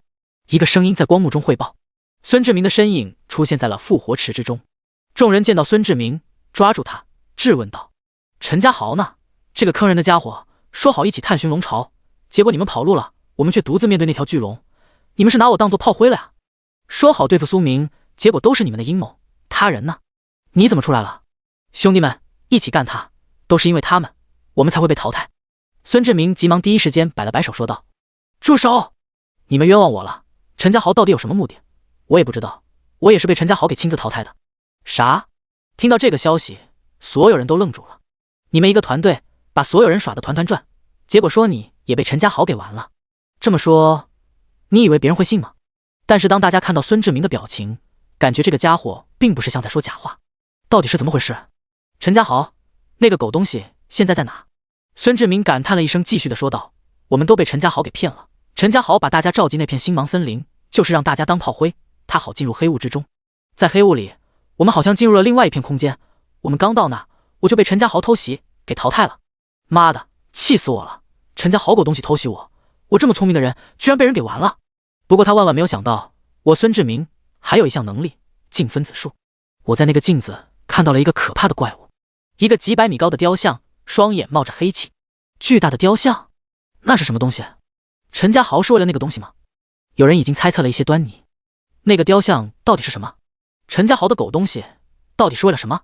此刻所有人对陈家豪的恨意滔天。明明大家都是天之骄子，荣誉榜上赫赫有名的人物，完全可以通过这次试炼取得好成绩，进入一所高校。但是现在都因为陈家豪一己之私，大家都被淘汰了。必须干！这个家伙！孙志明脸上露出了一个恐惧的表情。我好想看到了传说中的魔神，就是旧世界10大魔神之一的奥斯巴罗。魔神？奥斯巴罗？什么东西？哥们，你不是爱搞笑的吧？这个鬼东西不早就被我们人类给消灭了吗？孙志明，你不要因为害怕挨揍编造了荒唐的理由。还魔神奥斯巴罗，大哥，编造理由，你找一个好一点理由好不好？那是魔神，陈家豪能与这个东西扯上关系？你快说，他到底什么目的？孙志明看到大家的表情，也知道他们不相信自己的话，于是直接利用镜之分数，将它成为经验值之前最后的影像倒影在镜子里。看到镜子里的画面，所有人都张大了嘴巴。那真是魔神奥斯巴罗！我靠，旧世界的魔王陈家豪到底要干什么？奥斯巴罗为什么会出现在这个副本里？所有人都感到诧异，甚至一些胆子小的女孩子都已经被吓哭了。奥斯巴罗出现在副本里，这是今天的消息。永恒公会，顾阳向顾青问道：叔叔，外面的传言你听到了吗？副本里出现奥斯巴罗，那是旧世界的魔神啊，这是不是黑暗公会使用的手段啊？顾阳看着顾青，他总是感觉他与自己这个二叔比父亲还要怜像，这是不是一种错觉？顾青也是诧异了一下，随即便恢复了自然。奥斯巴罗有点意思。顾阳焦急道：叔叔，这一切要是黑暗公会使用的手段，那我们中海就都有危险了呀，我们应该想想办法呀。慌什么？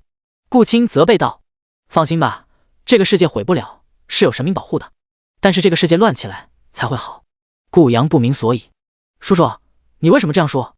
顾青冷笑道：现在这个世界都已经被所谓的精英的人物给控制了，世界就像一块蛋糕，蛋糕就这么大，别人都霸占了，其他人该如何上位？只有这个世界乱了，我们永恒公会才会有机会出头，明白了吗？乱世成就英雄，奥斯巴罗出现了，说明黑暗公会的行动已经开始了，这片世界马上就要乱了，我们永恒公会也会有机会站在人类顶尖圈层。顾阳似懂非懂点了点头。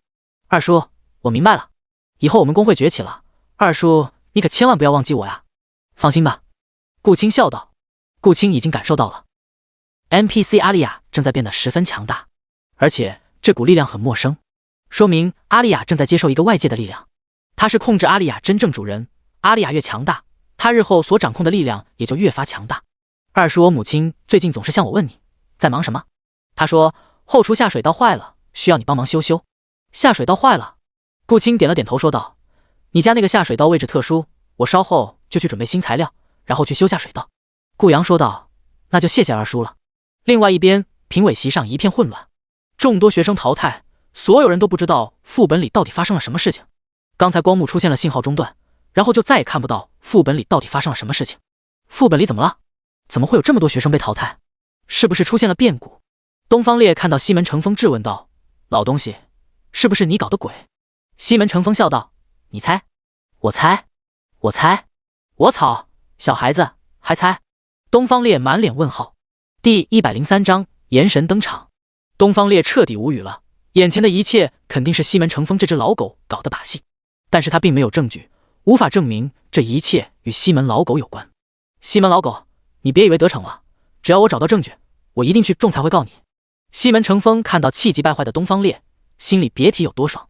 急了？你肯定急了。哈哈，你现在的样子就像是一只小丑。西门成风哈哈哈大笑，眼前的一切，你能阻止吗？别费劲了，你阻止不了。东方烈这次你们几所大学一个人猜也得不到。越看东方烈跳脚的样子，西门成风就感觉到格外的心情愉悦。这个狗东西总是跟他作对，但是东方烈自以为正义，每次遇到他都会跳脚。你……东方烈十分无语，他知道西门成风很无耻，但是没有想过他这么无耻，彻底把不要脸的样子告诉众人。其他大学的领导都露出讥讽的目光看着两人。东方烈也是无法理解，其他大学领导的选择明明可以一起阻止西门成风，但是这帮家伙只会看笑话，一点不团结，甚至还要闹出各种幺蛾子。现在不帮自己揭穿西门成风这张丑恶的嘴脸，难道就要看到西门成风继续作恶下去吗？这也是他感觉到最恶心的地方。明明有那么多学员已经被淘汰了，还不快行动起来？其他的大学领导看到他的表情，知道是怎么回事，但是 TM 的现在有证据吗？你们两人争斗可不要殃及鱼池啊！正当东方烈和西门成风两人互相嘲讽的时候，远处传来的景象一下子震惊了所有人。奥斯巴罗，旧世界的神魔，他怎么会出现副本世界里？西门成风眼中暗藏笑意，东方烈脸色变得格外严肃了。这一切到底是怎么回事？他看向西门成风，难道背后使用手段的人真的是这个家伙？在一旁的柳妹儿将这一切尽收眼底，他现在十分担忧副本内白灵儿的近况。白灵儿，你是不是遇到危险了？西门成风、陈家豪、奥斯巴罗等等，一切好像一个巨大的谜团笼罩在柳妹儿心中。果然和自己想的没错，神宫转职殿内部出现了问题，有人做了叛徒。但是这个人是谁呢？西门成风有点像，但是叛徒会这么明目张胆吗？东方烈这个人一直是正义的化身，到底谁才是背后那个叛徒？柳妹儿感觉头皮发麻，这个问题太难了。白战神，你快点回来啊！我和白灵儿都快要坚持不住了。柳妹儿知道眼前的问题也只有白战神，帝国10大战神之一的他能够解决。东方烈大声地喊道，副本里已经出现了奥斯巴罗，我们不能够坐以待毙，必须阻止这一切。如果奥斯巴罗醒过来了，那对我人类就是一个灾难，这一定是黑暗公会的阴谋。随着东方烈的话喊出，所有人都严阵以待。他们知道奥斯巴罗的凶残，毁灭旧世界的魔神，他的能量如果真正复苏了，那才是真正的世界末日。对，我们必须要阻止眼前这一切的发生，必须覆灭黑暗公会的阴谋。我们一起进入副本里。其他评委艰难地说道。他们都知道奥斯巴罗的危机。西门成风眼神中暗藏凶色。奥斯巴罗，那是你们想阻止就能够阻止的了吗？很快所有评委都进入了副本，来到了神龙湾。副本中，此时的 NPC 阿丽亚接受了魔神奥斯巴罗全部能量以后，已经彻底觉醒。他的威压笼罩在整片这个空间内，所有人脸上都露出了恐惧的表情。见此，陈家豪脸上的表情十分嚣张。苏明、陆泽，今天就是你们的末日，你们谁也阻止不了我，你们都会成为我的奴仆，彻底被我奴役。此时的陈家豪俨然成为了这方世界的 BOSS， 任何人都无法阻止他。现在他的目的达到了，首先就是要彻底毁灭自己的敌人。苏明、陆泽还有其他人都要沦为他打击目标。哥哥，我们该怎么办？苏明兄弟，是我对不起你。学长，要不我们拼了吧？面对这一系列危机，苏明知道已经到了危机时刻。叮！警告！警告！宿主面临艰难生死问题，请宿主不要再保留实力，全面击毁敌人的阴谋。眼前的情况的确危机，连系统都发出了警报。难道原地暴露炎神的身份吗？当然不，炎神已经被打入了标签，如果曝光了他的身份，他知道会引起更大的危机。苏明急忙说道，你们别急，我已经感受到有人赶到这里，我们再坚持一下。说着，苏明手中各种低级法术以及法术暴击不要钱似的砸向了 NPC 阿丽亚，但是阿丽亚的右手轻轻一抬，所有人的身体都被轰飞了。关键时刻，苏明给苏英传音，妹妹，我将以炎神的身份进入，你替我掩护一下，不要曝光我炎神的身份。苏英表示了解。说那时快，苏明来到了苏英的身边说道，妹妹，我先送你出去。对于苏明的选择，几人没有任何意见。毕竟苏英是苏明异父异母的亲妹妹，选择先救自己亲妹妹无可厚非。苏明抱着苏英离开了此地，然后苏明在外面换上了套装，重新进入了黑雾之中。神秘的披风，金色的面具，让众人眼前一亮。炎神也不再犹豫，各种高级法术暴击轰炸出去，出手就是3个高级法术：死亡岩爆术、灭世天雷、黑暗降临。3大铂金法术出手，很快撼动了 NPC 阿丽亚的局面。轰轰轰！空间各种法术爆炸，法术暴击，伤害面板让人瞠目结舌。突如其来的一面让陆泽等人都感觉到奇怪，眼前这个穿着披风、戴着面具的神秘人到底是谁？妈的，刚才那套动作下去有点小帅。身边护卫急忙告诉陆泽，他是传说中炎神。第104章，炎神吸收奥斯巴罗的死气。炎神，听到这个名字，陆泽眼前一亮，这不是电视里报道那个神秘法师吗？听说他是100级法师，按照刚才的表现，确实有这个实力。但是有一个奇怪问题啊，炎神不是说是黑暗公会的人吗？怎么现在帮我们了？难道刚才陆泽说的来人就是炎神？炎神这个名字在最近的中海市风头正盛，所有人都在寻找炎神的秘密，但是炎神来无影去无踪，根本没有发现他任何的秘密，也没有人知道炎神到底是什么来历。林佑威看到眼前的炎神，眉头一笑，他知道这个人就是苏明。苏明只是不想暴露自己是炎神的身份，所以刚才才借助帮助和苏英逃跑，换了炎神的身份重新加入战场。真是各种鬼主意。杨雪米和杨雪怡见到这个炎神，总是感觉莫名的熟悉感觉，因为他们是辅助系的转职者，精神属性比较高，自然感觉到眼前的炎神有些不一般。陈家豪见到眼前这个神秘人物，心生不悦。我管你是什么炎神还是其他神，干的就是你。阿丽亚，消灭他吧。随后 NPC 阿丽亚眼神里发出道道黑色光芒，整个身上散发着死亡的气息。奥斯巴罗的能力完全复刻在阿丽亚的身上。见此一幕，陈家豪激动了。死亡的味道，魔神的力量。奥斯巴罗，我伟大的主，感谢你赐予我这么强大的力量。阿丽亚发出一道道死亡法术的暴击，以及各种黑暗禁忌之术。一时之间，这方天地间充满了死亡的味道，这里变成了炼狱。陆泽眼前一片灰暗，你们炎神能够对付这个怪兽吗？其他护卫摇了摇头说道，这个怎么预判啊？炎神听说很厉害，但是眼前这个 NPC 阿丽亚分明继承了奥斯巴罗的力量，现在的他任何人都无法阻止，哪怕是来一个1000级以上转职者，阿丽亚也有一战之力。现在他是无敌的存在。公子，我们恐怕都要交代这里了。陆泽十分绝望，连炎神都没有办法了吗？炎神看着阿丽亚，看来不得不出大招了。死星出来吧！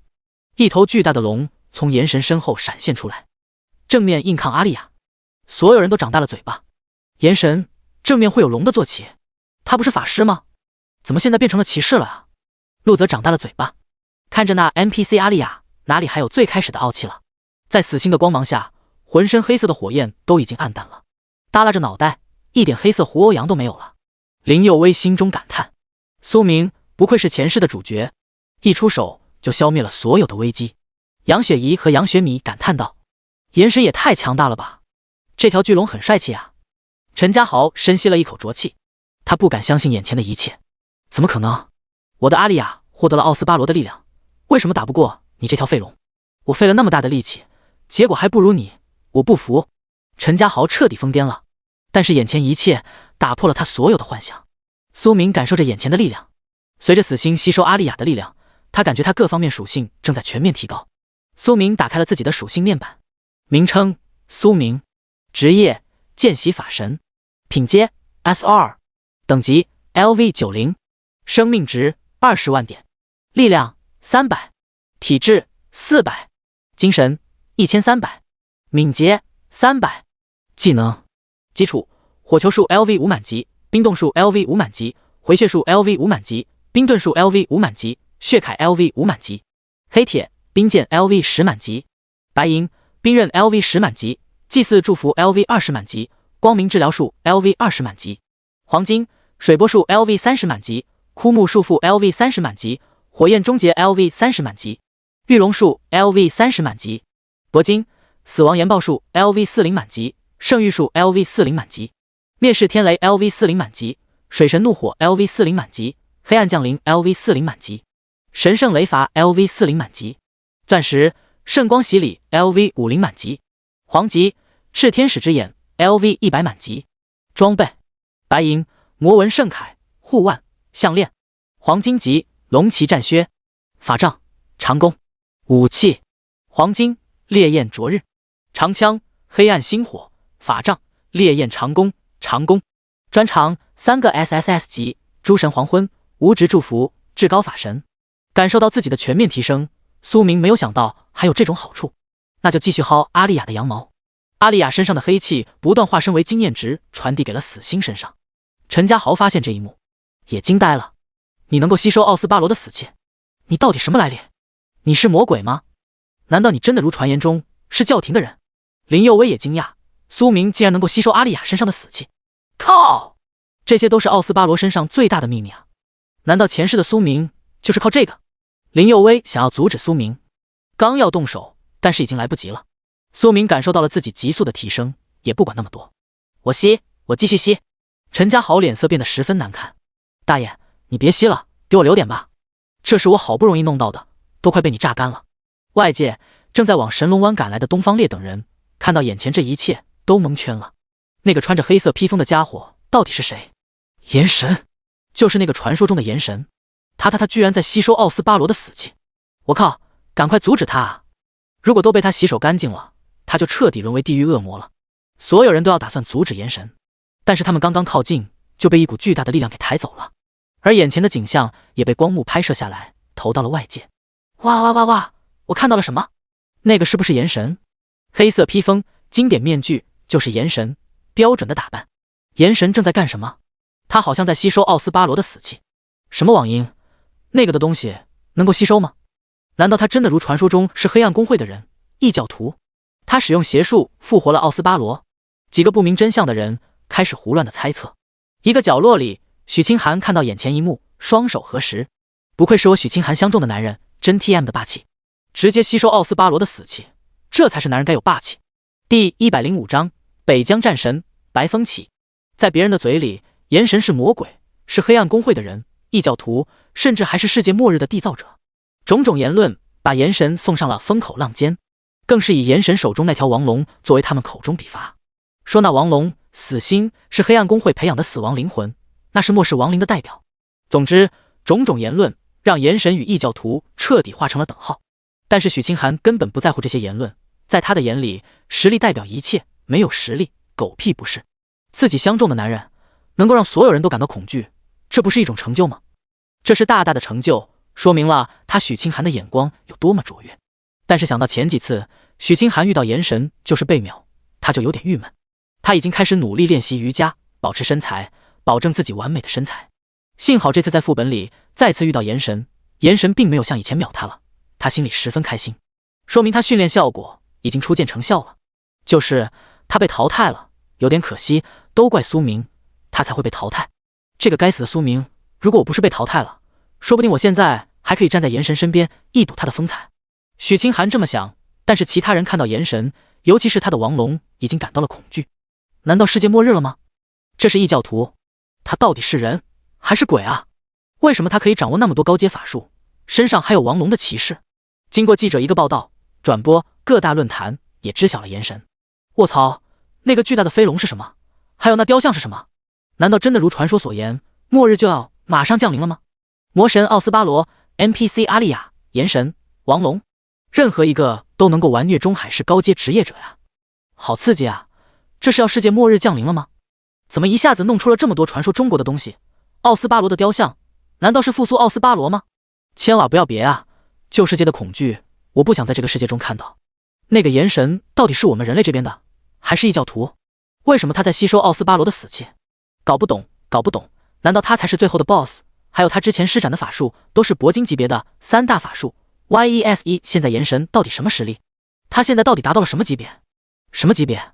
仅仅他手中的王龙就足以单挑任何公会了，20多万的血条，各大公会拿头打呀！更别说炎神本身了的实力了，上次直接秒了永恒公会3大高手的视频忘记了。死！你们这么一说，炎神是异教徒的说法就更加正常了，也只有黑暗公会、教廷那帮家伙才能够培养这样的怪物。高阶法术、禁忌之术、亡灵骑士、吸收死气，妈妈的，邪恶的手段，炎神都齐了。你们说还有什么手段？炎神不会的，我猜测这次副本训练背后复苏奥斯巴罗就是炎神的阴谋，复活奥斯巴罗，吸收死亡之气。妈妈，还真有这种可能。炎神做了这些到底为了什么？难道要搞起世界末日吗？黑暗公会要重新进攻人类世界吗？现在各大高校的领导都进入了神龙湾，要与炎神正面对刚。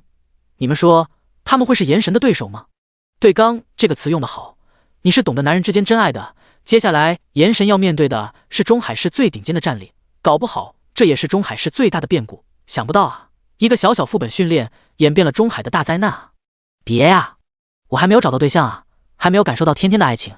小仙女照片一个，想要谈美美恋爱的请联系。楼上死家子，给我滚蛋，去别的地方聊骚去。简单的副本训练引出了更大的阴谋。作为普通人，只有惊吓、惶恐、不安。难道真的要世界末日了吗？怎么说呢？普通人视角里，无论是奥斯巴罗、炎神、王龙、NPC 阿丽亚，都是恐怖的存在，可怕的传说。尤其听说他们都是黑暗公会背后的 BOSS， 那就更加可怕了。旧世界被毁灭的阴谋笼罩在每个人的心里。普通人只是想安全活下去，但是这么一个非常的简单的要求，在这个弱肉强食的世界里，都成为了一个奢侈的要求。一时之间，整个城市都开始混乱了，人群像是马蜂窝一样四处乱窜。许多有能力的职业者更是带领全家人离开了中海市，整座城市混乱不堪。同一时间，中海市郊外，一个身穿白色披风俊朗的男子正骑着一头战马快速前进，神情中十分焦急。他就是北疆战神白风起。看着手中的项链发出的微弱光芒，他知道他的妹妹正处于危险边缘。妹妹，等我，我一定帮你杀光了那些家伙。白风起马不停蹄开始向前前进。自从收到白灵儿的消息，白风起完成了副本任务以后，便马不停蹄从北疆战场赶回来。他也想知道中海市出来了一个苏明，到底是何方人物，竟然引起妹妹和柳妹儿这么高度关注。但是他刚刚进入中海市，就发现了妹妹有危险，而且整个城市都发生了巨大的混乱。好似奥斯巴罗的复苏了。奥斯巴罗，旧世界的魔神，他白风起也想见识一下，如果他的妹妹真的出事了，整个中海也承受不住白风起的怒火。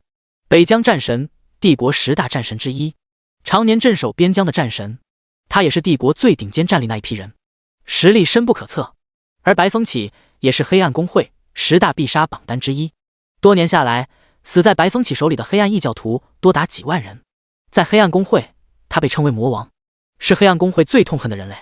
黑暗公会黑暗子主曾说白风起是他最大的敌人。白风起实力强大，深不可测，没有人见识过白风起全力一击，因为见过的都已经死掉了。第106章西门乘风的反水。黑雾之中，异空间，炎神正在吸收 NPC 阿丽亚身上的死亡之气，这种可以全面提升的感觉爽爆了。但是这一幕落在陈家豪眼里，痛苦极了。他没有想到，他计划了所有的一切，最后被这个所谓的炎神摘桃子了。奥斯巴罗的死亡之气是他觊觎的东西，他之所以投靠黑暗公会，成为他们在中海的代言人，就是为了这次副本训练之中奥斯巴罗死亡之气。旧世界的魔神以吸食人类精血的魔王，全身的能量都化为了死亡之气，但是普通职业者是根本无法吸收的，所以陈家豪才想着借助 NPC 阿丽亚吸收奥斯巴罗的死亡之气，对付现场众人。解决完麻烦以后，他打算利用禁忌之术吸收 NPC 阿丽亚身上的死亡之气。但是这样美好的计划都被这个炎神给破坏了，而且这个家伙可以直接吸收死亡之气，夺取了他一切的成果。陈家豪怒火滔天，丫的，干他！通往地狱的魔，你该唤醒吧。陈家豪仿佛魔王附体一般，双眸呈现血红色，脸上变得狰狞不堪，浑身散发着黑气。禁术，绝对是禁术。陆泽看到了陈家豪身上的变化，脸上露出了惊恐的表情。陈家豪，你居然使用邪魔禁术，你果然是被邪魔上身变成魔了。陈家豪根本不在乎这些，这些都是你们逼我的，你们夺走了我胜利的果实，我要毁灭你们，毁灭你们所有人。说着，陈家豪手上的动作越来越快，复杂的铭文，晦涩难懂的语言，在他面前很快形成了一个巨大的能量波，似乎是在召唤某个神秘强大而又邪恶的魔鬼。所有人在此刻都屏住了呼吸，空间时间都仿佛彻底凝巩固，所有人的心都疯狂的加速，眼前的局面一片混乱，到底该怎么办？陆泽和他手底下的人都目瞪口呆。林佑威看着苏明，他现在正在吸收死亡之气，根本无法抽身。难道真的要毁灭在这里吗？正在这时，杨雪怡满眼通红，身体止不住的颤抖起来。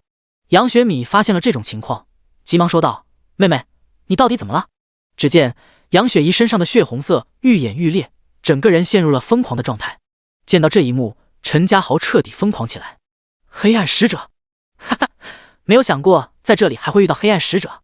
陈家豪手上的动作不慢，没有想到在这里会遇到黑暗使者。来吧，我的宝贝，我们一起来覆灭这些该死的人类。随着陈家豪的声音落下，杨雪怡身上的血红色印记更加光彩夺目。完了，林佑威下意识感叹道。他知道先前在迷雾森林的时候，杨雪怡就有这种奇怪的现象发生，没想到在这里彻底爆发了。原本困难的局面，现在更是雪上加霜了。苏神，你快点吸收完毕啊！这里面的局面我们控制不住了呀！神龙湾外，众多高校领导以及柳妹儿看到眼前这一幕，一下子的心跌到了谷底。这是什么情况？陈家豪施展禁忌之术，邪魔之法，他是我们人类最大的叛徒，必须阻止。那个小丫头是怎么回事？为什么她身上会有死亡印记？她应该是黑暗使者，这是隐藏属性，因为陈家豪施展禁忌之术，召唤了她身上隐藏属性，所以才会变成这个样子。怎么会变成这个样子？难道真要等到奥斯巴罗复苏吗？我们必须阻止。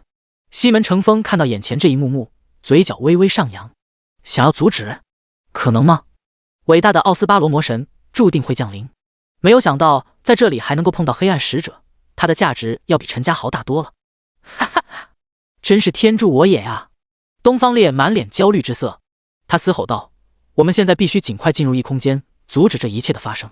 如果真的被炎神吸收了死亡之气，以及复苏了奥斯巴罗，或者是和黑暗使者彻底唤醒，都是我们最大的灾难。”其他人也明白此刻的危机，干！如果不消灭他们，中海市或者是整个帝国都会陷入危机。正当他们全力进入神龙湾，眼前的邪雷之龙阻止了他们。看着眼前超强的 BOSS 以及无数的八爪鱼，东方烈不再掩饰了。我们先消灭眼前这只邪雷之龙。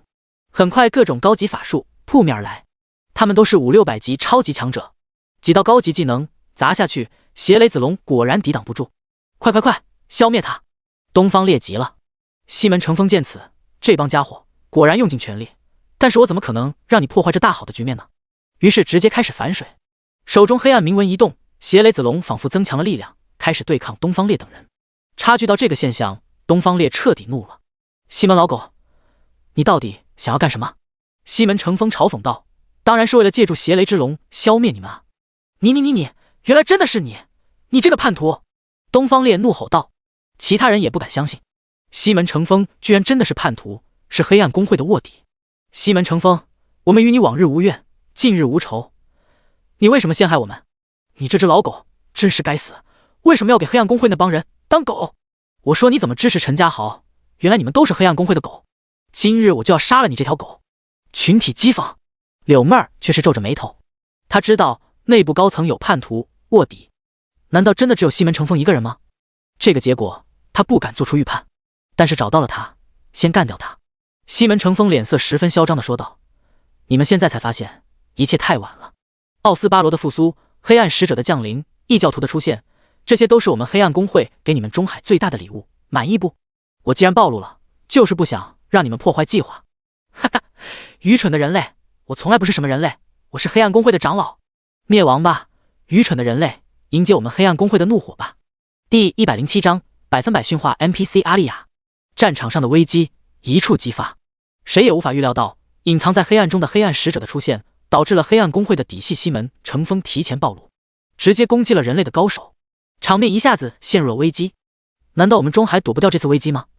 难道第4次天灾现在就要降临了吗？伟大的亡灵天灾，你到底在哪里？拯救我们人类吧！旧世界的灭亡，难道要在这里重新上演吗？黑暗公会到底有多么强大？底细、叛徒、黑暗使者、奥斯巴罗，黑暗公会到底培养了多少底细？难道我们就要眼睁睁看着中海的灭亡吗？无数人都感受到了绝望，普通人只能够加速往外逃跑。一片末日降临的景象，人类到底如何才能够逃脱这该死的第4天灾末日降临的命运？没有人知道后面会发生什么事情，他们只是一群普通人，无论是面对职业者还是黑暗公会，都是弱小的蝼蚁，没有选择命运的权利。逃跑是他们现在唯一选择的方案。在危险面前，每个人选择了自己认为最恰当的方式。不过也有人直面生死，因为他们知道，如果真的末日降临，黑暗降临，他们躲到哪里都无法躲避这该死的命运。神龙湾，东方烈青筋暴起，满脸怒火，全身上下颤抖。他万万没有想到，西门这只老狗居然真是叛徒。以前他怀疑过，但是没有证据，所以两人才处处针锋相对。但是这个家伙居然在这个时机暴露了。妈的，这是要拖住我们将奥斯巴罗复苏？这个狗东西真是阴险！西门老狗，我是不会让你的阴谋得逞的。今日我就算拼了这条性命，也要干掉你！你这个人类的叛徒，黑暗公会的走狗，不会有好下场的。东方烈说话的同时，手中的动作快速施展，各种高级法术向西门乘风砸去。其他人见到了东方烈如此拼命，也不再有所保留，都开始全力拼命。东方兄，我来帮你，我们一起来清除这个叛徒。西门老狗，受死吧！今天就是你彻底死亡的日子，我们是不会让你的阴谋得逞的。该死！西门乘风根本毫不在乎，双眸彻底变成了血红色，身上的黑气不断四溢。他看向身后邪雷之龙，只见他轻轻召唤，那条邪龙就来到了他的身边。伙伴，让我们一起给这群愚蠢的人类送一份大礼吧！死亡祭祀！西门乘风直接施展了黄极之术，瞬间这方天地的空间都在压缩。东方烈的技能砸在西门乘风的防御上，根本没有造成半点伤害。顿时所有人都慌了，怎么回事？西门老狗，这是什么防御？东方烈的技能居然没有破开他的防御，这不正常啊！大家的心思都懵了。西门乘风趁机嘲讽道：东方烈，你那点小手段对我来讲没有用的，你还是换个方式吧。哈哈，今天你是阻止不了我们黑暗公会的大业的。奥斯巴罗的复苏是必然的结果，其他的技能砸在了邪雷之龙身上也没有任何效果。这场战斗，西门乘风已经掌握了战场的主动权，没有任何翻盘希望。东方烈面如死灰，他不想困死在这里，眼睁睁看着黑暗公会的营口完成。他目光阴霾，直接赌上最后的荣光，向前撕裂了自己的防装，施展最强一击圣火降临。黄极之法术也是东方烈最强的底牌。东方烈，东方烈，东方烈，西门老狗，今天我就跟你血拼到底！终极对决来得格外早，不过再灿烂的风景也终归会有一个结局。而东方烈的行为在西门乘风眼里不过是一只小丑，做着最后的挣扎。东方烈，没用的，你阻止不了我！东方烈怒道：即使没用，我也要干掉你！异空间里，杨雪怡的眸子逐渐变成了血红色，失去了理智。杨雪米着急的大喊：妹妹，你怎么了？清醒点，我是你姐姐啊！杨雪怡看了一眼杨雪米，犹豫了一下，但是很快一个技能将杨雪米打翻在地。见到这一幕，完了完了，公子一切都乱了，我们现在跑路吧。杨雪怡，这个是被邪魔附体了，我们根本不是对手。还有一个陈家豪，我们再不撤退的话，所有人都在挂在这里。这……陆泽有些犹豫着。苏明，你这个老六，难道真的离开了？其他几个姐妹还在这里呢，等待你拯救呢。气急败坏的陆泽直接原地开骂：苏明，你给我滚出来！你真的就把其他人都留在这里了？你这个道德败坏、没有品的家伙！你眼里只有你妹妹是不是？其他人你不就是吧？我来救！陆泽看着杨雪怡：杨雪怡妹妹，你不用害怕，苏明那个老六救不了你，我来救你。他的手刚刚搭在杨雪怡身上，就直接被杨雪怡给打飞了。苏明，你个混蛋，要给我报仇啊！正在全力吸收死气的苏明看到陆泽的样子，心里愤愤不平。这个狗大户背后居然说我坏话，以后必须再好好敲诈他一番。叮！恭喜你成功吸收了奥斯巴罗死亡之气，属性全面提升 30%， 成功了！苏明猛然吸收了一口浊气，全面提升 30%， 这奥斯巴罗救世界之主果然强悍，这要是多来几个，他不是一下子就可以完成9转？但是这种运气只是想想罢了。他来不及激动，直接开启禁忌之术。叮！恭喜您成功驯化 NPC 阿丽亚。只听到啊冰冷的提升声音咋支持传来，100%驯化完成。苏明心中莫名一紧，有种说不出来的畅快感。哈哈哈，没想到这一切来得这么顺利，幸福来得太突然了。眼神，一旁的林佑威见到杨雪怡的情况越来越不好，急忙出声提示了一下，但是他不能够直接出声提示苏明，只能够喊眼神。第108章与前世不一样的剧情，同样的道路。林佑威知道苏明既然以炎神的身份出场，就是不想曝光自己的身份，无奈只好以炎神的身份提示。苏明看到林佑威以及双胞胎姐妹，他们正在面临危机。一瞬间，欲望彻底收敛不住了。他们都是一路上跟着自己的人，哪怕是自己受伤，也不能够让他们受伤。至于陆泽，那个狗大户让他自生自灭罢了。苏明急忙查看杨雪怡的变化，黑暗属性还是没有压制住，提前引爆了。肯定是奥斯巴罗的死亡之气引起了杨雪怡身上的黑暗属性，还有陈家豪身上邪魔召唤术，看来一切都很棘手。思考了一番以后，苏明打算酝酿一件大事。他目光看向那巨大的雕像，既然奥斯巴罗就在这里，那如果我让奥斯巴罗为我所用，那我岂不是无敌了？复苏沉睡中的奥斯巴罗，旧世界的魔主，想想这个是一个多么美好的画卷。但是不能够让别人察觉到自己是苏明的身份，所以其他人必须离开。我先带你们走。言神淡淡的说道。苏明直接拉着林佑威和杨雪米的手向外离开。言神，还有杨雪怡呢？林佑威提示道。杨雪米也祈求道：言神，救救我妹妹吧。言神解释道：她身上黑暗属性触发了，变得神志不清了，我先把你们送出去，然后再想办法。林佑威警惕道：言神，你是不是另有打算？言神看了一样林佑威，这个小黑子心思还真是敏锐。苏明不做犹豫，直接带着他们两人离开。就在这时，陆泽急忙说道：言神，救救我呗。苏明看了一样陆泽，这个狗东西刚才还在喷我，现在想着我救他了。救你可以，不过需要给钱。啥？要钱？陆泽哑然失色，这个言神怎么跟苏明那个老刘一样的，都是贪财的人呢？只要你救我出去就可以，多少钱？苏明直接伸出了一个手指，一个人一件铂金武器。这个价格有点高，能不能省点？陆泽想要骂人，这次出来就被别人薅羊毛了。现在他的武器库已经没有多少存货了。5个人，那是5件铂金级别的武器啊！林佑威捂嘴而笑。苏神还是这个嘚瑟，即便是化神言神，也是死性不改啊。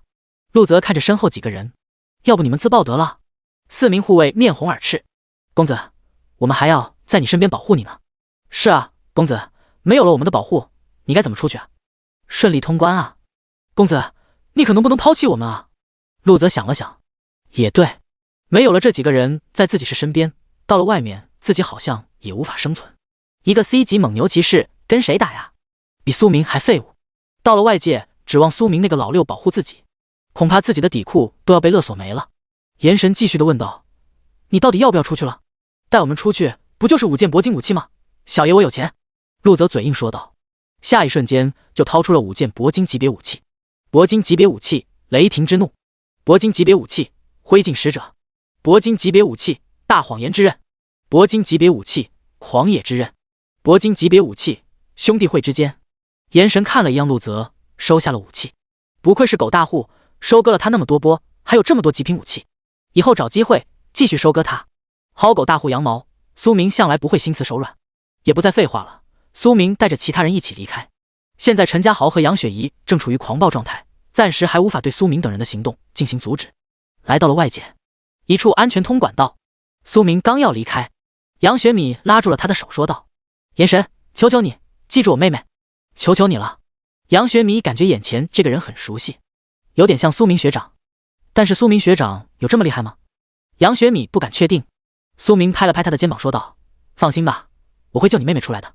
然后嘱咐其他人，现在外界已经乱来了，我希望你们在这里不要乱动，屏蔽职业面板，不要让别人查到你们。我去异空间解救杨雪怡。苏明深吸了一口气，然后消失在原地。陆泽看着他消失，这个言神真是神龙见首不见尾啊！不都说他是异教徒吗？现在看上去也不像啊，就是这个性子有些寡淡啊。不过属性和苏明一个样。啊呀，我的宝贝啊，都没了。回去我老爹肯定要打断我的腿啊！他的护卫感觉把脸丢尽了。公子注意形象啊，这里还有外人呢，不就是几件宝贝吗？回去以后再找老爷要就是了。是啊，老爷最心疼少爷了，他肯定会给少爷更多的武器的。陆泽怒了，直接抓住护卫的衣领吼道：你们知不知道5件铂金武器代表什么？那是普通小工会顶级收藏啊！你们还在这阴阳怪气的，气死我了！陆泽越想越气，自从遇到苏明，他的收藏全部被收割了，他的宠物灵兽被苏英巧取豪夺了，他的各种武器手链被林佑威等人给勒索去了，他的铂金武器还被言神给打劫了。天啊，我这是给别人送财了吗？林佑威捂嘴而笑。苏神，看看你把陆泽坑的。欲哭无泪啊！他现在十分担心苏明。前世苏明城最后最大的 BOSS 起点就是在这里。当前的剧情虽然跟前世的剧情不太一样，但是苏明该走的路还是一样的呀。再一次面对奥斯巴罗，难道苏明还要黑化吗？林佑威不敢确定，但是想到他现在跟苏神的关系，刷了这么多好感度，即便苏神黑化了，也应该会保护自己吧。总之，这一世就要紧紧抱着苏明的大腿，抱断为止。苏明到现在还没有意识到，已经有人讹上他了。如果让苏明知道林佑威彻底赖上他以后，他一定会说：小黑子，赖上我可以，但是你要给钱。第109章疯狂的战斗。异空间，此时的陈家豪因为还在召唤邪魔子术，已经彻底妖魔化。旁边的杨雪怡身上血红色印记也越来越浓烈了。陈家豪见此一幕，脸上露出了诡异的笑容。哈哈，黑暗使者，我的伙伴，回来吧，让我们一起统治这个世界，成为黑暗之主最忠实的奴隶吧。虽然奥斯巴罗的死亡之气被那个炎神给夺走了，破坏了他的计划，但是意外觉醒的黑暗使者要比他吸收死亡之气还要重要。黑暗使者是黑暗之主人间的化身，他们表面的样子是人类，但是体内都有黑暗属性。如果一生之内无法触发的话，那么他们还是一个正常的人类，但是一旦触发了身上的黑暗属性，他们就无法回头，终身成为黑暗之主的奴隶。复苏了黑暗使者，比复苏奥斯巴罗更有成绩。这下黑暗公会会奖励我无数的宝贝和武器，让我真正黑暗公会的一份子。突然，苏明闯入了异空间。陈家豪看着炎神，都是这个家伙破坏了自己的计划。既然你不选择逃走，那就在这里毁灭吧。夺走了自己的 NPC 阿丽亚，破坏了我复苏奥斯巴罗的计划。你真是该死啊！邪魔永恒。陈家豪不再有所保留，施展了最前强大的恶魔之法，他要毁灭了这个该死的家伙。你不是号称炎神吗？今日我就要打破你的神话，哈哈，让你感受一下恶魔将降临的味道。无数黑暗之魔疯狂从陈家豪身后乱窜，然后攻击苏明。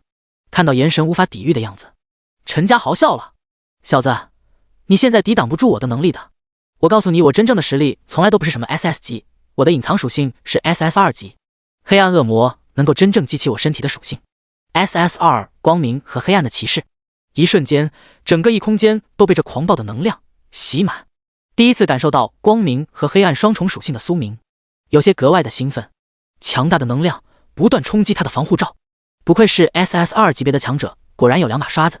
加上陈家豪是光明和黑暗这种矛盾对立的属性结合在一起，使得他比一般 SS2 职业者都要强大。叮！神级剧情选择，当前剧情战胜荣誉榜第一。选择1，作为 S2 法神，勇敢面对一切的挑战，成就无敌无上荣光真正法神，正面打击陈家豪，彻底毁灭他。奖励50万经验值。选择2，身为主角，一切要保命为主，选择当个老六，抛弃妹子杨雪怡，躲避陈家豪挑战，躲在暗地里疯狂修炼，成就无上法神，完成9转。奖励1根棒棒糖。选择3，与陈家豪和解，加入黑暗公会，与陈家豪一起完成黑暗公会的任务，成为这个世界最大的 BOSS。奖励黑暗邪魔子法。如果按照以前的性子，苏明一定会选择2，当个老六不香吗？人生不易，狗命要紧。但是看到杨雪怡，双胞胎的妹妹啊，完美的身材，无敌的胸大肌，有 F 型号了吧？苏明目测有这个型号了。可爱的脸蛋，还是自己的崇拜者，这样的红颜知己，苏明错过了，还能去哪里寻找？最重要的是，他还有一个姐姐，一模一样，各有千秋，将来左拥右抱，人生圆满啊！111111，不再犹豫了，苏明直接选择了1，颠覆了他以往的形象。他利用钻石技能圣光洗礼盒，还有铂金的圣域术，阻止了杨雪怡继续黑化的可能性。小妹妹啊，为了救你，我可是打破了自己的原则啊！但是眼前的危机依旧没有解决，陈家豪的邪魔降临已经来到了苏明的眼前。为了阻止这道攻击，苏明直接施展了死亡岩爆术、灭世天雷、黑暗降临、神圣雷法4大铂金法术，正面对抗陈家豪的邪魔降临。轰轰轰轰！在异空间发生了4道巨大的爆炸声音，整个空间都充满了火焰。炎神，没用的！你的法术虽然强大，甚至你已经超过100级法师了吧？但是在我的光明和黑暗属性骑士面前依旧没用。SS2 级别伟大骑士所拥有的能力不是你能够想象的。臣服吧，作为我的奴隶，是你最后的结果。陈家豪眸子彻底变成了血红色，身上的铭文颜色发生了光明和黑暗交相辉映。光明与黑暗，我的黑暗之主，赐予我最伟大的力量吧！光明天咒，一瞬间，异空间从黑暗变成了耀眼的光明。炎神，我这一击你是躲不掉的。苏明面色一变，是吗？为了提升实力，陈家豪你真是用心险恶啊！不过都已经结束了。异空间外，苏英担忧着苏明，哥哥，你怎么样了？你怎么还不回来？你是不是发生了危机？突然爆炸声吸引了他的目光。哥，你要活着回来啊！你要是发生了危机，我就毁灭了这个副本。没有人注意，他怀里的灵猫悄然发生了巨大的变化。陆泽这边突然听到爆炸声音，都感觉不可思议。这个爆炸能量是在那一空间发出来吗？他的护卫们急忙科普道：“公子，这应该是4道铂金法术。”陆泽严肃道：“这个炎神到底是什么级别的强者？100级法师？一定是100级法师，出手就是铂金法术。那爆炸到底是正面回事？难道炎神释放的技能会发生爆炸？”护卫们摇头说道：“他的技能当然不会发生爆炸，但是发生爆炸的原因一定是对方释放技能碰撞产生的。”炎神和陈家豪打起来了。陆泽疑惑道：“我去，这个陈家豪这么厉害吗？居然能够和炎神过招，也不知道炎神到底怎么样了。”杨雪米和林佑威也十分担忧炎神。突然，一个巨大身影出现在半空，巨大的身影居高临下。林佑威张大了嘴巴：“奥斯巴罗怎么复苏了？”第110章白灵撒娇，北疆战神束手无策。奥斯巴罗复苏了，这林佑威的身体止不住的颤抖，甚至被震晕了。难道苏神真的要走前世的老路，彻底黑化了？重回一世，林佑威努力靠近苏明，就是希望苏明不要黑化，开启第4天灾的降临。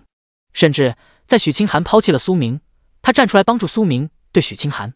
本以为这次参加副本训练改变了苏明黑化的路线，但是该死的命运依旧重复着前世的行程。黑化后的苏明1年后会成为半神的存在，到了那时，所有人类高手都不是他的对手。他比旧世界的魔王奥斯巴罗还要恐怖。但是现在奥斯巴罗已经复苏了，第4天灾恐怕要提前上演了。人类帝国与教廷的矛盾也会提前爆发，那才是真正的地狱。林佑威感叹，幸好之前疯狂在苏神面前刷好感度，这一世他的命运以及蔷薇公会的命运就不会像上一世那么悲催了吧。前世他和蔷薇公会只不过是帝国的玩具，是阻挡教廷下黑暗公会进攻的炮灰而已。林佑威不愿意掌权者的奴隶，也不会为了所谓顶尖上那批人拼死拼活。其实林佑威知道，普通人的命运在真正掌权人眼里不过都是工具而已。教廷天主和帝国皇帝争斗，受灾的是底层人类和职业者而已。这一世他会带领着而蔷薇公会的人坚定不移跟随着苏神的脚步去走，是成神成魔，林佑威都会陪着他一起疯狂。因为末日降临，只有在真正强者护卫下才能够真正的生存。画面一转，神龙湾正在打斗中的东方烈和西门成风看到天空中突然出现的雕像，都愣在了原地。奥斯巴罗复苏了！巨大的雕像仿佛跺一跺脚，整个天地都会颤抖一下。他的出现犹如末日降临，所有人都看到了。奥斯巴罗轻轻一抬手，一座山直接被夷为平地了。这个画面太震撼，太过于劲爆了，谁也无法想象在那具大手掌下到底蕴含了怎么强大的力量。这难道是世界末日吗？仿佛旧世界灭亡的画面重现眼前，奥斯巴罗毁灭人间。这就是奥斯巴罗吗？旧时代的魔神真是恐怖如斯啊！谁能够想象到那个巨大手掌之下到底蕴含多么强大的力量？恐怕一个 SS 级 BOSS 会被直接打飞。无数人都给感觉到了恐惧。西门成风眯着双眸，掩饰不住的兴奋。一个黑暗使者的出现已经让他兴奋了，没想象奥斯巴罗真的复苏了。哈哈哈！强大的魔神注定是对付人类的帝国最有效的利器。奥斯巴罗，10大魔神之一，以吸食人类精血为主。他最强大的能力是来自他那强大的力量。巨大的身躯为他提供了强大的力量和防御。奥斯巴罗可以防御人类顶尖职业者的攻击，轻松一掌毁灭对方。挪山填海只是基本技能之一。虽然现在复苏的奥斯巴罗没有在旧世界时的能力1%，但是也可以轻松碾压中海市所有职业者。就算是在场所有高校领导以及中海市各大公会顶尖高手，也抵挡不住魔神的降临。东方烈，毁灭吧！奥斯巴罗的复苏毁灭中海市只是小事一桩，你们所有人都得死！西门成风的话让所有人心头一颤。难道真的要黑暗公会阴谋得逞了吗？谁也无法阻止黑暗的降临吗？他们不甘心啊！东方烈怒火中烧，西门成风就算是中海市毁灭了，我也要先灭了你这只 CS 畜生，容易被和谐。用字母代替比较好。其他人也响应着东方烈的话，先灭了这只老狗再说，杀了他，一起动手灭了他。一旁的柳眉满脸忧色，她看向了远方，她不知道她的闺蜜白灵儿到底怎么样了，她跟踪苏明到底是什么情况？别人都淘汰了，但是她还没有收苏明被淘汰的消息，难道这些事情里面有苏明的关系？那个让他揣度不透的家伙到底是不是异教徒，他也搞不清楚了。但是眼前的危机他也无法正面解决，情况真是越来越复杂了。另外一片战场，狼魔看着远处复苏的奥斯巴罗，脸上露出了一片惊喜。小美人，你就别挣扎了，看到远处了复苏的奥斯巴罗了吗？那是我们旧时代之主，他复苏了就代表黑暗降临不远了，乖乖做我的奴仆吧，我可以给你一个生存的机会。呸！白灵儿满脸怒色，想让我白灵儿臣服？你还不够格。但是远处的场景他不得不担心起来，苏明那个小家伙到底怎么样了？是生还是死啊？小美女，你就别瞎操心了，你自己都生死难料了。来吧，进入我的怀抱吧。狼魔贪婪白灵儿的身体，邪恶的手段正在一点一点破开白灵儿的防御。哈哈哈哈！马上就要到手了，真是令人激动的时刻呀！见着越来越薄弱的防护罩，白灵儿知道自己在劫难逃了。哥，你到底什么时候出现啊？小妹妹，我会心疼你的。狼魔施展最后的手段，谁敢动我妹妹？突然，天空降临一个白色身影，一枪，致命的一枪，仅仅一枪，不可一世的狼魔变成了一具尸体，长枪上的冷气让其他狼魔变成了一具具冰雕。哥，你总算是回来了，再不回来了，你就见不到你妹妹了。见到眼前的人，白灵儿终于露出了开心的笑容，撒娇道：“我这不是回来了啊，让哥哥抱抱，看你最近长胖了没？”白启峰笑道：“如果让其他人见到北疆战神白启峰笑了，他一定会感觉到疯了，就知道欺负我，你就不怕我告诉菲菲姐姐？”白灵儿翘嘴说道。这……白启峰急忙转移话题问道：“灵儿，你说的苏明到底是何人？”第111章圣龙帝国。苏明。1周前，白风起就收到了妹妹的信息，说他是一个神奇的人，表面上是 B 级见习法师，但是隐藏属性超出了别人的想象，尤其是连续升级，直接从初级完成了3转，现在有可能达到了4转。刚开始白风起并没有在意，毕竟在圣龙帝国内100年间什么样的人才他白风起没有见过。 SSS 级法神， SSSS 级光明骑士， SSSS 死亡天灾， SSSSR 等等。到了他这个级别，再奇葩再出色的天才都已经不重要了，除非是那种很特别的。但是后来白灵儿给他发布信息，说是苏明隐藏属性超出了想象，他的技能都是满级的，这个一下子就引起白风起的注意。满级技能属性，这个有点意思了。在全民职业里，一个技能要想修炼到满级，那是需要付出无数时间和精力的，才有可能将一个技能修炼到满级。哪怕只是一个简单初级黑铁技能火球术、冰冻术，想要修炼到满级，那也是需要成百上千次的释放，才有可能达到这个效果。释放一个技能，它需要消耗的是精神、蓝条以及天赋技能相结合到一起，通过修炼特殊的技能释放出去。从初始生涩到得心应手，这个过程是非常非常难，至少白风骑士没有听过哪个职业者他随便一个技能都能够修炼到满级。这条信息一下子引起了白风起的兴趣，于是他通关副本以后便马不停蹄奔赴中海市。一路上他也收到了相关信息，说是中海市出来了一个炎神，在市区释放了3道高阶法术，有人说他是100级法师，有人说他是教廷下的异教徒，弄得大家人心惶惶。不过这些在白风起看来不过是一个笑话，作为圣龙帝都10大战神之一，100级法师哪怕是1000级法师，在他们的眼里也不过笑话。这些与帝国边疆那些野兽 BOSS 相比，只不过小菜一碟。真正的危机都在帝国边境的无人区，那里是怪兽 BOSS 的天堂，那里的怪兽最低等级都是 SSS 级，更高更级都是传说级别的。白风起守护北疆20余载，与9头狮子对战过，屠杀过巨头苍鹰，与 SSSS 及麒麟怪兽大战300回合，那里才是人类真正的禁区，同时也是教廷黑暗公会的圣地。这也是为什么各大帝国联手都无法真正消灭黑暗公会真正原因，因为一旦开启战争，各大帝国不仅要面临教廷下各大黑暗公会的攻击，还要面临各种怪兽的偷袭。为此，各大帝国只好派出职业士兵团在帝国边疆镇守，设置无人区。第一，防止教廷偷袭；第二，防止高级怪兽偷袭人类；第三，也是防止各大帝国的偷袭。人类的世界，各大帝国并不是所有人想象那样是铁板一块，各大帝国勾心斗角，也会面临各种征战。哪个国家帝王都想成为这个世界唯一独裁者。白灵儿与哥哥嬉戏中冷静下来，见到哥哥提起苏明，白灵儿神色变得严肃起来。哥，我感觉这个苏明并没有那么简单，他所隐藏的属性和天赋技能都是我没有见过的。根据我这边时间暗中观察发现，他修为提升速度特别快，同时他好像还能够引起或者提高身边人的天赋。这些现象都是白灵儿百思不得其解的地方。还有苏明肯定有3个 SSS 级专长，而且他释放技能根本不需要吟唱时间，直接瞬发，瞬间释放。有点意思。白风起突然对苏明有点感兴趣了。3个专长，瞬间释放技能，看来这个苏明没那么简单。这么多年，我也没有见过谁能够瞬间释放的技能的。我需要见到这个苏明，好好查看一下他的隐藏属性。如果他的条件符合的话，我会把他带到圣龙殿。圣龙殿，嚯！这下子苏明那个小子就要发达了。圣龙殿，圣龙帝国专门培养天才的地方，是无数人梦寐以求的地方。当年白风起就是进入那里的，毕业以后参加帝国军队，10年军旅生涯让他从一个小兵成为敌人闻风丧胆的北疆战神。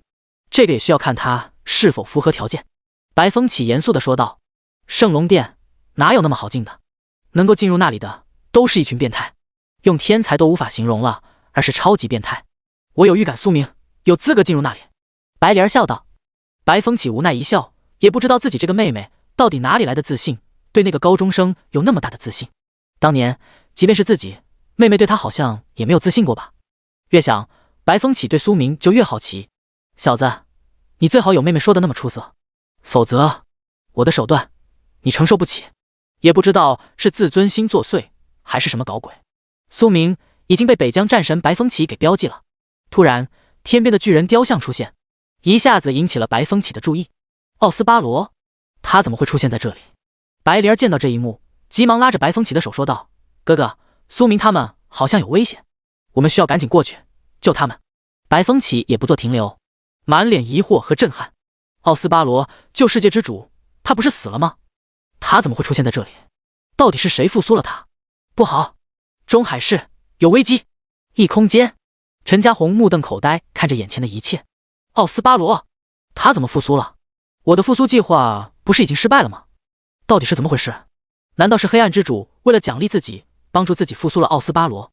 这个想法刚冒出来就被他肯否定了，因为这个奥斯巴罗开始向他攻击了，一巴掌下去，破坏了他的光明与黑暗的诅咒。这到底是怎么回事？陈家豪惊恐看着眼前的眼神，有了危险的猜测。是你复苏了奥斯巴罗，恭喜你，答对了。苏明冷笑道。可惜没讲，这次让你尝试一下奥斯巴罗的力量。奥斯巴罗，第112章荣誉榜第1，曾提供经验值的奴仆。奥斯巴罗，巨掌之下，任何攻击和防御都成为了一个笑话。陈家豪的光明和黑暗属性攻击都化为了泡沫，掌风之下，寸草不生，整个异空间都在颤抖，巨大的压力压制了所有力量。陈家豪看到自己召唤恶魔的血条正在疯狂下降，只留下了最后一丝。而后，站在奥斯巴罗背后的炎神纵身一跃，长枪破晓，那些恶魔当场化为了黑色的雾气。吼吼吼！随着一声声凄惨的叫声响彻云霄，整个空间犹如地狱降临。恶魔挣扎地咆哮着，海量的经验值疯狂涌入眼神的身上。陈家豪多年以来积攒的恶魔力量，在这一瞬间都成为了炎神的经验值。我的恶魔，都是你炎神，我不会放过你的，哪怕拼死一搏，我也要弄死你。看到多年积累化为泡影，陈家豪彻底疯狂了。苏明冷笑道：真是疯狗咆哮，你也只不过是做最后的挣扎。随后苏明指挥奥斯巴罗覆灭了陈家豪的所有攻击。我不服，我不服，我不服啊！直到现在，陈家豪也不甘心，自己多年计划的一切都被眼前这个人给破坏了。苏明冷笑道：你不服气又能怎么样？现在我只要轻轻释放一个技能，你就彻底化为灰烬。看到你就烦，不墨迹了，一招解决你。苏明看过那么多电视剧和小说，都知道很多正面人物或者反面人物，最后的结局都是死于话多。苏明是不会给陈家豪这个机会的。就在苏明刚要动手的时候，陈家豪脸上露出惊恐的表情。炎神，炎神，求你放我一条生路。他怕了，他现在是真的怕了。能够活着，谁想真正死去？陈家豪不甘心自己这样的失败，哪怕有一丝活着的机会，他都不想死。放过你？你没跟我开玩笑吧？苏明冷笑道。你现在有什么资本让我放过你？我有。陈家豪急忙说道，生怕一个不小心惹到炎神生气，把他给灭了。我知道黑暗公会一个秘密。哦，苏明对这个比较感兴趣，好奇地问道，说说吧，你提供的秘密到底值不值你这条性命的价钱？陈家豪急忙地说道，我知道黑暗公会他们正在寻找巨神之剑。巨神之剑？那是什么东西？苏明不是很了解，详细说说。陈家豪见到炎神感兴趣，立刻活跃了思路。巨神之剑传说是旧世界剑神王天阳的武器，这把武器具有毁天灭日的威能，谁能够得到这把剑就能够突破半神的修为。炎神，我这个消息值不值我这条性命？这下子你可以放过我了吧？苏明思考了一番，巨神之剑这个是好东西啊，如果得到的话，1年后第4天再降临，他也能够真正生存下去了。看来这个陈家豪身上还有许多秘密，先留着。苏明淡淡的说道，留下你的性命也不是不可以。谢谢炎神。陈家豪兴奋道，急忙转身就要离去。谁让你走了？苏明质问道。我刚才给你提供的秘密，你不是不杀我了吗？陈家豪感觉到一阵不安。苏明脸上的笑容越来越阴郁。陈家豪看上去感觉毛骨悚然。你到底想要干什么？我不干什么。苏明微微笑道。随后一个死亡研报术，陈家豪化为了经验值。啊，炎神，你不讲武德！陈家豪最后咆哮道。苏明拿出了一个灵瓶罐，笑道，我虽说不杀你，但是没说放过你。物理消灭你，你的身体已经化为了灰烬，以后你的灵魂就待在这个灵瓶罐里吧。每日给我练习恶魔之法，给我召唤恶魔。灵瓶罐里的陈家豪满脸绝望。你让我修炼恶魔之法，召唤恶魔，是不是打算给你提供经验值？你做梦！你这个大骗子！苏明恼羞成怒。不做是吧？那就再试试我的死亡研爆术。苏明直接对着灵瓶罐轰口。啊！炎神，我错了，求你放过我吧，我做还不行吗？很快灵瓶罐里传来了陈家豪哀嚎的声音。真是不打不知道疼，早这么做不就好了吗？苏明嘲讽道。陈家豪真是欲哭无泪。往日的天才，光荣榜第1的陈家豪从此刻彻底沦为了苏明无限供给经验值的奴隶了。他根本不敢再尝试一下死亡研爆术，那种绝望烘烤的滋味了。苏明收起了灵瓶罐，将奥斯巴罗收回。这次他成为了最后最大的赢家。至于苏明为什么能够召唤奥斯巴罗，实际上苏明一边抵御陈家豪进攻的同时，一边与奥斯巴罗沟通。他先是利用炽天使之眼查看了奥斯巴罗，发现奥斯巴罗还有一丝灵智，只不过这丝灵智很单薄。于是苏明尝试运用了御龙术以及圣光洗礼，冥冥之中苏明就感觉到了他与奥斯巴罗的灵智能够进行了简单的沟通。通过沟通，奥斯巴罗与苏明达成协议，奥斯巴罗作为召唤物陪伴苏明10年，反正这波苏明也不亏。1年后就是第4天灾降临，10年后都不知道是什么样子了。于是苏明与奥斯巴罗暗中完成了契约以后，奥斯巴罗正式成为了苏明的死亡召唤物，所以他的出现震惊了所有人，还以为奥斯巴罗真的复苏了。实际上这个召唤物也只有奥斯巴罗巅峰的力量10%。苏明查看各种属性，名称奥斯巴罗，品阶 SSSSSSS， 生命值1000万加，力量100万加，敏捷10万，专属技能力量绝对力量。苏明真正查看完奥斯巴罗的属性以后，惊掉了下巴。妈妈呀，这个属性高得吓人，难怪是毁灭旧世界之主，这顶峰时期一个巴掌毁天灭地呀！不愧是魔神。叮！突然系统传来声音，恭喜宿主完成神级选择剧情，获得奖励，奖励50万经验值。第113章黑暗圣女拉尼娜，50万经验值，还不错。苏明参加这个副本中疯狂积累经验值，算上这50万经验值，加上之前斩杀各种小恶魔以及各种 BOSS， 还有之前完成系统任务，他的经验值积累已经来到了1500万点。现在他已经完成了3传，后续要完成4传、5传甚至6传，所需要经验值差不多要5000万。不过目前这些经验值足够他完成4转了。如果再获得一些经验值的话，他也可以完成5转。4转所需要的经验值已经800万，所以苏明在没有去神宫转职店去进行转职任务的时候，他暂时没有打算提升自己的等级，否则手里拿着这么多经验值，可以轻松达到150级。看到自己收获了这么多，苏明很是满意，但是修炼进度还是有点慢。无论如何，他都要在第4天灾降临之前完成9转。搞定了系统奖励以后，苏明第一时间查看杨雪怡。先前苏明已经帮助杨雪怡抵抗了黑暗属性的入侵，但是这个方法只是暂时的。奥斯巴罗的死亡之气已经引起了他身上的黑暗属性，杨雪怡成为黑暗使者，这个已经成为了既定事实，无法改变。难道就没有什么办法可以阻止了吗？苏明有些不敢相信。突然，异空间上空出现一道黑色的铭文，叮！同一时间，苏明眼前出现了一个隐藏词条，这个词条显示 SSSSS 级。赤天使之眼 SSSSS 级词条，苏明震惊了，他还是第一次看到赤天使之眼的词条等级这么高。词条1：黑暗公会的圣女拉尼娜 LV1500等级级 SSSS 级终极魔域，所掌握的技能对方修炼技能态无法查看，无法查看，这是什么鬼？苏明一下子愣在了原地。SSSS 级黑暗公会圣女，嚯，来历这么强大吗？苏明这才反应过来，即将到来的人信息有多么炸裂。苏明有点搞不懂了，一个小小的副本怎么还会引来黑暗公会的圣女？这到底是怎么回事？自从穿越过来，这还是苏明第一次接触等级这么高的人。怎么办？怎么办？狗命要紧啊！小说中女魔头都是怎么写的了？反叛女魔头手段好像都挺明显的。苏明思考了一下，他觉得这个所谓黑暗公主的圣女肯定不是奔着自己来的。在中海市，他释放了几个高级法术，别人就称赞他是炎神、异教徒，但是在高阶法师里也不过是一个蝼蚁而已。那他来的目的只有一个了。苏明看到怀里的杨雪怡，难道是他？毕竟杨雪怡隐藏属性是 SSS 级福音传道士，隐藏属性中还有黑暗，是名副其实的黑暗使者。除了这个，估计还有奥斯巴罗。尽管奥斯巴罗的生命已经终结掉了，但是奥斯巴罗毕竟是旧世界的魔主，其强大的力量是所有修炼黑暗属性的向往。除了这些，苏明想不到其他的了。放开那个女孩，我可以饶你一条狗命。突然一道女子声音传来，苏明抬头看到了一个女子从黑暗铭文中走了出来，她就是黑暗圣女，一身黑色劲装包围全身，但是依旧遮不住她那完美的身材。紫色头发，红色眼睛，冷若冰霜的脸蛋，以及一股邪魔一般的气质，让她显得那么与众不同。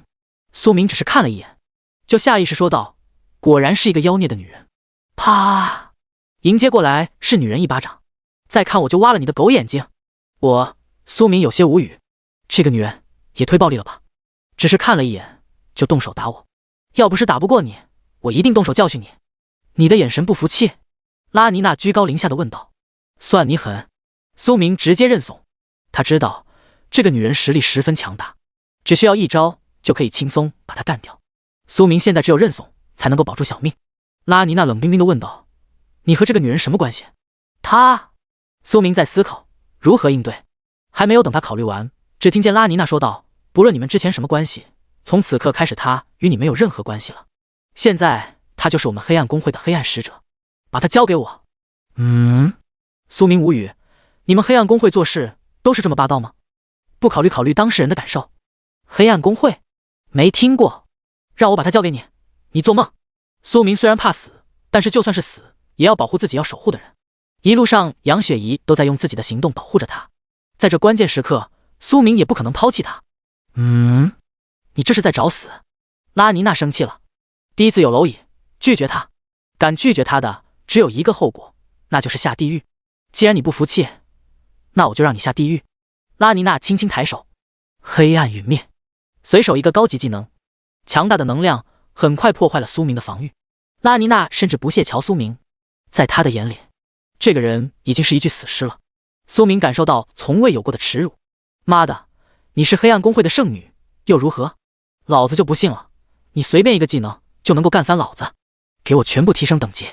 很快，苏明的等级一直上升，很快突破了90级、90级、100级、110级、120级，来到120级就停止了。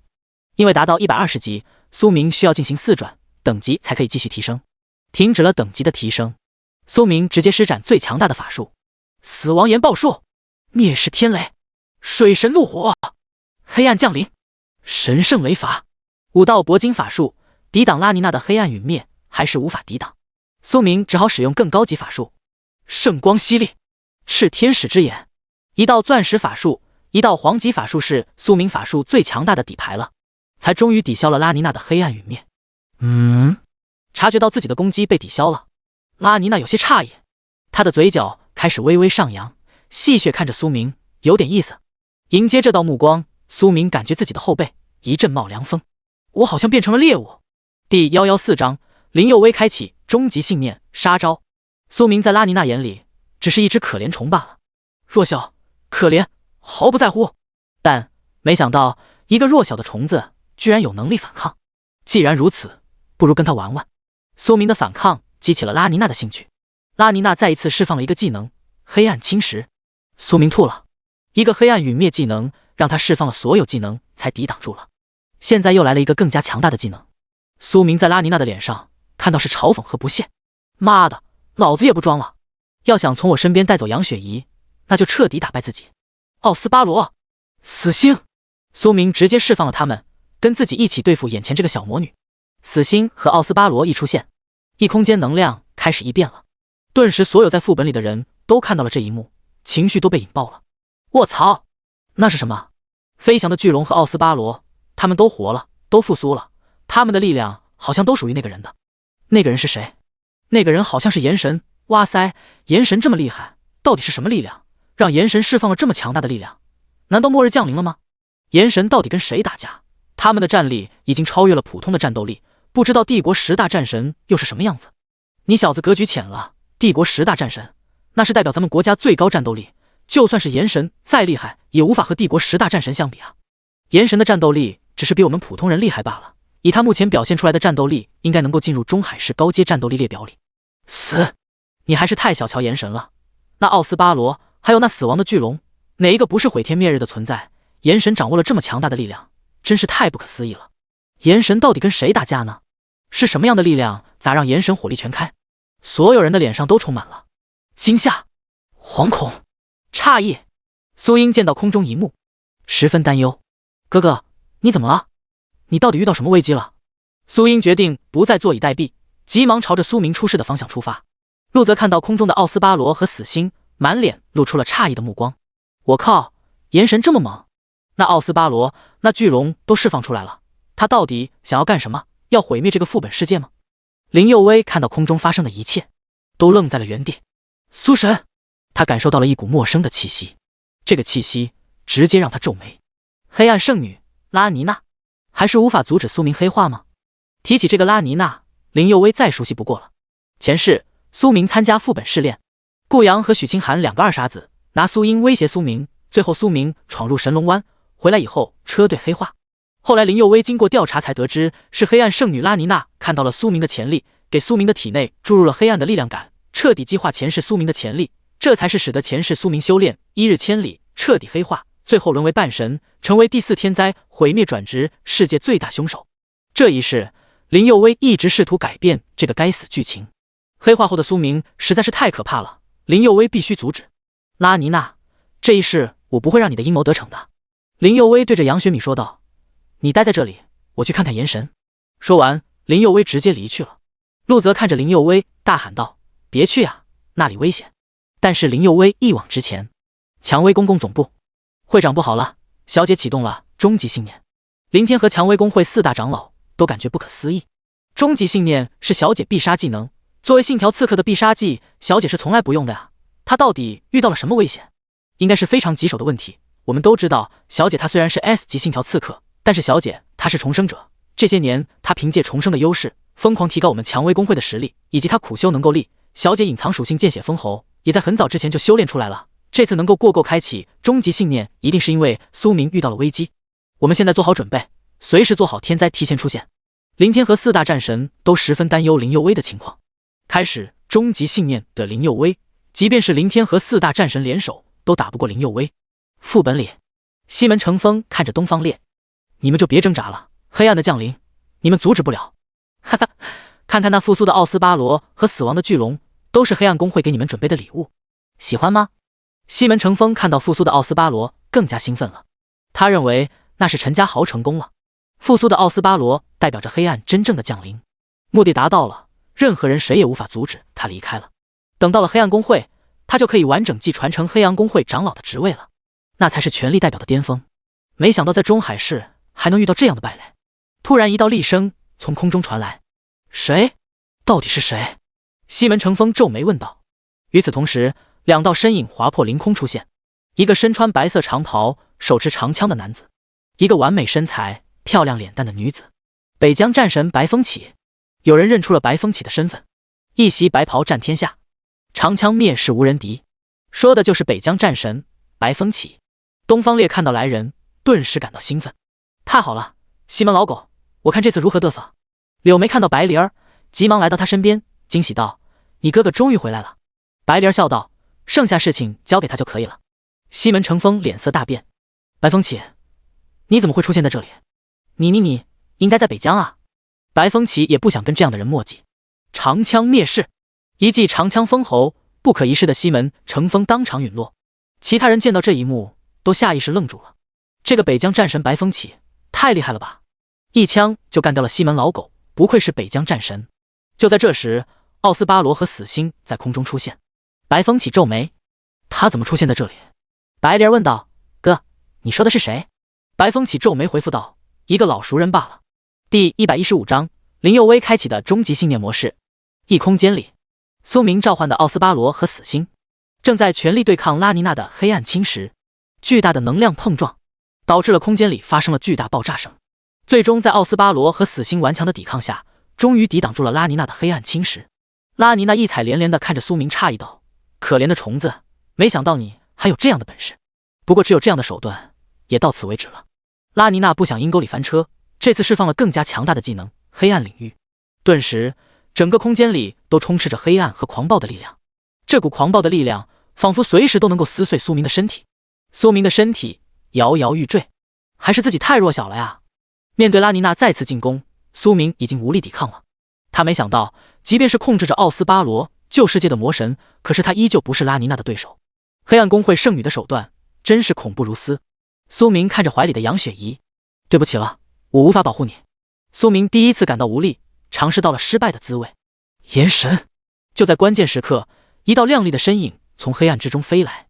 苏明看清来人，小黑子，他怎么来了？不好，眼前的情况不是林佑威能够对付的。快走，你不是他的对手！苏明大声地喊道。但是林佑威的身体已经来到了他的面前，开启终极信念的林佑威实力达到了一种顶峰，已经超越了 SS2 级别的实力，甚至已经达到了 SSS 级别的实力。小黑子，你……苏明第一次感觉看不懂林佑威。此时的林佑威给他一种很强的感觉，他明明是 S 级信条刺客，但是他现在所展现出来的能力已经超越了 SSS 级别的。难道林佑威他也有着属于自己的底牌？或许在这些人中，林佑威才是隐藏最深那个。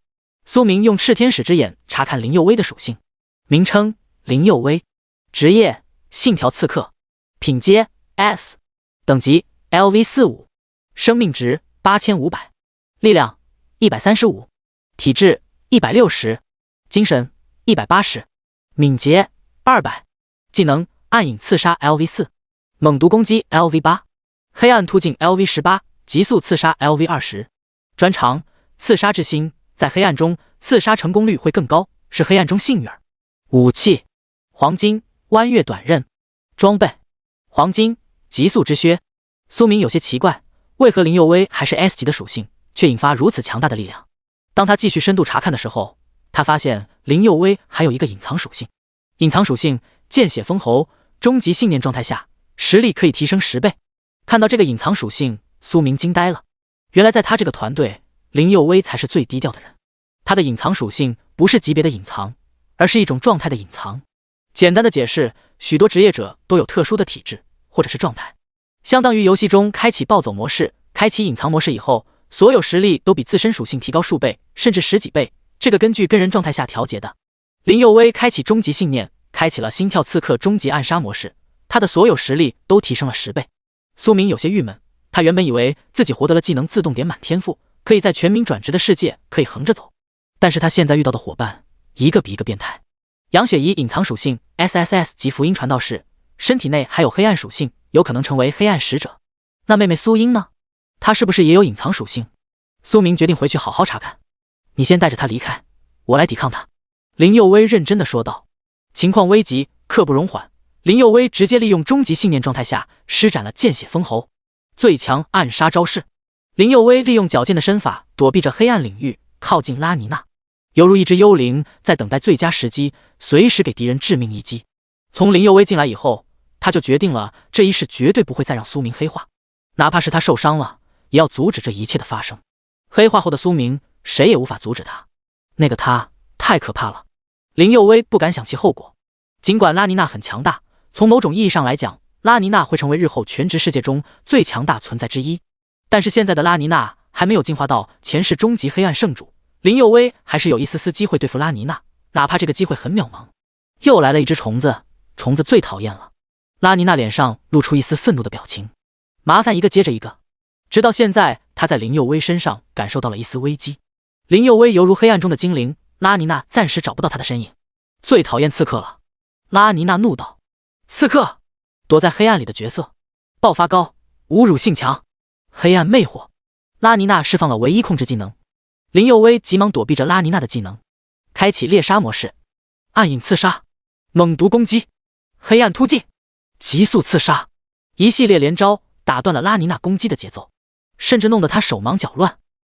拉尼娜阻挡了林佑威的进攻，不得不说，你是我见过最强、最有天赋年轻刺客，可惜了，你我之间修为差距太大，你阻挡不了我。拉尼娜淡淡的说道，简单的语言透露着强大的自信。林佑威没有说话。作为刺客，暗杀才是最好的选择。见血封喉，他的利刃已经划过了拉尼娜的脖子，但是拉尼娜防御太高，林佑威的攻击对拉尼娜无法造成伤害。虽然林佑威的出现依旧无法改变局面，但是苏明却是无比震惊。小黑子太强了吧，平时跟我姬太美打打闹闹的样子，没想到真正展开刺客模式真是黑暗幽灵。苏明感觉背后发凉，以我之前对小黑子的态度，会不会哪天我会遭受到他的暗杀呀？要知道奥斯巴罗和死星对拉尼娜都无法造成伤害，但是林佑威凭借一己之力让拉尼娜慌乱了。林佑威最后的绝招失效了，他倒在了苏明的身边。对不起，我尽力了。苏明则是略显尴尬的说道，真没想到你这么强。第116章与黑暗圣女做交易，很强吗？林佑威开始怀疑人生了。即便我是一个重生者，提前开启了终极信念模式，还是无力改变局面。苏神，难道你还是要走重复的路线吗？林佑威不敢往下去想了。不管了，反正这一世他在苏明面前刷足了好感度，就抱紧苏明大腿就行了。已经很强了。苏明认真道，然后看向拉尼娜。苏明说道，我说这位大小姐，我们跟你往日无怨，近日无仇，你何必跟我们过不去呢？拉尼娜看着苏明和林佑威，没有仇吗？你们破坏了我们黑暗公会的计划，现在奥斯巴罗又在你的身上，你说我应不应该找你麻烦？苏明急忙说道，我们只是一群高中生，怎么可能故意破坏你们黑暗公会的计划？只是你们黑暗公会的陈家豪不断找我们麻烦，我们只是恰巧遇到而已。你们黑暗公会不会这么小气吧？拉尼娜冷漠道，那要是我就是这么小气，该怎么办？说说吧，你该怎么赔偿？要不你做我的奴隶？不，苏明急忙摆了摆手说道，你们黑暗公会的福利我无福消受。拉尼娜皱眉说道，我还真没见过像你这么无耻的人。哈哈哈，林佑威捂嘴而笑，终于有人跟我感官一样了。苏明就是这么无耻。别废话了，你破坏我们复苏奥斯巴罗的计划，我可以不计较。拉尼娜说道。苏明刚要开心，就听到拉尼娜继续的说道，但是你怀里的女孩必须交给我。拉尼娜也不想跟他们废话，但是想要动手，她一时半会也拿不下眼前两人。最关键，她已经感受到一个所熟悉的气息正在快速靠近。苏明不解地问道，这位圣女，你们黑暗公会黑暗使者应该有不是少人吧？何必盯着我们的朋友？拉尼娜看了一样苏明，怒道，凡是具有黑暗属性的人都是我们黑暗公会的人，这是天注定。再说了，你以为这个女孩身上隐藏属性那么简单？明明只是 S 级福音传道士，隐藏属性是 SSS 级，你见过吗？这一切都是因为她身上具有强大的黑暗属性，如果她身上黑暗属性不能够很好控制，她就会爆体而亡。我不是害她，我是在救他。啊！苏明听到这些话，惊呆了。他再次拟用过炽天使之眼查看杨雪怡的属性。名称：杨雪怡，职业：福音传道圣士，品阶 SSS， 等级 LV12， 生命值10万点，加未知数据，力量1000，加未知数据，体质5000，加未知数据，精神9999，加未知数据，敏捷500，加未知数据，技能回血术 LV30， 无视空间，无视距离，武器黄金级别天使之泪。苏明十分不理解，为什么杨雪怡后面都是加未知数？难道目前数据都没确定，一直在上涨？难道是因为奥斯巴罗的死气引起了杨雪怡身上的黑暗属性，导致了她自身无法控制黑暗属性，使得她整体数据一直在上升，最后全身都沦为黑暗？你是不是知道她的问题？苏明严肃地问道。这个问题很重要，不搞清楚，杨雪怡会有生命之忧。拉尼娜解答道，她身上的黑暗属性是纯粹的能量，没有任何杂质，这样同样也给她带来巨大的危机。如果控制不好自身黑暗属性，她就会沦为黑暗属性的奴隶。所以我告诉你，我是在救她，你信了吧？苏明摇了摇头说道，谁知道你最终的目的到底是不是为了救她？你们黑暗公会的信誉度好像不怎么样吧？拉尼娜恼羞成怒道，那你就看着她死。这……苏明一下子被将军了。你带走杨雪怡也不是不可以，除非你答应我一个条件。还跟我讲条件？我们黑暗公会从不讲条件。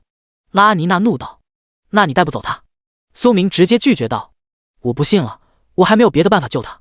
你真是无耻卑鄙！拉尼娜有些破防了，说说你什么条件？苏明直接伸手说道，我要你身上一颗黑暗属性能量珠。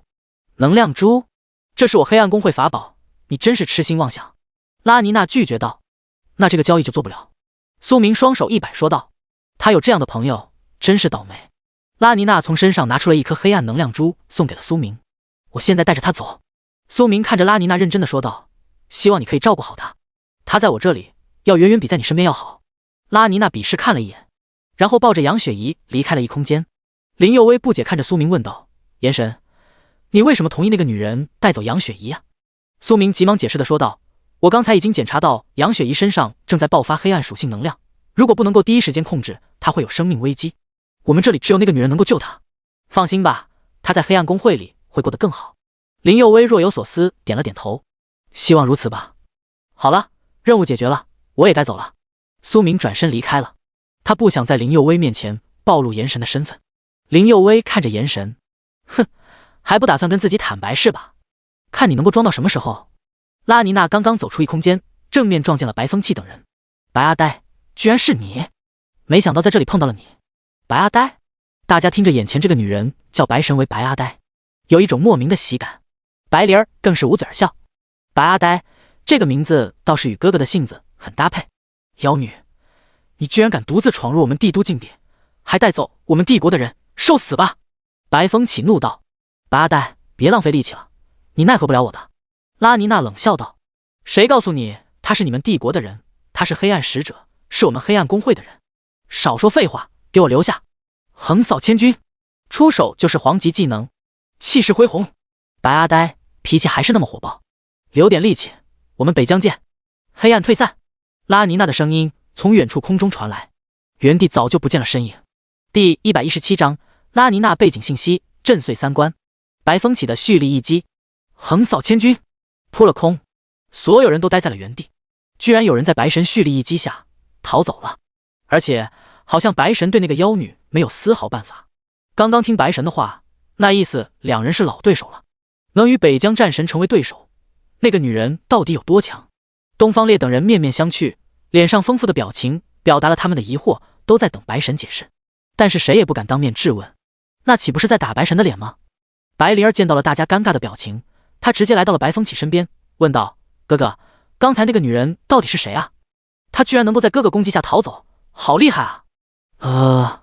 白神看着白灵儿尴尬一笑，我的好妹妹啊，你没感觉哥哥现在很尴尬吗？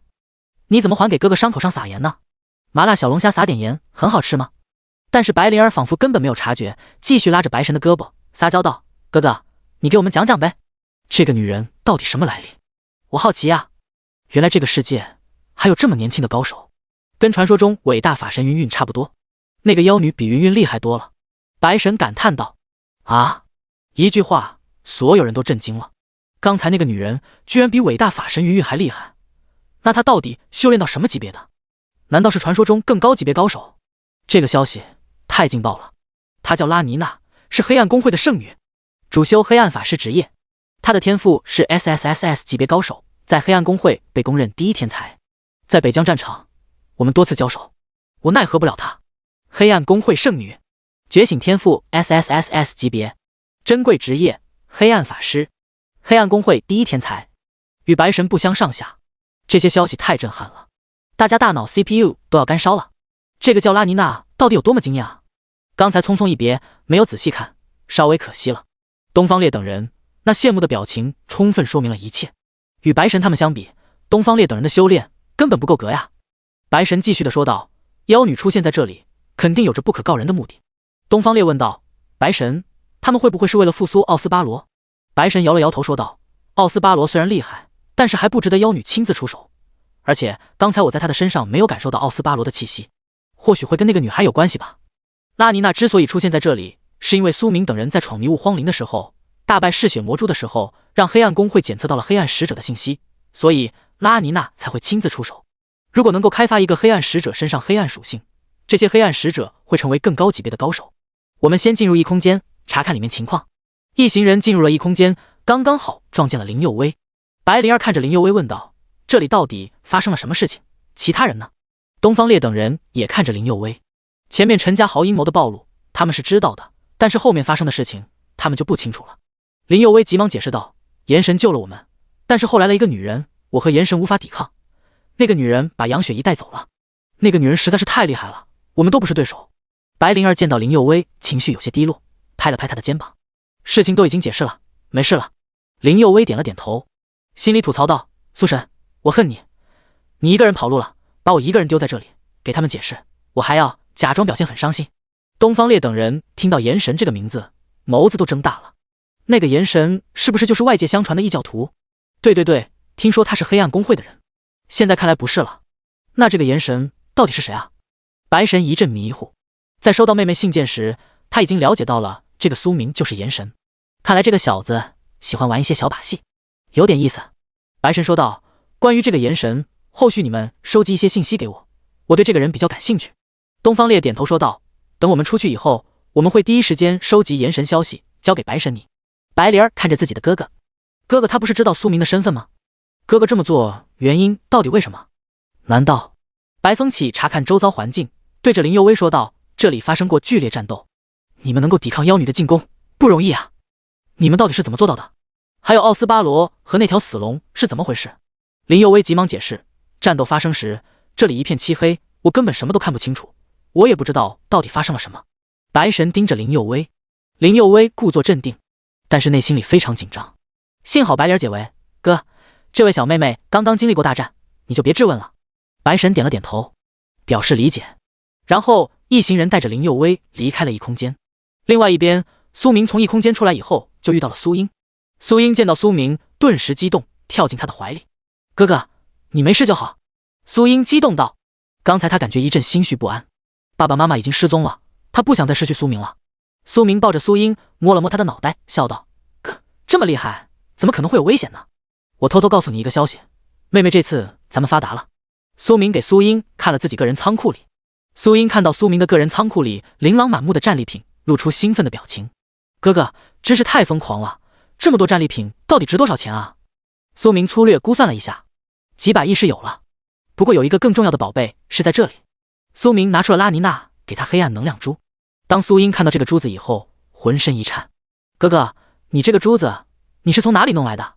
在这上面感受到了一股战力，里面的能量好纯粹啊。苏明一愣，顿时明白了，妹妹圣光骑士，圣光与黑暗属性天然对立面，所以面对黑暗能量珠，苏英感受最明显。第118章，苏英以后要成为保护哥哥的女孩子。哥，你快把这个珠子拿走，我感到害怕。苏英胆子颤抖地说道。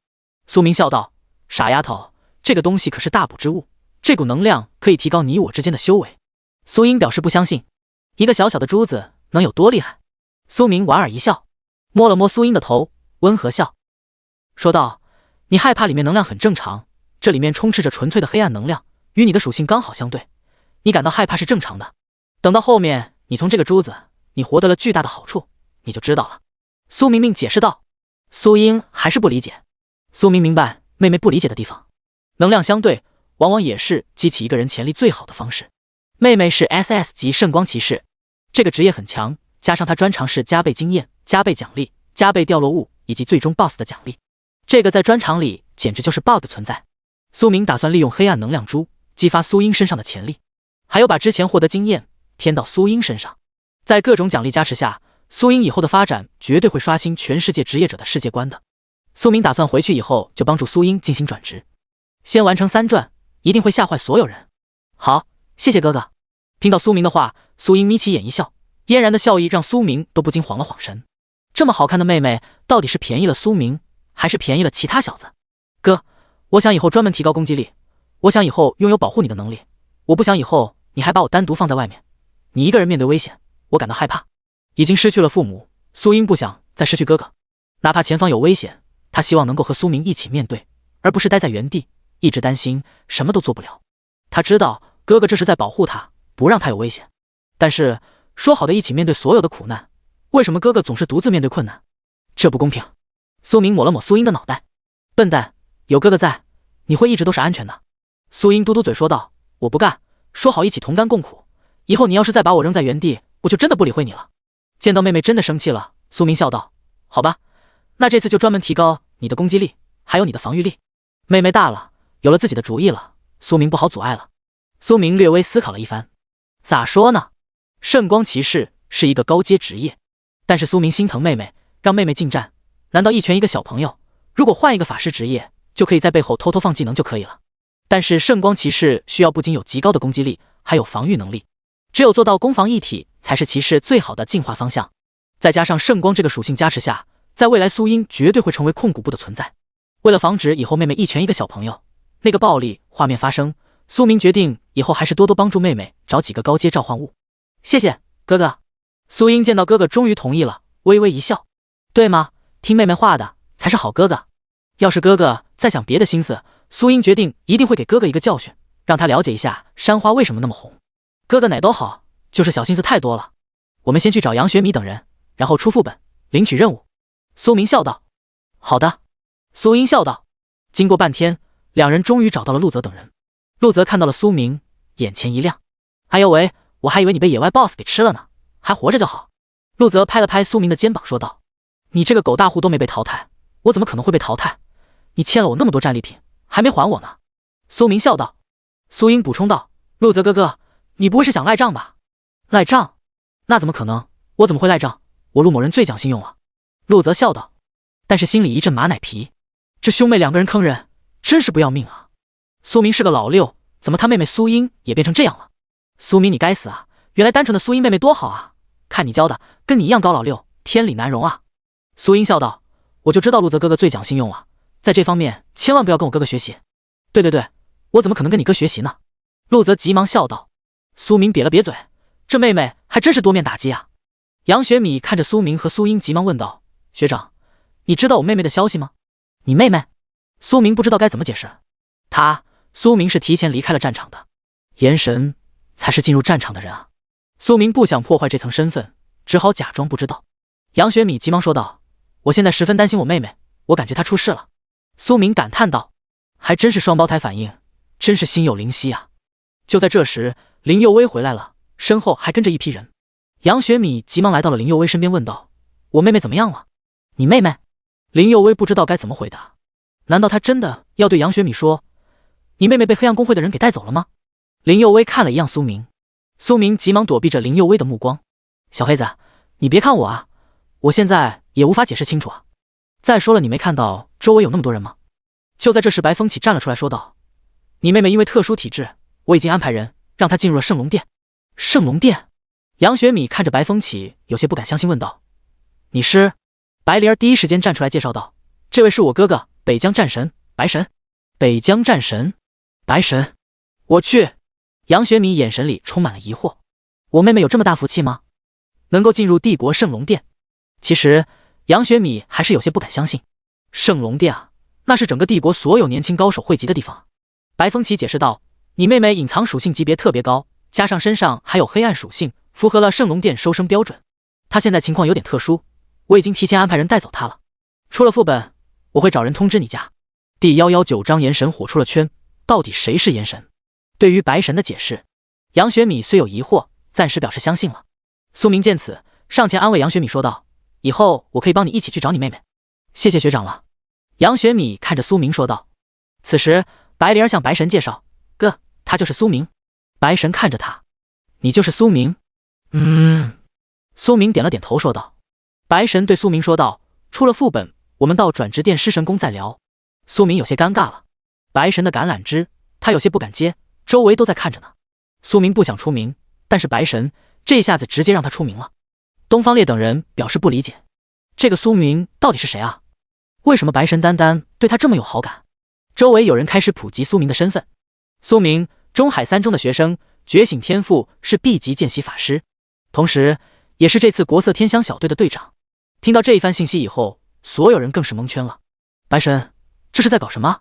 一个 B 级见习法师，白神也这么感兴趣？他身上到底有什么秘密？要说唯一特殊的地方就是苏明居然是国色天香小队的队长，这真是太不可思议了。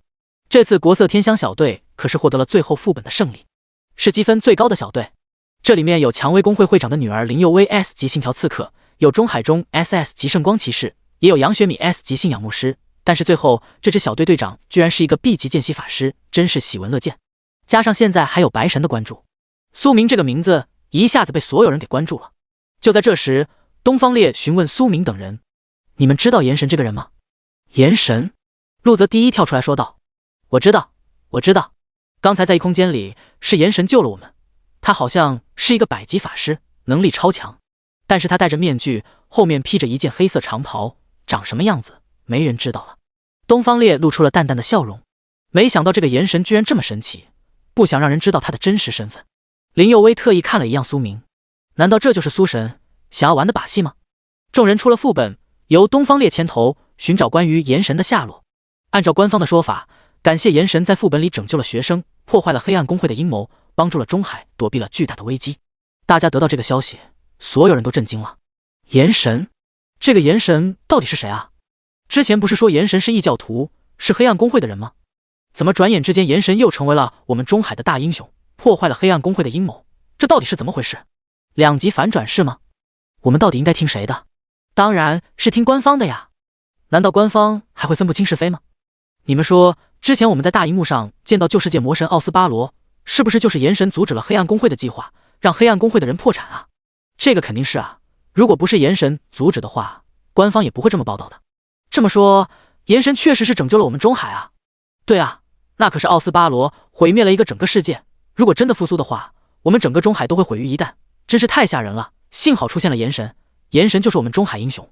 先前奥斯巴罗的出现，整个中海都陷入了一个巨大的危机，人们开始疯狂逃窜，大家都以为世界末日降临了。一个毁灭了旧世界的魔神，如果真的复苏了，毁灭中海还不是轻而易举的事情。那时人们是充满了巨大的恐惧、彷徨。幸好他们等来了属于他们的英雄炎神，一个之前被他们认为的异教徒、叛徒，但是现在才发现，这真是离了个大谱。到底谁传出的炎神是异教徒的？我要弄死他！但是现在想要找到这个舆论最初是从谁嘴里出来的，恐怕是无法找到了。许多人感觉对炎神抱歉，对不起炎神，于是纷纷跑到各种社交媒体下向炎神道歉。对不起炎神，之前是我鼠目寸光了，听信别人才说炎神是异教徒，在这里我向炎神道歉，感谢炎神拯救了我们中海，感谢炎神，以后谁再说炎神坏话，说他是异教徒，我就跟谁拼命。炎神是我们中海的保护神，炎神这么伟大的人不应该被侮辱抹黑。之前那些抹黑炎神的媒体，你们的良心何在？大家找不到制造谣言的人，但是当时有很多媒体在抹黑炎神，大家就知道了这些媒体。许多媒体迫于压力也开始向炎神道歉。正在练习瑜伽看着电视报告的许清寒脸上露出了兴奋的笑容。哈哈，我喜欢的男人真是太棒了，他现在是整个中海的英雄，真是太好了，说明我的眼光没错，我许清寒看上的男人自然不会太差。100级法师，拯救中海的英雄，年轻人的偶像，这些种种代号都说明了炎神的伟大。许清寒看着自己越来越妖娆的身材，以及那越来越大的胸，充满了自信。上次在副本里见到炎神，炎神已经对他十分客气了，这比之前他一遇到炎神就被秒强太多了。这说明什么？说明炎神已经对他开始产生兴趣了。看来我坚持锻炼身材是没错的，炎神最喜欢身材棒的女孩子了呀。许清寒自信地说道，他一定要努力争取拿下炎神，做这个城市英雄的女人。想想别人羡慕的目光，这种感觉到底有多爽。于是许清寒打算寻找自己的闺蜜们，来到了另外一个房间。姐妹们，炎神就是我跟你们说那个男人，他就是我许清寒想要追求的男人。三个身材妖娆、颜值超高的女孩子看着他，笑道：“小韩寒，没想到你不知不觉找到了这么棒一个男人。炎神拯救了中海的英雄，的确配得上我们好姐妹。看来我坚持锻炼身体的想法并没有错。炎神终归是个男人，我这样好身材的女人，他凭什么不喜欢呢？”对着镜子摇动着身姿的许清寒，手指轻点嘴角。这一次炎神没杀我，是个很好的开始。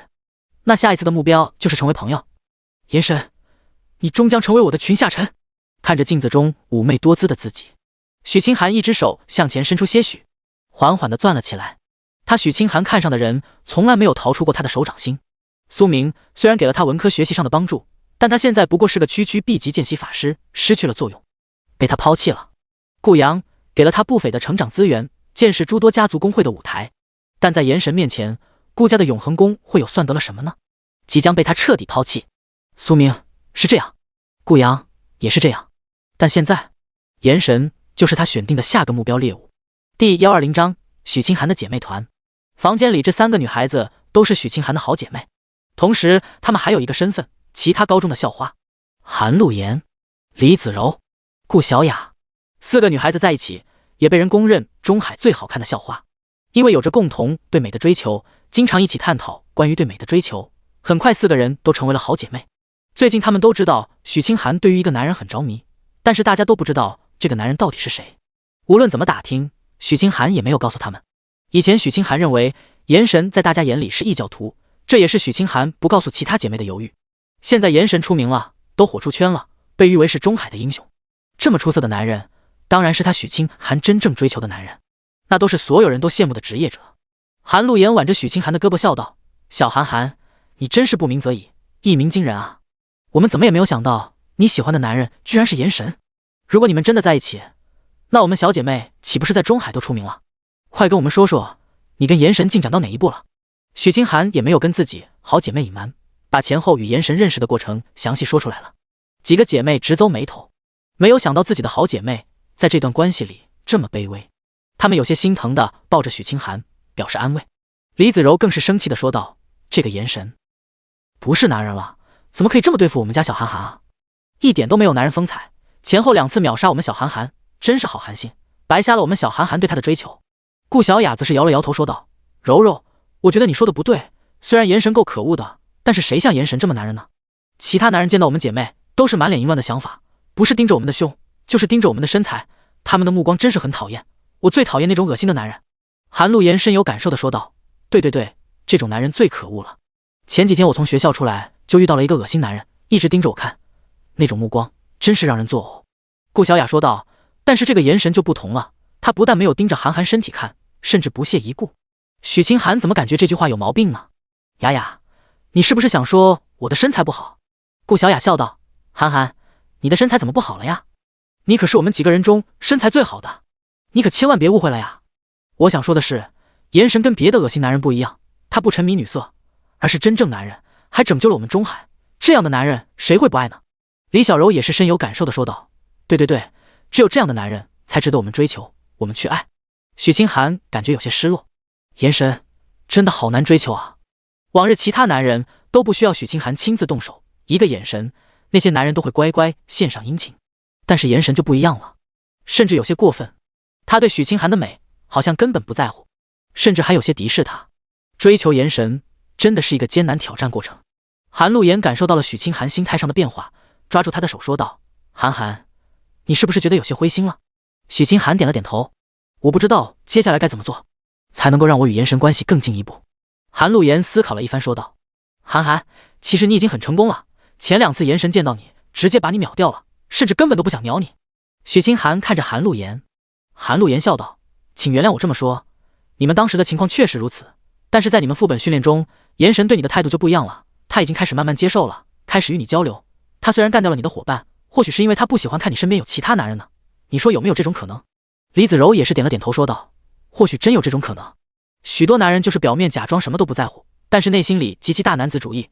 我猜测前2次炎神与你见面，对你并没有产生太大的感觉，但是第3次你们见到，他看到你身边有其他的男人，心里肯定是极其不舒服，所以他才做出了秒掉在你身边的男人，放过了你。这说明炎神对你已经有了感觉。”顾小雅也是称赞道：“我觉得这种说法是正确的。许多男人就是表面上装，一旦揭穿这种面具，许多男人就受不了。”许清寒听着姐妹们的分析，内心开心极了。这么说，炎神在心里已经有了我啊，我还以为我对他没感觉呢。韩陆言摇头说道：“我们家韩寒这么漂亮，身材这么好，胸这么大，我要是一个男人，我一定追求你。要不韩寒我们在一起吧，让那些该死男人滚开我们的世界吧。”许清寒翻了一个白眼：“妍妍，我拒绝你，我喜欢男人，不喜欢女。”韩陆言假装表现很伤心：“韩寒，你太伤我心了，伤害了我的姐妹情。其实我也喜欢男人，这辈子你别想跟我在一起，你错过了我。”哈哈哈！姐妹们嬉笑在一起。完事后，许清寒问道：“姐妹们，我应该怎么追求炎神啊？追求这个男人太有挑战性了，接下来我该怎么做啊？”韩陆言笑道：“想要追求男人，就必须制造一个特殊的空间，就是你们单独在一起的空间，一个特殊的环境，能够增加你们的情感。”李子柔也提出了一个意见：“还有一点，你要去真正了解炎神到底是谁，他喜欢什么，热爱什么，他是什么职业，知此知彼，百战不殆。追求一个男人也是一个战争。”顾小雅继续提出意见：“你不是说炎神好像对你的胸还是很满意的？男人都是视觉动物，我们也要增强我们自身的诱惑力，无论身材还是我们的颜值。还有一点就是我们穿衣风格。韩寒，我觉得你可以穿的更加有诱惑力一点，比如我觉得那套白色短裙，下次你可以穿着它去见炎神。”第121章，姐妹团给许清寒出谋划策。一应一答之间，苏明与苏英互相沉默了。苏明也在这个时候反应了过来，苏英的询问恐怕不是问自己，而是问凛冬公会自己要怎么办。看着沉默的哥哥，苏英内心有点小小的紧张，责怪自己是不是问得太过于着急了，才让哥哥不好决断处理。那个哥哥，我有些纠结的。苏英不想父母打拼出来的凛冬公会就那么没了，没得这么彻底。凛冬公会虽说是被以永恒公会为首的大小公会给吃了个差不多，但那怎么也是父母留下来的一份念想。安心吧，妹妹，我会把凛冬公会重建回来，但不是现在，我们的实力还不够，还没办法将永恒公会斩草除根。苏明心中稍稍的算了下，覆灭永恒公会不难，难的是如何站在阳光之下，脚踩大义的舞台，以全民的名义彻底覆灭永恒公会，这才是苏明想要的，将永恒公会以及顾家彻底的定在人类的耻辱柱上。啊，好！听着苏明的想法，苏英也认可的点点头，将那些对凛冬公会下过黑手的全都记下来。我们苏家不是什么善良之辈，但也是有仇报仇，有怨报怨，但凡是拉过我们一把的，以后我们肯定要偿还。捏了捏苏英的小脸蛋，苏明平静的说道：“苏家如果没有人拉一把的话，在苏明觉醒之前，那一个多亿的财产，苏明凭什么持有？苏家的这个半山别墅，又凭什么不被赶出去？凛冬公会是养父养母建立起来的公会，一个偌大的资产公会，难道就没有一些债务纠纷吗？这些债务没有被转移到他们兄妹俩的身上，背后肯定有人拉了一把。是谁拉的？苏明不是很清楚，但苏英绝对知道。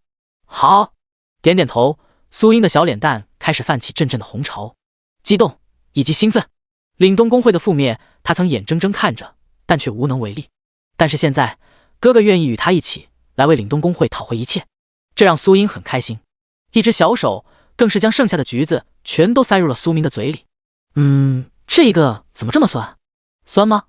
眨了眨眼睛的苏英上去就是一口将橘子给吃了回去。不酸呀。眨了眨眼睛的苏英就这么枕着苏明的大腿咀嚼着橘子。是吗？抽了抽鼻翼，苏明强忍着自己鼻孔的热气喷洒出来，抬头看向电视墙。刚刚他是不是被自己的这个异父异母的亲妹妹给强行死？不能多想，多想了容易犯罪。起来吧，我们先去给你买本技能书，然后开始转职。好的。哥，哥，脸上挂着笑盈盈，苏英麻溜的从苏明的大腿上爬了起来。林家，此时林佑威正在一脸胡吃海喝。吃饱喝足之后的林佑威整个人懒散的躺在了沙发上。女儿，这次在副本里面究竟发生了什么事情，让你开启了终极信念？看着跟个废人一样的林佑威，蔷薇公会的会长，林家的家主林天有些后怕的问道。想起那天的场景，林天整个人都懵了。旧世界之主要从中海市的试炼副本世界里面重新归来，这种事情怎么想怎么感觉操蛋，就仿佛明天世界就要被毁灭了，中海市即将毁于一旦了呢。再加上林佑威多方面凭借着自己重生者的身份，让蔷薇公会发展壮大，从而导致林天十分的相信林佑威的一些重生信息。而这种相信让林天根本不鸟什么旧世界之主重新归来的言辞，反而跟转职神殿的禁卫军团联手处理中海市一些中小型混乱。当事件全都解决了之后，林天也来林佑威这里了解具体情况了。事情有点大，我们在副本世界里面碰到了黑暗公会的圣女拉尼娜。按照重生前的记忆，拉尼娜应该是看上了苏神的意志，想要拉拢苏神投靠黑暗公会。但这一次跟我记忆中的剧情完全不一样。不仅如此，白风起竟然会出现在试炼副本之外，这太奇怪了。皱着眉头的林佑威表示自己现在的看到的跟重生前的信息完全不一样了。重生前的苏神来到试炼副本是被黑暗圣女给邀请了，但没有邀请成功。更重要的就是重生前根本没有奥斯巴罗这个旧世界之主前来捣乱，白风起也没有出现。顾阳则是为了讨好许清寒，当着所有人的面打击苏明。打击苏明的试炼积分排行倒数，苏明积分最低的原因就在于当初还是条舔狗的苏明将自己的积分全都赠予了许清寒，在试炼副本快要结束的时候草草的打了点积分。而许清寒不仅没有站出来说，反而跟着顾阳一样阴阳怪气苏明。也因为这件事情，让积分极低的苏明无法被大学录取，只能投入到10万大山之中，通过不断战斗来提升实力。到了1年之后，就是近乎满级的苏明不知道因为什么事情投入到了地下黑暗公会阵营。想到这里，林佑威的眉头死死的皱着。刘家的刘家豪将旧世界之主给释放了出来，黑暗公会的拉尼娜要带走我们小队的杨雪怡，苏神不让，打起来了。我才开启终极信念的。紧接着就是我们所有人朝着外面跑，炎神出现解决了旧世界之主，将副本里面的情况三言两语一说。林佑威也没有详细解释。那我们接下来该怎么做？眉头拧成一团，林天也发现了事态变化的已经超出了他们的掌控。接下来是继续抱着苏神的大腿，还是转抱上北疆战神的大腿？相较于苏明这个无法令人信服的未来灭世大佬，蔷薇公会里面还是有许多人更认可北疆战神白风起。继续抱紧苏神的大腿，顺带吃一吃西门家跟刘家的资产。公会里面如果有人看不明白现状的话，就直接开除好了。白风起很强，但我们有什么资格来让白风起在未来给予我们庇佑？凭公会战力，还是凭公会资产，又或者凭公会忠心？不论哪一样，我们都不如那些跟随白风起许久的人。既然这样，为什么不继续抱紧苏神的大腿？看着自己老爹皱眉，林佑威突突的不断质问。他必须要将老爹不好的想法全都给打掉。我知道这些，公会里面的人终归是有小心思的，这点我来处理。点点头，林天也明白一些问题的关键性。老爹，你可以在公会里面透露一点，苏神有可能会被白风起带到圣龙殿，不要说的太绝对，但也要给那些人一点希望。对于苏明被白风起约见在转职神殿这件事情，林佑威很上心，很想知道约见的原因究竟是什么。叮铃铃，老爹，我先出去了。苏神找我。看了眼信息的林佑威当场撂下林天，整个人风风火火的朝着外面跑去了。还想说什么的林天，这一刻有点感受到了什么叫做空巢老人。第122章水上厅咖啡馆。哟，苏哥不去打篮球，找我做什么？一进门，看着苏明以及苏英等着自己，林佑威也不客气，直接抓着咖啡就是喝了起来，一脸打趣的看着苏明。行了，别再黑了。跨个脸。对林佑威这个搞笑女小黑子，苏明是一点办法都没的。哦，说吧，这次找我来做什么？话说，之前白风起不是找你去转职神殿一聊吗？你们聊了什么？知道过犹不及，哪怕是当个搞笑女小黑子，林佑威也要分清场合不是？话题一转，林佑威就着正事询问着。白风起那边回头再说。我这次过来是想要问问你手里面有没有圣骑士的盾类技能书，还有就是你们林家的蔷薇公会手里面有多少件白银级之上的装备？看着看向自己的苏明，林佑威不由得小小的陷入了沉思。盾类技能，那应该是给苏英这个妹妹使用的。林佑威如果是这样的话，工会里面盾类技能不多，但有3本是工会自己打出来的黄金级别的盾类技能。这3本盾类技能虽然都还不错，但给苏英就有点不够看了。另外还有1本是别人委托在蔷薇工会挂靠来寄售铂金级的盾类技能，很强大，但对方的要价也不低。至于白银级的装备，身为中海市最有体量的几个工会之一的蔷薇工会，不说随手拿出个数百上千件白银级装备，但交易出去个几百件，还是不会让蔷薇工会的交易系统出现太大的问题。但问题是，苏神现在要白银级装备，想要做什么？难道是想要重组凛冬工会吗？问题是，重生前的苏神完全没有重组凛冬工会的想法呀。还是说，重组凛冬工会是苏神没有被黑暗工会带走的偏差？盾类技能有3本黄金级，1本铂金级的，就看你想要什么样的了。白银级之上的装备，苏神你想要多少？眼中闪烁着光芒，林佑威带着极高的兴致看向苏明。这个我需要回头挑选下，铂金级跟黄金级的技能都要了，大概要付出多少代价？钱，这东西苏明没有，但如果是一些怪物 BOSS 的材料，那还好说，大不了你们指定一些怪物材料，他花点时间给你刷出来就是了。3本黄金类的技能是工会里人打出来的，他们需要的价格大概是这个数。说着，林佑威比了个手势。看着这个手势，苏英的面色微微的变了下。这个价格低了，不仅低了，还低很多很多。这个女人到底想干什么？3本黄金级的技能书的价值可不小。如果你没有足够钱的话，我们继续之前的交易方式如何？你出各种材料，我们蔷薇工会来收购，然后给你平替这3本技能书，如何？林佑威向苏明送技能书，大送特送，最好送到苏明能够念着他们林家的蔷薇工会的好一辈子。只有这样，林家才能死死的抱着苏明的大腿。不管苏明是要灭世，还是要怎样，他们林家都能活到最后。但是对于苏明要给苏英购买技能，林佑威不会过于贪婪，但也不会像送给苏明一样近乎白送。可以，那么那本铂金级的技能呢？看着这林佑威给出的价格，苏明心里面有点小小的犯嘀咕了，这价格怎么有点点的偏高？还有就是，怎么妹妹看林佑威的表情有点不对劲儿？他们之前不是见过几次吗？苏明有点摸不准女人的一些想法。铂金级的技能书是一个散人职业者在我们蔷薇工会挂售的，人家只要一样东西，别的都不要。说起这本技能书，林佑威也有点头疼，但谁让人家每一次都将寄售的手续费给缴纳，就是不改变自己的要求呢？蔷薇工会也要做一做散人的生意不是？也不好拒售，也只能每次到了时间就下架，补缴了寄售费之后继续上架，这么操作。这人要什么？苏明眉头一挑，转而问道。中海市不远之处有一座山，名字叫做血峰山。苏神你知道不？林佑威再次叫了一杯咖啡，抿了一口，淡淡的说道。知道。怎么？血峰山那是一片植物系怪物组成的一片生命禁区，不论是外面的大小野怪，还是什么 BOSS 怪物，又或者是什么职业玩家，基本上都不被允许踏足血峰山。一旦踏足进去，迎接的将会是血枫树以及血枫树的半生植物吸血魔藤的疯狂绞杀。这还不止，在血峰山上可是有着一头据传已经150级，品质都要达到了 A2 级的血枫树王的植物系 BOSS， 稍微小一点的次级 BOSS 也有着4、5头。中海市曾多次想要清理血峰山，但在那灵山腾海的血峰山下多次无功而返。时至今日，血峰山也被中海市的诸多职业者们主动遗忘的差不多了。毕竟谁让血峰山上都是植物系怪物，不喜欢挪动位置呢？别告诉我卖这本书的职业者想要灭了血峰山，如果真是这样，那我还不如多刷刷怪，自己刷本铂金级盾类技能。林佑威哪怕是收了个开头，苏明心里面都不由得抽动了一下。在自己2转60级的时候，对付那条大金鱼看着很简单轻松是吧？但那是自己当老六顺来的，这种明晃晃的完成委托任务，灭了血峰山，苏明不干，打死都不干。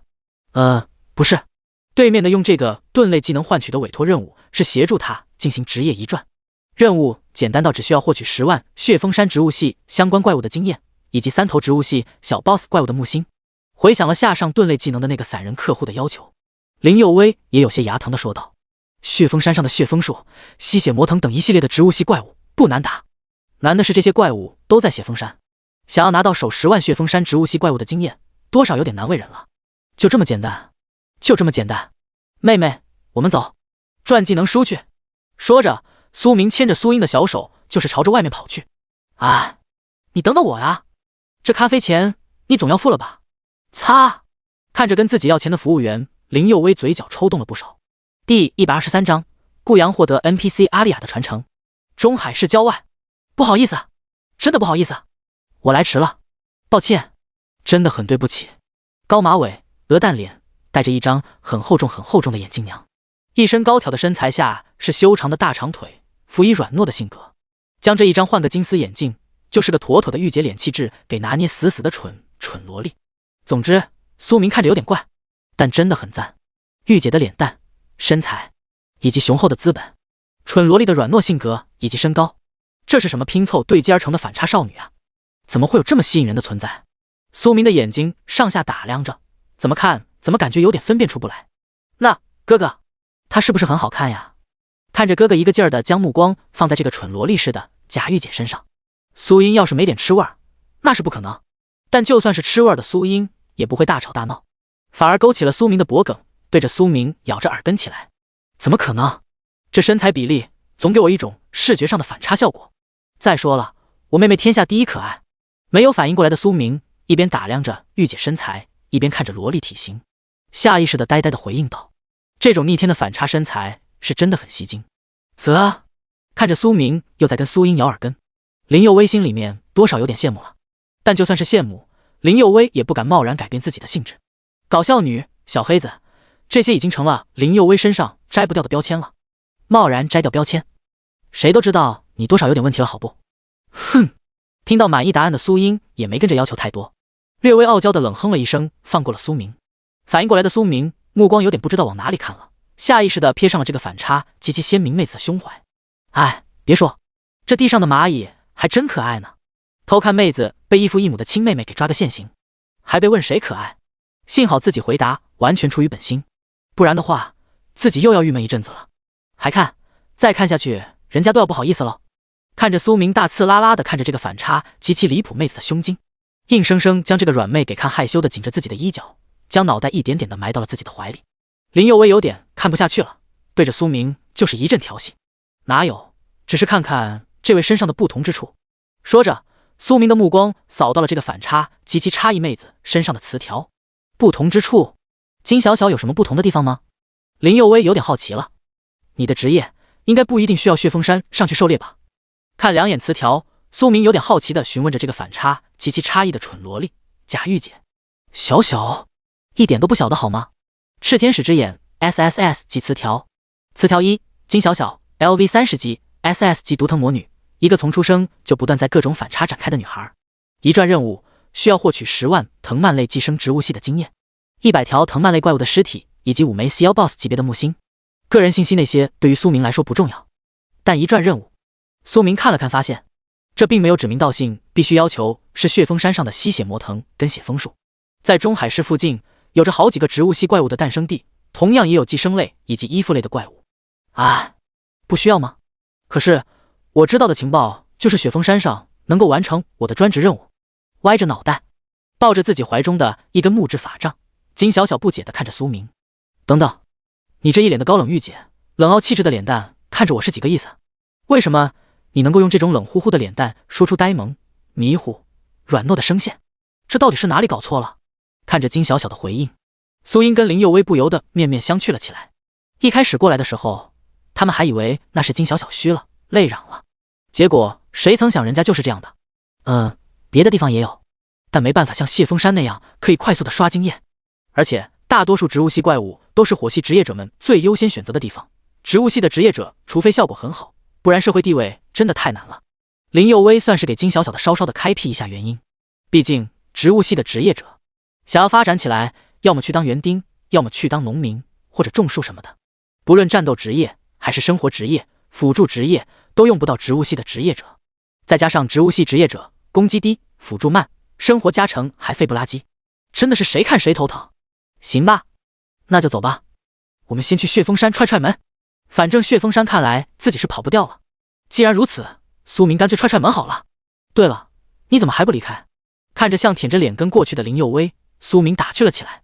哎呦喂，我的苏哥，我好歹帮你牵桥拉线的好吧，我就不能跟过去混混经验了？不能龇牙咧嘴的苏明果断拒绝了。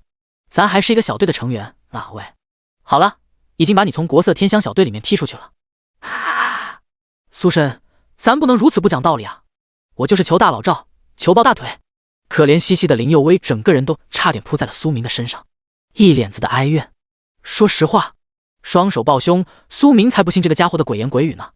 好吧，实话就是我也要一转了，虽然还没领取我的一转任务是什么，但我觉得提前存一下 BOSS 经验应该会好过一点。拍了拍身上不存在的灰尘，林佑威平淡地说着自己的打算。OK， 掏钱就行。说着，苏明带队朝着血峰山的方向走去。不掏钱行不行？可以啊，谢谢苏神，你真是个好人啊，苏神。不掏钱，不用去，不就行了？耸了耸肩的苏明转手就把林佑威给摁在了原地。啊！我掏还不行吗？小气鬼！嘟囔着的林佑威很是不开心的掏钱求带队。呆萌迷糊的金小小看着苏明跟林佑威的打闹操作，这就是妈妈说的打情骂俏吗？金小小挠了挠头，三人顿时间戛然而止。第124章无法预知的剧情。林佑威心太累。血峰山，火球术，火箭飞舞，火蛇术。随着苏明不断的释放火系技能，不管是嗜血藤蔓还是血枫树，又或者银叶草、蓝日灯、花灯一系列的植物系怪物，在这数之不尽的火焰之下被焚烧殆尽。击杀 LV 30级嗜血藤蔓获得200点经验，击杀 LV 25级银叶草获得150点经验。随着一路击杀过来，苏明那早已溢出的经验更是在不断的外溢。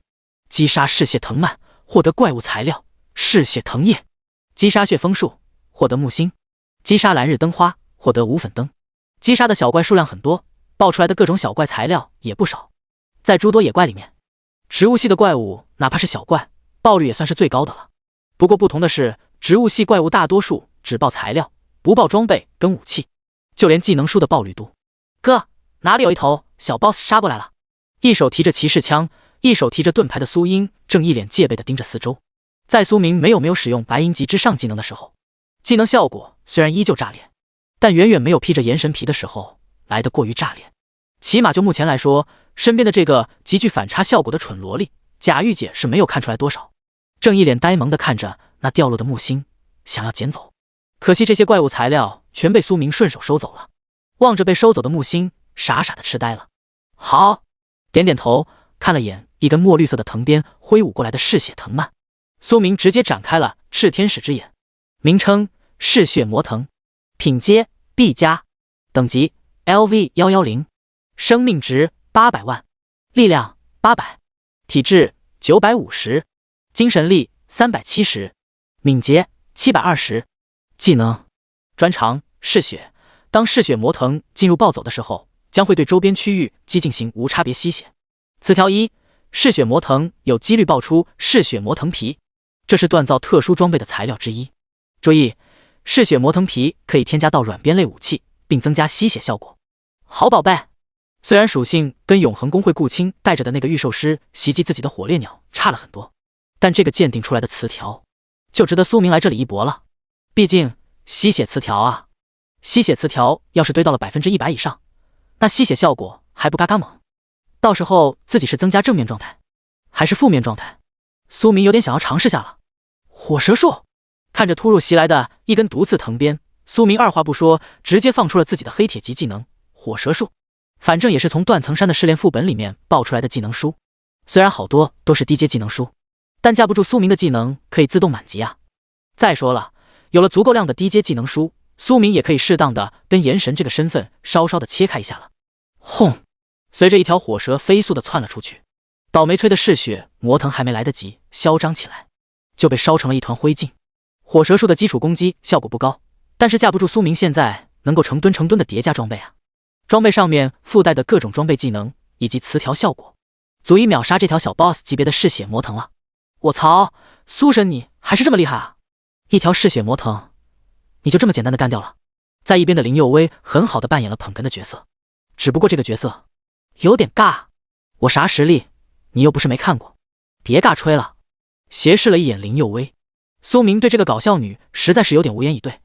嘿嘿，哪里尬吹了，我这是诚心的。苏神的好不？挠了挠头，一点自觉都没有的林佑威咧嘴笑了。哎，是这样吗？嗜血魔藤好像确实有点厉害。那个队长，你好强。蠢萌的贾玉姐金小小愣了愣神，总算是反应过来了，看着已经被烧成炭爆出来了的嗜血魔藤皮以及嗜血魔藤叶，想要去拿，可还没等到金小小拿的时候，不论皮跟叶都消失不见了。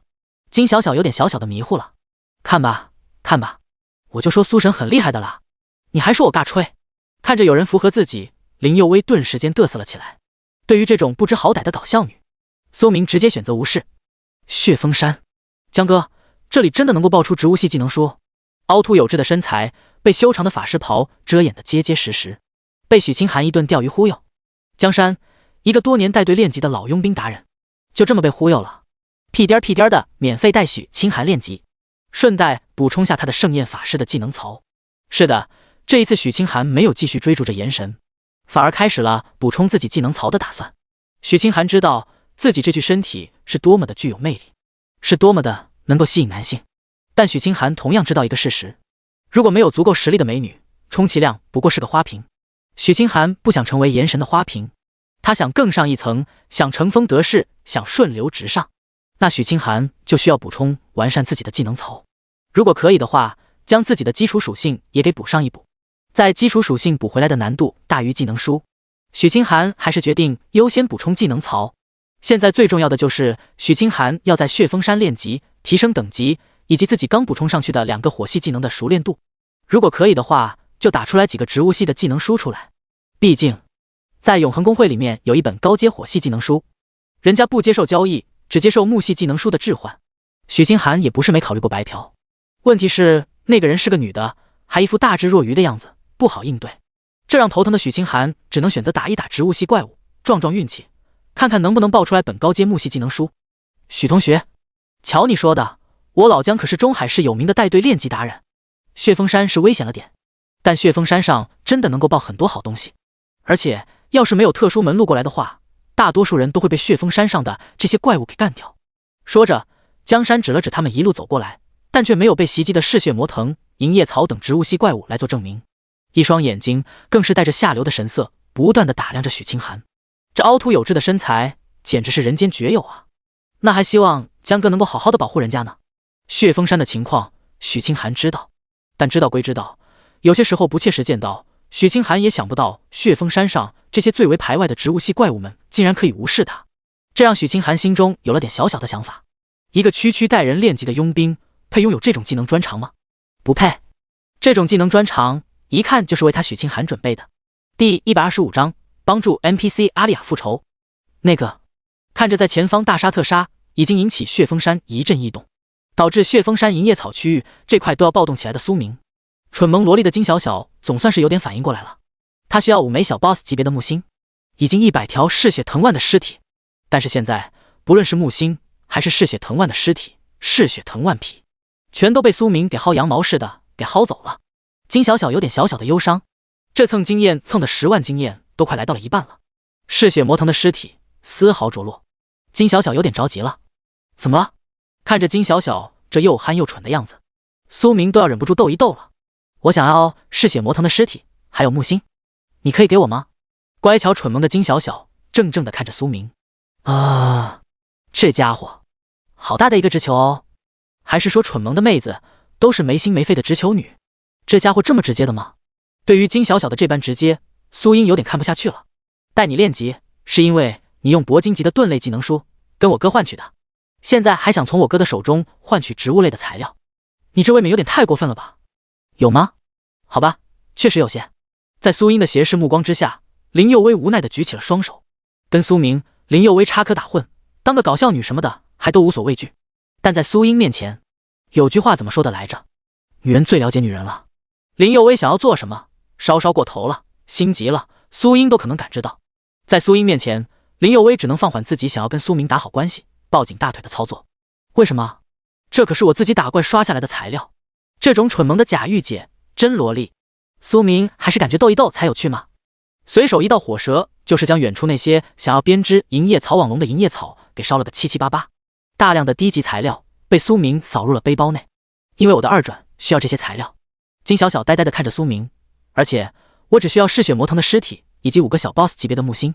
说着，金小小还对照了下自己的转职要求，很是认真地看着苏明说道：不可以，这是我哥自己打下来的材料。苏英有点看不下去了，虽然一手提枪，一手提盾的守在哥哥的身边，但是这种不知道是真的白茶花还是假的绿茶妹妹。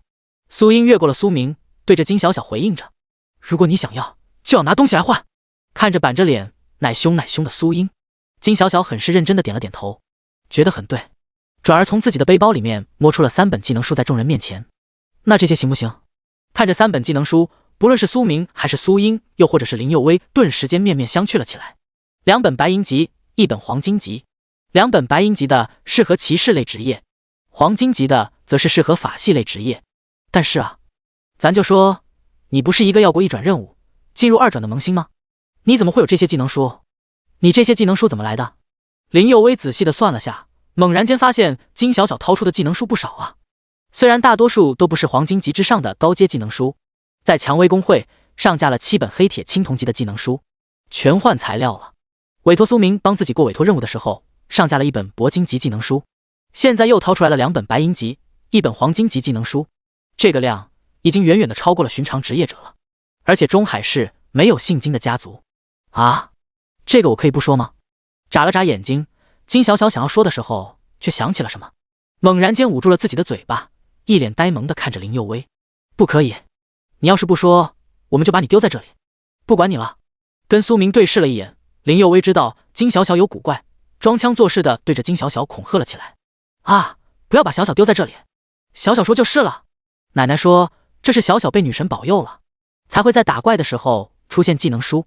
不过好多技能书小小都不能用，小小就听奶奶的，将技能书换成自己有用的。小小答应了奶奶不会将自己的情况说出去，你们也不可以说出去哦。呆萌的小小有点不安且有心虚的说了出来。看着如此呆萌的金小小，苏英看了眼陷入沉思的苏明，又看了眼林佑威，都从双方的眼神里面读出了一句话：这种智商是怎么活到现在没有被骗个干干净净的？看着金小小，苏明则是不出意外的打开了炽天使之眼。名称：金小小，职业：毒藤魔女，品阶： SSS， 等级： LV30， 2转任务中。生命值：力量、体质、精神、敏捷。技能：藤鞭 LV1， 木刺 LV1， 芳香治疗 LV3， 落英缤纷 LV2， 飞叶刀 LV2， 枯树守卫 LV12， 藤蔓蛇灵 LV21， 总计17个技能。专长：自然恩惠，在击败非植物系怪物的时候，有大概率获得额外技能书；击败 BOSS 怪物时，100%必定获得技能书，有小概率获得双倍怪物材料。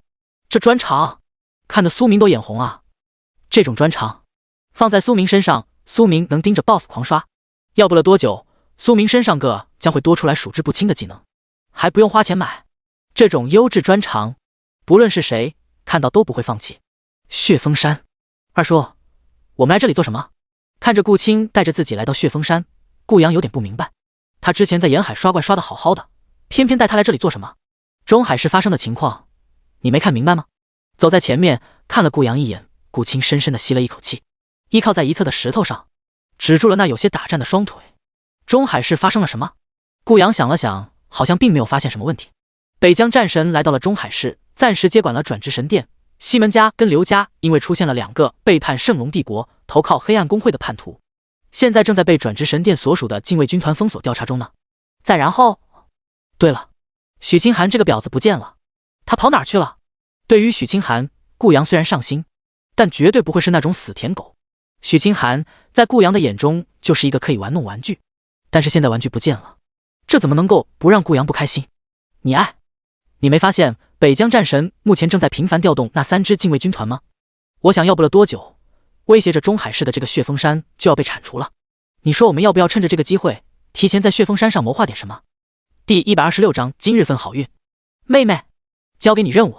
看着金小小，苏明顿时间升起了拐带的想法。这么好的专长，拐到自己的团队里面当吉祥物，那简直太对不起今日份的好运了。什么任务？被苏明拉过去咬耳根的苏英只感觉耳朵一阵的发痒。神级选择，现在一名有着极其优质专长的职业者出现在你的面前，请做出你的选择。选择1，与金小小进行技能书与转职材料的交易，交易完成之后，双方将会毫无瓜葛。任务奖励30枚木星。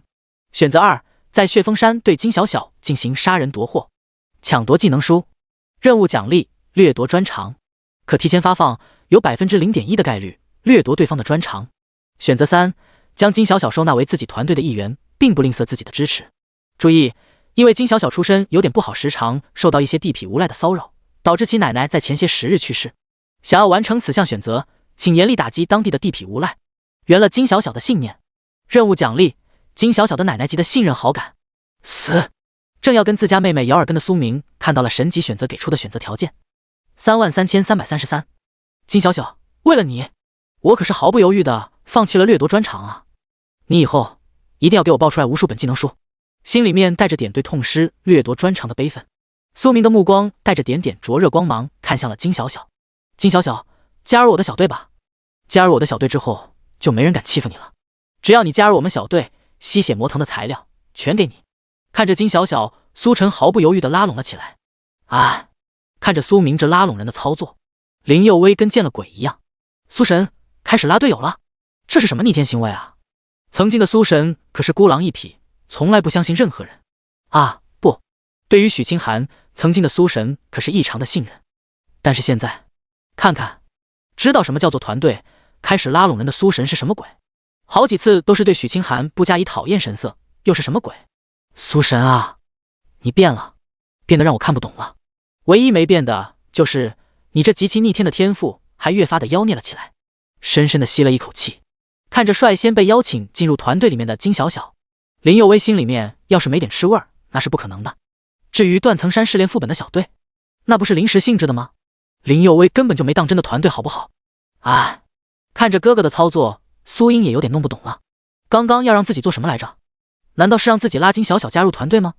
虽然不知道金小小有哪点吸引到了哥哥，但苏英决定帮一把。啊，好啊！看着苏明那一脸认真的邀请，金小小对视了一眼，转而点点头道：“那我可以叫你哥哥吗？”呆萌的话语让苏英顿时间炸毛了。不可以，哥哥是我的，绝对不能跟你分享。说着，呲着牙的苏英就像是看偷心猫一样看着金小小。本来以为你只是个蠢萌的假御姐，真萝莉，没想到你竟然是想要偷家的偷心猫，不可原谅！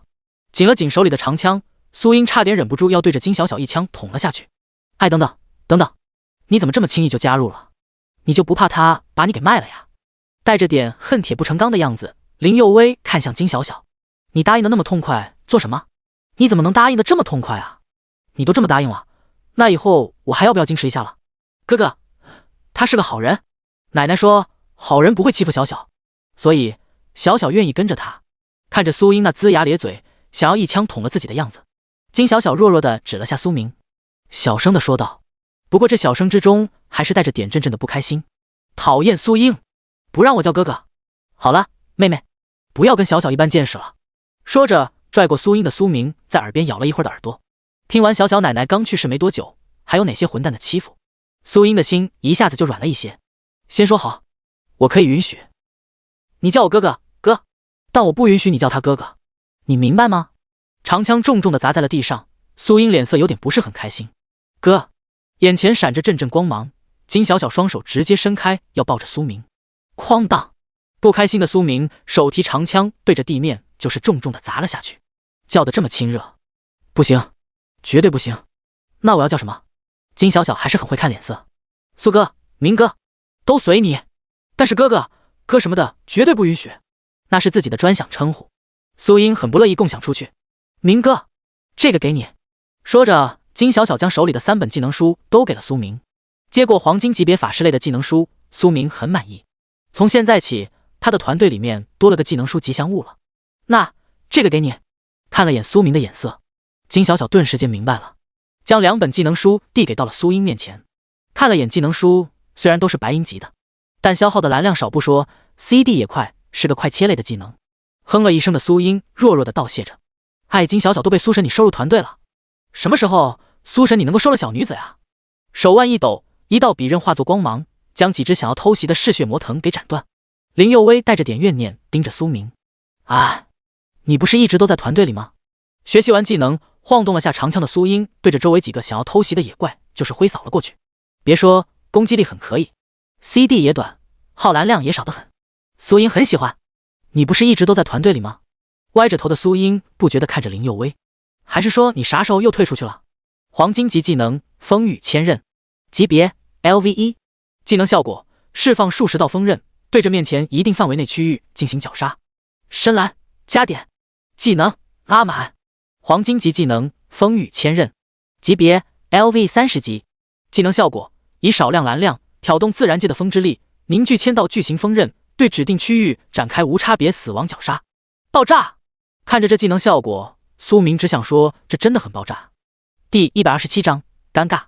林佑威有点尴尬了，略带不好意思的走在了队伍的后面，守候在了金小小的身边。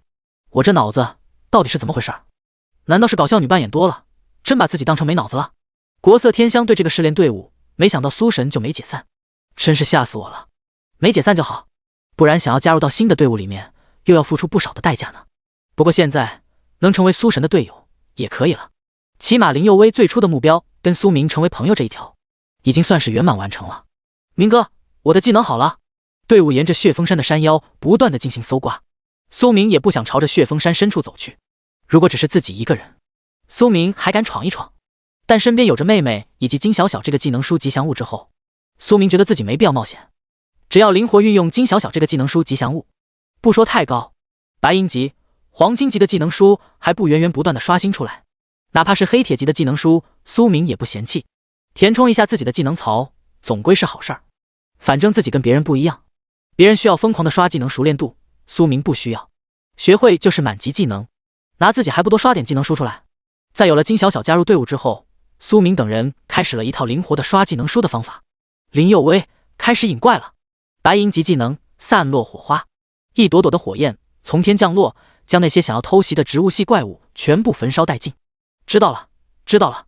自己这个信条刺客在别的团队里面那都是用来当做一击毙命的王牌使用，但是在苏神的队伍里面，自己不过是个拉怪引怪的小卡拉米，想想都好气哦。带着不小的负意，林佑威一路小跑以及探索，将几个强大点的怪物以及2头小 BOSS 级别的怪物全都吸引到了团队附近。小小，出手！好的，明哥。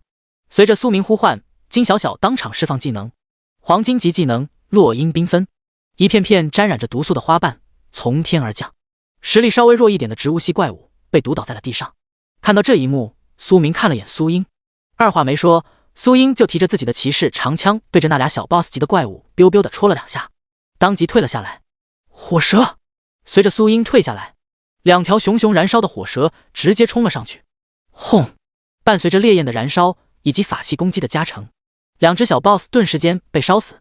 你击杀了小 BOSS 嗜血魔藤，你获得了白银级技能书魔藤毒素。你击杀了小 BOSS 向日葵花，你获得了黄金级技能书种子机关炮。突草鸣草。看着金小小爆出来的黄金级技能书，苏明的脸色多少有点古怪了起来，有点熟悉又不是很熟。经验达标了没有？看了眼有点蠢萌蠢萌的金小小，苏明转头询问道。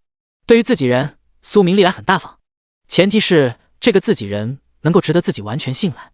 目前国色天香小队里面也就苏英值得自己完全信赖，金小小算半个，姐妹双胞胎跟林佑威还差了点。10万点经验够了，魔藤尸体也够了，木星也够了。目前没有什么问题了。看了眼自己的转职要求，金小小回应着苏明。那行，现在这本盾类技能书你先拿着，先不要用，等领了转职任务再说。从金小小身上拿来的铂金级盾类技能书被苏明交给了苏英，顺带咬了下耳根，轻声的说道：啊，好。感觉到耳朵有点瘙痒的苏英木木的点点头。对于苏明的建议，苏英历来都是选择听从。我呢？我的奖励呢？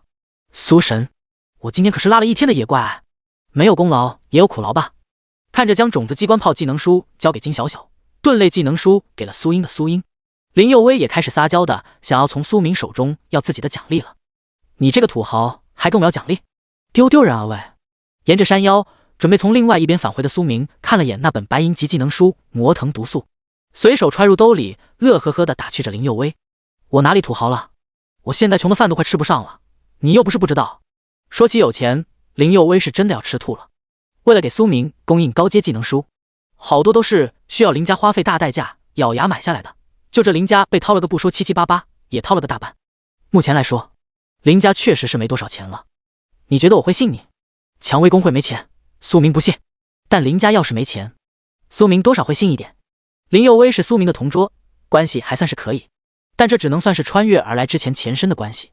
苏明是个老六，对于林佑威的各种操作，一次两次或许当作是个意外，是林佑威想要照顾自己，但次数多了，你觉得苏明回信？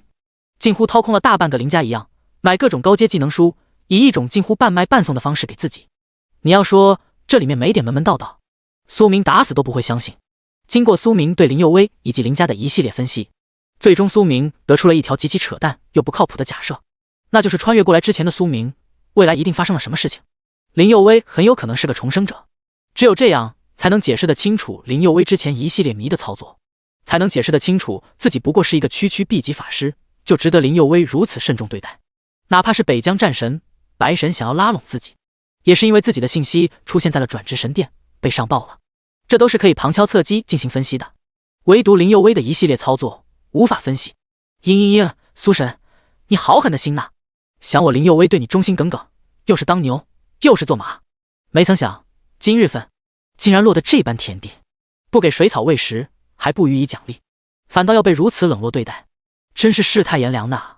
当场来了个欲拒变脸的林佑威，还又哼又唱的玩起了乐子来。操，你别恶心了行不？给你还不行吗？毒藤毒素被苏明直接甩了过去。第128章血风树王，富贵险中求。一脸嫌弃的苏明好似驱赶霉运一样驱赶着林佑威，舔着脸的林佑威反而乐呵呵的抱着自己的技能书，当场就是使用了。区一个白银级的技能书对于林佑威来说不算什么，但这个是谁送的，背后的价值就很重要了。就林佑威自己心里面的估计，苏明是真的将他当做了队友。明哥，血峰山有点奇怪，开开心心呆头呆脑没脑袋的金小小歪着脑袋，时不时的撩拨下几个偷袭的植物系怪物，转而放几个飞叶刀，按照苏明的说法，一丝一丝的攻击下，看看能不能多顺下来几个技能书。哪怕是相同的技能书，也可以当做苏明自己要组建的未来狩猎团的团队储备，再不济也可以进行交易，来增强团队的实力。在有着自然祝福的专长情况下，金小小虽然无法像御兽师一样能够跟自己的御兽怪物们进行交流，但金小小能够大致的感应下植物系怪物的一些变化。现在这些植物系怪物好像在害怕什么，血峰山内部好像有什么东西苏醒了，血峰山内部有大危险苏醒了呢，我们还是快点离开吧，这不适合我们进去了。眼神眯了下，赤天使之眼读取到了一定信息，但却没有读取到多少有用的信息。SSS 及词条信息。词条1，血峰山是植物系怪物里面最强大的 BOSS 的留存地，请小心谨慎。词条2，越是强大的怪物，越是难以诞生子嗣，植物系更甚其上。简单的2个词条，看得苏明眉头狂跳了起来。好家伙，这是真的好家伙，竟然有人偷猎，偷到了血峰山植物系怪物老大的头上了。这是要发动一场怪物工程吗？断层山试炼副本里面的那个旧世界之主浩斯巴罗强吗？很强，差点血洗了整个试炼副本，从试炼副本里面硬生生的冲出来。但问题是，奥斯巴罗想要血洗中海市，需要面对的第一个问题，就是试炼副本整个有着世界规则一样的限制，而血峰山则是纯粹的野外怪物，根本就没有副本的世界规则这种极其逆天限制。更何况，奥斯巴罗是个10级残废，根本没有力量来反抗。血峰山最强 BOSS 不一样啊，整个血峰山的怪物都受其指挥，这要是不赶紧带着人跑路等什么？火中取栗，只有自己的情况下，苏明怎么也要尝试下。但现在苏英在自己的身边，苏明不放心苏英，哪怕能够召唤奥斯巴罗也不行啊。好的，点点头。林佑威有点蒙圈了，什么情况？穿越之前也没有传出来血峰山这片地方出现了问题啊，不是在苏神从10万大山里面走出来快要成神的时候才爆发了一场小规模的战斗，但不是很快就被中海市给解决了吗？那现在这又是个什么鬼啊？林佑威感觉事件线乱了，看了眼神情未变平静正常的苏明，林佑威无奈地叹了口气，行吧，事件线变就变吧，反正现在已经开始抱上苏神的大腿了，以后嗡，还没等到林佑威想明白，一阵极其猛烈的地动山摇般的地震在血峰山晃动了起来，一行数人顿时间站不稳了。金小小拿带着带你震惊的小嘴张开，看着那一个个开始拔地而起想要进行汇聚的野怪们，无形的震荡光波从四面八方不断的震荡出来，在这些震荡光波之下，不论是精英野怪还是小 boss， 全都呈集结状态朝着血峰山内部跑去。我擦，这雪峰山发生了什么？这些野怪开始撒丫子就跑了。林佑威满脸写满了震惊的神色。小小不知道，但小小能够感觉到这些植物系怪物很生气。当苏英的目光看过来的时候，金小小后退了一步，连连摇头的说道：“该不会是有人刨了血峰山大 boss 的祖坟了吧？”看着这一幕，苏英小声的嘀咕着：“很有可能哦，如果不是祖坟被刨了，就是小崽子被宰了。”眼前一亮的林佑威感觉自己的这推测很靠谱，转而看向苏明：“苏神，你说是不是这个意思？”拖着下巴，苏明乐呵呵的看着装傻充愣的林佑威，也没有去揭穿这个搞笑女真面目的想法。既然这个搞笑女可能猜测到了自己炎神的身份，还在送来了那么多的高阶技能书的情况下，死皮赖脸的要继续抱着自己的大腿。苏明也不是无情的人，等他弄明白发生了什么事情，再拉入自己信任圈子里面也不迟。至于金小小，苏明可没打算把金小小放离自己身边。这么一个技能书吉祥物，被外面任意一个工会知晓了，不绑走，都算人家素养好。我感觉也是。俗话说得好，富贵险中求。你们是想要搏一把，还是准备就这么走？眼中闪烁着光芒，血峰山的最大 BOSS 等级品级是多少？苏明还没有探测到。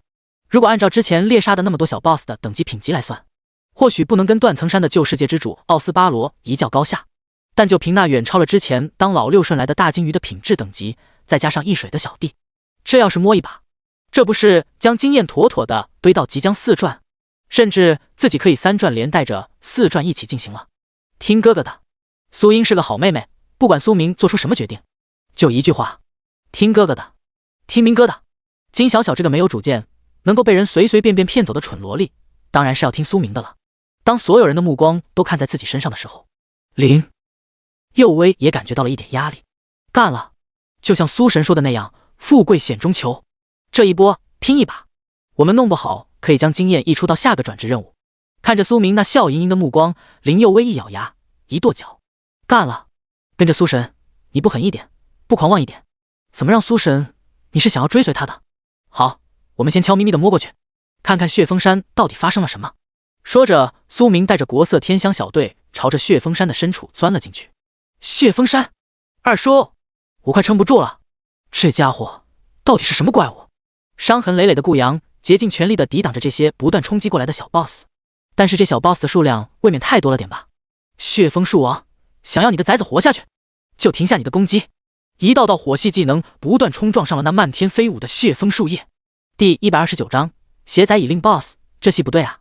对于顾青的威胁，血枫树王没有任何回应。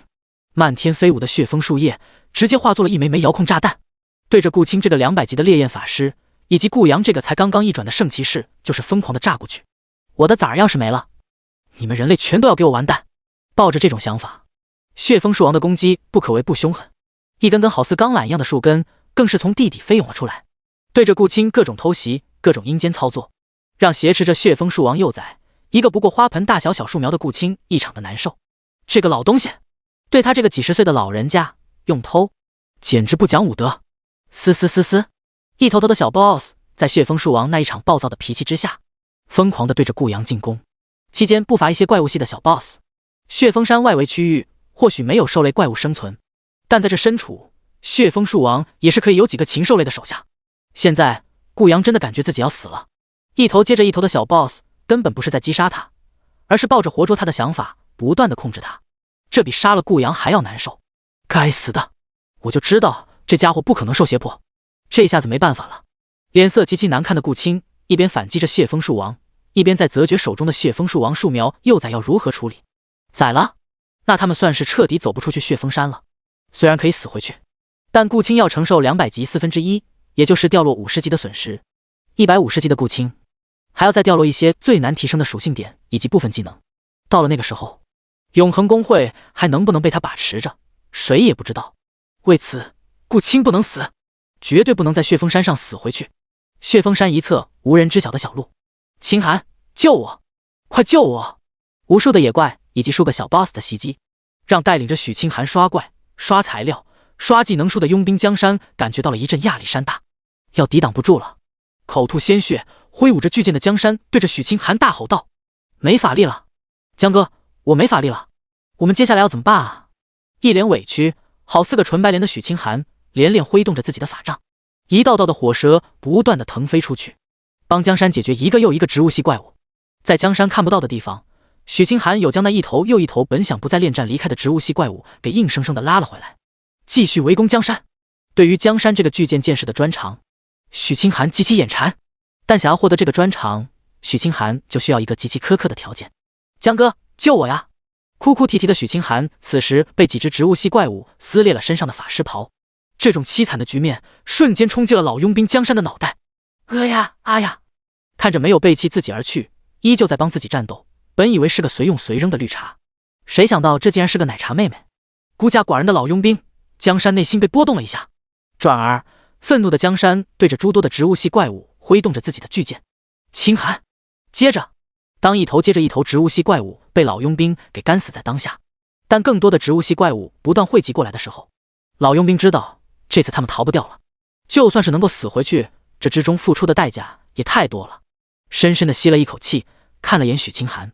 佣兵江山知道许清寒这次前来血峰山的目的，就是为了给自己补充技能槽、补充基础数据的同事，为那个对他不断吸血还无情无义的贱男人复仇。但是现在如果许清寒再死一次，那么许清寒将会一辈子都没有复仇的机会。看了眼自己的属性，佣兵江山嘴角裂出了一个极其难看笑容。这么多年他也不知道复活了多少次了，自己的基础属性早就被打烂了，这个专长一直都在，这一次就算是复活了，恐怕也没机会当佣兵了。与其这样，心中一横，江山将一份卷轴丢给了许清寒。看着手中的这份卷轴，许清寒心中一个激动，自己要的东西就要到手了。清寒，我死的次数太多了，再复活的话不划算也没有意义了，能够在这最后时刻遇到你，是我江山的荣幸。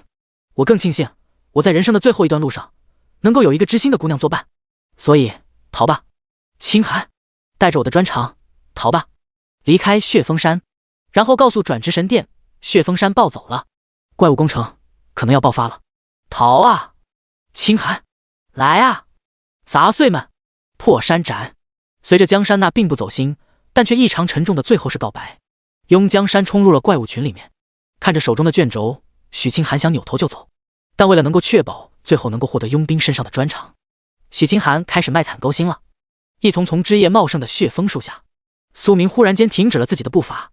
怎么了，哥哥？跟在苏明身后的苏英一头扎在了苏明的后背上，幸亏现在开路的是苏明，要不然其实长枪都要戳在了苏明身上了。不，没什么，就是感觉我可能又要收获点什么东西了。没有来的，苏明感觉自己马上就要有好东西收获了，而且还不是很麻烦，这种感觉很奇妙。啊，难道是苏神要捡漏 BOSS 了吗？愣了下的林佑威眼中闪闪发光，这要是能够捡漏 BOSS， 光是蹭一波经验都够林佑威起飞了。不知道，我们赶紧走，不能让人将 BOSS 抢走了。说着，苏明朝着血峰山的深处快速带队过去。中海市转职神殿，等待着苏明过来报道，跟自己说说详细情况的白风起等的花都快谢了。紧接着，一股子无形的气息在中海市外面缓缓地扩散了开来。白风起眉头一皱，直接站了起来，朝着外面走了过去。正在嘀嘀咕咕的柳妹以及白灵儿互相对视了一眼，连忙走到跟前。怎么了，哥？发生了什么事情？有点不明白发生了什么的白灵儿看着白风起那略微严肃的样子，连忙询问道。中海市的封存档案记录库打开下，我要调查点东西，如果不出意外的话，这次中海市可能真的要出意外了。深深地看了眼血峰山方向的白风起，转头看向了柳妹。白风起是北疆战神，是个莽夫形象，是个很不会处理政务的形象外表，但对于一些事情，白风起多少还是有那么一丢丢的印象。血峰山能够遍布无数植物系的大小 BOSS， 还要驱逐所有前去练级的人，官方还没有任何反应，这正常吗？这不正常，不正常到圣龙帝国绝对会时不时的将大小 BOSS 全部抽出来打一顿，打到血峰山这个结构支离破碎。但圣龙帝国为什么对血峰山视若无睹？还不是因为血峰山隐藏着秘密，这个秘密白风起记不清了，但档案库里面绝对有闲言片语的记录。白风起现在要调动的就是这个。好，我马上去。知道事态严重的柳妹当场动弹了起来。第130章，气死偶了。来了吗？来了。要射了吗？哦，林佑，咱聊天的时候能不能正常点？安排着林佑威进行短距离侦查的苏明，脸色上顿时间挂起了一道黑线。这个小黑子现在开始搞颜色了是吧？哎，有吗？我不是正常的询问你，要不要将火箭术射出去吗？有问题吗？眨了眨大眼睛，一脸无辜的林佑威装作呆萌的看着苏明。污了吗？没有啊，是你自己想污了，那就跟我没有多少关系喽。看着对着自己俏皮的眨着眼睛的林佑威，苏明深深的吸了一口气。小黑子一旦开始搞起了颜色，坚决不能跟对方一个节奏，不然他会将你的智商拉低，然后用那丰富的低智商在熟悉的领域狠狠的摩擦你。说说，你这次发现了什么？手中一道火箭术将蜿蜒平移在一棵有着上百年树林枫树上伪装成藤蔓的一条木系毒蛇给干掉。在苏明身边，金小小也趁机甩了个技能过去，打出多少伤害不重要，重要的是这个技能书吉祥物要有一定的参与感。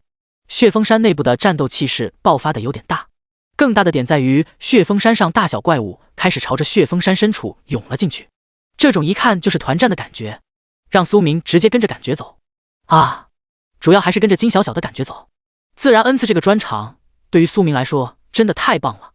跟着金小小的感觉，苏明一行人发现了一条蜿蜒的小路，然后小路的尽头是一条小型溪流瀑布，在溪流瀑布里面是一条只能容纳一人前行的狭窄通道，里面有点阴森湿了，没敢朝里面走的太多，不过能够感觉到里面有一股股沉绵的气息，估计应该150级以上。根据刺客的侦测技能，林佑威沉吟了一下，说出了自己的判断。要搞一波吗？林佑威抬头看着苏明，眼神是一阵阵的期待。金小小，你感觉这里面怎么样？站在溪流附近，看着那完全像是暴雨打开的溪流山石小隧道，苏明的神色确实是有点过于奇怪。这出入口真的太容易令人想入非非了啊！明哥，我感觉前面有些危险，不好的感觉。蠢萝莉金小小愣了下，弱弱的回应道。看了眼炽天使之眼的苏明，听着金小小的佐证，跟着点了点头。这个小隧道里面很危险，危险到了炽天使之眼也跟着提醒。但还是那句话，危险与机遇并存，富贵险中求。这要是不搏一把，自己拿什么来覆灭永恒公会？拿什么来保护着妹妹在这个危险的世界安全成长？所以试试呗。不行，哥哥，我是你的圣光骑士，我要走在前面。小隧道真的很狭窄，狭窄到只能容纳一个人侧着身子走过去。对于要探索这种危险的地方，苏英不在乎，只要能跟哥哥在一起，深渊地狱苏英都毫不犹豫。但对于未知的地方，苏英要走在苏明的前面。他是圣光骑士，是守护着自己哥哥的圣光骑士，想走在我前面保护我，还是先等你的等级练上来再说吧，不然真碰到危险了，在这狭窄的通道里面，我想救你都是个事儿。狠狠地盘了下苏英的小脑袋瓜子，苏明一脸平静地说道。若是在别处跟大小 BOSS 战斗或者探索副本什么的，苏明也不在意苏英是不是在自己面前，身为自己的防护盾什么的。但是现在极其狭窄的通道，苏明很担心自己会来不及救援苏英，还是自己走在前面吧。看了看自己的等级，再看了看自己哥哥的等级，苏英没好气的闷哼了一声。等级以及战斗力已经说明了一切。行，那么我在前头，妹妹你跟在我身后，小小排在第3。林佑威你殿后。看了眼3个妹子，苏明果断的安排道。啊，怎么我排在最后，这么危险的地方？林佑威下意识的就是跟苏明吐槽斗嘴了起来。这不是显得你实力强大，能够守护得了他们2个吗？淡淡回了一句的苏明也不在意林佑威的说法，不满什么的是没有，主要是这个小黑子跟自己口上作对习惯了啊，哼哼，那是当然，身为苏神你的队友，没点实力那怎么行呢？自己话刚说完，林佑威就有点后悔了，后悔自己多少有点不知好赖。苏神将危险的位置安排给自己，不就是看中了自己，认可了自己吗？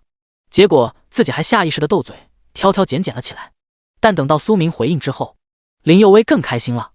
Yes， 这种感觉，战友之间的感觉就是林佑威想要的。接下来就是加深这种关系，然后死死地抱住苏神的大腿。看了眼自己把自己哄得开心的林佑威，苏明转头就开始朝着溪流后面的小隧道里面走了过去。血峰山，二叔救我！正在遭受着血枫树王不断毒打的顾青，耳中听到了一声惨烈的呼叫声，转头一看，顾阳这个倒霉催的孩子已经被血峰山的几个大小 BOSS 直接活捉了。对，活捉了。不论是副本里面的野怪，也是副本外面的那些散落的野怪，这些怪物面对职业者基本上都是战斗，都是杀戮，将之杀毁人类的复活点，很少有抓捕活捉这么一说。但是现在血峰山上的这大小 BOSS 宁可拼着挂掉几个大小 BOSS 也要活捉顾阳。这种感觉对于顾青来说是真的颠覆了三观。顾阳，他们既然不杀你，就代表着你还有用。不要担心，真有问题了，咱们爷俩一起死回去。看着手中盆栽大小的血蜂树王幼崽，顾青心里面更是底气十足。人类面对这些野怪的最大优势，不就是可以死回去，再复活点重生吗？嗡！听着顾青的词，活捉了顾阳的血蜂树王迟钝了一下，一根根的树根木须从地底下疯狂的涌了出来，无尽鞭挞、死亡抽打、汲取、疯狂击气、万蛇同舞，一道道属于血蜂树王的怪物技能不断的释放了出来。血蜂树王感觉很干，自己学来的人类知识竟然没用，好损失了好些个不错的部下，简直气死偶了。第131章，被命运女神眷顾的人。中海市转职神殿，看着封存记录档案里面的部分信息，北疆战神白风起感觉牙疼。这曾经的国之柱石也太会搞事儿了吧，直接把曾经解决不了的情况留给现在。信不信我撂挑子直接跑路啊？一想到自己要是就这么跑路了，圣龙帝国的中海市可能就此覆灭，附近的几个稍微有点规模的城市都将化为一片废墟。白风起还是硬着头皮决定干了，这玩意儿既然躲不掉，那还不如直接试着解决呢。妹妹，这次你跟柳经理在城内负责维持治安，柳经理即可调动3支禁卫军团，将中海市外面所有职业者全部召回，外城区域的普通人也都召回到城内。中海市所有人都以最大规模的怪物工程最好战斗准备，城内的诸多工会全都调动起来，不管他们之前有什么样的矛盾，怪物工程期间敢给我搞7搞8，等我回来接受制裁吧。同时通报给附近的几个城市，让他们也做好怪物工程的准备。合上文件，白风起神色郑重地对着面前的俩人吩咐道：中海市的怪物工程对于白风起来说没有一个能打的，但问题的关键不在于能不能打，而是数量如此之多的怪物工程，白风起拦不下所有，那么中海市就会遭受损失。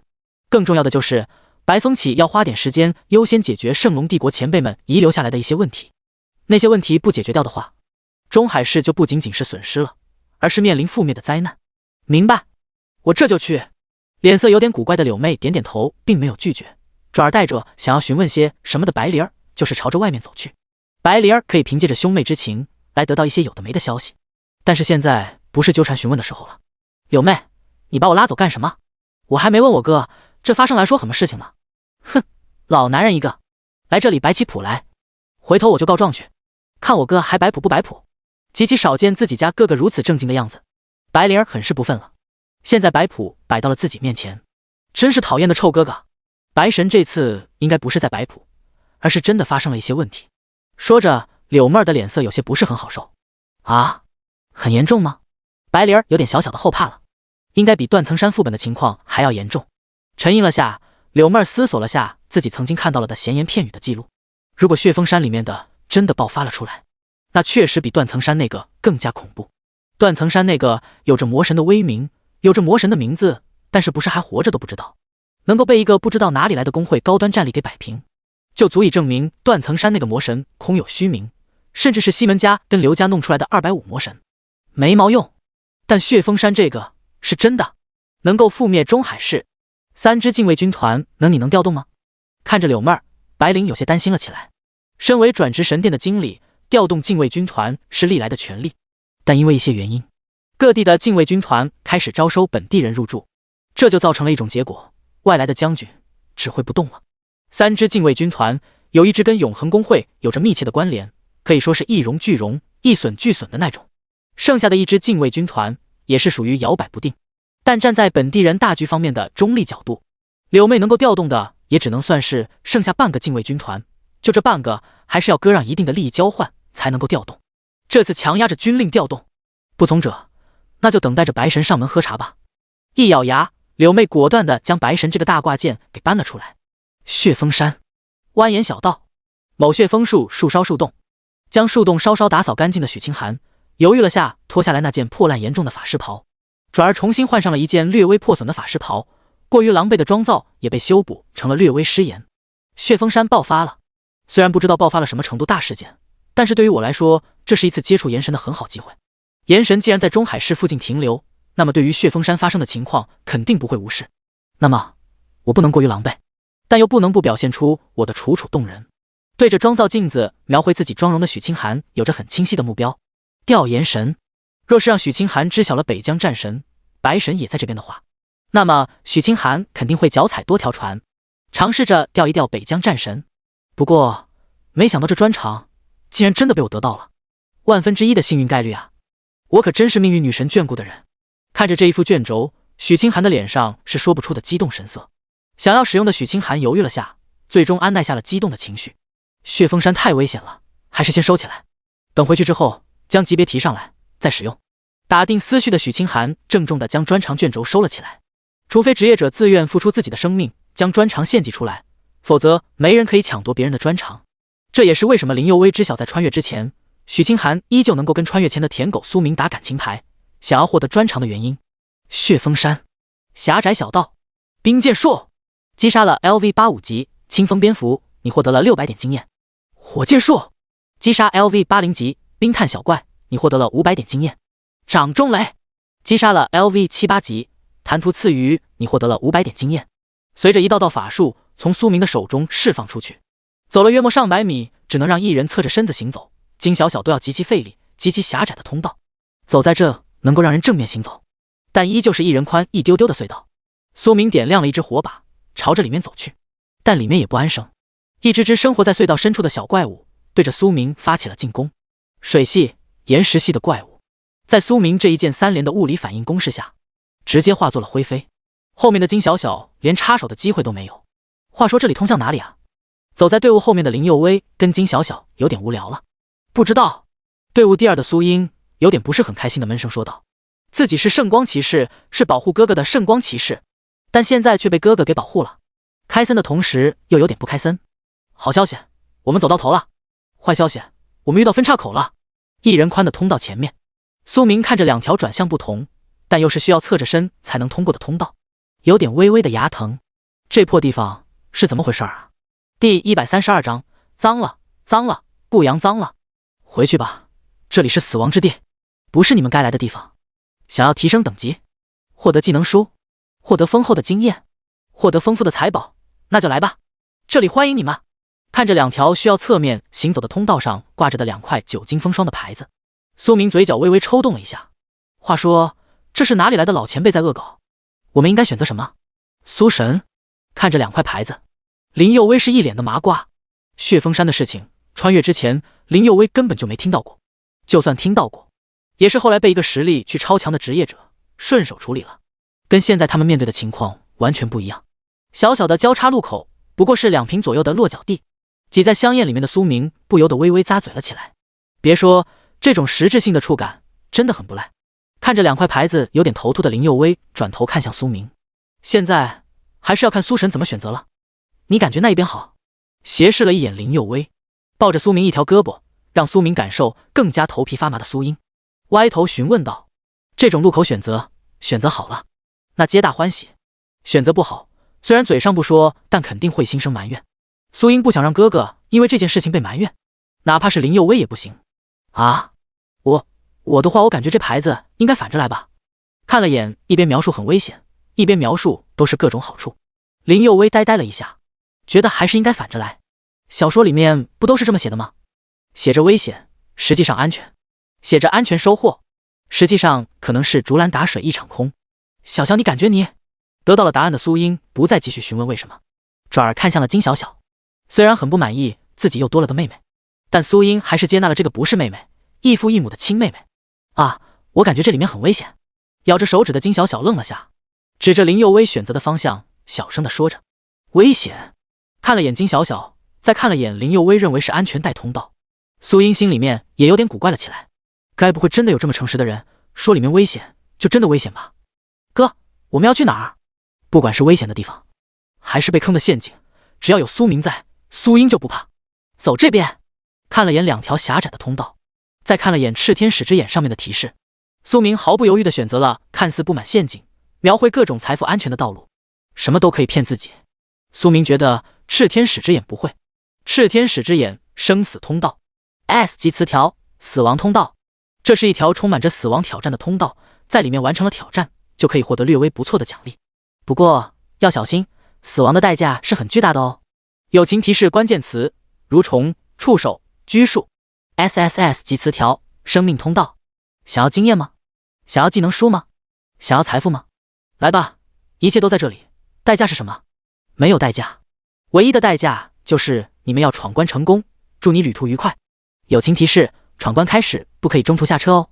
虽然不清楚生命通道的最后究竟是什么，但相较于死亡通道里面的关键词，苏明果断选择了生命通道。让苏英面对蠕虫、触手这些乱七八糟的玩意儿，还不如直接去搏一搏不能中途下车的生命通道呢。好，苏英没有任何反对，直接跟着苏明朝着生命通道的方向走去。走在最后的林佑威有点忍不住挠头了，怎么自己的选择错了？不应该啊，小说里面不都是说这种时候反向选择最好的吗？算了，这一次不管碰到什么危险、什么困难，自己都不能抱怨，不管收获多少，自己都不能多嘴，省得打击到了苏神，让苏神对自己心生厌恶。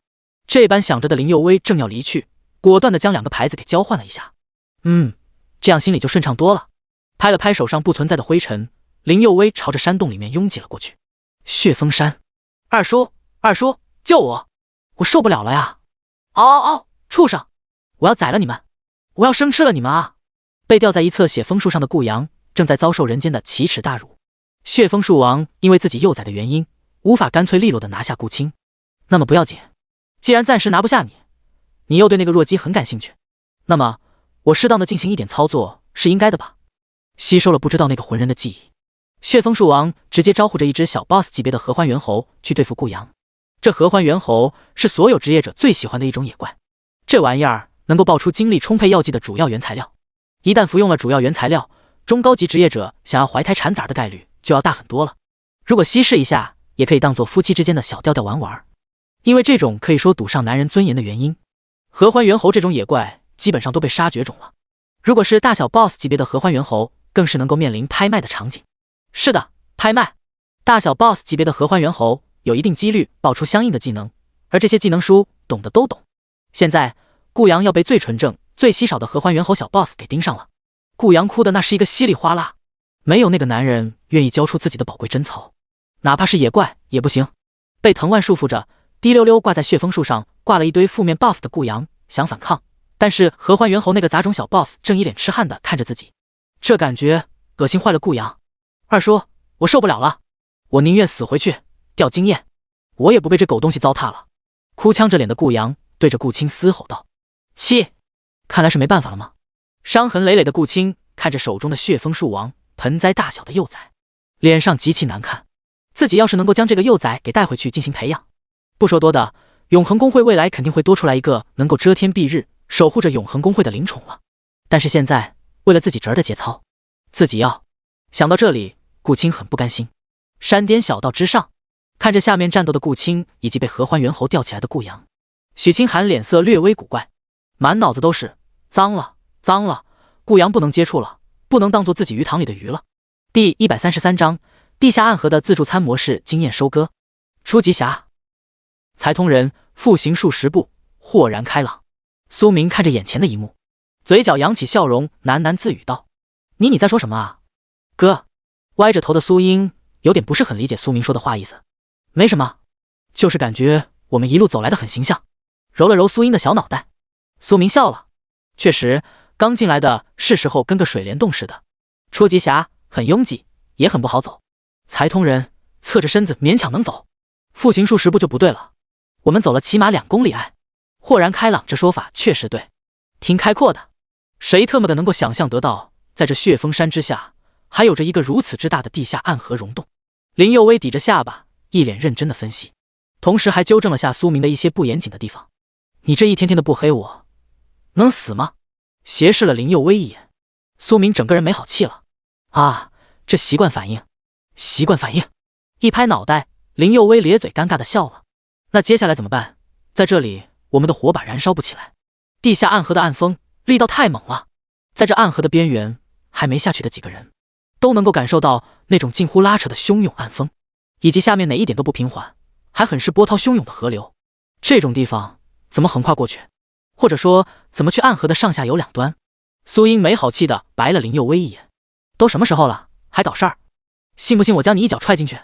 小小，一路走来报了什么技能书？拿出来瞧瞧。缩了缩脑袋，看了眼盯着暗河略显发呆的苏明。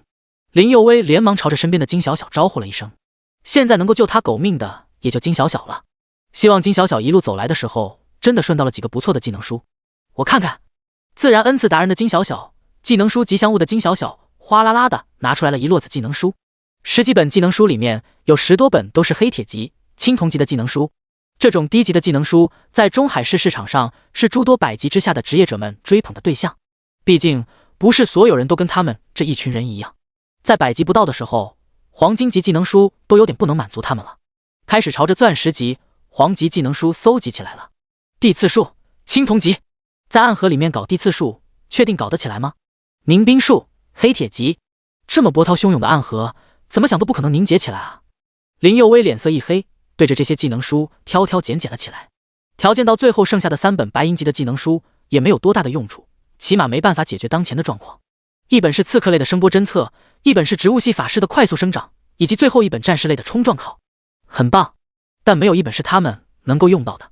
苏神，我们好像没办法过去。看来这一次要无功而返的林佑威心里面略带着些许的可惜。本来以为能够收获许多东西，但是没想到他们的可能就此止步了。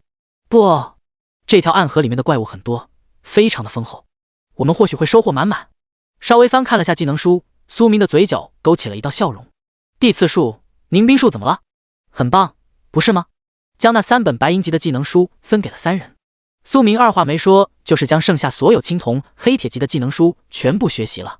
反正技能无限点满的苏明不在乎自己能学多少技能书，学到一个就是赚，谁知道自己什么时候能够用到呢？再说了，技能与技能之间是可以互相交价、叠值伤害的。水系的暴雨倾盆加上雷系的电闪雷鸣，就问你有多少小怪能够抵挡得住？更何况苏明还能够无限点满技能书。跟我走。地刺术。随着苏明话音落下，暗河之下一道道锐利的地刺直接冲出了汹涌的水面。那不知道是物种发达还是小怪过于集群，苏明硬生生的收获了几条小怪的经验值。你击杀了 LV94 级银背苍鱼，你获得了700点经验。你击杀了 LV101 级死亡蓝鳄，你获得了1000点经验。总之，一条约莫上百米长的地刺硬生生的阻断了这条极其宽阔的地下溶洞暗河的1/5的河流横截面。哇！苏神，同样是地刺术，在你手中施展出来的跟在别人手中施展出来就是不一样啊！咂了咂嘴的林佑威毫不客气的吹捧了起来。那不一样的还多了呢。笑了下的苏明转头朝着暗河上游的方向挥动着法杖。地刺术，蹭蹭蹭蹭，又是一道道锐利的地刺斜斜的朝着正前方刺了出去，让苏明等人能够有踏足的地方。苏明也不敢真的在这暗河之下用地刺术横截下整条波涛汹涌的暗河，那不是想到河对面，那是跟整条暗河的滔滔威势作对，这比面对 LV300级的黄金级 BOSS 还要难受。凝冰术，又是一道法术的泛起，上百米长的地刺周边凝结出来了一道厚厚的冰层。地下暗河里面的怪物们不开心了，一个个的跳了出来。小小啊，好的，落英缤纷。呆萌的金小小当即挥舞着权杖，江水寒手中的法杖也在这个时候闪烁着一道道雷霆闪电，掌中雷。刺啦刺啦，密密麻麻的怪物犹如进入餐盘的食物一样，源源不断的跳到了冰层之上。这一波可谓是蹲在原地吃自助餐，经验值十分畅快的上涨。血封山，二叔，你不仁，就别怪我不义了。不论是哭还是委屈，顾阳想要保住自己的节操，但看着二叔顾青那一脸犹豫纠结的样子，顾阳心里纵使有着万分的不舍，也要使用自家母亲送给自己的一件极其优秀的装备了。伴随着随机传送卷轴的撕裂，顾阳消失在了合欢猿猴的面前，这让准备着开始上场的合欢猿猴懵了。我特么的宝贝呢？哪里去了？我操，兔崽子，你坑我！看着顾阳的消失不见，顾青这一刻青筋冒起，直骂娘了。第134章，聪明反被聪明误的顾阳。好嘞，感觉到我的幻肢都在不断的抽搐了，我的双腿都有点打摆子了。话说，我们现在到哪里了？看着苏神一边使用地刺术，一边使用凝冰术冰封大片暗河水面，导致地下暗河里面的大量怪物们纷纷不爽了起来，一个接着一个的撞击着冰面。紧接着就是金小小的全范围技能攻击，别管伤害多低，能够蹭到伤害就算赢。接着就是苏神的闪电飞舞的技能，大片大片的水系、冰系的野怪在苏神的攻击下一个接着一个扑街，别管是什么小 boss 还是大 boss， 没有什么能够抵挡得住苏神的。大不了就多垫几次。林佑威看得自己都感觉到疲累了。你根本就没有怎么战斗，全程混经验的你，哪里来的底气这么说？光之矛看着一条 BOSS 突然从水底窜了出来，对着苏明就是攻击了过去，斜视了林佑威一眼。苏英手中的长枪散发着一阵光芒，一道光之矛飞射而出，将那条看不明白的水系 BOSS 直接撞飞了出去。正在大面积释放技能的苏明看到这一幕，随手就是一个烈火焚天，将那条 BOSS 连同附近的水面一同蒸发掉。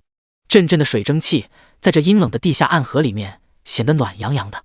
啊，我看着累不行吗？嘴角撇了撇，林佑威手中的匕首十分干脆利落的淬毒，对着一条好似变色龙一样爬上来的小 BOSS 就是扎了下去。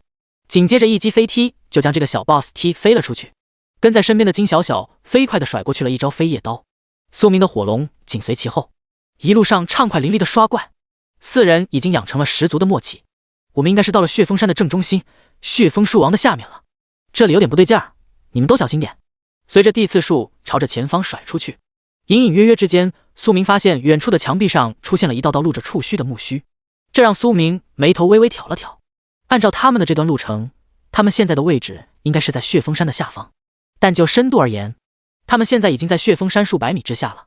数百米之下的地下暗河里面有一道道白嫩的木须，这是什么见鬼的情况？该不会是地表的那个血峰树王伸下来的爪牙吧？明白。随着苏明话音落下，众人纷纷提起了一口气，小心翼翼地警惕着周围。注意到苏明警惕着上方的木须，一行人也小心点观察着苏明，生怕木须变成了树根，对他们挥舞着根须。在地下暗河的他们可没地方逃离。血峰山上，该死的顾阳，你个混蛋！额头抱起青筋，看着手中的血峰树王幼崽。血峰树王再看了眼要挟持着的顾阳，不见了踪迹，顿时间暴脾气上来了。等级与品质远超过顾青许多的血峰树王开始了疯狂的鞭挞。这种痛苦让顾青想要丢下手中的血峰树王幼崽，转头就跑。可受了这么大委屈的顾青怎么可能就这么离开？心中一狠，顾青当场就是阵阵施法练，他要带着血峰树王幼崽逃离。地下隧道，生命通道与死亡通道交叉口。哦，可嗨嗨！该死合欢猿猴，迟早有一天老子要宰了你！擦了擦嘴角的腥臭不明液体，顾阳的脸色上极其的难看，整个人就像是被玩坏了的玩具一样，双腿一个踉跄，重重的栽在了身后的墙壁上。等了半晌，顾阳总算是反应了过来。话说我这是的到哪里了？手中一个火把点起，顾阳不由得查看着四周，看着生命与死亡牌子，顾阳的脸色从苍白古怪最终变成了欣喜若狂。都说大难不死，必有后福，想我顾某人遭受了如此大的灾难，获得点福气，这不是应该的吗？脸上乐开花的顾阳将合欢猿猴的事情抛之脑后。按照小说里面最常用的说法，所谓的生命通道一定是假的，里面各种各样的陷阱怪物层出不穷。相反，死亡通道才是真的，虽然会有一定的危险，但最后收获一定丰厚。点了点头，顾阳很是认可这种判断。如果让顾阳来埋葬宝物，来打造秘密副本，那肯定是这么打造的。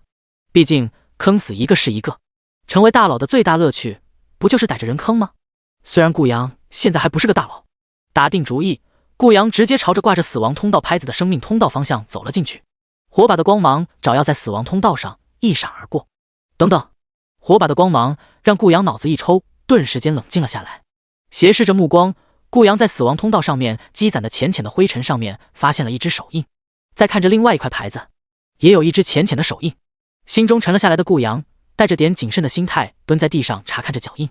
在挂着死亡牌子的生命通道里面有着一条长长的错乱的脚印，顺着脚印顾阳追查了数十米，最终顾阳发现脚印消失了。哼哼，我就知道，既然有人提前来到这里，那么一定会做一些手脚，但是这些手脚都骗不过聪明的顾某人。不管是谁，你们现在要抢夺的都是我顾某人的宝贝，等我顾某人出现之后交出宝贝也就罢了，否则你们就是跟我顾某人为敌，跟永恒公会为敌。对于前方的路，顾阳没有再探索下去，转头就是朝着挂着生命通道牌子的死亡通道方向自信满满的走了进去。顾阳相信自己的判断，宝贝一定是他的，血峰树王的幼崽。虽然不知道这个家伙是怎么弄来的，但能够培养血峰树王幼崽的地方一定还有着一些半生的材料，哪怕是捡一些残余也能够让我多点不一样的东西。趴在山坳之上，许清寒舔了舔略微干燥的嘴角。此时不仅仅是雪峰树王暴走了，围绕着血峰树王的诸多大小 BOSS 们也暴走了。许清寒看着血峰树王身后狭小的通道，贪念从心中爆发。第135章，各种意义上杀不死的怪诞水虫。话说，血峰树王的占地面积多大啊？我们走了快1公里了吧？这家伙的根须怎么越来越多了？看着头顶上的木须密密麻麻，比天上的繁星还要多，林佑威的脸色有点不是很好看。这么多的血峰树王的木须，若是全都向下延伸出来，他们分分钟被这些木须送回复活点。应该说，这家伙扎根面积很广泛，而且我有理由相信，单凭血峰树王的根须，完全可以阻断这条地下暗河。但是现在地下暗河依旧快速的流淌着，这就证明地下暗河里面有什么血峰树王的根须对付不了的家伙。你们都小心点！看了眼赤天使之眼的信息，苏明的脸色沉了起来。随手之间，不论是屠壁盾还是冰晶盾，又或者圣光笼罩这些青铜黑铁级的技能，全都被苏明放在了三女的面前。看着苏明释放出来的防御性法术，哪怕是蠢萌萝莉一样的金小小也明白了一件事情：接下来的麻烦要来了。沙沙沙沙，随着一阵阵的虫鸣声音响起，跳出来的怪物也逐渐的变少了。远远的，不论是苏明还是林佑威，又或者是苏英、金小小，都能够发现地下暗河的远端好似一堵沉闷的巨墙。当虫鸣声音响起，那些本来在攻击着苏明等人的地下暗河的怪物们，一个个的逃一样似的逃离苏明等人的所在区域。火蛇术、冰刺术、掌中雷、水盘泡泡、电闪雷鸣。当地下暗河之上一点点的银白色亮光开始闪烁，逐渐铺满整个地下暗河的时候，地下暗河亮了起来。但这些亮光却像追逐着火光的飞蛾一样，朝着苏明等人的方向飞扑了过来。苏明二话不说，就是各种黄金级之下的技能释放了出来。铂金级之上、钻石级、黄级的技能，那种范围多么的广泛，他们现在还都在地下暗河呢，还要不要命了？信不信那种大范围的技能释放出来，他们所有人都要被掩埋。黄金级之下的技能威力刚刚好，能够消灭怪物的同时还不至于过于破坏地下暗河，让他们所有人被活埋。随着一阵阵的火光四射，电闪雷鸣，不论是谁都看清了那些冲过来的是什么见鬼的玩意儿了。虫子，数之不尽的虫子，这还不是那种螳螂虫怪、火蛾子、雷电萤火虫之类的野怪，而是一个个皮肤晶莹剔透、多足，还都是骨质类，却狰狞无比、数量极多的怪物。赤天使之眼 SSS 及词条信息。词条信息1：你现在身处的地方石血峰山地下暗河的死亡河流，请小心警惕，在这里有着无数水中怪虫，它们能够免疫掉大部分元素魔法的攻击，同时不畏惧武力战斗。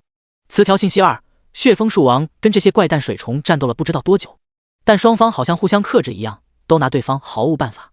请注意，打破了两者的平衡，总有一个是要开始暴走的。词条信息3：看到远处了那堵墙了吗？那不是墙，那是无数怪诞水虫堆积起来，将通道彻彻底底的给堵上了。也因为这样，地下暗河才有一小部分水流流了出来。词条信息4：怪诞水虫与血峰树王是被人认为投放在这里的，目的是为了守护什么，还是看守什么，无从得知。牙疼！看着词条信息上解读的信息，苏明感觉这破地方的麻烦要大了，远比断层山副本来的还要大。断层山副本不管怎么说，那也只是副本，就世界之主想要冲出来，最先面对的可是世界规则。可是这里副本呢？你特么的副本规则呢？在哪里啊？出来就一下啊！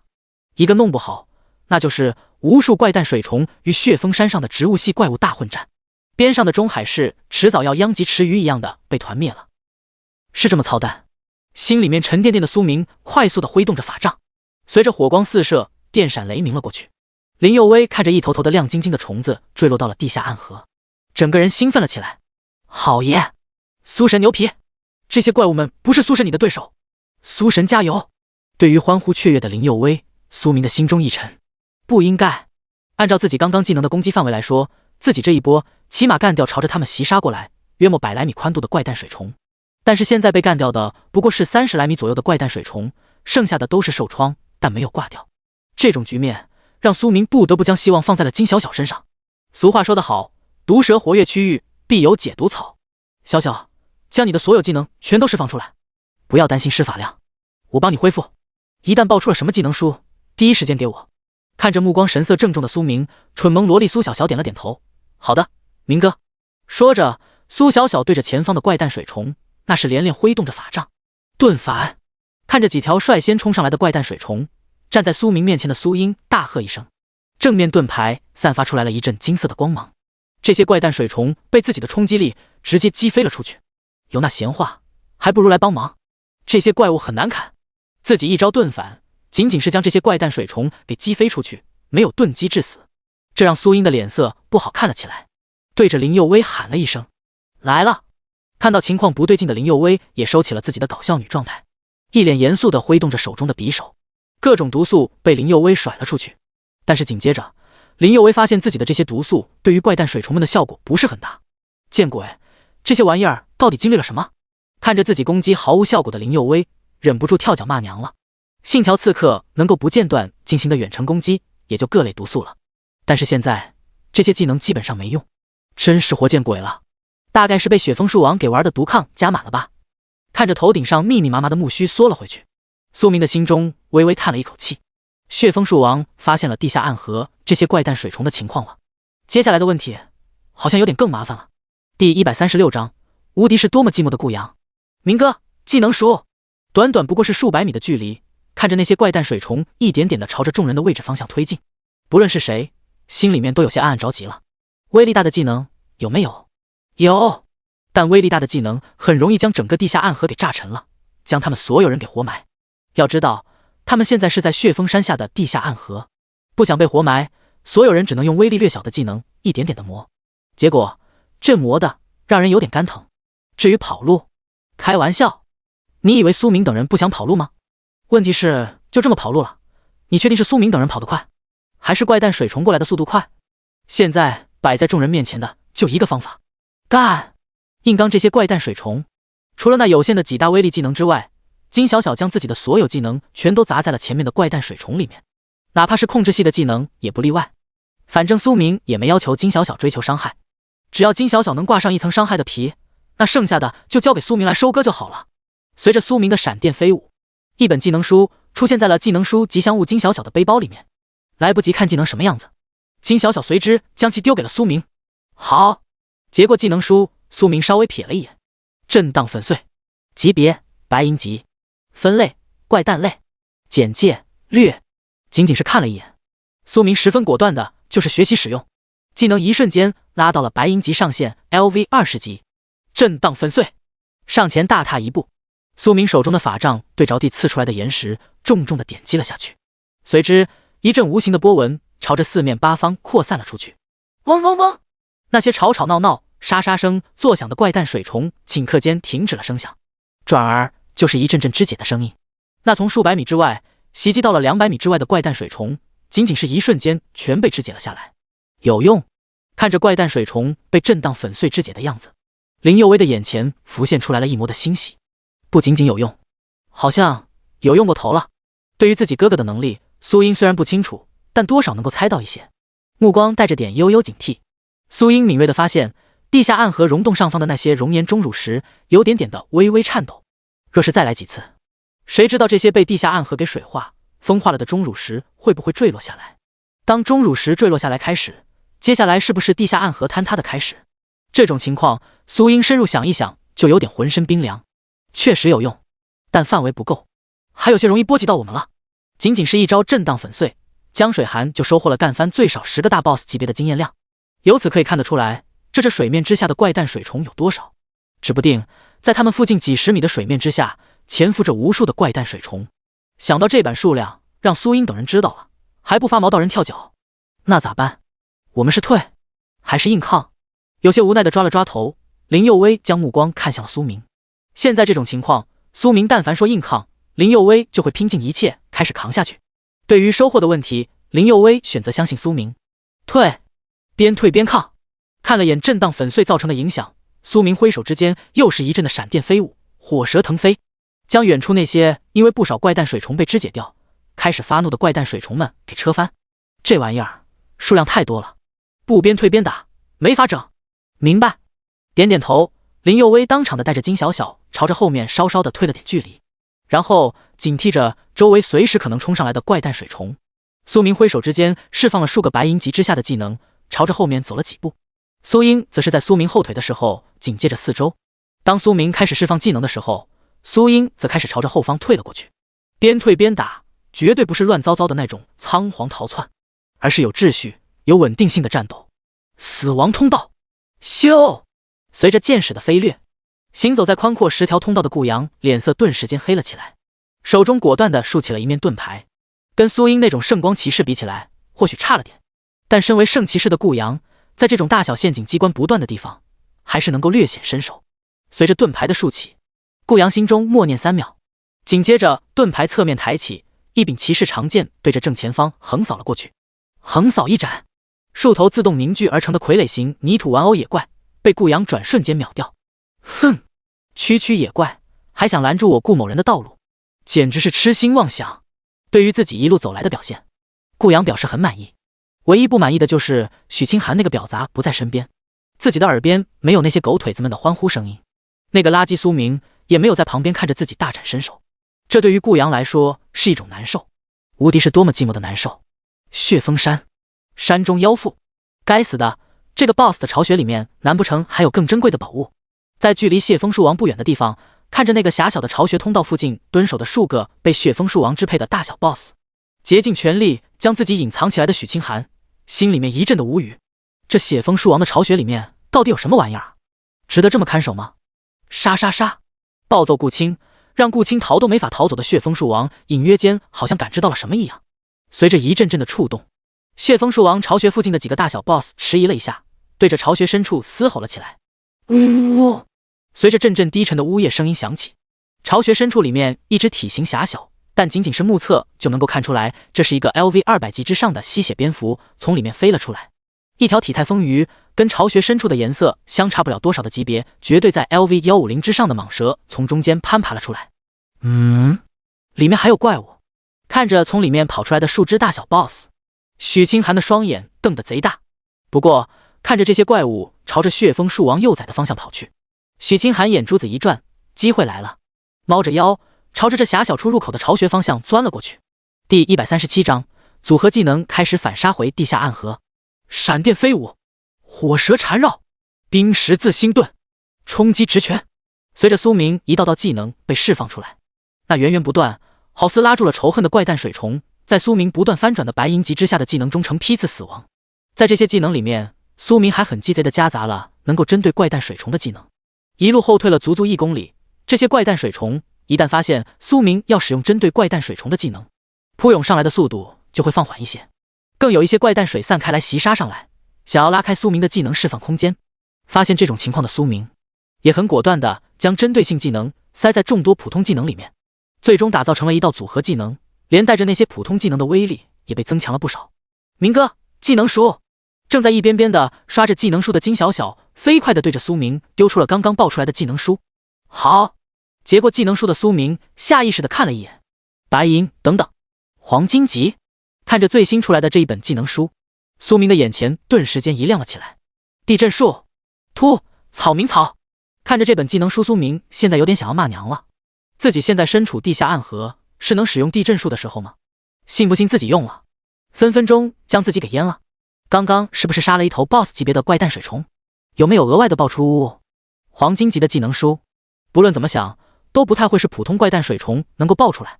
至于提示，抱歉，苏明因为大范围的击诸多怪诞水虫，经验都快堆叠到了150级了。只要再储备点经验，苏明完全可以在转职神殿进行4转。至于怪诞水虫 BOSS 的掉落物，苏明并没有发现。我这里有一对怪诞匕首，白银级的。苏神你要吗？简单的查看了下自己的背包，林佑威的脸色之上顿时间古怪了起来。自己不过是按照常态一样的释放毒素、麻痹控制类的技能，怎么这玩意儿落到了自己的头上？你能用，你就先拿着吧。一对白银匕首，苏明也不至于看不上，但也不会在现在这种情况下索要。哥哥，我们现在退得够远了吧？这怪诞水虫的数量怎么这么多啊？一招盾反，直接拍飞了几只从远处飞落下来的怪诞水虫。苏英对着苏明一脸吐槽道：谁知道这里面是不是有怪诞水虫的大 BOSS 在缠载之类的？林佑威跟上了苏英的吐槽，也跟着心情不是很好的说道：想他一个刺客，还是一击毙命远遁千里的刺客，现在就跟个法师弓箭手一样，连绵不断的释放着自己的技能，这让林佑威那近乎薄弱的法量那是动不动就减低。要不是苏明恢复法量的时候顺带着恢复了林佑威，林佑威真的要摸鱼了。有可能，不然上面血风树王的根须不可能收回去。一般而言，虫王生产的时候，虫群是最容易暴动的。抿了下嘴角，看着地下暗河溶洞上方那密密麻麻的根须大小的洞口，苏明思索了下，说道：那接下来怎么办？这么继续下去的话，我们可能顶不了多久。技能 CD、蓝量、血量还有施法速度，这些综合因素加在一起，会导致这些怪诞水虫像磨 BOSS 的血量一样，在磨他们的血量以及蓝量。虽说还没到最后一步，但这种结果也不得不考虑。苏英随手拍飞了一只怪诞水虫，转头看向苏明说道：冲进去，我到时候试试能不能组合一套技能出来。看了眼爆出来的这几个技能，再看了眼赤天使之眼的提示，表示现在怪诞水虫开始倾巢而出的时候，苏明想要搏一把。好，点点头的苏英也一脸戒备地看着四周。随之苏明的一道恢复蓝量的技能在所有人的身上刷了起来，技能 CD 也都恢复的差不多了。看着远处已经登上地次数制造的地面平台，苏明深深地吸了一口气，手中法杖恋恋飞舞，火花四射，掌中雷，震荡冲击波，火蛇舞动，冰十字星盾，凝冰术，冰矛。随着一招招的技能犹如不要钱一样的朝着前方丢了过去，正前方的诸多怪诞水虫全都被清空。走！随着苏明的声音落下，苏英提着骑士盾在苏明的前方快速的奔跑了起来。林佑威护持着金小小连忙跟上，不管里面是大 boss 在缠载，还是大 boss 在进化的关键时刻，又或者是大 boss 在看守着什么即将破土而出的东西，龙潭虎穴一样的地下暗河深处，所有人都要闯一闯。中海市，陆家，稀客啊，柳经理怎么有空来我们陆家？看着自家这令人头疼又备受宠爱的孩子，陆泽、陆天元心累的挥了挥手，让其连忙下去。若不是被宠爱，仅仅是 C 级猛兽骑士的他，又凭什么拥有如此多铂金级装备，以及4个职业级的保镖守护？岳氏大家族对于家中子弟的职业品级有着很深的鄙视链，区 C 级，连普通人都嫌弃的职业级别，在大家族里面不被发配到小商铺，已经是大发慈悲了，还想着铂金级装备一件接着一件的掏出来往外送，想什么呢？这不是来找陆老哥聊聊天吗？嘴角带着笑容，柳妹带着白灵儿舞动着自己妙曼的身影，一步一摇晃的走了进来。对于陆家，柳妹儿不得不重视。如果说永恒公会是中海市明面上的群英荟萃的地方，那么陆家就是执掌着中海市3个禁卫军团之中一个的本土军团。而这个军团想要调动起来，没有陆家的首肯，哪怕柳妹背靠圣龙帝国都不好使。柳经理聊天可让陆某人有点惶恐啊。眼尖的陆天元看到了在柳妹身边的白灵儿，白灵儿背后代表的是谁，陆天元心里面一清二楚，同样也清楚自己有麻烦了，中海市的麻烦可能更大。第138章，见习法师凭什么比 C 级猛兽强？那么这次希望你们陆家不要有所保留，这不仅仅是为了我，也是为了中海市，这一点还请放心。柳经理，你的消息属实的情况下，我们陆家不会自废手脚。那就好，在信誉方面，我还是比较看重陆家。柳经理说的哪里的话，转职神殿的信誉，我陆家也是很信任的。2只老狐狸在陆家客厅开始了一阵阵的闲叙。当合作正式敲定之后，不论是柳妹还是陆天元都不由自主地松了一口气。柳妹松了一口气，是因为能够在怪物工程期间能够全方位地调动这一支被陆家掌控的禁卫军团，这比什么都重要。而陆天元松了一口气的原因在于怪物工程的消息准确性，以及柳妹愿意为了陆家在怪物工程期间因为陆家的产业而少许的让步，而这少许的让步对于陆家来说很重要。除此之外，也有着陆家暗地里执掌的这一支禁卫军团的调遣权限，陆家商铺的保护问题，陆家产业的问题，中海市人口保护等诸多利益交涉，在2个老狐狸之间的互相让步，寸步不让之间逐渐敲定达成，这让一边的白灵儿听得头昏脑胀。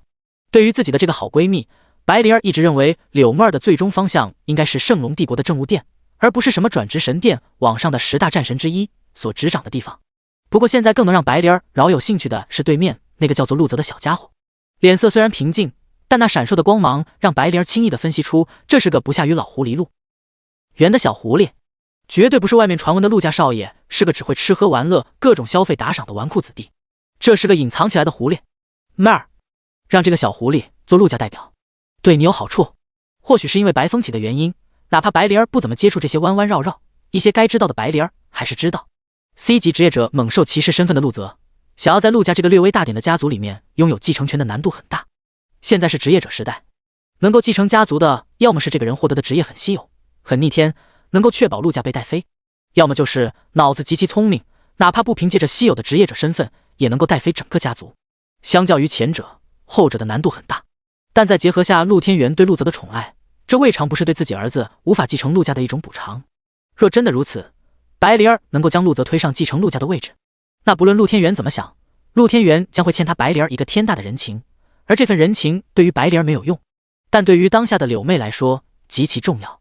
有陆天元加持，柳妹想要短时间内掌控中海市，那完全不是妄想。念及此处，白灵儿戳了戳柳妹，小声的嘀咕着：“端起茶水，正要被端茶送客的柳妹虽然有点不明白，但对于自己的这个闺蜜，柳妹知道白灵儿绝对不是什么颜值色批。那么答案只有一个，这个叫做陆泽的废物大少爷有着其特殊的能力，让白灵儿想要拉一把。那么关于我们之间的沟通人的话，我觉得陆家少爷就挺合适的。毕竟相较于陆家别的子弟，不是在提升等级，就是在刷技能熟练度。我想陆家少爷的时间会稍微空闲一点，有时间来回奔波，不是吗？”柳妹儿的忽然间转弯话让陆天元愣了一下，看了眼陆泽，陆天元的眉宇间皱了下，下意识的想要拒绝。陆泽眼神一惊，抬头看向笑盈盈看着自己，好像是给了自己天大好处的白灵儿。这一刻，陆泽知道自己被眼前的这个人看通透了。你确定你能帮我得到我想要的？张了张嘴的陆泽并没有出声，仅仅是用微弱的口型问着白灵儿。如果白灵儿不是那么聪慧的人，陆泽的这个口型肯定看不懂。那么陆泽将会拿起自己废物的外衣来推脱掉柳妹儿的邀请。陆泽有想要凭借脑子给陆家带来极大利益、继承陆家的想法，但在最优渥的机会出现之前，陆泽只会按兵不动，装傻充愣。在断层山副本里面，陆泽可是观察了好久，才最终敲定了创建了国色天香小队的苏明当自己的翘板师，能够凭借一己之力带着几个妹子在副本里面闯出一番成绩。陆泽不相信苏明那么废物，所谓的 B 级见习法师比他的 C 级猛兽骑士就高了那么一丢丢，但为什么苏明能够闯出比 A 级职业者还要猛的成绩？是运气还是能力？陆泽相信心性与实力，也因为这份相信，陆泽在苏明的身上压下了自己小半身价，就是要赌苏明能够腾飞的同时带着自己起飞。眼前的白灵儿身份固然高贵，柳妹也是中海市实权人物之一，但对陆泽的信任度太低了，能够帮助的可能性更低。我确定，而且你绝对不是现在这般弱小，你有属于你的舞台，你的脑子就是最好的敲门砖。勾起笑容的白灵儿觉得自己又发现了一个很不错的苗子，虽然比不上让他心心念念的苏明，但相较于寻常人来说，那简直好的不能再好了。当然，如果能够将陆泽绑定自己的好闺蜜柳妹儿身上，那是不是代表了没有人跟自己抢苏明这个世上绝无仅有的男神了？这般想着，白灵儿就一阵的激动，浑身颤抖了一下。陆泽深深的呼出了一口浊气，被看穿了。陆泽白灵儿看穿了，但这不是害怕，是激动，是兴奋，是雀跃。他陆泽终于可以大展身手了。我愿意去试试，父亲。看着陆天元，陆泽眼神极其坚定的说道：毕竟你经常教导我，没有什么困难是不能解决的，只有不想解决的人。这一次事关整个中海市的危机，我陆泽愿意为了中海市数十万人而拼搏，而努力。看着自家崽儿的坚定神色，本想拒绝柳妹的陆天元深深的叹了一口气，转而站了起来。柳经理，我陆家将一切都压在了你的身上，希望你不要让我陆家失望啊。嘴角挂着一丝笑容的柳妹儿更是笑着回应道：圣龙帝国不会亏待任何一个为圣龙帝国付出的人，转职神殿更不会亏待任何一个愿意相助的朋友。第139章，血峰山活了。该死的，这特么的是谁啊？这么搞事儿，真的不怕被弄死吗？等级达到了800多级，已经是人类巅峰的北疆战神白风起，在空中高速的飞行。地面上那个不过400多级的血枫树王，北疆战神是一点都看不上眼。但是让北疆战神感觉到嘴角抽搐的是，下面竟然有一个200级的小法师，竟然硬生生的顶住了400多级血枫树王的攻击。再仔细一看，好家伙，真是胆子很肥。200级的小法师要在血枫树王的面前去强血枫树王幼崽，这尼玛简直是找死不知道怎么死的。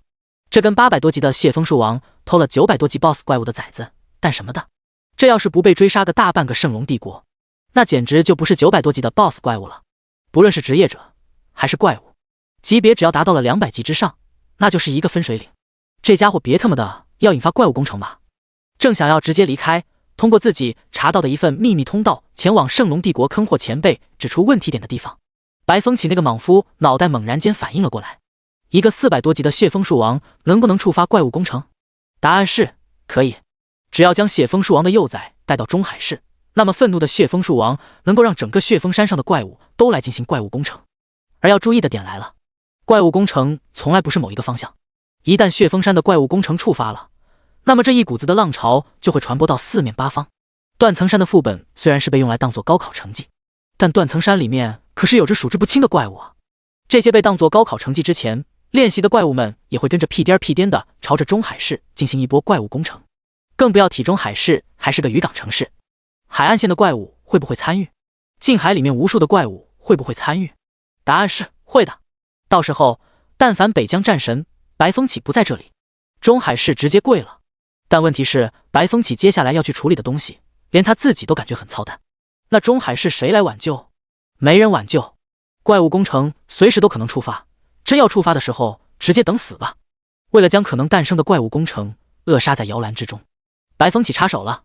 一击沉闷的直拳从天穹之上笔直地落了下来，那无数根树根以及平依在血枫树王身上生长的嗜血魔藤王的藤蔓，在这一拳之下被重击粉碎。忍受了诸多伤害，被藤蔓抽打的皮开肉绽，马上就要忍受不住，准备死亡回城的顾青眼前顿时间一亮。此时的顾青根本不在乎来的是谁，也不想知道来的是谁，他只想逃离这里，带着自己的收益快速的逃离这里。喂，那边的混蛋！将你落下来的白风起还没等到话音说完，血枫树王的愤怒以及半生植物嗜血魔藤带着无数树根、血枫树叶、嗜血魔藤蔓的疯狂机器朝着白风起的方向袭杀而来。这浩瀚的数量足以遮天蔽日，哪怕是白风起血量再怎么丰厚，面对这一轮的攻击，起码也要少个0点成的血量。对于接下来要面对的危险，白风起觉得0.5成的血量还是不要浪费的好。转身果断地挥动着自己的拳头，黄级技能八卦雷鸣掌，阵阵雷鸣声在血枫山上不断的响起，一道道的掌印犹如擎天巨手一样撕碎了血枫树王与嗜血魔藤的联手攻击。不管你是谁，你就替老子留在这里吧！一咬牙，连那个陌生人的话都没听，顾青直接撕碎了自己珍藏的传送卷轴。毕竟顾阳母亲送给顾阳的传送卷轴哪里来的？不仔细想想吗？随着传送光芒的消失，顾青听到了一阵略微有点熟悉的声音，但是不重要。现在他给永恒公会挣来了一个能够达到400多级的黄金 BOSS 幼崽，只要契约了这个幼崽，并让其成长起来，永恒公会在中海市将会无敌手。嘶嘶嘶嘶！当血枫树王幼崽消失之后，血枫树王与半生嗜血魔藤王陷入了疯狂暴走的节奏。感知到这两个怪物的状态，白风起愣了下，转头一看，特马的，那个混蛋竟然撕碎了传送卷轴跑路了。这一刻，白风起杀人的心都有了。但是还没等到白风起想要杀人，隐约间一道心有余薄的感知让白风起没由来的担忧了一下。这道感觉来自地下，而现在血枫树王与嗜血魔藤根本就不在乎地下暗河里面的东西了，他们只想抢回自己的幼崽。在血枫树王与嗜血魔藤王跟白风起之间有着各自明确的目标情况下，战斗戛然而止了。看着进入愤怒状态并且进行了深层次蜕变的血枫树王与嗜血魔藤王，白风起心里面一阵咯噔。在地下暗河的那个东西跟这两个黄金级的 BOSS 面前，白风起果断地选择了地下暗河。两者紧张的气氛没有战斗起来。当血枫树王感知到白风起这个最大的威胁开始离开，伴随着阵阵的嘶吼以及血枫树王与血枫树王幼崽之间微弱的感知，血枫树王发现了自家幼崽的方向。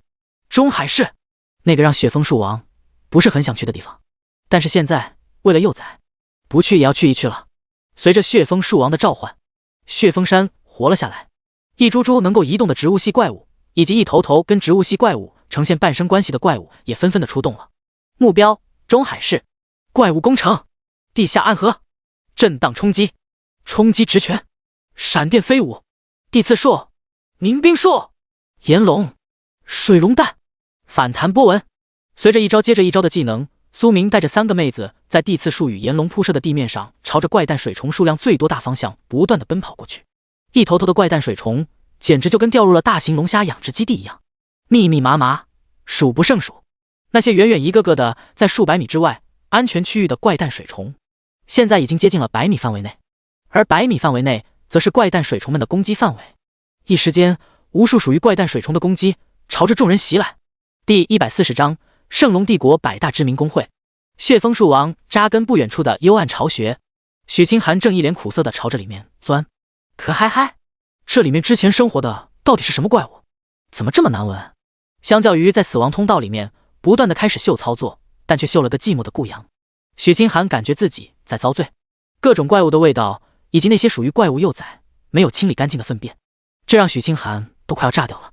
更让许清寒感觉到极度坑爹的是，这个坑道只要1米多高一点点。许清寒站起来也不是，弯腰也不是，趴着也不是，整个人极度的憋屈。但就算是再怎么憋屈，为了这个巢穴里面的宝贝，或许是高级专长技能书，或许是高级装备，又或许是一些极度稀有的道具，许清寒强忍着自己的火气，在里面不断的攀爬。岔路口，在许清寒的距离感知里面，朝着下方攀爬了约莫数百米的近距离，许清寒感觉到了眼前一个死胡同，已经到底了。但经过许清寒的各种搜寻，除了一些大小 BOSS 遗留下来的一些怪物材料之外，并没有什么能够让许清寒看得上眼的宝贝。若仅仅是这些东西，那个佣兵江山或许就满怀欣喜的回去了。但许清寒怎么可能会就此罢手？对着周围不断的进行搜查。当朝着过来的方向排查了上百米的距离左右，许清寒对着巢穴壁的方向重重的敲了敲。是软的，可以挖。紧接着，一条狭窄的通道被许清寒挖掘了出来。轰隆隆！也在这时候，血峰山地表位置发生了一阵颤抖的声音。许清寒的脸色一变，直接再将身后的位置堵住，开始不断的释放技能，挖掘面前的隧道。虽然是稀有的火系类法师，但对于许清寒来说，黑铁级基础级的技能还是能够使用的。用不了多久，许清寒朝着隧道深处挖掘了足足数十米远。血枫树王幼崽巢穴门口，看着狭小的自己都钻不进去的出入口，北疆战神白风起挠了挠头，最终抡起拳头对着这个洞穴开始砸了起来。既然这玩意儿这么小，那我就暴力破开一个洞口。死亡隧道，这挑战的难度越来越大了。擦了擦自己额头上的冷汗，将几条缠在自己身上没能清理掉黏糊糊的犹如史莱姆一样的触手扒拉了下去。顾阳深吸了一口气，踩着略微虚弱的步伐朝死隧道的深处走去。顾阳坚信自己现在面对的只是挑战，最后的 BOSS 在等待着自己，最大的宝物也在等待着自己。地下暗河，哥哥，前面是怪诞虫墙，怎么办？当众人不断的朝着前方突进的时候，位于最前端的圣光骑士苏英眼神微微的颤抖了一下。如果说水面上的怪诞水虫是铺开来的密密麻麻，以及犹如飞虫一样多，那么前面完全是怪诞水虫堆积起来的一道城墙。这道城墙有多厚，谁也不知道。你们保护好自己。看着这一道怪诞水虫拦截的城墙，苏明眼中的赤天使之眼在不断的闪烁着光芒。5S 的信标在前面疯狂的闪烁，这是一个不亚于旧世界之主的宝物。苏明决定试一试。不过在这之前，苏明接连对着几人刷上了法术盾，增幅效果、反削弱效果、恢复血量以及法量条，同时加大体力、敏捷的临时加成属性。当所有人都刷完，苏明对着距离不过是200-300米远的怪诞水虫城墙敲击着手中的法杖。水雾，阵阵的水汽从地下暗河之上不断的涌了出来，汇聚成一道道洁白色的水雾。闪电飞舞，紧接着是隶属于雷电系的法术被苏明释放了出来。当水汽弥漫的到处都是的时候，闪电飞舞这个威力略大的技能更是将所有的怪诞水虫电得麻麻的。火蛇飞腾，足足36条火蛇从苏明挥舞的法杖中不断飞了出来，撕咬、燃烧的方向皆是苏明精神意志所引导的存在。紧随其后，一道冲击波对着正前方砸了过去。冲击之拳，这一道怪诞水虫凝聚的虫躯城墙被硬生生的砸开了一个半径7-8米的隧道出来。但就这，苏明还没结束。震荡冲击波，对着正前方的区域，苏明再次挥动着手中的法杖，一个接着一个技能，挨着让底下暗河地震陷落的边缘不断的摩擦。地下暗河的溶洞也开始微微的晃悠了。那无数怪诞水虫堆积的城墙坍塌了。看到这一幕，苏明带着众人朝着怪诞水虫的深处不断的奔跑了过去。在所有的怪诞水虫没有反应过来之前，先杀进去才是最重要的。中海市02，对于陨石公会，你熟悉不熟悉？在返回转职神殿之前，柳妹儿忽然间对着白灵儿询问道。正在心里面盘算着自己这一波能够给白家带来多少好处的白灵儿稍微愣了一下。毕竟仅仅是白灵儿与柳妹儿发现了苏明这个可以说是世界级的天才苗子，就足以让白家在圣龙帝国屹立不倒。更不要提白家能够可以最大程度上吃到苏明好感的家族。这对于在圣龙帝国扎根的白家拉说，起码为了300-500年的体面。哪怕是白风起真的出了，呸呸呸，怎么能够这么咒自家亲爱的哥哥呢？脸上笑得跟个小狐狸一样的白灵儿，对于柳妹儿的询问有点疑惑了。陨石公会，有点熟悉，但想不起来是谁的。怎么了？歪了歪头的白灵儿跟柳妹儿这个本土的转职神殿经理不太一样，像是什么公会之类的，除非是圣龙帝国10大公会或者100大知名公会，否则白灵儿是真的没有印象。而那些有印象的个公会，背后要么依靠着圣龙帝国10大战神，要么依靠着某些官方机构或者皇室等等。总之，就没有一个100大级别的公会背后没有扶持力量。这不现实，也不可能。我想让你帮我跟陨石公会沟通一下，毕竟陨石公会可是把持着中海市将近40%的装备、药剂、技能书的交易市场。怪物工程真的爆发的时候，我不奢望陨石公会低下相助，只求陨石公会能够压得住飙升的市场价，不要让某些人、某些势力趁乱赚取沾血的钱。柳妹儿一双眼睛中带着深邃，深深地看着白灵。第141章，这个秘密他白灵吃一辈子。这件事情我可能帮不了你，我只是个外来者身份，不太好介入中海市的市场争执。或许我们的陆家少爷能够给我们一份满意的答案。对于柳妹儿的期待，白灵认真地思索了一下，没有回想得起陨石公会究竟是谁扶持的。100大知名公会里面也没有陨石公会，仅仅是北疆战神白神白风起的妹妹这个身份，并不能确保白灵的说话就很管用。或许本地人的说话远远比他这个外来过江龙说话要有用得多。陨石公会不是本地公会。微微摇了摇头，柳妹儿看了眼陆家少爷，跟着一并朝着转职神殿赶过来的陆家少爷耸了耸肩，整了下脖梗的铂金级装备项链，思索了下，缓缓地说道：陨石公会在中海市的时间不长，也就20来年。刚开始的时候，陨石公会不过是个外来的小公会，但陨石公会很有意思的地方就在于它能够整合一些愿意合作的职业者商户，并以略低于市场价的手腕给所有的职业者们提供想要的装备、技能书、宠物、转职道具等等。而这种金宝盆的行为引起了不少公会的好奇，以及一些黑暗公会的贪婪。但是在一场场的明刀暗剑之中，陨石公会奇迹地跟所有的公会旋转了过来，那些黑暗公会也不知道什么时候被灭了。从那之后，所有人都知道一个潜规则：陨石公会不介入中海市的职业者格局，他们只做生意。但谁要是挡着他们做生意了，那么迎接的就是莫名其妙的死亡。而且陨石公会不仅仅在我们中海市开设了，就连隔壁几个城市县城都有陨石公会。也因为这个，那些后知后觉的人才知道陨石公会那海量的资源到底是从哪里来的。陆家少爷陆泽对着白灵耸了耸肩，一脸平静地说道：毕竟这些事情在刚开始的时候或许还算是个秘密，但是现在所有人都知道的小秘密已经不算是秘密了，顶多算得上是大家心照不宣罢了。至于有些憨憨感觉是这背后隐藏着什么，其实并无没有道理。那难道说这个陨石公会的背景来自圣龙帝国帝都？可问题是，圣龙帝国帝都里面我哥也有一些不怎么对付、看不顺眼的人，万一是这些人所扶持的，那不是在面临怪物工程的时候都要等着坐地起价？白灵没好气地对着这两位翻了个白眼。不，根据我在转职神殿的到的一个小道消息，陨石个公会的背后扶持力量应该跟你经常说的那个情节有关系。柳妹儿注视着白灵说出了自己的推测。不对，晴姐虽然在扶持1-2个公会，但这里面没有陨石公会。对于自己内定的嫂子，白灵还是略微知道一些。有没有一种可能是你晴姐的弟弟暗中扶持的？有点无奈的柳妹儿扶额对着白灵解释着自己的猜测。毕竟这种情况怎么想怎么感觉不显示。别的不说，能够跟北疆战神白风起处对象的女人，就算是再怎么差，能够差到哪里去？不论是家族还是地位还是职业品级，那都是人上人的层次。但是现在你来了句，这是白风起小舅子暗地里偷偷摸摸搞的一个公会，这能不让白灵感觉一阵的头皮发麻？那小子，不可能啊！不，还真有可能是这个混蛋能够干得出来的事儿。听到是晴姐弟弟干的事儿，白灵的第一反应就是不可能。毕竟那个倒霉孩子被晴姐吃得死死的，不是在挨虐的边缘，就是在挨虐。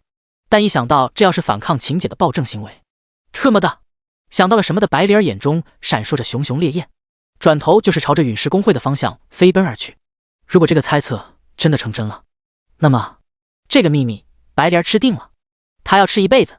以后自己的小钱再也不用找白风起这个臭哥哥要了，他有了新的钱包了。这么看来，陨石公会解决了。那么柳经理，我们接下来的目标是……还没等到陆家少爷将话说完，转职神殿的警报器顿时间响了起来。这是怪物工程。看着柳妹儿的脸色顿时间慌张了一下，陆家少爷的神情也有些不妙了，快步的朝着里面走了过去。是怪物攻城，还是血峰山方向发起的？陆家少爷，接下来让我看看你的能力吧。中海市有3支禁卫军团，其中1支在你们陆家手中掌握着，其中1支是被永恒公会、蔷薇公会以及曾经的岭东公户掌握着。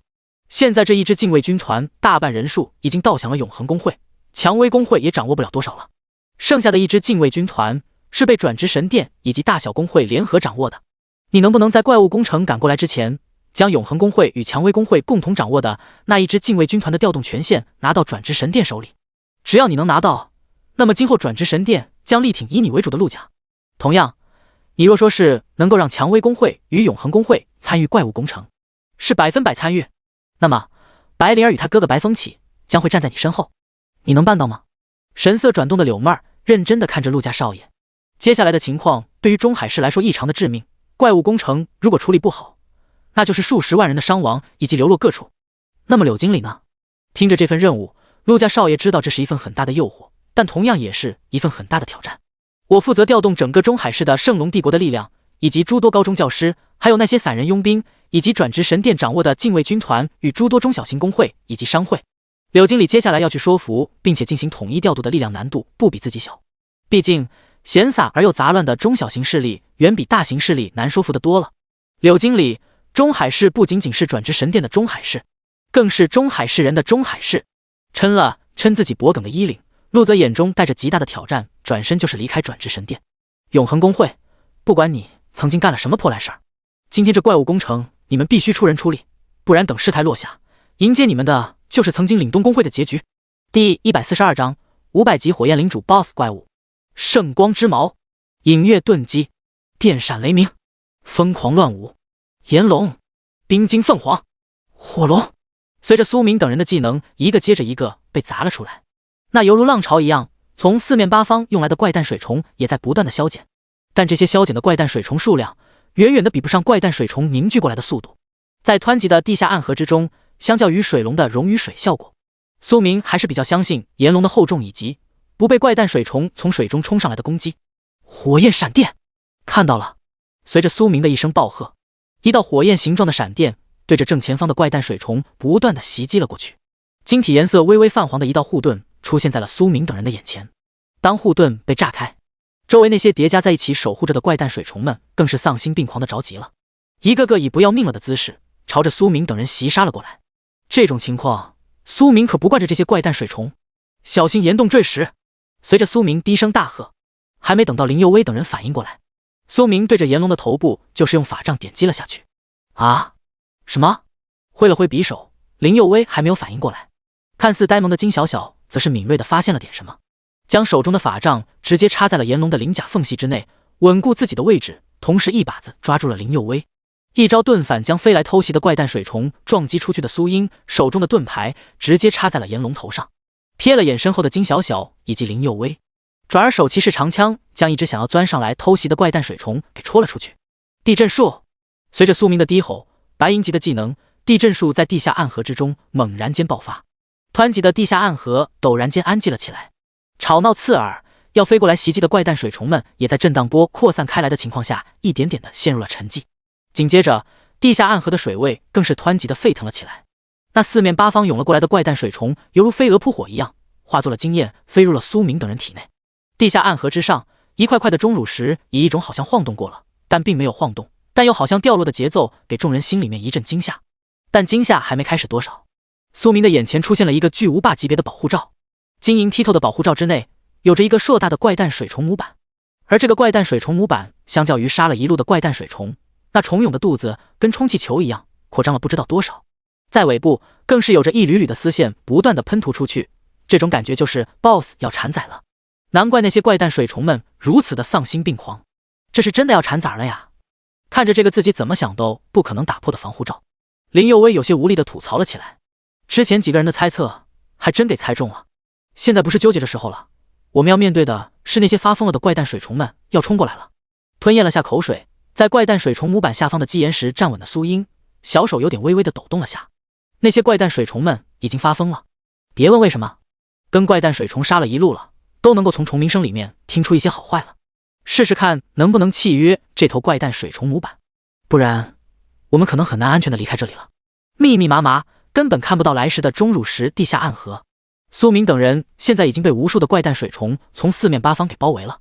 地下暗河的钟乳石、墙壁、河面，入目之处，除了怪诞水虫还是怪诞水虫，没有别的。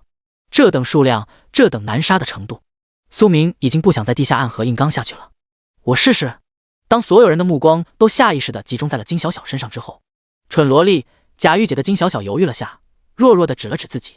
这种承担起一切，寄托了所有人希望的情况，金小小真的没有经历过。小小，真的就拜托你了，全村的希望都在你身上了呀，小小，你可一定要契约成功啊。苏英还是略微正式的拜托着，林佑威则是摆烂似的跟个大咸鱼一样，紧紧地抱在了金小小的身上。别搞怪了，准备战斗。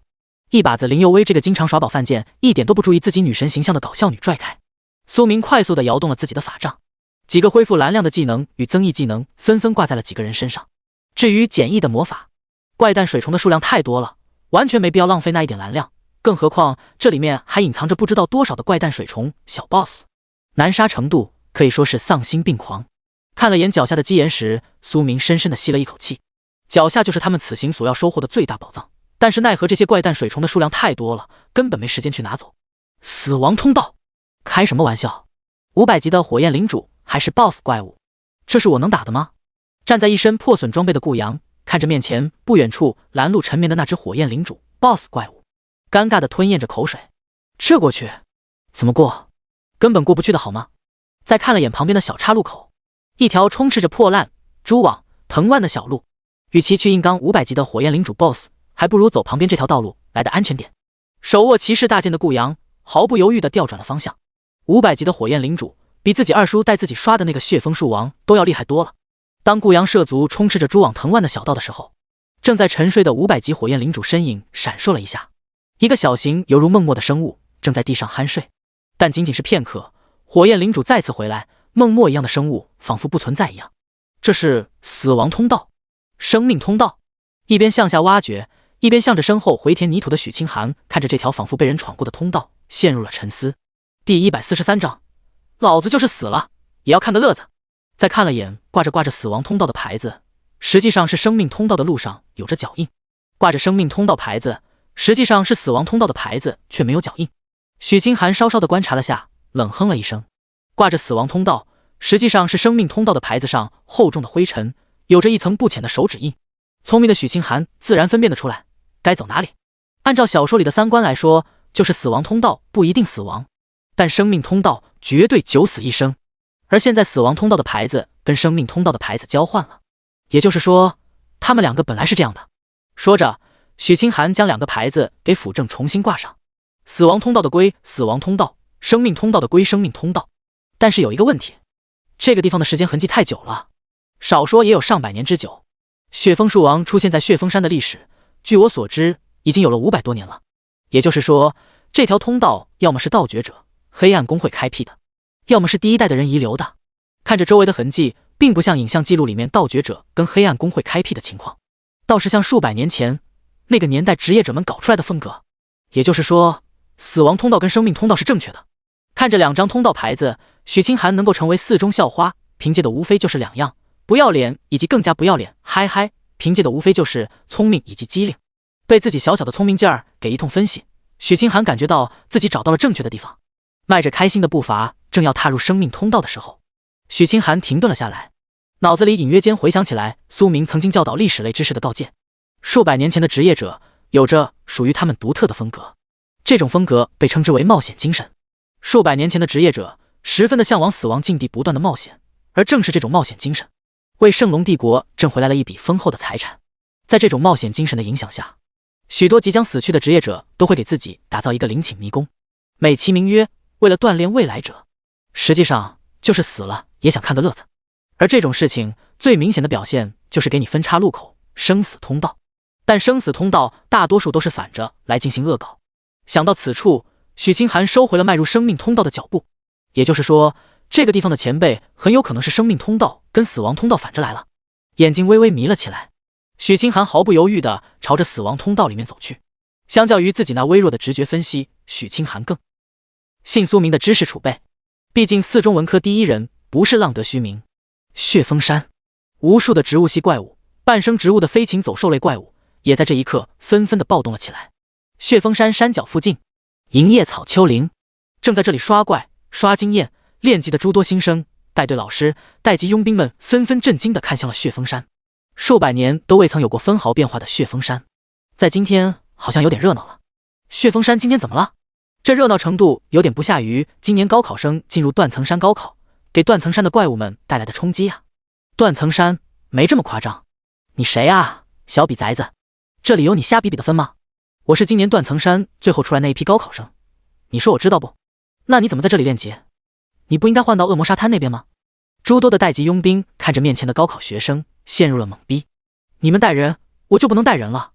我带别的学校的好哥们练级不行吗？眼神一瞥，高考生一副你应该没几个好兄弟吧的眼神，让眼前的这个佣兵差点要暴走了。有问题？按理说，只要我们不过多进入血峰山，基本上没啥情况。就算是进去了，也顶多被驱逐出来。血峰山的这种暴走情况绝对有问题。一个脑子有点灵活的教师坐立不安了，准备带着自己的学生撤离。哪里有什么问题？估摸着又是哪一家的工会在组织人对血峰山进行开垦，结果被驱逐出来了。一位有些见识的老教师且了一声，一脸鄙视地看着那个要离开的年轻教师。就是对血峰山攻略可是中海市几个头牌工会乐不彼此的活动，每5年一次。你该不会是新来的教师吧？是啊，你这教师之前是不是在别的地方教学，被调到我们中海市的吧？还是说你是我们中海市人，出去见过大世面了，准备回来振兴家乡了？在众多佣兵们一阵阵唏嘘声下，年轻且脑子灵活的老师脸色顿时间涨得通红，被带队的几个学生也有些眼神飘忽地看向了别处。毕竟这种老师被调侃的情况下，学生是真的很难挂得住脸色。还是不对，我见过怪物暴走跟怪物攻城的节奏，这绝对不是什么工会攻略血峰山被驱逐出来的情况。细细地感受了下风元素，年轻老师脸色骤变，对着周围的带队老师们呼叫道：快走，这绝对是怪物暴走或者怪物攻城，绝对不是工会被驱逐出来。这一声声的怒喊刚开始的时候还没几个人信，大多数人都在嘲笑着。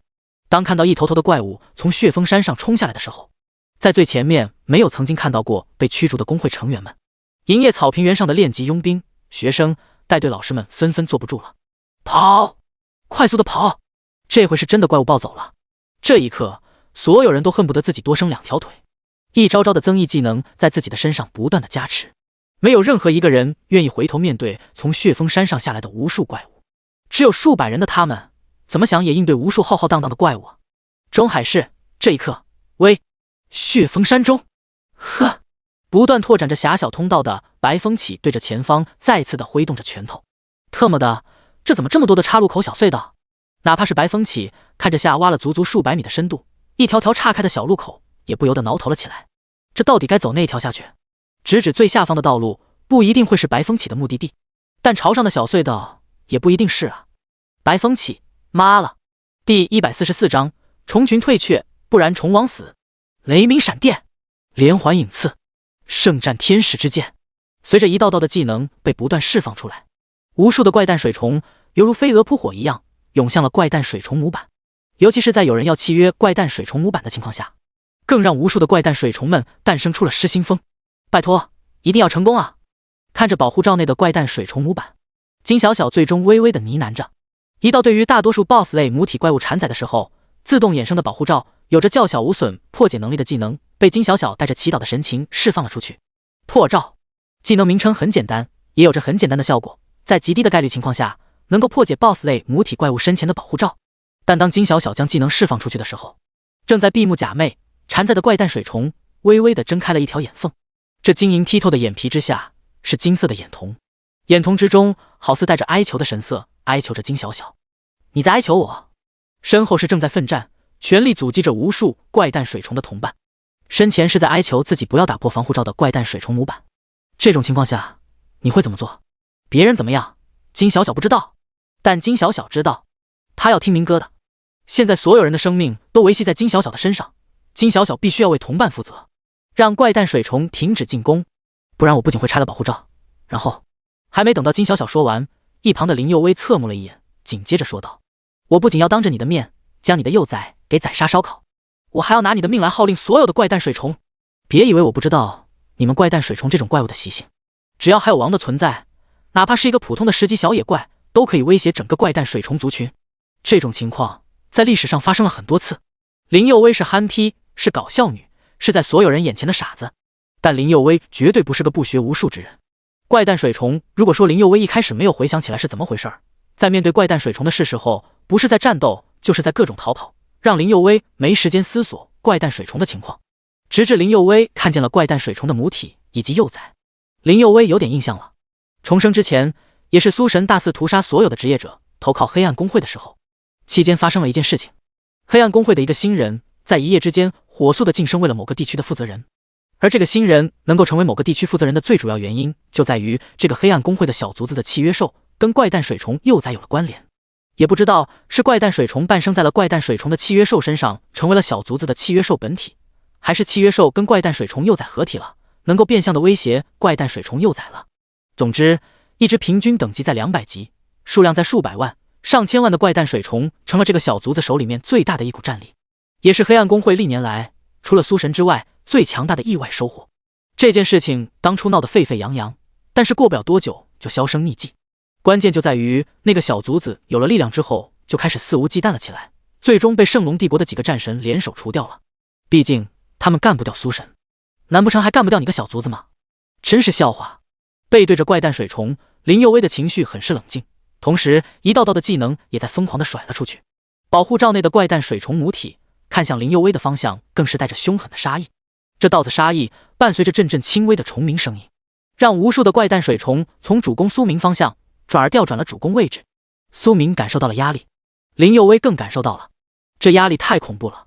苏明连忙对着身后喊了一嗓子：“小小！”明白。蠢萝莉奶凶奶凶的看着怪诞水虫，手中的破罩技能更是连连不断的对着保护罩释放了出去。在一招招的破罩技能之下，保护罩里面的怪诞水虫母体终于是害怕了。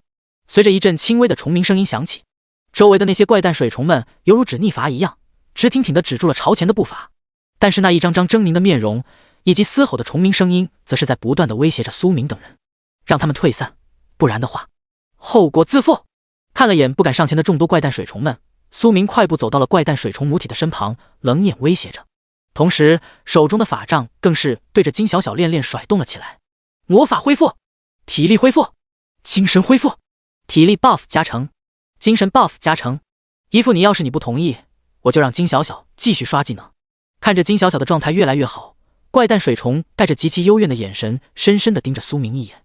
微弱的虫鸣声音再次响起，这一刻无数的怪诞水虫们疯狂的嘶吼，没有一个要后退，反而向前了数米。而正是这数米的距离，让金小小一个应激反应，直接对着保护罩练使用了破罩技能。怪诞水虫母体的脸色更加难看的对着虫群们命令道。紧接着怪诞水虫们纷纷后撤了数百米之远，给苏明等人留下了足够的安全空间。这才对嘛，你好我也好，不是吗？说着，苏明开始搜寻自己此行的最大宝藏。怪诞水虫母体幼崽对于金小小这类不太擅长战斗的职业者来说有着很大的帮助效果，但对于苏明来说，帮助效果有点弱，真正的帮助能力还不如之前契约的那个旧世界之主。但现在不下于旧世界之主奥斯巴罗的成果就在眼前。小小站在这里，虫群要是有任何反应，不用犹豫，直接破盾，我们会守住周围的所有展现。指着怪诞水虫母体，苏明对着金小小吩咐着。好的，明哥。点点头的金小小，这个蠢萝莉抱着法杖，将刚刚爆出来的一摞子技能书转而交给了苏明。第145章虫王失踪，虫群暴走来袭。看了眼技能书，大多数都是黑铁级、青铜级的技能，白银级的技能有点少。不过对于苏明来说这不重要，起码弥补了自己低端技能的一个小小缺口。虽说里面大多数都是针对怪诞水虫自己这个族群的技能。说到这里，苏明也有点小小的奇怪，别的怪物体系基本上都是火系怪物报了火系技能书，水系怪物报了水系技能书，双系怪物报了双系技能书，唯独怪诞水虫是可以从他们的族群里面爆出来针对他们的技能。从里面稍稍的翻看了一遍，将适合苏英其实唯一一本带着圣光与火系的技能书递了过去。苏英，来这里，站在这里，一会儿对着这2个方向施展这本技能书，速度要快，争取在5秒钟之内完成。青铜级技能的冷却时间因技能书而定，这本圣光与火系相融的技能书则是有着3秒的冷却时间。苏明却要让苏英在5秒之内对2个地方施展这个技能，属实是有点让苏英小紧张。好，看了看这2个位置，苏英认真的点了点头，同时心中盘算着自己要怎么戳枪才能对这2个地方戳中，还是在时限之内。林佑威，这2个方向你知道。说着技能书被丢了过去，一脸狗笑的林佑威跟个狗腿子一样接过了技能书，笑嘻嘻的说道：明白明白，小的明白，老大你就放心吧，5秒内妥妥的。当即双手一拍，随着技能书的使用，林佑威也知道自己这本技能书是黑暗系与水系相融的技能书。5秒钟时间内，2秒冷却时间，3个地点。看着苏明指的3个位置，林佑威有点咬手指的想哭了。大神苏神啊，咱就说能不能不这么折磨我啊！5秒内2秒冷却时间，释放3次技能，属实是挑战难度不低啊。更何况这还是联手行动，这难度就更大了。我相信你哦。林佑威看着林佑威这个没点正常女人样，妥妥的养废了的女人，露出了小女儿姿态。苏明心中略带满意的点点头，他是真的想不明白，自己这个在别人面前高冷似冰、不可高攀的女神，怎么到了自家身边就成了搞笑女、小黑子了呢？这到底是哪里出了问题？实在不行，你给我来个高冷与温柔的反差也行啊。搞笑女这玩意儿是真的只能当哥们儿，不能当妹子对待。不过苏明也没刻意去扭转林佑威的这种性格，有个哥们一样的妹子，还是个女神，就问你爽不爽吧。接下来就是我的了，5个地方，3秒内。说完的苏明都有些龇牙咧嘴了，这种程度的施法速度以及施法方向，幸亏是5个不同类型的技能，不然苏明真的要点自己的技能槽，看看能不能找类似的技能书。看着苏明等人的站位，怪诞水虫模板眼中闪过了一丝惊恐，虫鸣声不断的响起，退至数百米之外的怪诞水虫的虫群们更是有些躁动不安了起来。小小正要释放技能，苏明猛然间对着金小小呼唤着，手中的法杖更是指向了众多怪诞水虫，随时准备战斗。明哥，这个虫王好像是因为你们的站位才开始焦躁不安的。看着苏明等人站在怪诞水虫模板保护罩基岩石之外的3角地点，再看着怪诞水虫那一副惊恐的表情，哪怕是不怎么读懂怪诞水虫情绪的金小小也感觉到了怪诞水虫模板惊恐的原因在哪里。让他安静，告诉他我们成了，他活，不然所有人一起死。看了眼急躁不安的怪诞水虫虫群，再看了眼虫王，苏明心中一横，冷静地说道。苏明话音落下，怪诞水虫就好像知道了自己可能活不成，还没等到金小小进行解释，无数的虫群开始暴动了。这一刻，苏明额头青筋暴起，释放技能。话音落下，一道道技能对着上方的钟乳石笔直地飞射了过去。紧接着，苏英以及林佑威的技能也分别对着水下2个方位释放。虫群的暴躁更多了，轰隆隆，犹如轰鸣的重型工程机械在咆哮一样，怪诞水虫们是要把苏明等人给撕碎。我操，这回真的要死回城了。5秒内，2秒冷却时间，3个地点刚释放完技能，林佑威就感觉到了死亡的威胁。无数的怪诞水虫距离他只有数米远的距离，可能是因为怪诞水虫虫王在附近的原因，无数的怪诞水虫并没有使用技能，而是选择了截肢绞杀。苏英释放完技能，更是直接提起盾牌，盾反的招式则是开始闪烁亮了起来。紧接着，一套伴随着圣光的透明3角防御保护罩将所有人给罩在了里面。一道璀璨的世界规则打造的传送光芒，更是笼罩这个略带透明的3角防御保护罩。转瞬间，不论是苏明还是林佑威，又或者是苏英、金小小，还是那正在产崽的怪诞水虫模板以及幼崽，全都消失不见。无数的怪诞水虫冲了上来，看着空无一物的基岩石，整个虫群都呆滞了数秒。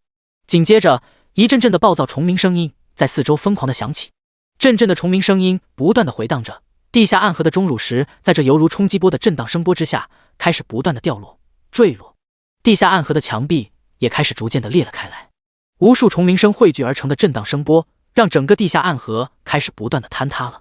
正在朝着地下挖掘过去的白风起，感知到了这一阵阵的轻微地震，脸色顿时间不好了起来。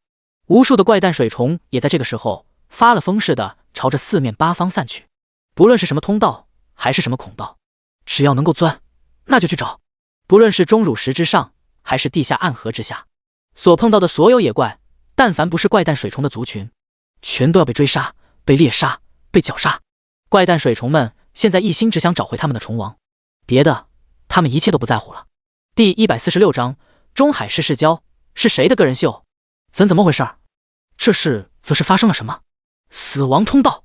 此时脑廓有点浑沉的顾阳感觉到自己的精气神失去了好多，整个人软绵无力地躺在了一张柔软的床铺之上。不过还没等到那晃动不已的动静将顾阳给折腾醒，周围几个蜘蛛下体人形身材的白银级 BOSS 对着顾阳不断地喷吐着雾气，随着阵的雾气被顾阳呼吸到体内。这几个人身蜘蛛野怪互相对视了一眼，不由得松了一口气。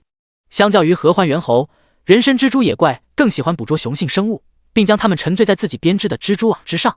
在沉眠蜘蛛网上的时候，不仅要一点点的吸干对方的精气神，还会一点点的吃掉对方的身体。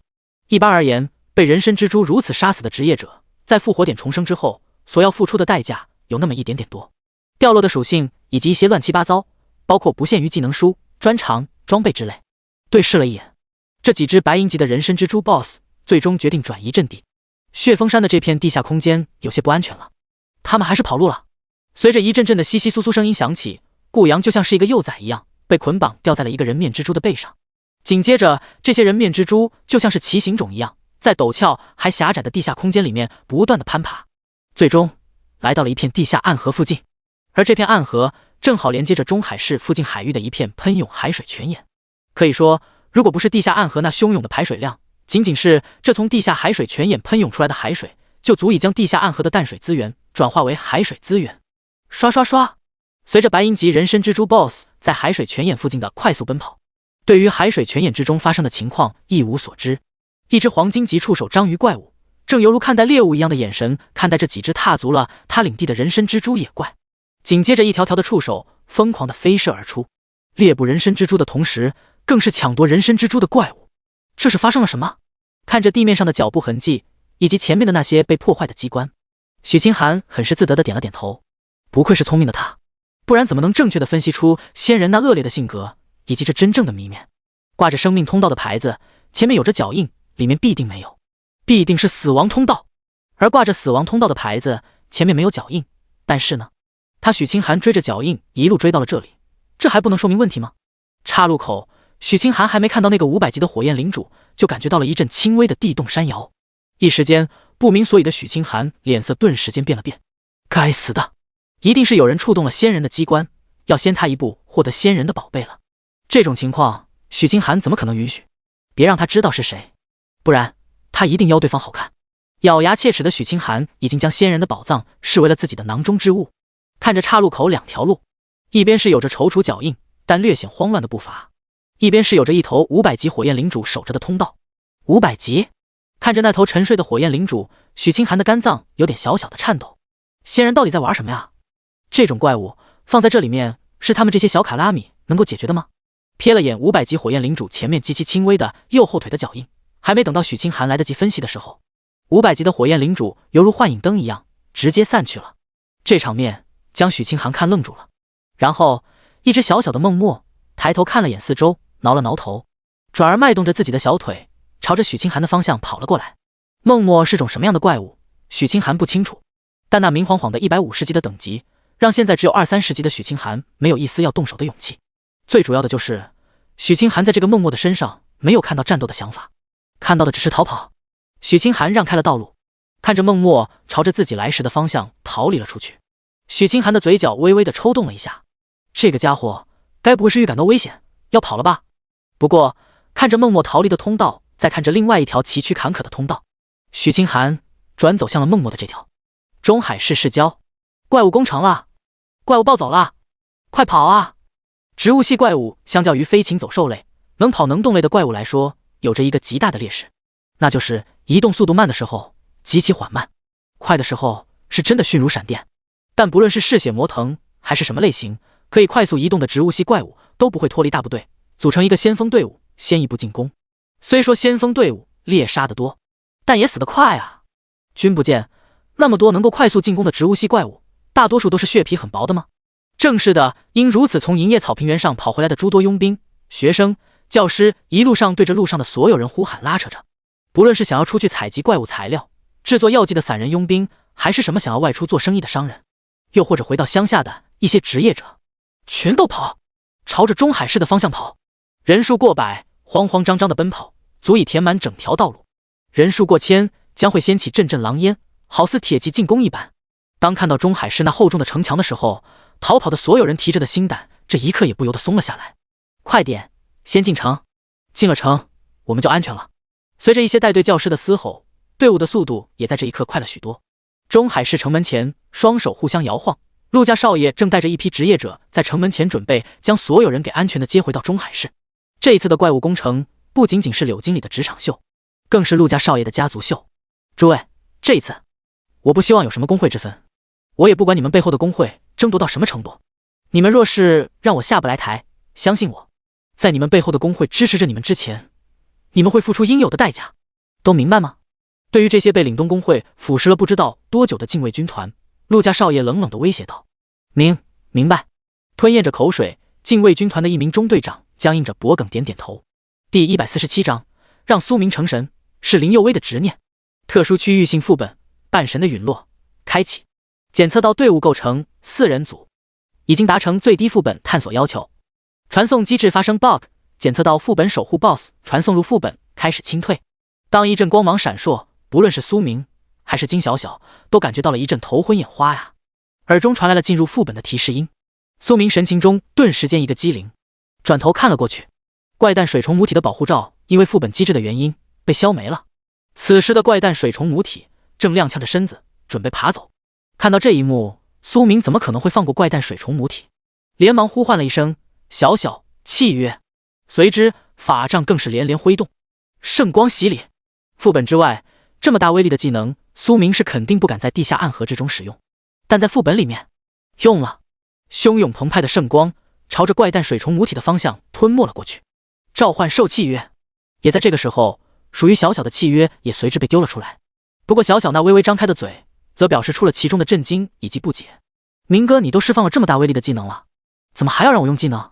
怪诞水虫母体感觉到了死亡威胁的到来，下意识的想要保护腹中即将凝聚形成的虫卵幼崽，但在这种圣光洗礼之下，怪诞水虫母体没有把握在自己死亡之后能够保住怪诞水虫虫卵的存活下去。但当契约的光芒闪烁过来的时候，怪诞水虫母体极其狠辣地对着自己的腹部就是挥动着肢节手臂，将虫卵硬生生地刨了出来。这种行为在反应过来的林佑威以及苏英眼中显得极其震撼，两人沉默了。看到这一幕的苏明心中也不由得赞叹了一声，好果断，也好狠啊！虫卵被怪诞水虫母体推入了契约之中，怪诞水虫母体也在圣光洗礼之下化作了一捧灰烬。而这种看似很长时间的过程，实际上都是在1秒钟之内。明哥，我契约成功了！呆呆愣愣，金小小的召唤兽契约光芒将虫卵契约而成。契约的光芒让虫卵暂时避免了被圣光洗礼的消融。愣了愣神的金小小指着虫卵对着苏明说道：成功了。点点头的苏明看着那丰厚无比溢出来的程度足以将自己推到了140级左右的经验，心里面也是慢慢的认可。不愧是统御了无数怪诞水虫的虫王，就这一条命让他的经验溢出来了20多级。要知道职业者只要转职一次，其中的经验消耗就会大上很多，更不要提这还是溢出来的经验，大多数都是超量溢出。真要转化为经验槽的经验，指不定能将他推到150级左右。机制异常，副本守护 BOSS 野怪已被清退，副本恢复正常。副本开始恢复，请问是否开始挑战副本？当前副本共有9981关卡，副本挑战成功将收获足以冲击到半神级的经验，副本挑战失败将被随即传送出副本。放弃本次挑战将获得小小奖励1笔。当金小小契约了虫卵成为契约兽之后，副本的声音在几人的耳中不断的回荡了起来。哥，我们接下来要怎么办？苏英来到苏明的身边，一只手紧紧地抓着盾牌，一只手抓着骑士长枪，小声地询问着。这种副本环境，谁也不知道会发生什么怪物，或者被增添上了什么 debuff 光环。9981关的关卡，我的个天哪！苏神，你说我们闯一闯如何？如果真的闯过去，所有的经验都给你，你就可以成为圣龙帝国第1位半神级玩家了呀！林佑威的眼中闪烁着阵阵的光芒。在未来苏明屠杀无数职业者以及无数域外魔神降临的灭世威胁之下，林佑威的神经早就绷紧的不行，时时刻刻想着怎么活下去，怎么在苏明的屠杀之下活下去，怎么在无数域外魔神的袭击之下活下去。那种如同天灾没有任何生的希望的世界，让林佑威从骨子里感觉到了绝望。现在一道希望之光出现在了林佑威的眼前。林佑威想要抓住，林佑威知道自己不一定能够闯关成功，但是林佑威选择了相信苏明。在跟未来那个被黑化了的苏神比起来，现在的这个苏神虽然有点小腹黑，但总体来说还是很乐观开朗，甚至能够跟自己互黑几下。最关键的就是现在的苏神已经甩掉了许清寒那个牛皮糖，反而是许清寒这个牛皮糖在想尽一切办法粘着苏神。不仅如此，现在的苏神所拥有的成就远超曾经。这一刻，林佑威是真的恨不得拼尽自己的一切，将苏明给推入99道闯关之中，不惜一切代价让苏明闯关成功，让苏明成神，庇护他，给他生存下去的权利。这成为了林佑威的执念，在苏明还未黑化之际，即将成为林佑威黑化崩裂的执念。林佑威，你先冷静一下。看着林佑威那种激动到爆炸的情绪，苏明明显的发现了不对劲。如果自己这个时候拒绝林佑威，苏明不敢保证林佑威会如何。但有一点，那就是相较于许清寒，苏明还是更在意自己的这个多年老同桌搞笑小黑子。任务可以稍等一会儿做，但林佑威的状态必须调整过来，大不了回头找林佑威要点赔偿金好了。冷静，我很冷静。苏神，选99道闯关，成神，你一定要成神，我相信你能够成神，我会不惜一切代价来助你成神。只有你成神了，你才能安全的庇护着我，你成神了，我才能在之后活下去。此时的林佑威脑子里已经装不下了别的记忆以及内容了。闯过99道关卡，拥有成为半神级的经验，这段内容将林佑威脑海中的执念给点燃了，点爆了。昏睡术、清心术、静心咒、催眠粉。第148章北疆战神区重战。看着林佑威这宛如癫狂一样的状态，苏明手中的法杖恋恋挥动，从金小小那边获得的技能书被释放了出来。不过是转眼功夫，在林佑威那不解的眼神之下，林佑威直接沉睡了过去。苏英正要上前的时候，苏明一把子上去，一只手搂住了林佑威的腰间。看着侧躺在苏明怀中昏睡过去的林佑威，苏英的眼底有点小小的羡慕嫉妒了。这种环境之下被哥哥搂着的感觉，他还没尝试过呢。明哥，威姐这是怎么了？小小有点害怕林佑威刚刚的反应状况，这种情况被奶奶称之为失心疯的样子，让小小很害怕。生活在中海市贫民区域的金小小，没少见到这种得了失心疯的人撒泼，那感觉让金小小感到害怕。但是林佑威怎么会得失心疯呢？金小小很是不明白，他可能是最近的压力太大了。林佑威刚刚的话里面透露出来了许许多多的意思，但这里面最重要的一点就是让苏明确定了一件事情：林佑威是个重生者，并且未来的局面很糟糕，糟糕到让林佑威深切的相信只有自己才能够救他，才能够庇护他。那么问题来了，林佑威是何许人也？是 S 级职业的信条刺客，这种职业只要在转职的时候抓住机会，想要转成5S 级的职业者，难度不是说没有，但还是在蔷薇工会的承受范围之内。但就算是如此对待林佑威，还是一脸从绝望中归来，抓住了希望的表情。这让苏明不由得想了很多，未来究竟发生了什么，让自己成为了林佑威眼中的救世主，而且还要自己成了神才行。也就是说自己未来成神了，但成神的难度很高，只有自己一个人。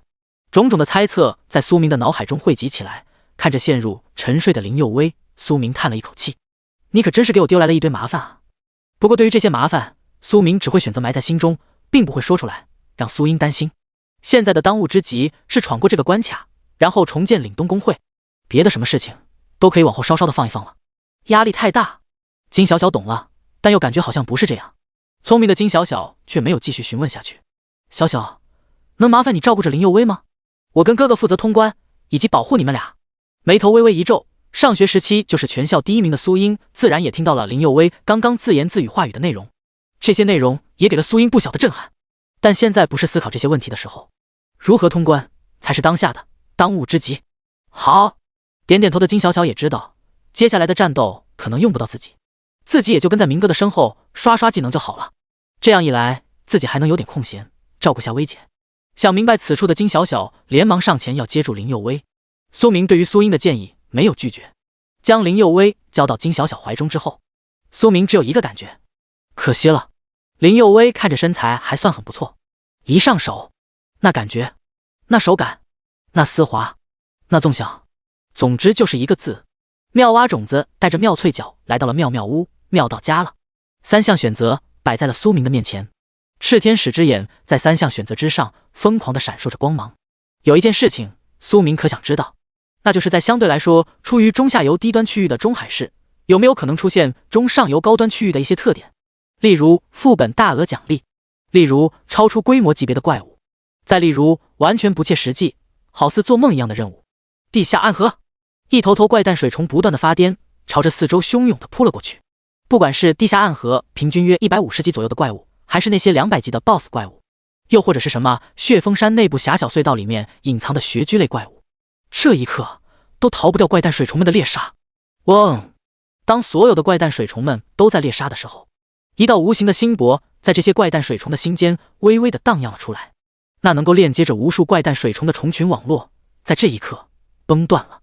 无数的怪诞水们在这一刻哀嚎啼哭了起来。虫群的嘶鸣声音让地下暗河的坍塌陷落来的愈发的猛烈，时不时的有一些坍塌陷落，让虫群被整片整片的活埋或者砸死。但这些怪诞水虫好像没有感应到危险一样，依旧在继续着他们的哀嚎啼哭。血峰山内正在不断刨坑的白风起能够感受到血峰山好像发生了地震一样的不断颤抖，这种变化让白风起心态直接炸裂了。别他妈的是那个先被安排在门口的虫群爆炸了吧？如果真的是那样子，单单是收拾这一份烂摊子都够白风起头疼的了。带着这点烦恼，白风起双拳对着地下狂砸了起来。不知道砸了多久，白风起就一个感觉，血峰山的震动愈发的破裂，愈发的频繁了。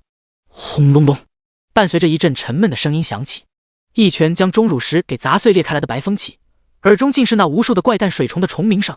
下方是波涛汹涌的地下暗河，以及那在暗河中的无数怪诞水虫。看了眼怪诞水虫们那狰狞的仇视感，再看了眼自己要去的方向，白风起有点头皮发麻。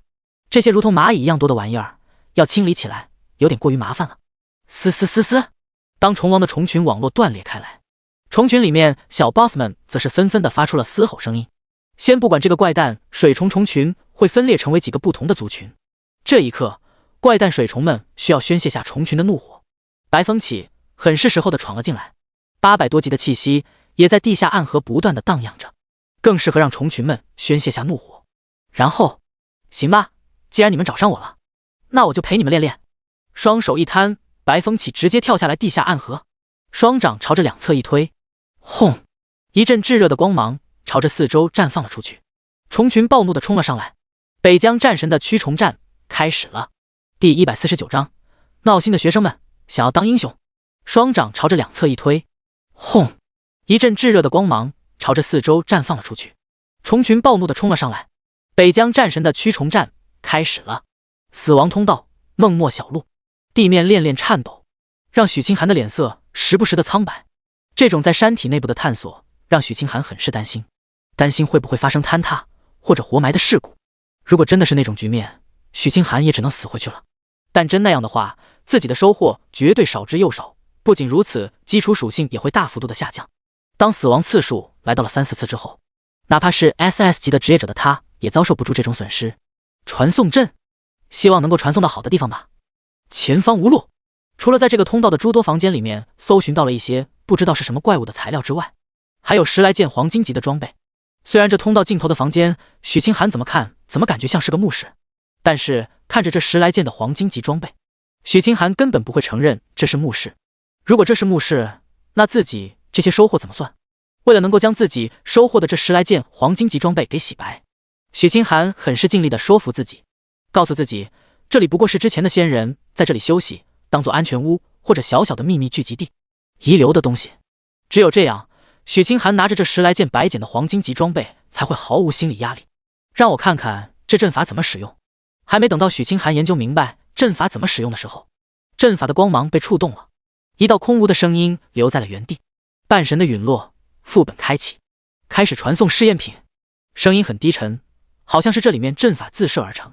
但令人感觉到惊悚的是，这里阵法自设而成的声音带着一道微微的窃喜。而更惊悚世人的是，在圣龙帝国记载以来，不论是哪里的副本都没有一个是人类能够亲手创造出来的。哪怕是仙人遗迹作画的副本，大多数也都是一次性副本，还是机缘巧合之下，在世界规则的影响之下形成的。但作画的仙人何其多，能够被世界规则影响成为副本的又有几个？屈指可数，能够被仙人计算着成为副本的遗迹。打造这个副本的仙人是第一位，也是唯一一位成功的存在。钟海市，空中小队，把空中给我进了！站在城门楼子下，陆家少爷很有胆魄地吩咐着身边的禁卫军团。在大多数人还没有安全地通过钟海市城门大楼，陆家少爷就跟坚硬的队伍一样，守在城门楼子门前。明白，长官。当战争爆发的时候，不论是什么家族，还是什么工会，全都要恢复回军事制度。城门楼子上的一队为空中骑士、雄鹰骑士、角鹰射手、雷鹰猎手等诸多空中职业者纷纷跨上了自己的坐骑，准备将城门附近的空域直接清空。侦察小队、刺客小队，人潮正在朝着城门涌入进来。你们给我穿插在人群之中，将可能混迹在人群里面的怪物给我干掉。就算是干不掉，也要给我踢出人潮队伍。但凡有一头混在其中的怪物被你们放进了中海市，你们就是中海市的罪人。陆家少爷别看只是一个 C 级猛兽骑士，但其转职与经验早已达到了30级的程度。陆家少爷没有苏明那么丧心病狂，2天就刷到了90级，但在金钱的力量下，待级佣兵也将陆家少爷给堆到了30级。明白，长官，你就瞧好吧。长官，谁都不可能进入到城里去。说着，一道道宛如鬼魅的身影从城门楼子之下不断地窜了出来，或是披着黑色的披风，或是血红色的身影，又或者是一沓无痕的脚步。这之中是各种各样的刺客职业者、侦察职业者、盗贼职业者，在所有人都接受管制的情况下，发挥出来的力量还是可以见证的。紧接着，一道道的属于怪物的身影被这些刺客、盗贼类的职业者们给勾动了起来，在人潮之中显得极其扎眼。看到这一幕的陆家大少怒吼了一声，狙击手，咻咻，一道道锐利的长剑飞射出去，将那些怪物全都钉死在了路边之上。一位位不知道是巨力弓箭手还是神射手的职业者正在饶有兴趣地对着陆家少爷扬起了下巴，那桀骜不驯的神情，不用你陆家少爷说，我们也会去做，不就是区区野怪吗？我们猎杀的何其多！顿，当人潮开始一个接着一个涌入到城门口的时候，陆家少爷怒吼了一声，一位位被带出来属于防卫体系的职业者连忙竖起了自己的盾牌。看到这如此规划整一、热血沸腾的局面，几个学生也感觉到自己的热血上头了，一脸老子要与你们同生共死的表情，直接怒吼道：我们也来帮忙！当几个热血学生怒吼了一嗓子之后，整个人潮也在这个时候发生了短暂的朝着前方滑行停滞。而正带着小队准备防御无数怪物的陆家少爷脸色直接黑了起来。帮什么忙？赶紧进去！老师可比这些学生们懂得多了，直接拽着学生就要往城里面跑。我们凭什么不能帮忙？我们这么多人，还有着城墙可以守护，我们跟这些禁卫军团共进退，完全可以将这一波攻城的怪物给打退。就是，我们之前被这些怪物给撵得跟狗一样，现在有机会了，一定要狠狠地报复回来。同学们，大家听我说，你一言我一语。这些被带过去训练提升等级的学生们完全是不想走了，想着赖在城门楼子门前跟这些攻城的怪物们硬刚到底。在这些学生们的眼里面，他们有城墙，有禁卫军团，有工会在守着，完全可以浪一波。诸多的佣兵们见到这一幕，脸上挂着个冷笑。你们想死一次，我们可不想。第150章，清澈又愚蠢的准大学生。没有丝毫犹豫，这些待级佣兵连嘲讽都没有，带着各自的顾客开始朝着里面返回。哪怕顾客里面有热血上头的学生，这待级佣兵也会强制性将其带回去。毕竟在签署待级合约的时候就已经明确好了条例，一旦有待级佣兵们认为的危险，那么不管前面是什么经验还是什么装备，待级佣兵都有权利将他们给强制性带回去。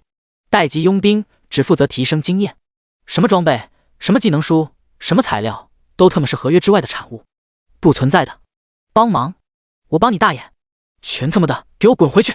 正在指挥着防卫体系的职业者进行阻拦，数量不少但绝对声势浩荡的怪物工程的先锋队伍的陆家大少爷，对着几个热血上头的学生就是一脚接着一脚的踹了过去。这几脚将这些热血上头的学生们的怒气给踹出来了。你什么人啊？你怎么能够打人啊？我们是为了中海市而自愿帮忙的，你凭什么否定我们的帮忙？你年纪不大，级别不高，职业不优秀，凭什么来的权利管我们？该不会是有黑幕吧？谁知道是不是走了什么后门？就是，让这种人来指挥禁卫军团，守卫中海市，简直就是上面人脑子被吃了。这特么的不就是特权专政吗？一群垃圾玩意儿，整了一堆自己的亲戚来享受各种资源呗。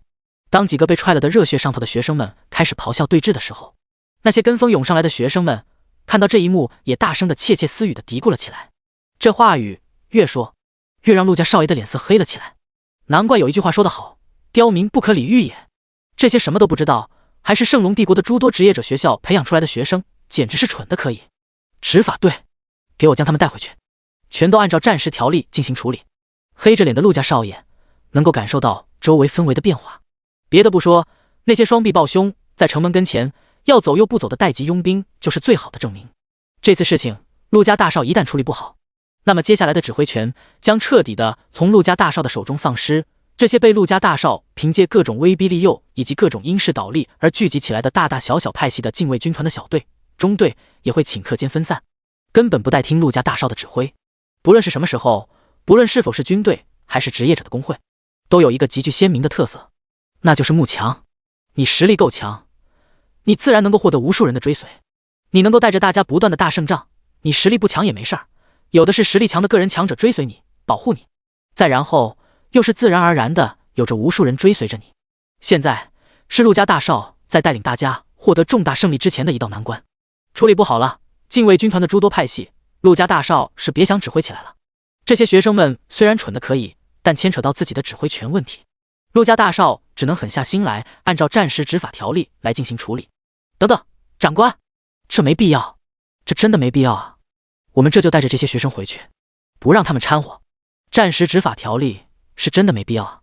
长官，眼神中透露着清澈又愚蠢，脾气火爆还爱打抱不平，维持正义的学生们或许不懂，但是那些带队教师们明白，那些待级佣兵们明白，什么叫做战时执法条例。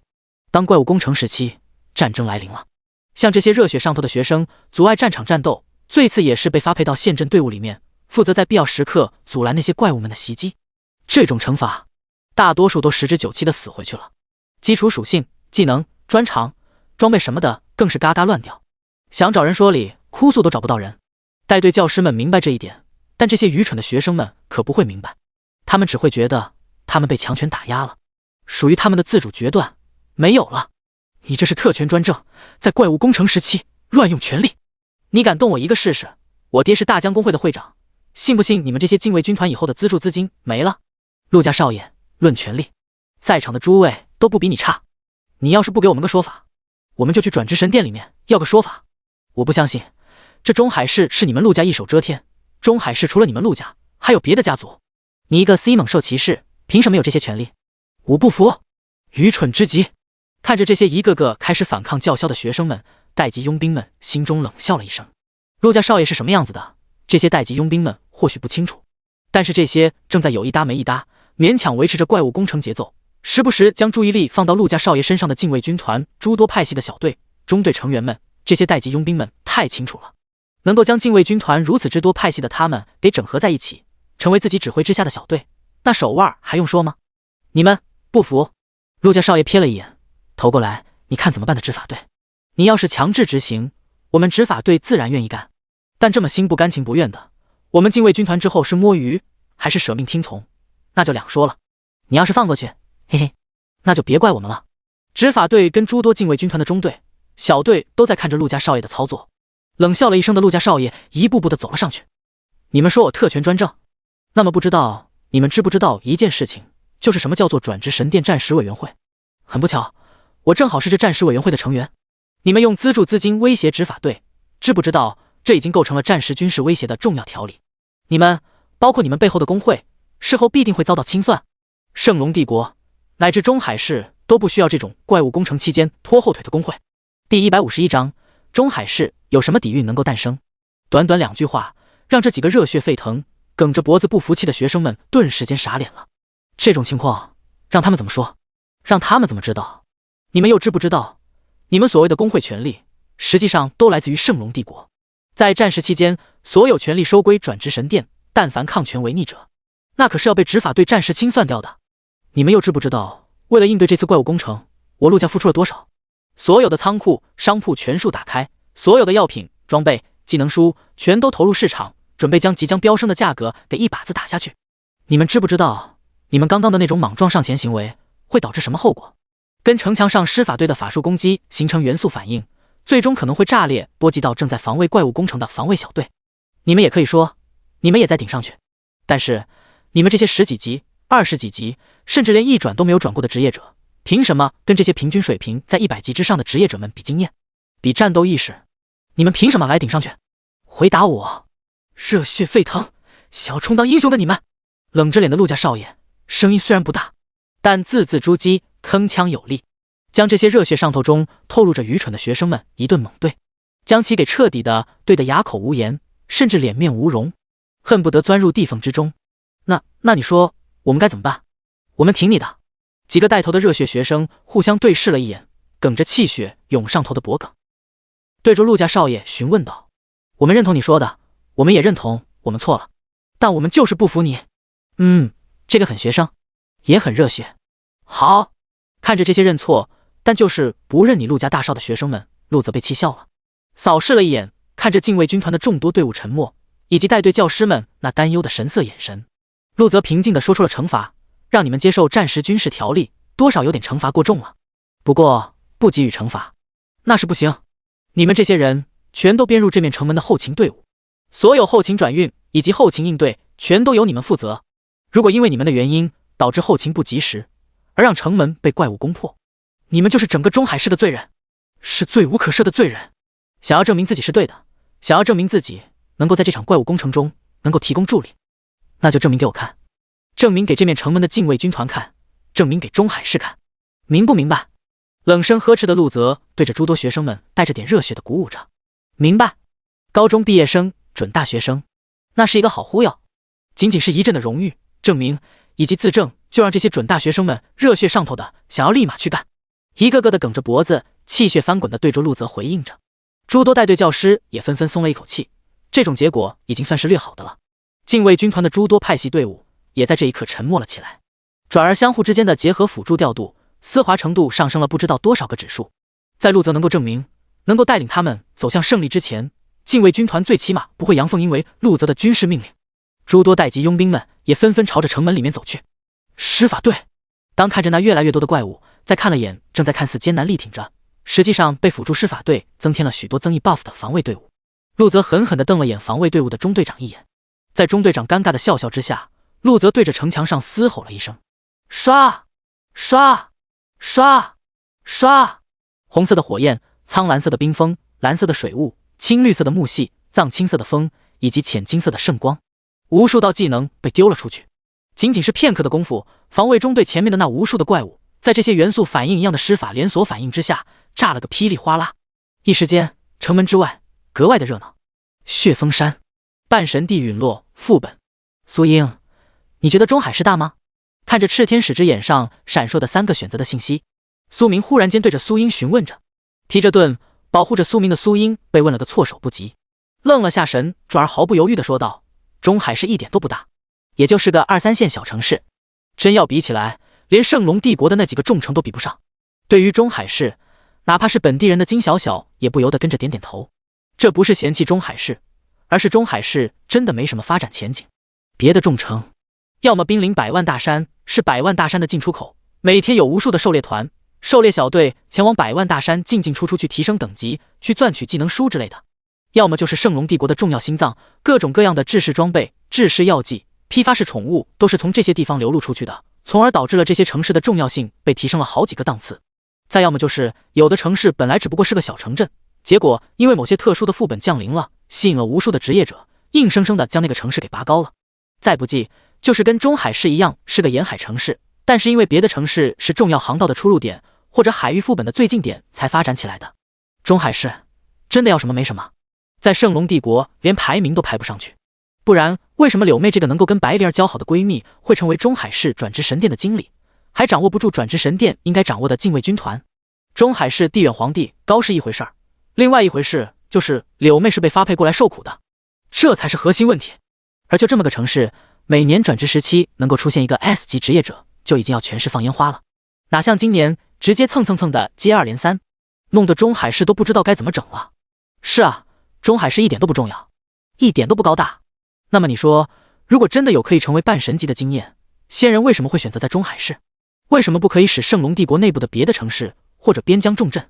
第152章定点传送卷轴，仅仅是因为中海市有被腐蚀的叛徒内鬼吗？黑暗公会的来历虽然无法查证，但我要是没记错的话，这种风格潮流的仙人所在的时期应该是黑暗公会最低谷的时候。那时候的圣龙帝国多么的强盛，黑暗公会被打压到只能窝缩在百万大山或者无尽深海之中，仙人们又从哪里来的理由怀疑被黑暗公会腐蚀的内鬼？苏明对着苏英以及金小小说出了自己的疑问。林佑威的执念给了苏明一个另眼看待的视角，自己有炽天使之眼，能够看到问题的本质，能够毫不犹豫地去选择。但跟着自己的苏英以及金小小，他们不知道，不管自己成功选择之后获得了什么样的奖励，他们的内心都会在可惜那半神级的经验，甚至对自己的信任都有极低的可能性降低。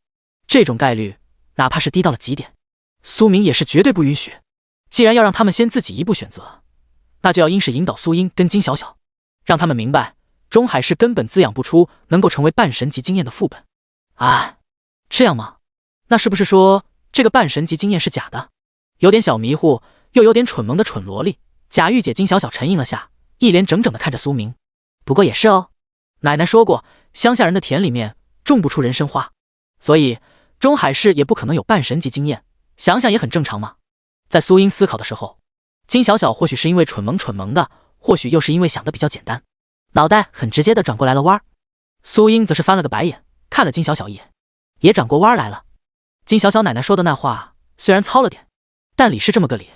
中海市怎么想，怎么感觉都不像是滋生足以冲击到半神级经验的副本。再联想到外面守着的那些怪诞水虫，平均等级也就是个120级左右，还是仗着皮糙肉厚，极其难打以及数量足够多的原因，才让苏英感觉从外面进来都这么困难了。这里面要没有冲到半神级经验，那是真的说不过去了。弄明白一切了的苏英重重的舒了一口气，这不就是先在外面疯狂的削弱你的数据，给你挂 debuff， 然后到里面的时候给你设立一个极其夸张的奖励诱导你吗？这在副本攻略相关的知识里面有，但苏英之前就是陷入了认知障了。抱歉哥哥，是我刚刚陷入了认知障，没能转过来弯。明白自己错误的苏英对着苏明道歉着。我们兄妹俩还道歉什么？苏明说着揉了揉苏英的小脑袋瓜子。金小小一时半会儿反应不过来，没关系，主要是苏英，只要苏英反应过来了，那苏明就完全可以进行选择。谁曾想金小小先一步反应了过来，明哥我也错了，我刚刚也没有转过弯。半背着林佑威的金小小看着苏英道歉之后，苏明那盘了盘头的行为，金小小有点羡慕了，连忙跟着苏明道歉，一脸小孩子模样的得意洋洋，就好像是自己办了好事儿，寻求夸奖一样。看着这现在又跟个孩子一样的金小小，苏明也乐呵呵的揉了揉起脑袋。小小，我这里有一份定点传送卷轴，刚刚在杀了那么多怪诞水虫小 boss 的时候爆出来的一个，接下来的话我说你听着。看着想要说什么的金小小，苏明止住了金小小的嘴，继续说道，我将这份定点传送卷轴绑定了我家别墅，一会儿你撕开卷轴带着林佑威传送回去，务必要照顾好林佑威，如果可以的话尽量让那个虫卵快点孵化出来，早点孵化出来，我们就可以早点拥有1000万规模的怪诞水虫，当做怪物仆从力量了。还有就是这些都是我爆出来的怪物材料，带回去找个地方放着，找不到的话就先堆积在地下室里面，明白吗？说着苏明将自己背包里面快塞满了的怪物材料统统取了出来，都不是什么优质材料，基本上都在白银级之下，白银级之上的材料对苏明多少有点用处，也就没有转交给金小小。我这里也有一部分，你也带回去吧。历来是哥哥怎么做自己就怎么做的苏英，看了眼哥哥拿出来白银级之下的怪物材料，也将自己背包里面的白银级怪物材料给全都拿了出来，在苏英的背包里面占据了大半的空间，现在正好腾空。好，看着一堆接着一堆的材料，金小小还没来得及说什么，就要先装入自己的背包里面，但装着装着，金小小就发现背包不够装了，转而将背包里面的一些东西给取了出来，才一点点的装满。对了，明哥，看着被塞到怀里的定点传送卷轴，一次性，金小小忽然间反应了过来，我背包里面也有2个传送卷轴，刚刚我要说的时候你不让我说。说着金小小的声音还稍稍的小了起来，生怕苏明责怪他。看着没好气笑了下的苏明，金小小继续说道，除了这2个传送卷轴之外，我这里还有10几个白银级之上的装备，之前我看明哥你跟英姐姐要，我就给你留着了。然后是这些技能书，有点少，一摞子白银跟黄金级之间的装备被金小小拿了出来，白银级之下的装备金小小就没见明哥索要过，也就没拿出来。除此之外还有那10几本的技能书，有3本黄金级，4、5本白银级，剩下的都是青铜级。看来金小小这一次是蹭到了一些小 boss 级别的怪物。好，这些东西苏明接下了，却看着金小小抱着林佑威撕开定点传送卷轴离开。毕竟单单是个金小小的话，苏明还有把握让金小小当个辅助后勤仓库，但在仙人如此会玩的情况下，再加上林佑威的状态有点不对劲儿，苏明只能将金小小以及林佑威给送回自己的别墅。这个副本由他跟苏英来攻略。第153章成功契约怪淡水幼虫。当定点传送光芒闪烁之后，副本里面只剩下了苏明跟苏英2个定点传送卷轴，给你一个绑定家里面的别墅，这是坐标。看了眼2个传送卷轴，一个随机传送卷轴，一个定点传送卷轴。苏明随口说了句都是定点传送卷轴，转而自己留下来随机传送卷轴，将定点传送卷轴丢给了苏英。啊，好，接过卷轴跟坐标的苏英也直接绑定了起来。情况不对，跟着哥哥直接传送回城。中海市半山别墅，撕开卷轴的金小小眼前一亮，感觉周围的环境都变了许多。啊，真的传送回来了啊！看着自己在贫民区没能见过的一些家具装饰，金小小的脸蛋微微的歪了歪。不过转手之间还是将自己随身携带的法杖给收了回来。嘿咻，薇姐，你就先在这里休息吧。将林佑威放在了客厅沙发上的金小小有点气喘吁吁的叉着腰。林佑威看着身材很好，胸前的2两肉还没自己的大，但金小小却感觉林佑威的体重比自己还要重一些。是女人的错觉吗？至于为什么不将林佑威放进卧室，金小小不知道那一间卧室是苏明的卧室，也不知道哪一间是客卧。再加上金小小也没有那种擅自做主，未得到主人家允许之间就在别人家里乱翻的习惯。虽说苏明让金小小跟林佑威先回到他家，但是没说可以在他家肆无忌惮啊。对于初次感受到哥哥温暖，能够有个哥哥保护着自己的金小小来说，他很珍惜这份感情，而正是这份珍惜让金小小格外的小心。奶奶曾经说过的做人做事方面，全都被金小小给运用在了苏明的身上。这里是沙发上的小毛毯，先给薇姐你盖上，然后是给你弄点开水。当一切都忙碌结束之后，金小小也开始搜索着地下室。当找到了苏明所说的那一间地下室之后，金小小二话不说就将自己背包里面的众多怪物的材料全都给放了进去。当所有材料将整个地下室给填得满当当之后，金小那一颗绷紧的小心脏总算是可以松了一口气。接下来我也该试着孵化那个怪淡水虫了，如果能够孵化成功的话，就可以给明哥带来一些帮助了。当所有的事情都处理完毕，金小小整个人都扑在了如何给苏明帮助的上面。自我分析了好一阵子，自己的这种天赋，除非明哥愿意带着他刷怪，否则还真给不了多少帮助。不过当看到自己契约的虫卵之后，金小小眼前一亮，小家伙要快快长大哦。说着，一道道属于植物系的略微温养性质的技能被一个接着一个释放了出来。被突突之间契约收入契约空间的虫卵，也在这种温养性质的技能之下，不断的缓和平复着心情。片刻过后，虫卵那种焦躁不安、忐忑害怕的心脏也平缓了下来，愿意给金小小一些贴贴的感觉。感觉到这种情况的金小小也加大了温养虫卵的速度。当蓝量槽空格之后，金小小的温养性质的技能也不知道使用了多少次，虫卵内的虫崽子也逐渐成型了。一道精神波动跟金小小的精神力稍稍的试探了一下，疲倦不堪的金小小感受着这道微弱的精神波动，脸上带着喜色，连忙跟虫卵内还没有诞生但已经形成意识成型了的虫崽子的精神波动链接起来。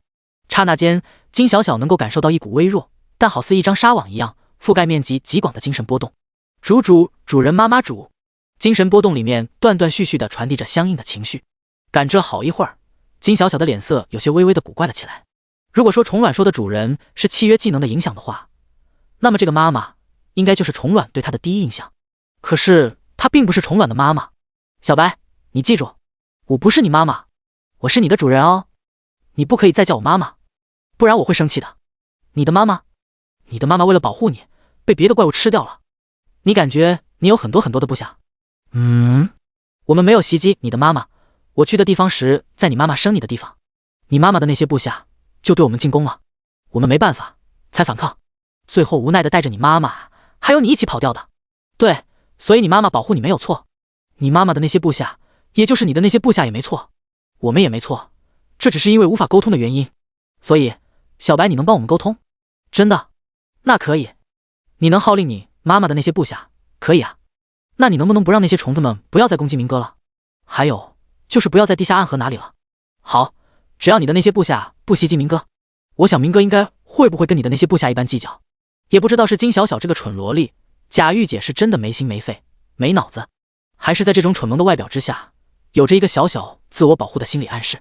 在这种必要的时刻，金小小的脑子转动得非常快，仅仅是沟通了好一会儿，金小小就将懵懂未知的怪诞水虫虫崽子给说得迷迷糊糊，还要准备召集部分精锐的怪诞水虫族群来保护他。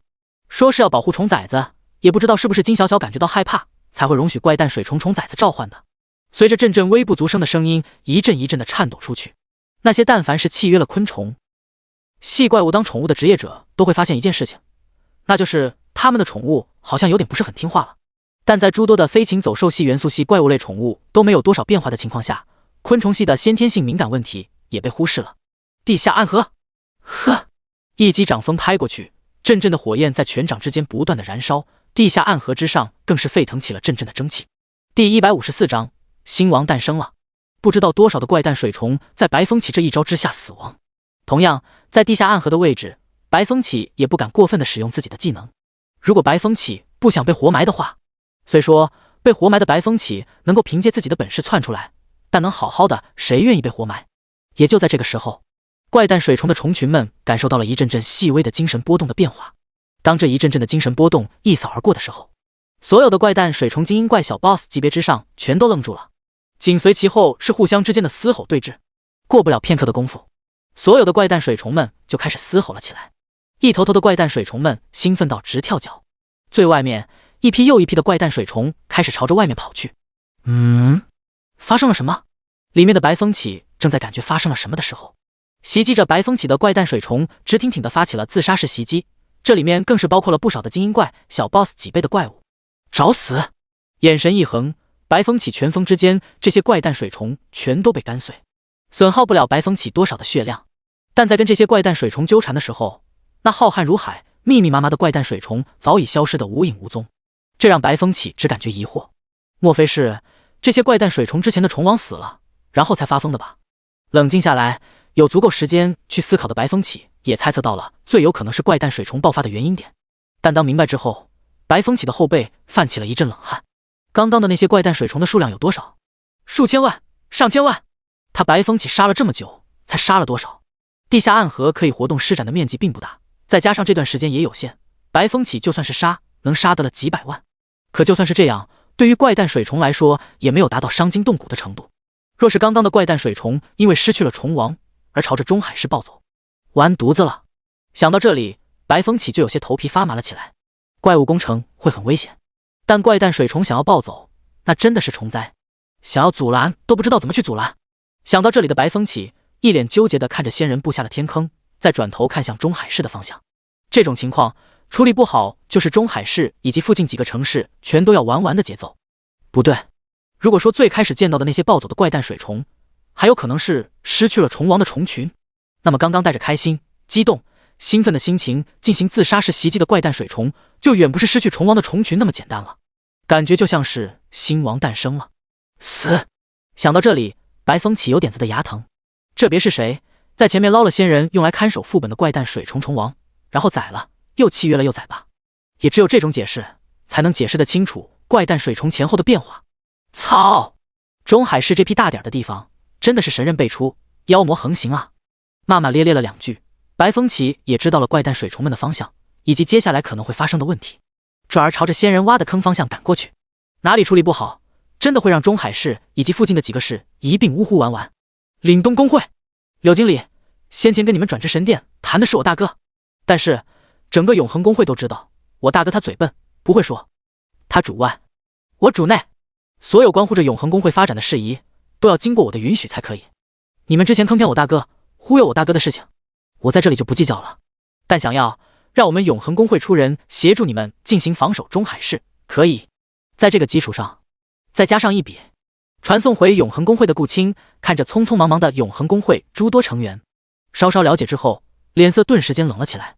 没想到在他顾青前往血峰山获取宝物的时候，他的好大哥竟然伙同外人窃取他的权利，想要将他从永恒公会的管理体系上撵出去。这种事情他顾青怎么可能同意？你在说什么？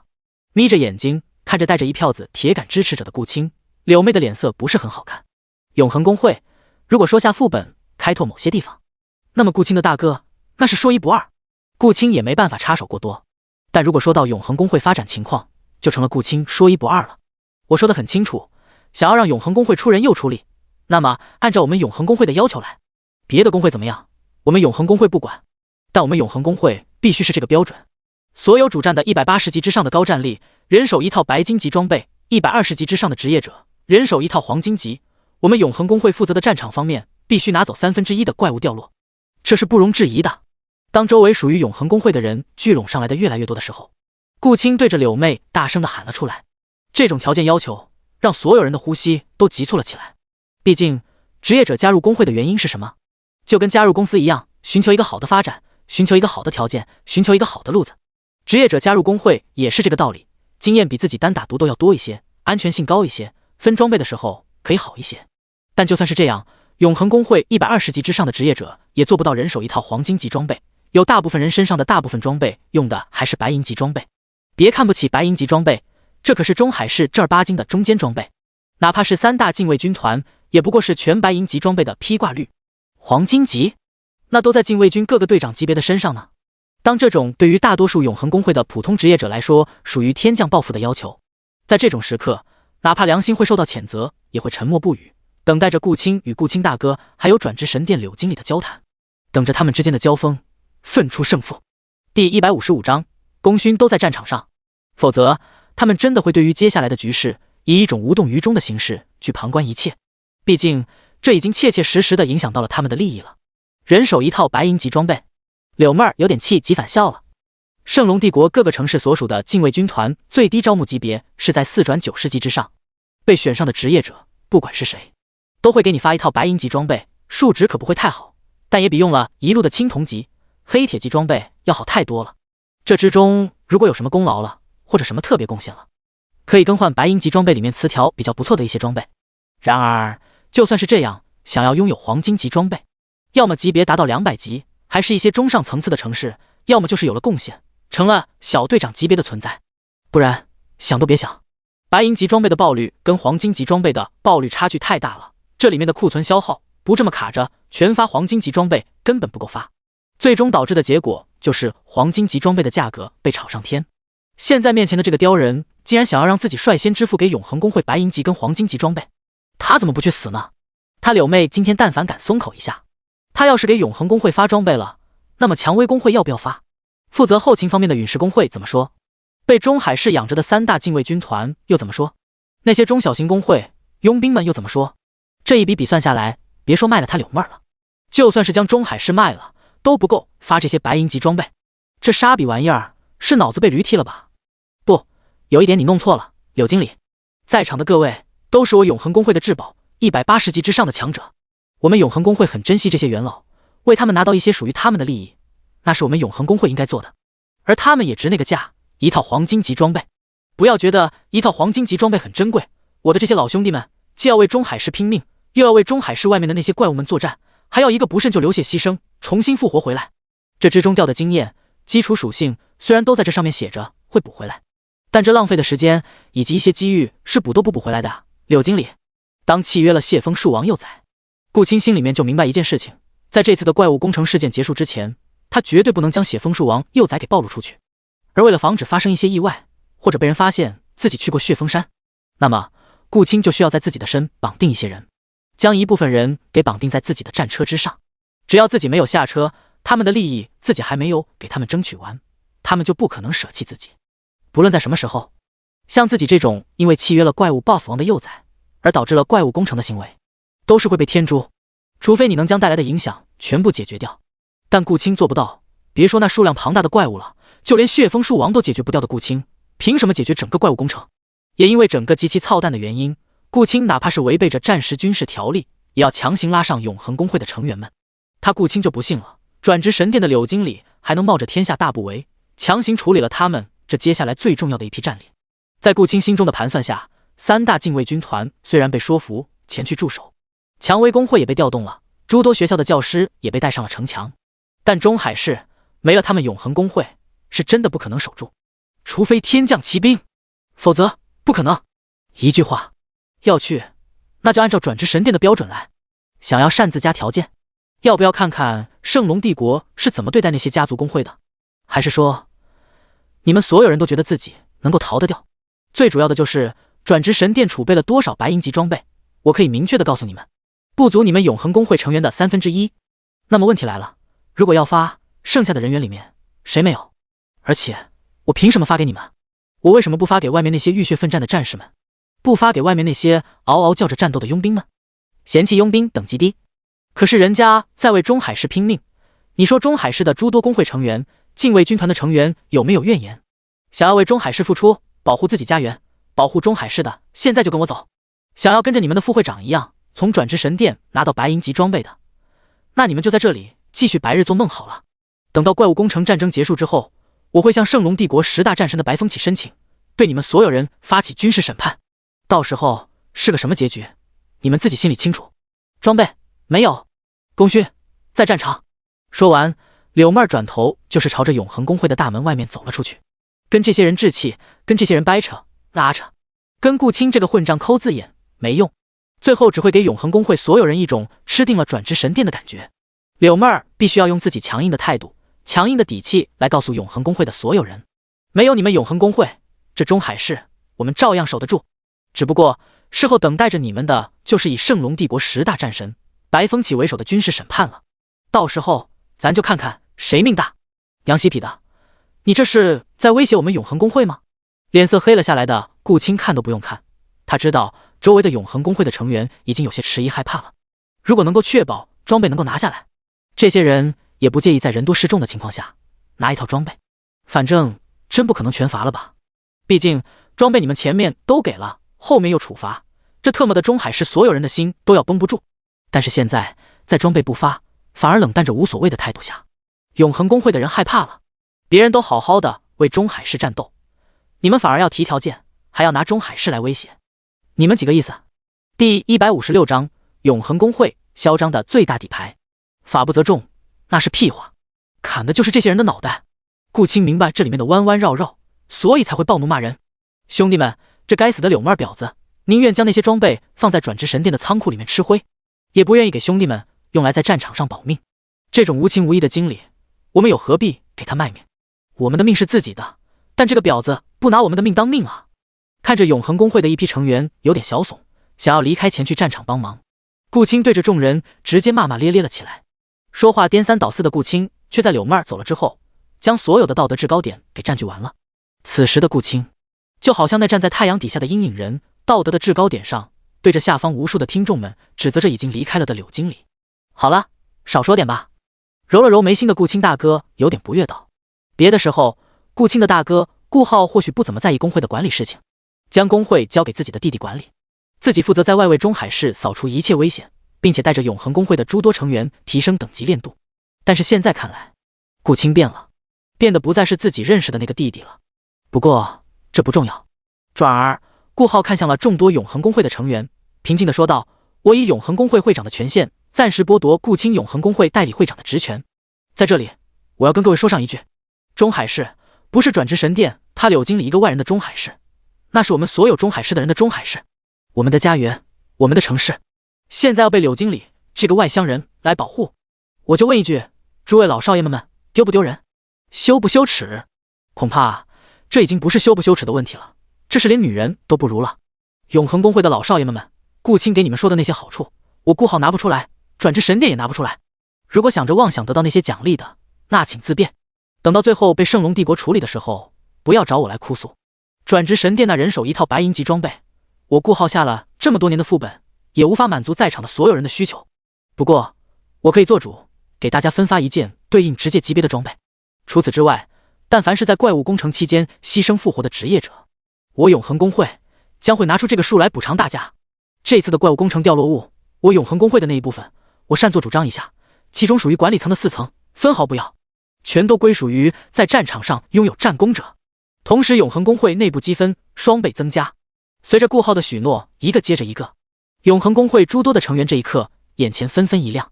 如果说刚刚顾青的许诺犹如空中楼阁，有点让人向往，但又无法确保能否得到自己想要的，那么现在永恒工会顾浩的许诺就是对这些工会成员最好的激励。这些都是他们可以看得着摸得着并且可以确信的奖励，唯一损失的就是属于永恒工会的4层掉落奖励。大哥！看着顾浩将属于自己的那一份奖励撒出去，顾青的额头青筋暴起，整个人都不好了起来。见过仔卖爷甜的，没见过兄长卖弟弟打拼出来的家业。住嘴！你还嫌你惹的事儿不够多吗？冷冷地注视着顾青一眼。顾浩对于有些事情猜测到了，但迟迟没有解决的原因，无非就是对亲人的心软。都明白了，那还不赶紧去守护我们的中海市？看着一个个情绪激动，想要离开，但看到自己好像要处理顾青，又有点不知道。不要走的诸多永恒公会的成员们，顾浩忍不住笑骂了一下。这些个混球就喜欢看上面的领导翻车。蔷薇公会总部，看着永恒公会的大量人手一个接着一个走了出来，林佑威的父亲林天面容之上不由得叹了一口气，略微可惜地说道：永恒公会还是没能继续死磕下去，这要是跟战时军事条例死磕下去该多好啊。林天要是说不可惜，那是假的。能够借助圣龙帝国的手来除掉永恒公会，对于被压迫已久的蔷薇公会来说，那简直就是天降甘霖。别想了，永恒公会的代理会长顾青是个内治的好手，但是私利心太重了。一名蔷薇公会的高管摇着头走了上前，继续说道：一旦在涉及到某些问题上的时候，很容易为自己考虑，而不是为永恒公会考虑。永恒公会的会长，别看是一个为民为己的大好人，带着大量的成员不间断的下副本，这家伙心黑着呢，还很脏。顾青跟他比起来就是个萌新宝宝。要是让顾浩掌管永恒公会，在岭东公会被肢解的那一年，我们蔷薇公会最次也要被打个重残，哪能像现在这样一边苟延残喘着，一边暗暗的布局寻找车翻永恒公会的机会。随着高管的不断摇头点头的分析，林天也一脸认可的点点头。跟永恒公会的会长顾浩比起来，顾青的心黑手脏可真就是个面白手嫩的小姑娘了。所以顾浩担心自己发展永恒公会过快，就即将永恒公会的大部分权力代理给了顾青。顾青的手段虽然不如顾浩，但在岭东公会被肢解了之后，也算是能够小小的压服中海市所有人了。在这个过程中，顾浩则是带着大量的永恒公会的精锐泡在副本里面，不断的练级，提升练度，提升装备。到现在，我们对于永恒公会被顾浩带走的那些人具体战斗力依旧无从得知。提及这个，林天不由得捏了捏眉心。当初的顾浩可并没有完全带走所有的高端战力，反而是在永恒公会里面挑挑拣拣，挑选了好一批实力还算是可以的中上层次的战力。现在这么久过去了，这些成员被提升到了何种实力，无从得知。那就按照现在永恒公会的高端战力再翻个倍吧。高管叹了口气，无奈地说道。第157章，属于岭东公会的蔷薇宫必将还。翻个倍恐怕不够。林天的脸色之上略微的苦涩了起来。自家女儿是个重生者，这件事情是幸运的，但也是不幸运的。在女儿重生的诸多信息里面，苏明的信息最多，但在解析了苏明的诸多信息之后，林天发现了一个至关重要的问题，那就是在重生前的苏明一路舔着许清寒的时候，顾阳这个永恒公会的公子哥却能够一路跟上苏明的进度。这种情况不免不令人感觉到疑惑。区区数年时间，大多数人可能终其一生都在200级、300级的情况下打转，而永恒公会的公子哥顾阳却能够一路朝着600级、700级的不断飙升。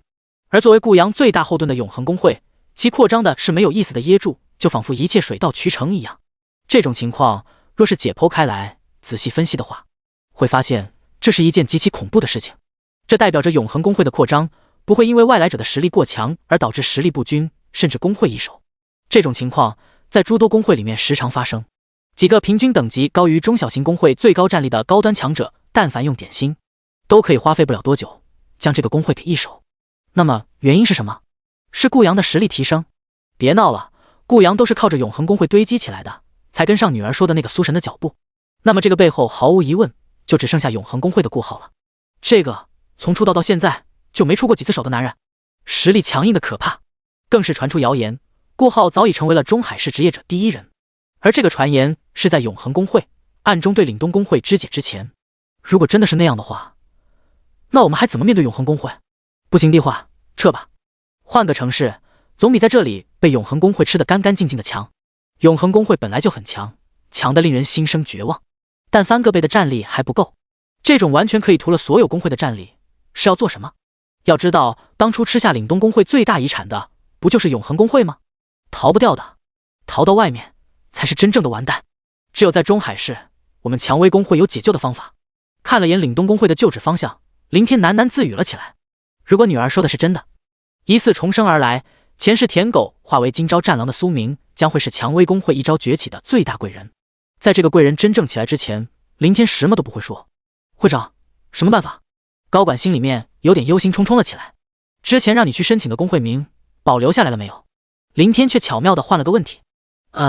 岭东工会的工会名被岭东工会的会长独女苏英给保留了下来。不过岭东工会的工会名因为被保存了好一段时间了，快要到了工会名保存的期限了。再过一段时间，我们就可以将岭东工会的工会名申请过来了。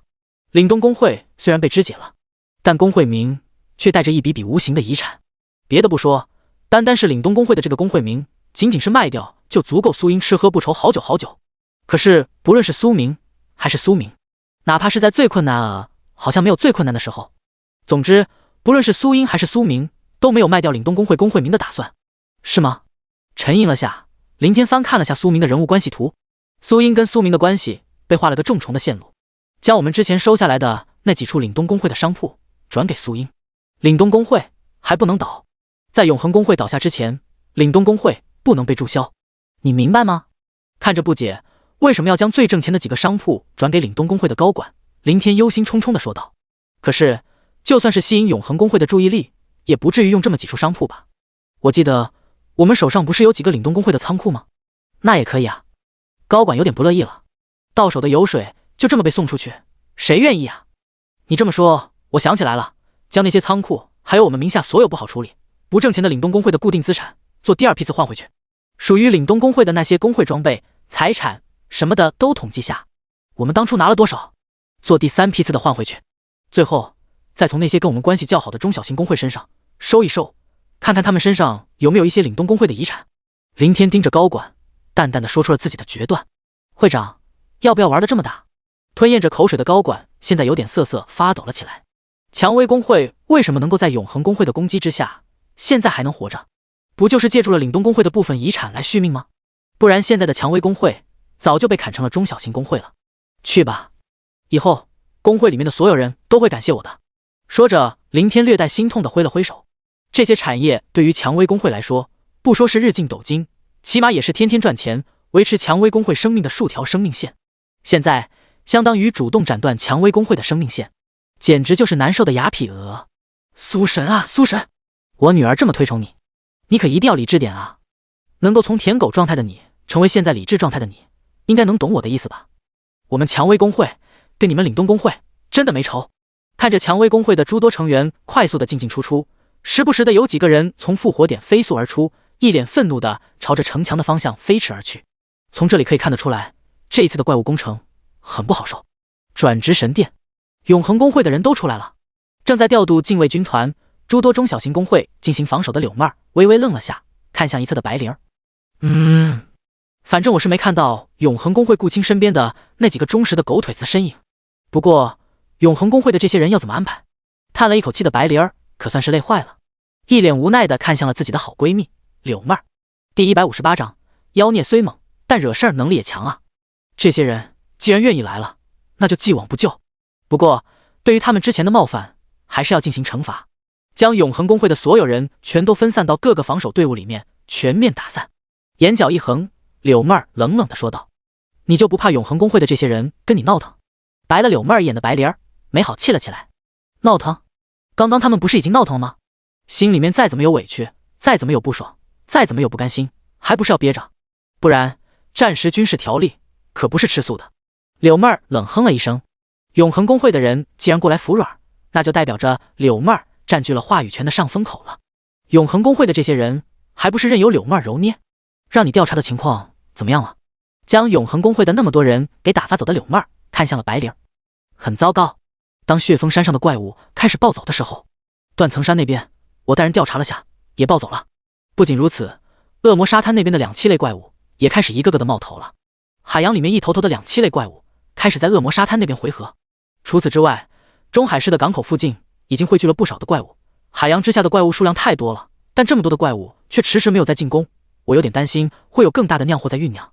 而除了这几个地方之外，稍远一些的大型怪物聚集山脉、山谷也开始有蠢蠢欲动的意思了。”白灵儿的简单说辞让柳妹儿整个人都快要心生绝望了。仅仅是应付血峰山、恶魔沙滩、断层山这3处的怪物暴走，柳妹儿已经将中海市给抽掉了个七七八八，才勉强凑出来一批战力来应对海洋里面随时会宠出来的怪物们。现在竟然还有大型怪物聚集的山脉、山谷在蠢蠢欲动，这感觉糟糕透了。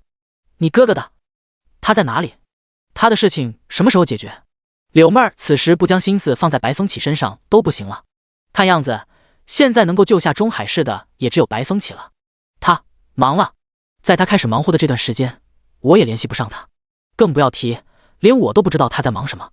只说是在处理仙人的遗留问题，没说怎么解决。要解决到什么时候？白风起对于白灵儿来说，就这一点坏毛病，自己做什么、干什么，都不会跟自己这个亲妹妹说清楚，大多数时候都是含糊两句，能够让跟白风起同一个层次的强者明白白风起究竟在做什么，又不至于让白灵儿因此沾染上什么没必要的麻烦。虽然白灵儿明白白风起这般行为是为了什么，但白灵儿不开心就是不开心。行吧，你哥到了关键时候也是个靠不住。柳妹儿双手一摊，在中海市最需要白风起这个北疆战神顶级战力的情况下，北疆战神却不在了，这算是个什么事儿？确实，我哥很多时候都靠不住。白灵儿也是一脸认可了起来。对了，我们的那个妖孽呢？他在哪儿？说到这里，白灵儿想起了苏明。跟白风起比起来，苏明或许稚嫩了许多，但能够在短短的3天时间里面直接冲到了3传90级，这种进程哪怕是圣龙帝国的皇都都鲜有人达成。如果让苏明在这种怪物攻城的时候快速冲击，那么是不是有可能在最后大爆发的时候让苏明独自承担一面怪物们的攻势？我也想知道苏明哪儿去了。到了现在我还是没能联系上他。之前不是说出了断层山的高考副本就来转职神殿找你哥的吗？怎么到现在还没来？柳妹儿的脸色此时也有点难看了。如果苏明早早的过来，柳妹儿早就着手安排苏明在怪物攻城期间冲击了。别的不说，让苏明冲到150级的可能性还是有的。这还仅仅是血峰山的怪物，这家伙不会是拿我哥的话当做耳旁风吧？白灵儿的脸色扭曲了几下。都说天才是桀骜不驯的，但现在这情况哪里是桀骜不驯啊，分明就是目中无人，连北疆战神的话都毫不在意。这说出去都没人相信，但事实就是如此。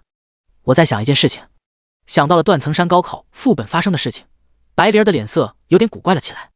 你别说这一波的怪物攻城是苏明引发的。柳妹儿的脸色也跟着扭曲了几下，转而看向了白灵儿。这种妖孽，这种横生祸端的妖孽，中海市有点享受不来的感觉。很有可能。嘴中略微的干涩了些许，白灵儿僵硬着头颅点点头。哐当，在柳妹儿跟白灵儿对视着，看到对方眼里面那深深的无奈的时候，转职神殿的大门被重重的推开了，身上被洒了不知道多少植物系毒素，又被不知道多少牧师类职业者给捞回来的陆家少爷陆泽，此时有点狼狈的从外面走了回来。城防发生了什么情况？看着陆泽，柳妹的第一反应就是城防发生了问题。既然答应了陆家，这一次是要让陆家大少出尽风头，那么最能出风头的地方，城防就理所当然的交给了陆家大少来进行执掌带领。柳妹儿负责城内的诸多调度以及安抚大量民众的心思。出问题了。看着柳妹儿以及白灵儿，陆泽心里面是满满的苦涩。这一次的怪物攻城是人为的。看着柳妹儿跟白灵儿，陆泽艰难的说了出来。但有点超出陆泽意外的是，柳妹儿跟白灵儿一点都不意外。还是说你们已经知道了？看了眼陆泽，柳妹儿跟白灵儿对视了一眼，带着点低沉的情绪说道，我们也是刚刚分析出来，没想到会发生这种情况。既然柳妹儿，陆泽也不准备藏着自己的秘密了。我有个朋友有点小特殊的能力。在柳妹儿以及白灵儿那略微怪异的眼神之下，陆泽干咳了2声，继续说道，真的，我身为陆家少爷，有几个有特殊专长的朋友不是很正常吗？第159章，谁是中海市的罪人？白灵儿与柳妹儿点点头道，正常，陆家大少，你继续。我这个朋友在跟植物系怪物进行战斗的时候，偶然间听到片片段段的意思。血峰山血峰树王的树王幼崽被人夺走契约了，而那个人就在中海市。听到这里，不论是柳妹儿还是白灵儿双眼瞪得贼大。你说什么？一时间两女都有点难以接受了。如果说这次的怪物攻城是源自于某个自私自利的家伙，契约了怪物就跑回来不闻不顾，让中海市跟着承担一切，那么身为中海市转职神殿的经理，柳妹儿是必要行使他的特权，将这种目无法纪之徒绳之以法。你们不是知道吗？看着柳妹儿跟白灵儿的反应，经历的战场上热血沸腾战斗的陆泽脑子有点转不过来，满脑子的都是调度各个小队应对攻城怪物的战法。你先别管我们知道不知道，将你知道的都说出来。神情不悦的白灵儿让陆泽继续说道：“哦，我的朋友，通过植物系怪物之间的交流，得出了一个重要消息：血峰山血峰树王的幼崽被人劫掠而走了，劫掠走的是火系法师。也因为这种原因，我们的防守小队里面火系类的法师基本上都是遭受了血峰山上的怪物们的重点袭击。到现在还能继续作战的火系法师只剩下不到一半了，剩下的大多数都是火系各类职业者。”说着，陆泽将自己知道的情况全都说完了。对了，我这次回来是要拿一批火属性附魔精油以及火属性临时附魔道具，顺带将这个我朋友刚知道的情报通知给你们。本来仅仅是拿这些战斗装备、战斗材料，还轮不到陆泽这个战场指挥前来索取。但是嘛，陆泽的一个朋友知道的消息，肯定只能陆泽自己来传递了，所以陆泽也只能辛苦一下自己了。这里你自己去拿，给别的城门方向留一点。看了眼陆泽，柳妹儿没有思考，直接批了条子。这话说的，8个城门方向，哪一个不是我在负责？我现在要做的只是将所有的战争资源用在最合适的地方。另外就是港口方向的怪物可能要来了，如果可以的话，让城内的生活系、辅助系的职业者们加紧准备雷系相关的战争物资。说着，陆泽朝着外面跑了过去。火系法师，你说有没有可能是妖孽？轻咬嘴唇，白灵儿眼中带着一道不可置信的神情看向柳妹儿。虽然我也不想怀疑，但我们都知道，妖孽的职业是从 B 级的见习法师开始的，现在则是法神，用火系技能可是妖孽最擅长的技能了。微微的摇了摇头，柳妹儿虽然不愿意承认，但就他们知道的情况，苏明确实是最擅长用火系技能，那还真有可能是妖孽了。白灵儿等着贼大的眼睛看着柳妹儿，这种情况如果换个人，那就用不着这姐妹俩继续惆怅了。毕竟这次干出来的事儿确实不地道，仅仅是这一场怪物工程就导致好多个职业者永久性的牺牲，再也复活不能。这对于中海市来说，不可谓不是个沉重打击。不，也不一定是妖孽。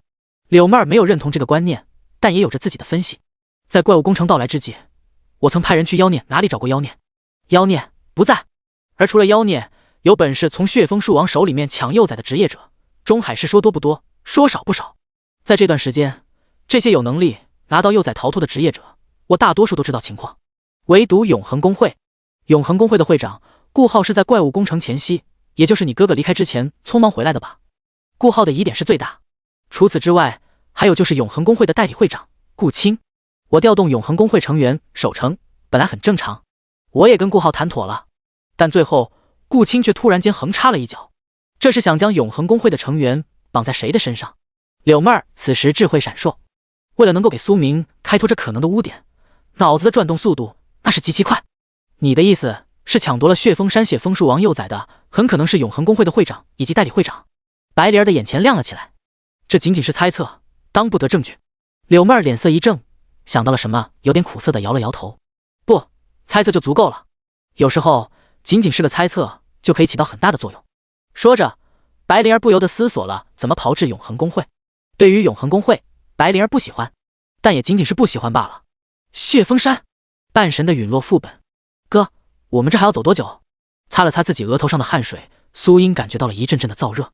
但这一路走来，从最开始的提防可能出现的危险，直到现在什么危险都没有，除了燥热还是燥热。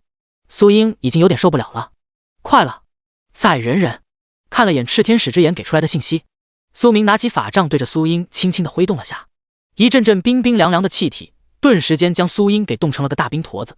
基础级技能冰冻术，在这种极其燥热的环境下，给了两人很好的凉爽。舒服。哥，你这技能是真的给力啊！微微一震，将身上的冰块给震动开来。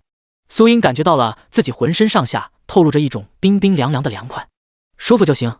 手中的法杖对着正前方挥动了起来，一条冰蛇呲溜的朝着前方汹涌的窜了出去，地面上留下了一层不薄不厚的冰层。这种冰层对于行走在燥热地下的二人来说，起到了很好的凉爽感觉。我们现在应该是在朝着地下走吧？哥，心中默默的盘算了下，苏英忽然间对着苏明问道。对。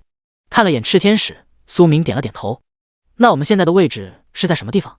从进入到血峰山，苏英一直在分辨方向，但现在苏英有点摸不准自己的具体位置了。在距离中海市不远的地下，但不在血峰山下。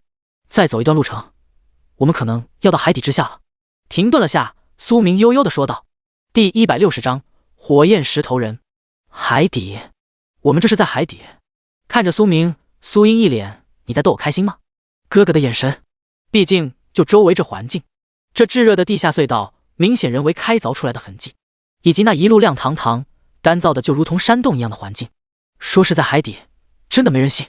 哦，我们这周边的环境问题，是因为我们现在在一座火山口上行走。看着苏英那一脸不相信的样子，对于炽天使之眼的信息反馈，苏明一开始也是不信的，但是走了这么长一段路程，苏明不信也不行了，这真的走到了海底火山上了，真的，真的。看着苏英那一脸不可置信的眼神，苏明认真的点点头。那我们下的这个副本到底是什么啊？别在火山岩浆里面挂了，虽然不会死，但在岩浆里面死亡回城什么的，想想就好痛苦哦。在没有外人的情况下，苏英还是很喜欢面对自己的哥哥苏明撒撒娇什么的。答对了，我们这次要面对的不出意外的话，大多数都是岩浆、火山属性的怪物，而且估摸着还巨难杀。不仅如此，我们还没有退出副本的选择余地，要么成功的度过这次副本，要么彻底死亡。这个副本不给我们死亡回城的可能性。炽天使之眼给出的信息让苏明有些蛋疼。中海市曾经的前辈打造的这个副本究竟是想干什么啊？又是这个限制，又是那个限制，还是这种条件？这件事就是逼着苏明去做这个副本。该死的，这副本到底是个什么情况？如果能跟哥哥一起死亡回城，虽然苏英不太会死亡回城，毕竟这种方式对于他们兄妹俩的损失效果来说太大，但起码也是一种心理保障，以及最后的生还保障，希望不是？但是现在当发现死亡回城都没有了，在这个副本里面死亡了，可能真正意义上的死亡，苏英有点站不住了。不论有没有可能性，苏英是一点都不想失去自己的哥哥，哪怕只有一丝丝的可能性。但现在这已经不是一丝丝可能性了，而是很大。可能是为了中海市吧。看着有点暴躁想要生气的苏英，苏明叹了一口气，一把将苏英揽入了怀中。寒冰虽然让周围的空气冷却了下来，仅仅是小小的抱着一会儿，苏明与苏英就感觉到了对方身上散发的热量。火山的夹缝小道是真的热，尤其是海底的火山夹缝小道，那更燥热了。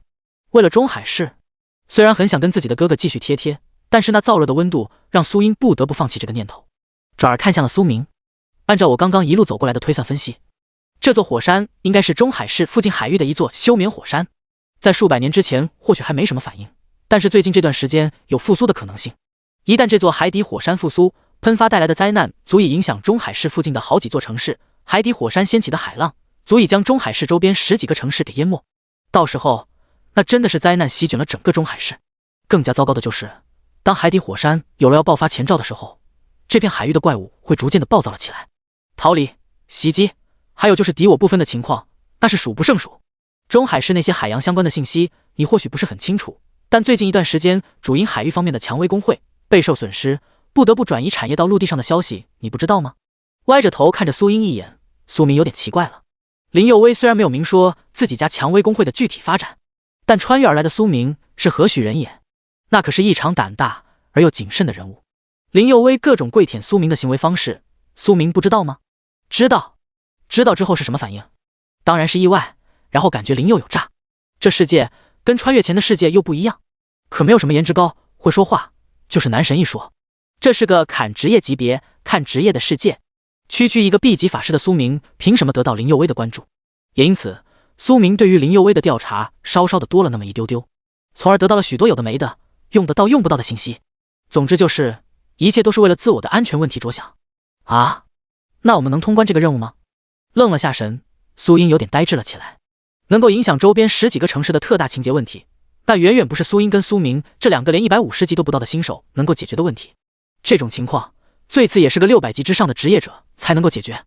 不出意外的话，应该可以。沉吟了一下，苏明认真的算了算自己手中的底牌，可以。最大的底气不是别的，正是救世界之主、上古10大魔神之一的奥斯巴罗。说真的，苏明对于奥斯巴罗会封印在断层山高考副本的加层副本里面，是真的意外之余的，还是意外？毕竟那可是上古10大魔神之一的奥斯巴罗呀。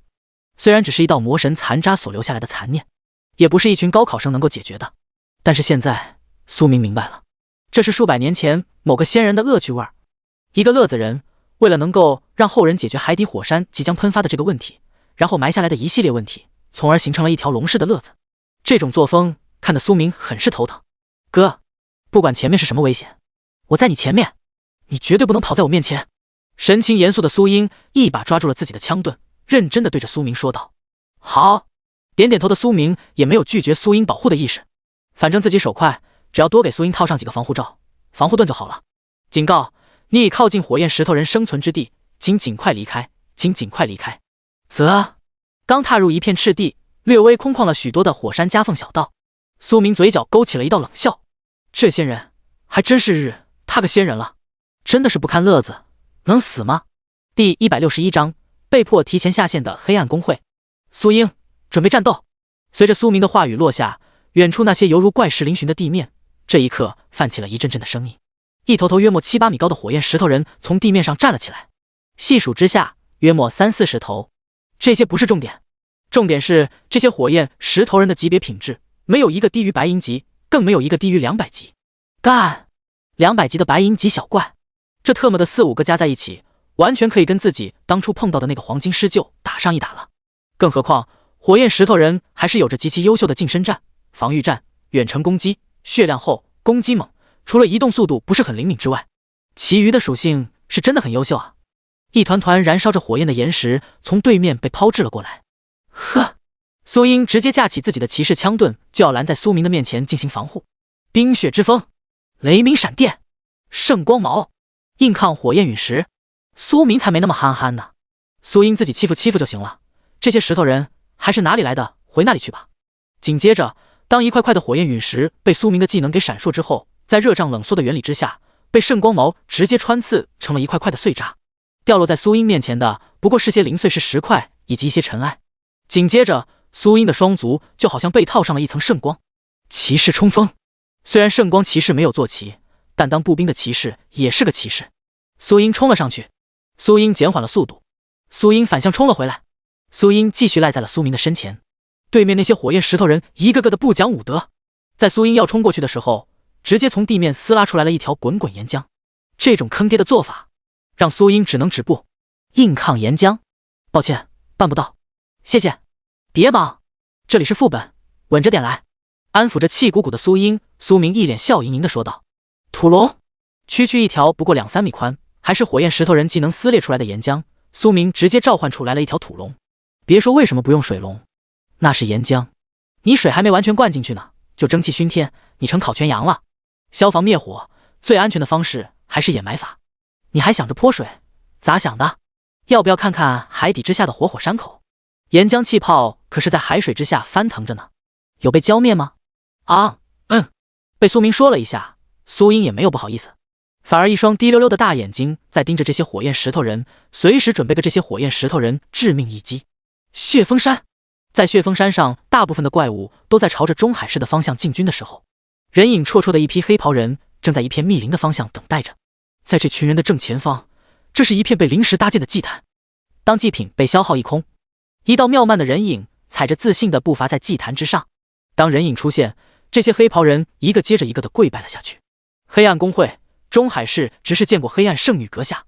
声音有些沧桑，但却有些中气不足。中海市的执事怎么是你这种货色？虚弱不堪，还废不拉几。负责那片区域的大执事是废物吗？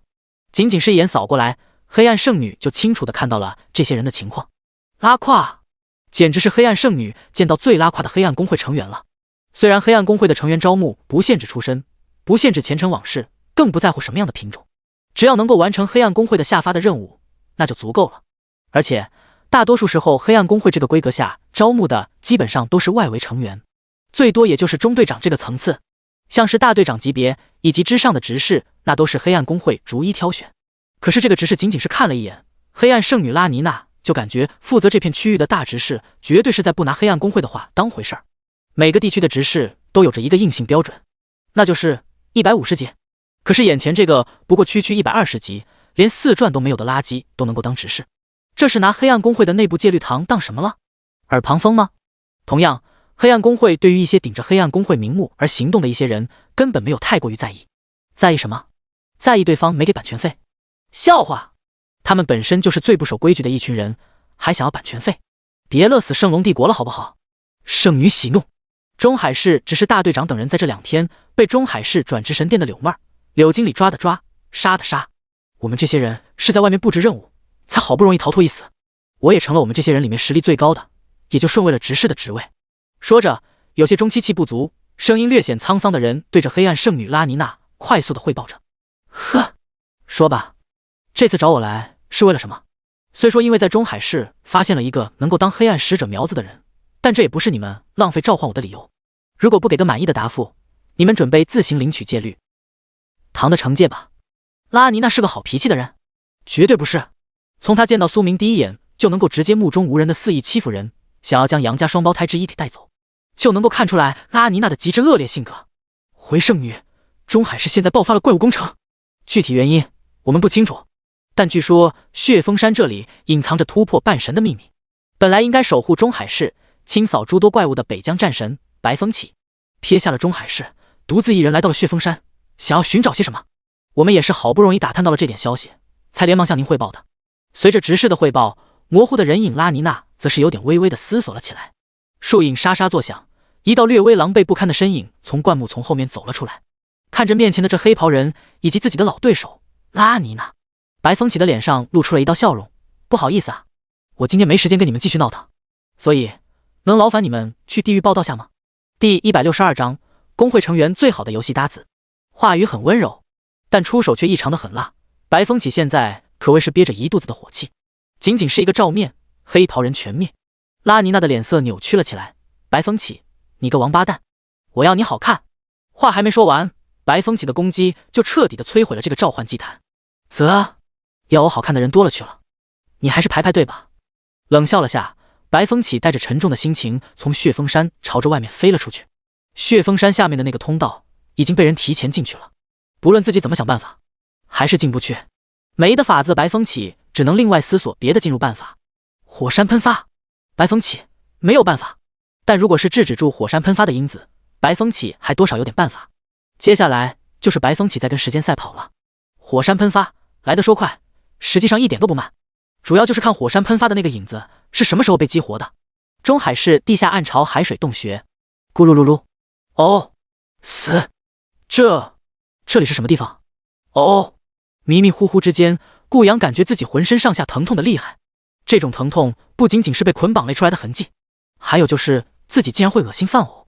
更让顾阳难受的是自己的后面一阵阵的辛辣疼痛，有点像是江浙田氏人士吃了香川菜的那种酸爽。更让顾阳感觉到难受的是自己的肠胃，一阵阵的翻滚，令人呕吐。看不清周围是个什么环境，但顾阳却能够闻到那浓郁的大海的腥臭味，以及一些海洋生物的腐烂味道。但还没等顾阳想要摸索着的时候，手上黏糊糊的触感让顾阳有点小小的头皮发麻。一条黏糊糊的触手更是在顾阳的身上不断的游荡了起来。这种触手的出现让顾阳还没想起是什么玩意儿，身体就本能反应的开始反抗呕吐了起来。这种感觉顾阳很不喜欢。海底地下小道，叮铃铃，叮铃铃，叮铃铃。随着一阵阵铃铛声音的响起，一只只被特意炼制出来铁甲僵尸不断的跳动。许清寒此时心情极好的摇晃着手中的铃铛，那从身后背着1米长的木棺之中跳出来，足足有4只的铁甲僵尸正在被许清寒遥控着指挥，顺带消灭着一路上所碰到的各种火焰系的怪物。也因为这些火焰系的怪物的锤炼，这4只铁甲僵尸也快要进化成了铜甲僵尸。可惜了，我现在的实力还不够，不然我就能够遥控这里面的僵尸军团，到时候不论是什么怪物还能逃过我的猎杀。我直接承包一片炼级地方，想怎么升级怎么升级，想拿多少炼级材料拿多少炼级材料，想有多少专长技能有多少。说着，许清寒一脸宝贝的摸了摸自己手里的这一副铃铛，以及身后必须要背着的金丝银边的僵尸棺材。这个棺材可是许清寒被随意传送之后，在各种搜索之后无意间发现的一个宝贝。僵尸棺材从150级的铁甲僵尸到200级的铜甲僵尸，300级银甲僵尸到400级的金甲僵尸都有。但问题是，就许清寒目前的等级，能够操控的极限也就是4只150级的铁甲僵尸。就这4只铁甲僵尸还是不是的看了眼许清寒，想要吃了许清寒一样。说白了，就是许清寒没有完全控制的能力。而这个僵尸棺材里面，别的不说，铁甲僵尸足足有3000之数，金甲僵尸更是有了数十头。就这种规模，谁看了不心动？这玩意儿放在工会里面，简直就是最棒的炼级搭子。毕竟铃铛是永久控制僵尸的法门，僵尸背后的符箓是临时控制的遥控器，就问那个工会不喜欢这么个团竞练吉搭子，让许清寒把僵尸棺材抵押给别的工会。想都别想，许清寒能够为了自己提升实力而各种横跳卖掉别人，那许清寒有可能会做出舍己为人的事情吗？没有可能。至于组建一个属于自己的工会，许清寒考虑过，但不是现在。现在最重要的是让许清寒好好的享受一把被练级搭子带着起飞的快感。火焰石头人聚集地，骑士冲锋，骑士光芒。随着苏英的一口暴喝，正在冲锋的苏英枪尖爆闪出来了一道璀璨的光芒。已经被苏明削弱到丝血状态的火焰石头人小 boss 也在这一刻倒下了身体，各种各样的东西哗啦啦的直接爆了出来。哥，出货了，你看。说着，苏英将一块小型手盾高高的举了起来。什么玩意儿？不是骑士盾。看着这块小型手盾，苏明的嘴角不由得撇了撇。你这是什么意思啊？哥，看不起小型盾是吧？盾牌的具体数值，苏明虽然没看，但苏英看了一眼，绝对的好东西，还是个白金级的货色，对于苏明的安全来说，有着非一般的提升。哦，对我来说没啥用，你挂在腰间吧。扒拉了下爆出来的诸多东西，苏明淡淡的点了点头。各种火焰石头人相关的材料数量不少不说，还出了5件装备，都是黄金级之上的。自己未来的狩猎团成员如果用不上的话，苏明就可以装配到自己的身上，增添自己的各种属性。你真的不要？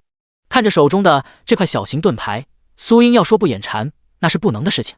但骑士系大多数拿的都是中型盾或者大型盾，这种小型盾牌一般都不多，或者干脆挂在腰间充当一个侧腰防护。毕竟骑士也怕被怪物从另外一边给来一招，也就是挥动武器的那一面，从而衍生出来了一种极致另类的打法。既然我这装备不能装入装备槽，那我直接在腰间挂个小型盾不就行了吗？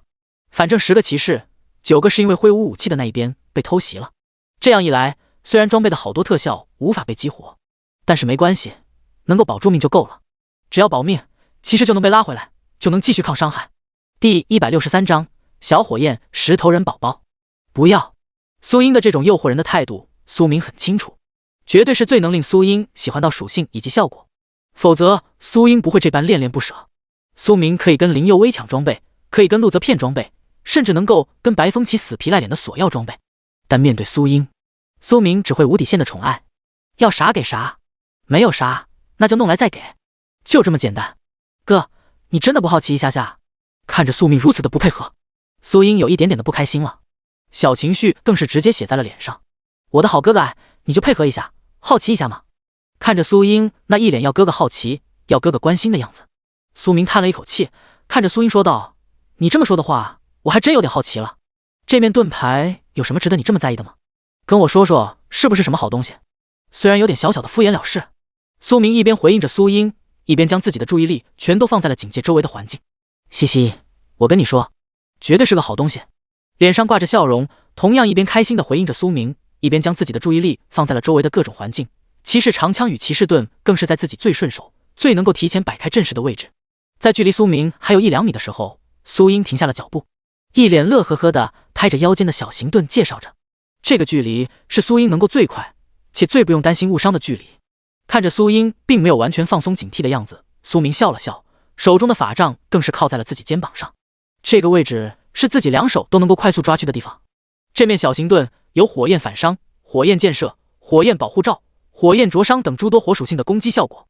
这还不算，这上面还有几个石化皮肤、岩石盾的主动技能。哦，对了，还有一个你最意想不到的可成长性主动技能。说着，苏英笑眯眯地眨了眨眼睛。什么？在苏英说完这些技能的时候，苏明心中微微地点了点头。这面小型盾的效果算不上多好，但也算不上多坏，起码有点作用。但在白金级装备里面算是略微一般了。它能够召唤的小火焰石头人哦，而且还是我们刚刚攻击的 BOSS 面板信息。随着苏英说完，苏明的眼睛瞪得贼大。装备半生宠物，我去，你这运气要不要这么好啊？能够召唤小火焰石头人，还是 BOSS 面板，还能够成长。这3条任意2条组合起来，在特殊装备，尤其是盾牌装备里面都算很棒的了。但这3条组合在一起，放在中海市，那简直就是有价无市啊！嘻嘻，是不是好东西？所以，哥，你要不？不要？哎，不过，你可以给我展示一下技能。好嘞。随之，苏英略带调皮地踏开了2步，对着小型盾直接注入了魔力。在大多数骑士系职业里面，基本上没有小型盾的选项，而苏英是何许人也？圣光骑士职业者呀！这个职业算得上是骑士系已知且能够装备最多装备的骑士了，而且还不显得很累赘。基本上所有骑士类的装备，圣光骑士都能用。如果没有这主动的被动性增幅，圣光骑士怎么能够被评价为 SSS 级别的职业者？还是初始职业？杀杀杀！随着一头小火焰石头人被召唤了出来，在一片乱石嶙峋的阴影稍稍的挪动了下身子。不过还没等到阴影藏好，2道攻击一左一右的直接袭击了过来。小火焰石头人更是凶悍的犹如小莽夫一样直接冲了上来。电闪雷鸣，圣光矛！好！随着技能的不断炸裂，隐藏在阴影下的身影也被亮了出来。哼，让你想偷袭我们，死了吧！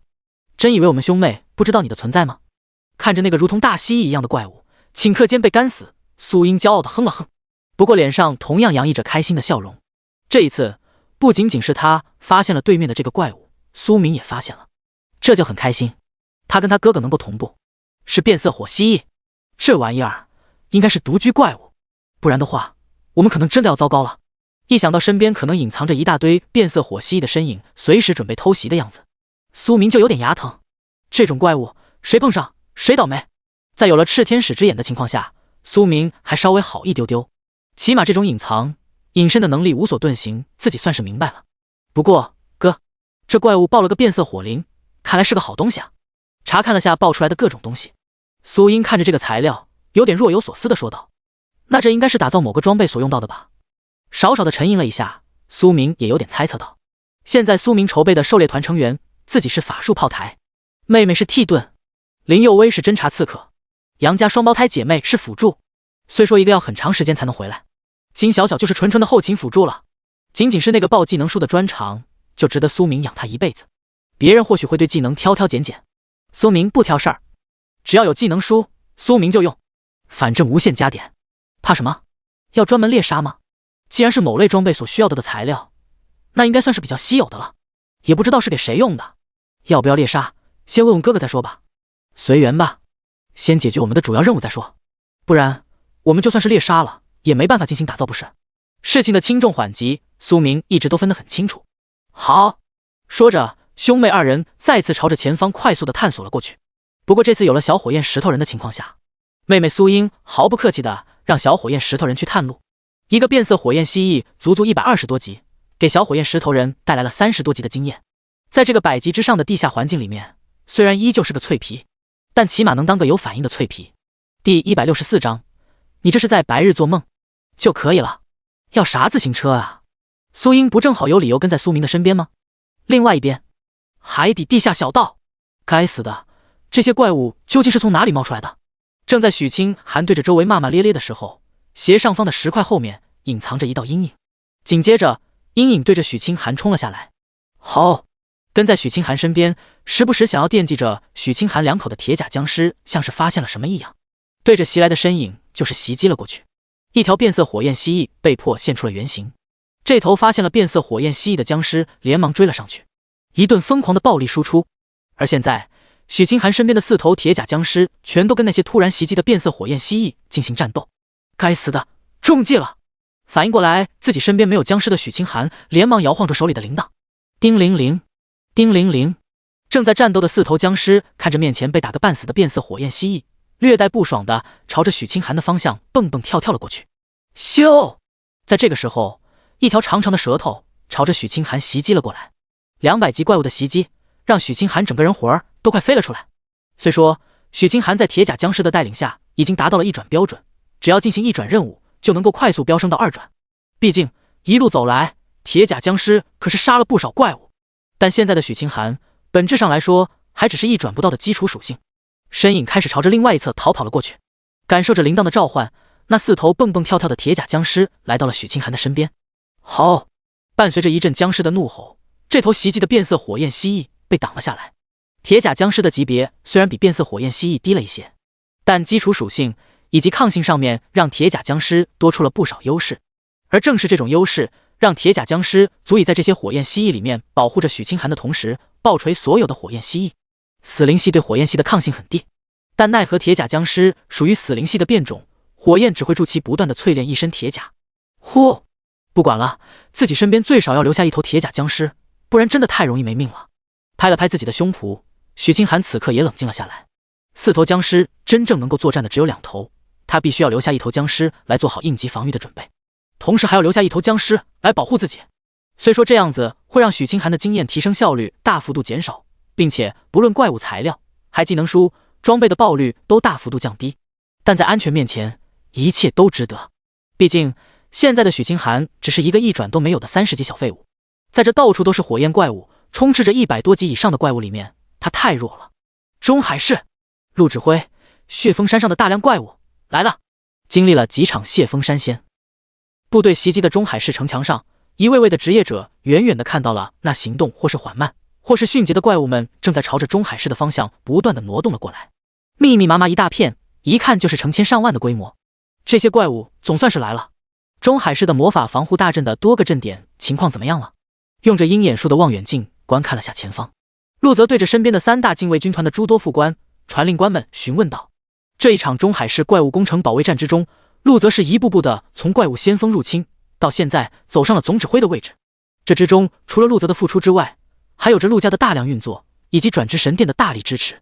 正是在这种多重情况下，陆泽勉强坐在了总指挥的位置，但也仅仅是勉强。3个禁卫军团的军团长都有着独当一面的能力，这种情况下很容易谁也不服谁。想要让别人服从，那就拿出战绩出来。现在是陆泽拿出战绩，用战功，用战场上的成绩来让3个禁卫军团的军团长服从的开始。一旦出使不利，陆泽接下来别想指挥3个禁卫军团，能够保住的或许只有他自己负责的这一面城墙。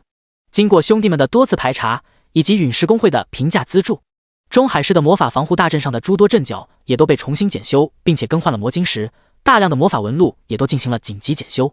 最起码我们禁卫军团负责的区域是没有任何问题。其中一支禁卫军团的副官对着陆泽平静地汇报道，负责另外2个区域的禁卫军团也相继应声道：中海市的战争攻击大阵有没有把握重创一头400级黄金级 BOSS？ 眯着眼睛看着迟迟没有出现，但却是中海市最大危害的血枫树王，陆泽对着身边的诸多副官们询问道。哼，陆大少是不是有点想太多了？听到陆泽这一副有点没睡醒的梦话，一名副官忍不住冷笑了下。中海市的战争攻击大阵酝酿时间长，还无法做到迅速攻击，若不是有着散射以及拘束效果，这个战争攻击大阵早就被拆了重置了。毕竟怪物工程期间无数的小怪对于中海市来说是个大麻烦，那被重创被限制的怪物工程的首领 BOSS 也是个可以解决的问题，但这不包括完好无损的血枫树王。更何况在血枫树王身边可是有着几个半生的400级 BOSS， 是吗？那希望我这个白日梦能够实现吧。笑了下的陆家大少并没有在意副官的嘲笑，没有能够让3个禁卫军团维持幸福的战功，说什么都是白搭。升起禁魔符文，同时令所有弩机全都换上火焰符文、温泉符文、雷霆符文、爆炎符文，然后按照先后顺序给对面一波传射。当望远镜放下，陆泽冷声地对着身边的诸多副官以及传令人员吩咐道：是。看着此时神态变化的陆泽，一位位的副官也严肃了起来，传令人员更是飞快地散去。接触着血峰山的这面城墙，一台台被打造起来，可以由多为3转之下的职业者进行操控，并且可以重创100多级之上的战争机器弩机，露出了他们的凶狠獠牙。放！当诸多血峰山上下来的植物系怪物们到达了一定区域的时候，正要准备率先发动进攻，一根根雕刻着火焰符文的弩箭飞射而出。第165章，你在这里狗叫什么？咻咻咻！伴随着弩箭的飞射而出，这些弩箭大多数或是被植物系的怪物给拦住了，或是直接被破坏。火焰符文造成的伤害有，但不多。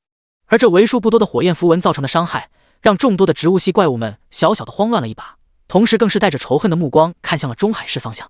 但紧接着还没完，一根根散发着温热、刻印着温泉符文的弩箭紧跟着飞了出来。诸多的血峰山上的怪物群体之间，一道道的技能飞射而出，藤蔓袭击、落叶飞舞、木刺飞射，数之不清的植物系攻击手段将那一根根刻印着温泉符文的弩箭给击碎。数之不清的温泉热水化作了一片片的水雾，在空中不断的释放了出来。在这个时候，散发着雷霆力量的、刻印着雷霆符文的弩箭飞射而出。这一刻，有的植物系怪物要拦截，有的植物系怪物感觉了不妙，想要挪动，也有的植物系根本没管这些，而是自顾自地朝着前方中海市的方向继续进攻了过去。但这些刻印着雷霆符文的弩箭还没等到植物系怪物的攻击落下来，在半空中边化作了一片片的雷霆，炸裂了开来。当水雾弥漫在大片大片血峰山怪物头上的时候，阵阵的雷霆虽说不至于干掉大量的植物系怪物，但也让不少的植物系怪物这一刻掉了些许的血量，以及增加了一个极其有意思的 debuff 麻痹效果。大多数植物系怪物自带解毒的功效，想要麻痹住植物系，要么使用重击让植物系怪物进入眩晕状态，要么就是用一些稍微另类点的手段。至于什么催眠粉、麻痹粉之类的，对于植物系怪物来说简直就是厨师面前颠大勺，瞎几把乱来，一点用处都用不到不说，还容易让植物系怪物反向用这种操作教你怎么做人。而能够产生麻痹效果的攻击方式有许多，其中就包含不限于这种极其不科学的方式来展示科学的力量。虽然有点扯淡，但能用就够了。苏明这家伙的鬼主意是真的可以，不枉我当初给他那么多的东西。用这种元素论的方式来产生另类的效果，该说不愧是四中文科第一人吗？望远镜内看着雷霆符文与温泉符文结合的麻痹效果已经产生了作用，陆泽大手一挥，一道道雕刻着爆炎符文的弩箭再次飞射而出。咻咻咻！当这一道道携带着爆炎符文杀性的弩箭飞射而出的时候，无数植物系怪物们看到了这一幕。但大多数的植物系怪物想要进行拦截或者摧毁的时候，总感觉自己慢了那么一个拍子。而植物系怪物后面迟迟没有出现的血枫树王以及诸多小 boss 级别的怪物或者高阶怪物们也没有在意这些被充当炮灰的怪物们的价值。砰砰砰！当爆炎符文被炸裂之后，一头头的植物系怪物也在麻痹效果之下开始焦躁了，甚至暴跳如雷。紧接着，这些植物系怪物们陷入了混乱。弓箭手、法师何在？当诸多的植物系怪物陷入了混乱，陆泽也没有让弩机继续攻击收割这些怪物，反而让远程攻击以及施法队的人进行后续收割。哗啦啦的，随着陆泽的吩咐说完，一个个提着弓箭系的职业者以及拿着法杖各色的法师系职业者们脸色之上纷纷挂着笑容。毕竟能够收割残血怪物，对于职业者们来说就是赚的。虽说操控弩机的那些三转不到的职业者们会因此骂骂咧咧，但不要紧，转职神殿会根据这一场战争而给予他们固定的补偿。诸位看着点进攻，节省各自的魔力以及箭矢。我的要求只有一个，不允许使用超过1/5的箭矢或者魔力，剩下的你们随意出手。陆泽的话音刚落下，一道道璀璨的箭矢直接划破了天际，一道道各色各异的魔法技能更是被丢了出去。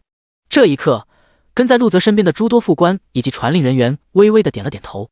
如果没有让所有人留下足够的魔法以及箭矢的情况下，陆泽可能也就是个陆家大少。但是现在，这些副官愿意称陆泽一声指挥，不是总指挥。总指挥的身份，陆泽现在还担不上。接下来你要怎么做？那无边无际的植物系怪物可都在看着呢。你的这种行为可以称之为是挑衅。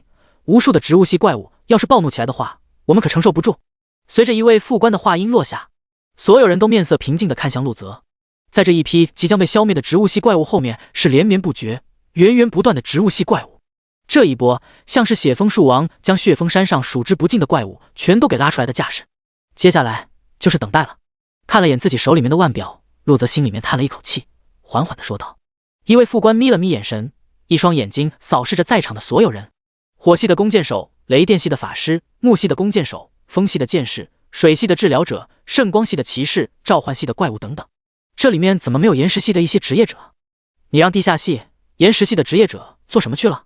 看到那无边无痕的战场，再看了眼消失不见的地下系与岩石系的职业者，一名副官仿佛是想到聊什么，想要冲上前对着陆泽询问，但很可惜的被陆泽身边的保镖给拦了下来。你知不知道你的这种行为会给中海市带来多么大的灾难？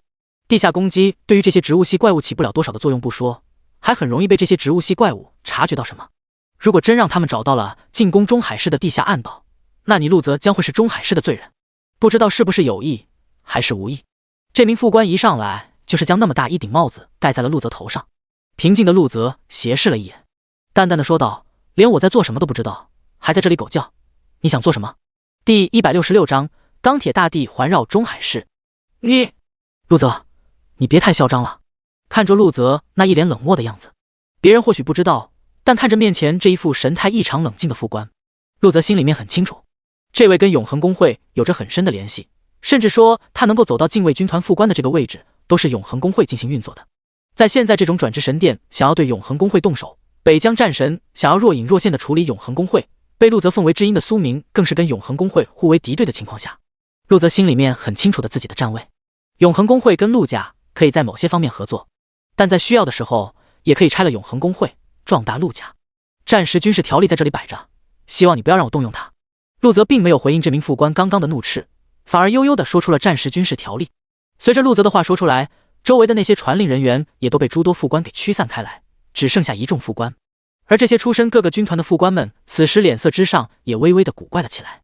战时军事条例这玩意儿，实际上就是对于中下层的一种管控手段。对于他们这些身居副官职位的职业者来说，实际上有用，但用处不大。陆泽现在提出这战时军事条例，实际上多少有点你在威胁我。那我也更直接的告诉你，如果你没办法给我有一个完整的交代，告诉我岩石系的那些职业者去了何处，那么我有理由让所属的军团不再听从你的命令，因为我有理由怀疑你在借机生事，将对我的仇恨转移到我所属军团的身上，你再让我们禁卫军团的人去送死。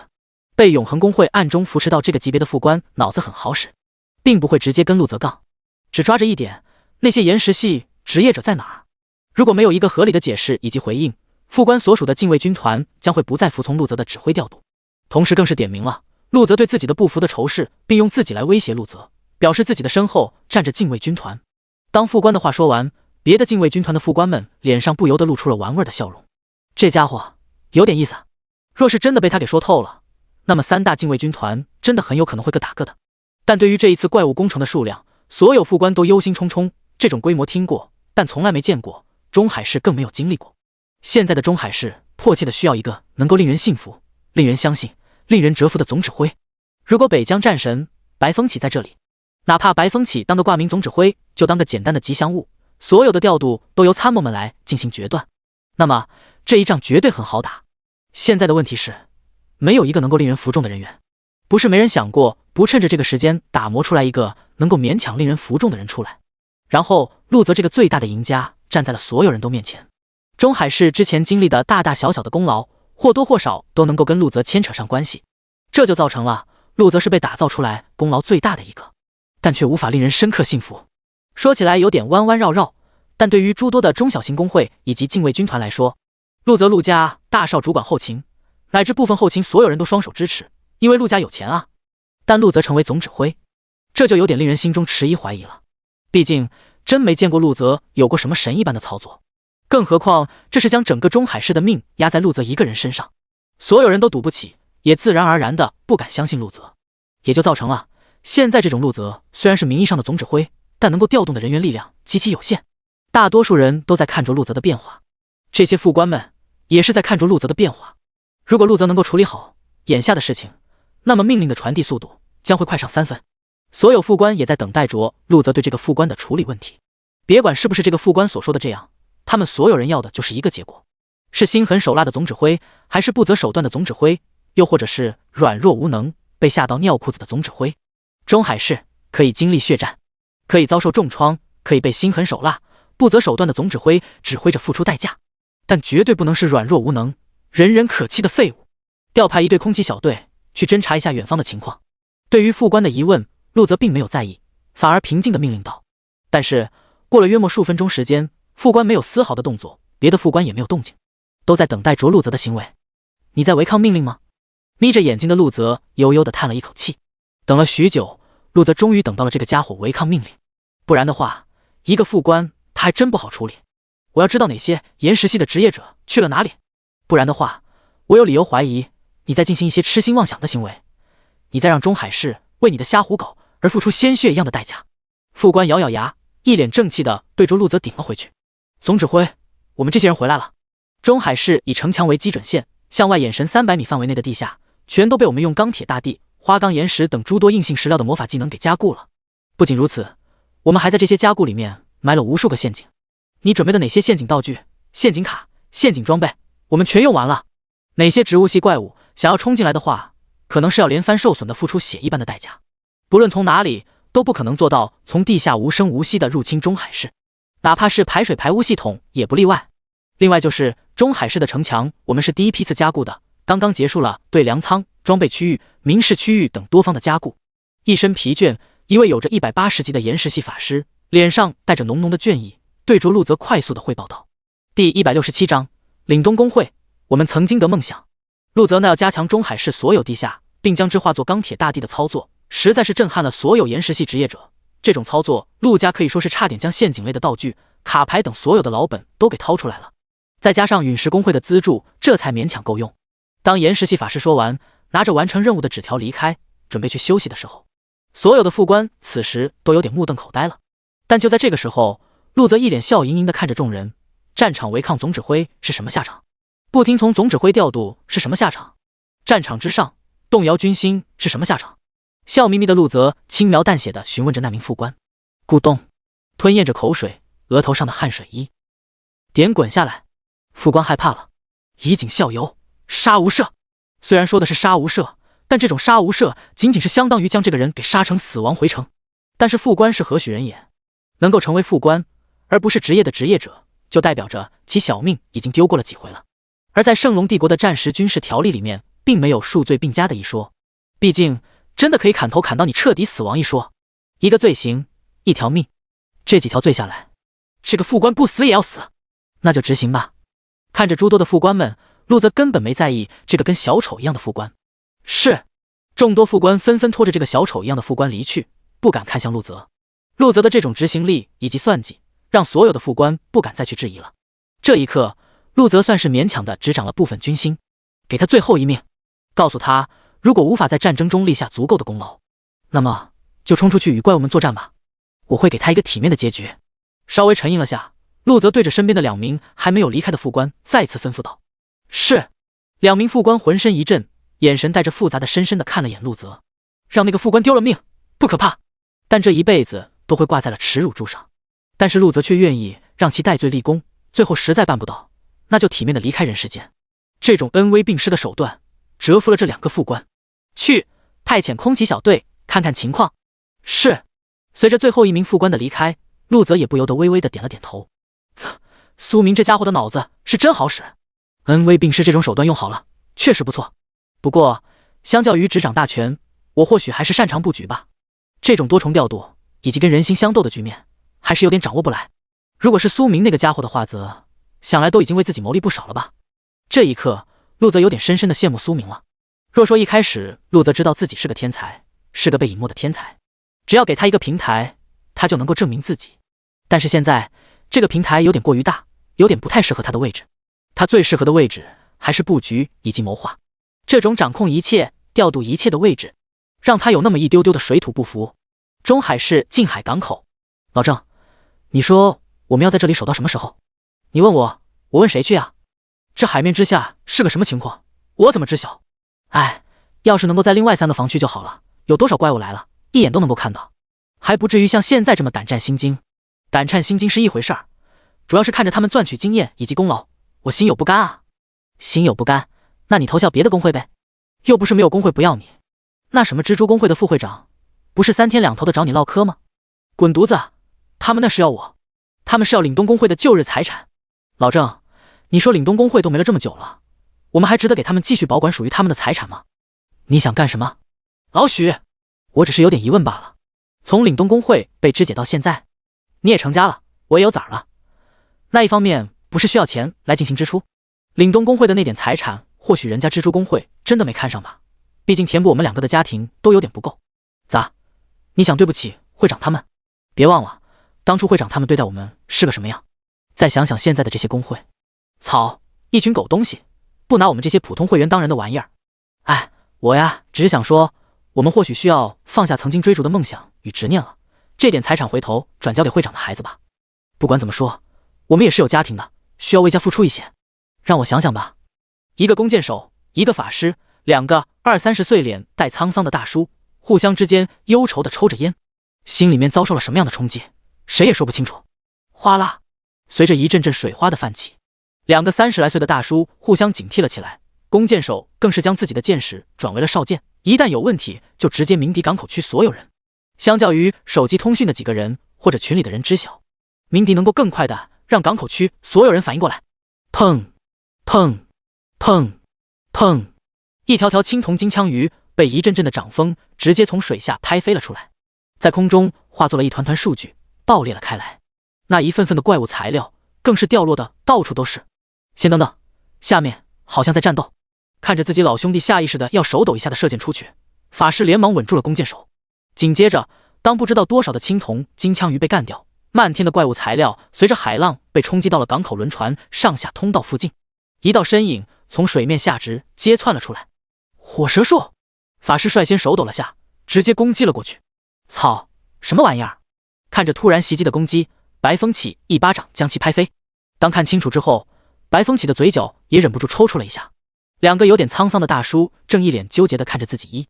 别纠结，我不是黑暗公会的人，我是白风起，刚刚在下面找怪物工程的大 boss。第168章4370次的怪物工程，不过没找到，但下面确实聚集了许多海洋的怪物，让负责这片区域的职业者们尽可能的准备战斗。另外这些材料送给你们了，我还有事情要继续寻找那些大 boss， 你们将这件事情汇报一下。说完，白风起分辨了下方位，重新跳入了大海之中。在海洋里面找了这么久，没想到摸回到了港口区域。干！那个混蛋仙人所说的距离海底火山最接近大海的隧道到底在什么方位啊？白风起此时已经有点发疯了。汇报吗？你傻呀！先捡材料，你现在汇报的话，信不信这些材料都不是我们的？说着，弓箭手连忙上前将所有漂浮过来的怪物材料全都收起来。这些怪物材料完全可以算得上是二人的私人财产。也是，那些该死的家伙不管什么都要分走一半。嘟囔着的法师也连忙将这些材料全部装入了背包。别的不说，两人的家庭最近这一段时间的日子是要好过不少了。如果凛冬公会还能够回来的话，他们也未尝不可以去凛冬公会的非战斗部来工作。前提是凛冬公会还是曾经的那个凛冬公会，毕竟现在的他们可是有着家庭在身上背负着。海底火山隧道，草率了，让小小走的有点早了。一路刷过来，给自己刷了2本火焰系的法师技能以及1本火焰系骑士技能的苏明有点牙疼。如果金小小还在的情况下，苏明能够带着金小小以及林佑威可以再积攒好多的经验，并且还有2个额外的背包能够携带部分的怪物材料。不像现在，苏明与苏英需要挑挑拣拣一些材料，哪怕只是青铜级的怪物材料，那也是钱啊。日积月累之下，都能够攒出1本钻石级的技能书出来了。更让江水寒心痛的是这个爆率问题。当体验过金小小那种接二连三甩出技能书的爆率之后，再面对自己的技能书爆率问题，苏明总感觉莫不是在给自己开玩笑。自己一个穿越者的外挂都比不上金小小的这逆天的运气。确实，我也有点后悔了。这一刻，苏英对于金小小心里面也没那么大的敌视感觉了。毕竟在地下暗河刷怪的时候，那一本本骑士类的技能丢过来，让苏英多了好几个能够不停切换的技能。现在想念中，这是第几个怪物群了？咂了咂嘴，随手将一些火焰元素结晶给丢了出来，腾出空间装上火焰精灵王冠的材料。苏明转头对着苏英询问道：第7个了，不过后面的怪物难度越来越大了，我们还要继续打下去吗？苏英掰着手指算了一下，擦了擦脸上不散发出来的汗水，有点疑惑地询问着苏明。那快了。看了眼赤天使之眼留下来的诸多信息，苏明沉吟了下心中，默默地说道。不过随即带着苏英朝着海底火山隧道的深处继续走去。这附近的温度太热了，用技能制作出来的一块寒冰都能够在非常短的时间内被热成非常烫的冰块，这种温度可想而知有多热。更不要提他们现在还是在海底火山的隧道夹缝里面，这里面的温度更上一层楼了。变色火焰蜥蜴领地，奇怪，这里怎么没有怪物？难道被屠了吗？从转角隧道里面走出来的许清寒看着空旷的隧道，心里面顿时间咯噔了一下，手腕一招，一只铁甲僵尸蹦蹦跳跳的朝着略微空荡的隧道里面探查了过去。过了好一会儿，看着铁甲僵尸没有什么反应的许清寒不由得疑惑了些许。既然这里没有的话，那就继续朝前走吧。许清寒心里面虽然有点不愿意承认，但也能够猜测到前面绝对有人先他一步。这种局面怎么会允许啊？从血峰山开始，许清寒就在一步步的欺骗着自己，所有的怪物材料，所有的宝物，所有的一切都是属于他许清寒的，怎么能够允许有人先他一步获得呢？不管是谁，如果不将所有的收获都叫出来的话，就不要怪我心狠手辣了。微微低眉，当手握足够的力气僵尸棺材的时候，许清寒自然是杀心自起。中海市半山腰别墅，一辆略微低调的车辆停在了别墅的门前。匆匆处理完诸多事情的柳妹带着白灵儿快速的来到了苏明的家中。这一次不仅仅是为了想要寻找苏明的帮助，希望苏明能够在保卫中海市方面出点力，还有一方面是想要确认苏明的情况，好让转职神殿有足够的反应，在中海市沦陷的可能性下，带着苏明杀出去。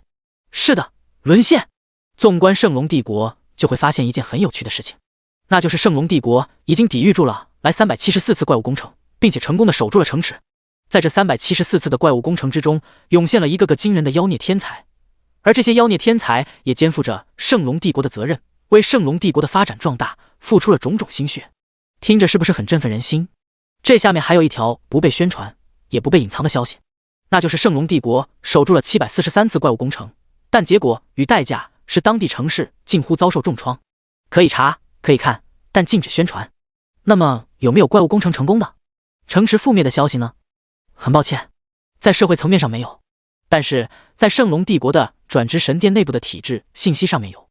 4370次的怪物工程是成功的，城灭、人亡，这些数据里面包含了镇级城市、县级城市、市级城市等等。如果仅仅是市级城市，哪怕是坐拥一整个大陆的圣龙帝国也遭受不住这种损失。但就是如此夸张的城灭人亡讯息，让圣龙帝国曾经逐渐统治整个大陆的领域，一点点多收缩到现在半个大陆，还给人一种一点点的向外扩张的战果，不过是选择性全民公告罢了。第169章，排除一切的可能性的副本降临。被怪物攻占分割，丢失的土地早已说不胜数。10大战神的作用，大多数时候不是收复失地，而是为了维持圣龙帝国当前的统治。如果有的选择，圣龙帝国为什么不会在怪物不断的情况下向外扩张，占据那些已经亡国了的土地？原因就在于圣龙帝国办不到。而现在柳妹与白灵儿的就是为了再三确认苏明的是不是在中海市，洗脱圣龙帝国之后的审查是一方面，还有一方面是他们想要保住苏明这个他们已知最大的天才。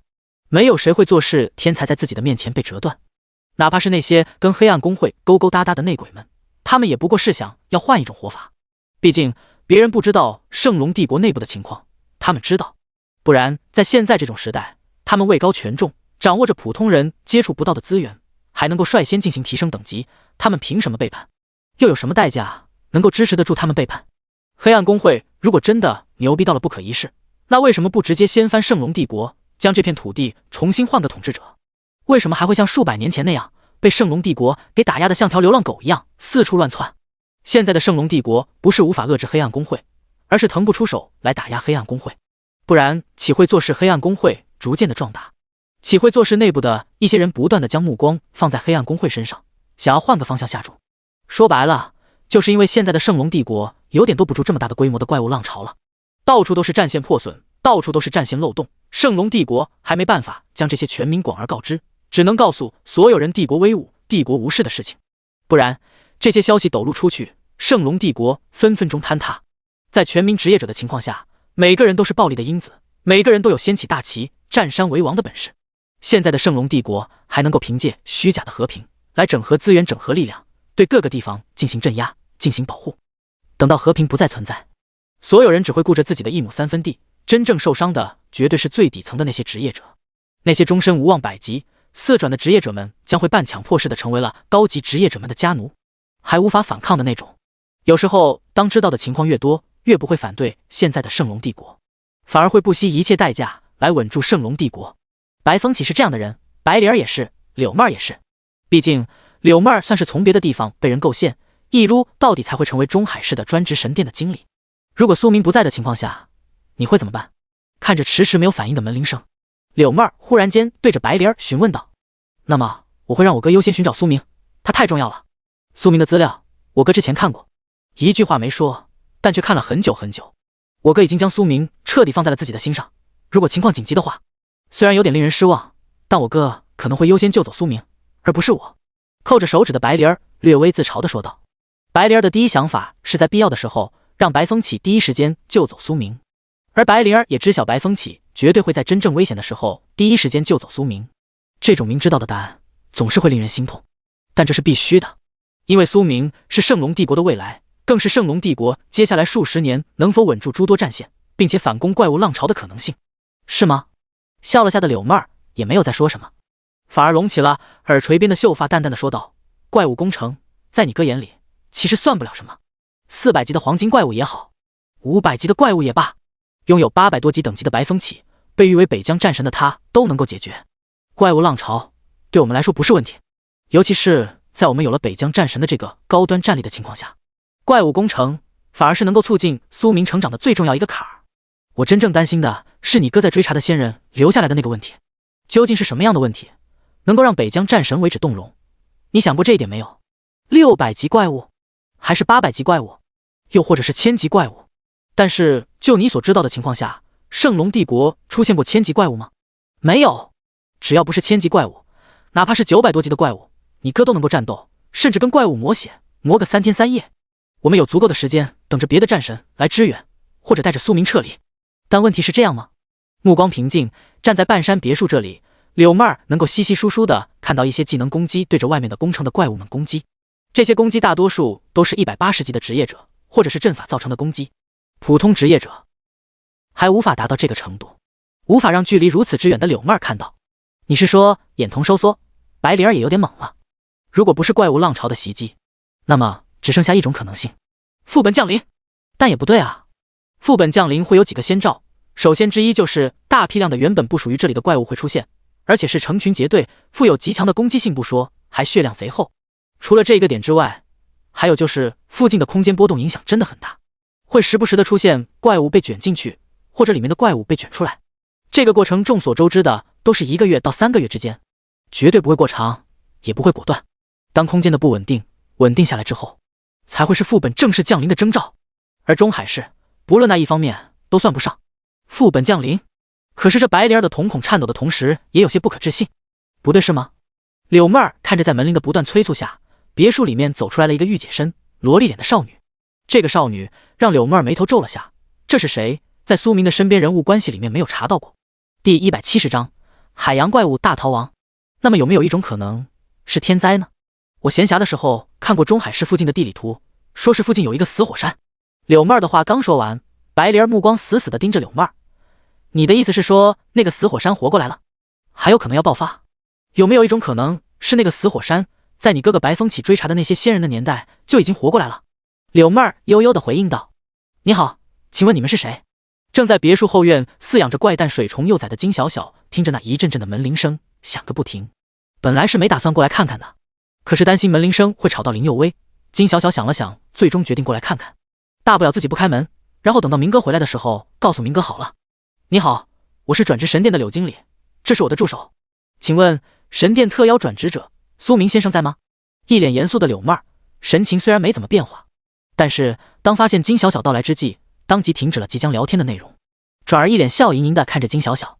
这一副温和的笑容在寻常人的眼中很具有感染力。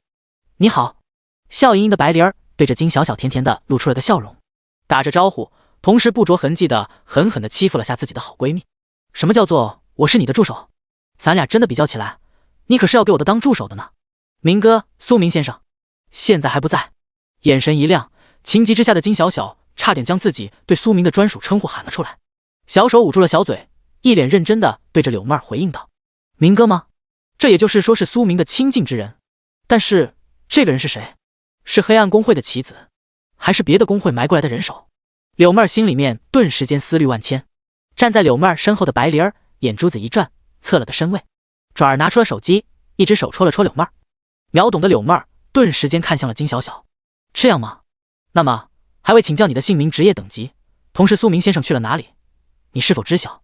一本正经的柳妹儿温和地看着金小小。对于不是别有用心之人，金小小总是下意识地选择相信。啊，我叫金小小，职业不行，不能告诉你。想到可能牵扯到苏明身上，金小小连忙捂住了自己的小嘴。我才不告诉你，明哥他们正在攻略神秘副本呢。啊，说出来了，完蛋，明哥要是知道了的话会生气的。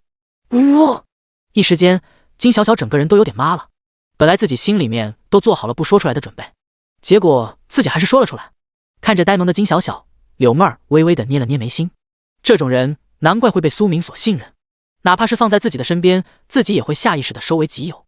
毕竟不说相信不相信，单单是这种单纯的性格就已经很能杜绝了许多问题。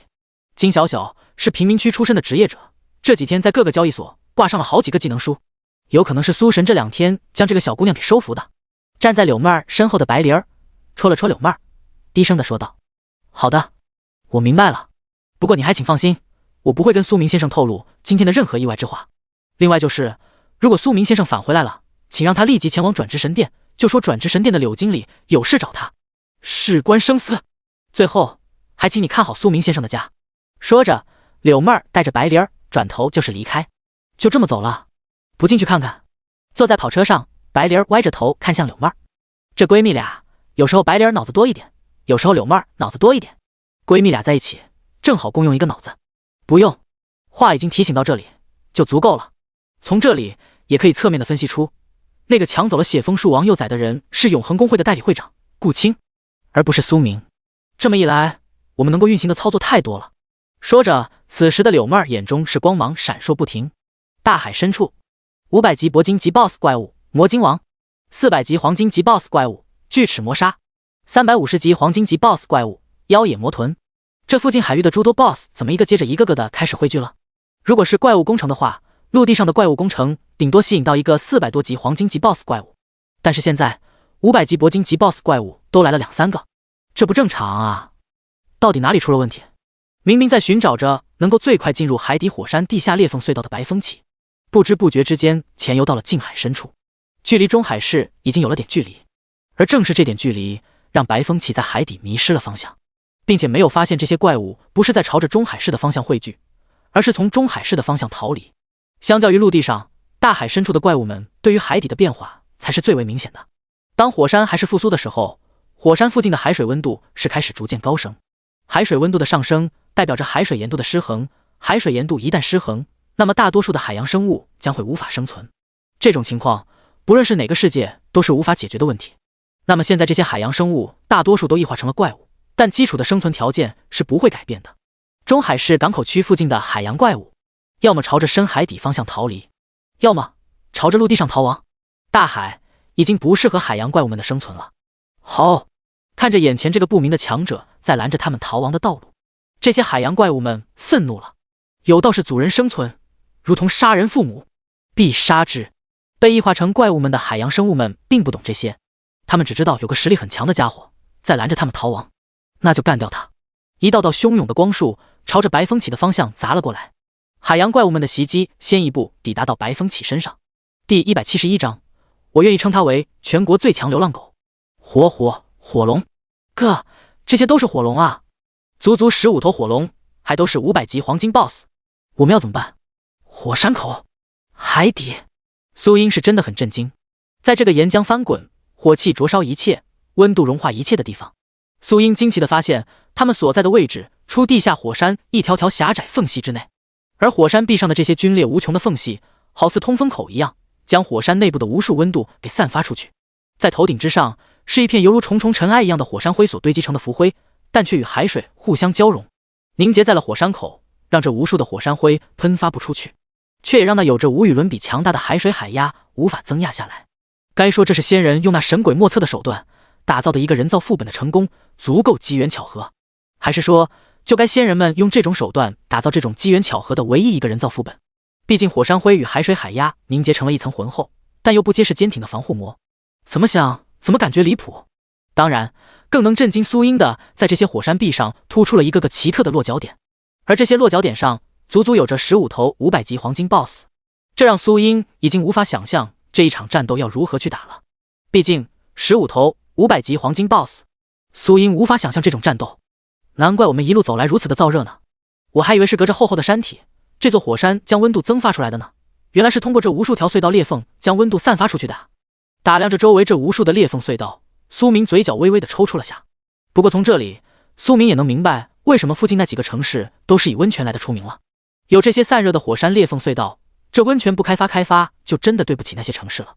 至于中海市为什么没有开发，或许跟那个地下暗河有关吧。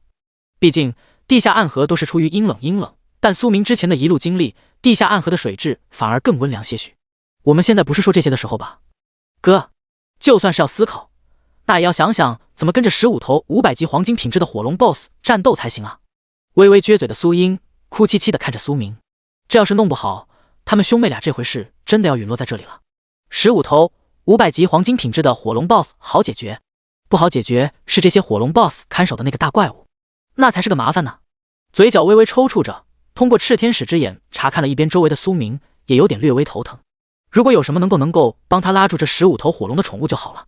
心里面暗暗想着的苏明，也不由得微微期待着某个方向。还真是好大的口气，15头500级黄金品质的火龙 BOSS 好解决。我本想看看是谁这么不知天高地厚呢，没想到竟然是你啊，苏明。高考失败了也就算了，怎么现在还沾染上了个爱说大话的毛病了？脸上带着深深的厌弃以及阵阵的烦躁。许清寒跟着苏明从火山裂缝隧道里面钻了出来。一路走来，许清寒本以为会有怪物来袭击，结果不论走了多久，就是没有怪物袭击。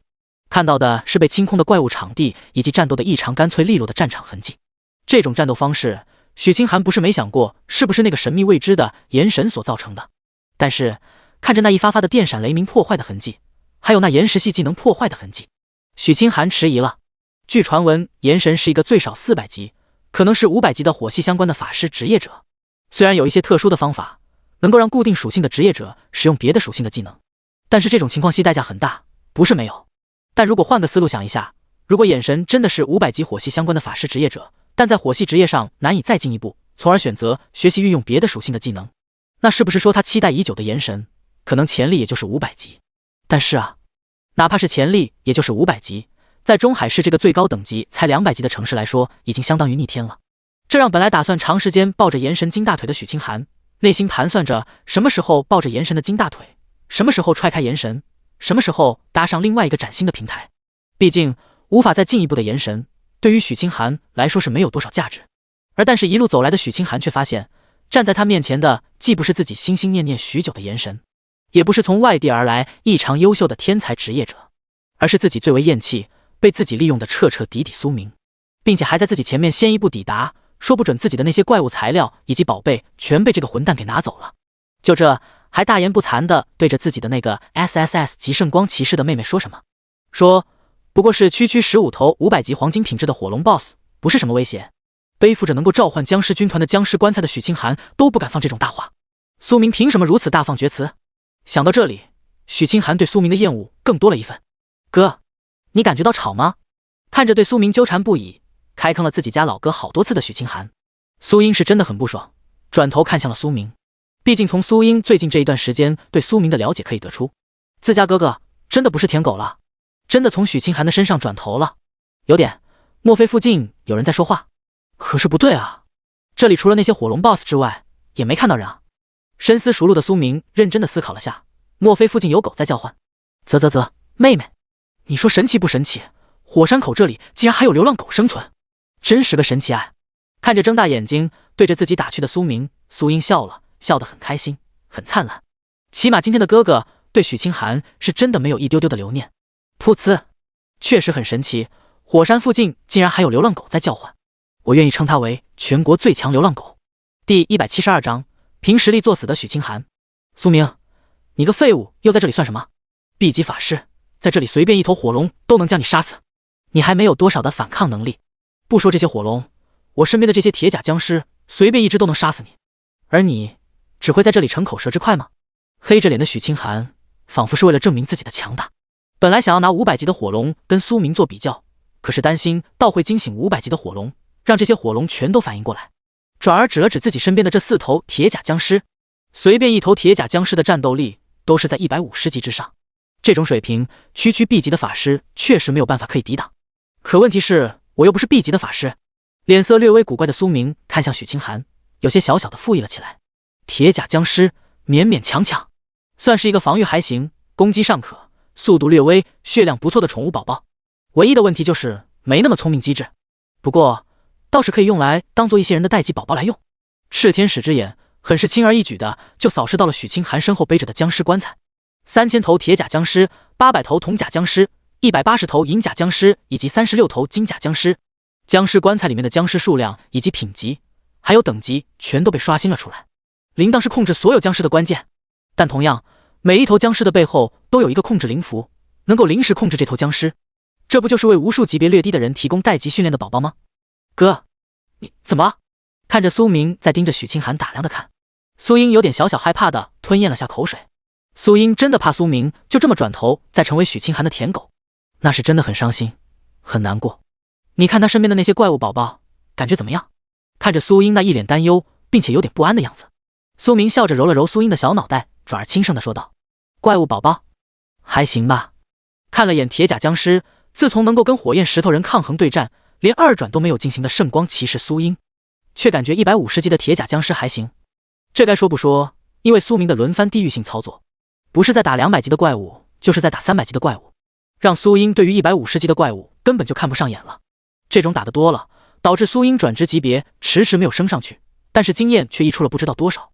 什么叫做还行？你呀！看着苏英这没有反应过来的样子，苏明无可奈何的摇了摇头。喂，苏明，你现在学会装死人了吗？连我的话都选择置之不理，连回应都没有的吗？你就这么为人处事、做人做事的吗？看着苏明迟迟没有给自己回应，许清寒有些不开心了。这种不开心很大啊！狗在叫。眨了眨眼睛的苏明看了看四周，转头看向了苏英。对于许清寒，要么将其彻底打死，要么置之不理。但如果苏明当着许清寒的面出手的话，这有损苏明的名声，不好。就算是贪图许清寒的僵尸棺材，也要等许清寒自己失足跌落岩浆，或者被火龙给烧死才行啊！甚至为了不给许清寒在同学面前、别人面前攻讦自己的机会，苏明还准备到时候小小的出手帮助一下。至于为什么没能救下来，那真的不怪我，谁让许清寒运气差呢？至于僵尸棺材，你说是许清寒的，证据呢？拿出证据来啊！如果是许清寒的，那为什么没有进行装备绑定的带走？你这根本是诬陷好不好？我是不是也可以说你手里的这把剑就是我的？你说我一个剑士凭什么有剑？那是我打怪掉的不行吗？总之，人死亡回城了，装备掉落了，那就是苏明的报复时刻了，谁也拦不住。可能爱这火山里面的流浪狗还真的胆大呢，是真的不怕吵到那15头火龙 boss。 眨了眨眼睛的苏英很乐意接苏明的这段话，只要苏明对许清寒没有感情，不当许清寒的舔狗，苏明怎么贬低许清寒，苏英就怎么接。你们两个狼狈为奸的混蛋！看着苏英跟苏明这两个交头接耳的兄妹，一看就不是什么好的关系。不过生气上头的许清寒也在想一个问题，自己一路上走来也确实发现了两个人的痕迹。如果说这些怪物不是炎神打的，那么是不是说明中海市来了一个级别很高的强者？那是不是说明炎神的潜力还是有的？毕竟在这充满着火焰的地方，炎神的技能也不好释放出来。炎神既然愿意来到中海市刷本提升自己，那么为什么没有可能带着自己的朋友来刷本提升自己？电闪雷鸣、炎龙这些技能的痕迹，不就在表明炎神的朋友也是个法师吗？就是不知道是什么品质的法师，不过想来能够成为炎神的朋友，那最次也是个 S 级级别的法师。如果是这样的话，那么这苏明这兄妹俩一定是一路上跟着炎神以及炎神的朋友捡各种材料，炎神所不要的怪物材料全都捡走了，那些垃圾材料才会丢得到处都是，被自己捡到。想到这里，许清寒的脸上带起了些许的怒气。苏明这个小偷不仅偷属于他的东西，还偷属于他未来的男人炎神的东西，真是罪该万死。不过转念一想，许清寒顿时间反应了过来，苏明这兄妹俩能够出现在这火山口附近，是不是代表着炎神以及炎神的朋友也在这附近？那是不是也在说明炎神他们正在某个地方进行攻略，或者查证某些东西？一想到自己马上就能够见到自己未来的男人炎神，许清寒连忙从自己的口袋里面拿出了化妆镜，开始整理妆容打扮了起来。看着许清寒的这个操作，苏明以及苏英愣住了。火山口是什么地方？是高温恒生的地方，哪怕是普普通通的化妆镜都会被融化。毕竟穿越前曾经有一条最有意思的建议，那就是既然垃圾有害，为什么不投入火山来焚毁呢？那么问题来了，在火山里面使用化妆镜会是什么反应？答案是，镜子虽然没有被融化，但是那反射的光芒却晃瞎了几条火龙的眼皮。第173章屠龙魔法亚空间切割术。人世间最大的自信是什么？是盲目还是无知？对于苏明来说，人世间最大的自信来源于实力，但是在许清寒眼里，人世间最大的自信就是自己这傲视群雄的身材，是自己这让中海市曾经文科第一为之神魂颠倒的魅力，是中海市最大公会的公子哥为之迷恋的傲人身段，更是无数雄性生物心目中的女神，以及数不清的叔叔阿姨辈分们的好姑娘。唯一的问题就是有些叔叔阿姨属实是眼瞎，竟然认为她是个狐妹子。该死的，她是狐妹子吗？她只是有着那些糟老太婆们所没有过的傲人身段以及无穷的魅力罢了。带着这种自信，以及想要在炎神与炎神朋友面前展现自己最大的魅力。哪怕有着炙热以及高温等诸多 debuff 的加持，以及那豆大的汗珠不断的落下，还有化妆镜的融化，许清寒也没有放弃打理自己的发型颜值。在这种被加持了诸多 debuff 的环境之下，化妆没用，那就用纯素颜；发型没用，那就用辛苦姑娘的画风。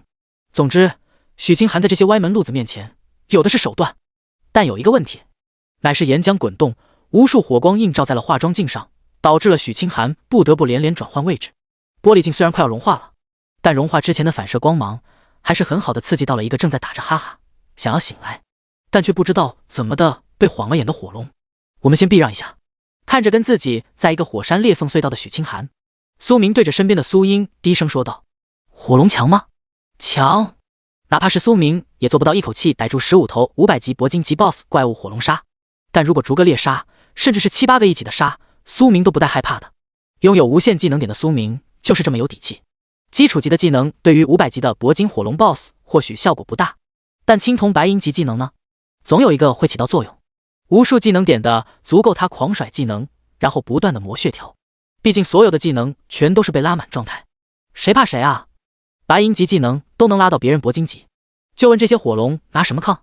根本扛不住。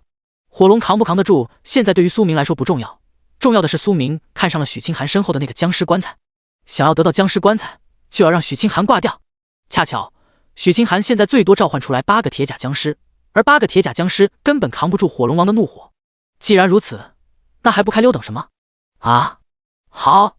虽然不知道为什么，但看着自家哥哥这一脸坏笑的样子，苏英也连忙跟着开溜了。苏明还没等到许清寒整理完毕，想要对着苏明继续骂骂咧咧的教训的时候，许清寒却发现苏明以及苏英早已不在了。这一个小小凸出来的平台，更是有着4、5道链接着别处的地下火山裂缝隧道，这让许清寒有点懵。也在这时候，一声火龙怒吼响彻了整片火山口。正在沉睡的诸多火龙，也有几头火龙微微的睁开了眼睛，但看着只是一头火龙在哪里发癫，根本不带管的，转而继续沉睡。发癫的火龙对于那亮闪闪到了自己眼睛的东西很感兴趣，转而目光带着打量的眼神看向了许清寒。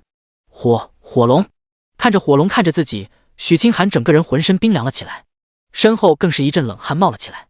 哪怕是在这各种炙热灼热的 debuff 的环境因素之下，许清寒还是感觉到了一阵的恶寒。该死的，火龙怎么会盯上我？我哪里出问题了吗？不，我哪里都没有出现问题。一定是苏明，一定是苏明这个混蛋，他早早的就惹恼了火龙，却自己率先跑路了，将我丢在这里。该死的苏明，我跟你势不两立。许清寒认真的思索了一下，当从自己身上发现不了任何问题的时候，那么只能从别人身上找问题。很不幸，许清寒极其擅长从别人身上找问题，而不是从自己身上找问题。脸色极其难看的许清寒带着极其怨毒的神色咒骂着苏明。该死的，我要是跑路的话，这个地方就会被火龙彻底融化掉。不说我之后还能不能来这里，在前面探索的炎神以及炎神的朋友可能就找不到回来的路了。我不能这么做，我还有僵尸，有铜甲僵尸，有银甲僵尸，办不到啊。看着那张开翅膀朝着这边飞舞过来的火龙，许清寒是真的有点绷不住了，双腿练打战。在这个时候，面对火龙自带的龙威天赋，铁甲僵尸也有点打战的想要跑路，甚至在跑路之前想要干掉许清寒。这种恶念更是让许清寒害怕不已。许清寒怂了，然后背着僵尸棺材朝着火山裂缝隧道的深处就是跑了过去。铁甲僵尸也紧跟着蹦蹦跳跳的跑了进去。看到这一幕的火龙 BOSS 歪了歪脑袋，带着一股子的不悦。我正要去找你们呢，结果你们率先跑路了，这算个什么事儿啊？给我站住！紧接着一道龙炎伴随着汹涌浪涛朝着那个火山裂缝隧道的里面喷涂而去。150级的铁甲僵尸防御力很强，甚至能够跟200级的怪物硬碰硬，但是500级的铂金火龙 BOSS 的龙炎铁甲僵尸拦不住，金甲僵尸还略微有些可能。紧接着背着僵尸棺材的许清寒死了，死在了火龙的龙炎之下。临死之前，许清寒带着额度的怨念咒骂着苏明。一份卷轴伴随着僵尸棺材掉落在了地面之上。那4头被召唤出来的铁甲僵尸在融化之际被反向召回了僵尸棺材。屠龙魔法空间切割术。当火龙正在愉快地喷吐着龙炎时刻，一道略微嚣张的声音在四周响彻，散发着锐利且又略带透明的光泽，朝着火龙的脖颈方向快速地扭转了过去。嘎！第174章风使蓄能连环炮。好，500级的铂金火龙 BOSS 感受到了危险，那正在喷吐龙炎的龙头朝着一侧躲避，庞大的蜥蜴身躯更是连连扭动。铂金火龙很幸运，他躲过了这必死的一招，但同样，铂金火龙也很不幸，他的一条翅膀被硬生生的切割了下来。断翼火龙吃痛的发出了一阵的怒吼声，这一道怒吼更是让断翼火龙直接开启了逆鳞状态，要与苏明不死不休。但看着那笑盈盈站在火山壁突出点的苏明，断翼火龙又有点忐忑不安。要不还是召集队友吧，没能命中要害，直接斩首，手抖了呢。看着火龙的这种状态，苏明不由得微微的撇了撇嘴。所谓的屠龙魔法有吗？实际上没有，有的也不过是之前在针对那些怪诞水虫时候，金小小爆出来的各种空间系、震荡系以及针对怪诞水虫的技能。对于这些技能，苏明的技能点将其一键拉满之后，苏明稍稍的研究了下，发现所谓的针对怪诞水虫的技能，不就是空间系技能的旁枝末尾吗？也正是这种情况，让苏明想到了穿越前最为流行的一段话：时间为王，空间为皇，因果不出，命运。总之，在各种空间系技能面前，各种元素系技能真的不够看，除非能够摸到相应的法则。但问题是，现在不过是一个区90级，连转职都没有转职的小萌新，从哪里出摸法则呀？虽说他积累了很多的经验，甚至一些经验都快要溢出来了，但没有转职就是没有转职，这是对苏明最大的限制，也是尚未开发的最大宝藏。吼吼吼啊！也在这个时候，火山壁上一个个进行沉睡的火龙也开始逐渐的苏醒了过来。看着那一头头苏醒过来的火龙，苏明眼中带着点寒光，心里面很是明白，不能让这些火龙聚集在一起。炽天使之眼给出了一个最重要的信息，当15头火龙聚集在一起的时候，爆发出来的战斗力远超20头火龙。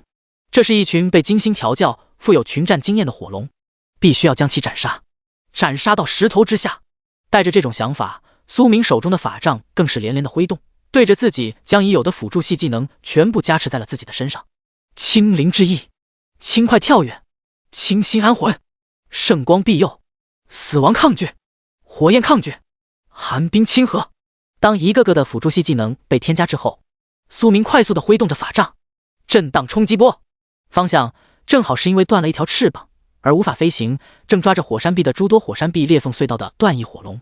但紧接着苏明的法杖再次摇动了起来，火矢闪烁，一道火光对准了一头在附近摇摇晃晃着脑袋还没有彻底苏醒过来的火龙的身后。当火光飞射而去的时候，苏明抓住了机会，两相置换，苏明的身影从原地消失了，火矢闪烁也消失在了火龙的身后。紧接着苏明在火龙身后不断的下坠，火矢闪烁出现在了苏明刚刚的位置，散发出来大量的光芒，照明着那个隧道口。正在不断下坠的苏明手中法杖更是连连挥动，雷蛇缠绕，空间震荡波，死亡诅咒，腐蚀毒雨。一时间接二连三的技能被苏明砸向了这一头火龙，但紧接着对着苏明对着自己施展了返回技能。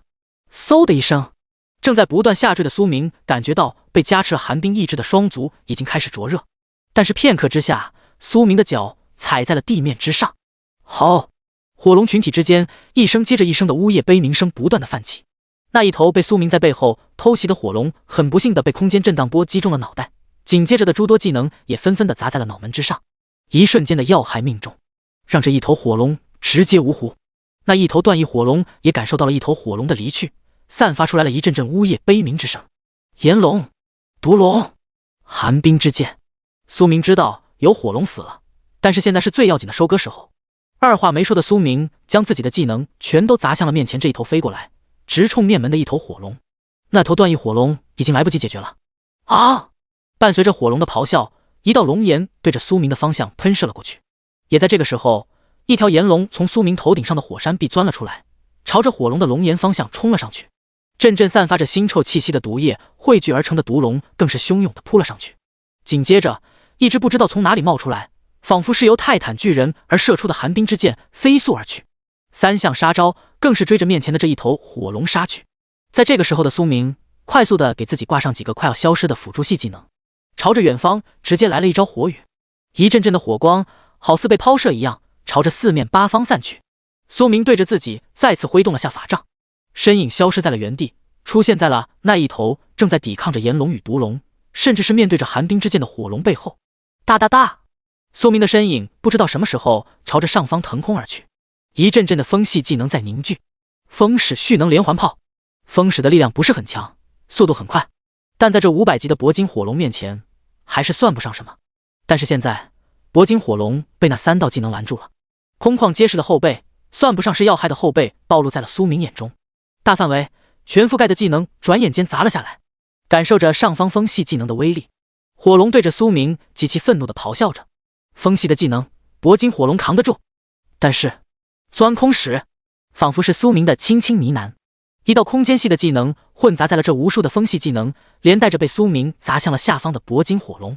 这一刻，铂金火龙感受到了死亡的威胁，想要逃，但前面是纠缠咆哮的石龙与毒龙，还有寒冰之剑即将追来，上面是无数的风系技能。那不断跳动的巨龙之心在空间系技能的威慑之下停止了跳动。铂金火龙死！时至此刻，苏明已经斩杀了2头火龙，重创了1头火龙。第175章屠龙魔法再现。哥哥，火山裂缝隧道里面，正在快速奔跑的苏英感受到了火山方向发出来的火龙怒吼，不是开心，也不是戏弄，更不是愉悦，反而是愤怒以及悲伤。圣光骑士是可以拥有坐骑，也正是这种特殊的能力，让苏英可以听得懂大多数怪物咆哮的大致情绪。至于是什么意思，抱歉，圣光骑士不是驯兽师，无法解读怪物的意思。圣光骑士能够隐约感知出来的情绪，还是能够被归类为坐骑。怪物，毕竟火龙也是坐骑的一种嘛。有一种职业叫做龙骑士，谁说圣光骑士不能骑龙了？捏紧小手的苏英手起了骑士枪盾，快速的朝着许清寒的方向奔跑过去。僵尸棺材，苏明要定了。那个能够带着大批人进行代级代练的僵尸宝宝，太适合苏明重组凛冬公会了。本来对于凛冬公会，苏明也只是有个重组的念头，但也没说什么时候重组。但是现在，许清寒亲自将这个极品团体类装备送到面前，苏明要是没点反应，那就不是苏明了。僵尸棺材必须拿到手，但这些火龙也必须干掉。苏明没办法在保护苏英的同时干掉火龙，那么只能支开苏英来用自己的手段快速的干掉这些火龙。脑袋里面充满着惦记自家哥哥的苏英，朝着许清寒的那个火山裂缝隧道方向跑了过去。这威慑力，该死的，技能有点不够用啊！看着剩下的12头500级铂金火龙 BOSS， 因为2头火龙 BOSS 被干掉，1头火龙陷入了重创状态，从而陷入了愤怒状态，导致了这12头火龙过早的进入了群战模式。呲着牙的苏明手里面还有底牌，但是那个旧世界之主的召唤绝对不是现在这个时候开启的。空间系技能是真的好用，但是大多数的空间系技能都出于分支的震荡系方面。头疼！12头火龙联手情况下，苏明也要掂量1、2。是，苏明有无限制技能点，可以将所有的技能拉满。是，苏明现在正在朝着自我循环的方向来完善自己的技能槽，不论是什么技能，只要法师能学的苏明都学，就为了在某些时候能够用到。但是黄金级之上的技能，苏明本身就很有限，而且还好几个都是火焰系技能。在这些火龙面前使用火焰系技能，不纯粹的给水龙王喷水吗？有个锤子用啊！这一刻，苏明有点小小的后悔了，当初怎么没有摁着那些怪诞水虫继续刷下去呢？不就是皮厚实点，普通的元素系技能不顶用吗？多刷刷，那么多的空间系技能不就都出来了吗？现在难受！火雨，当一头头的火龙开启了愤怒状态，并且朝着苏明袭击过来的同时，还进入了群战模式。苏明二话不说，直接开始了自己的极限操作。一阵阵的火雨朝着四面八方坠落了过去。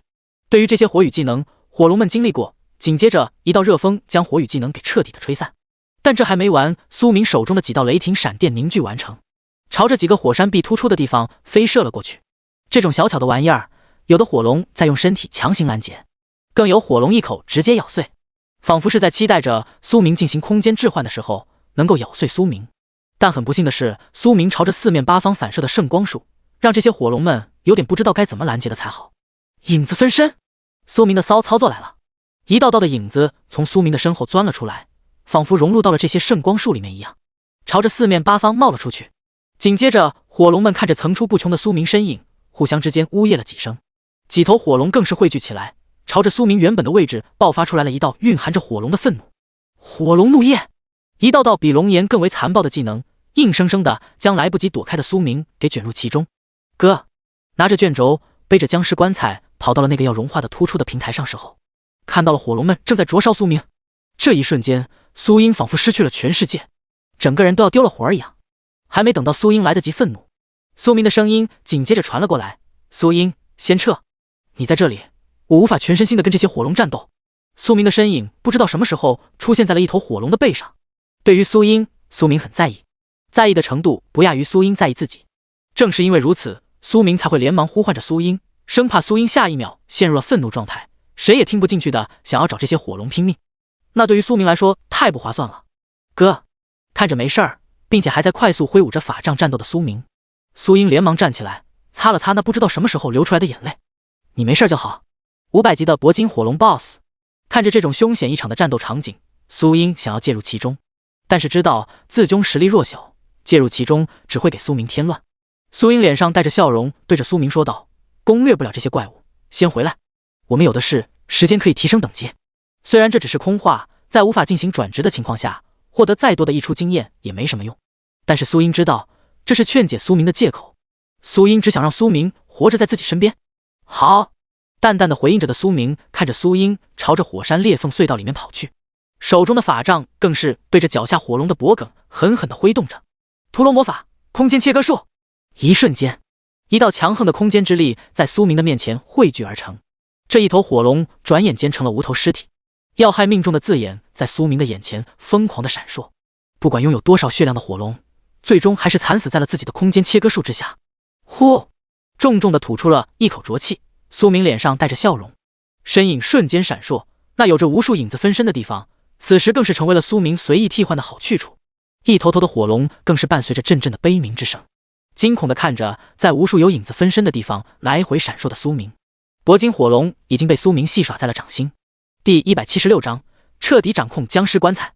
15头500级铂金品质的火龙 BOSS， 至现在已有3头铂金火龙被干掉，一头断翼火龙正在火山壁上带着愤怒地攀爬着，剩余的11头火龙正用着愤怒以及慌乱的眼神看着四面八方充斥着无数影子分身，又在影子分身里面不断替换的苏明。这种极其残暴且有没有良心的打法，让这些已经怪物化、数据化甚至是游戏化了的火龙根本找不到仇恨目标，找不到该攻击的仇恨方向在哪里。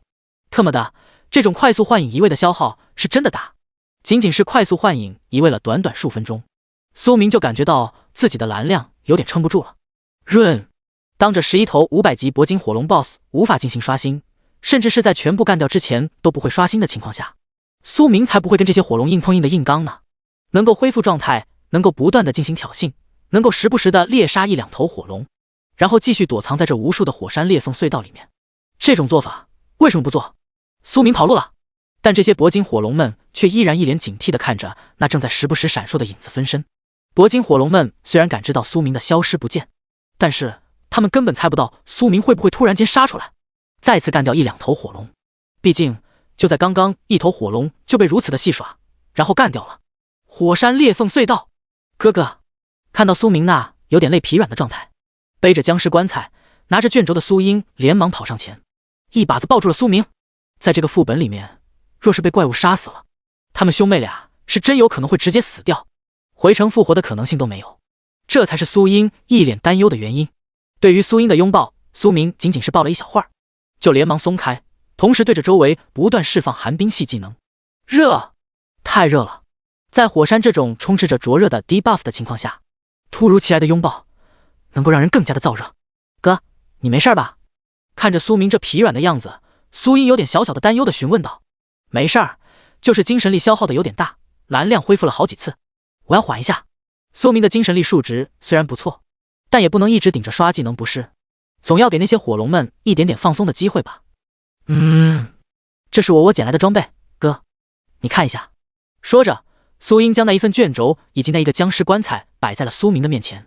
看着僵尸棺材，苏明二话没说，直接进行了绑定，强制绑定在了僵尸棺材之上。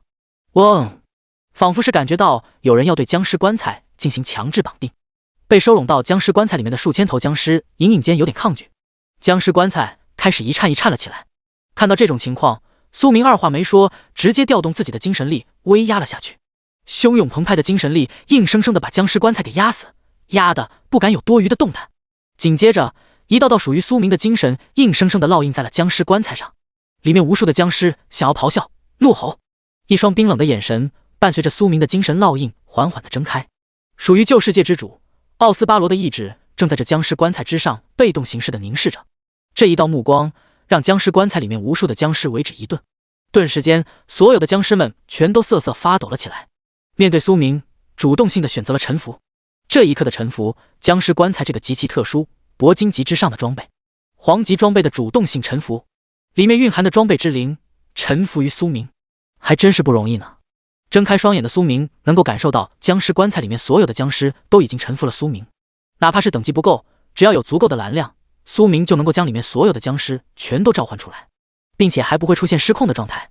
不仅如此，僵尸棺材这件装备还算得上是一件可成长性的装备，只要吞噬亡灵系的装备就能够让装备的品质进行提升，装备的品质提升就可以让僵尸棺材里面的僵尸数量以及品质等级相互提升。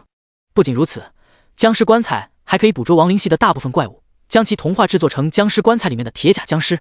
总之一句话，现在的僵尸棺材可以说是凛冬公会未来的重宝，不管别人拿出什么样的好处，苏明都不会进行更换。僵尸棺材对于凛冬公会未来的新人、后勤辅助生活系职业者来说，有着太大的辅助性、帮助性了。这一次虽说不是我主动将你唤醒，不过还是多谢了。在精神层面上，苏明对着残缺意志轻微苏醒过来的旧世界之主奥斯巴罗淡淡的道谢着，毕竟有恩有偿，苏明还是分得清什么时候该坑一把，什么时候该好好说话。我感受到了一缕熟悉的气息，仿佛是在询问，又仿佛是在戏谑。奥斯巴罗轻飘飘地看了眼炙热的源头火山口，在火山的深处有着一团极为庞大的岩浆能量，在那岩浆能量里面有着一个被封印的怪物，虽说谈不上是旧世界的怪物，但也有点渊源，是吗？那一会儿可能还需要你来聊聊天呢。笑了下的苏明并没有说得太透彻，能够在旧世界那种环境下成为10大世界魔神之一，奥斯巴罗现在虽说只是一缕残魂意志，但也有着足够的聪慧头脑。至于为什么会被自己强行契约，刚苏醒的奥斯巴罗真的清醒过来了吗？指不定还是不是在迷迷糊糊之间呢。呵，狡猾的小子。冷笑了一下的奥斯巴罗对于苏明这种既不想背负些什么，又想让自己白白出战的行为感到鄙夷，转而继续埋头沉睡。这混蛋不叫自己绝对不出来，绝对。哥，怎么样？看着睁开双眼的苏明，苏英带着点期待的眼神。僵尸棺材，苏英看到信息虽然不多，但也足够震撼。对于苏英来说，重振凛冬公会同样是他内心的一道不小的执念。第177章，许清寒可真是送财童子啊！成功了！笑了下的苏明随手一招，僵尸棺材化作了一个小挂件一样挂在了苏明的腰间。我就知道我哥最厉害了。看着苏明一招手，僵尸棺材就化作了挂件，挂在腰间。苏英开心的直接扑了上去，想要再次抱抱。可是过了好一会儿，苏英自己吐着舌头跳了下来。热！火山里面太热了。这种情况下，哪怕苏英再怎么想黏着苏明，都不敢过多的黏上去了。哥，还有这个，仿佛是找开话题一样，苏英将那一份卷轴直接拿在了苏明的面前。卷轴里面是什么？苏英没有看，但是苏英相信苏明。看着卷轴，苏明的脸色微微的古怪了起来。这份卷轴怎么说呢？跟自己预想中的狩猎团的每一个人都很契合，自己也可以，苏英也可以，金小小也可以，哪怕是林佑威也可以。毕竟这种专长真的很百搭。这个要看哥你怎么决定了。看了眼这个专长，苏英也多少有点眼馋。不过就算是眼馋，苏英也知道自己的定位。反正我在哥哥你的身边是要当一个有攻击又有防御力的骑士，既能够带着哥哥你杀出去，又能够保护哥哥。说着，苏英小嘴一鼓，掰着手指头，有点不是很开心的说道。毕竟对于苏明的想法，苏英多少也是知道一点。放心，我打算的狩猎团队里面少不了你的这个盾梯的位置。我的话就是狩猎团里面的魔法输出、法攻输出、炮台攻击的职位，魔法防御也可以兼职下。想要组建一个完善的狩猎团，物理输出、后勤、治疗、刺盾、刺斧这些都必不可少。林佑威在我的狩猎团里面充当的刺客、侦察者的身份，金小小则是后勤、辅助、吉祥物的角色。至于杨家姐妹，还是要看杨家姐妹的最终想法。说到这里，苏明的情绪有一点点不是很好。不管怎么说，杨家姐妹之一被黑暗公会的圣女给带走了，杨家姐妹会不会有多余的想法，谁也不敢保证。在没有确保之前，苏明不会对杨家姐妹进行过多的投资，所以这个专长很大可能性是落在金小小或者林佑威的身上了。鼓着小脸蛋的苏英看着苏明，是啊，这个专长对于我们都合适，但最合适的其实还是林佑威。说着，苏明看向了手中的这个卷轴。专长卷轴，魔物的神秘友谊 A 级专长。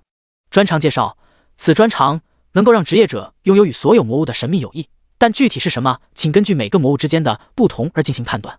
注意，不要将一个魔物的判断感官放在这个魔物种族之上，这是不对的。再注意，不要想着去跟魔物发生超有益的事情，这是要遭天谴的。专长很简单明了，但这简介注意却看得苏明有点头皮发麻。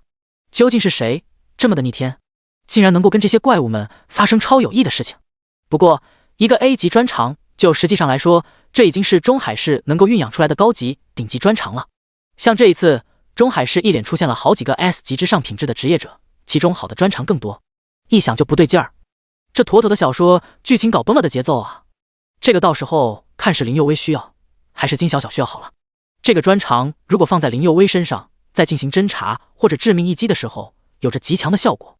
同样，放在金小小这个被苏明在心里面暂时定义为宠物大师的职业者身上也可以。毕竟金小小也可以用这种专长跟宠物们好好的交流沟通。行吧。苏英双手一摊，不准备记着金小小跟林佑威的事情了。再计较下去，难过的是苏英自己。不过仔细的想想，许清寒好像我的送财童子爱。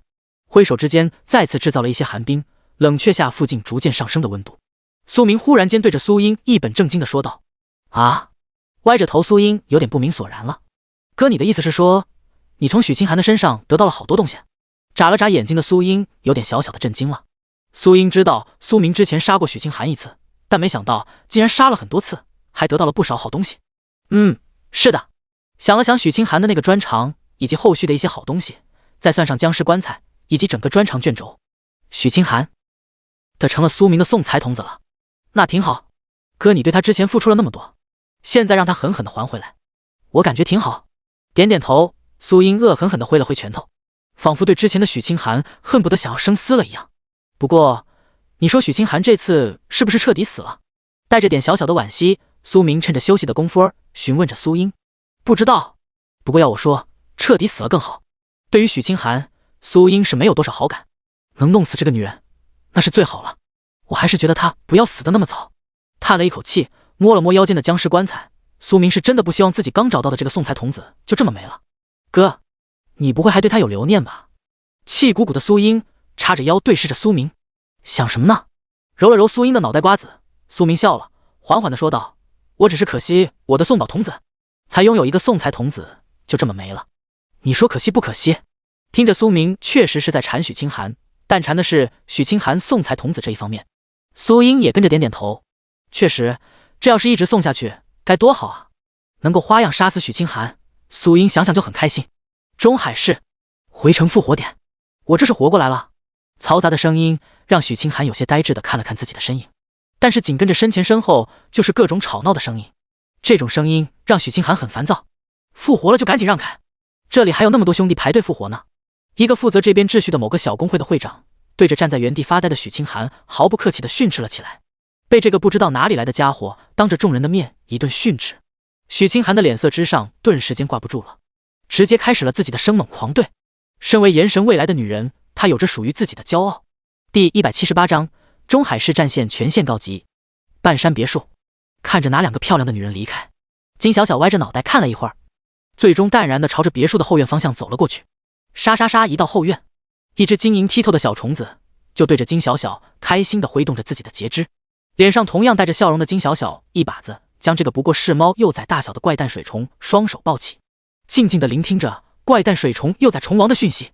小白，你是说你的那些虫子叔叔阿姨正在过来的路上？呆萌着一张脸，金小小歪着脑袋看向怪诞水虫幼崽虫王。看着自己表露了这么多信息，金小小终于明白了的怪诞水虫幼崽虫王连点头。虽然比不上曾经怪诞水虫母虫的那种极其夸张的感知能力，但是怪诞水虫幼崽还是能够感知到好多的怪诞水虫正在中海市附近不远的地下暗河里面不断的跑过来，甚至已经有极少数一部分的怪诞水虫已经摸到了中海市的下水道体系，准备从下水道体系里面偷偷的钻过来了。你的那些叔叔阿姨的数量有点多啊，明哥这里的地方好像不够大呢。挠了挠头，呆萌的金小小蠢蠢的比划着半山别墅的后院。看着蠢萌蠢萌的金小小，不知道该如何办。怪诞水虫又在虫王的2条节肢前爪晃动了2下，无奈的摊了摊手。那个小白，刚刚那个姐姐说，现在有好多的怪物都在进行工程，等到明哥回来的时候，就让明哥先离开。要不，你让那些怪诞水虫们先到这边港口的海底藏着怎么样？毕竟你们的数量太多了，要是真的吓到了中海市的人，他们就真的要让明哥先离开了。那时候我们可就要跟明哥分居两地了。你要是害怕的话，可以留下极少的一部分的怪诞水虫在明哥这个别墅里面哦。也不知道金小小是真的蠢萌，还是心里面想法不少。总之，怪诞水虫幼崽虫王深深的看了眼金小小，一阵阵属于怪诞水虫之间的通讯不断的散发了出去。一只正在朝着中海市下水道体系里面钻进去的怪诞水虫们停止了动作。紧接着，这一只被挑选出来的怪诞水虫们再次挑选出来了一批精锐、优秀、小 boss 级别的怪诞水虫，朝着幼崽虫王方向的下水道继续钻过去。剩下的怪诞水虫们则是联合地下暗河里面大量没有过来的怪诞水虫们，朝着中海市的港口附近的海面下飞驰而去。虫王的命令，怪诞水虫没有任何犹豫。中海市某阴冷潮湿的地下洞穴，顾阳想死。昏昏沉沉的顾阳已经感觉自己身上被上了许多的 debuff， 中毒、麻痹、冻伤、寒冷等不知道多少的 debuff 在顾阳的身上不断的加持。如果仅仅是这些 debuff， 顾阳可以在很短的时间里面就死亡回城。等回到了中海市的复活点，顾阳又是一条好汉。但问题是，顾阳眼前的这个极其变态的大章鱼知道给顾阳挂这么多的 debuff 容易让顾阳死亡回城，就时不时的将那布满着腥臭的触手戳到顾阳的口腔之间。一股股属于章鱼的治疗液体被挤入了顾阳的体内，那在顾阳腔腹之间时不时灵活摆动的章鱼触手让顾阳呕吐的反应都已经做不出来了。已经被彻底玩坏了的顾阳现在濒临意志报废状态，看着自己的玩具如此的耐玩，这一头躲在中海市地下洞穴里面的怪物章鱼露出了极其开心的神色，足足数十条触手继续挥舞了起来。中海市4门战场防线，陆指挥，东门方向恶魔沙滩的怪物大批量来袭了。军团长担心南门港口方向的水系2栖怪物跟着袭击。陆指挥，西门血峰山方向的那些怪物们又发起了一轮进攻。兄弟们的恢复药剂有点不够用了。陆指挥，断层山上的大量怪物正在朝着北门的方向冲锋而来，仿佛是要一鼓作气攻入中海市。当怪物攻城开始相继爆发的时候，中海市的守护力量终究是薄弱了点。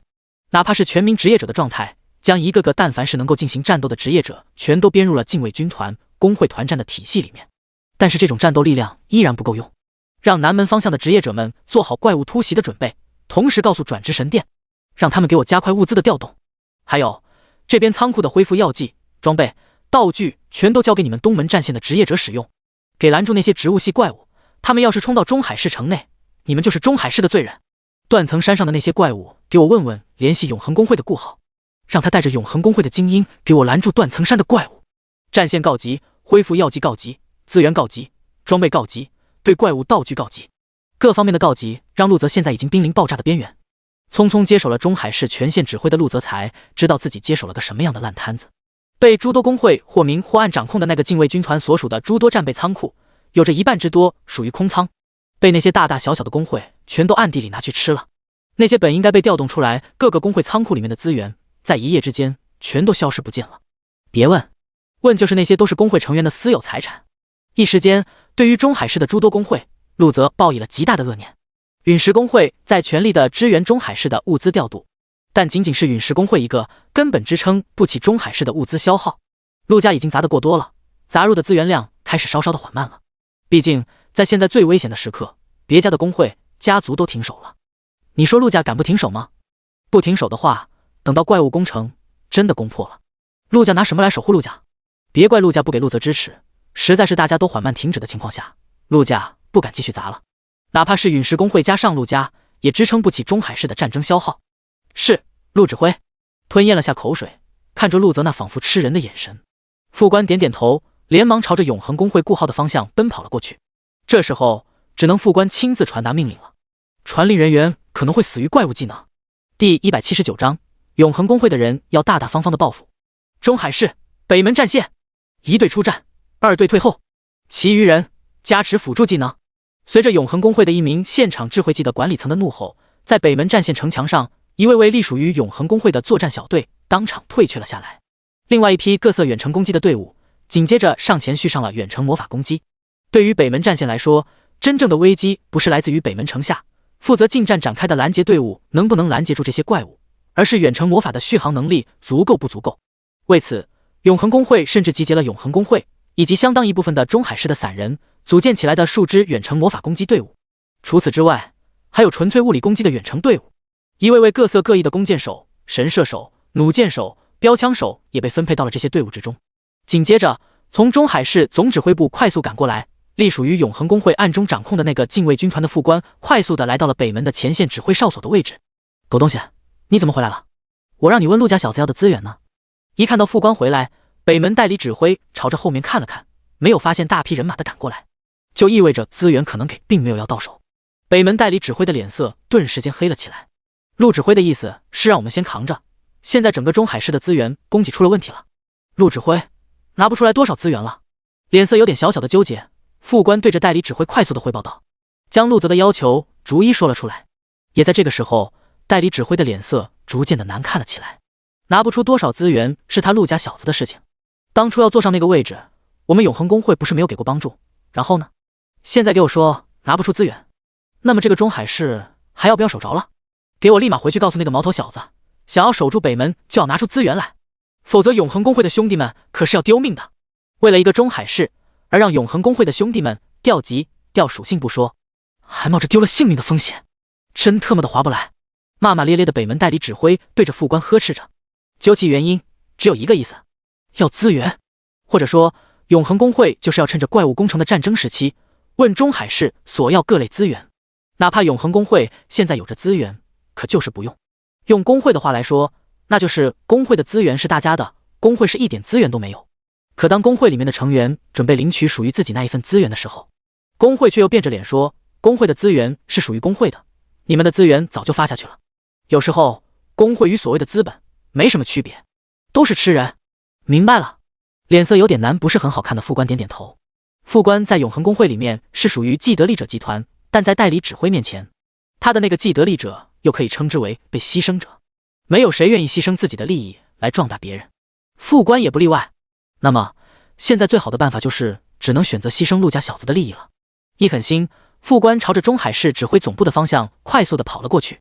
在副官刚朝着中海市指挥总部的方向赶过去的时候，永恒公会真正的会长，实际上的掌控者顾浩在一群人的拥簇下，带着点战斗过后的痕迹走了进来。发生了什么？让我们的战场只会这么大火气？端起一杯茶的顾浩笑盈盈的看了眼永恒公会的代理指挥。嗨，陆家那小子不懂规矩，欠收拾了，竟然跟我说没资源，要让我们永恒公会先顶着用，还让我们将断层山方向的所有怪物全部拦住，不要放进来，还拿中海市的名义来施压问罪我，真是笑话，弄得好像我们永恒公会非中海市不可了。别的不说，就我们永恒公会现在这种实力，放在随便一个地级市都会有当地的转职神殿夹道相迎。代理指挥可谓是充满了一肚子的怨念，对着永恒公会真正的掌控者顾浩絮絮叨叨的倾诉抱怨着。嗨，你呀就是太小心眼了，男人嘛要大大方方的敢爱敢恨才行。我们永恒公会的目标是问鼎永恒，小小的一个中海市容不下我们这尊真龙。端着茶杯的顾浩拍了拍代理指挥的肩膀，脸上挂着温和的笑容。紧接着面容一转，顾浩的神情语气顿时间冷冽了许多。我们能够将陆家小子给推到总指挥的位置，那么就能让他坠落下来。他不是让我们永恒公会顶着吗？让公会的会员们全都顶着去吧。精英团的人就先好好的休息休息。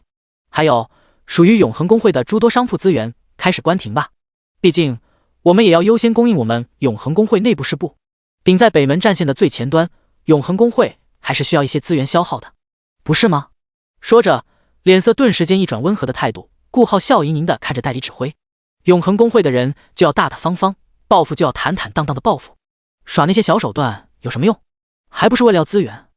那为什么不让我们站在道德的制高点上去制裁那个小混蛋呢？说完，顾浩放下手中茶杯，就要转身朝着门外面走去，脸色之上多少有点小小纠结。还没那么心狠的代理指挥下意识的说道，可是工会的那些会员的实力参差不齐，如果让他们上场的话，北门这边的几个小区就……说着，代理指挥说不下去了。那些会员一旦抵挡不住，那就是怪物们冲入北门这边的几个小区，而北门这边的诸多小区有着中海市最为庞大的人口群体，也是中海市的贫民窟。一旦发生意外，这些人是最没有自我保护的能力，这不是你想要报复陆家小子的答案吗？门口转头一笑的顾浩轻描淡写的将所有的责任全都推到了代理指挥的身上。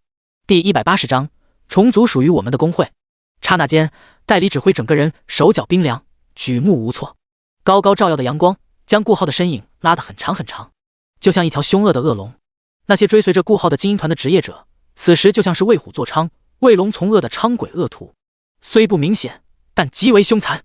南门之外，港口区域，此时的老郑与老徐两个沧桑的大叔，脸上挂着开心极了的笑容，一个个的背包里面都装满了不说，还有相当多的一部分怪物资源无法处理。老郑，你说这些玩意儿怎么办？我们的背包也装不下了，这样子浪费怪可惜的。老许，我问你，你的心里面还怀念过去？此时从口袋里面吧嗒的一声摸出来打火机的老郑点燃了香烟，狠狠地抽了一口。对于已经娶妻生子成家了的中年大叔来说，每一分钱都要省着点花。这香烟像往常他都不敢狠狠地吸，而是小小的浅吸一口，就怕带着一身烟味回家。但是现在在这些怪物材料的金钱加持之下，老郑敢狠狠地嘬一口，还敢在家里面当几天大爷了。老郑，你什么意思啊？拿着法杖的徐法师脸色顿时间黑了起来，都是10多年的老兄弟了，有话就说，有屁就放，别给我在这里拐弯抹角的。说着，徐法师也从郑射手手里面抢来了一根香烟，手指一搓，火焰升起，吧嗒一口就是美滋滋的抽了起来。我的意思就是，如果你还记着过去，还记着当初岭东公会的那一群老伙计，那么我的意思就是这一笔庞大的怪物资源，我们应该分出去。我们两个吃不下，看看这里还有多少，还有多少个船舶位的资源在海面上漂浮着，更不要提海面之下的资源又有多少。我们两个就算吃下了这些资源，可是怎么放出去，放到市场上，想过没有？我们现在要做的就是抱团。岭东公会没了，我们所有人都伤心，都难过，但我们需要重新站起来，重新走出来。哪怕是重组一个小一点的工会，起码也能让我们这一群老伙计有能够守住资源的能力，同时顺带照顾一下老会长他们的孩子。郑射手看着徐法师，眉宇间凝聚了许多的哀愁，但仅仅是片刻，这凝聚的哀愁便化散开来。看着那还在漂浮着怪物资源的海面，郑射手继续说道：这些资源我们不为老伙计们考虑，那些被分配到这边的那些中小型工会们看到了，你以为他们不会癫狂吗？他们甚至会让我们交出我们搜集到的所有资源，然后把我们弄得家破人亡，因为他们不相信我们各自拿了一背包的资源。所以老许，你还要想多久？看着神情之间有点纠结的徐法师，郑射手苦心劝说了起来。哎呀，我有没有不召唤老伙计的意思啊？我在想怎么样子才能将那些老伙计们给不动声色的召集过来，毕竟10来年的老兄弟了，在经过了岭东公会的消散之后，老伙计之间是什么样的人我们都清楚。我寻思着，我们既然要重组一个小的工会，继承老会长的意志，那一定要组建一支狩猎团，我要亲手宰了那些背叛的混蛋。说到这里，徐法师的脸上可见的狰狞以及凶狠。跳槽在任何工会都不是问题，甚至你公开亮相的跳槽，如果你有能力，老工会会挽留你，甚至一些人会动用各种手段留下你。但同样，在老工会挽留你的同时，新工会也在用各种手段挖掘你，这种情况都属于正常。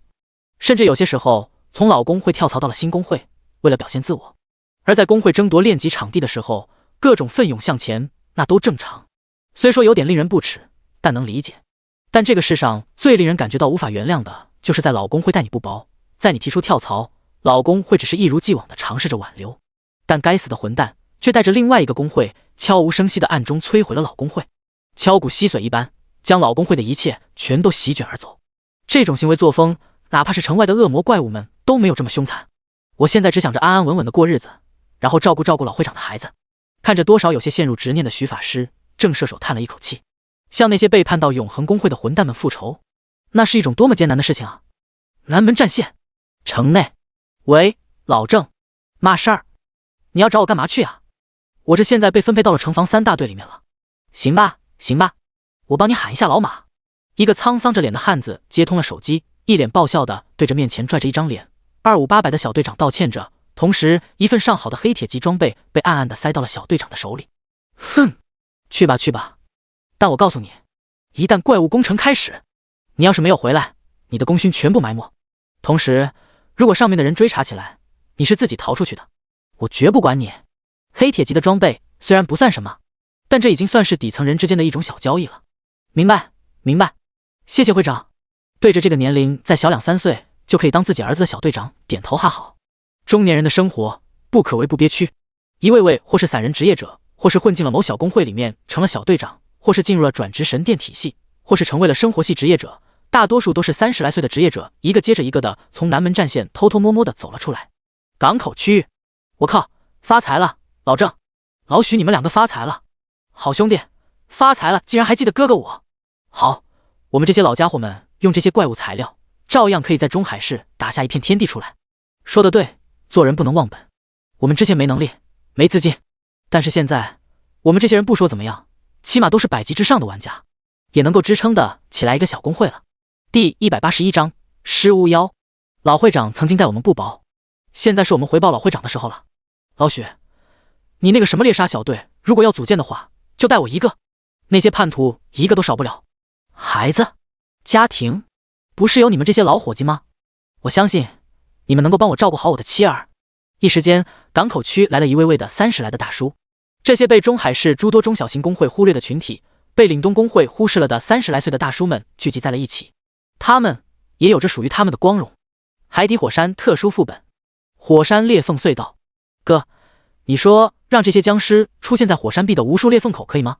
苏英眉头一皱的在给苏明进行出谋划策。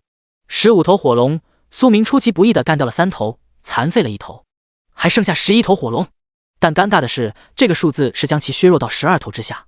毕竟有一个残废的火龙，谁也说不准能不能抵得上用处。铁甲僵尸的级别太低了，只有150级，对于火龙没有任何伤害能力。200级的铜甲僵尸也一样，300级的金甲僵尸多少有点作用，但只有36头，很容易被那11头500级铂金品质的火龙 BOSS 给干掉。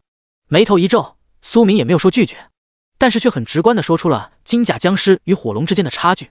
哥，我问你个问题，如果僵尸棺材里面的所有僵尸全都被干掉，是实质意义上的干掉，被龙岩烧化，被丢入岩浆里面融化，那么对于僵尸棺材来说会有什么影响吗？看着苏英，苏明瞟了一眼炽天使之眼扫描出来的信息，淡淡的说道：有，金甲僵尸级之上可以凭借着僵尸棺材实现再生，但需要投入大量的血肉类怪物。银甲僵尸级之下就没办法了，灭了就真的全灭，除非扫荡一些亡灵系、尸巫妖之类的，将其丢入到僵尸棺材里面，才有一定几率将其炼化成僵尸。眉头一挑，苏英忽然间问道：必须是尸巫妖？毕竟亡灵系的怪物说多不多，说少不少。骷髅、骸骨剑士、瘟疫僵尸、腐烂僵尸、怨灵、幽魂、吸血鬼、尸巫妖、黑暗骑士、亡灵骑士、古龙等等，可以说是数不胜数。也不全是，只不过是尸巫妖的成功率比较大一些罢了。尸巫妖本身就是尸体的一种，并且还被炼制出了少部分自我意识，拥有自己的命匣。在外面想要击败这种怪物，就需要找到尸巫妖的命匣，否则过不了半个多小时或者几个小时，尸巫妖就能够再次重生复活。收割经验虽然很爽，但怪物材料以及怪物爆出方面却爆了个寂寞，什么都收获不到，就挺难受的。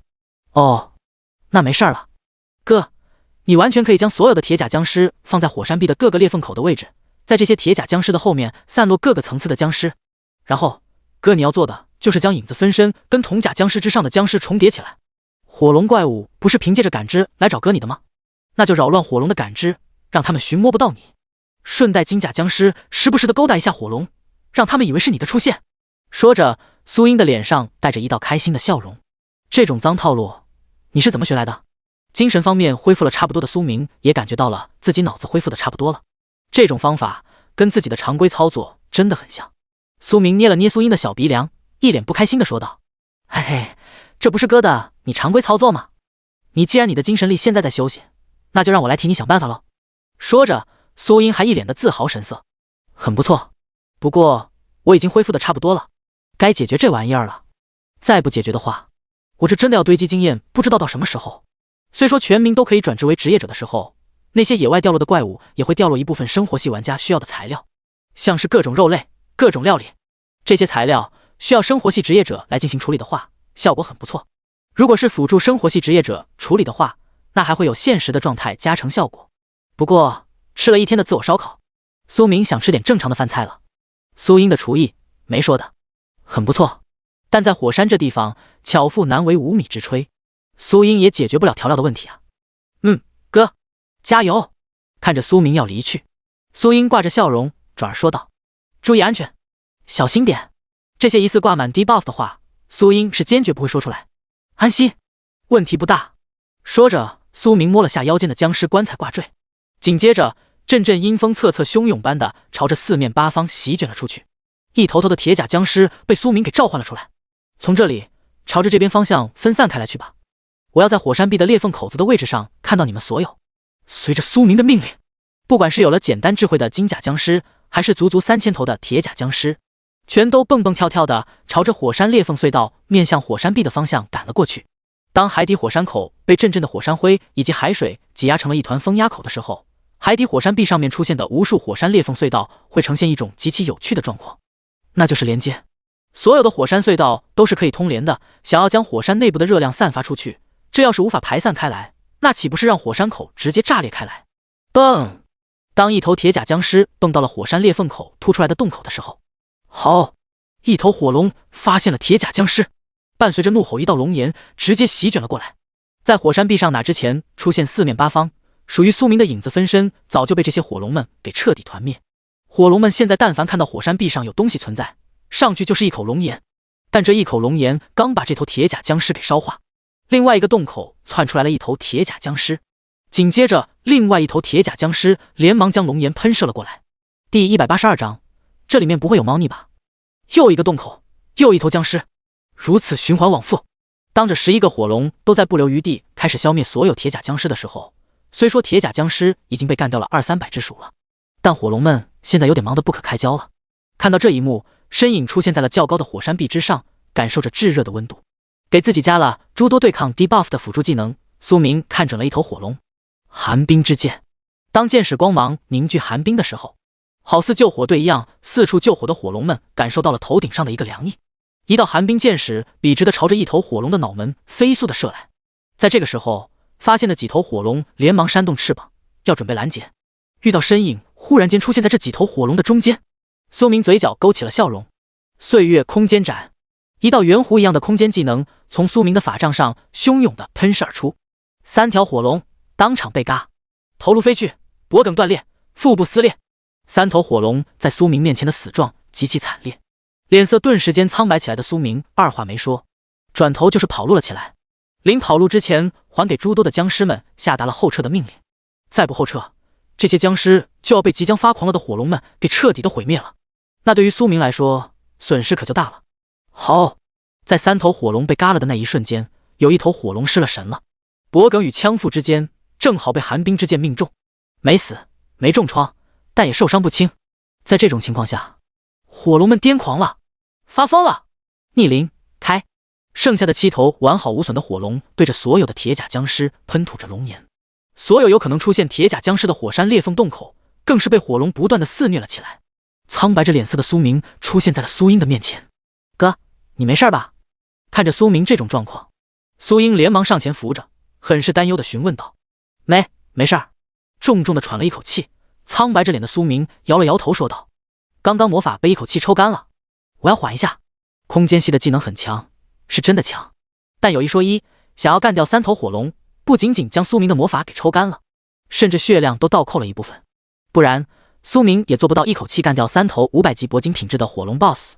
这种情况哪怕是放在永恒公会的精英团身上，都要付出一个小队的代价才能换来一头火龙的灭亡，毕竟等级差的差距真的太大了，这完全不是能够弥补的办法。没事就好。趁着苏明无法动弹的现状，苏英上下其手的检查了一下，最终发现苏明确实是没事儿。没事就好。不过对于苏英来说，这一次虽然狠狠的占了自家哥哥的便宜，但远没有苏明的安全来的重要。我缓缓，这一次我们先离开一段距离，那些火龙已经开始发癫了。火山内的剩下7条完好无损的火龙再发狂，再发癫，再开逆鳞，那阵阵的威慑，哪怕是在这段距离，苏明都能够感受到不小。为了可能性的必被波及些许，苏明决定再远离一些，起码这样安全。好，点点头，苏英二话没说，带着苏明就是朝着来时安全的方向。中海市转职神殿，柳经理，火龙公会的人说他们也拿不出资源了，再继续待下去的话，他们感觉可能要守不住了。隶属于转职神殿的一个职员对着柳妹儿快速的汇报道。这是又一个来索要资源的公会。当中海市市场上的资源供给开始悄无声息地停止下来的时候，陨石工会也好，陆家也罢，只能被迫地进行停止下来。这两家若是不停止向外面输出相应的资源，那些大小工会以及无数的普通市民会将所有的资源给彻底买断。陨石工会与陆家的资源可以说是中海市最后的救命稻草，可以放出来，但绝对不能盲目或者任由这两家放出来。不过更有意思的是这里，白灵儿翻看着一份汇报记录，嘴角咧出笑容，竟然有转职神殿负责物质储备的人汇报，说他们负责的这几个仓库被怪物给偷袭了。现场还有这几个偷袭怪物的战场日志。歪着脑袋的白灵儿脸上挂着笑容，看着柳妹儿那一脸为难的样子，忍不住取笑道：“我就是很好奇，这几个级别不过30-50级的宠物类型的怪物，是怎么摧毁这150级的职业者都摧毁不了的物资储备仓库？你不感觉这里面很有意思吗？”笑盈盈的白灵儿看向了柳妹儿，仿佛是在询问柳妹儿。但那个在向柳妹儿汇报火龙工会索要资源的职员忍不住擦了擦那渗出来的汗水。这些我都知道，现在不处理他们，不代表我没有记下来。暂时处理太多人的话，会容易民心的乱。如果这些人知趣儿点，能够接着这个时候弥补一二的话，我也不是不可以法外开恩。特殊时节，特殊对待吗？没有抬头，柳妹儿一边整理着手里的资料，一边对着白灵儿回应着。站在一边的职员眼中微微闪过一道亮光，那擦着头上汗水的手顿时间紧促了起来。更有意思的出来了，这个火龙工会，如果我没有记错的话，当初我是看到陆家大少将他们调派的方向是南门战线方向，虽说有点接近于北门战线，不过负责北门战线的蔷薇工会都没有回来索要战备资源，这小小的火龙工会怎么会将这份资源投到我们这里来了？论战斗输出，蔷薇工会没有告急求援；论资源求助，那应该是负责南门方向的禁卫军团来的才对。这里面该不会有猫腻吧？歪着脑袋，白灵儿一惊一乍地看向了那个职员。这个小的不知道。擦了擦自己头上的汗水，小职员也不知道什么是猫腻，什么不是猫腻。小职员只知道现在要卖一波了，卖掉那些中小型工会。第183章，中海市4大家族与5大家族。可能是这些工会有点过于胆大妄为，想要从转职神殿拿取一些不该拿的好处吧。说着，小职员小心翼翼地打量着那不动声色的柳妹儿。现在看似是白灵儿在询问柳妹儿，实际上是柳妹儿在敲打转职神殿的那些不老实的家伙。不管这些中小型工会是怎么个想法，规矩就要按照规矩来，该有的少不了，事情总要一样样的去处理，不是吗？说着，柳妹儿抬头看着小职员。小职员懂了吗？或许懂了，或许不懂。不管中小型工会想怎么样，规矩不能破。什么是规矩？是战时军事条例这条规矩。在一开始的时候，所有工会一起向外面释放各种资源，同时转职神殿负责约束数量做多的普通市民。但是现在这些中小型工会收拢了自己的口袋，还想着从转职神殿里面继续掏东西，这不行。转职神殿的柳妹儿经理生气了。转职神殿大大小小那么多圣龙帝国相关的官员，还等着抹平旧账呢。你们这些中小型工会竟然如此的不给面子，那我们这些转职神殿的人还要不要面子了？柳经理是从外面空降过来的，我们这些人是中海市一步步爬上来的，都是抬头不见低头见的，互相给个面子可以。但现在你们不让我活下去，那么谁也别想活下去。小职员的话成功的传达给了转职神殿负责各个部门的中小层领导的头上，而这些中小层领导们也领悟了许多，看明白了许多。一时间，带着各自的理解，中小型领导们开始朝着那些中小型工会们施压了。不管你是什么借口，战时军事条例必须给我进行下去，不让我好过，那么谁都别想好过。中海市的诸多中小型工会这一刻犹如吃了苍蝇屎一样的难受。一边是以永恒工会为首的大型工会在进行反向的抗拒，同时收拢资源；另外一面是来自转职神殿的压迫，还不是转职神殿官面上的压迫，而是那些有着八竿子打不着关系的中小层领导的压迫。这种压迫才是最为狠辣，最为致命。紧接着，当中下层工会开始屈服，尝试着向中海市市场上投放资源的时候，看到机会的陨石工会以及陆家也相应的投放资源。转职神殿更是在这个时候打开了数个战备仓库，将里面被贪走所剩不多的资源给堆出来，进行明晃晃的投放。当转职神殿、陨石工会、陆家开始释放的时候，蔷薇工会也不例外。中海市的市民们在见到了这无数的资源被拥挤在了市场上的时候，心里面顿时间安全感十足。一场可能爆发的民意浪潮就这么被柳妹儿轻描淡写之间化开了。永恒工会有意思，有点意思，我对我们的这个花瓶经理需要重新审视了。听着部下的汇报，正在盘算着的顾浩脸上露出了一道笑容。永恒工会所属的产业在全部的工会都相继打开了资源，投放市场上的时候，也跟着投放了上去，就是速度快慢的问题。永恒工会可以给你转职神殿刷脸色，可以索要资源，甚至可以有自己的小动作。但是在中海市市民都看着的时候，永恒工会也不敢太过于对抗民意。不过无所谓，北门战线这边迟早会崩溃，我们就等着陆家小子的资源支持好了。端起一杯茶水，顾浩若有所思地喝了起来。东门战线，会长，转职神殿这是从哪里弄来的这么多资源，投放到了市场上？当一笔笔的资源在市场上出现的时候，经济相关的股东脸色之上要是没有欣喜若狂那是假的。但仅仅是片刻的功夫，这个股东长老就陷入了沉思。转职神殿从哪里弄来了这么多资源？很奇怪吗？歪着头的蔷薇工会会长林天有点不解了起来。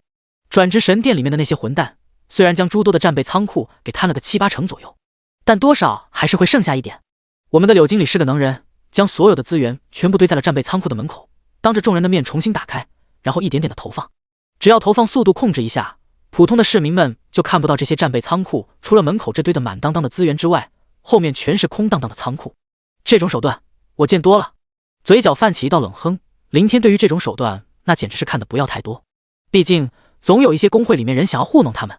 当然还有一方面是西门家族以及刘家这2个家族的贡献。断层山的事件可还没有解决呢。要知道负责这件事情的可是圣龙帝国10大战神之一的北疆战神。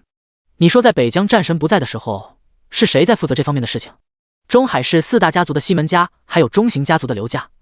你说能够为中海市增添多少资源？4大家族全抄家了，中海市可是要富好几年啊。林天略有感叹地对着股东长老缓缓地说道。听到这话，股东长老只能低头弯腰地打着哈哈点头，不敢说任何话。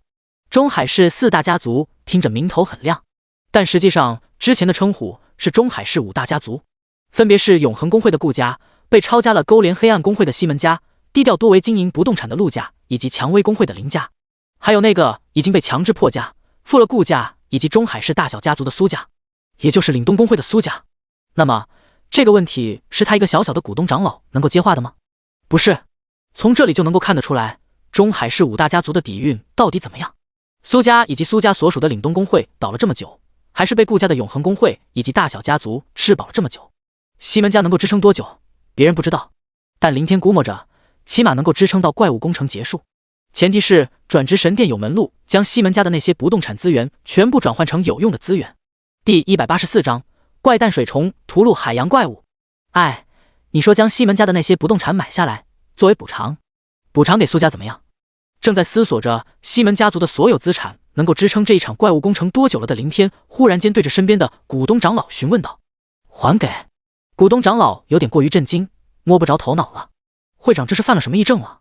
怎么老是想着将蔷薇工会的东西返还给那个已经被打到就差消耗消明了的岭东工会，还寻思着将西门家的一些东西买下来补偿给苏家？会长，你这在意苏家的程度也太过头了吧？你要是真在意，那干嘛不直接将你的宝贝女儿许配给苏家的那个叫做苏明的少年呢？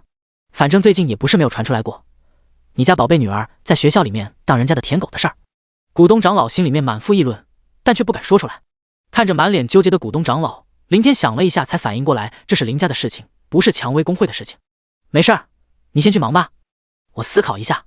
毕竟林家跟蔷薇工会之间有时候林天分不清，但有时候林天又分得很清楚。好，点点头的股东长老当即转头就走。这种卖了蔷薇工会也要重新扶起岭东工会的操作，股东长老实属看不懂，完全看不懂啊！女儿啊女儿，我可是将我们林家大半的身家都压上去了，压在了那个苏神的身上，他真的能够带着我们林家起飞吗？林天不知道，林天也不确定，但是林天选择相信自己的宝贝女儿，那个自己看着长大，本来还是很懵懂可爱的女儿，在一夜之间长大了，成熟了，稳重了，还知道帮作为父亲的自己分担一些情况，更是将整个中海市但凡有利于蔷薇工会发展的炼级地点全部披露给了自己不说，还助蔷薇工会拿下了10来件钻石级装备或技能。仅仅是凭借着这些，就足以让林天相信自家女儿确实是来自于未来。如果说那个叫做苏明的人有手段，能够给予林家这么多资源，就为了博取一个不确定的答案，那么林家跟赌了，了不起就是赔上一些资源。但是看着自己女儿那眼中最熟悉却又最遥远神情，以及那成长到自己有些举手无措的女儿，林天知道自己女儿的变化，哪怕是用半个林家的身家都换不来。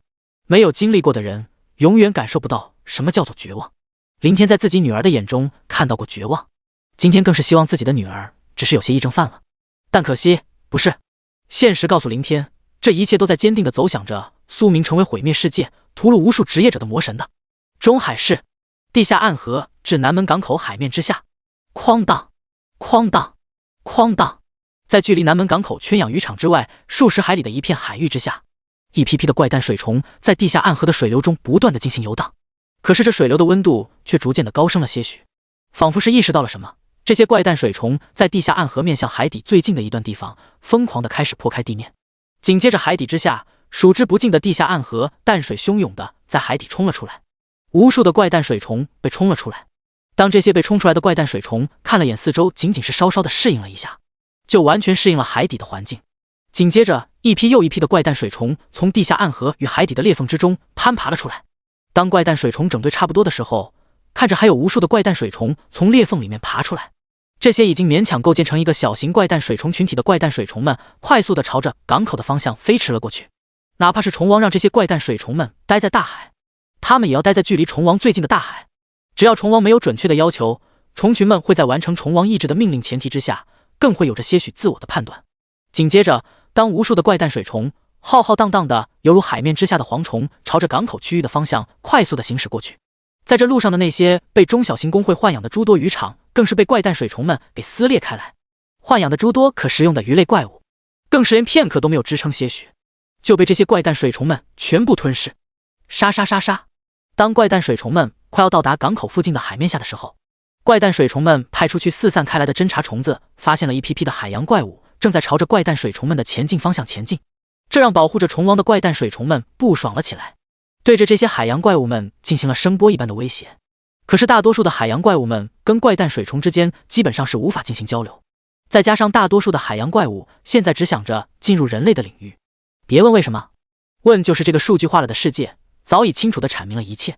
怪物之间的智慧许多时候更是不下于人类。怪物们或许可以逃到无人的海岸线，但是那有什么用？海底火山一旦喷发，不管在什么地方都是危险。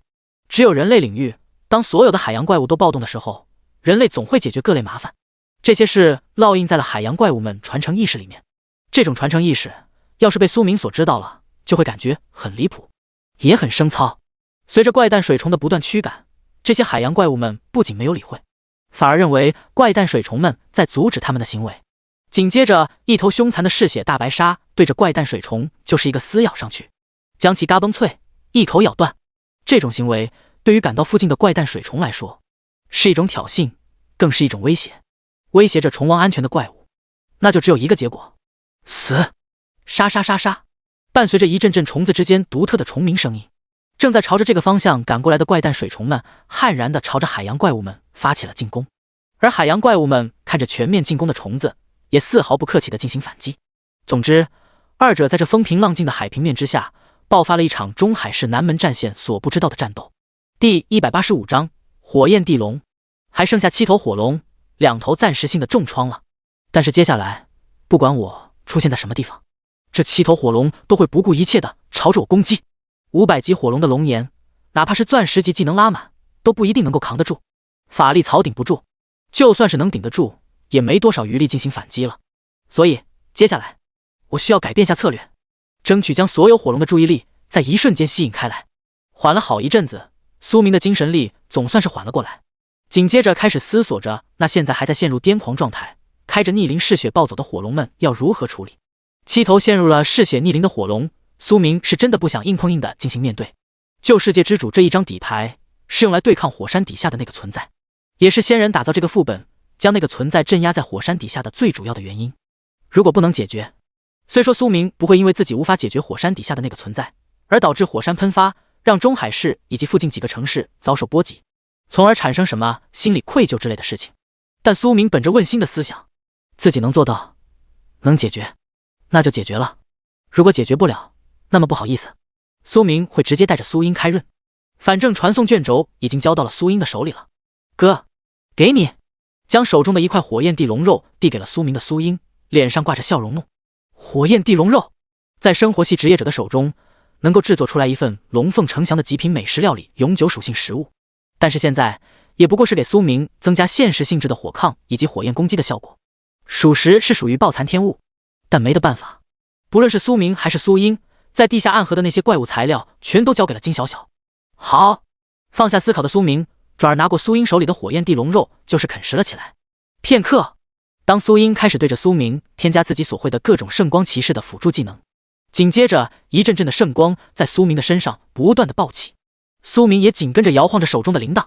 两三千只数的铁甲僵尸，以及数百只数的铜甲僵尸，还有100左右的银甲僵尸，数十的金甲僵尸，也在这个时候差不多的都来到了各个火山地下裂缝隧道的附近。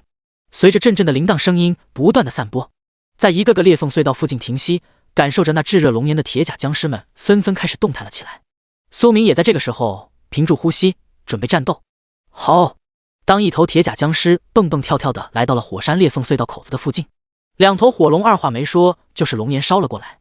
在这第一头铁甲僵尸蹦蹦跳跳过来的时候，第二头、第三头、第四头铁甲僵尸一个接着一个出现。看到这一幕，剩下的7头火龙互相之间呼啸着阵阵龙吟。平静无常的岩浆之上，在这个时候泛起了阵阵的气泡。也仅仅是片刻的功夫时间，火山壁上的僵尸数量已经出现在了200-300头之上。那开始翻滚的岩浆在几头火龙的咆哮之下，仿佛水满溢了出来一样，朝四面八方开始翻滚沸腾了起来。阵阵的高温也在这个时候不断的增加。正在感受着火山内部环境的苏明嘴角微微的抽动了一下，这些火龙竟然玩起了专属赛场战斗是吧？对于火龙的这种打造自己擅长的战斗环境，苏明极其不屑，眉头微微的触动。当铜甲僵尸或是单独或是出现在铁甲僵尸附近的时候，都会遭到铂金火龙的重点关照。在这种情况下，苏明十分果断地将所有的铜甲僵尸全都放了出去，同时还伴随着大半的银甲僵尸。7头火龙有4头正在召唤岩浆翻滚的火龙，眼珠子瞪得贼大。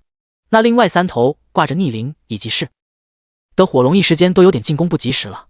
也就在这个时候，苏明的身影陡然间出现在了一头黑铁僵尸的后方，手中的法杖更是高高的扬起。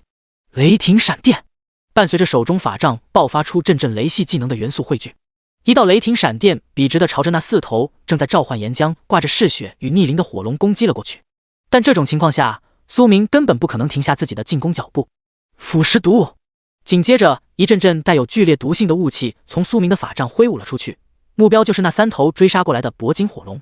随着龙炎对着腐蚀毒雾的喷射，一场异常的爆炸在这火山内部闪烁了。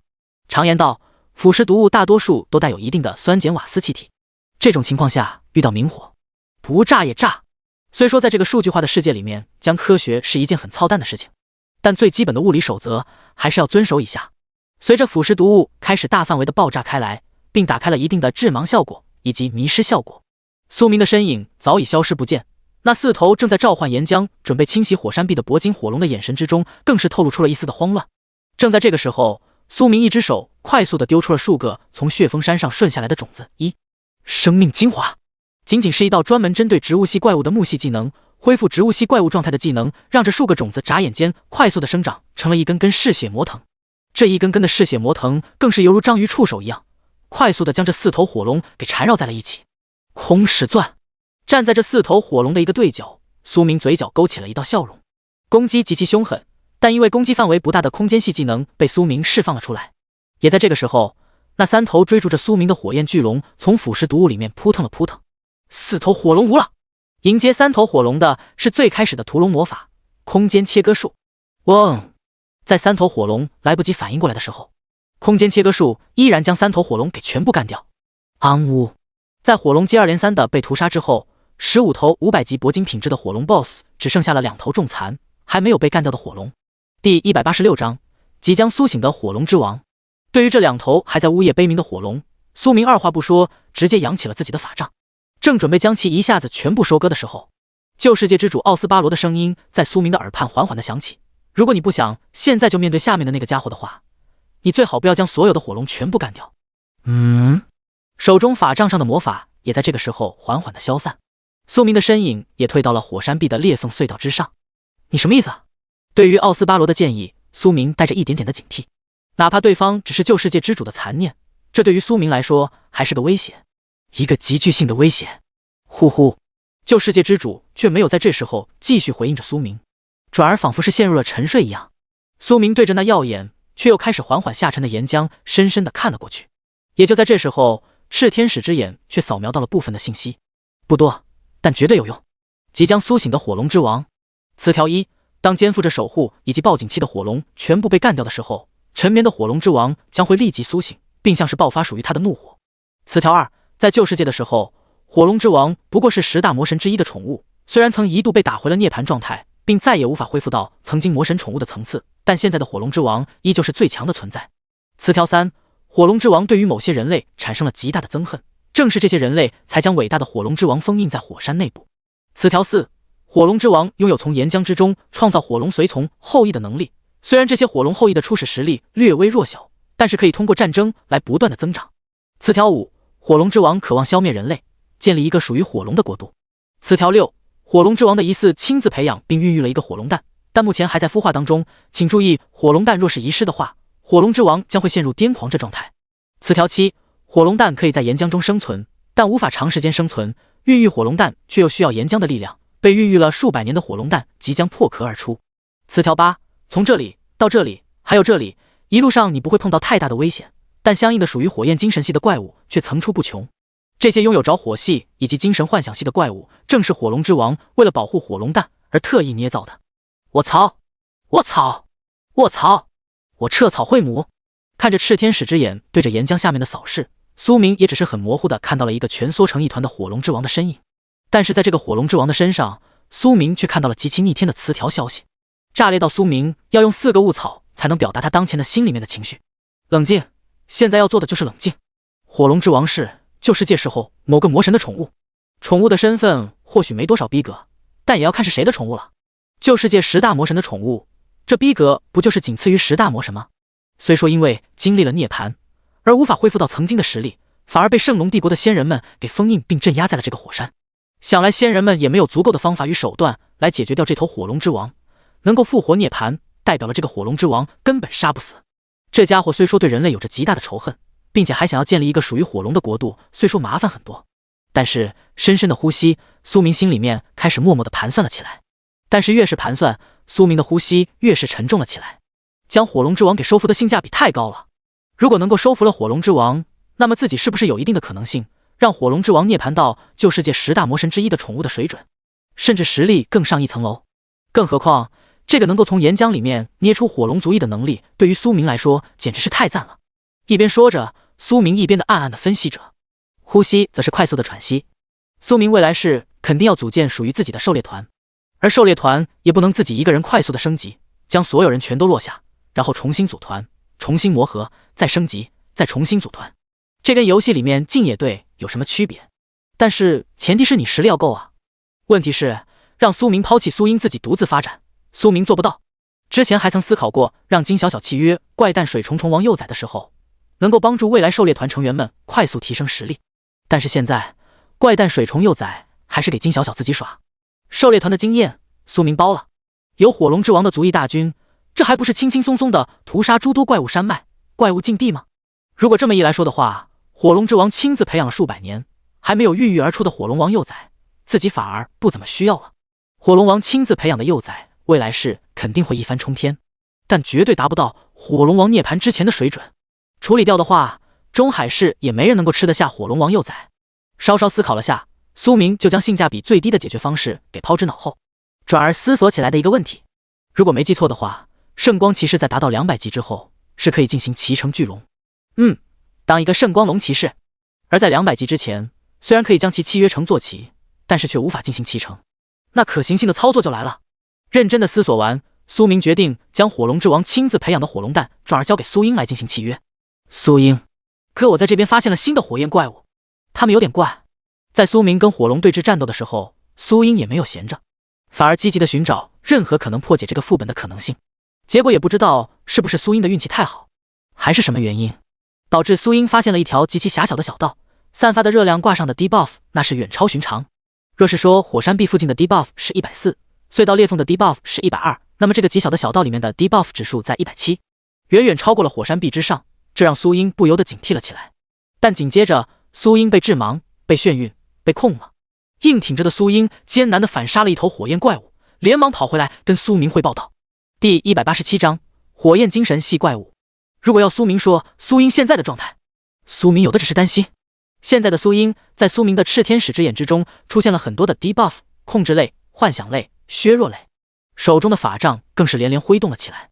苏明语气很快地询问着苏英：“你现在怎么样？”至于苏英所说的新发现，在苏明心里面一点都不重要。没事儿，我现在好很多了，哥。说着，苏英晃了晃不是很灵清的脑袋。debuff 的状态虽然被下了，但苏英还是多少感受到了一阵的不适应，但也仅仅是一阵。哥，我在这边的一个不易发现的岩石缝隙里面发现了一条小道，里面有特殊种类的火属性怪物，能控制吗？能制造幻觉？苏英对着苏明语气飞快地说道：“这里一定很重要，不然不会有这种怪物在进行把守通道。哥，要不我们先试试看能不能攻略这里的怪物吧？”苏英一双眼睛带着阵阵的光芒看着苏明。500级的铂金品质火龙 BOSS， 苏英没有插手帮助苏明的能力，但如果是这200级的火焰系，还有着控制等诸多能力的怪物呢？苏英可以坚定不移地当一个守护着哥哥的重盾。我知道了。看着苏英的眼神，苏明怎么不知道苏英此时的想法？转而微微一顿，苏明点了点头，继续说道：“那些火焰幻觉类的怪物守护的远比这15头火龙所守护的东西还要重要。我跟你一起解决这些火焰幻觉怪物。”说着，苏明跟着苏英朝着那个很难发现的隧道洞口方向走去。哥，这些火焰幻觉类的怪物看守的是什么东西？对于这一点，苏英多少还是有点好奇心。职业者里面什么系别的职业者比较稀有？说着，苏明忽然间询问着苏英。那多了。说着，苏英掰着手指一一的解释着。骑士类的职业，你妹妹我的圣光骑士就是属于稀有类型的。说着，苏英骄傲地挺起了自己的胸膛。除此之外，像是林佑薇姐姐的信条刺客也是刺客类职业里面较为稀有的。哥，你的法师职业虽然不是很稀有，但是法师职业之后的专职分支，像是什么雷火法师、冰火法师之类的都是稀有职业，奥法师、秘法师等等也都是稀有类职业。如果在大类别里面进行区分的话，战士类、骑士类、射手类这些职业大多数都是较为普通的。法师的大类虽然比战士类、骑士类稍微稀有一点点，但也稀有不到那里去。在法师类别里面有着一类快要脱离出来的分支，也可以称之为术士。等等，哥哥，你不会是说这些怪物跟那些精神系相关的职业者、术士们有些关联吧？说着，苏英停下了脚步，一双眼睛怔怔地看着苏明。精神系相关的职业者，在众多职业者里面历来是最不受待见的，同时也是各地黑暗公会的中流砥柱。至于为什么，精神系相关的职业者大多数在能够迷惑控制怪物的时候，也能够迷惑控制住职业者。在圣龙帝国已有的事件当中，100位精神系职业者，其中就有17位会走上犯罪的途径。这种比例乍看之下，可能会感觉这算什么数值啊？在职业者里面，像是那些偏向阴暗的职业者，犯罪率会更高。生活系解剖者职业者的犯罪率还真的更是达到了70%，别问为什么这么高。解剖者职业者提升经验的主要方式是解剖尸体，次要的才是打怪升级。还有一个方面就是解剖者获得相关技能越多，越容易产生心理变态。但就算是生活系解剖者的犯罪率如此的高，也没有被全民排斥的原因在于解剖者变相的被圣龙帝国收编了，大多数应用在阴暗面上，针对黑暗公会的战斗中。而精神系职业者怎么说呢？100名精神系职业者会出现17名犯罪者的原因，就在于对于圣龙帝国律法的践踏，同样也是一种无所顾忌的野心在内心滋生。产生这种野心的原因很简单，大多数的精神系职业者都会有棘手幻想制造、将神控制、催眠、奴役烙印等诸多手段。最令人感到头皮发麻的是，这些手段不仅仅可以应用能够在怪物的身上，还可以应用在职业者的身上。曾经出现过数十起精神系职业者明里暗里控制一些知名人物，或者一些精神力低于自己但位高权重的存在，曾多次造成了些许圣龙帝国部分地区的动荡。正是这种可以肆无忌惮的行为，让圣龙帝国内部的诸多人物害怕了，对着精神系职业者进行了疯狂打压，导致现在出现精神系职业者基本上都是逃到黑暗公会才能谋得生存。毕竟在一些精神属性不高但是却位高权重的人来说，精神系职业者太恐怖了。而这种历史遗留的原因也造成了为什么现在黑暗公会如此难以消除的主要原因。黑暗公会的中流砥柱就是这些精神系职业者，而精神系职业者在蛊惑人心以及奴役人心方面有着极高的权威手段。这要怎么消灭？除非将所有的精神系职业者全都干掉，还真的差不多吧。苏明点了点头，对着苏英缓缓地将自己知道关于精神系职业者的事情稍稍地解释了下，随之继续说道：这些火焰精神怪物有着很大的可能性会爆出精神系相关的技能或者材料、道具。我的意思是，如果出现了这些技能、材料以及道具，先留在手里面，最好不要外露丝毫。如果可以的话，我来处理这些东西。说着，苏明认真地嘱咐着苏英。总体就一个核心，那就是保密。关于火焰精神系的怪物要保密。对于这些产出，苏明除了会抽取技能书以及自己用得上的装备道具之外，剩下的苏明准备移交给被黑暗公会拐走的杨家双胞胎妹妹杨雪怡。第188章火焰梦墨。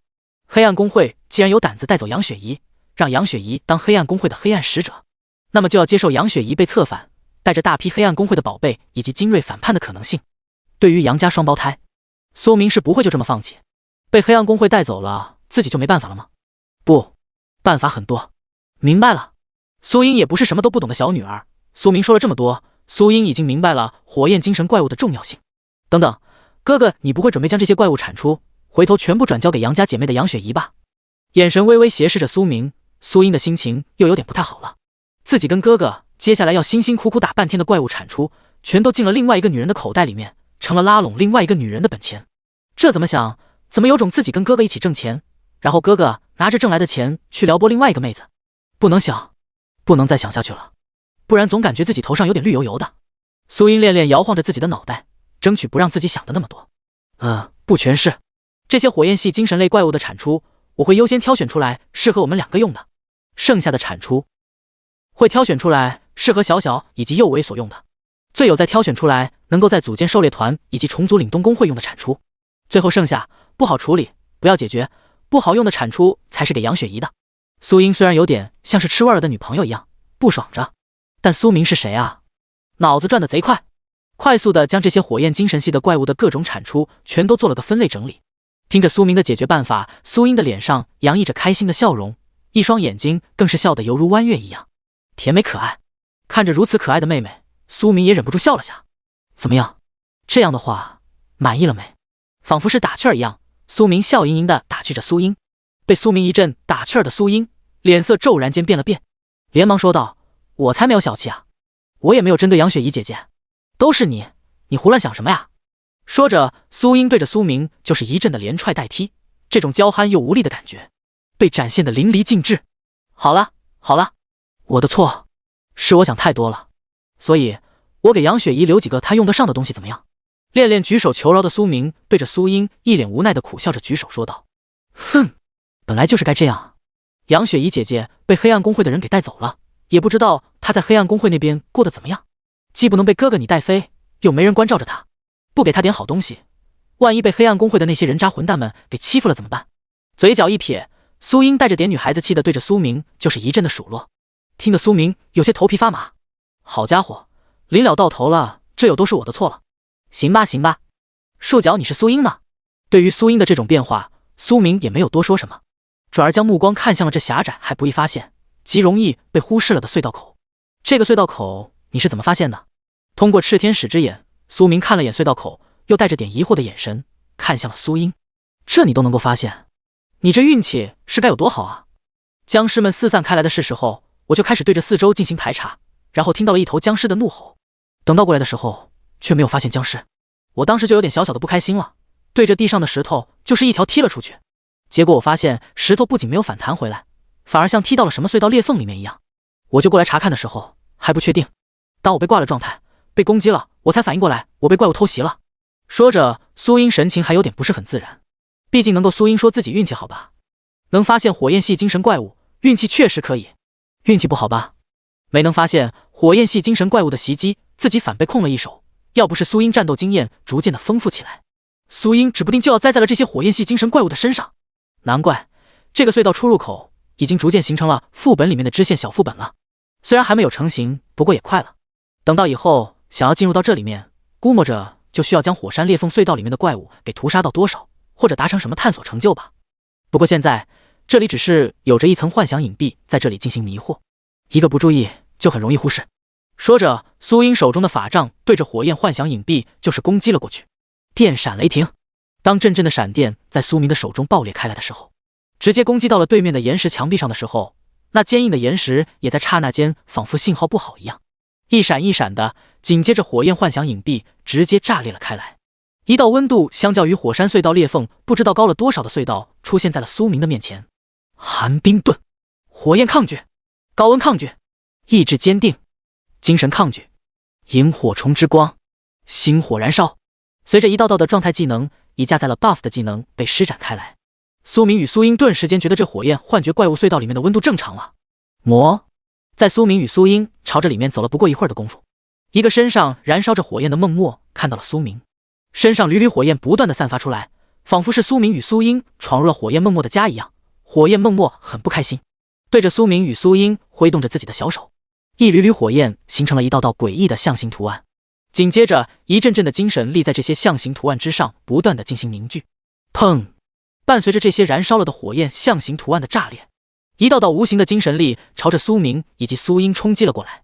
捏紧手中法杖的苏明并没有准备抵抗，第一次接触火山裂缝隧道里面的火焰精神怪物，苏明要知道这些怪物的手段高低。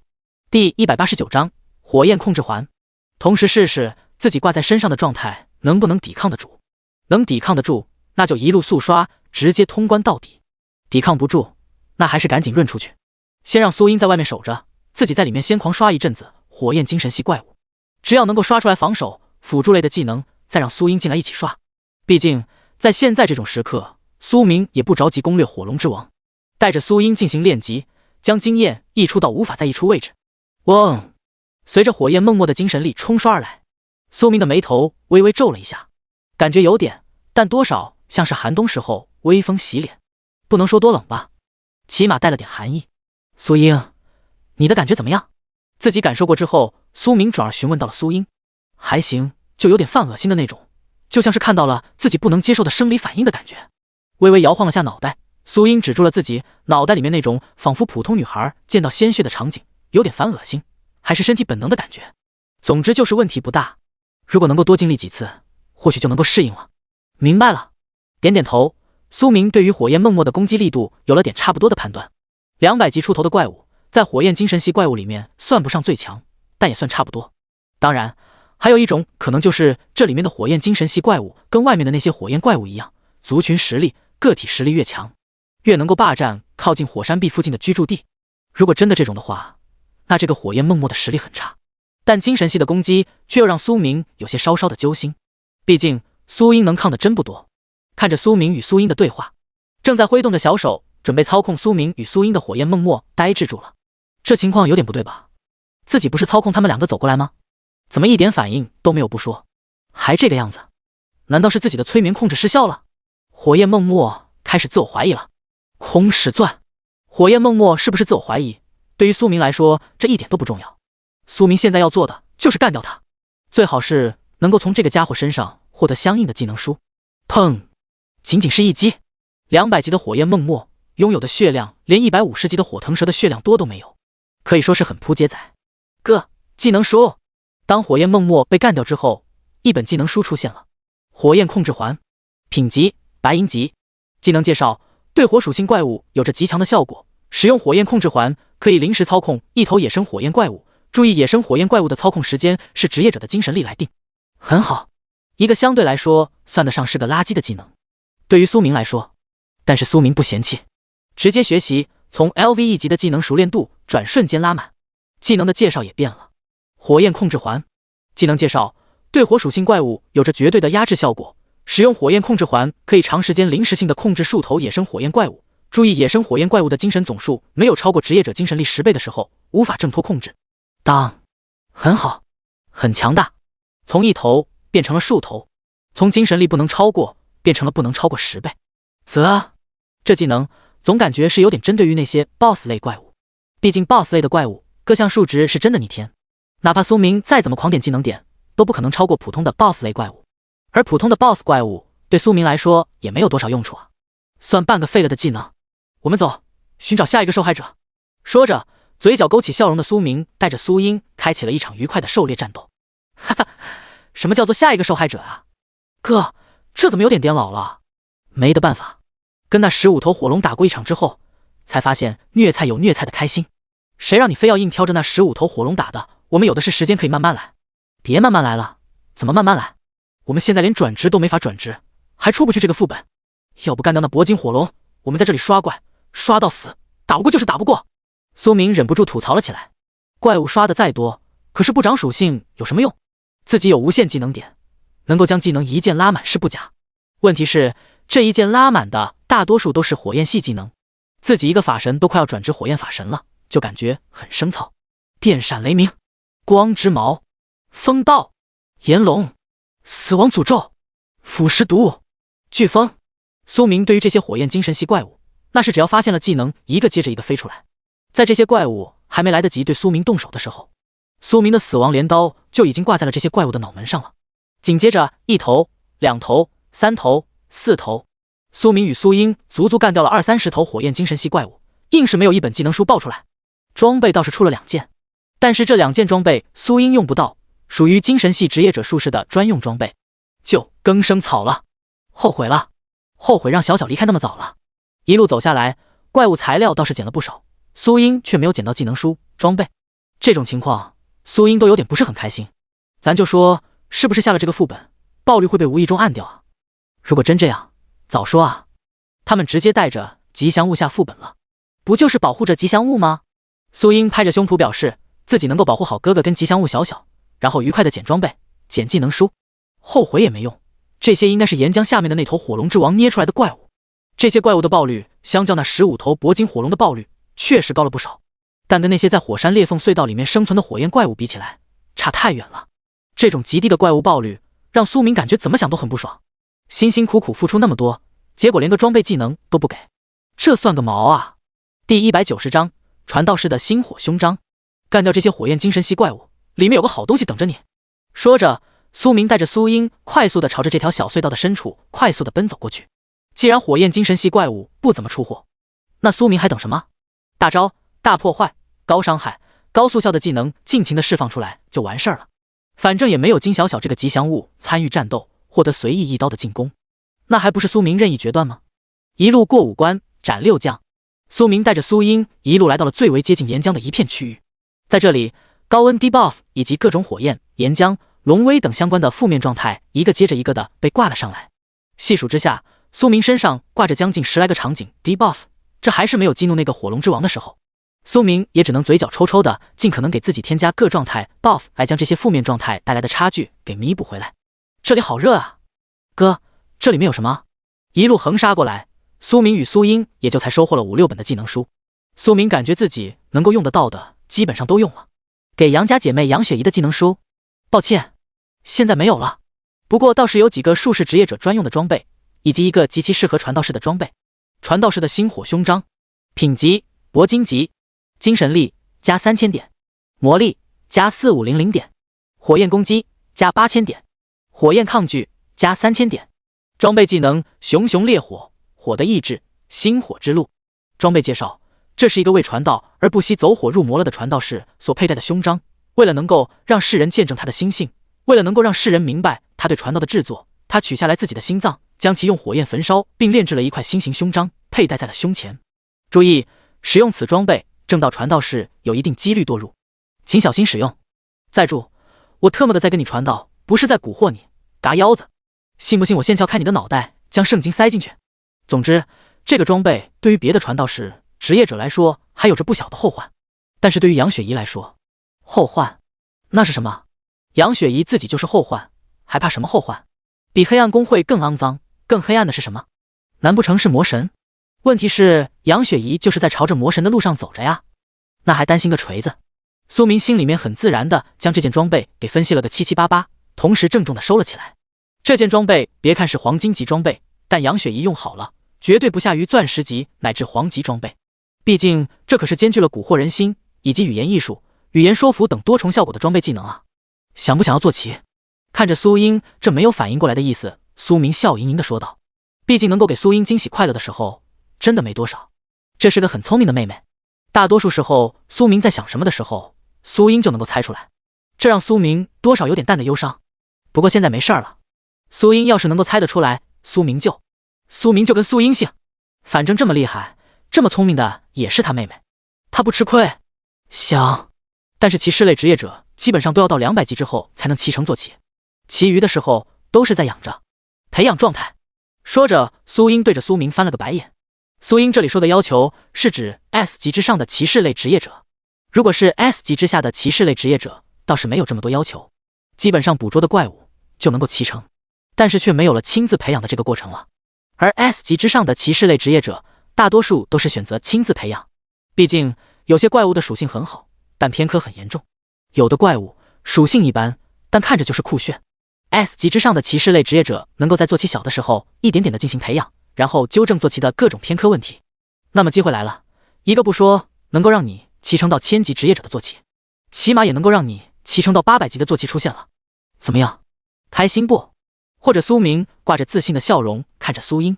哥，看着苏明这洒脱至极样子，苏英眼神微微一凝，稍加思索，认真的看着苏明。你说的不会是火龙吧？问题是那些铂金火龙 BOSS 数值虽说可以，但我也用不到。不对。看着苏明，苏英缓缓地摇了摇头。如果仅仅是那些铂金火龙，你可不会这种骄傲的状态，更不会想着让我契约。毕竟我300级之前只有一个坐骑的名额，而你也不会想着让我200级之后直接骑成500级铂金火龙 BOSS。虽说实力品级都可以，但那是对于普通人，对于哥你来说很不够看。哥，你既然是在跟火龙战斗，那么按照这里面到处都是火焰系怪物来进行判断，岩浆深处应该是有着一头火龙，而且品级还不低的那种。毕竟能够让15头铂金火龙守护着的存在，还有着不小的威压，怎么想怎么是比15头铂金火龙还要厉害的皇级之上的火龙。而这头火龙哥，你也不太会让我进行契约。所以总体上述，哥你是发现了一头火龙幼崽，或者一枚火龙蛋了吗？稍加思考，认真思考，仔细分析。能够成为年纪第一的苏英展示出了自己那聪慧的大脑，仅仅是片刻的功夫，苏英就将苏明给的惊喜快乐分享了个七七八八。你这也太聪明了吧！脸上挂着笑容，苏英有些无奈地扶着额头。自家妹妹很聪明，这是一件很值得骄傲的事情，但同样的，也让自己这个哥哥很没有与成就感。真的，眼中冒着金光，苏英认真地盯着苏明，那一双眼睛里面充满了太多的惊喜。太棒了，哥，我爱死你了！说着，苏英飞快地朝着苏明飞扑了上来，一把子抱住了苏明。在这个职业者为主的年代里面，又有谁能够做得出将一头保底就是500-600级皇级品质之上，还是 BOSS 中的大 BOSS 的后裔蛋让给自家人的呢？第191章最次皇级品质的龙晶。矜持，身为女孩子，咱要矜持，咱要矜持一些。嘴上说着矜持，苏明手上则是保住了苏英的腰间。咔嚓咔嚓咔嚓，阵阵骑士重甲碰撞骑士重甲的声音，让穿着法师袍的苏明感觉到了一阵阵的不爽。骑士重甲什么的最讨厌了，根本就摸不到自家妹妹的小蛮腰了。忧伤，带着点点忧伤，苏英也只能无奈地享受着妹妹那坚硬重甲的拥抱。你猜对了一半。当苏英松开了苏明的怀抱，苏明脸上挂着笑容，同时根据炽天使之眼给出的提示，不断地在周围进行操控着。伴随着一阵阵极其不科学、不讲道理、很游戏设定的机关声音响起，面前那滚滚岩浆里面伸出来了一条条石柱，这些石柱的朝着岩浆里面不断的延伸了出去。远远的，圣光骑士苏英凭借着自己自带的技能圣光目所看到的景象，远处有一片被顶立在岩浆深处小山丘上的平台，过于离谱啊！在岩浆的深处有着一片小山丘，没有被岩浆给融化，反而还在一点点变大。咱就说，你这就算是不讲基本的物理法则，起码也要讲个流程好吗？啧啧，这玩意儿真特么的神奇！看着这种地动山摇一般的变化，苏明是无奈的咂了咂嘴。这要是不神奇，苏明都感觉没有什么更神奇的存在了。哥，别说那个火龙蛋在那里面，滚滚流动的岩浆掉下去是真的会化成灰，在这些相隔10来米的石柱上进行跳跃。虽说苏英能够确保圣光骑士的自己完全不是问题，但是啊，这下面是岩浆，不是水，一个腿打摆子，那就彻底完蛋了。按照目前的进度来说，是的。点点头，苏明虽然不想承认，但确实，火龙蛋就在这一条弯曲排列的石柱所构造而成的最前方的小山丘上的平台，简直离大谱了。哥，你说这个副本是仙人搓出来的？对啊，那这个仙人的性格还真的很恶劣呢。最里面骂骂咧咧的苏英准备朝着岩浆中心的小山丘的方向冲刺过去。别着急嘛，我跟你一起。说着，苏明手中的法杖直接挥动了起来。炎龙，一条不讲究战斗力，完全讲究体长的炎龙被苏明直接召唤了出来。上百米长的炎龙蜿蜒曲折地扑在了那几根炙热的石柱上面，顿时间，哪怕是苏英都能够感受到炎龙被炙烤的热度。我们应该没有得罪过那个仙人吧？没吧？那么那个仙人是怎么干得出来这种极其丧心病狂的事情？指着炎龙被石柱灼热通红的地方，苏英的眼里面写满了震惊。确定这玩意儿正常吗？一点都不正常的好不好？苏英还是直接蹦蹦跳跳的过去，脚底板直接烫烂不说，血条还夸夸的锐降。走吧走吧，仙人或许以为你都有300-500级了，也说不准呢。揉了揉那开心中伴随着怨念的苏英，苏明也有些无奈的笑着说道：“说仙人的坏啊，这……”再看到仙人给的这些奖励，以及自己还有妹妹即将得到的奖励，苏明是真的说不出口啊。虽说坑了苏明一把，但苏明现在只想说，请加大力度。如果能够换来极大的收益，这种被坑了的形式也不是不能够接受。哦，点点头，脸上挂着笑容的苏英虽说在吐槽着仙人，但心里面多少还是带着点尊重。毕竟一个最少都是黄级之上 BOSS 中的大 BOSS 的龙蛋，能够让苏英稳步的骑乘到500-600级，就算是再怎么不要脸的人，在这种时候也要给点面子。炎龙，当走到第一道炎龙头顶的时候，苏明再次召唤出来了一条炎龙。随着炎龙那七扭八拐的匍匐在那相隔距离或是10几米远，或是20-30米远，或是50米远的岩柱之上，苏明与苏英没有任何风险，安安全全稳稳当当的来到了这个火山内部岩浆池中心的小山丘。关键是这个火山还是海底地下火山，更关键的是这还是个副本，里面还有着一头火龙之王。总之，苏明越想越感觉一阵的操蛋。哥，这个龙蛋好大啊，这个龙巢穴也不小啊。经历了不知道多少个炎龙，苏明以及苏英静静地站在小山丘2步，应该说是火龙之王的巢穴之上，面积很大。别的不说那些横棱八叉的龙筋柱子，少说都有1人高1人胖的宽度，但是这种龙筋柱子就仿佛是这个火龙巢穴的装饰稻草边角料一样。这些在各个装备里面有着极好作用的龙筋材质，被苏明以及苏英全部收入到了背包里面。为此，苏明丢掉了好多不重要的怪物材料，毕竟这些龙筋材质最次都是黄级品质。想想看，最次都是黄级品质，如果在火属性装备里面加入指甲盖大小的黄金级品质的龙筋材质，那白银级装备就可以直接提升到了黄金级。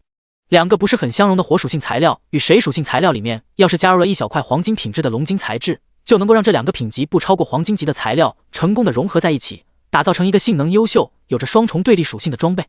你说这龙筋材质重要不重要？也因此，苏明不惜丢下了好多黄金级的怪物材料。火属性的怪物材料没了以后可以再打，最次都是黄级的龙筋材质没了，苏明能够后悔一辈子。也因此，苏明与苏英哪怕是席卷了这个龙巢小半天，将背包给装得满当当的，也没能装个10之1-2。从这里也能够看得出来龙巢有多大，龙筋数量有多少。但是看着面前这个足足数米高，完全能够干个个人小屋的龙蛋，苏英有点头皮发麻了起来。不是，龙蛋很大，咱知道，但大多数不都是牛犊子大小，再不济也就占地个7-8平方左右。但是你这仅仅是占地，就有了将近200-300来平的龙蛋，是个怎么回事啊？喂，第192章，凛冬公会绝不能倒下。这个确实有点超出了我的预料了。看着占地面积足足有了200-300平，跟个小别墅似的龙蛋，苏明也跟着吞咽了下口水。火龙之王的幼崽这么大的腰，那火龙之王有该有多大？还有，为什么救世界之主的奥斯巴罗那个家伙那么小一只？一回想起来救世界之主奥斯巴罗的体型，再跟火龙之王的幼崽龙蛋对比一下，这种强烈的切割感就迎面来。哥，我觉得我们现在最重要的不是契约龙蛋，而是想办法将这些龙筋给弄走。龙筋太珍贵了，珍贵到我宁愿晚上那么一会儿功夫再契约龙蛋。举目望去，还有着10只7、8的龙筋屹立在龙巢的四周。别的苏英不敢保证，但如果苏英契约了火龙之王的龙蛋之后，火龙之王没有反应，这绝对不可能。当怪物的品质以及等级达到了一定层次的时候，就会脱离低级怪物那种类似于游戏的行径，反而有了自己的血脉感应、灵魂认知以及族群庇佑，还有诸多非低级怪物本能所有的逆向思维的操作。总之，火龙蛋现在还没有破壳，等级跟品质还不知道，但不慌，对照一下那15头铂金级火龙 BOSS 就知道这块火龙蛋的品质了，最次都是黄级。我也有这个打算。稍加思索，苏明看了眼自己的个人背包，能不能扩展背包容量？能。需要什么？经验条。这就是一种很蛋疼的操作。对于大多数的职业者来说，他们宁愿使用初始背包，也不愿意浪费经验来扩展背包。毕竟背包够用就行了，又不是不回城。再说了，还有谁想苏明这样子，能够做到经验溢出到无法溢出，还有着无数的资源等着自己收割？如果不收割的话，那么等待的将会是心痛到极点的心痛。而且背包扩展除了经验条之外，在每扩展新一页背包容量的时候，需要大量的技能点。巧了，苏明什么都缺，就是不缺技能点。苏英，扩展一下系统背包，然后我们将这些怪物产出对调一下，重要的一些产出放在你身上，扩展到用使用技能点就可以了。说着，苏明忍不住再稍稍的叮嘱一下，毕竟苏明真的有点担心苏英会一股脑的将所有的技能点全都使用在了扩展背包上面。苏英可不像苏明那样有着无限技能点。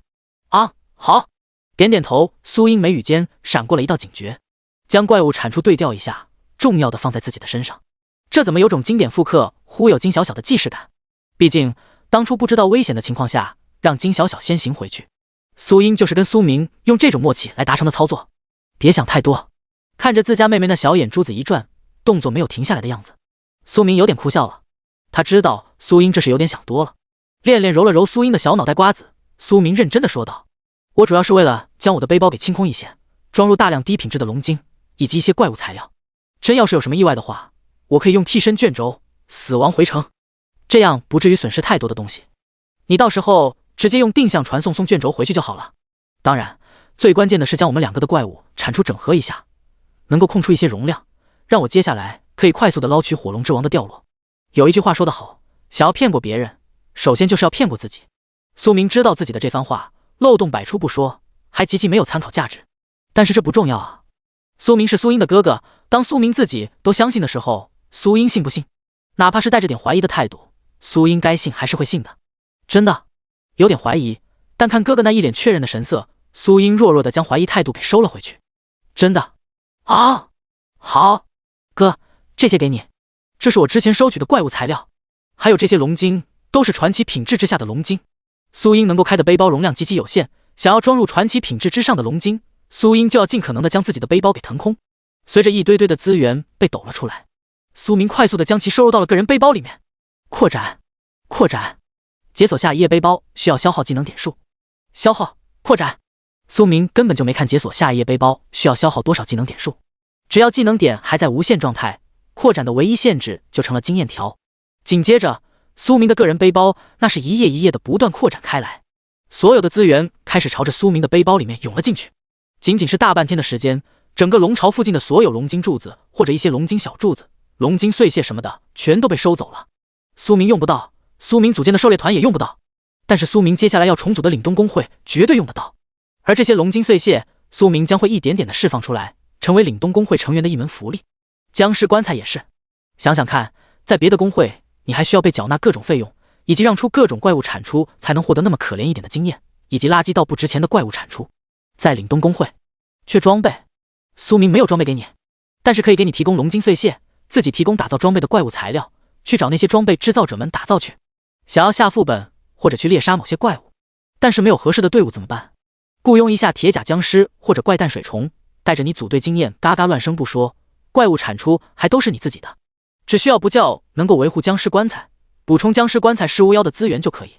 这是苏明能够为凛冬公会未来的成员们所能够考虑到的最好福利。苏英很看重凛冬公会，那苏明就不会让凛冬公会就这么倒下去。这世上讲义气已经没多少用了，想要拉拢住下面的忠诚手下，需要付出足够的利益，只要利益给够，永恒公会的人都能够叛变。第193章成功契约龙蛋。至于永恒公会的那些人叛变之后会不会选择要，为什么不要，公会怎么组建的苏明不清楚，但穿越前游戏玩多了的苏明可知道怎么分战帮，怎么分战斗团，怎么分精英小队。普通的白马甲会员想要申请龙晶，想要申请铁甲僵尸，就要看贡献，看忠诚，看付出。每天给上那么一些白马甲会员，给他们一个甜头，笼络住大批量的白马甲会员，不是很划算吗？真正值得苏明付出的是那些战斗团、战帮、精英小队的成员，这些人苏明宁缺毋滥，宁愿要凛冬公会曾经宁折不弯，现在混得落魄的中年大叔当骨干，也绝对不要脑后有反骨的恶狼。当凛冬公会的大旗被树立起来之后，苏明不可能让凛冬公会再次倒下。那些宁折不弯混得落魄的中年大叔资质不够，战力不够，水平不够，没关系，铁甲僵尸、怪诞水虫、龙晶材料、金小小的幸运统统都可以用来扶持以及弥补。但如果不够忠诚，那你天赋再高也没用，没有那个公会愿意养个白眼狼。搞定，接下来就是契约龙蛋了。当龙巢附近连同那些火龙岩土对于黄金级之下的植物材料有着生长增加的各种辅助效果的时候，苏明那是连同挖地3尺一样的将地面给生生的削弱了1丈高。至于代价那就是能够将苏明给推到400-500级的经验被苏明给消耗的侃能够突破到4转120级，是不是有些心酸？溢出来的经验基本上被消耗得干干净净，但苏明却感觉这种消耗很值。好，相比起自己，还是自己的哥哥更适合当一个打劫的土匪。看着那被削弱了1丈高的龙巢，要不是边上苏明担心岩浆倒灌进来，苏明可能会连边上的火龙岩土都一并挖走。嘴角微微抽搐的苏英还是一脸开心的去契约龙蛋。至于苏明的背包有多大容量这件事情，苏英思索过，也换算过，仅仅是扩展背包页数的这些技能点，哪怕是卖掉苏家那个别墅都不够。但没关系，哥哥有自己的小秘密，自己也有自己的小秘密。苏英不会让苏明主动透露小秘密，他会一点点的挖掘出来。这一道道属于圣光骑士的契约符文在苏英手中闪烁，看着这一幕的苏明好像是想到了什么，心神直接沉入了灵魂意识空间，顿顿的敲响了旧世界之主奥斯巴罗的门。我说你干嘛？正在休眠，本来就没有多少残留魔神意识，再这么霍霍下去，旧世界之主奥斯巴罗别说复活了，自己的意识都要赶在自己复活之前消散在天地间。奥斯巴罗对于苏明这敲上门的行为很是不满，干个活儿，让那个小崽子契约成功，没有许诺什么减免契约时限，也没有说什么拜托请求。在旧世界之主面前，苏明的姿势与态度摆得很高很高。旧世界之主如果真的有能力有本事的话，那么为什么当初能够在自己的手里面，而不是逃出去？如果能逃出去，旧世界之主还至于现在这样？苏明是胜利者，契约了旧世界之主，那么他就有权利享受自己的权利。切！看着苏明一眼，能够看透人心的奥斯巴罗冷哼了一声，并没有反驳，转而将目光看向了苏明灵魂意识之海的外面。苏英一双小手在不断的散发着圣光的符文与力量，小巧的脸蛋上更是布满了愁容以及纠结难过的神色，让只有30级连一转都没有进行的苏英就直接上手契约黄级之上火龙之王的蛋。对于苏英来说是一种挑战，额头的汗水一点点的流了出来，阵阵浓郁的龙威更是不断的朝着苏英进行释放出去，企图让苏英放下这种不靠谱的行为与念头。但是苏英是什么人？你越是不愿意，苏英越是要证明自己。仅仅是一会儿的功夫，苏英的脸上就愁容成了一团。契约这个火龙蛋的难度对于苏英来说太大了，龙蛋自带反抗的本能，再加上苏英现在的等级太低了，属性太低了。看到这一幕，心疼苏英的苏明冷哼了一声，不满的情绪挂在了嘴角。对于奥斯巴罗没有干活的行为，苏明很是不满，瞥了一眼的奥斯巴罗冷冷的说了一声：那个小家伙要出来了。说完，一道属于奥斯巴罗的神念对着火龙之王的幼崽龙蛋重重的压了下去。正在反抗着苏英契约没有多少意识的火龙之王的幼崽龙蛋顿时间一怔，也就是这一怔让苏英加快了自己的契约进度。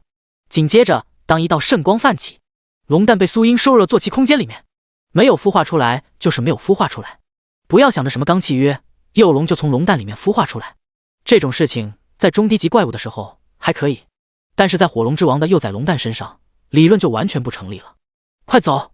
当龙蛋被成功的契约，苏明明显的感觉到了脚下的火山内部的小山丘有点不一样的变化，连忙拽着刚刚契约完成还没有反应过来的苏英朝着炎龙的方向跑了过去。在其身后，那个承载着火龙蛋的火龙巢穴也紧跟着开始崩塌，那阵阵泛着岩浆的湖泊也在这时候沸腾了。哥，有大怪物要出现了！被拽着跑的苏英隐约间从火龙之王的幼崽龙蛋上感受到了一阵断断续续的情绪波动，紧接着苏英也知道了在这火山最深处有着一头大怪物，这头大怪物孕育了这个龙蛋，但是现在这个大怪物要苏醒了。对，那个家伙要苏醒了。苏英，答应我一件事情，一旦情况不对，立马捏碎我给你的传送卷轴。说着，苏明根本没来得及朝着后面看过去，但是自己召唤出来的炎龙却坠入了岩浆之中。苏明感知到了。第194章，人类的伟大就是牺牲。那哥你怎么办？苏英的眼中是通红的，想要哭出来，但是却只知道在现在这种情况下，眼泪不能解决任何问题，反而会产生诸多的问题。带着阵阵的不甘心，虽然害怕坠入岩浆之中，苏英还是快速的问道。看着前方的距离，苏明深深的吸了一口气，加快了脚上的步伐，语速极飞快的回应着苏明：不要担心我，别忘了我在断层山契约了谁。想到了断层山的遭遇，苏英眉头一挑，想到了什么似的，转而询问道：“那个旧世界之主10大魔神之一的奥斯巴罗的一缕魔神残念意识？”点了点头的苏明继续说道：“对，就是那个家伙，帮你快速契约了火龙蛋的，就是他出手帮忙，不然你要契约好一阵子。而到了那个时候，沉眠之中的火龙之王也会彻底苏醒过来。虽然那家伙只剩下了一缕魔神残念意识，但奥斯巴罗自己也说了，沉睡的那个家伙现在的力量已经百不存一。奥斯巴罗能够解决掉他，我留在这里的原因就是我无法放任解决了一头最少800级的火龙之王的奖励就这么飞走。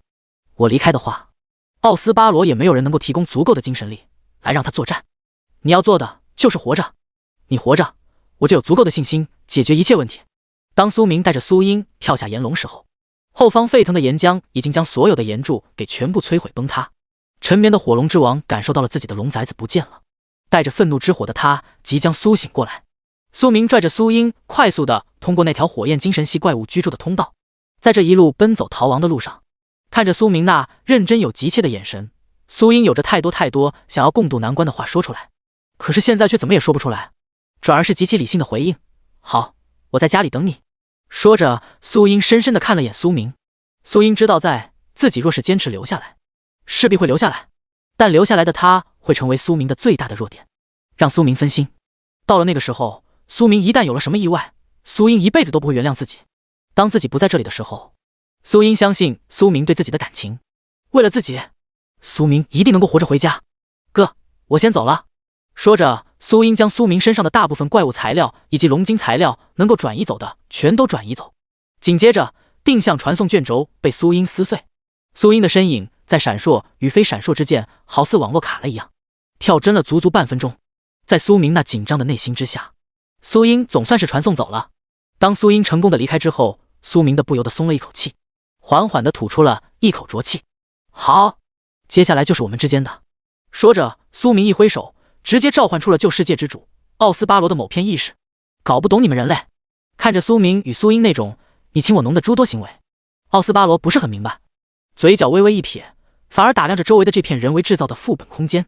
不过你们人类还真是神奇呢，在我所统治的那个时期，你们人类还只是被驱逐狩猎，当作手中玩具的可怜虫，但是谁能想到在这么多年之后，你们人类已经触摸到了副本的部分规则，甚至能够强行制作副本，还困住了一头某位魔神的宠物坐骑。这份能力不可谓不令人感到惊叹，仿佛是在认可人类的能力。但是苏明却通过奥斯巴罗的话语中听出来了一点点的不正常，就是那种只要他复活之后就要灭绝所有人类一样。毕竟人类的这种行为以及操作已经严重的危害到了魔神的统治了。对于这种情况，苏明还是抱着一种能够曲解3分就曲解3分再说。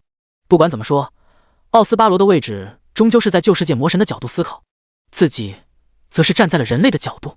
你想多了，这个副本最开始是人类付出了极大的资本打造的一个囚笼，本来是准备囚困那个火龙之王一阵子，将解决这个怪物的方法移交给了后人，但是谁也没想到竟然会触发了天地规则。这囚笼在无意间成为了一座特殊的副本，这也是人类历史上唯一一座被动式变成副本打副本。从这之后，人类也没有复刻这种副本的可能性了，不然按照人类的秉性，绝对会将各类危险的800级之上的 BOSS 全都关起来。语速飞快，看似在暗中刺人类的诸多操作，实际上苏明则是在通过这些暗中刺的话语，逐渐的将部分不知道是真是假的真相透露些许，让奥斯巴罗自己思考去吧。毕竟这玩意儿怎么打造的，苏明是一点头绪都没有。要是真的有的话，旧世界的10大魔神，不管是谁，苏明统统给你装进去，是吗？笑了下的奥斯巴罗并没有继续思考下去，或者回应什么。现在的奥斯巴罗不过是一缕魔神残念，能不能完全复活都说不准，更不要提思考这种略微费脑子的事情了。那个家伙要出来了。火山壁上的隧道突出小平台上，苏明看着那2头重创，发现了苏明就一阵撕心裂肺怒吼，龙炎更是连绵不绝地喷射过来的时候，手中的魔法杖更是连连挥动了起来。亚空间切割术，随着一道无形的波动震荡开来，空间朝着那2头火龙锐利地切割了过去。嗡！伴随着空间的震动颤抖，2头重创了的火龙在苏明面前丢掉了性命。紧接着，那本就沸腾不已的岩浆在这一刻更是不断的沸腾，阵阵的岩浆朝着上面不断的进行翻滚。吼！一阵森严威冷的龙吼在岩浆之中爆炸开来，数之不尽的岩浆在苏明面前彻底的炸裂开来，无穷的岩浆也在这个时候向上不断翻滚，那厚重的火山灰与海水凝结构建的一层脆弱的防护罩，也在这时候好似迸裂出来了最大的口子。第195章火龙之王萨奇。无尽的海水好似要在这个时候哗啦啦地流动了起来，带着点心中的担忧，苏明朝着头上看了过去，那脆裂的口子好似裂开了，又好像没有裂开一样。阵阵的海水在头顶上开始不断地沸腾了起来。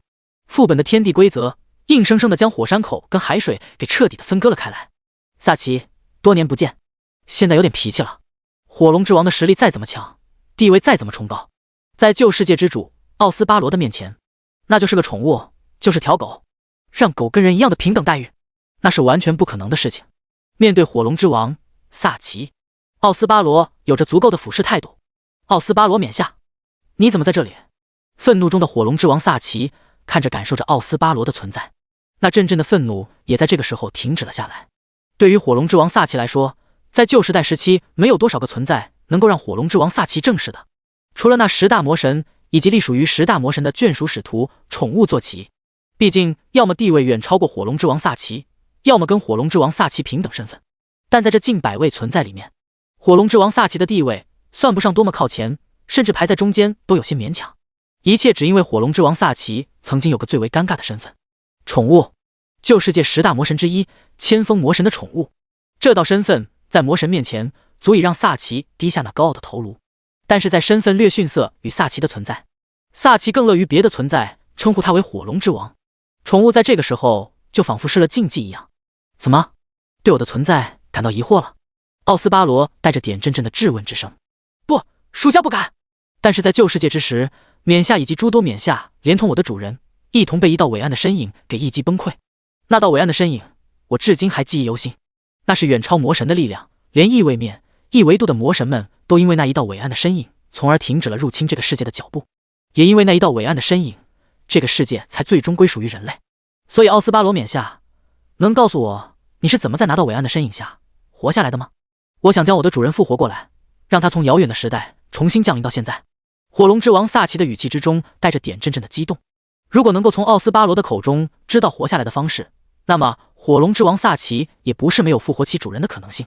毕竟对于别的存在来说，宠物的身份是个耻辱，但对于火龙之王萨奇来说，当主人能够被复活的时候，就是世界归于火龙之王的时刻。那道伟岸的身影，火龙之王萨奇没有一丝丝的反抗想法。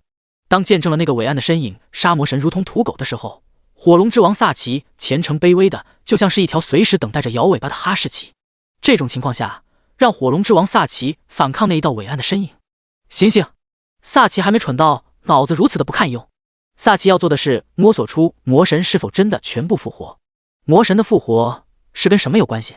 自己的主人是不是已经复活了？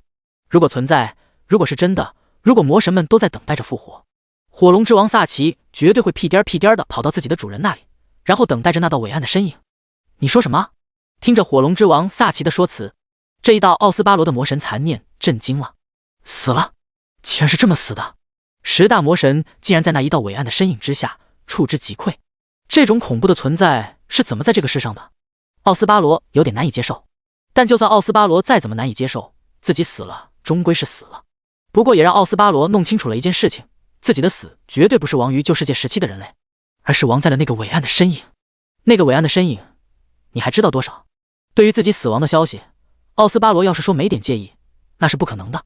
正是因为有着些许的介意，奥斯巴罗转而质问着火龙之王萨奇。听着火龙之王萨奇与旧世界10大魔神之一的奥斯巴罗的对话，苏明的眉头狂跳了起来。好家伙，本来以为旧世界的10大魔神是自己未来可能碰到的敌人，怎么现在给他一种旧世界的10大魔神不过是中间的精英怪，后面还有更强的存在？但是这种能够统一整个旧世界的10大魔神被对方挥手之间就灭掉了，这种敌人要怎么打？哪怕想要提升等级，连上去也要有足够匹配的怪物啊，不然拿头打。很抱歉，奥斯巴罗冕下，那位伟大的存在，我并不知晓对方的身份，但是在我主人倒下之前，我的主人从时间长河之中好像看到了什么。我的主人呢喃着无限法神这几个字，这是我的主人从时间长河之中阅读到了那个伟大的存在最不值得一提的身份。火龙之王那低沉呢喃的声音让奥斯巴罗陷入了沉默，苏明也相继陷入了沉默。无限法神，眨了眨眼睛，苏明感觉到自己的气息有点絮乱了，紧接着接二连三给自己刷了几个辅助技能，调整了下状态。苏明快速地打开了自己的个人属性面板，在自己的属性面板上面的专长里面，赫然躺着一个金灿灿的专长——无限法神。好家伙，合着灭掉旧世界的那个伟岸的身影，正是我自己啊！一时间，苏明的心中要是没有一点小小的得意，那是不太可能的事情。不过紧接着，苏明又陷入了独有的精神状态。无限法神可以是自己的这个专长描写，也可以是别的伟岸的存在的一个微不足道的身份。除了这个身份之外，还有什么特殊的地方？沉默了好一会儿的奥斯巴罗再次开口询问着火龙之王萨奇。不知道，我只是一头低微的宠物，主人跟冕下们与伟岸的存在之间的战斗，不是我一个小小的宠物能够知道的。沉默了一会儿的萨奇带着点点平等对待的声音缓缓回应着。第196章，你是谁？在岩浆深处的火龙之王萨奇逐渐地从失去了龙蛋的愤怒之中平静了下来。可是当萨奇平静下来之后，萨奇疑惑了。在面对那尊伟岸的身影的时候，按理说魔神的了解应该比他这个小小的宠物知道的要多很多，但是塞斯巴罗为什么要对着他询问个不停？这意义又在哪里？伟岸的身影是什么特征？有什么出众的地方？不是你们这些魔神们最该清楚的吗？不，萨奇，你知道，你绝对知道。所以告诉我，还有什么？对于萨奇这种故作低姿态，将自己的身份地位放低，奥斯巴罗很是不满。能够知晓自己在被灭亡之前的情况，奥斯巴罗怎么可能不急切？尤其是自己现在还只是一缕魔神残念的状态，更让奥斯巴罗来得不耐烦了。这种情况之下，奥斯巴罗急了。我知道什么？奥斯巴罗冕下真是说笑了。在旧世界覆灭的那一天，你不应该知道的比我这个小小的宠物还要多吗？我依稀记得，我的主人在临死之前曾跟我们透露了许多的信息，但在这些信息之外，还有相当多的信息，主人却没有跟我们说，转而通知了诸位冕下。用主人的意思来说，就是那些事情还不是我们可以知晓的，我们知晓了一定会带来灭顶之灾。所以啊，奥斯巴罗冕下，能告诉我，为什么你会比我这个卑微的宠物更渴望这些消息？连我们这些宠物都能知道的信息，在人类历史上都会有所记载，伟大的奥斯巴罗冕下竟然有些不知道。你说我该怎么去正视你？奥斯巴罗冕下语气之中很平静，但平静的过程中却带着阵阵的火龙之王的威压。火山深处的岩浆此时就像是温泉一样，不断的朝着外面冒出来。滚滚流动的岩浆让苏明都有些头皮发麻了起来，转而很是小心翼翼地隐藏着自己的身影，将自己快速地腾挪离开。你该怎么正视我？你还知道自己是个宠物的身份啊？那么，萨奇，告诉我，宠物以下犯上是个什么罪行？奥斯巴罗有点的愤怒与生气了。一团团属于奥斯巴罗的魔神残念从苏明的身上快速地飘了出来，紧接着在火山口上汇聚成了一团好似雾气，但却又带着魔神威压，全是问号的怪物。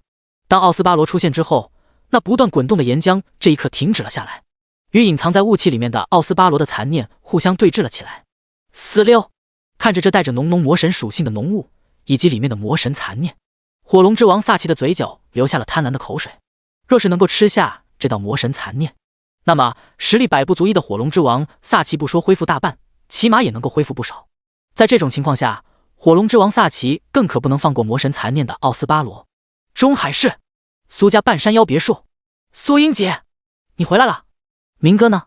正在后院逗弄着怪诞水虫幼崽虫王。当得知怪诞水虫们在海底跟无数的海洋生物战斗，或许是因为怪诞水虫已经成为了自己宠物的原因，金小小有点担心那些怪诞水虫们，就让幼崽虫王将所有的怪诞水虫们全都拉到了港口那边跟那些海洋怪物战斗，绝对不能让那浩浩荡荡的海洋怪物冲到港口区。但是当光芒闪烁，金小小明显的发现了一道身影出现，是神色之间有些多了几分凝重的苏英。有点不知道问题重要性的金小小抱着怪诞水虫幼崽歪着头询问道。看着金小小，苏英不由得想到了这一路刷过来的怪物，以及在火焰精神系怪物的时候那低到令人发指的暴率。下意识之间，苏英有些无奈的说道，当时你要是在的话就好了。什么好了？金小小不知道苏英在说什么意思，不过当没有看到苏明的身影的时候，情绪有点小小的低落了。林佑威呢？看着金小小这一整个身心都放在了苏明身上的样子，苏英嘴角微微抽动了一下，并没有准备说太多，反而看着金小小询问林佑威的状况。佑威姐还在睡觉。说着，金小小带着苏英来到了林佑威休息的客厅沙发，看着只是披上一件毛毯的林佑威，苏英看了眼房间的方向，没有说什么，反而准备将林佑威给弄醒。阴兵，我这是怎么了？苏醒过来的林佑威揉了揉自己那有些发胀的脑袋，抬着厚重的眼皮对着金小小以及林佑威询问道。毕竟现在的林佑威脑子基本上已经不能用了，沉重的不要不要的。你没什么，只是在我们攻略副本的时候被精神系怪物袭击了。看了眼实在是想不起来自己在之前发生了什么的林佑威，苏英稍稍想了一下，缓缓地说道。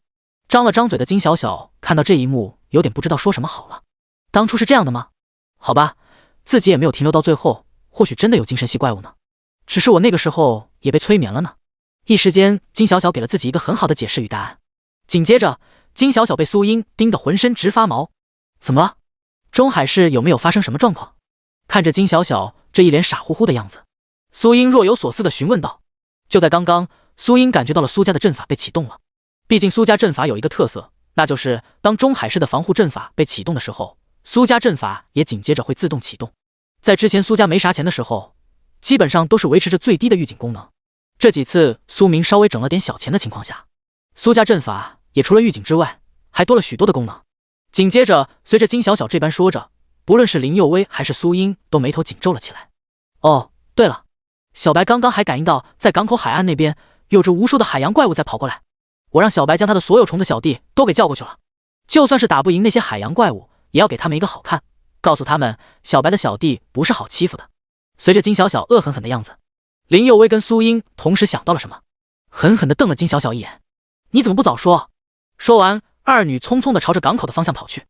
第197章海洋怪物。我们这边的情况怎么样？来到港口，苏明看着那已经快要将火龙之王给压制住的苏英问道。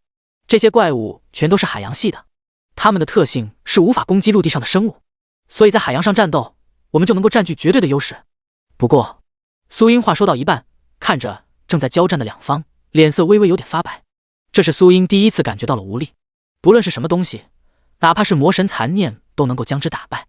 现在面对的可不是魔神残念，而是数量庞大而且又强大的海洋怪物，那种身体强壮到堪比魔神级别的怪物。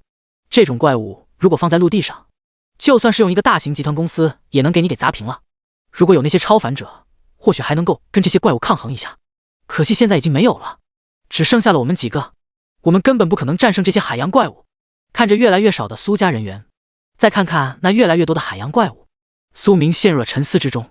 突然之间，苏明想到了什么，紧接着苏明快速的转身回到了房间里面。你们先顶住！看着林佑威跟苏英，苏明将自己手中的那枚特殊的徽章给拿了出来。徽章之中充斥着浓郁到极致的火属性气息，正是当初被火龙之王萨奇赐予给苏明保命用的那枚徽章。这是火龙之王的徽章。看着苏明手中的徽章，林佑威不由得惊呼了一声。当初在游轮上，苏明跟火龙之王萨奇打的那叫一个激烈。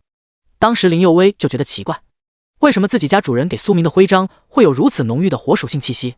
现在林佑威知道了，那枚徽章不是别人给的，而是苏明自己打造出来的。没错，这枚徽章就是我从火龙之王那里拿到的。这枚徽章应该可以对付那些海洋怪物吧？当然可以。苏明将徽章抛给了林佑威。接过徽章的林佑威看着徽章上面充斥着浓郁火属性气息，有点疑惑，这东西怎么用？怎么去吸收？一股无形的吸力从徽章上面传了出来，让林佑威不由自主地被吸引了过去。当林佑威再次抬起头来的时候，那枚漂浮在半空中的徽章已经不见了，无数的海洋怪物也跟着消失不见，甚至连带着一些海水都被掀飞了起来。不仅仅是港口，整个金家所在地方都被爆炸给覆盖了下去。原本金家占据着这座城市最高的地理位置，随着海水的倒灌，金家变成了离开海洋最近的地方。原本金家还想要将整个港口搬迁到别处去，现在看来是不可能了。金家也就这么一个地方，还是林佑威最熟悉的地方，那里有着林佑威的朋友，有着他的亲人。当整个港口被海水给覆盖之后，苏明与苏英两姐妹快速地冲到了半空之中。海洋怪物正在向着金家所在的位置进发。当苏明与苏英出现在了海面上空之时，那些海洋怪物却没有对他们发动攻击，而是纷纷地围绕着他们转圈圈。哥，这些怪物好像不想攻击我们。看着围绕着自己飞行的海洋怪物，苏英一脸不解地询问。或许他们认为我们是同类，我们现在应该已经算是宠物级别了。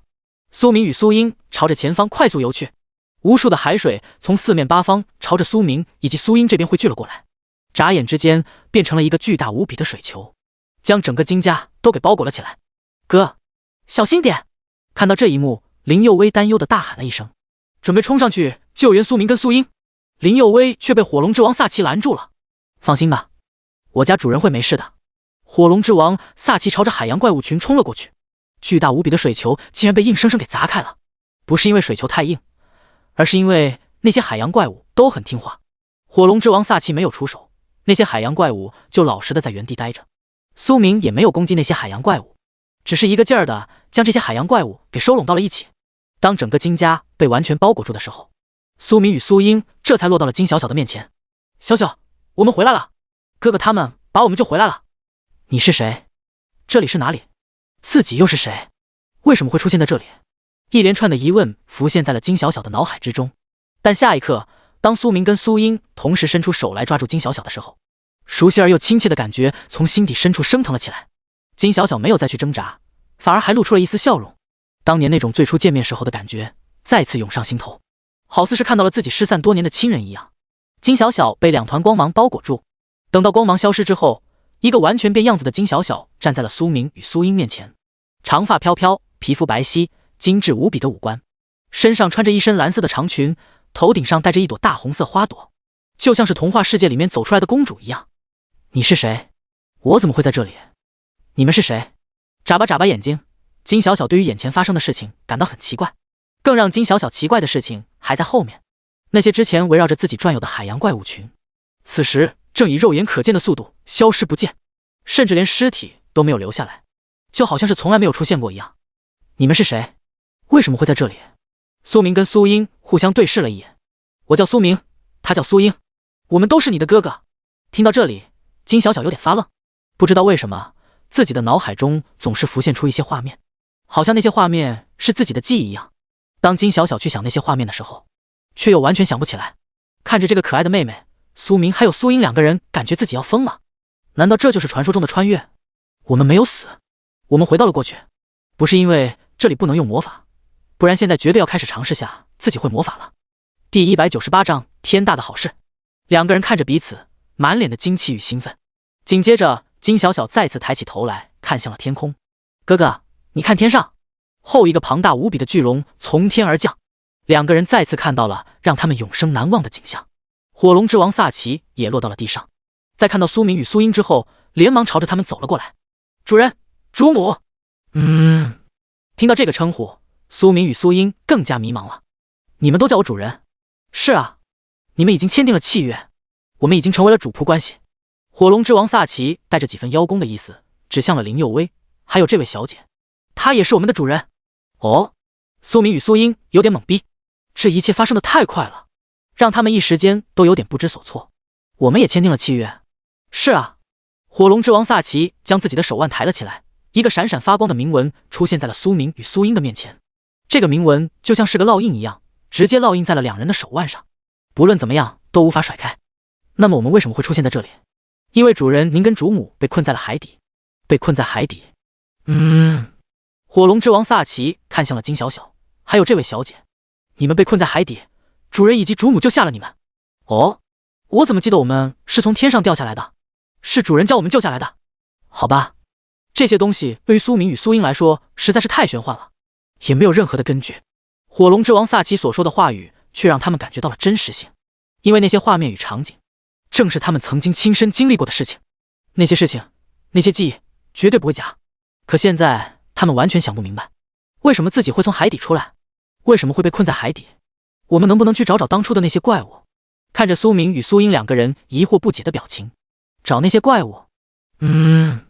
主人说你们可以带着我去寻找当初你们被困住的地方。可以啊，这是天大的好事。那些怪物都存在于自己脑海中的记忆之中，那么只要找到他们，就可以找到当初自己坠落到海洋深处的地方。这不就是天大的好事吗？想到这里，苏明与苏英都露出了激动的表情。那么主人说让我们带着你们去找怪物。听到这句话的时候，苏明与苏英的脸色都变得古怪了起来。我们能够找到他们？对啊，可是我们不知道他们在哪里啊。你们现在就可以去找他们啊。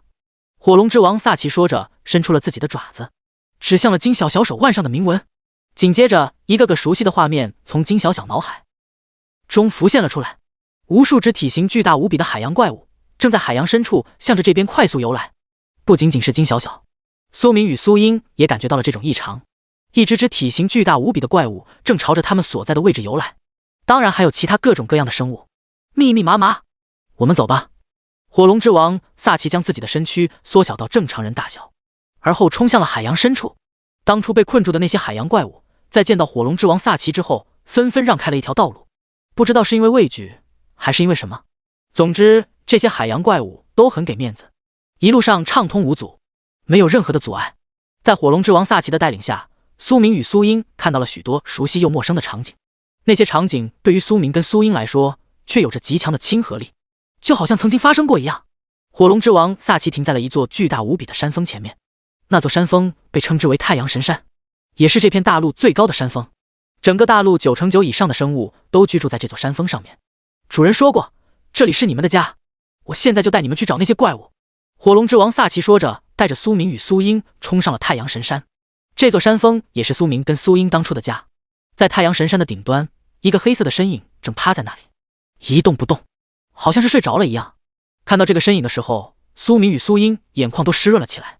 那是他们唯一的亲人。主人说他已经被困住了，主人让我们将你们带到这里来，或许你们可以从这个身躯之中感受到一些什么。火龙之王萨奇看向了那黑色身影，黑色身影很安静，安静的有点诡异。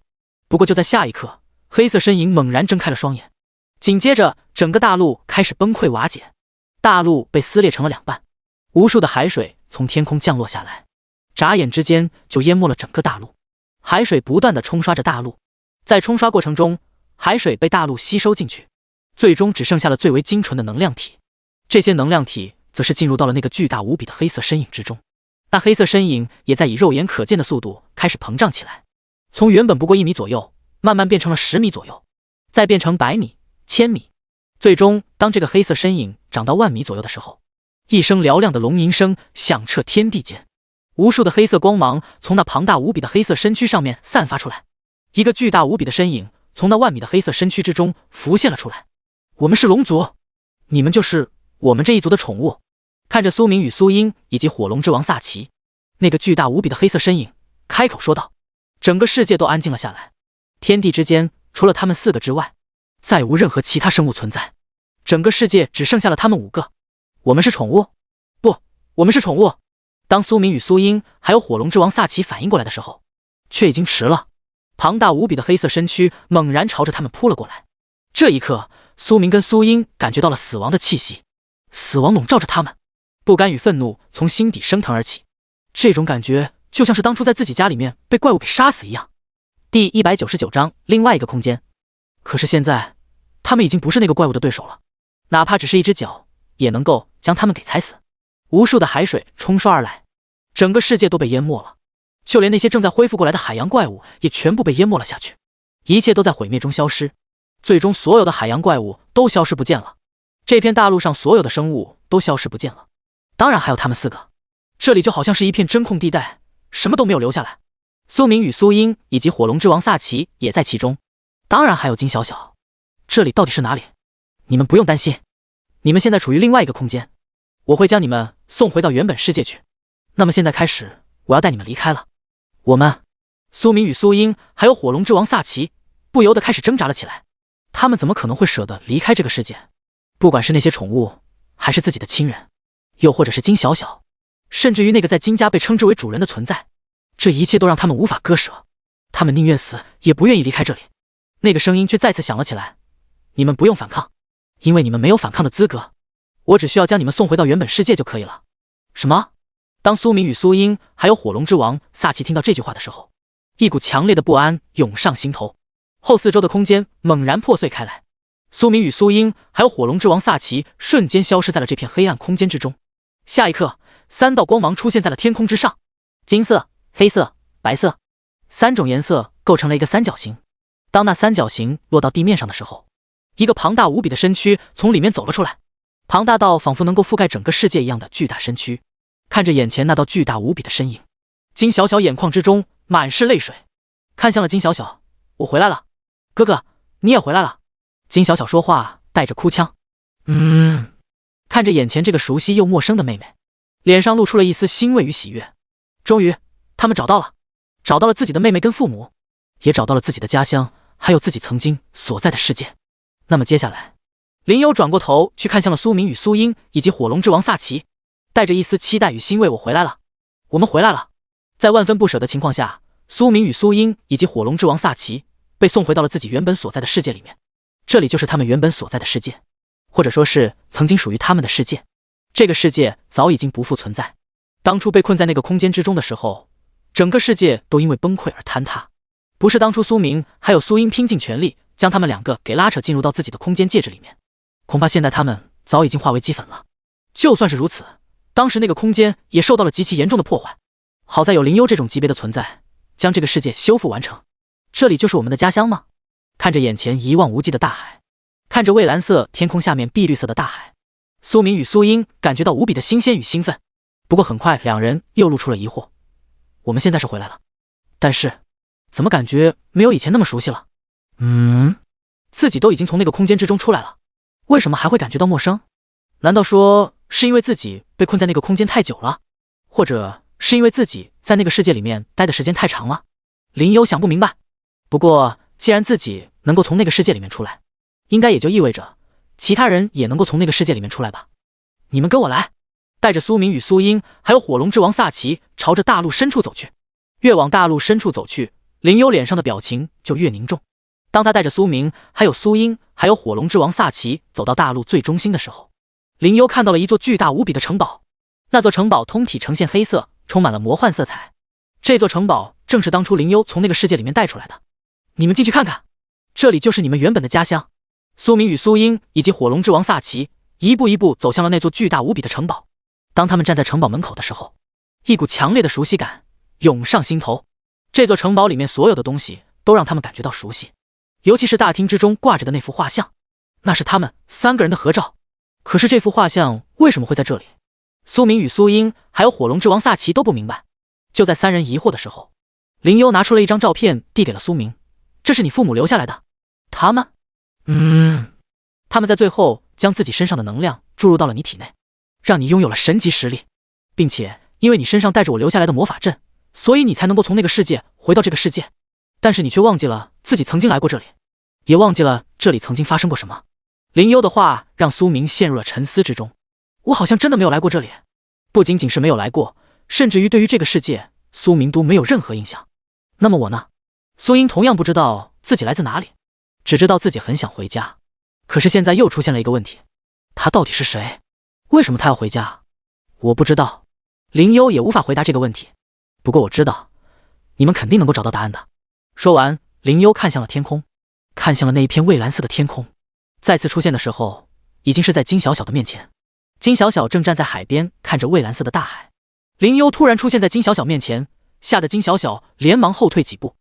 你是谁？我叫做林幽，我来自哪里？金小小对于眼前这个突然出现的男人感觉到了深深的恐惧，不知道对方为什么会突然出现在自己面前。林幽给他带来的压迫感让他无法反抗，就好像是被野兽盯住了一样，那种感觉让金小小极其不舒服。第200章丢失的记忆。我想你应该知道我是谁吧？你到底是谁？看着眼前这个男人，金小小越发的恐惧了起来。你想要找回自己丢失的记忆吗？如果你愿意跟着我走，我可以帮助你找回自己丢失的记忆。可是金小小却感觉到了毛骨悚然，那种感觉就好像是被毒蛇盯住了一样，浑身上下都不舒服。你到底想要干什么？金小小脸色变得有点难看了起来。我只是想要帮助你找回自己丢失的记忆，还有你父母留下来的东西。听到这句话，金小小瞳孔猛然收缩了起来，不敢置信地看着眼前这个男人。你怎么知道我父母留下来的东西？当然是从你父母那里得到的。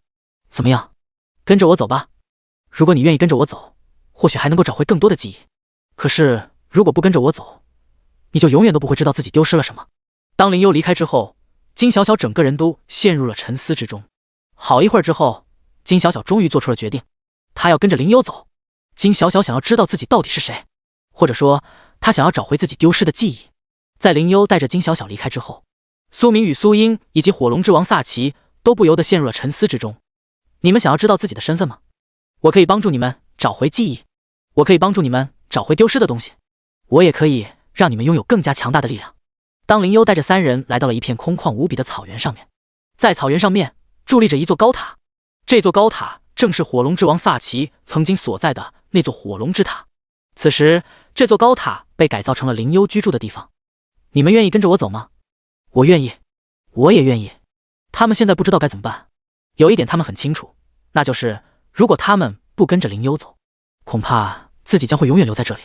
既然已经决定了要离开，那么还有什么好犹豫的？很好，你们做出了最正确的选择。那么现在跟着我走吧。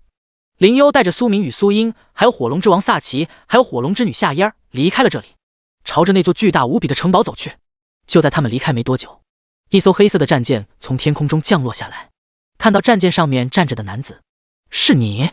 哈哈，没错，是我。那个男子笑着从战舰上面跳了下来。你是不是很吃惊？我为什么要吃惊？难道不应该吃惊吗？我来这里就是为了找你。找我干什么？当然是杀死你啊！男子说完，身体猛然膨胀了起来，变成了一只庞大无比的怪物。整个金色大陆都开始晃动了起来。男子直接冲向了天空，与林幽对峙了起来。你到底是谁？怎么，连我都不认识了？当初在主人面前的时候，你可不是这样的态度啊！什么主人？林幽皱眉看向了男子。这个男子所说的话让林幽感觉到极其不舒服，尤其是听到对方称呼自己为主人。自己什么时候有过主人？这种感觉让林幽极其不舒服。你不会真的以为你就是那个主人吧？难道不是吗？我记得当初那个家伙说过，他叫做魔神大人，而我就是魔神大人派遣过来收割你们性命的使者。如果不想死的话，就快点臣服于我吧。这个家伙肯定知道一些什么，否则他也不会说出这种话来。那个家伙现在在哪里？现在吗？恐怕早就已经死了吧。毕竟当初我可是差点杀死了他呢。那个家伙现在应该已经死透了吧。听到这里，林幽心中不由得咯噔一下。果然如同自己猜测的那样，主人还有火龙之王萨奇以及火龙之女夏嫣全部都已经死了。这也就意味着自己无法从他们身上找到任何关于主人的信息。既然如此，那么眼前这个家伙也没有存在的必要了。既然你想死，那我就成全你。可是下一刻，林幽却发现自己被一股无形的力量给挡住了，不管自己怎么努力，都无法靠近男子半分。这是什么？这是你们的世界，在这个世界里面，只有我才能够使用任何的力量，就算是你也不例外。而且，你应该感觉到恐惧吧？因为很快我就会杀死你，到时候我就能够得到主人的奖励，还有火龙之王跟火龙之女以及火龙之塔的所有东西都将归我所有。那艘巨大无比的战舰再次从天空中落了下来，后直接朝着林幽砸了下来。这艘战舰原本是属于魔神大人的，魔神大人的死亡导致战舰落到了这个男子手中。现在这个男子要利用这艘战舰杀死林幽。不要！苏明与苏英以及火龙之王萨奇3人同时发出了声音，没有任何作用，他们根本无法阻止那艘战舰。眼看着战舰就要砸在林幽身上，林幽双眼变得通红无比，给我滚开！一道巨大无比的光柱从天而降，瞬间击中了那艘战舰。伴随着一声巨响，那艘战舰直接被击飞了出去，紧接着在半空中炸裂开来，光芒四溅。当光芒散去之后，那个男子也从半空中掉落了下来，整个人趴在地上不断的抽搐着，鲜血从他的嘴巴与耳朵里面流淌出来，脸色苍白无比，就好像是大病初愈一样。你……男子想要说些什么，可是他却已经没有力气说话了，他体内的生机正在快速的流逝着。当林幽再次抬起头来看向天空的时候，一道金色的光柱从天而降，直接将那个男子给吞噬了进去。当金色光柱消失之后，天空再次恢复了平静，只留下了一片狼藉以及满目疮痍的大地。哥哥，你怎么样？苏明与苏英还有火龙之王萨奇都围了过来。没事吧？我没事，我们回去吧。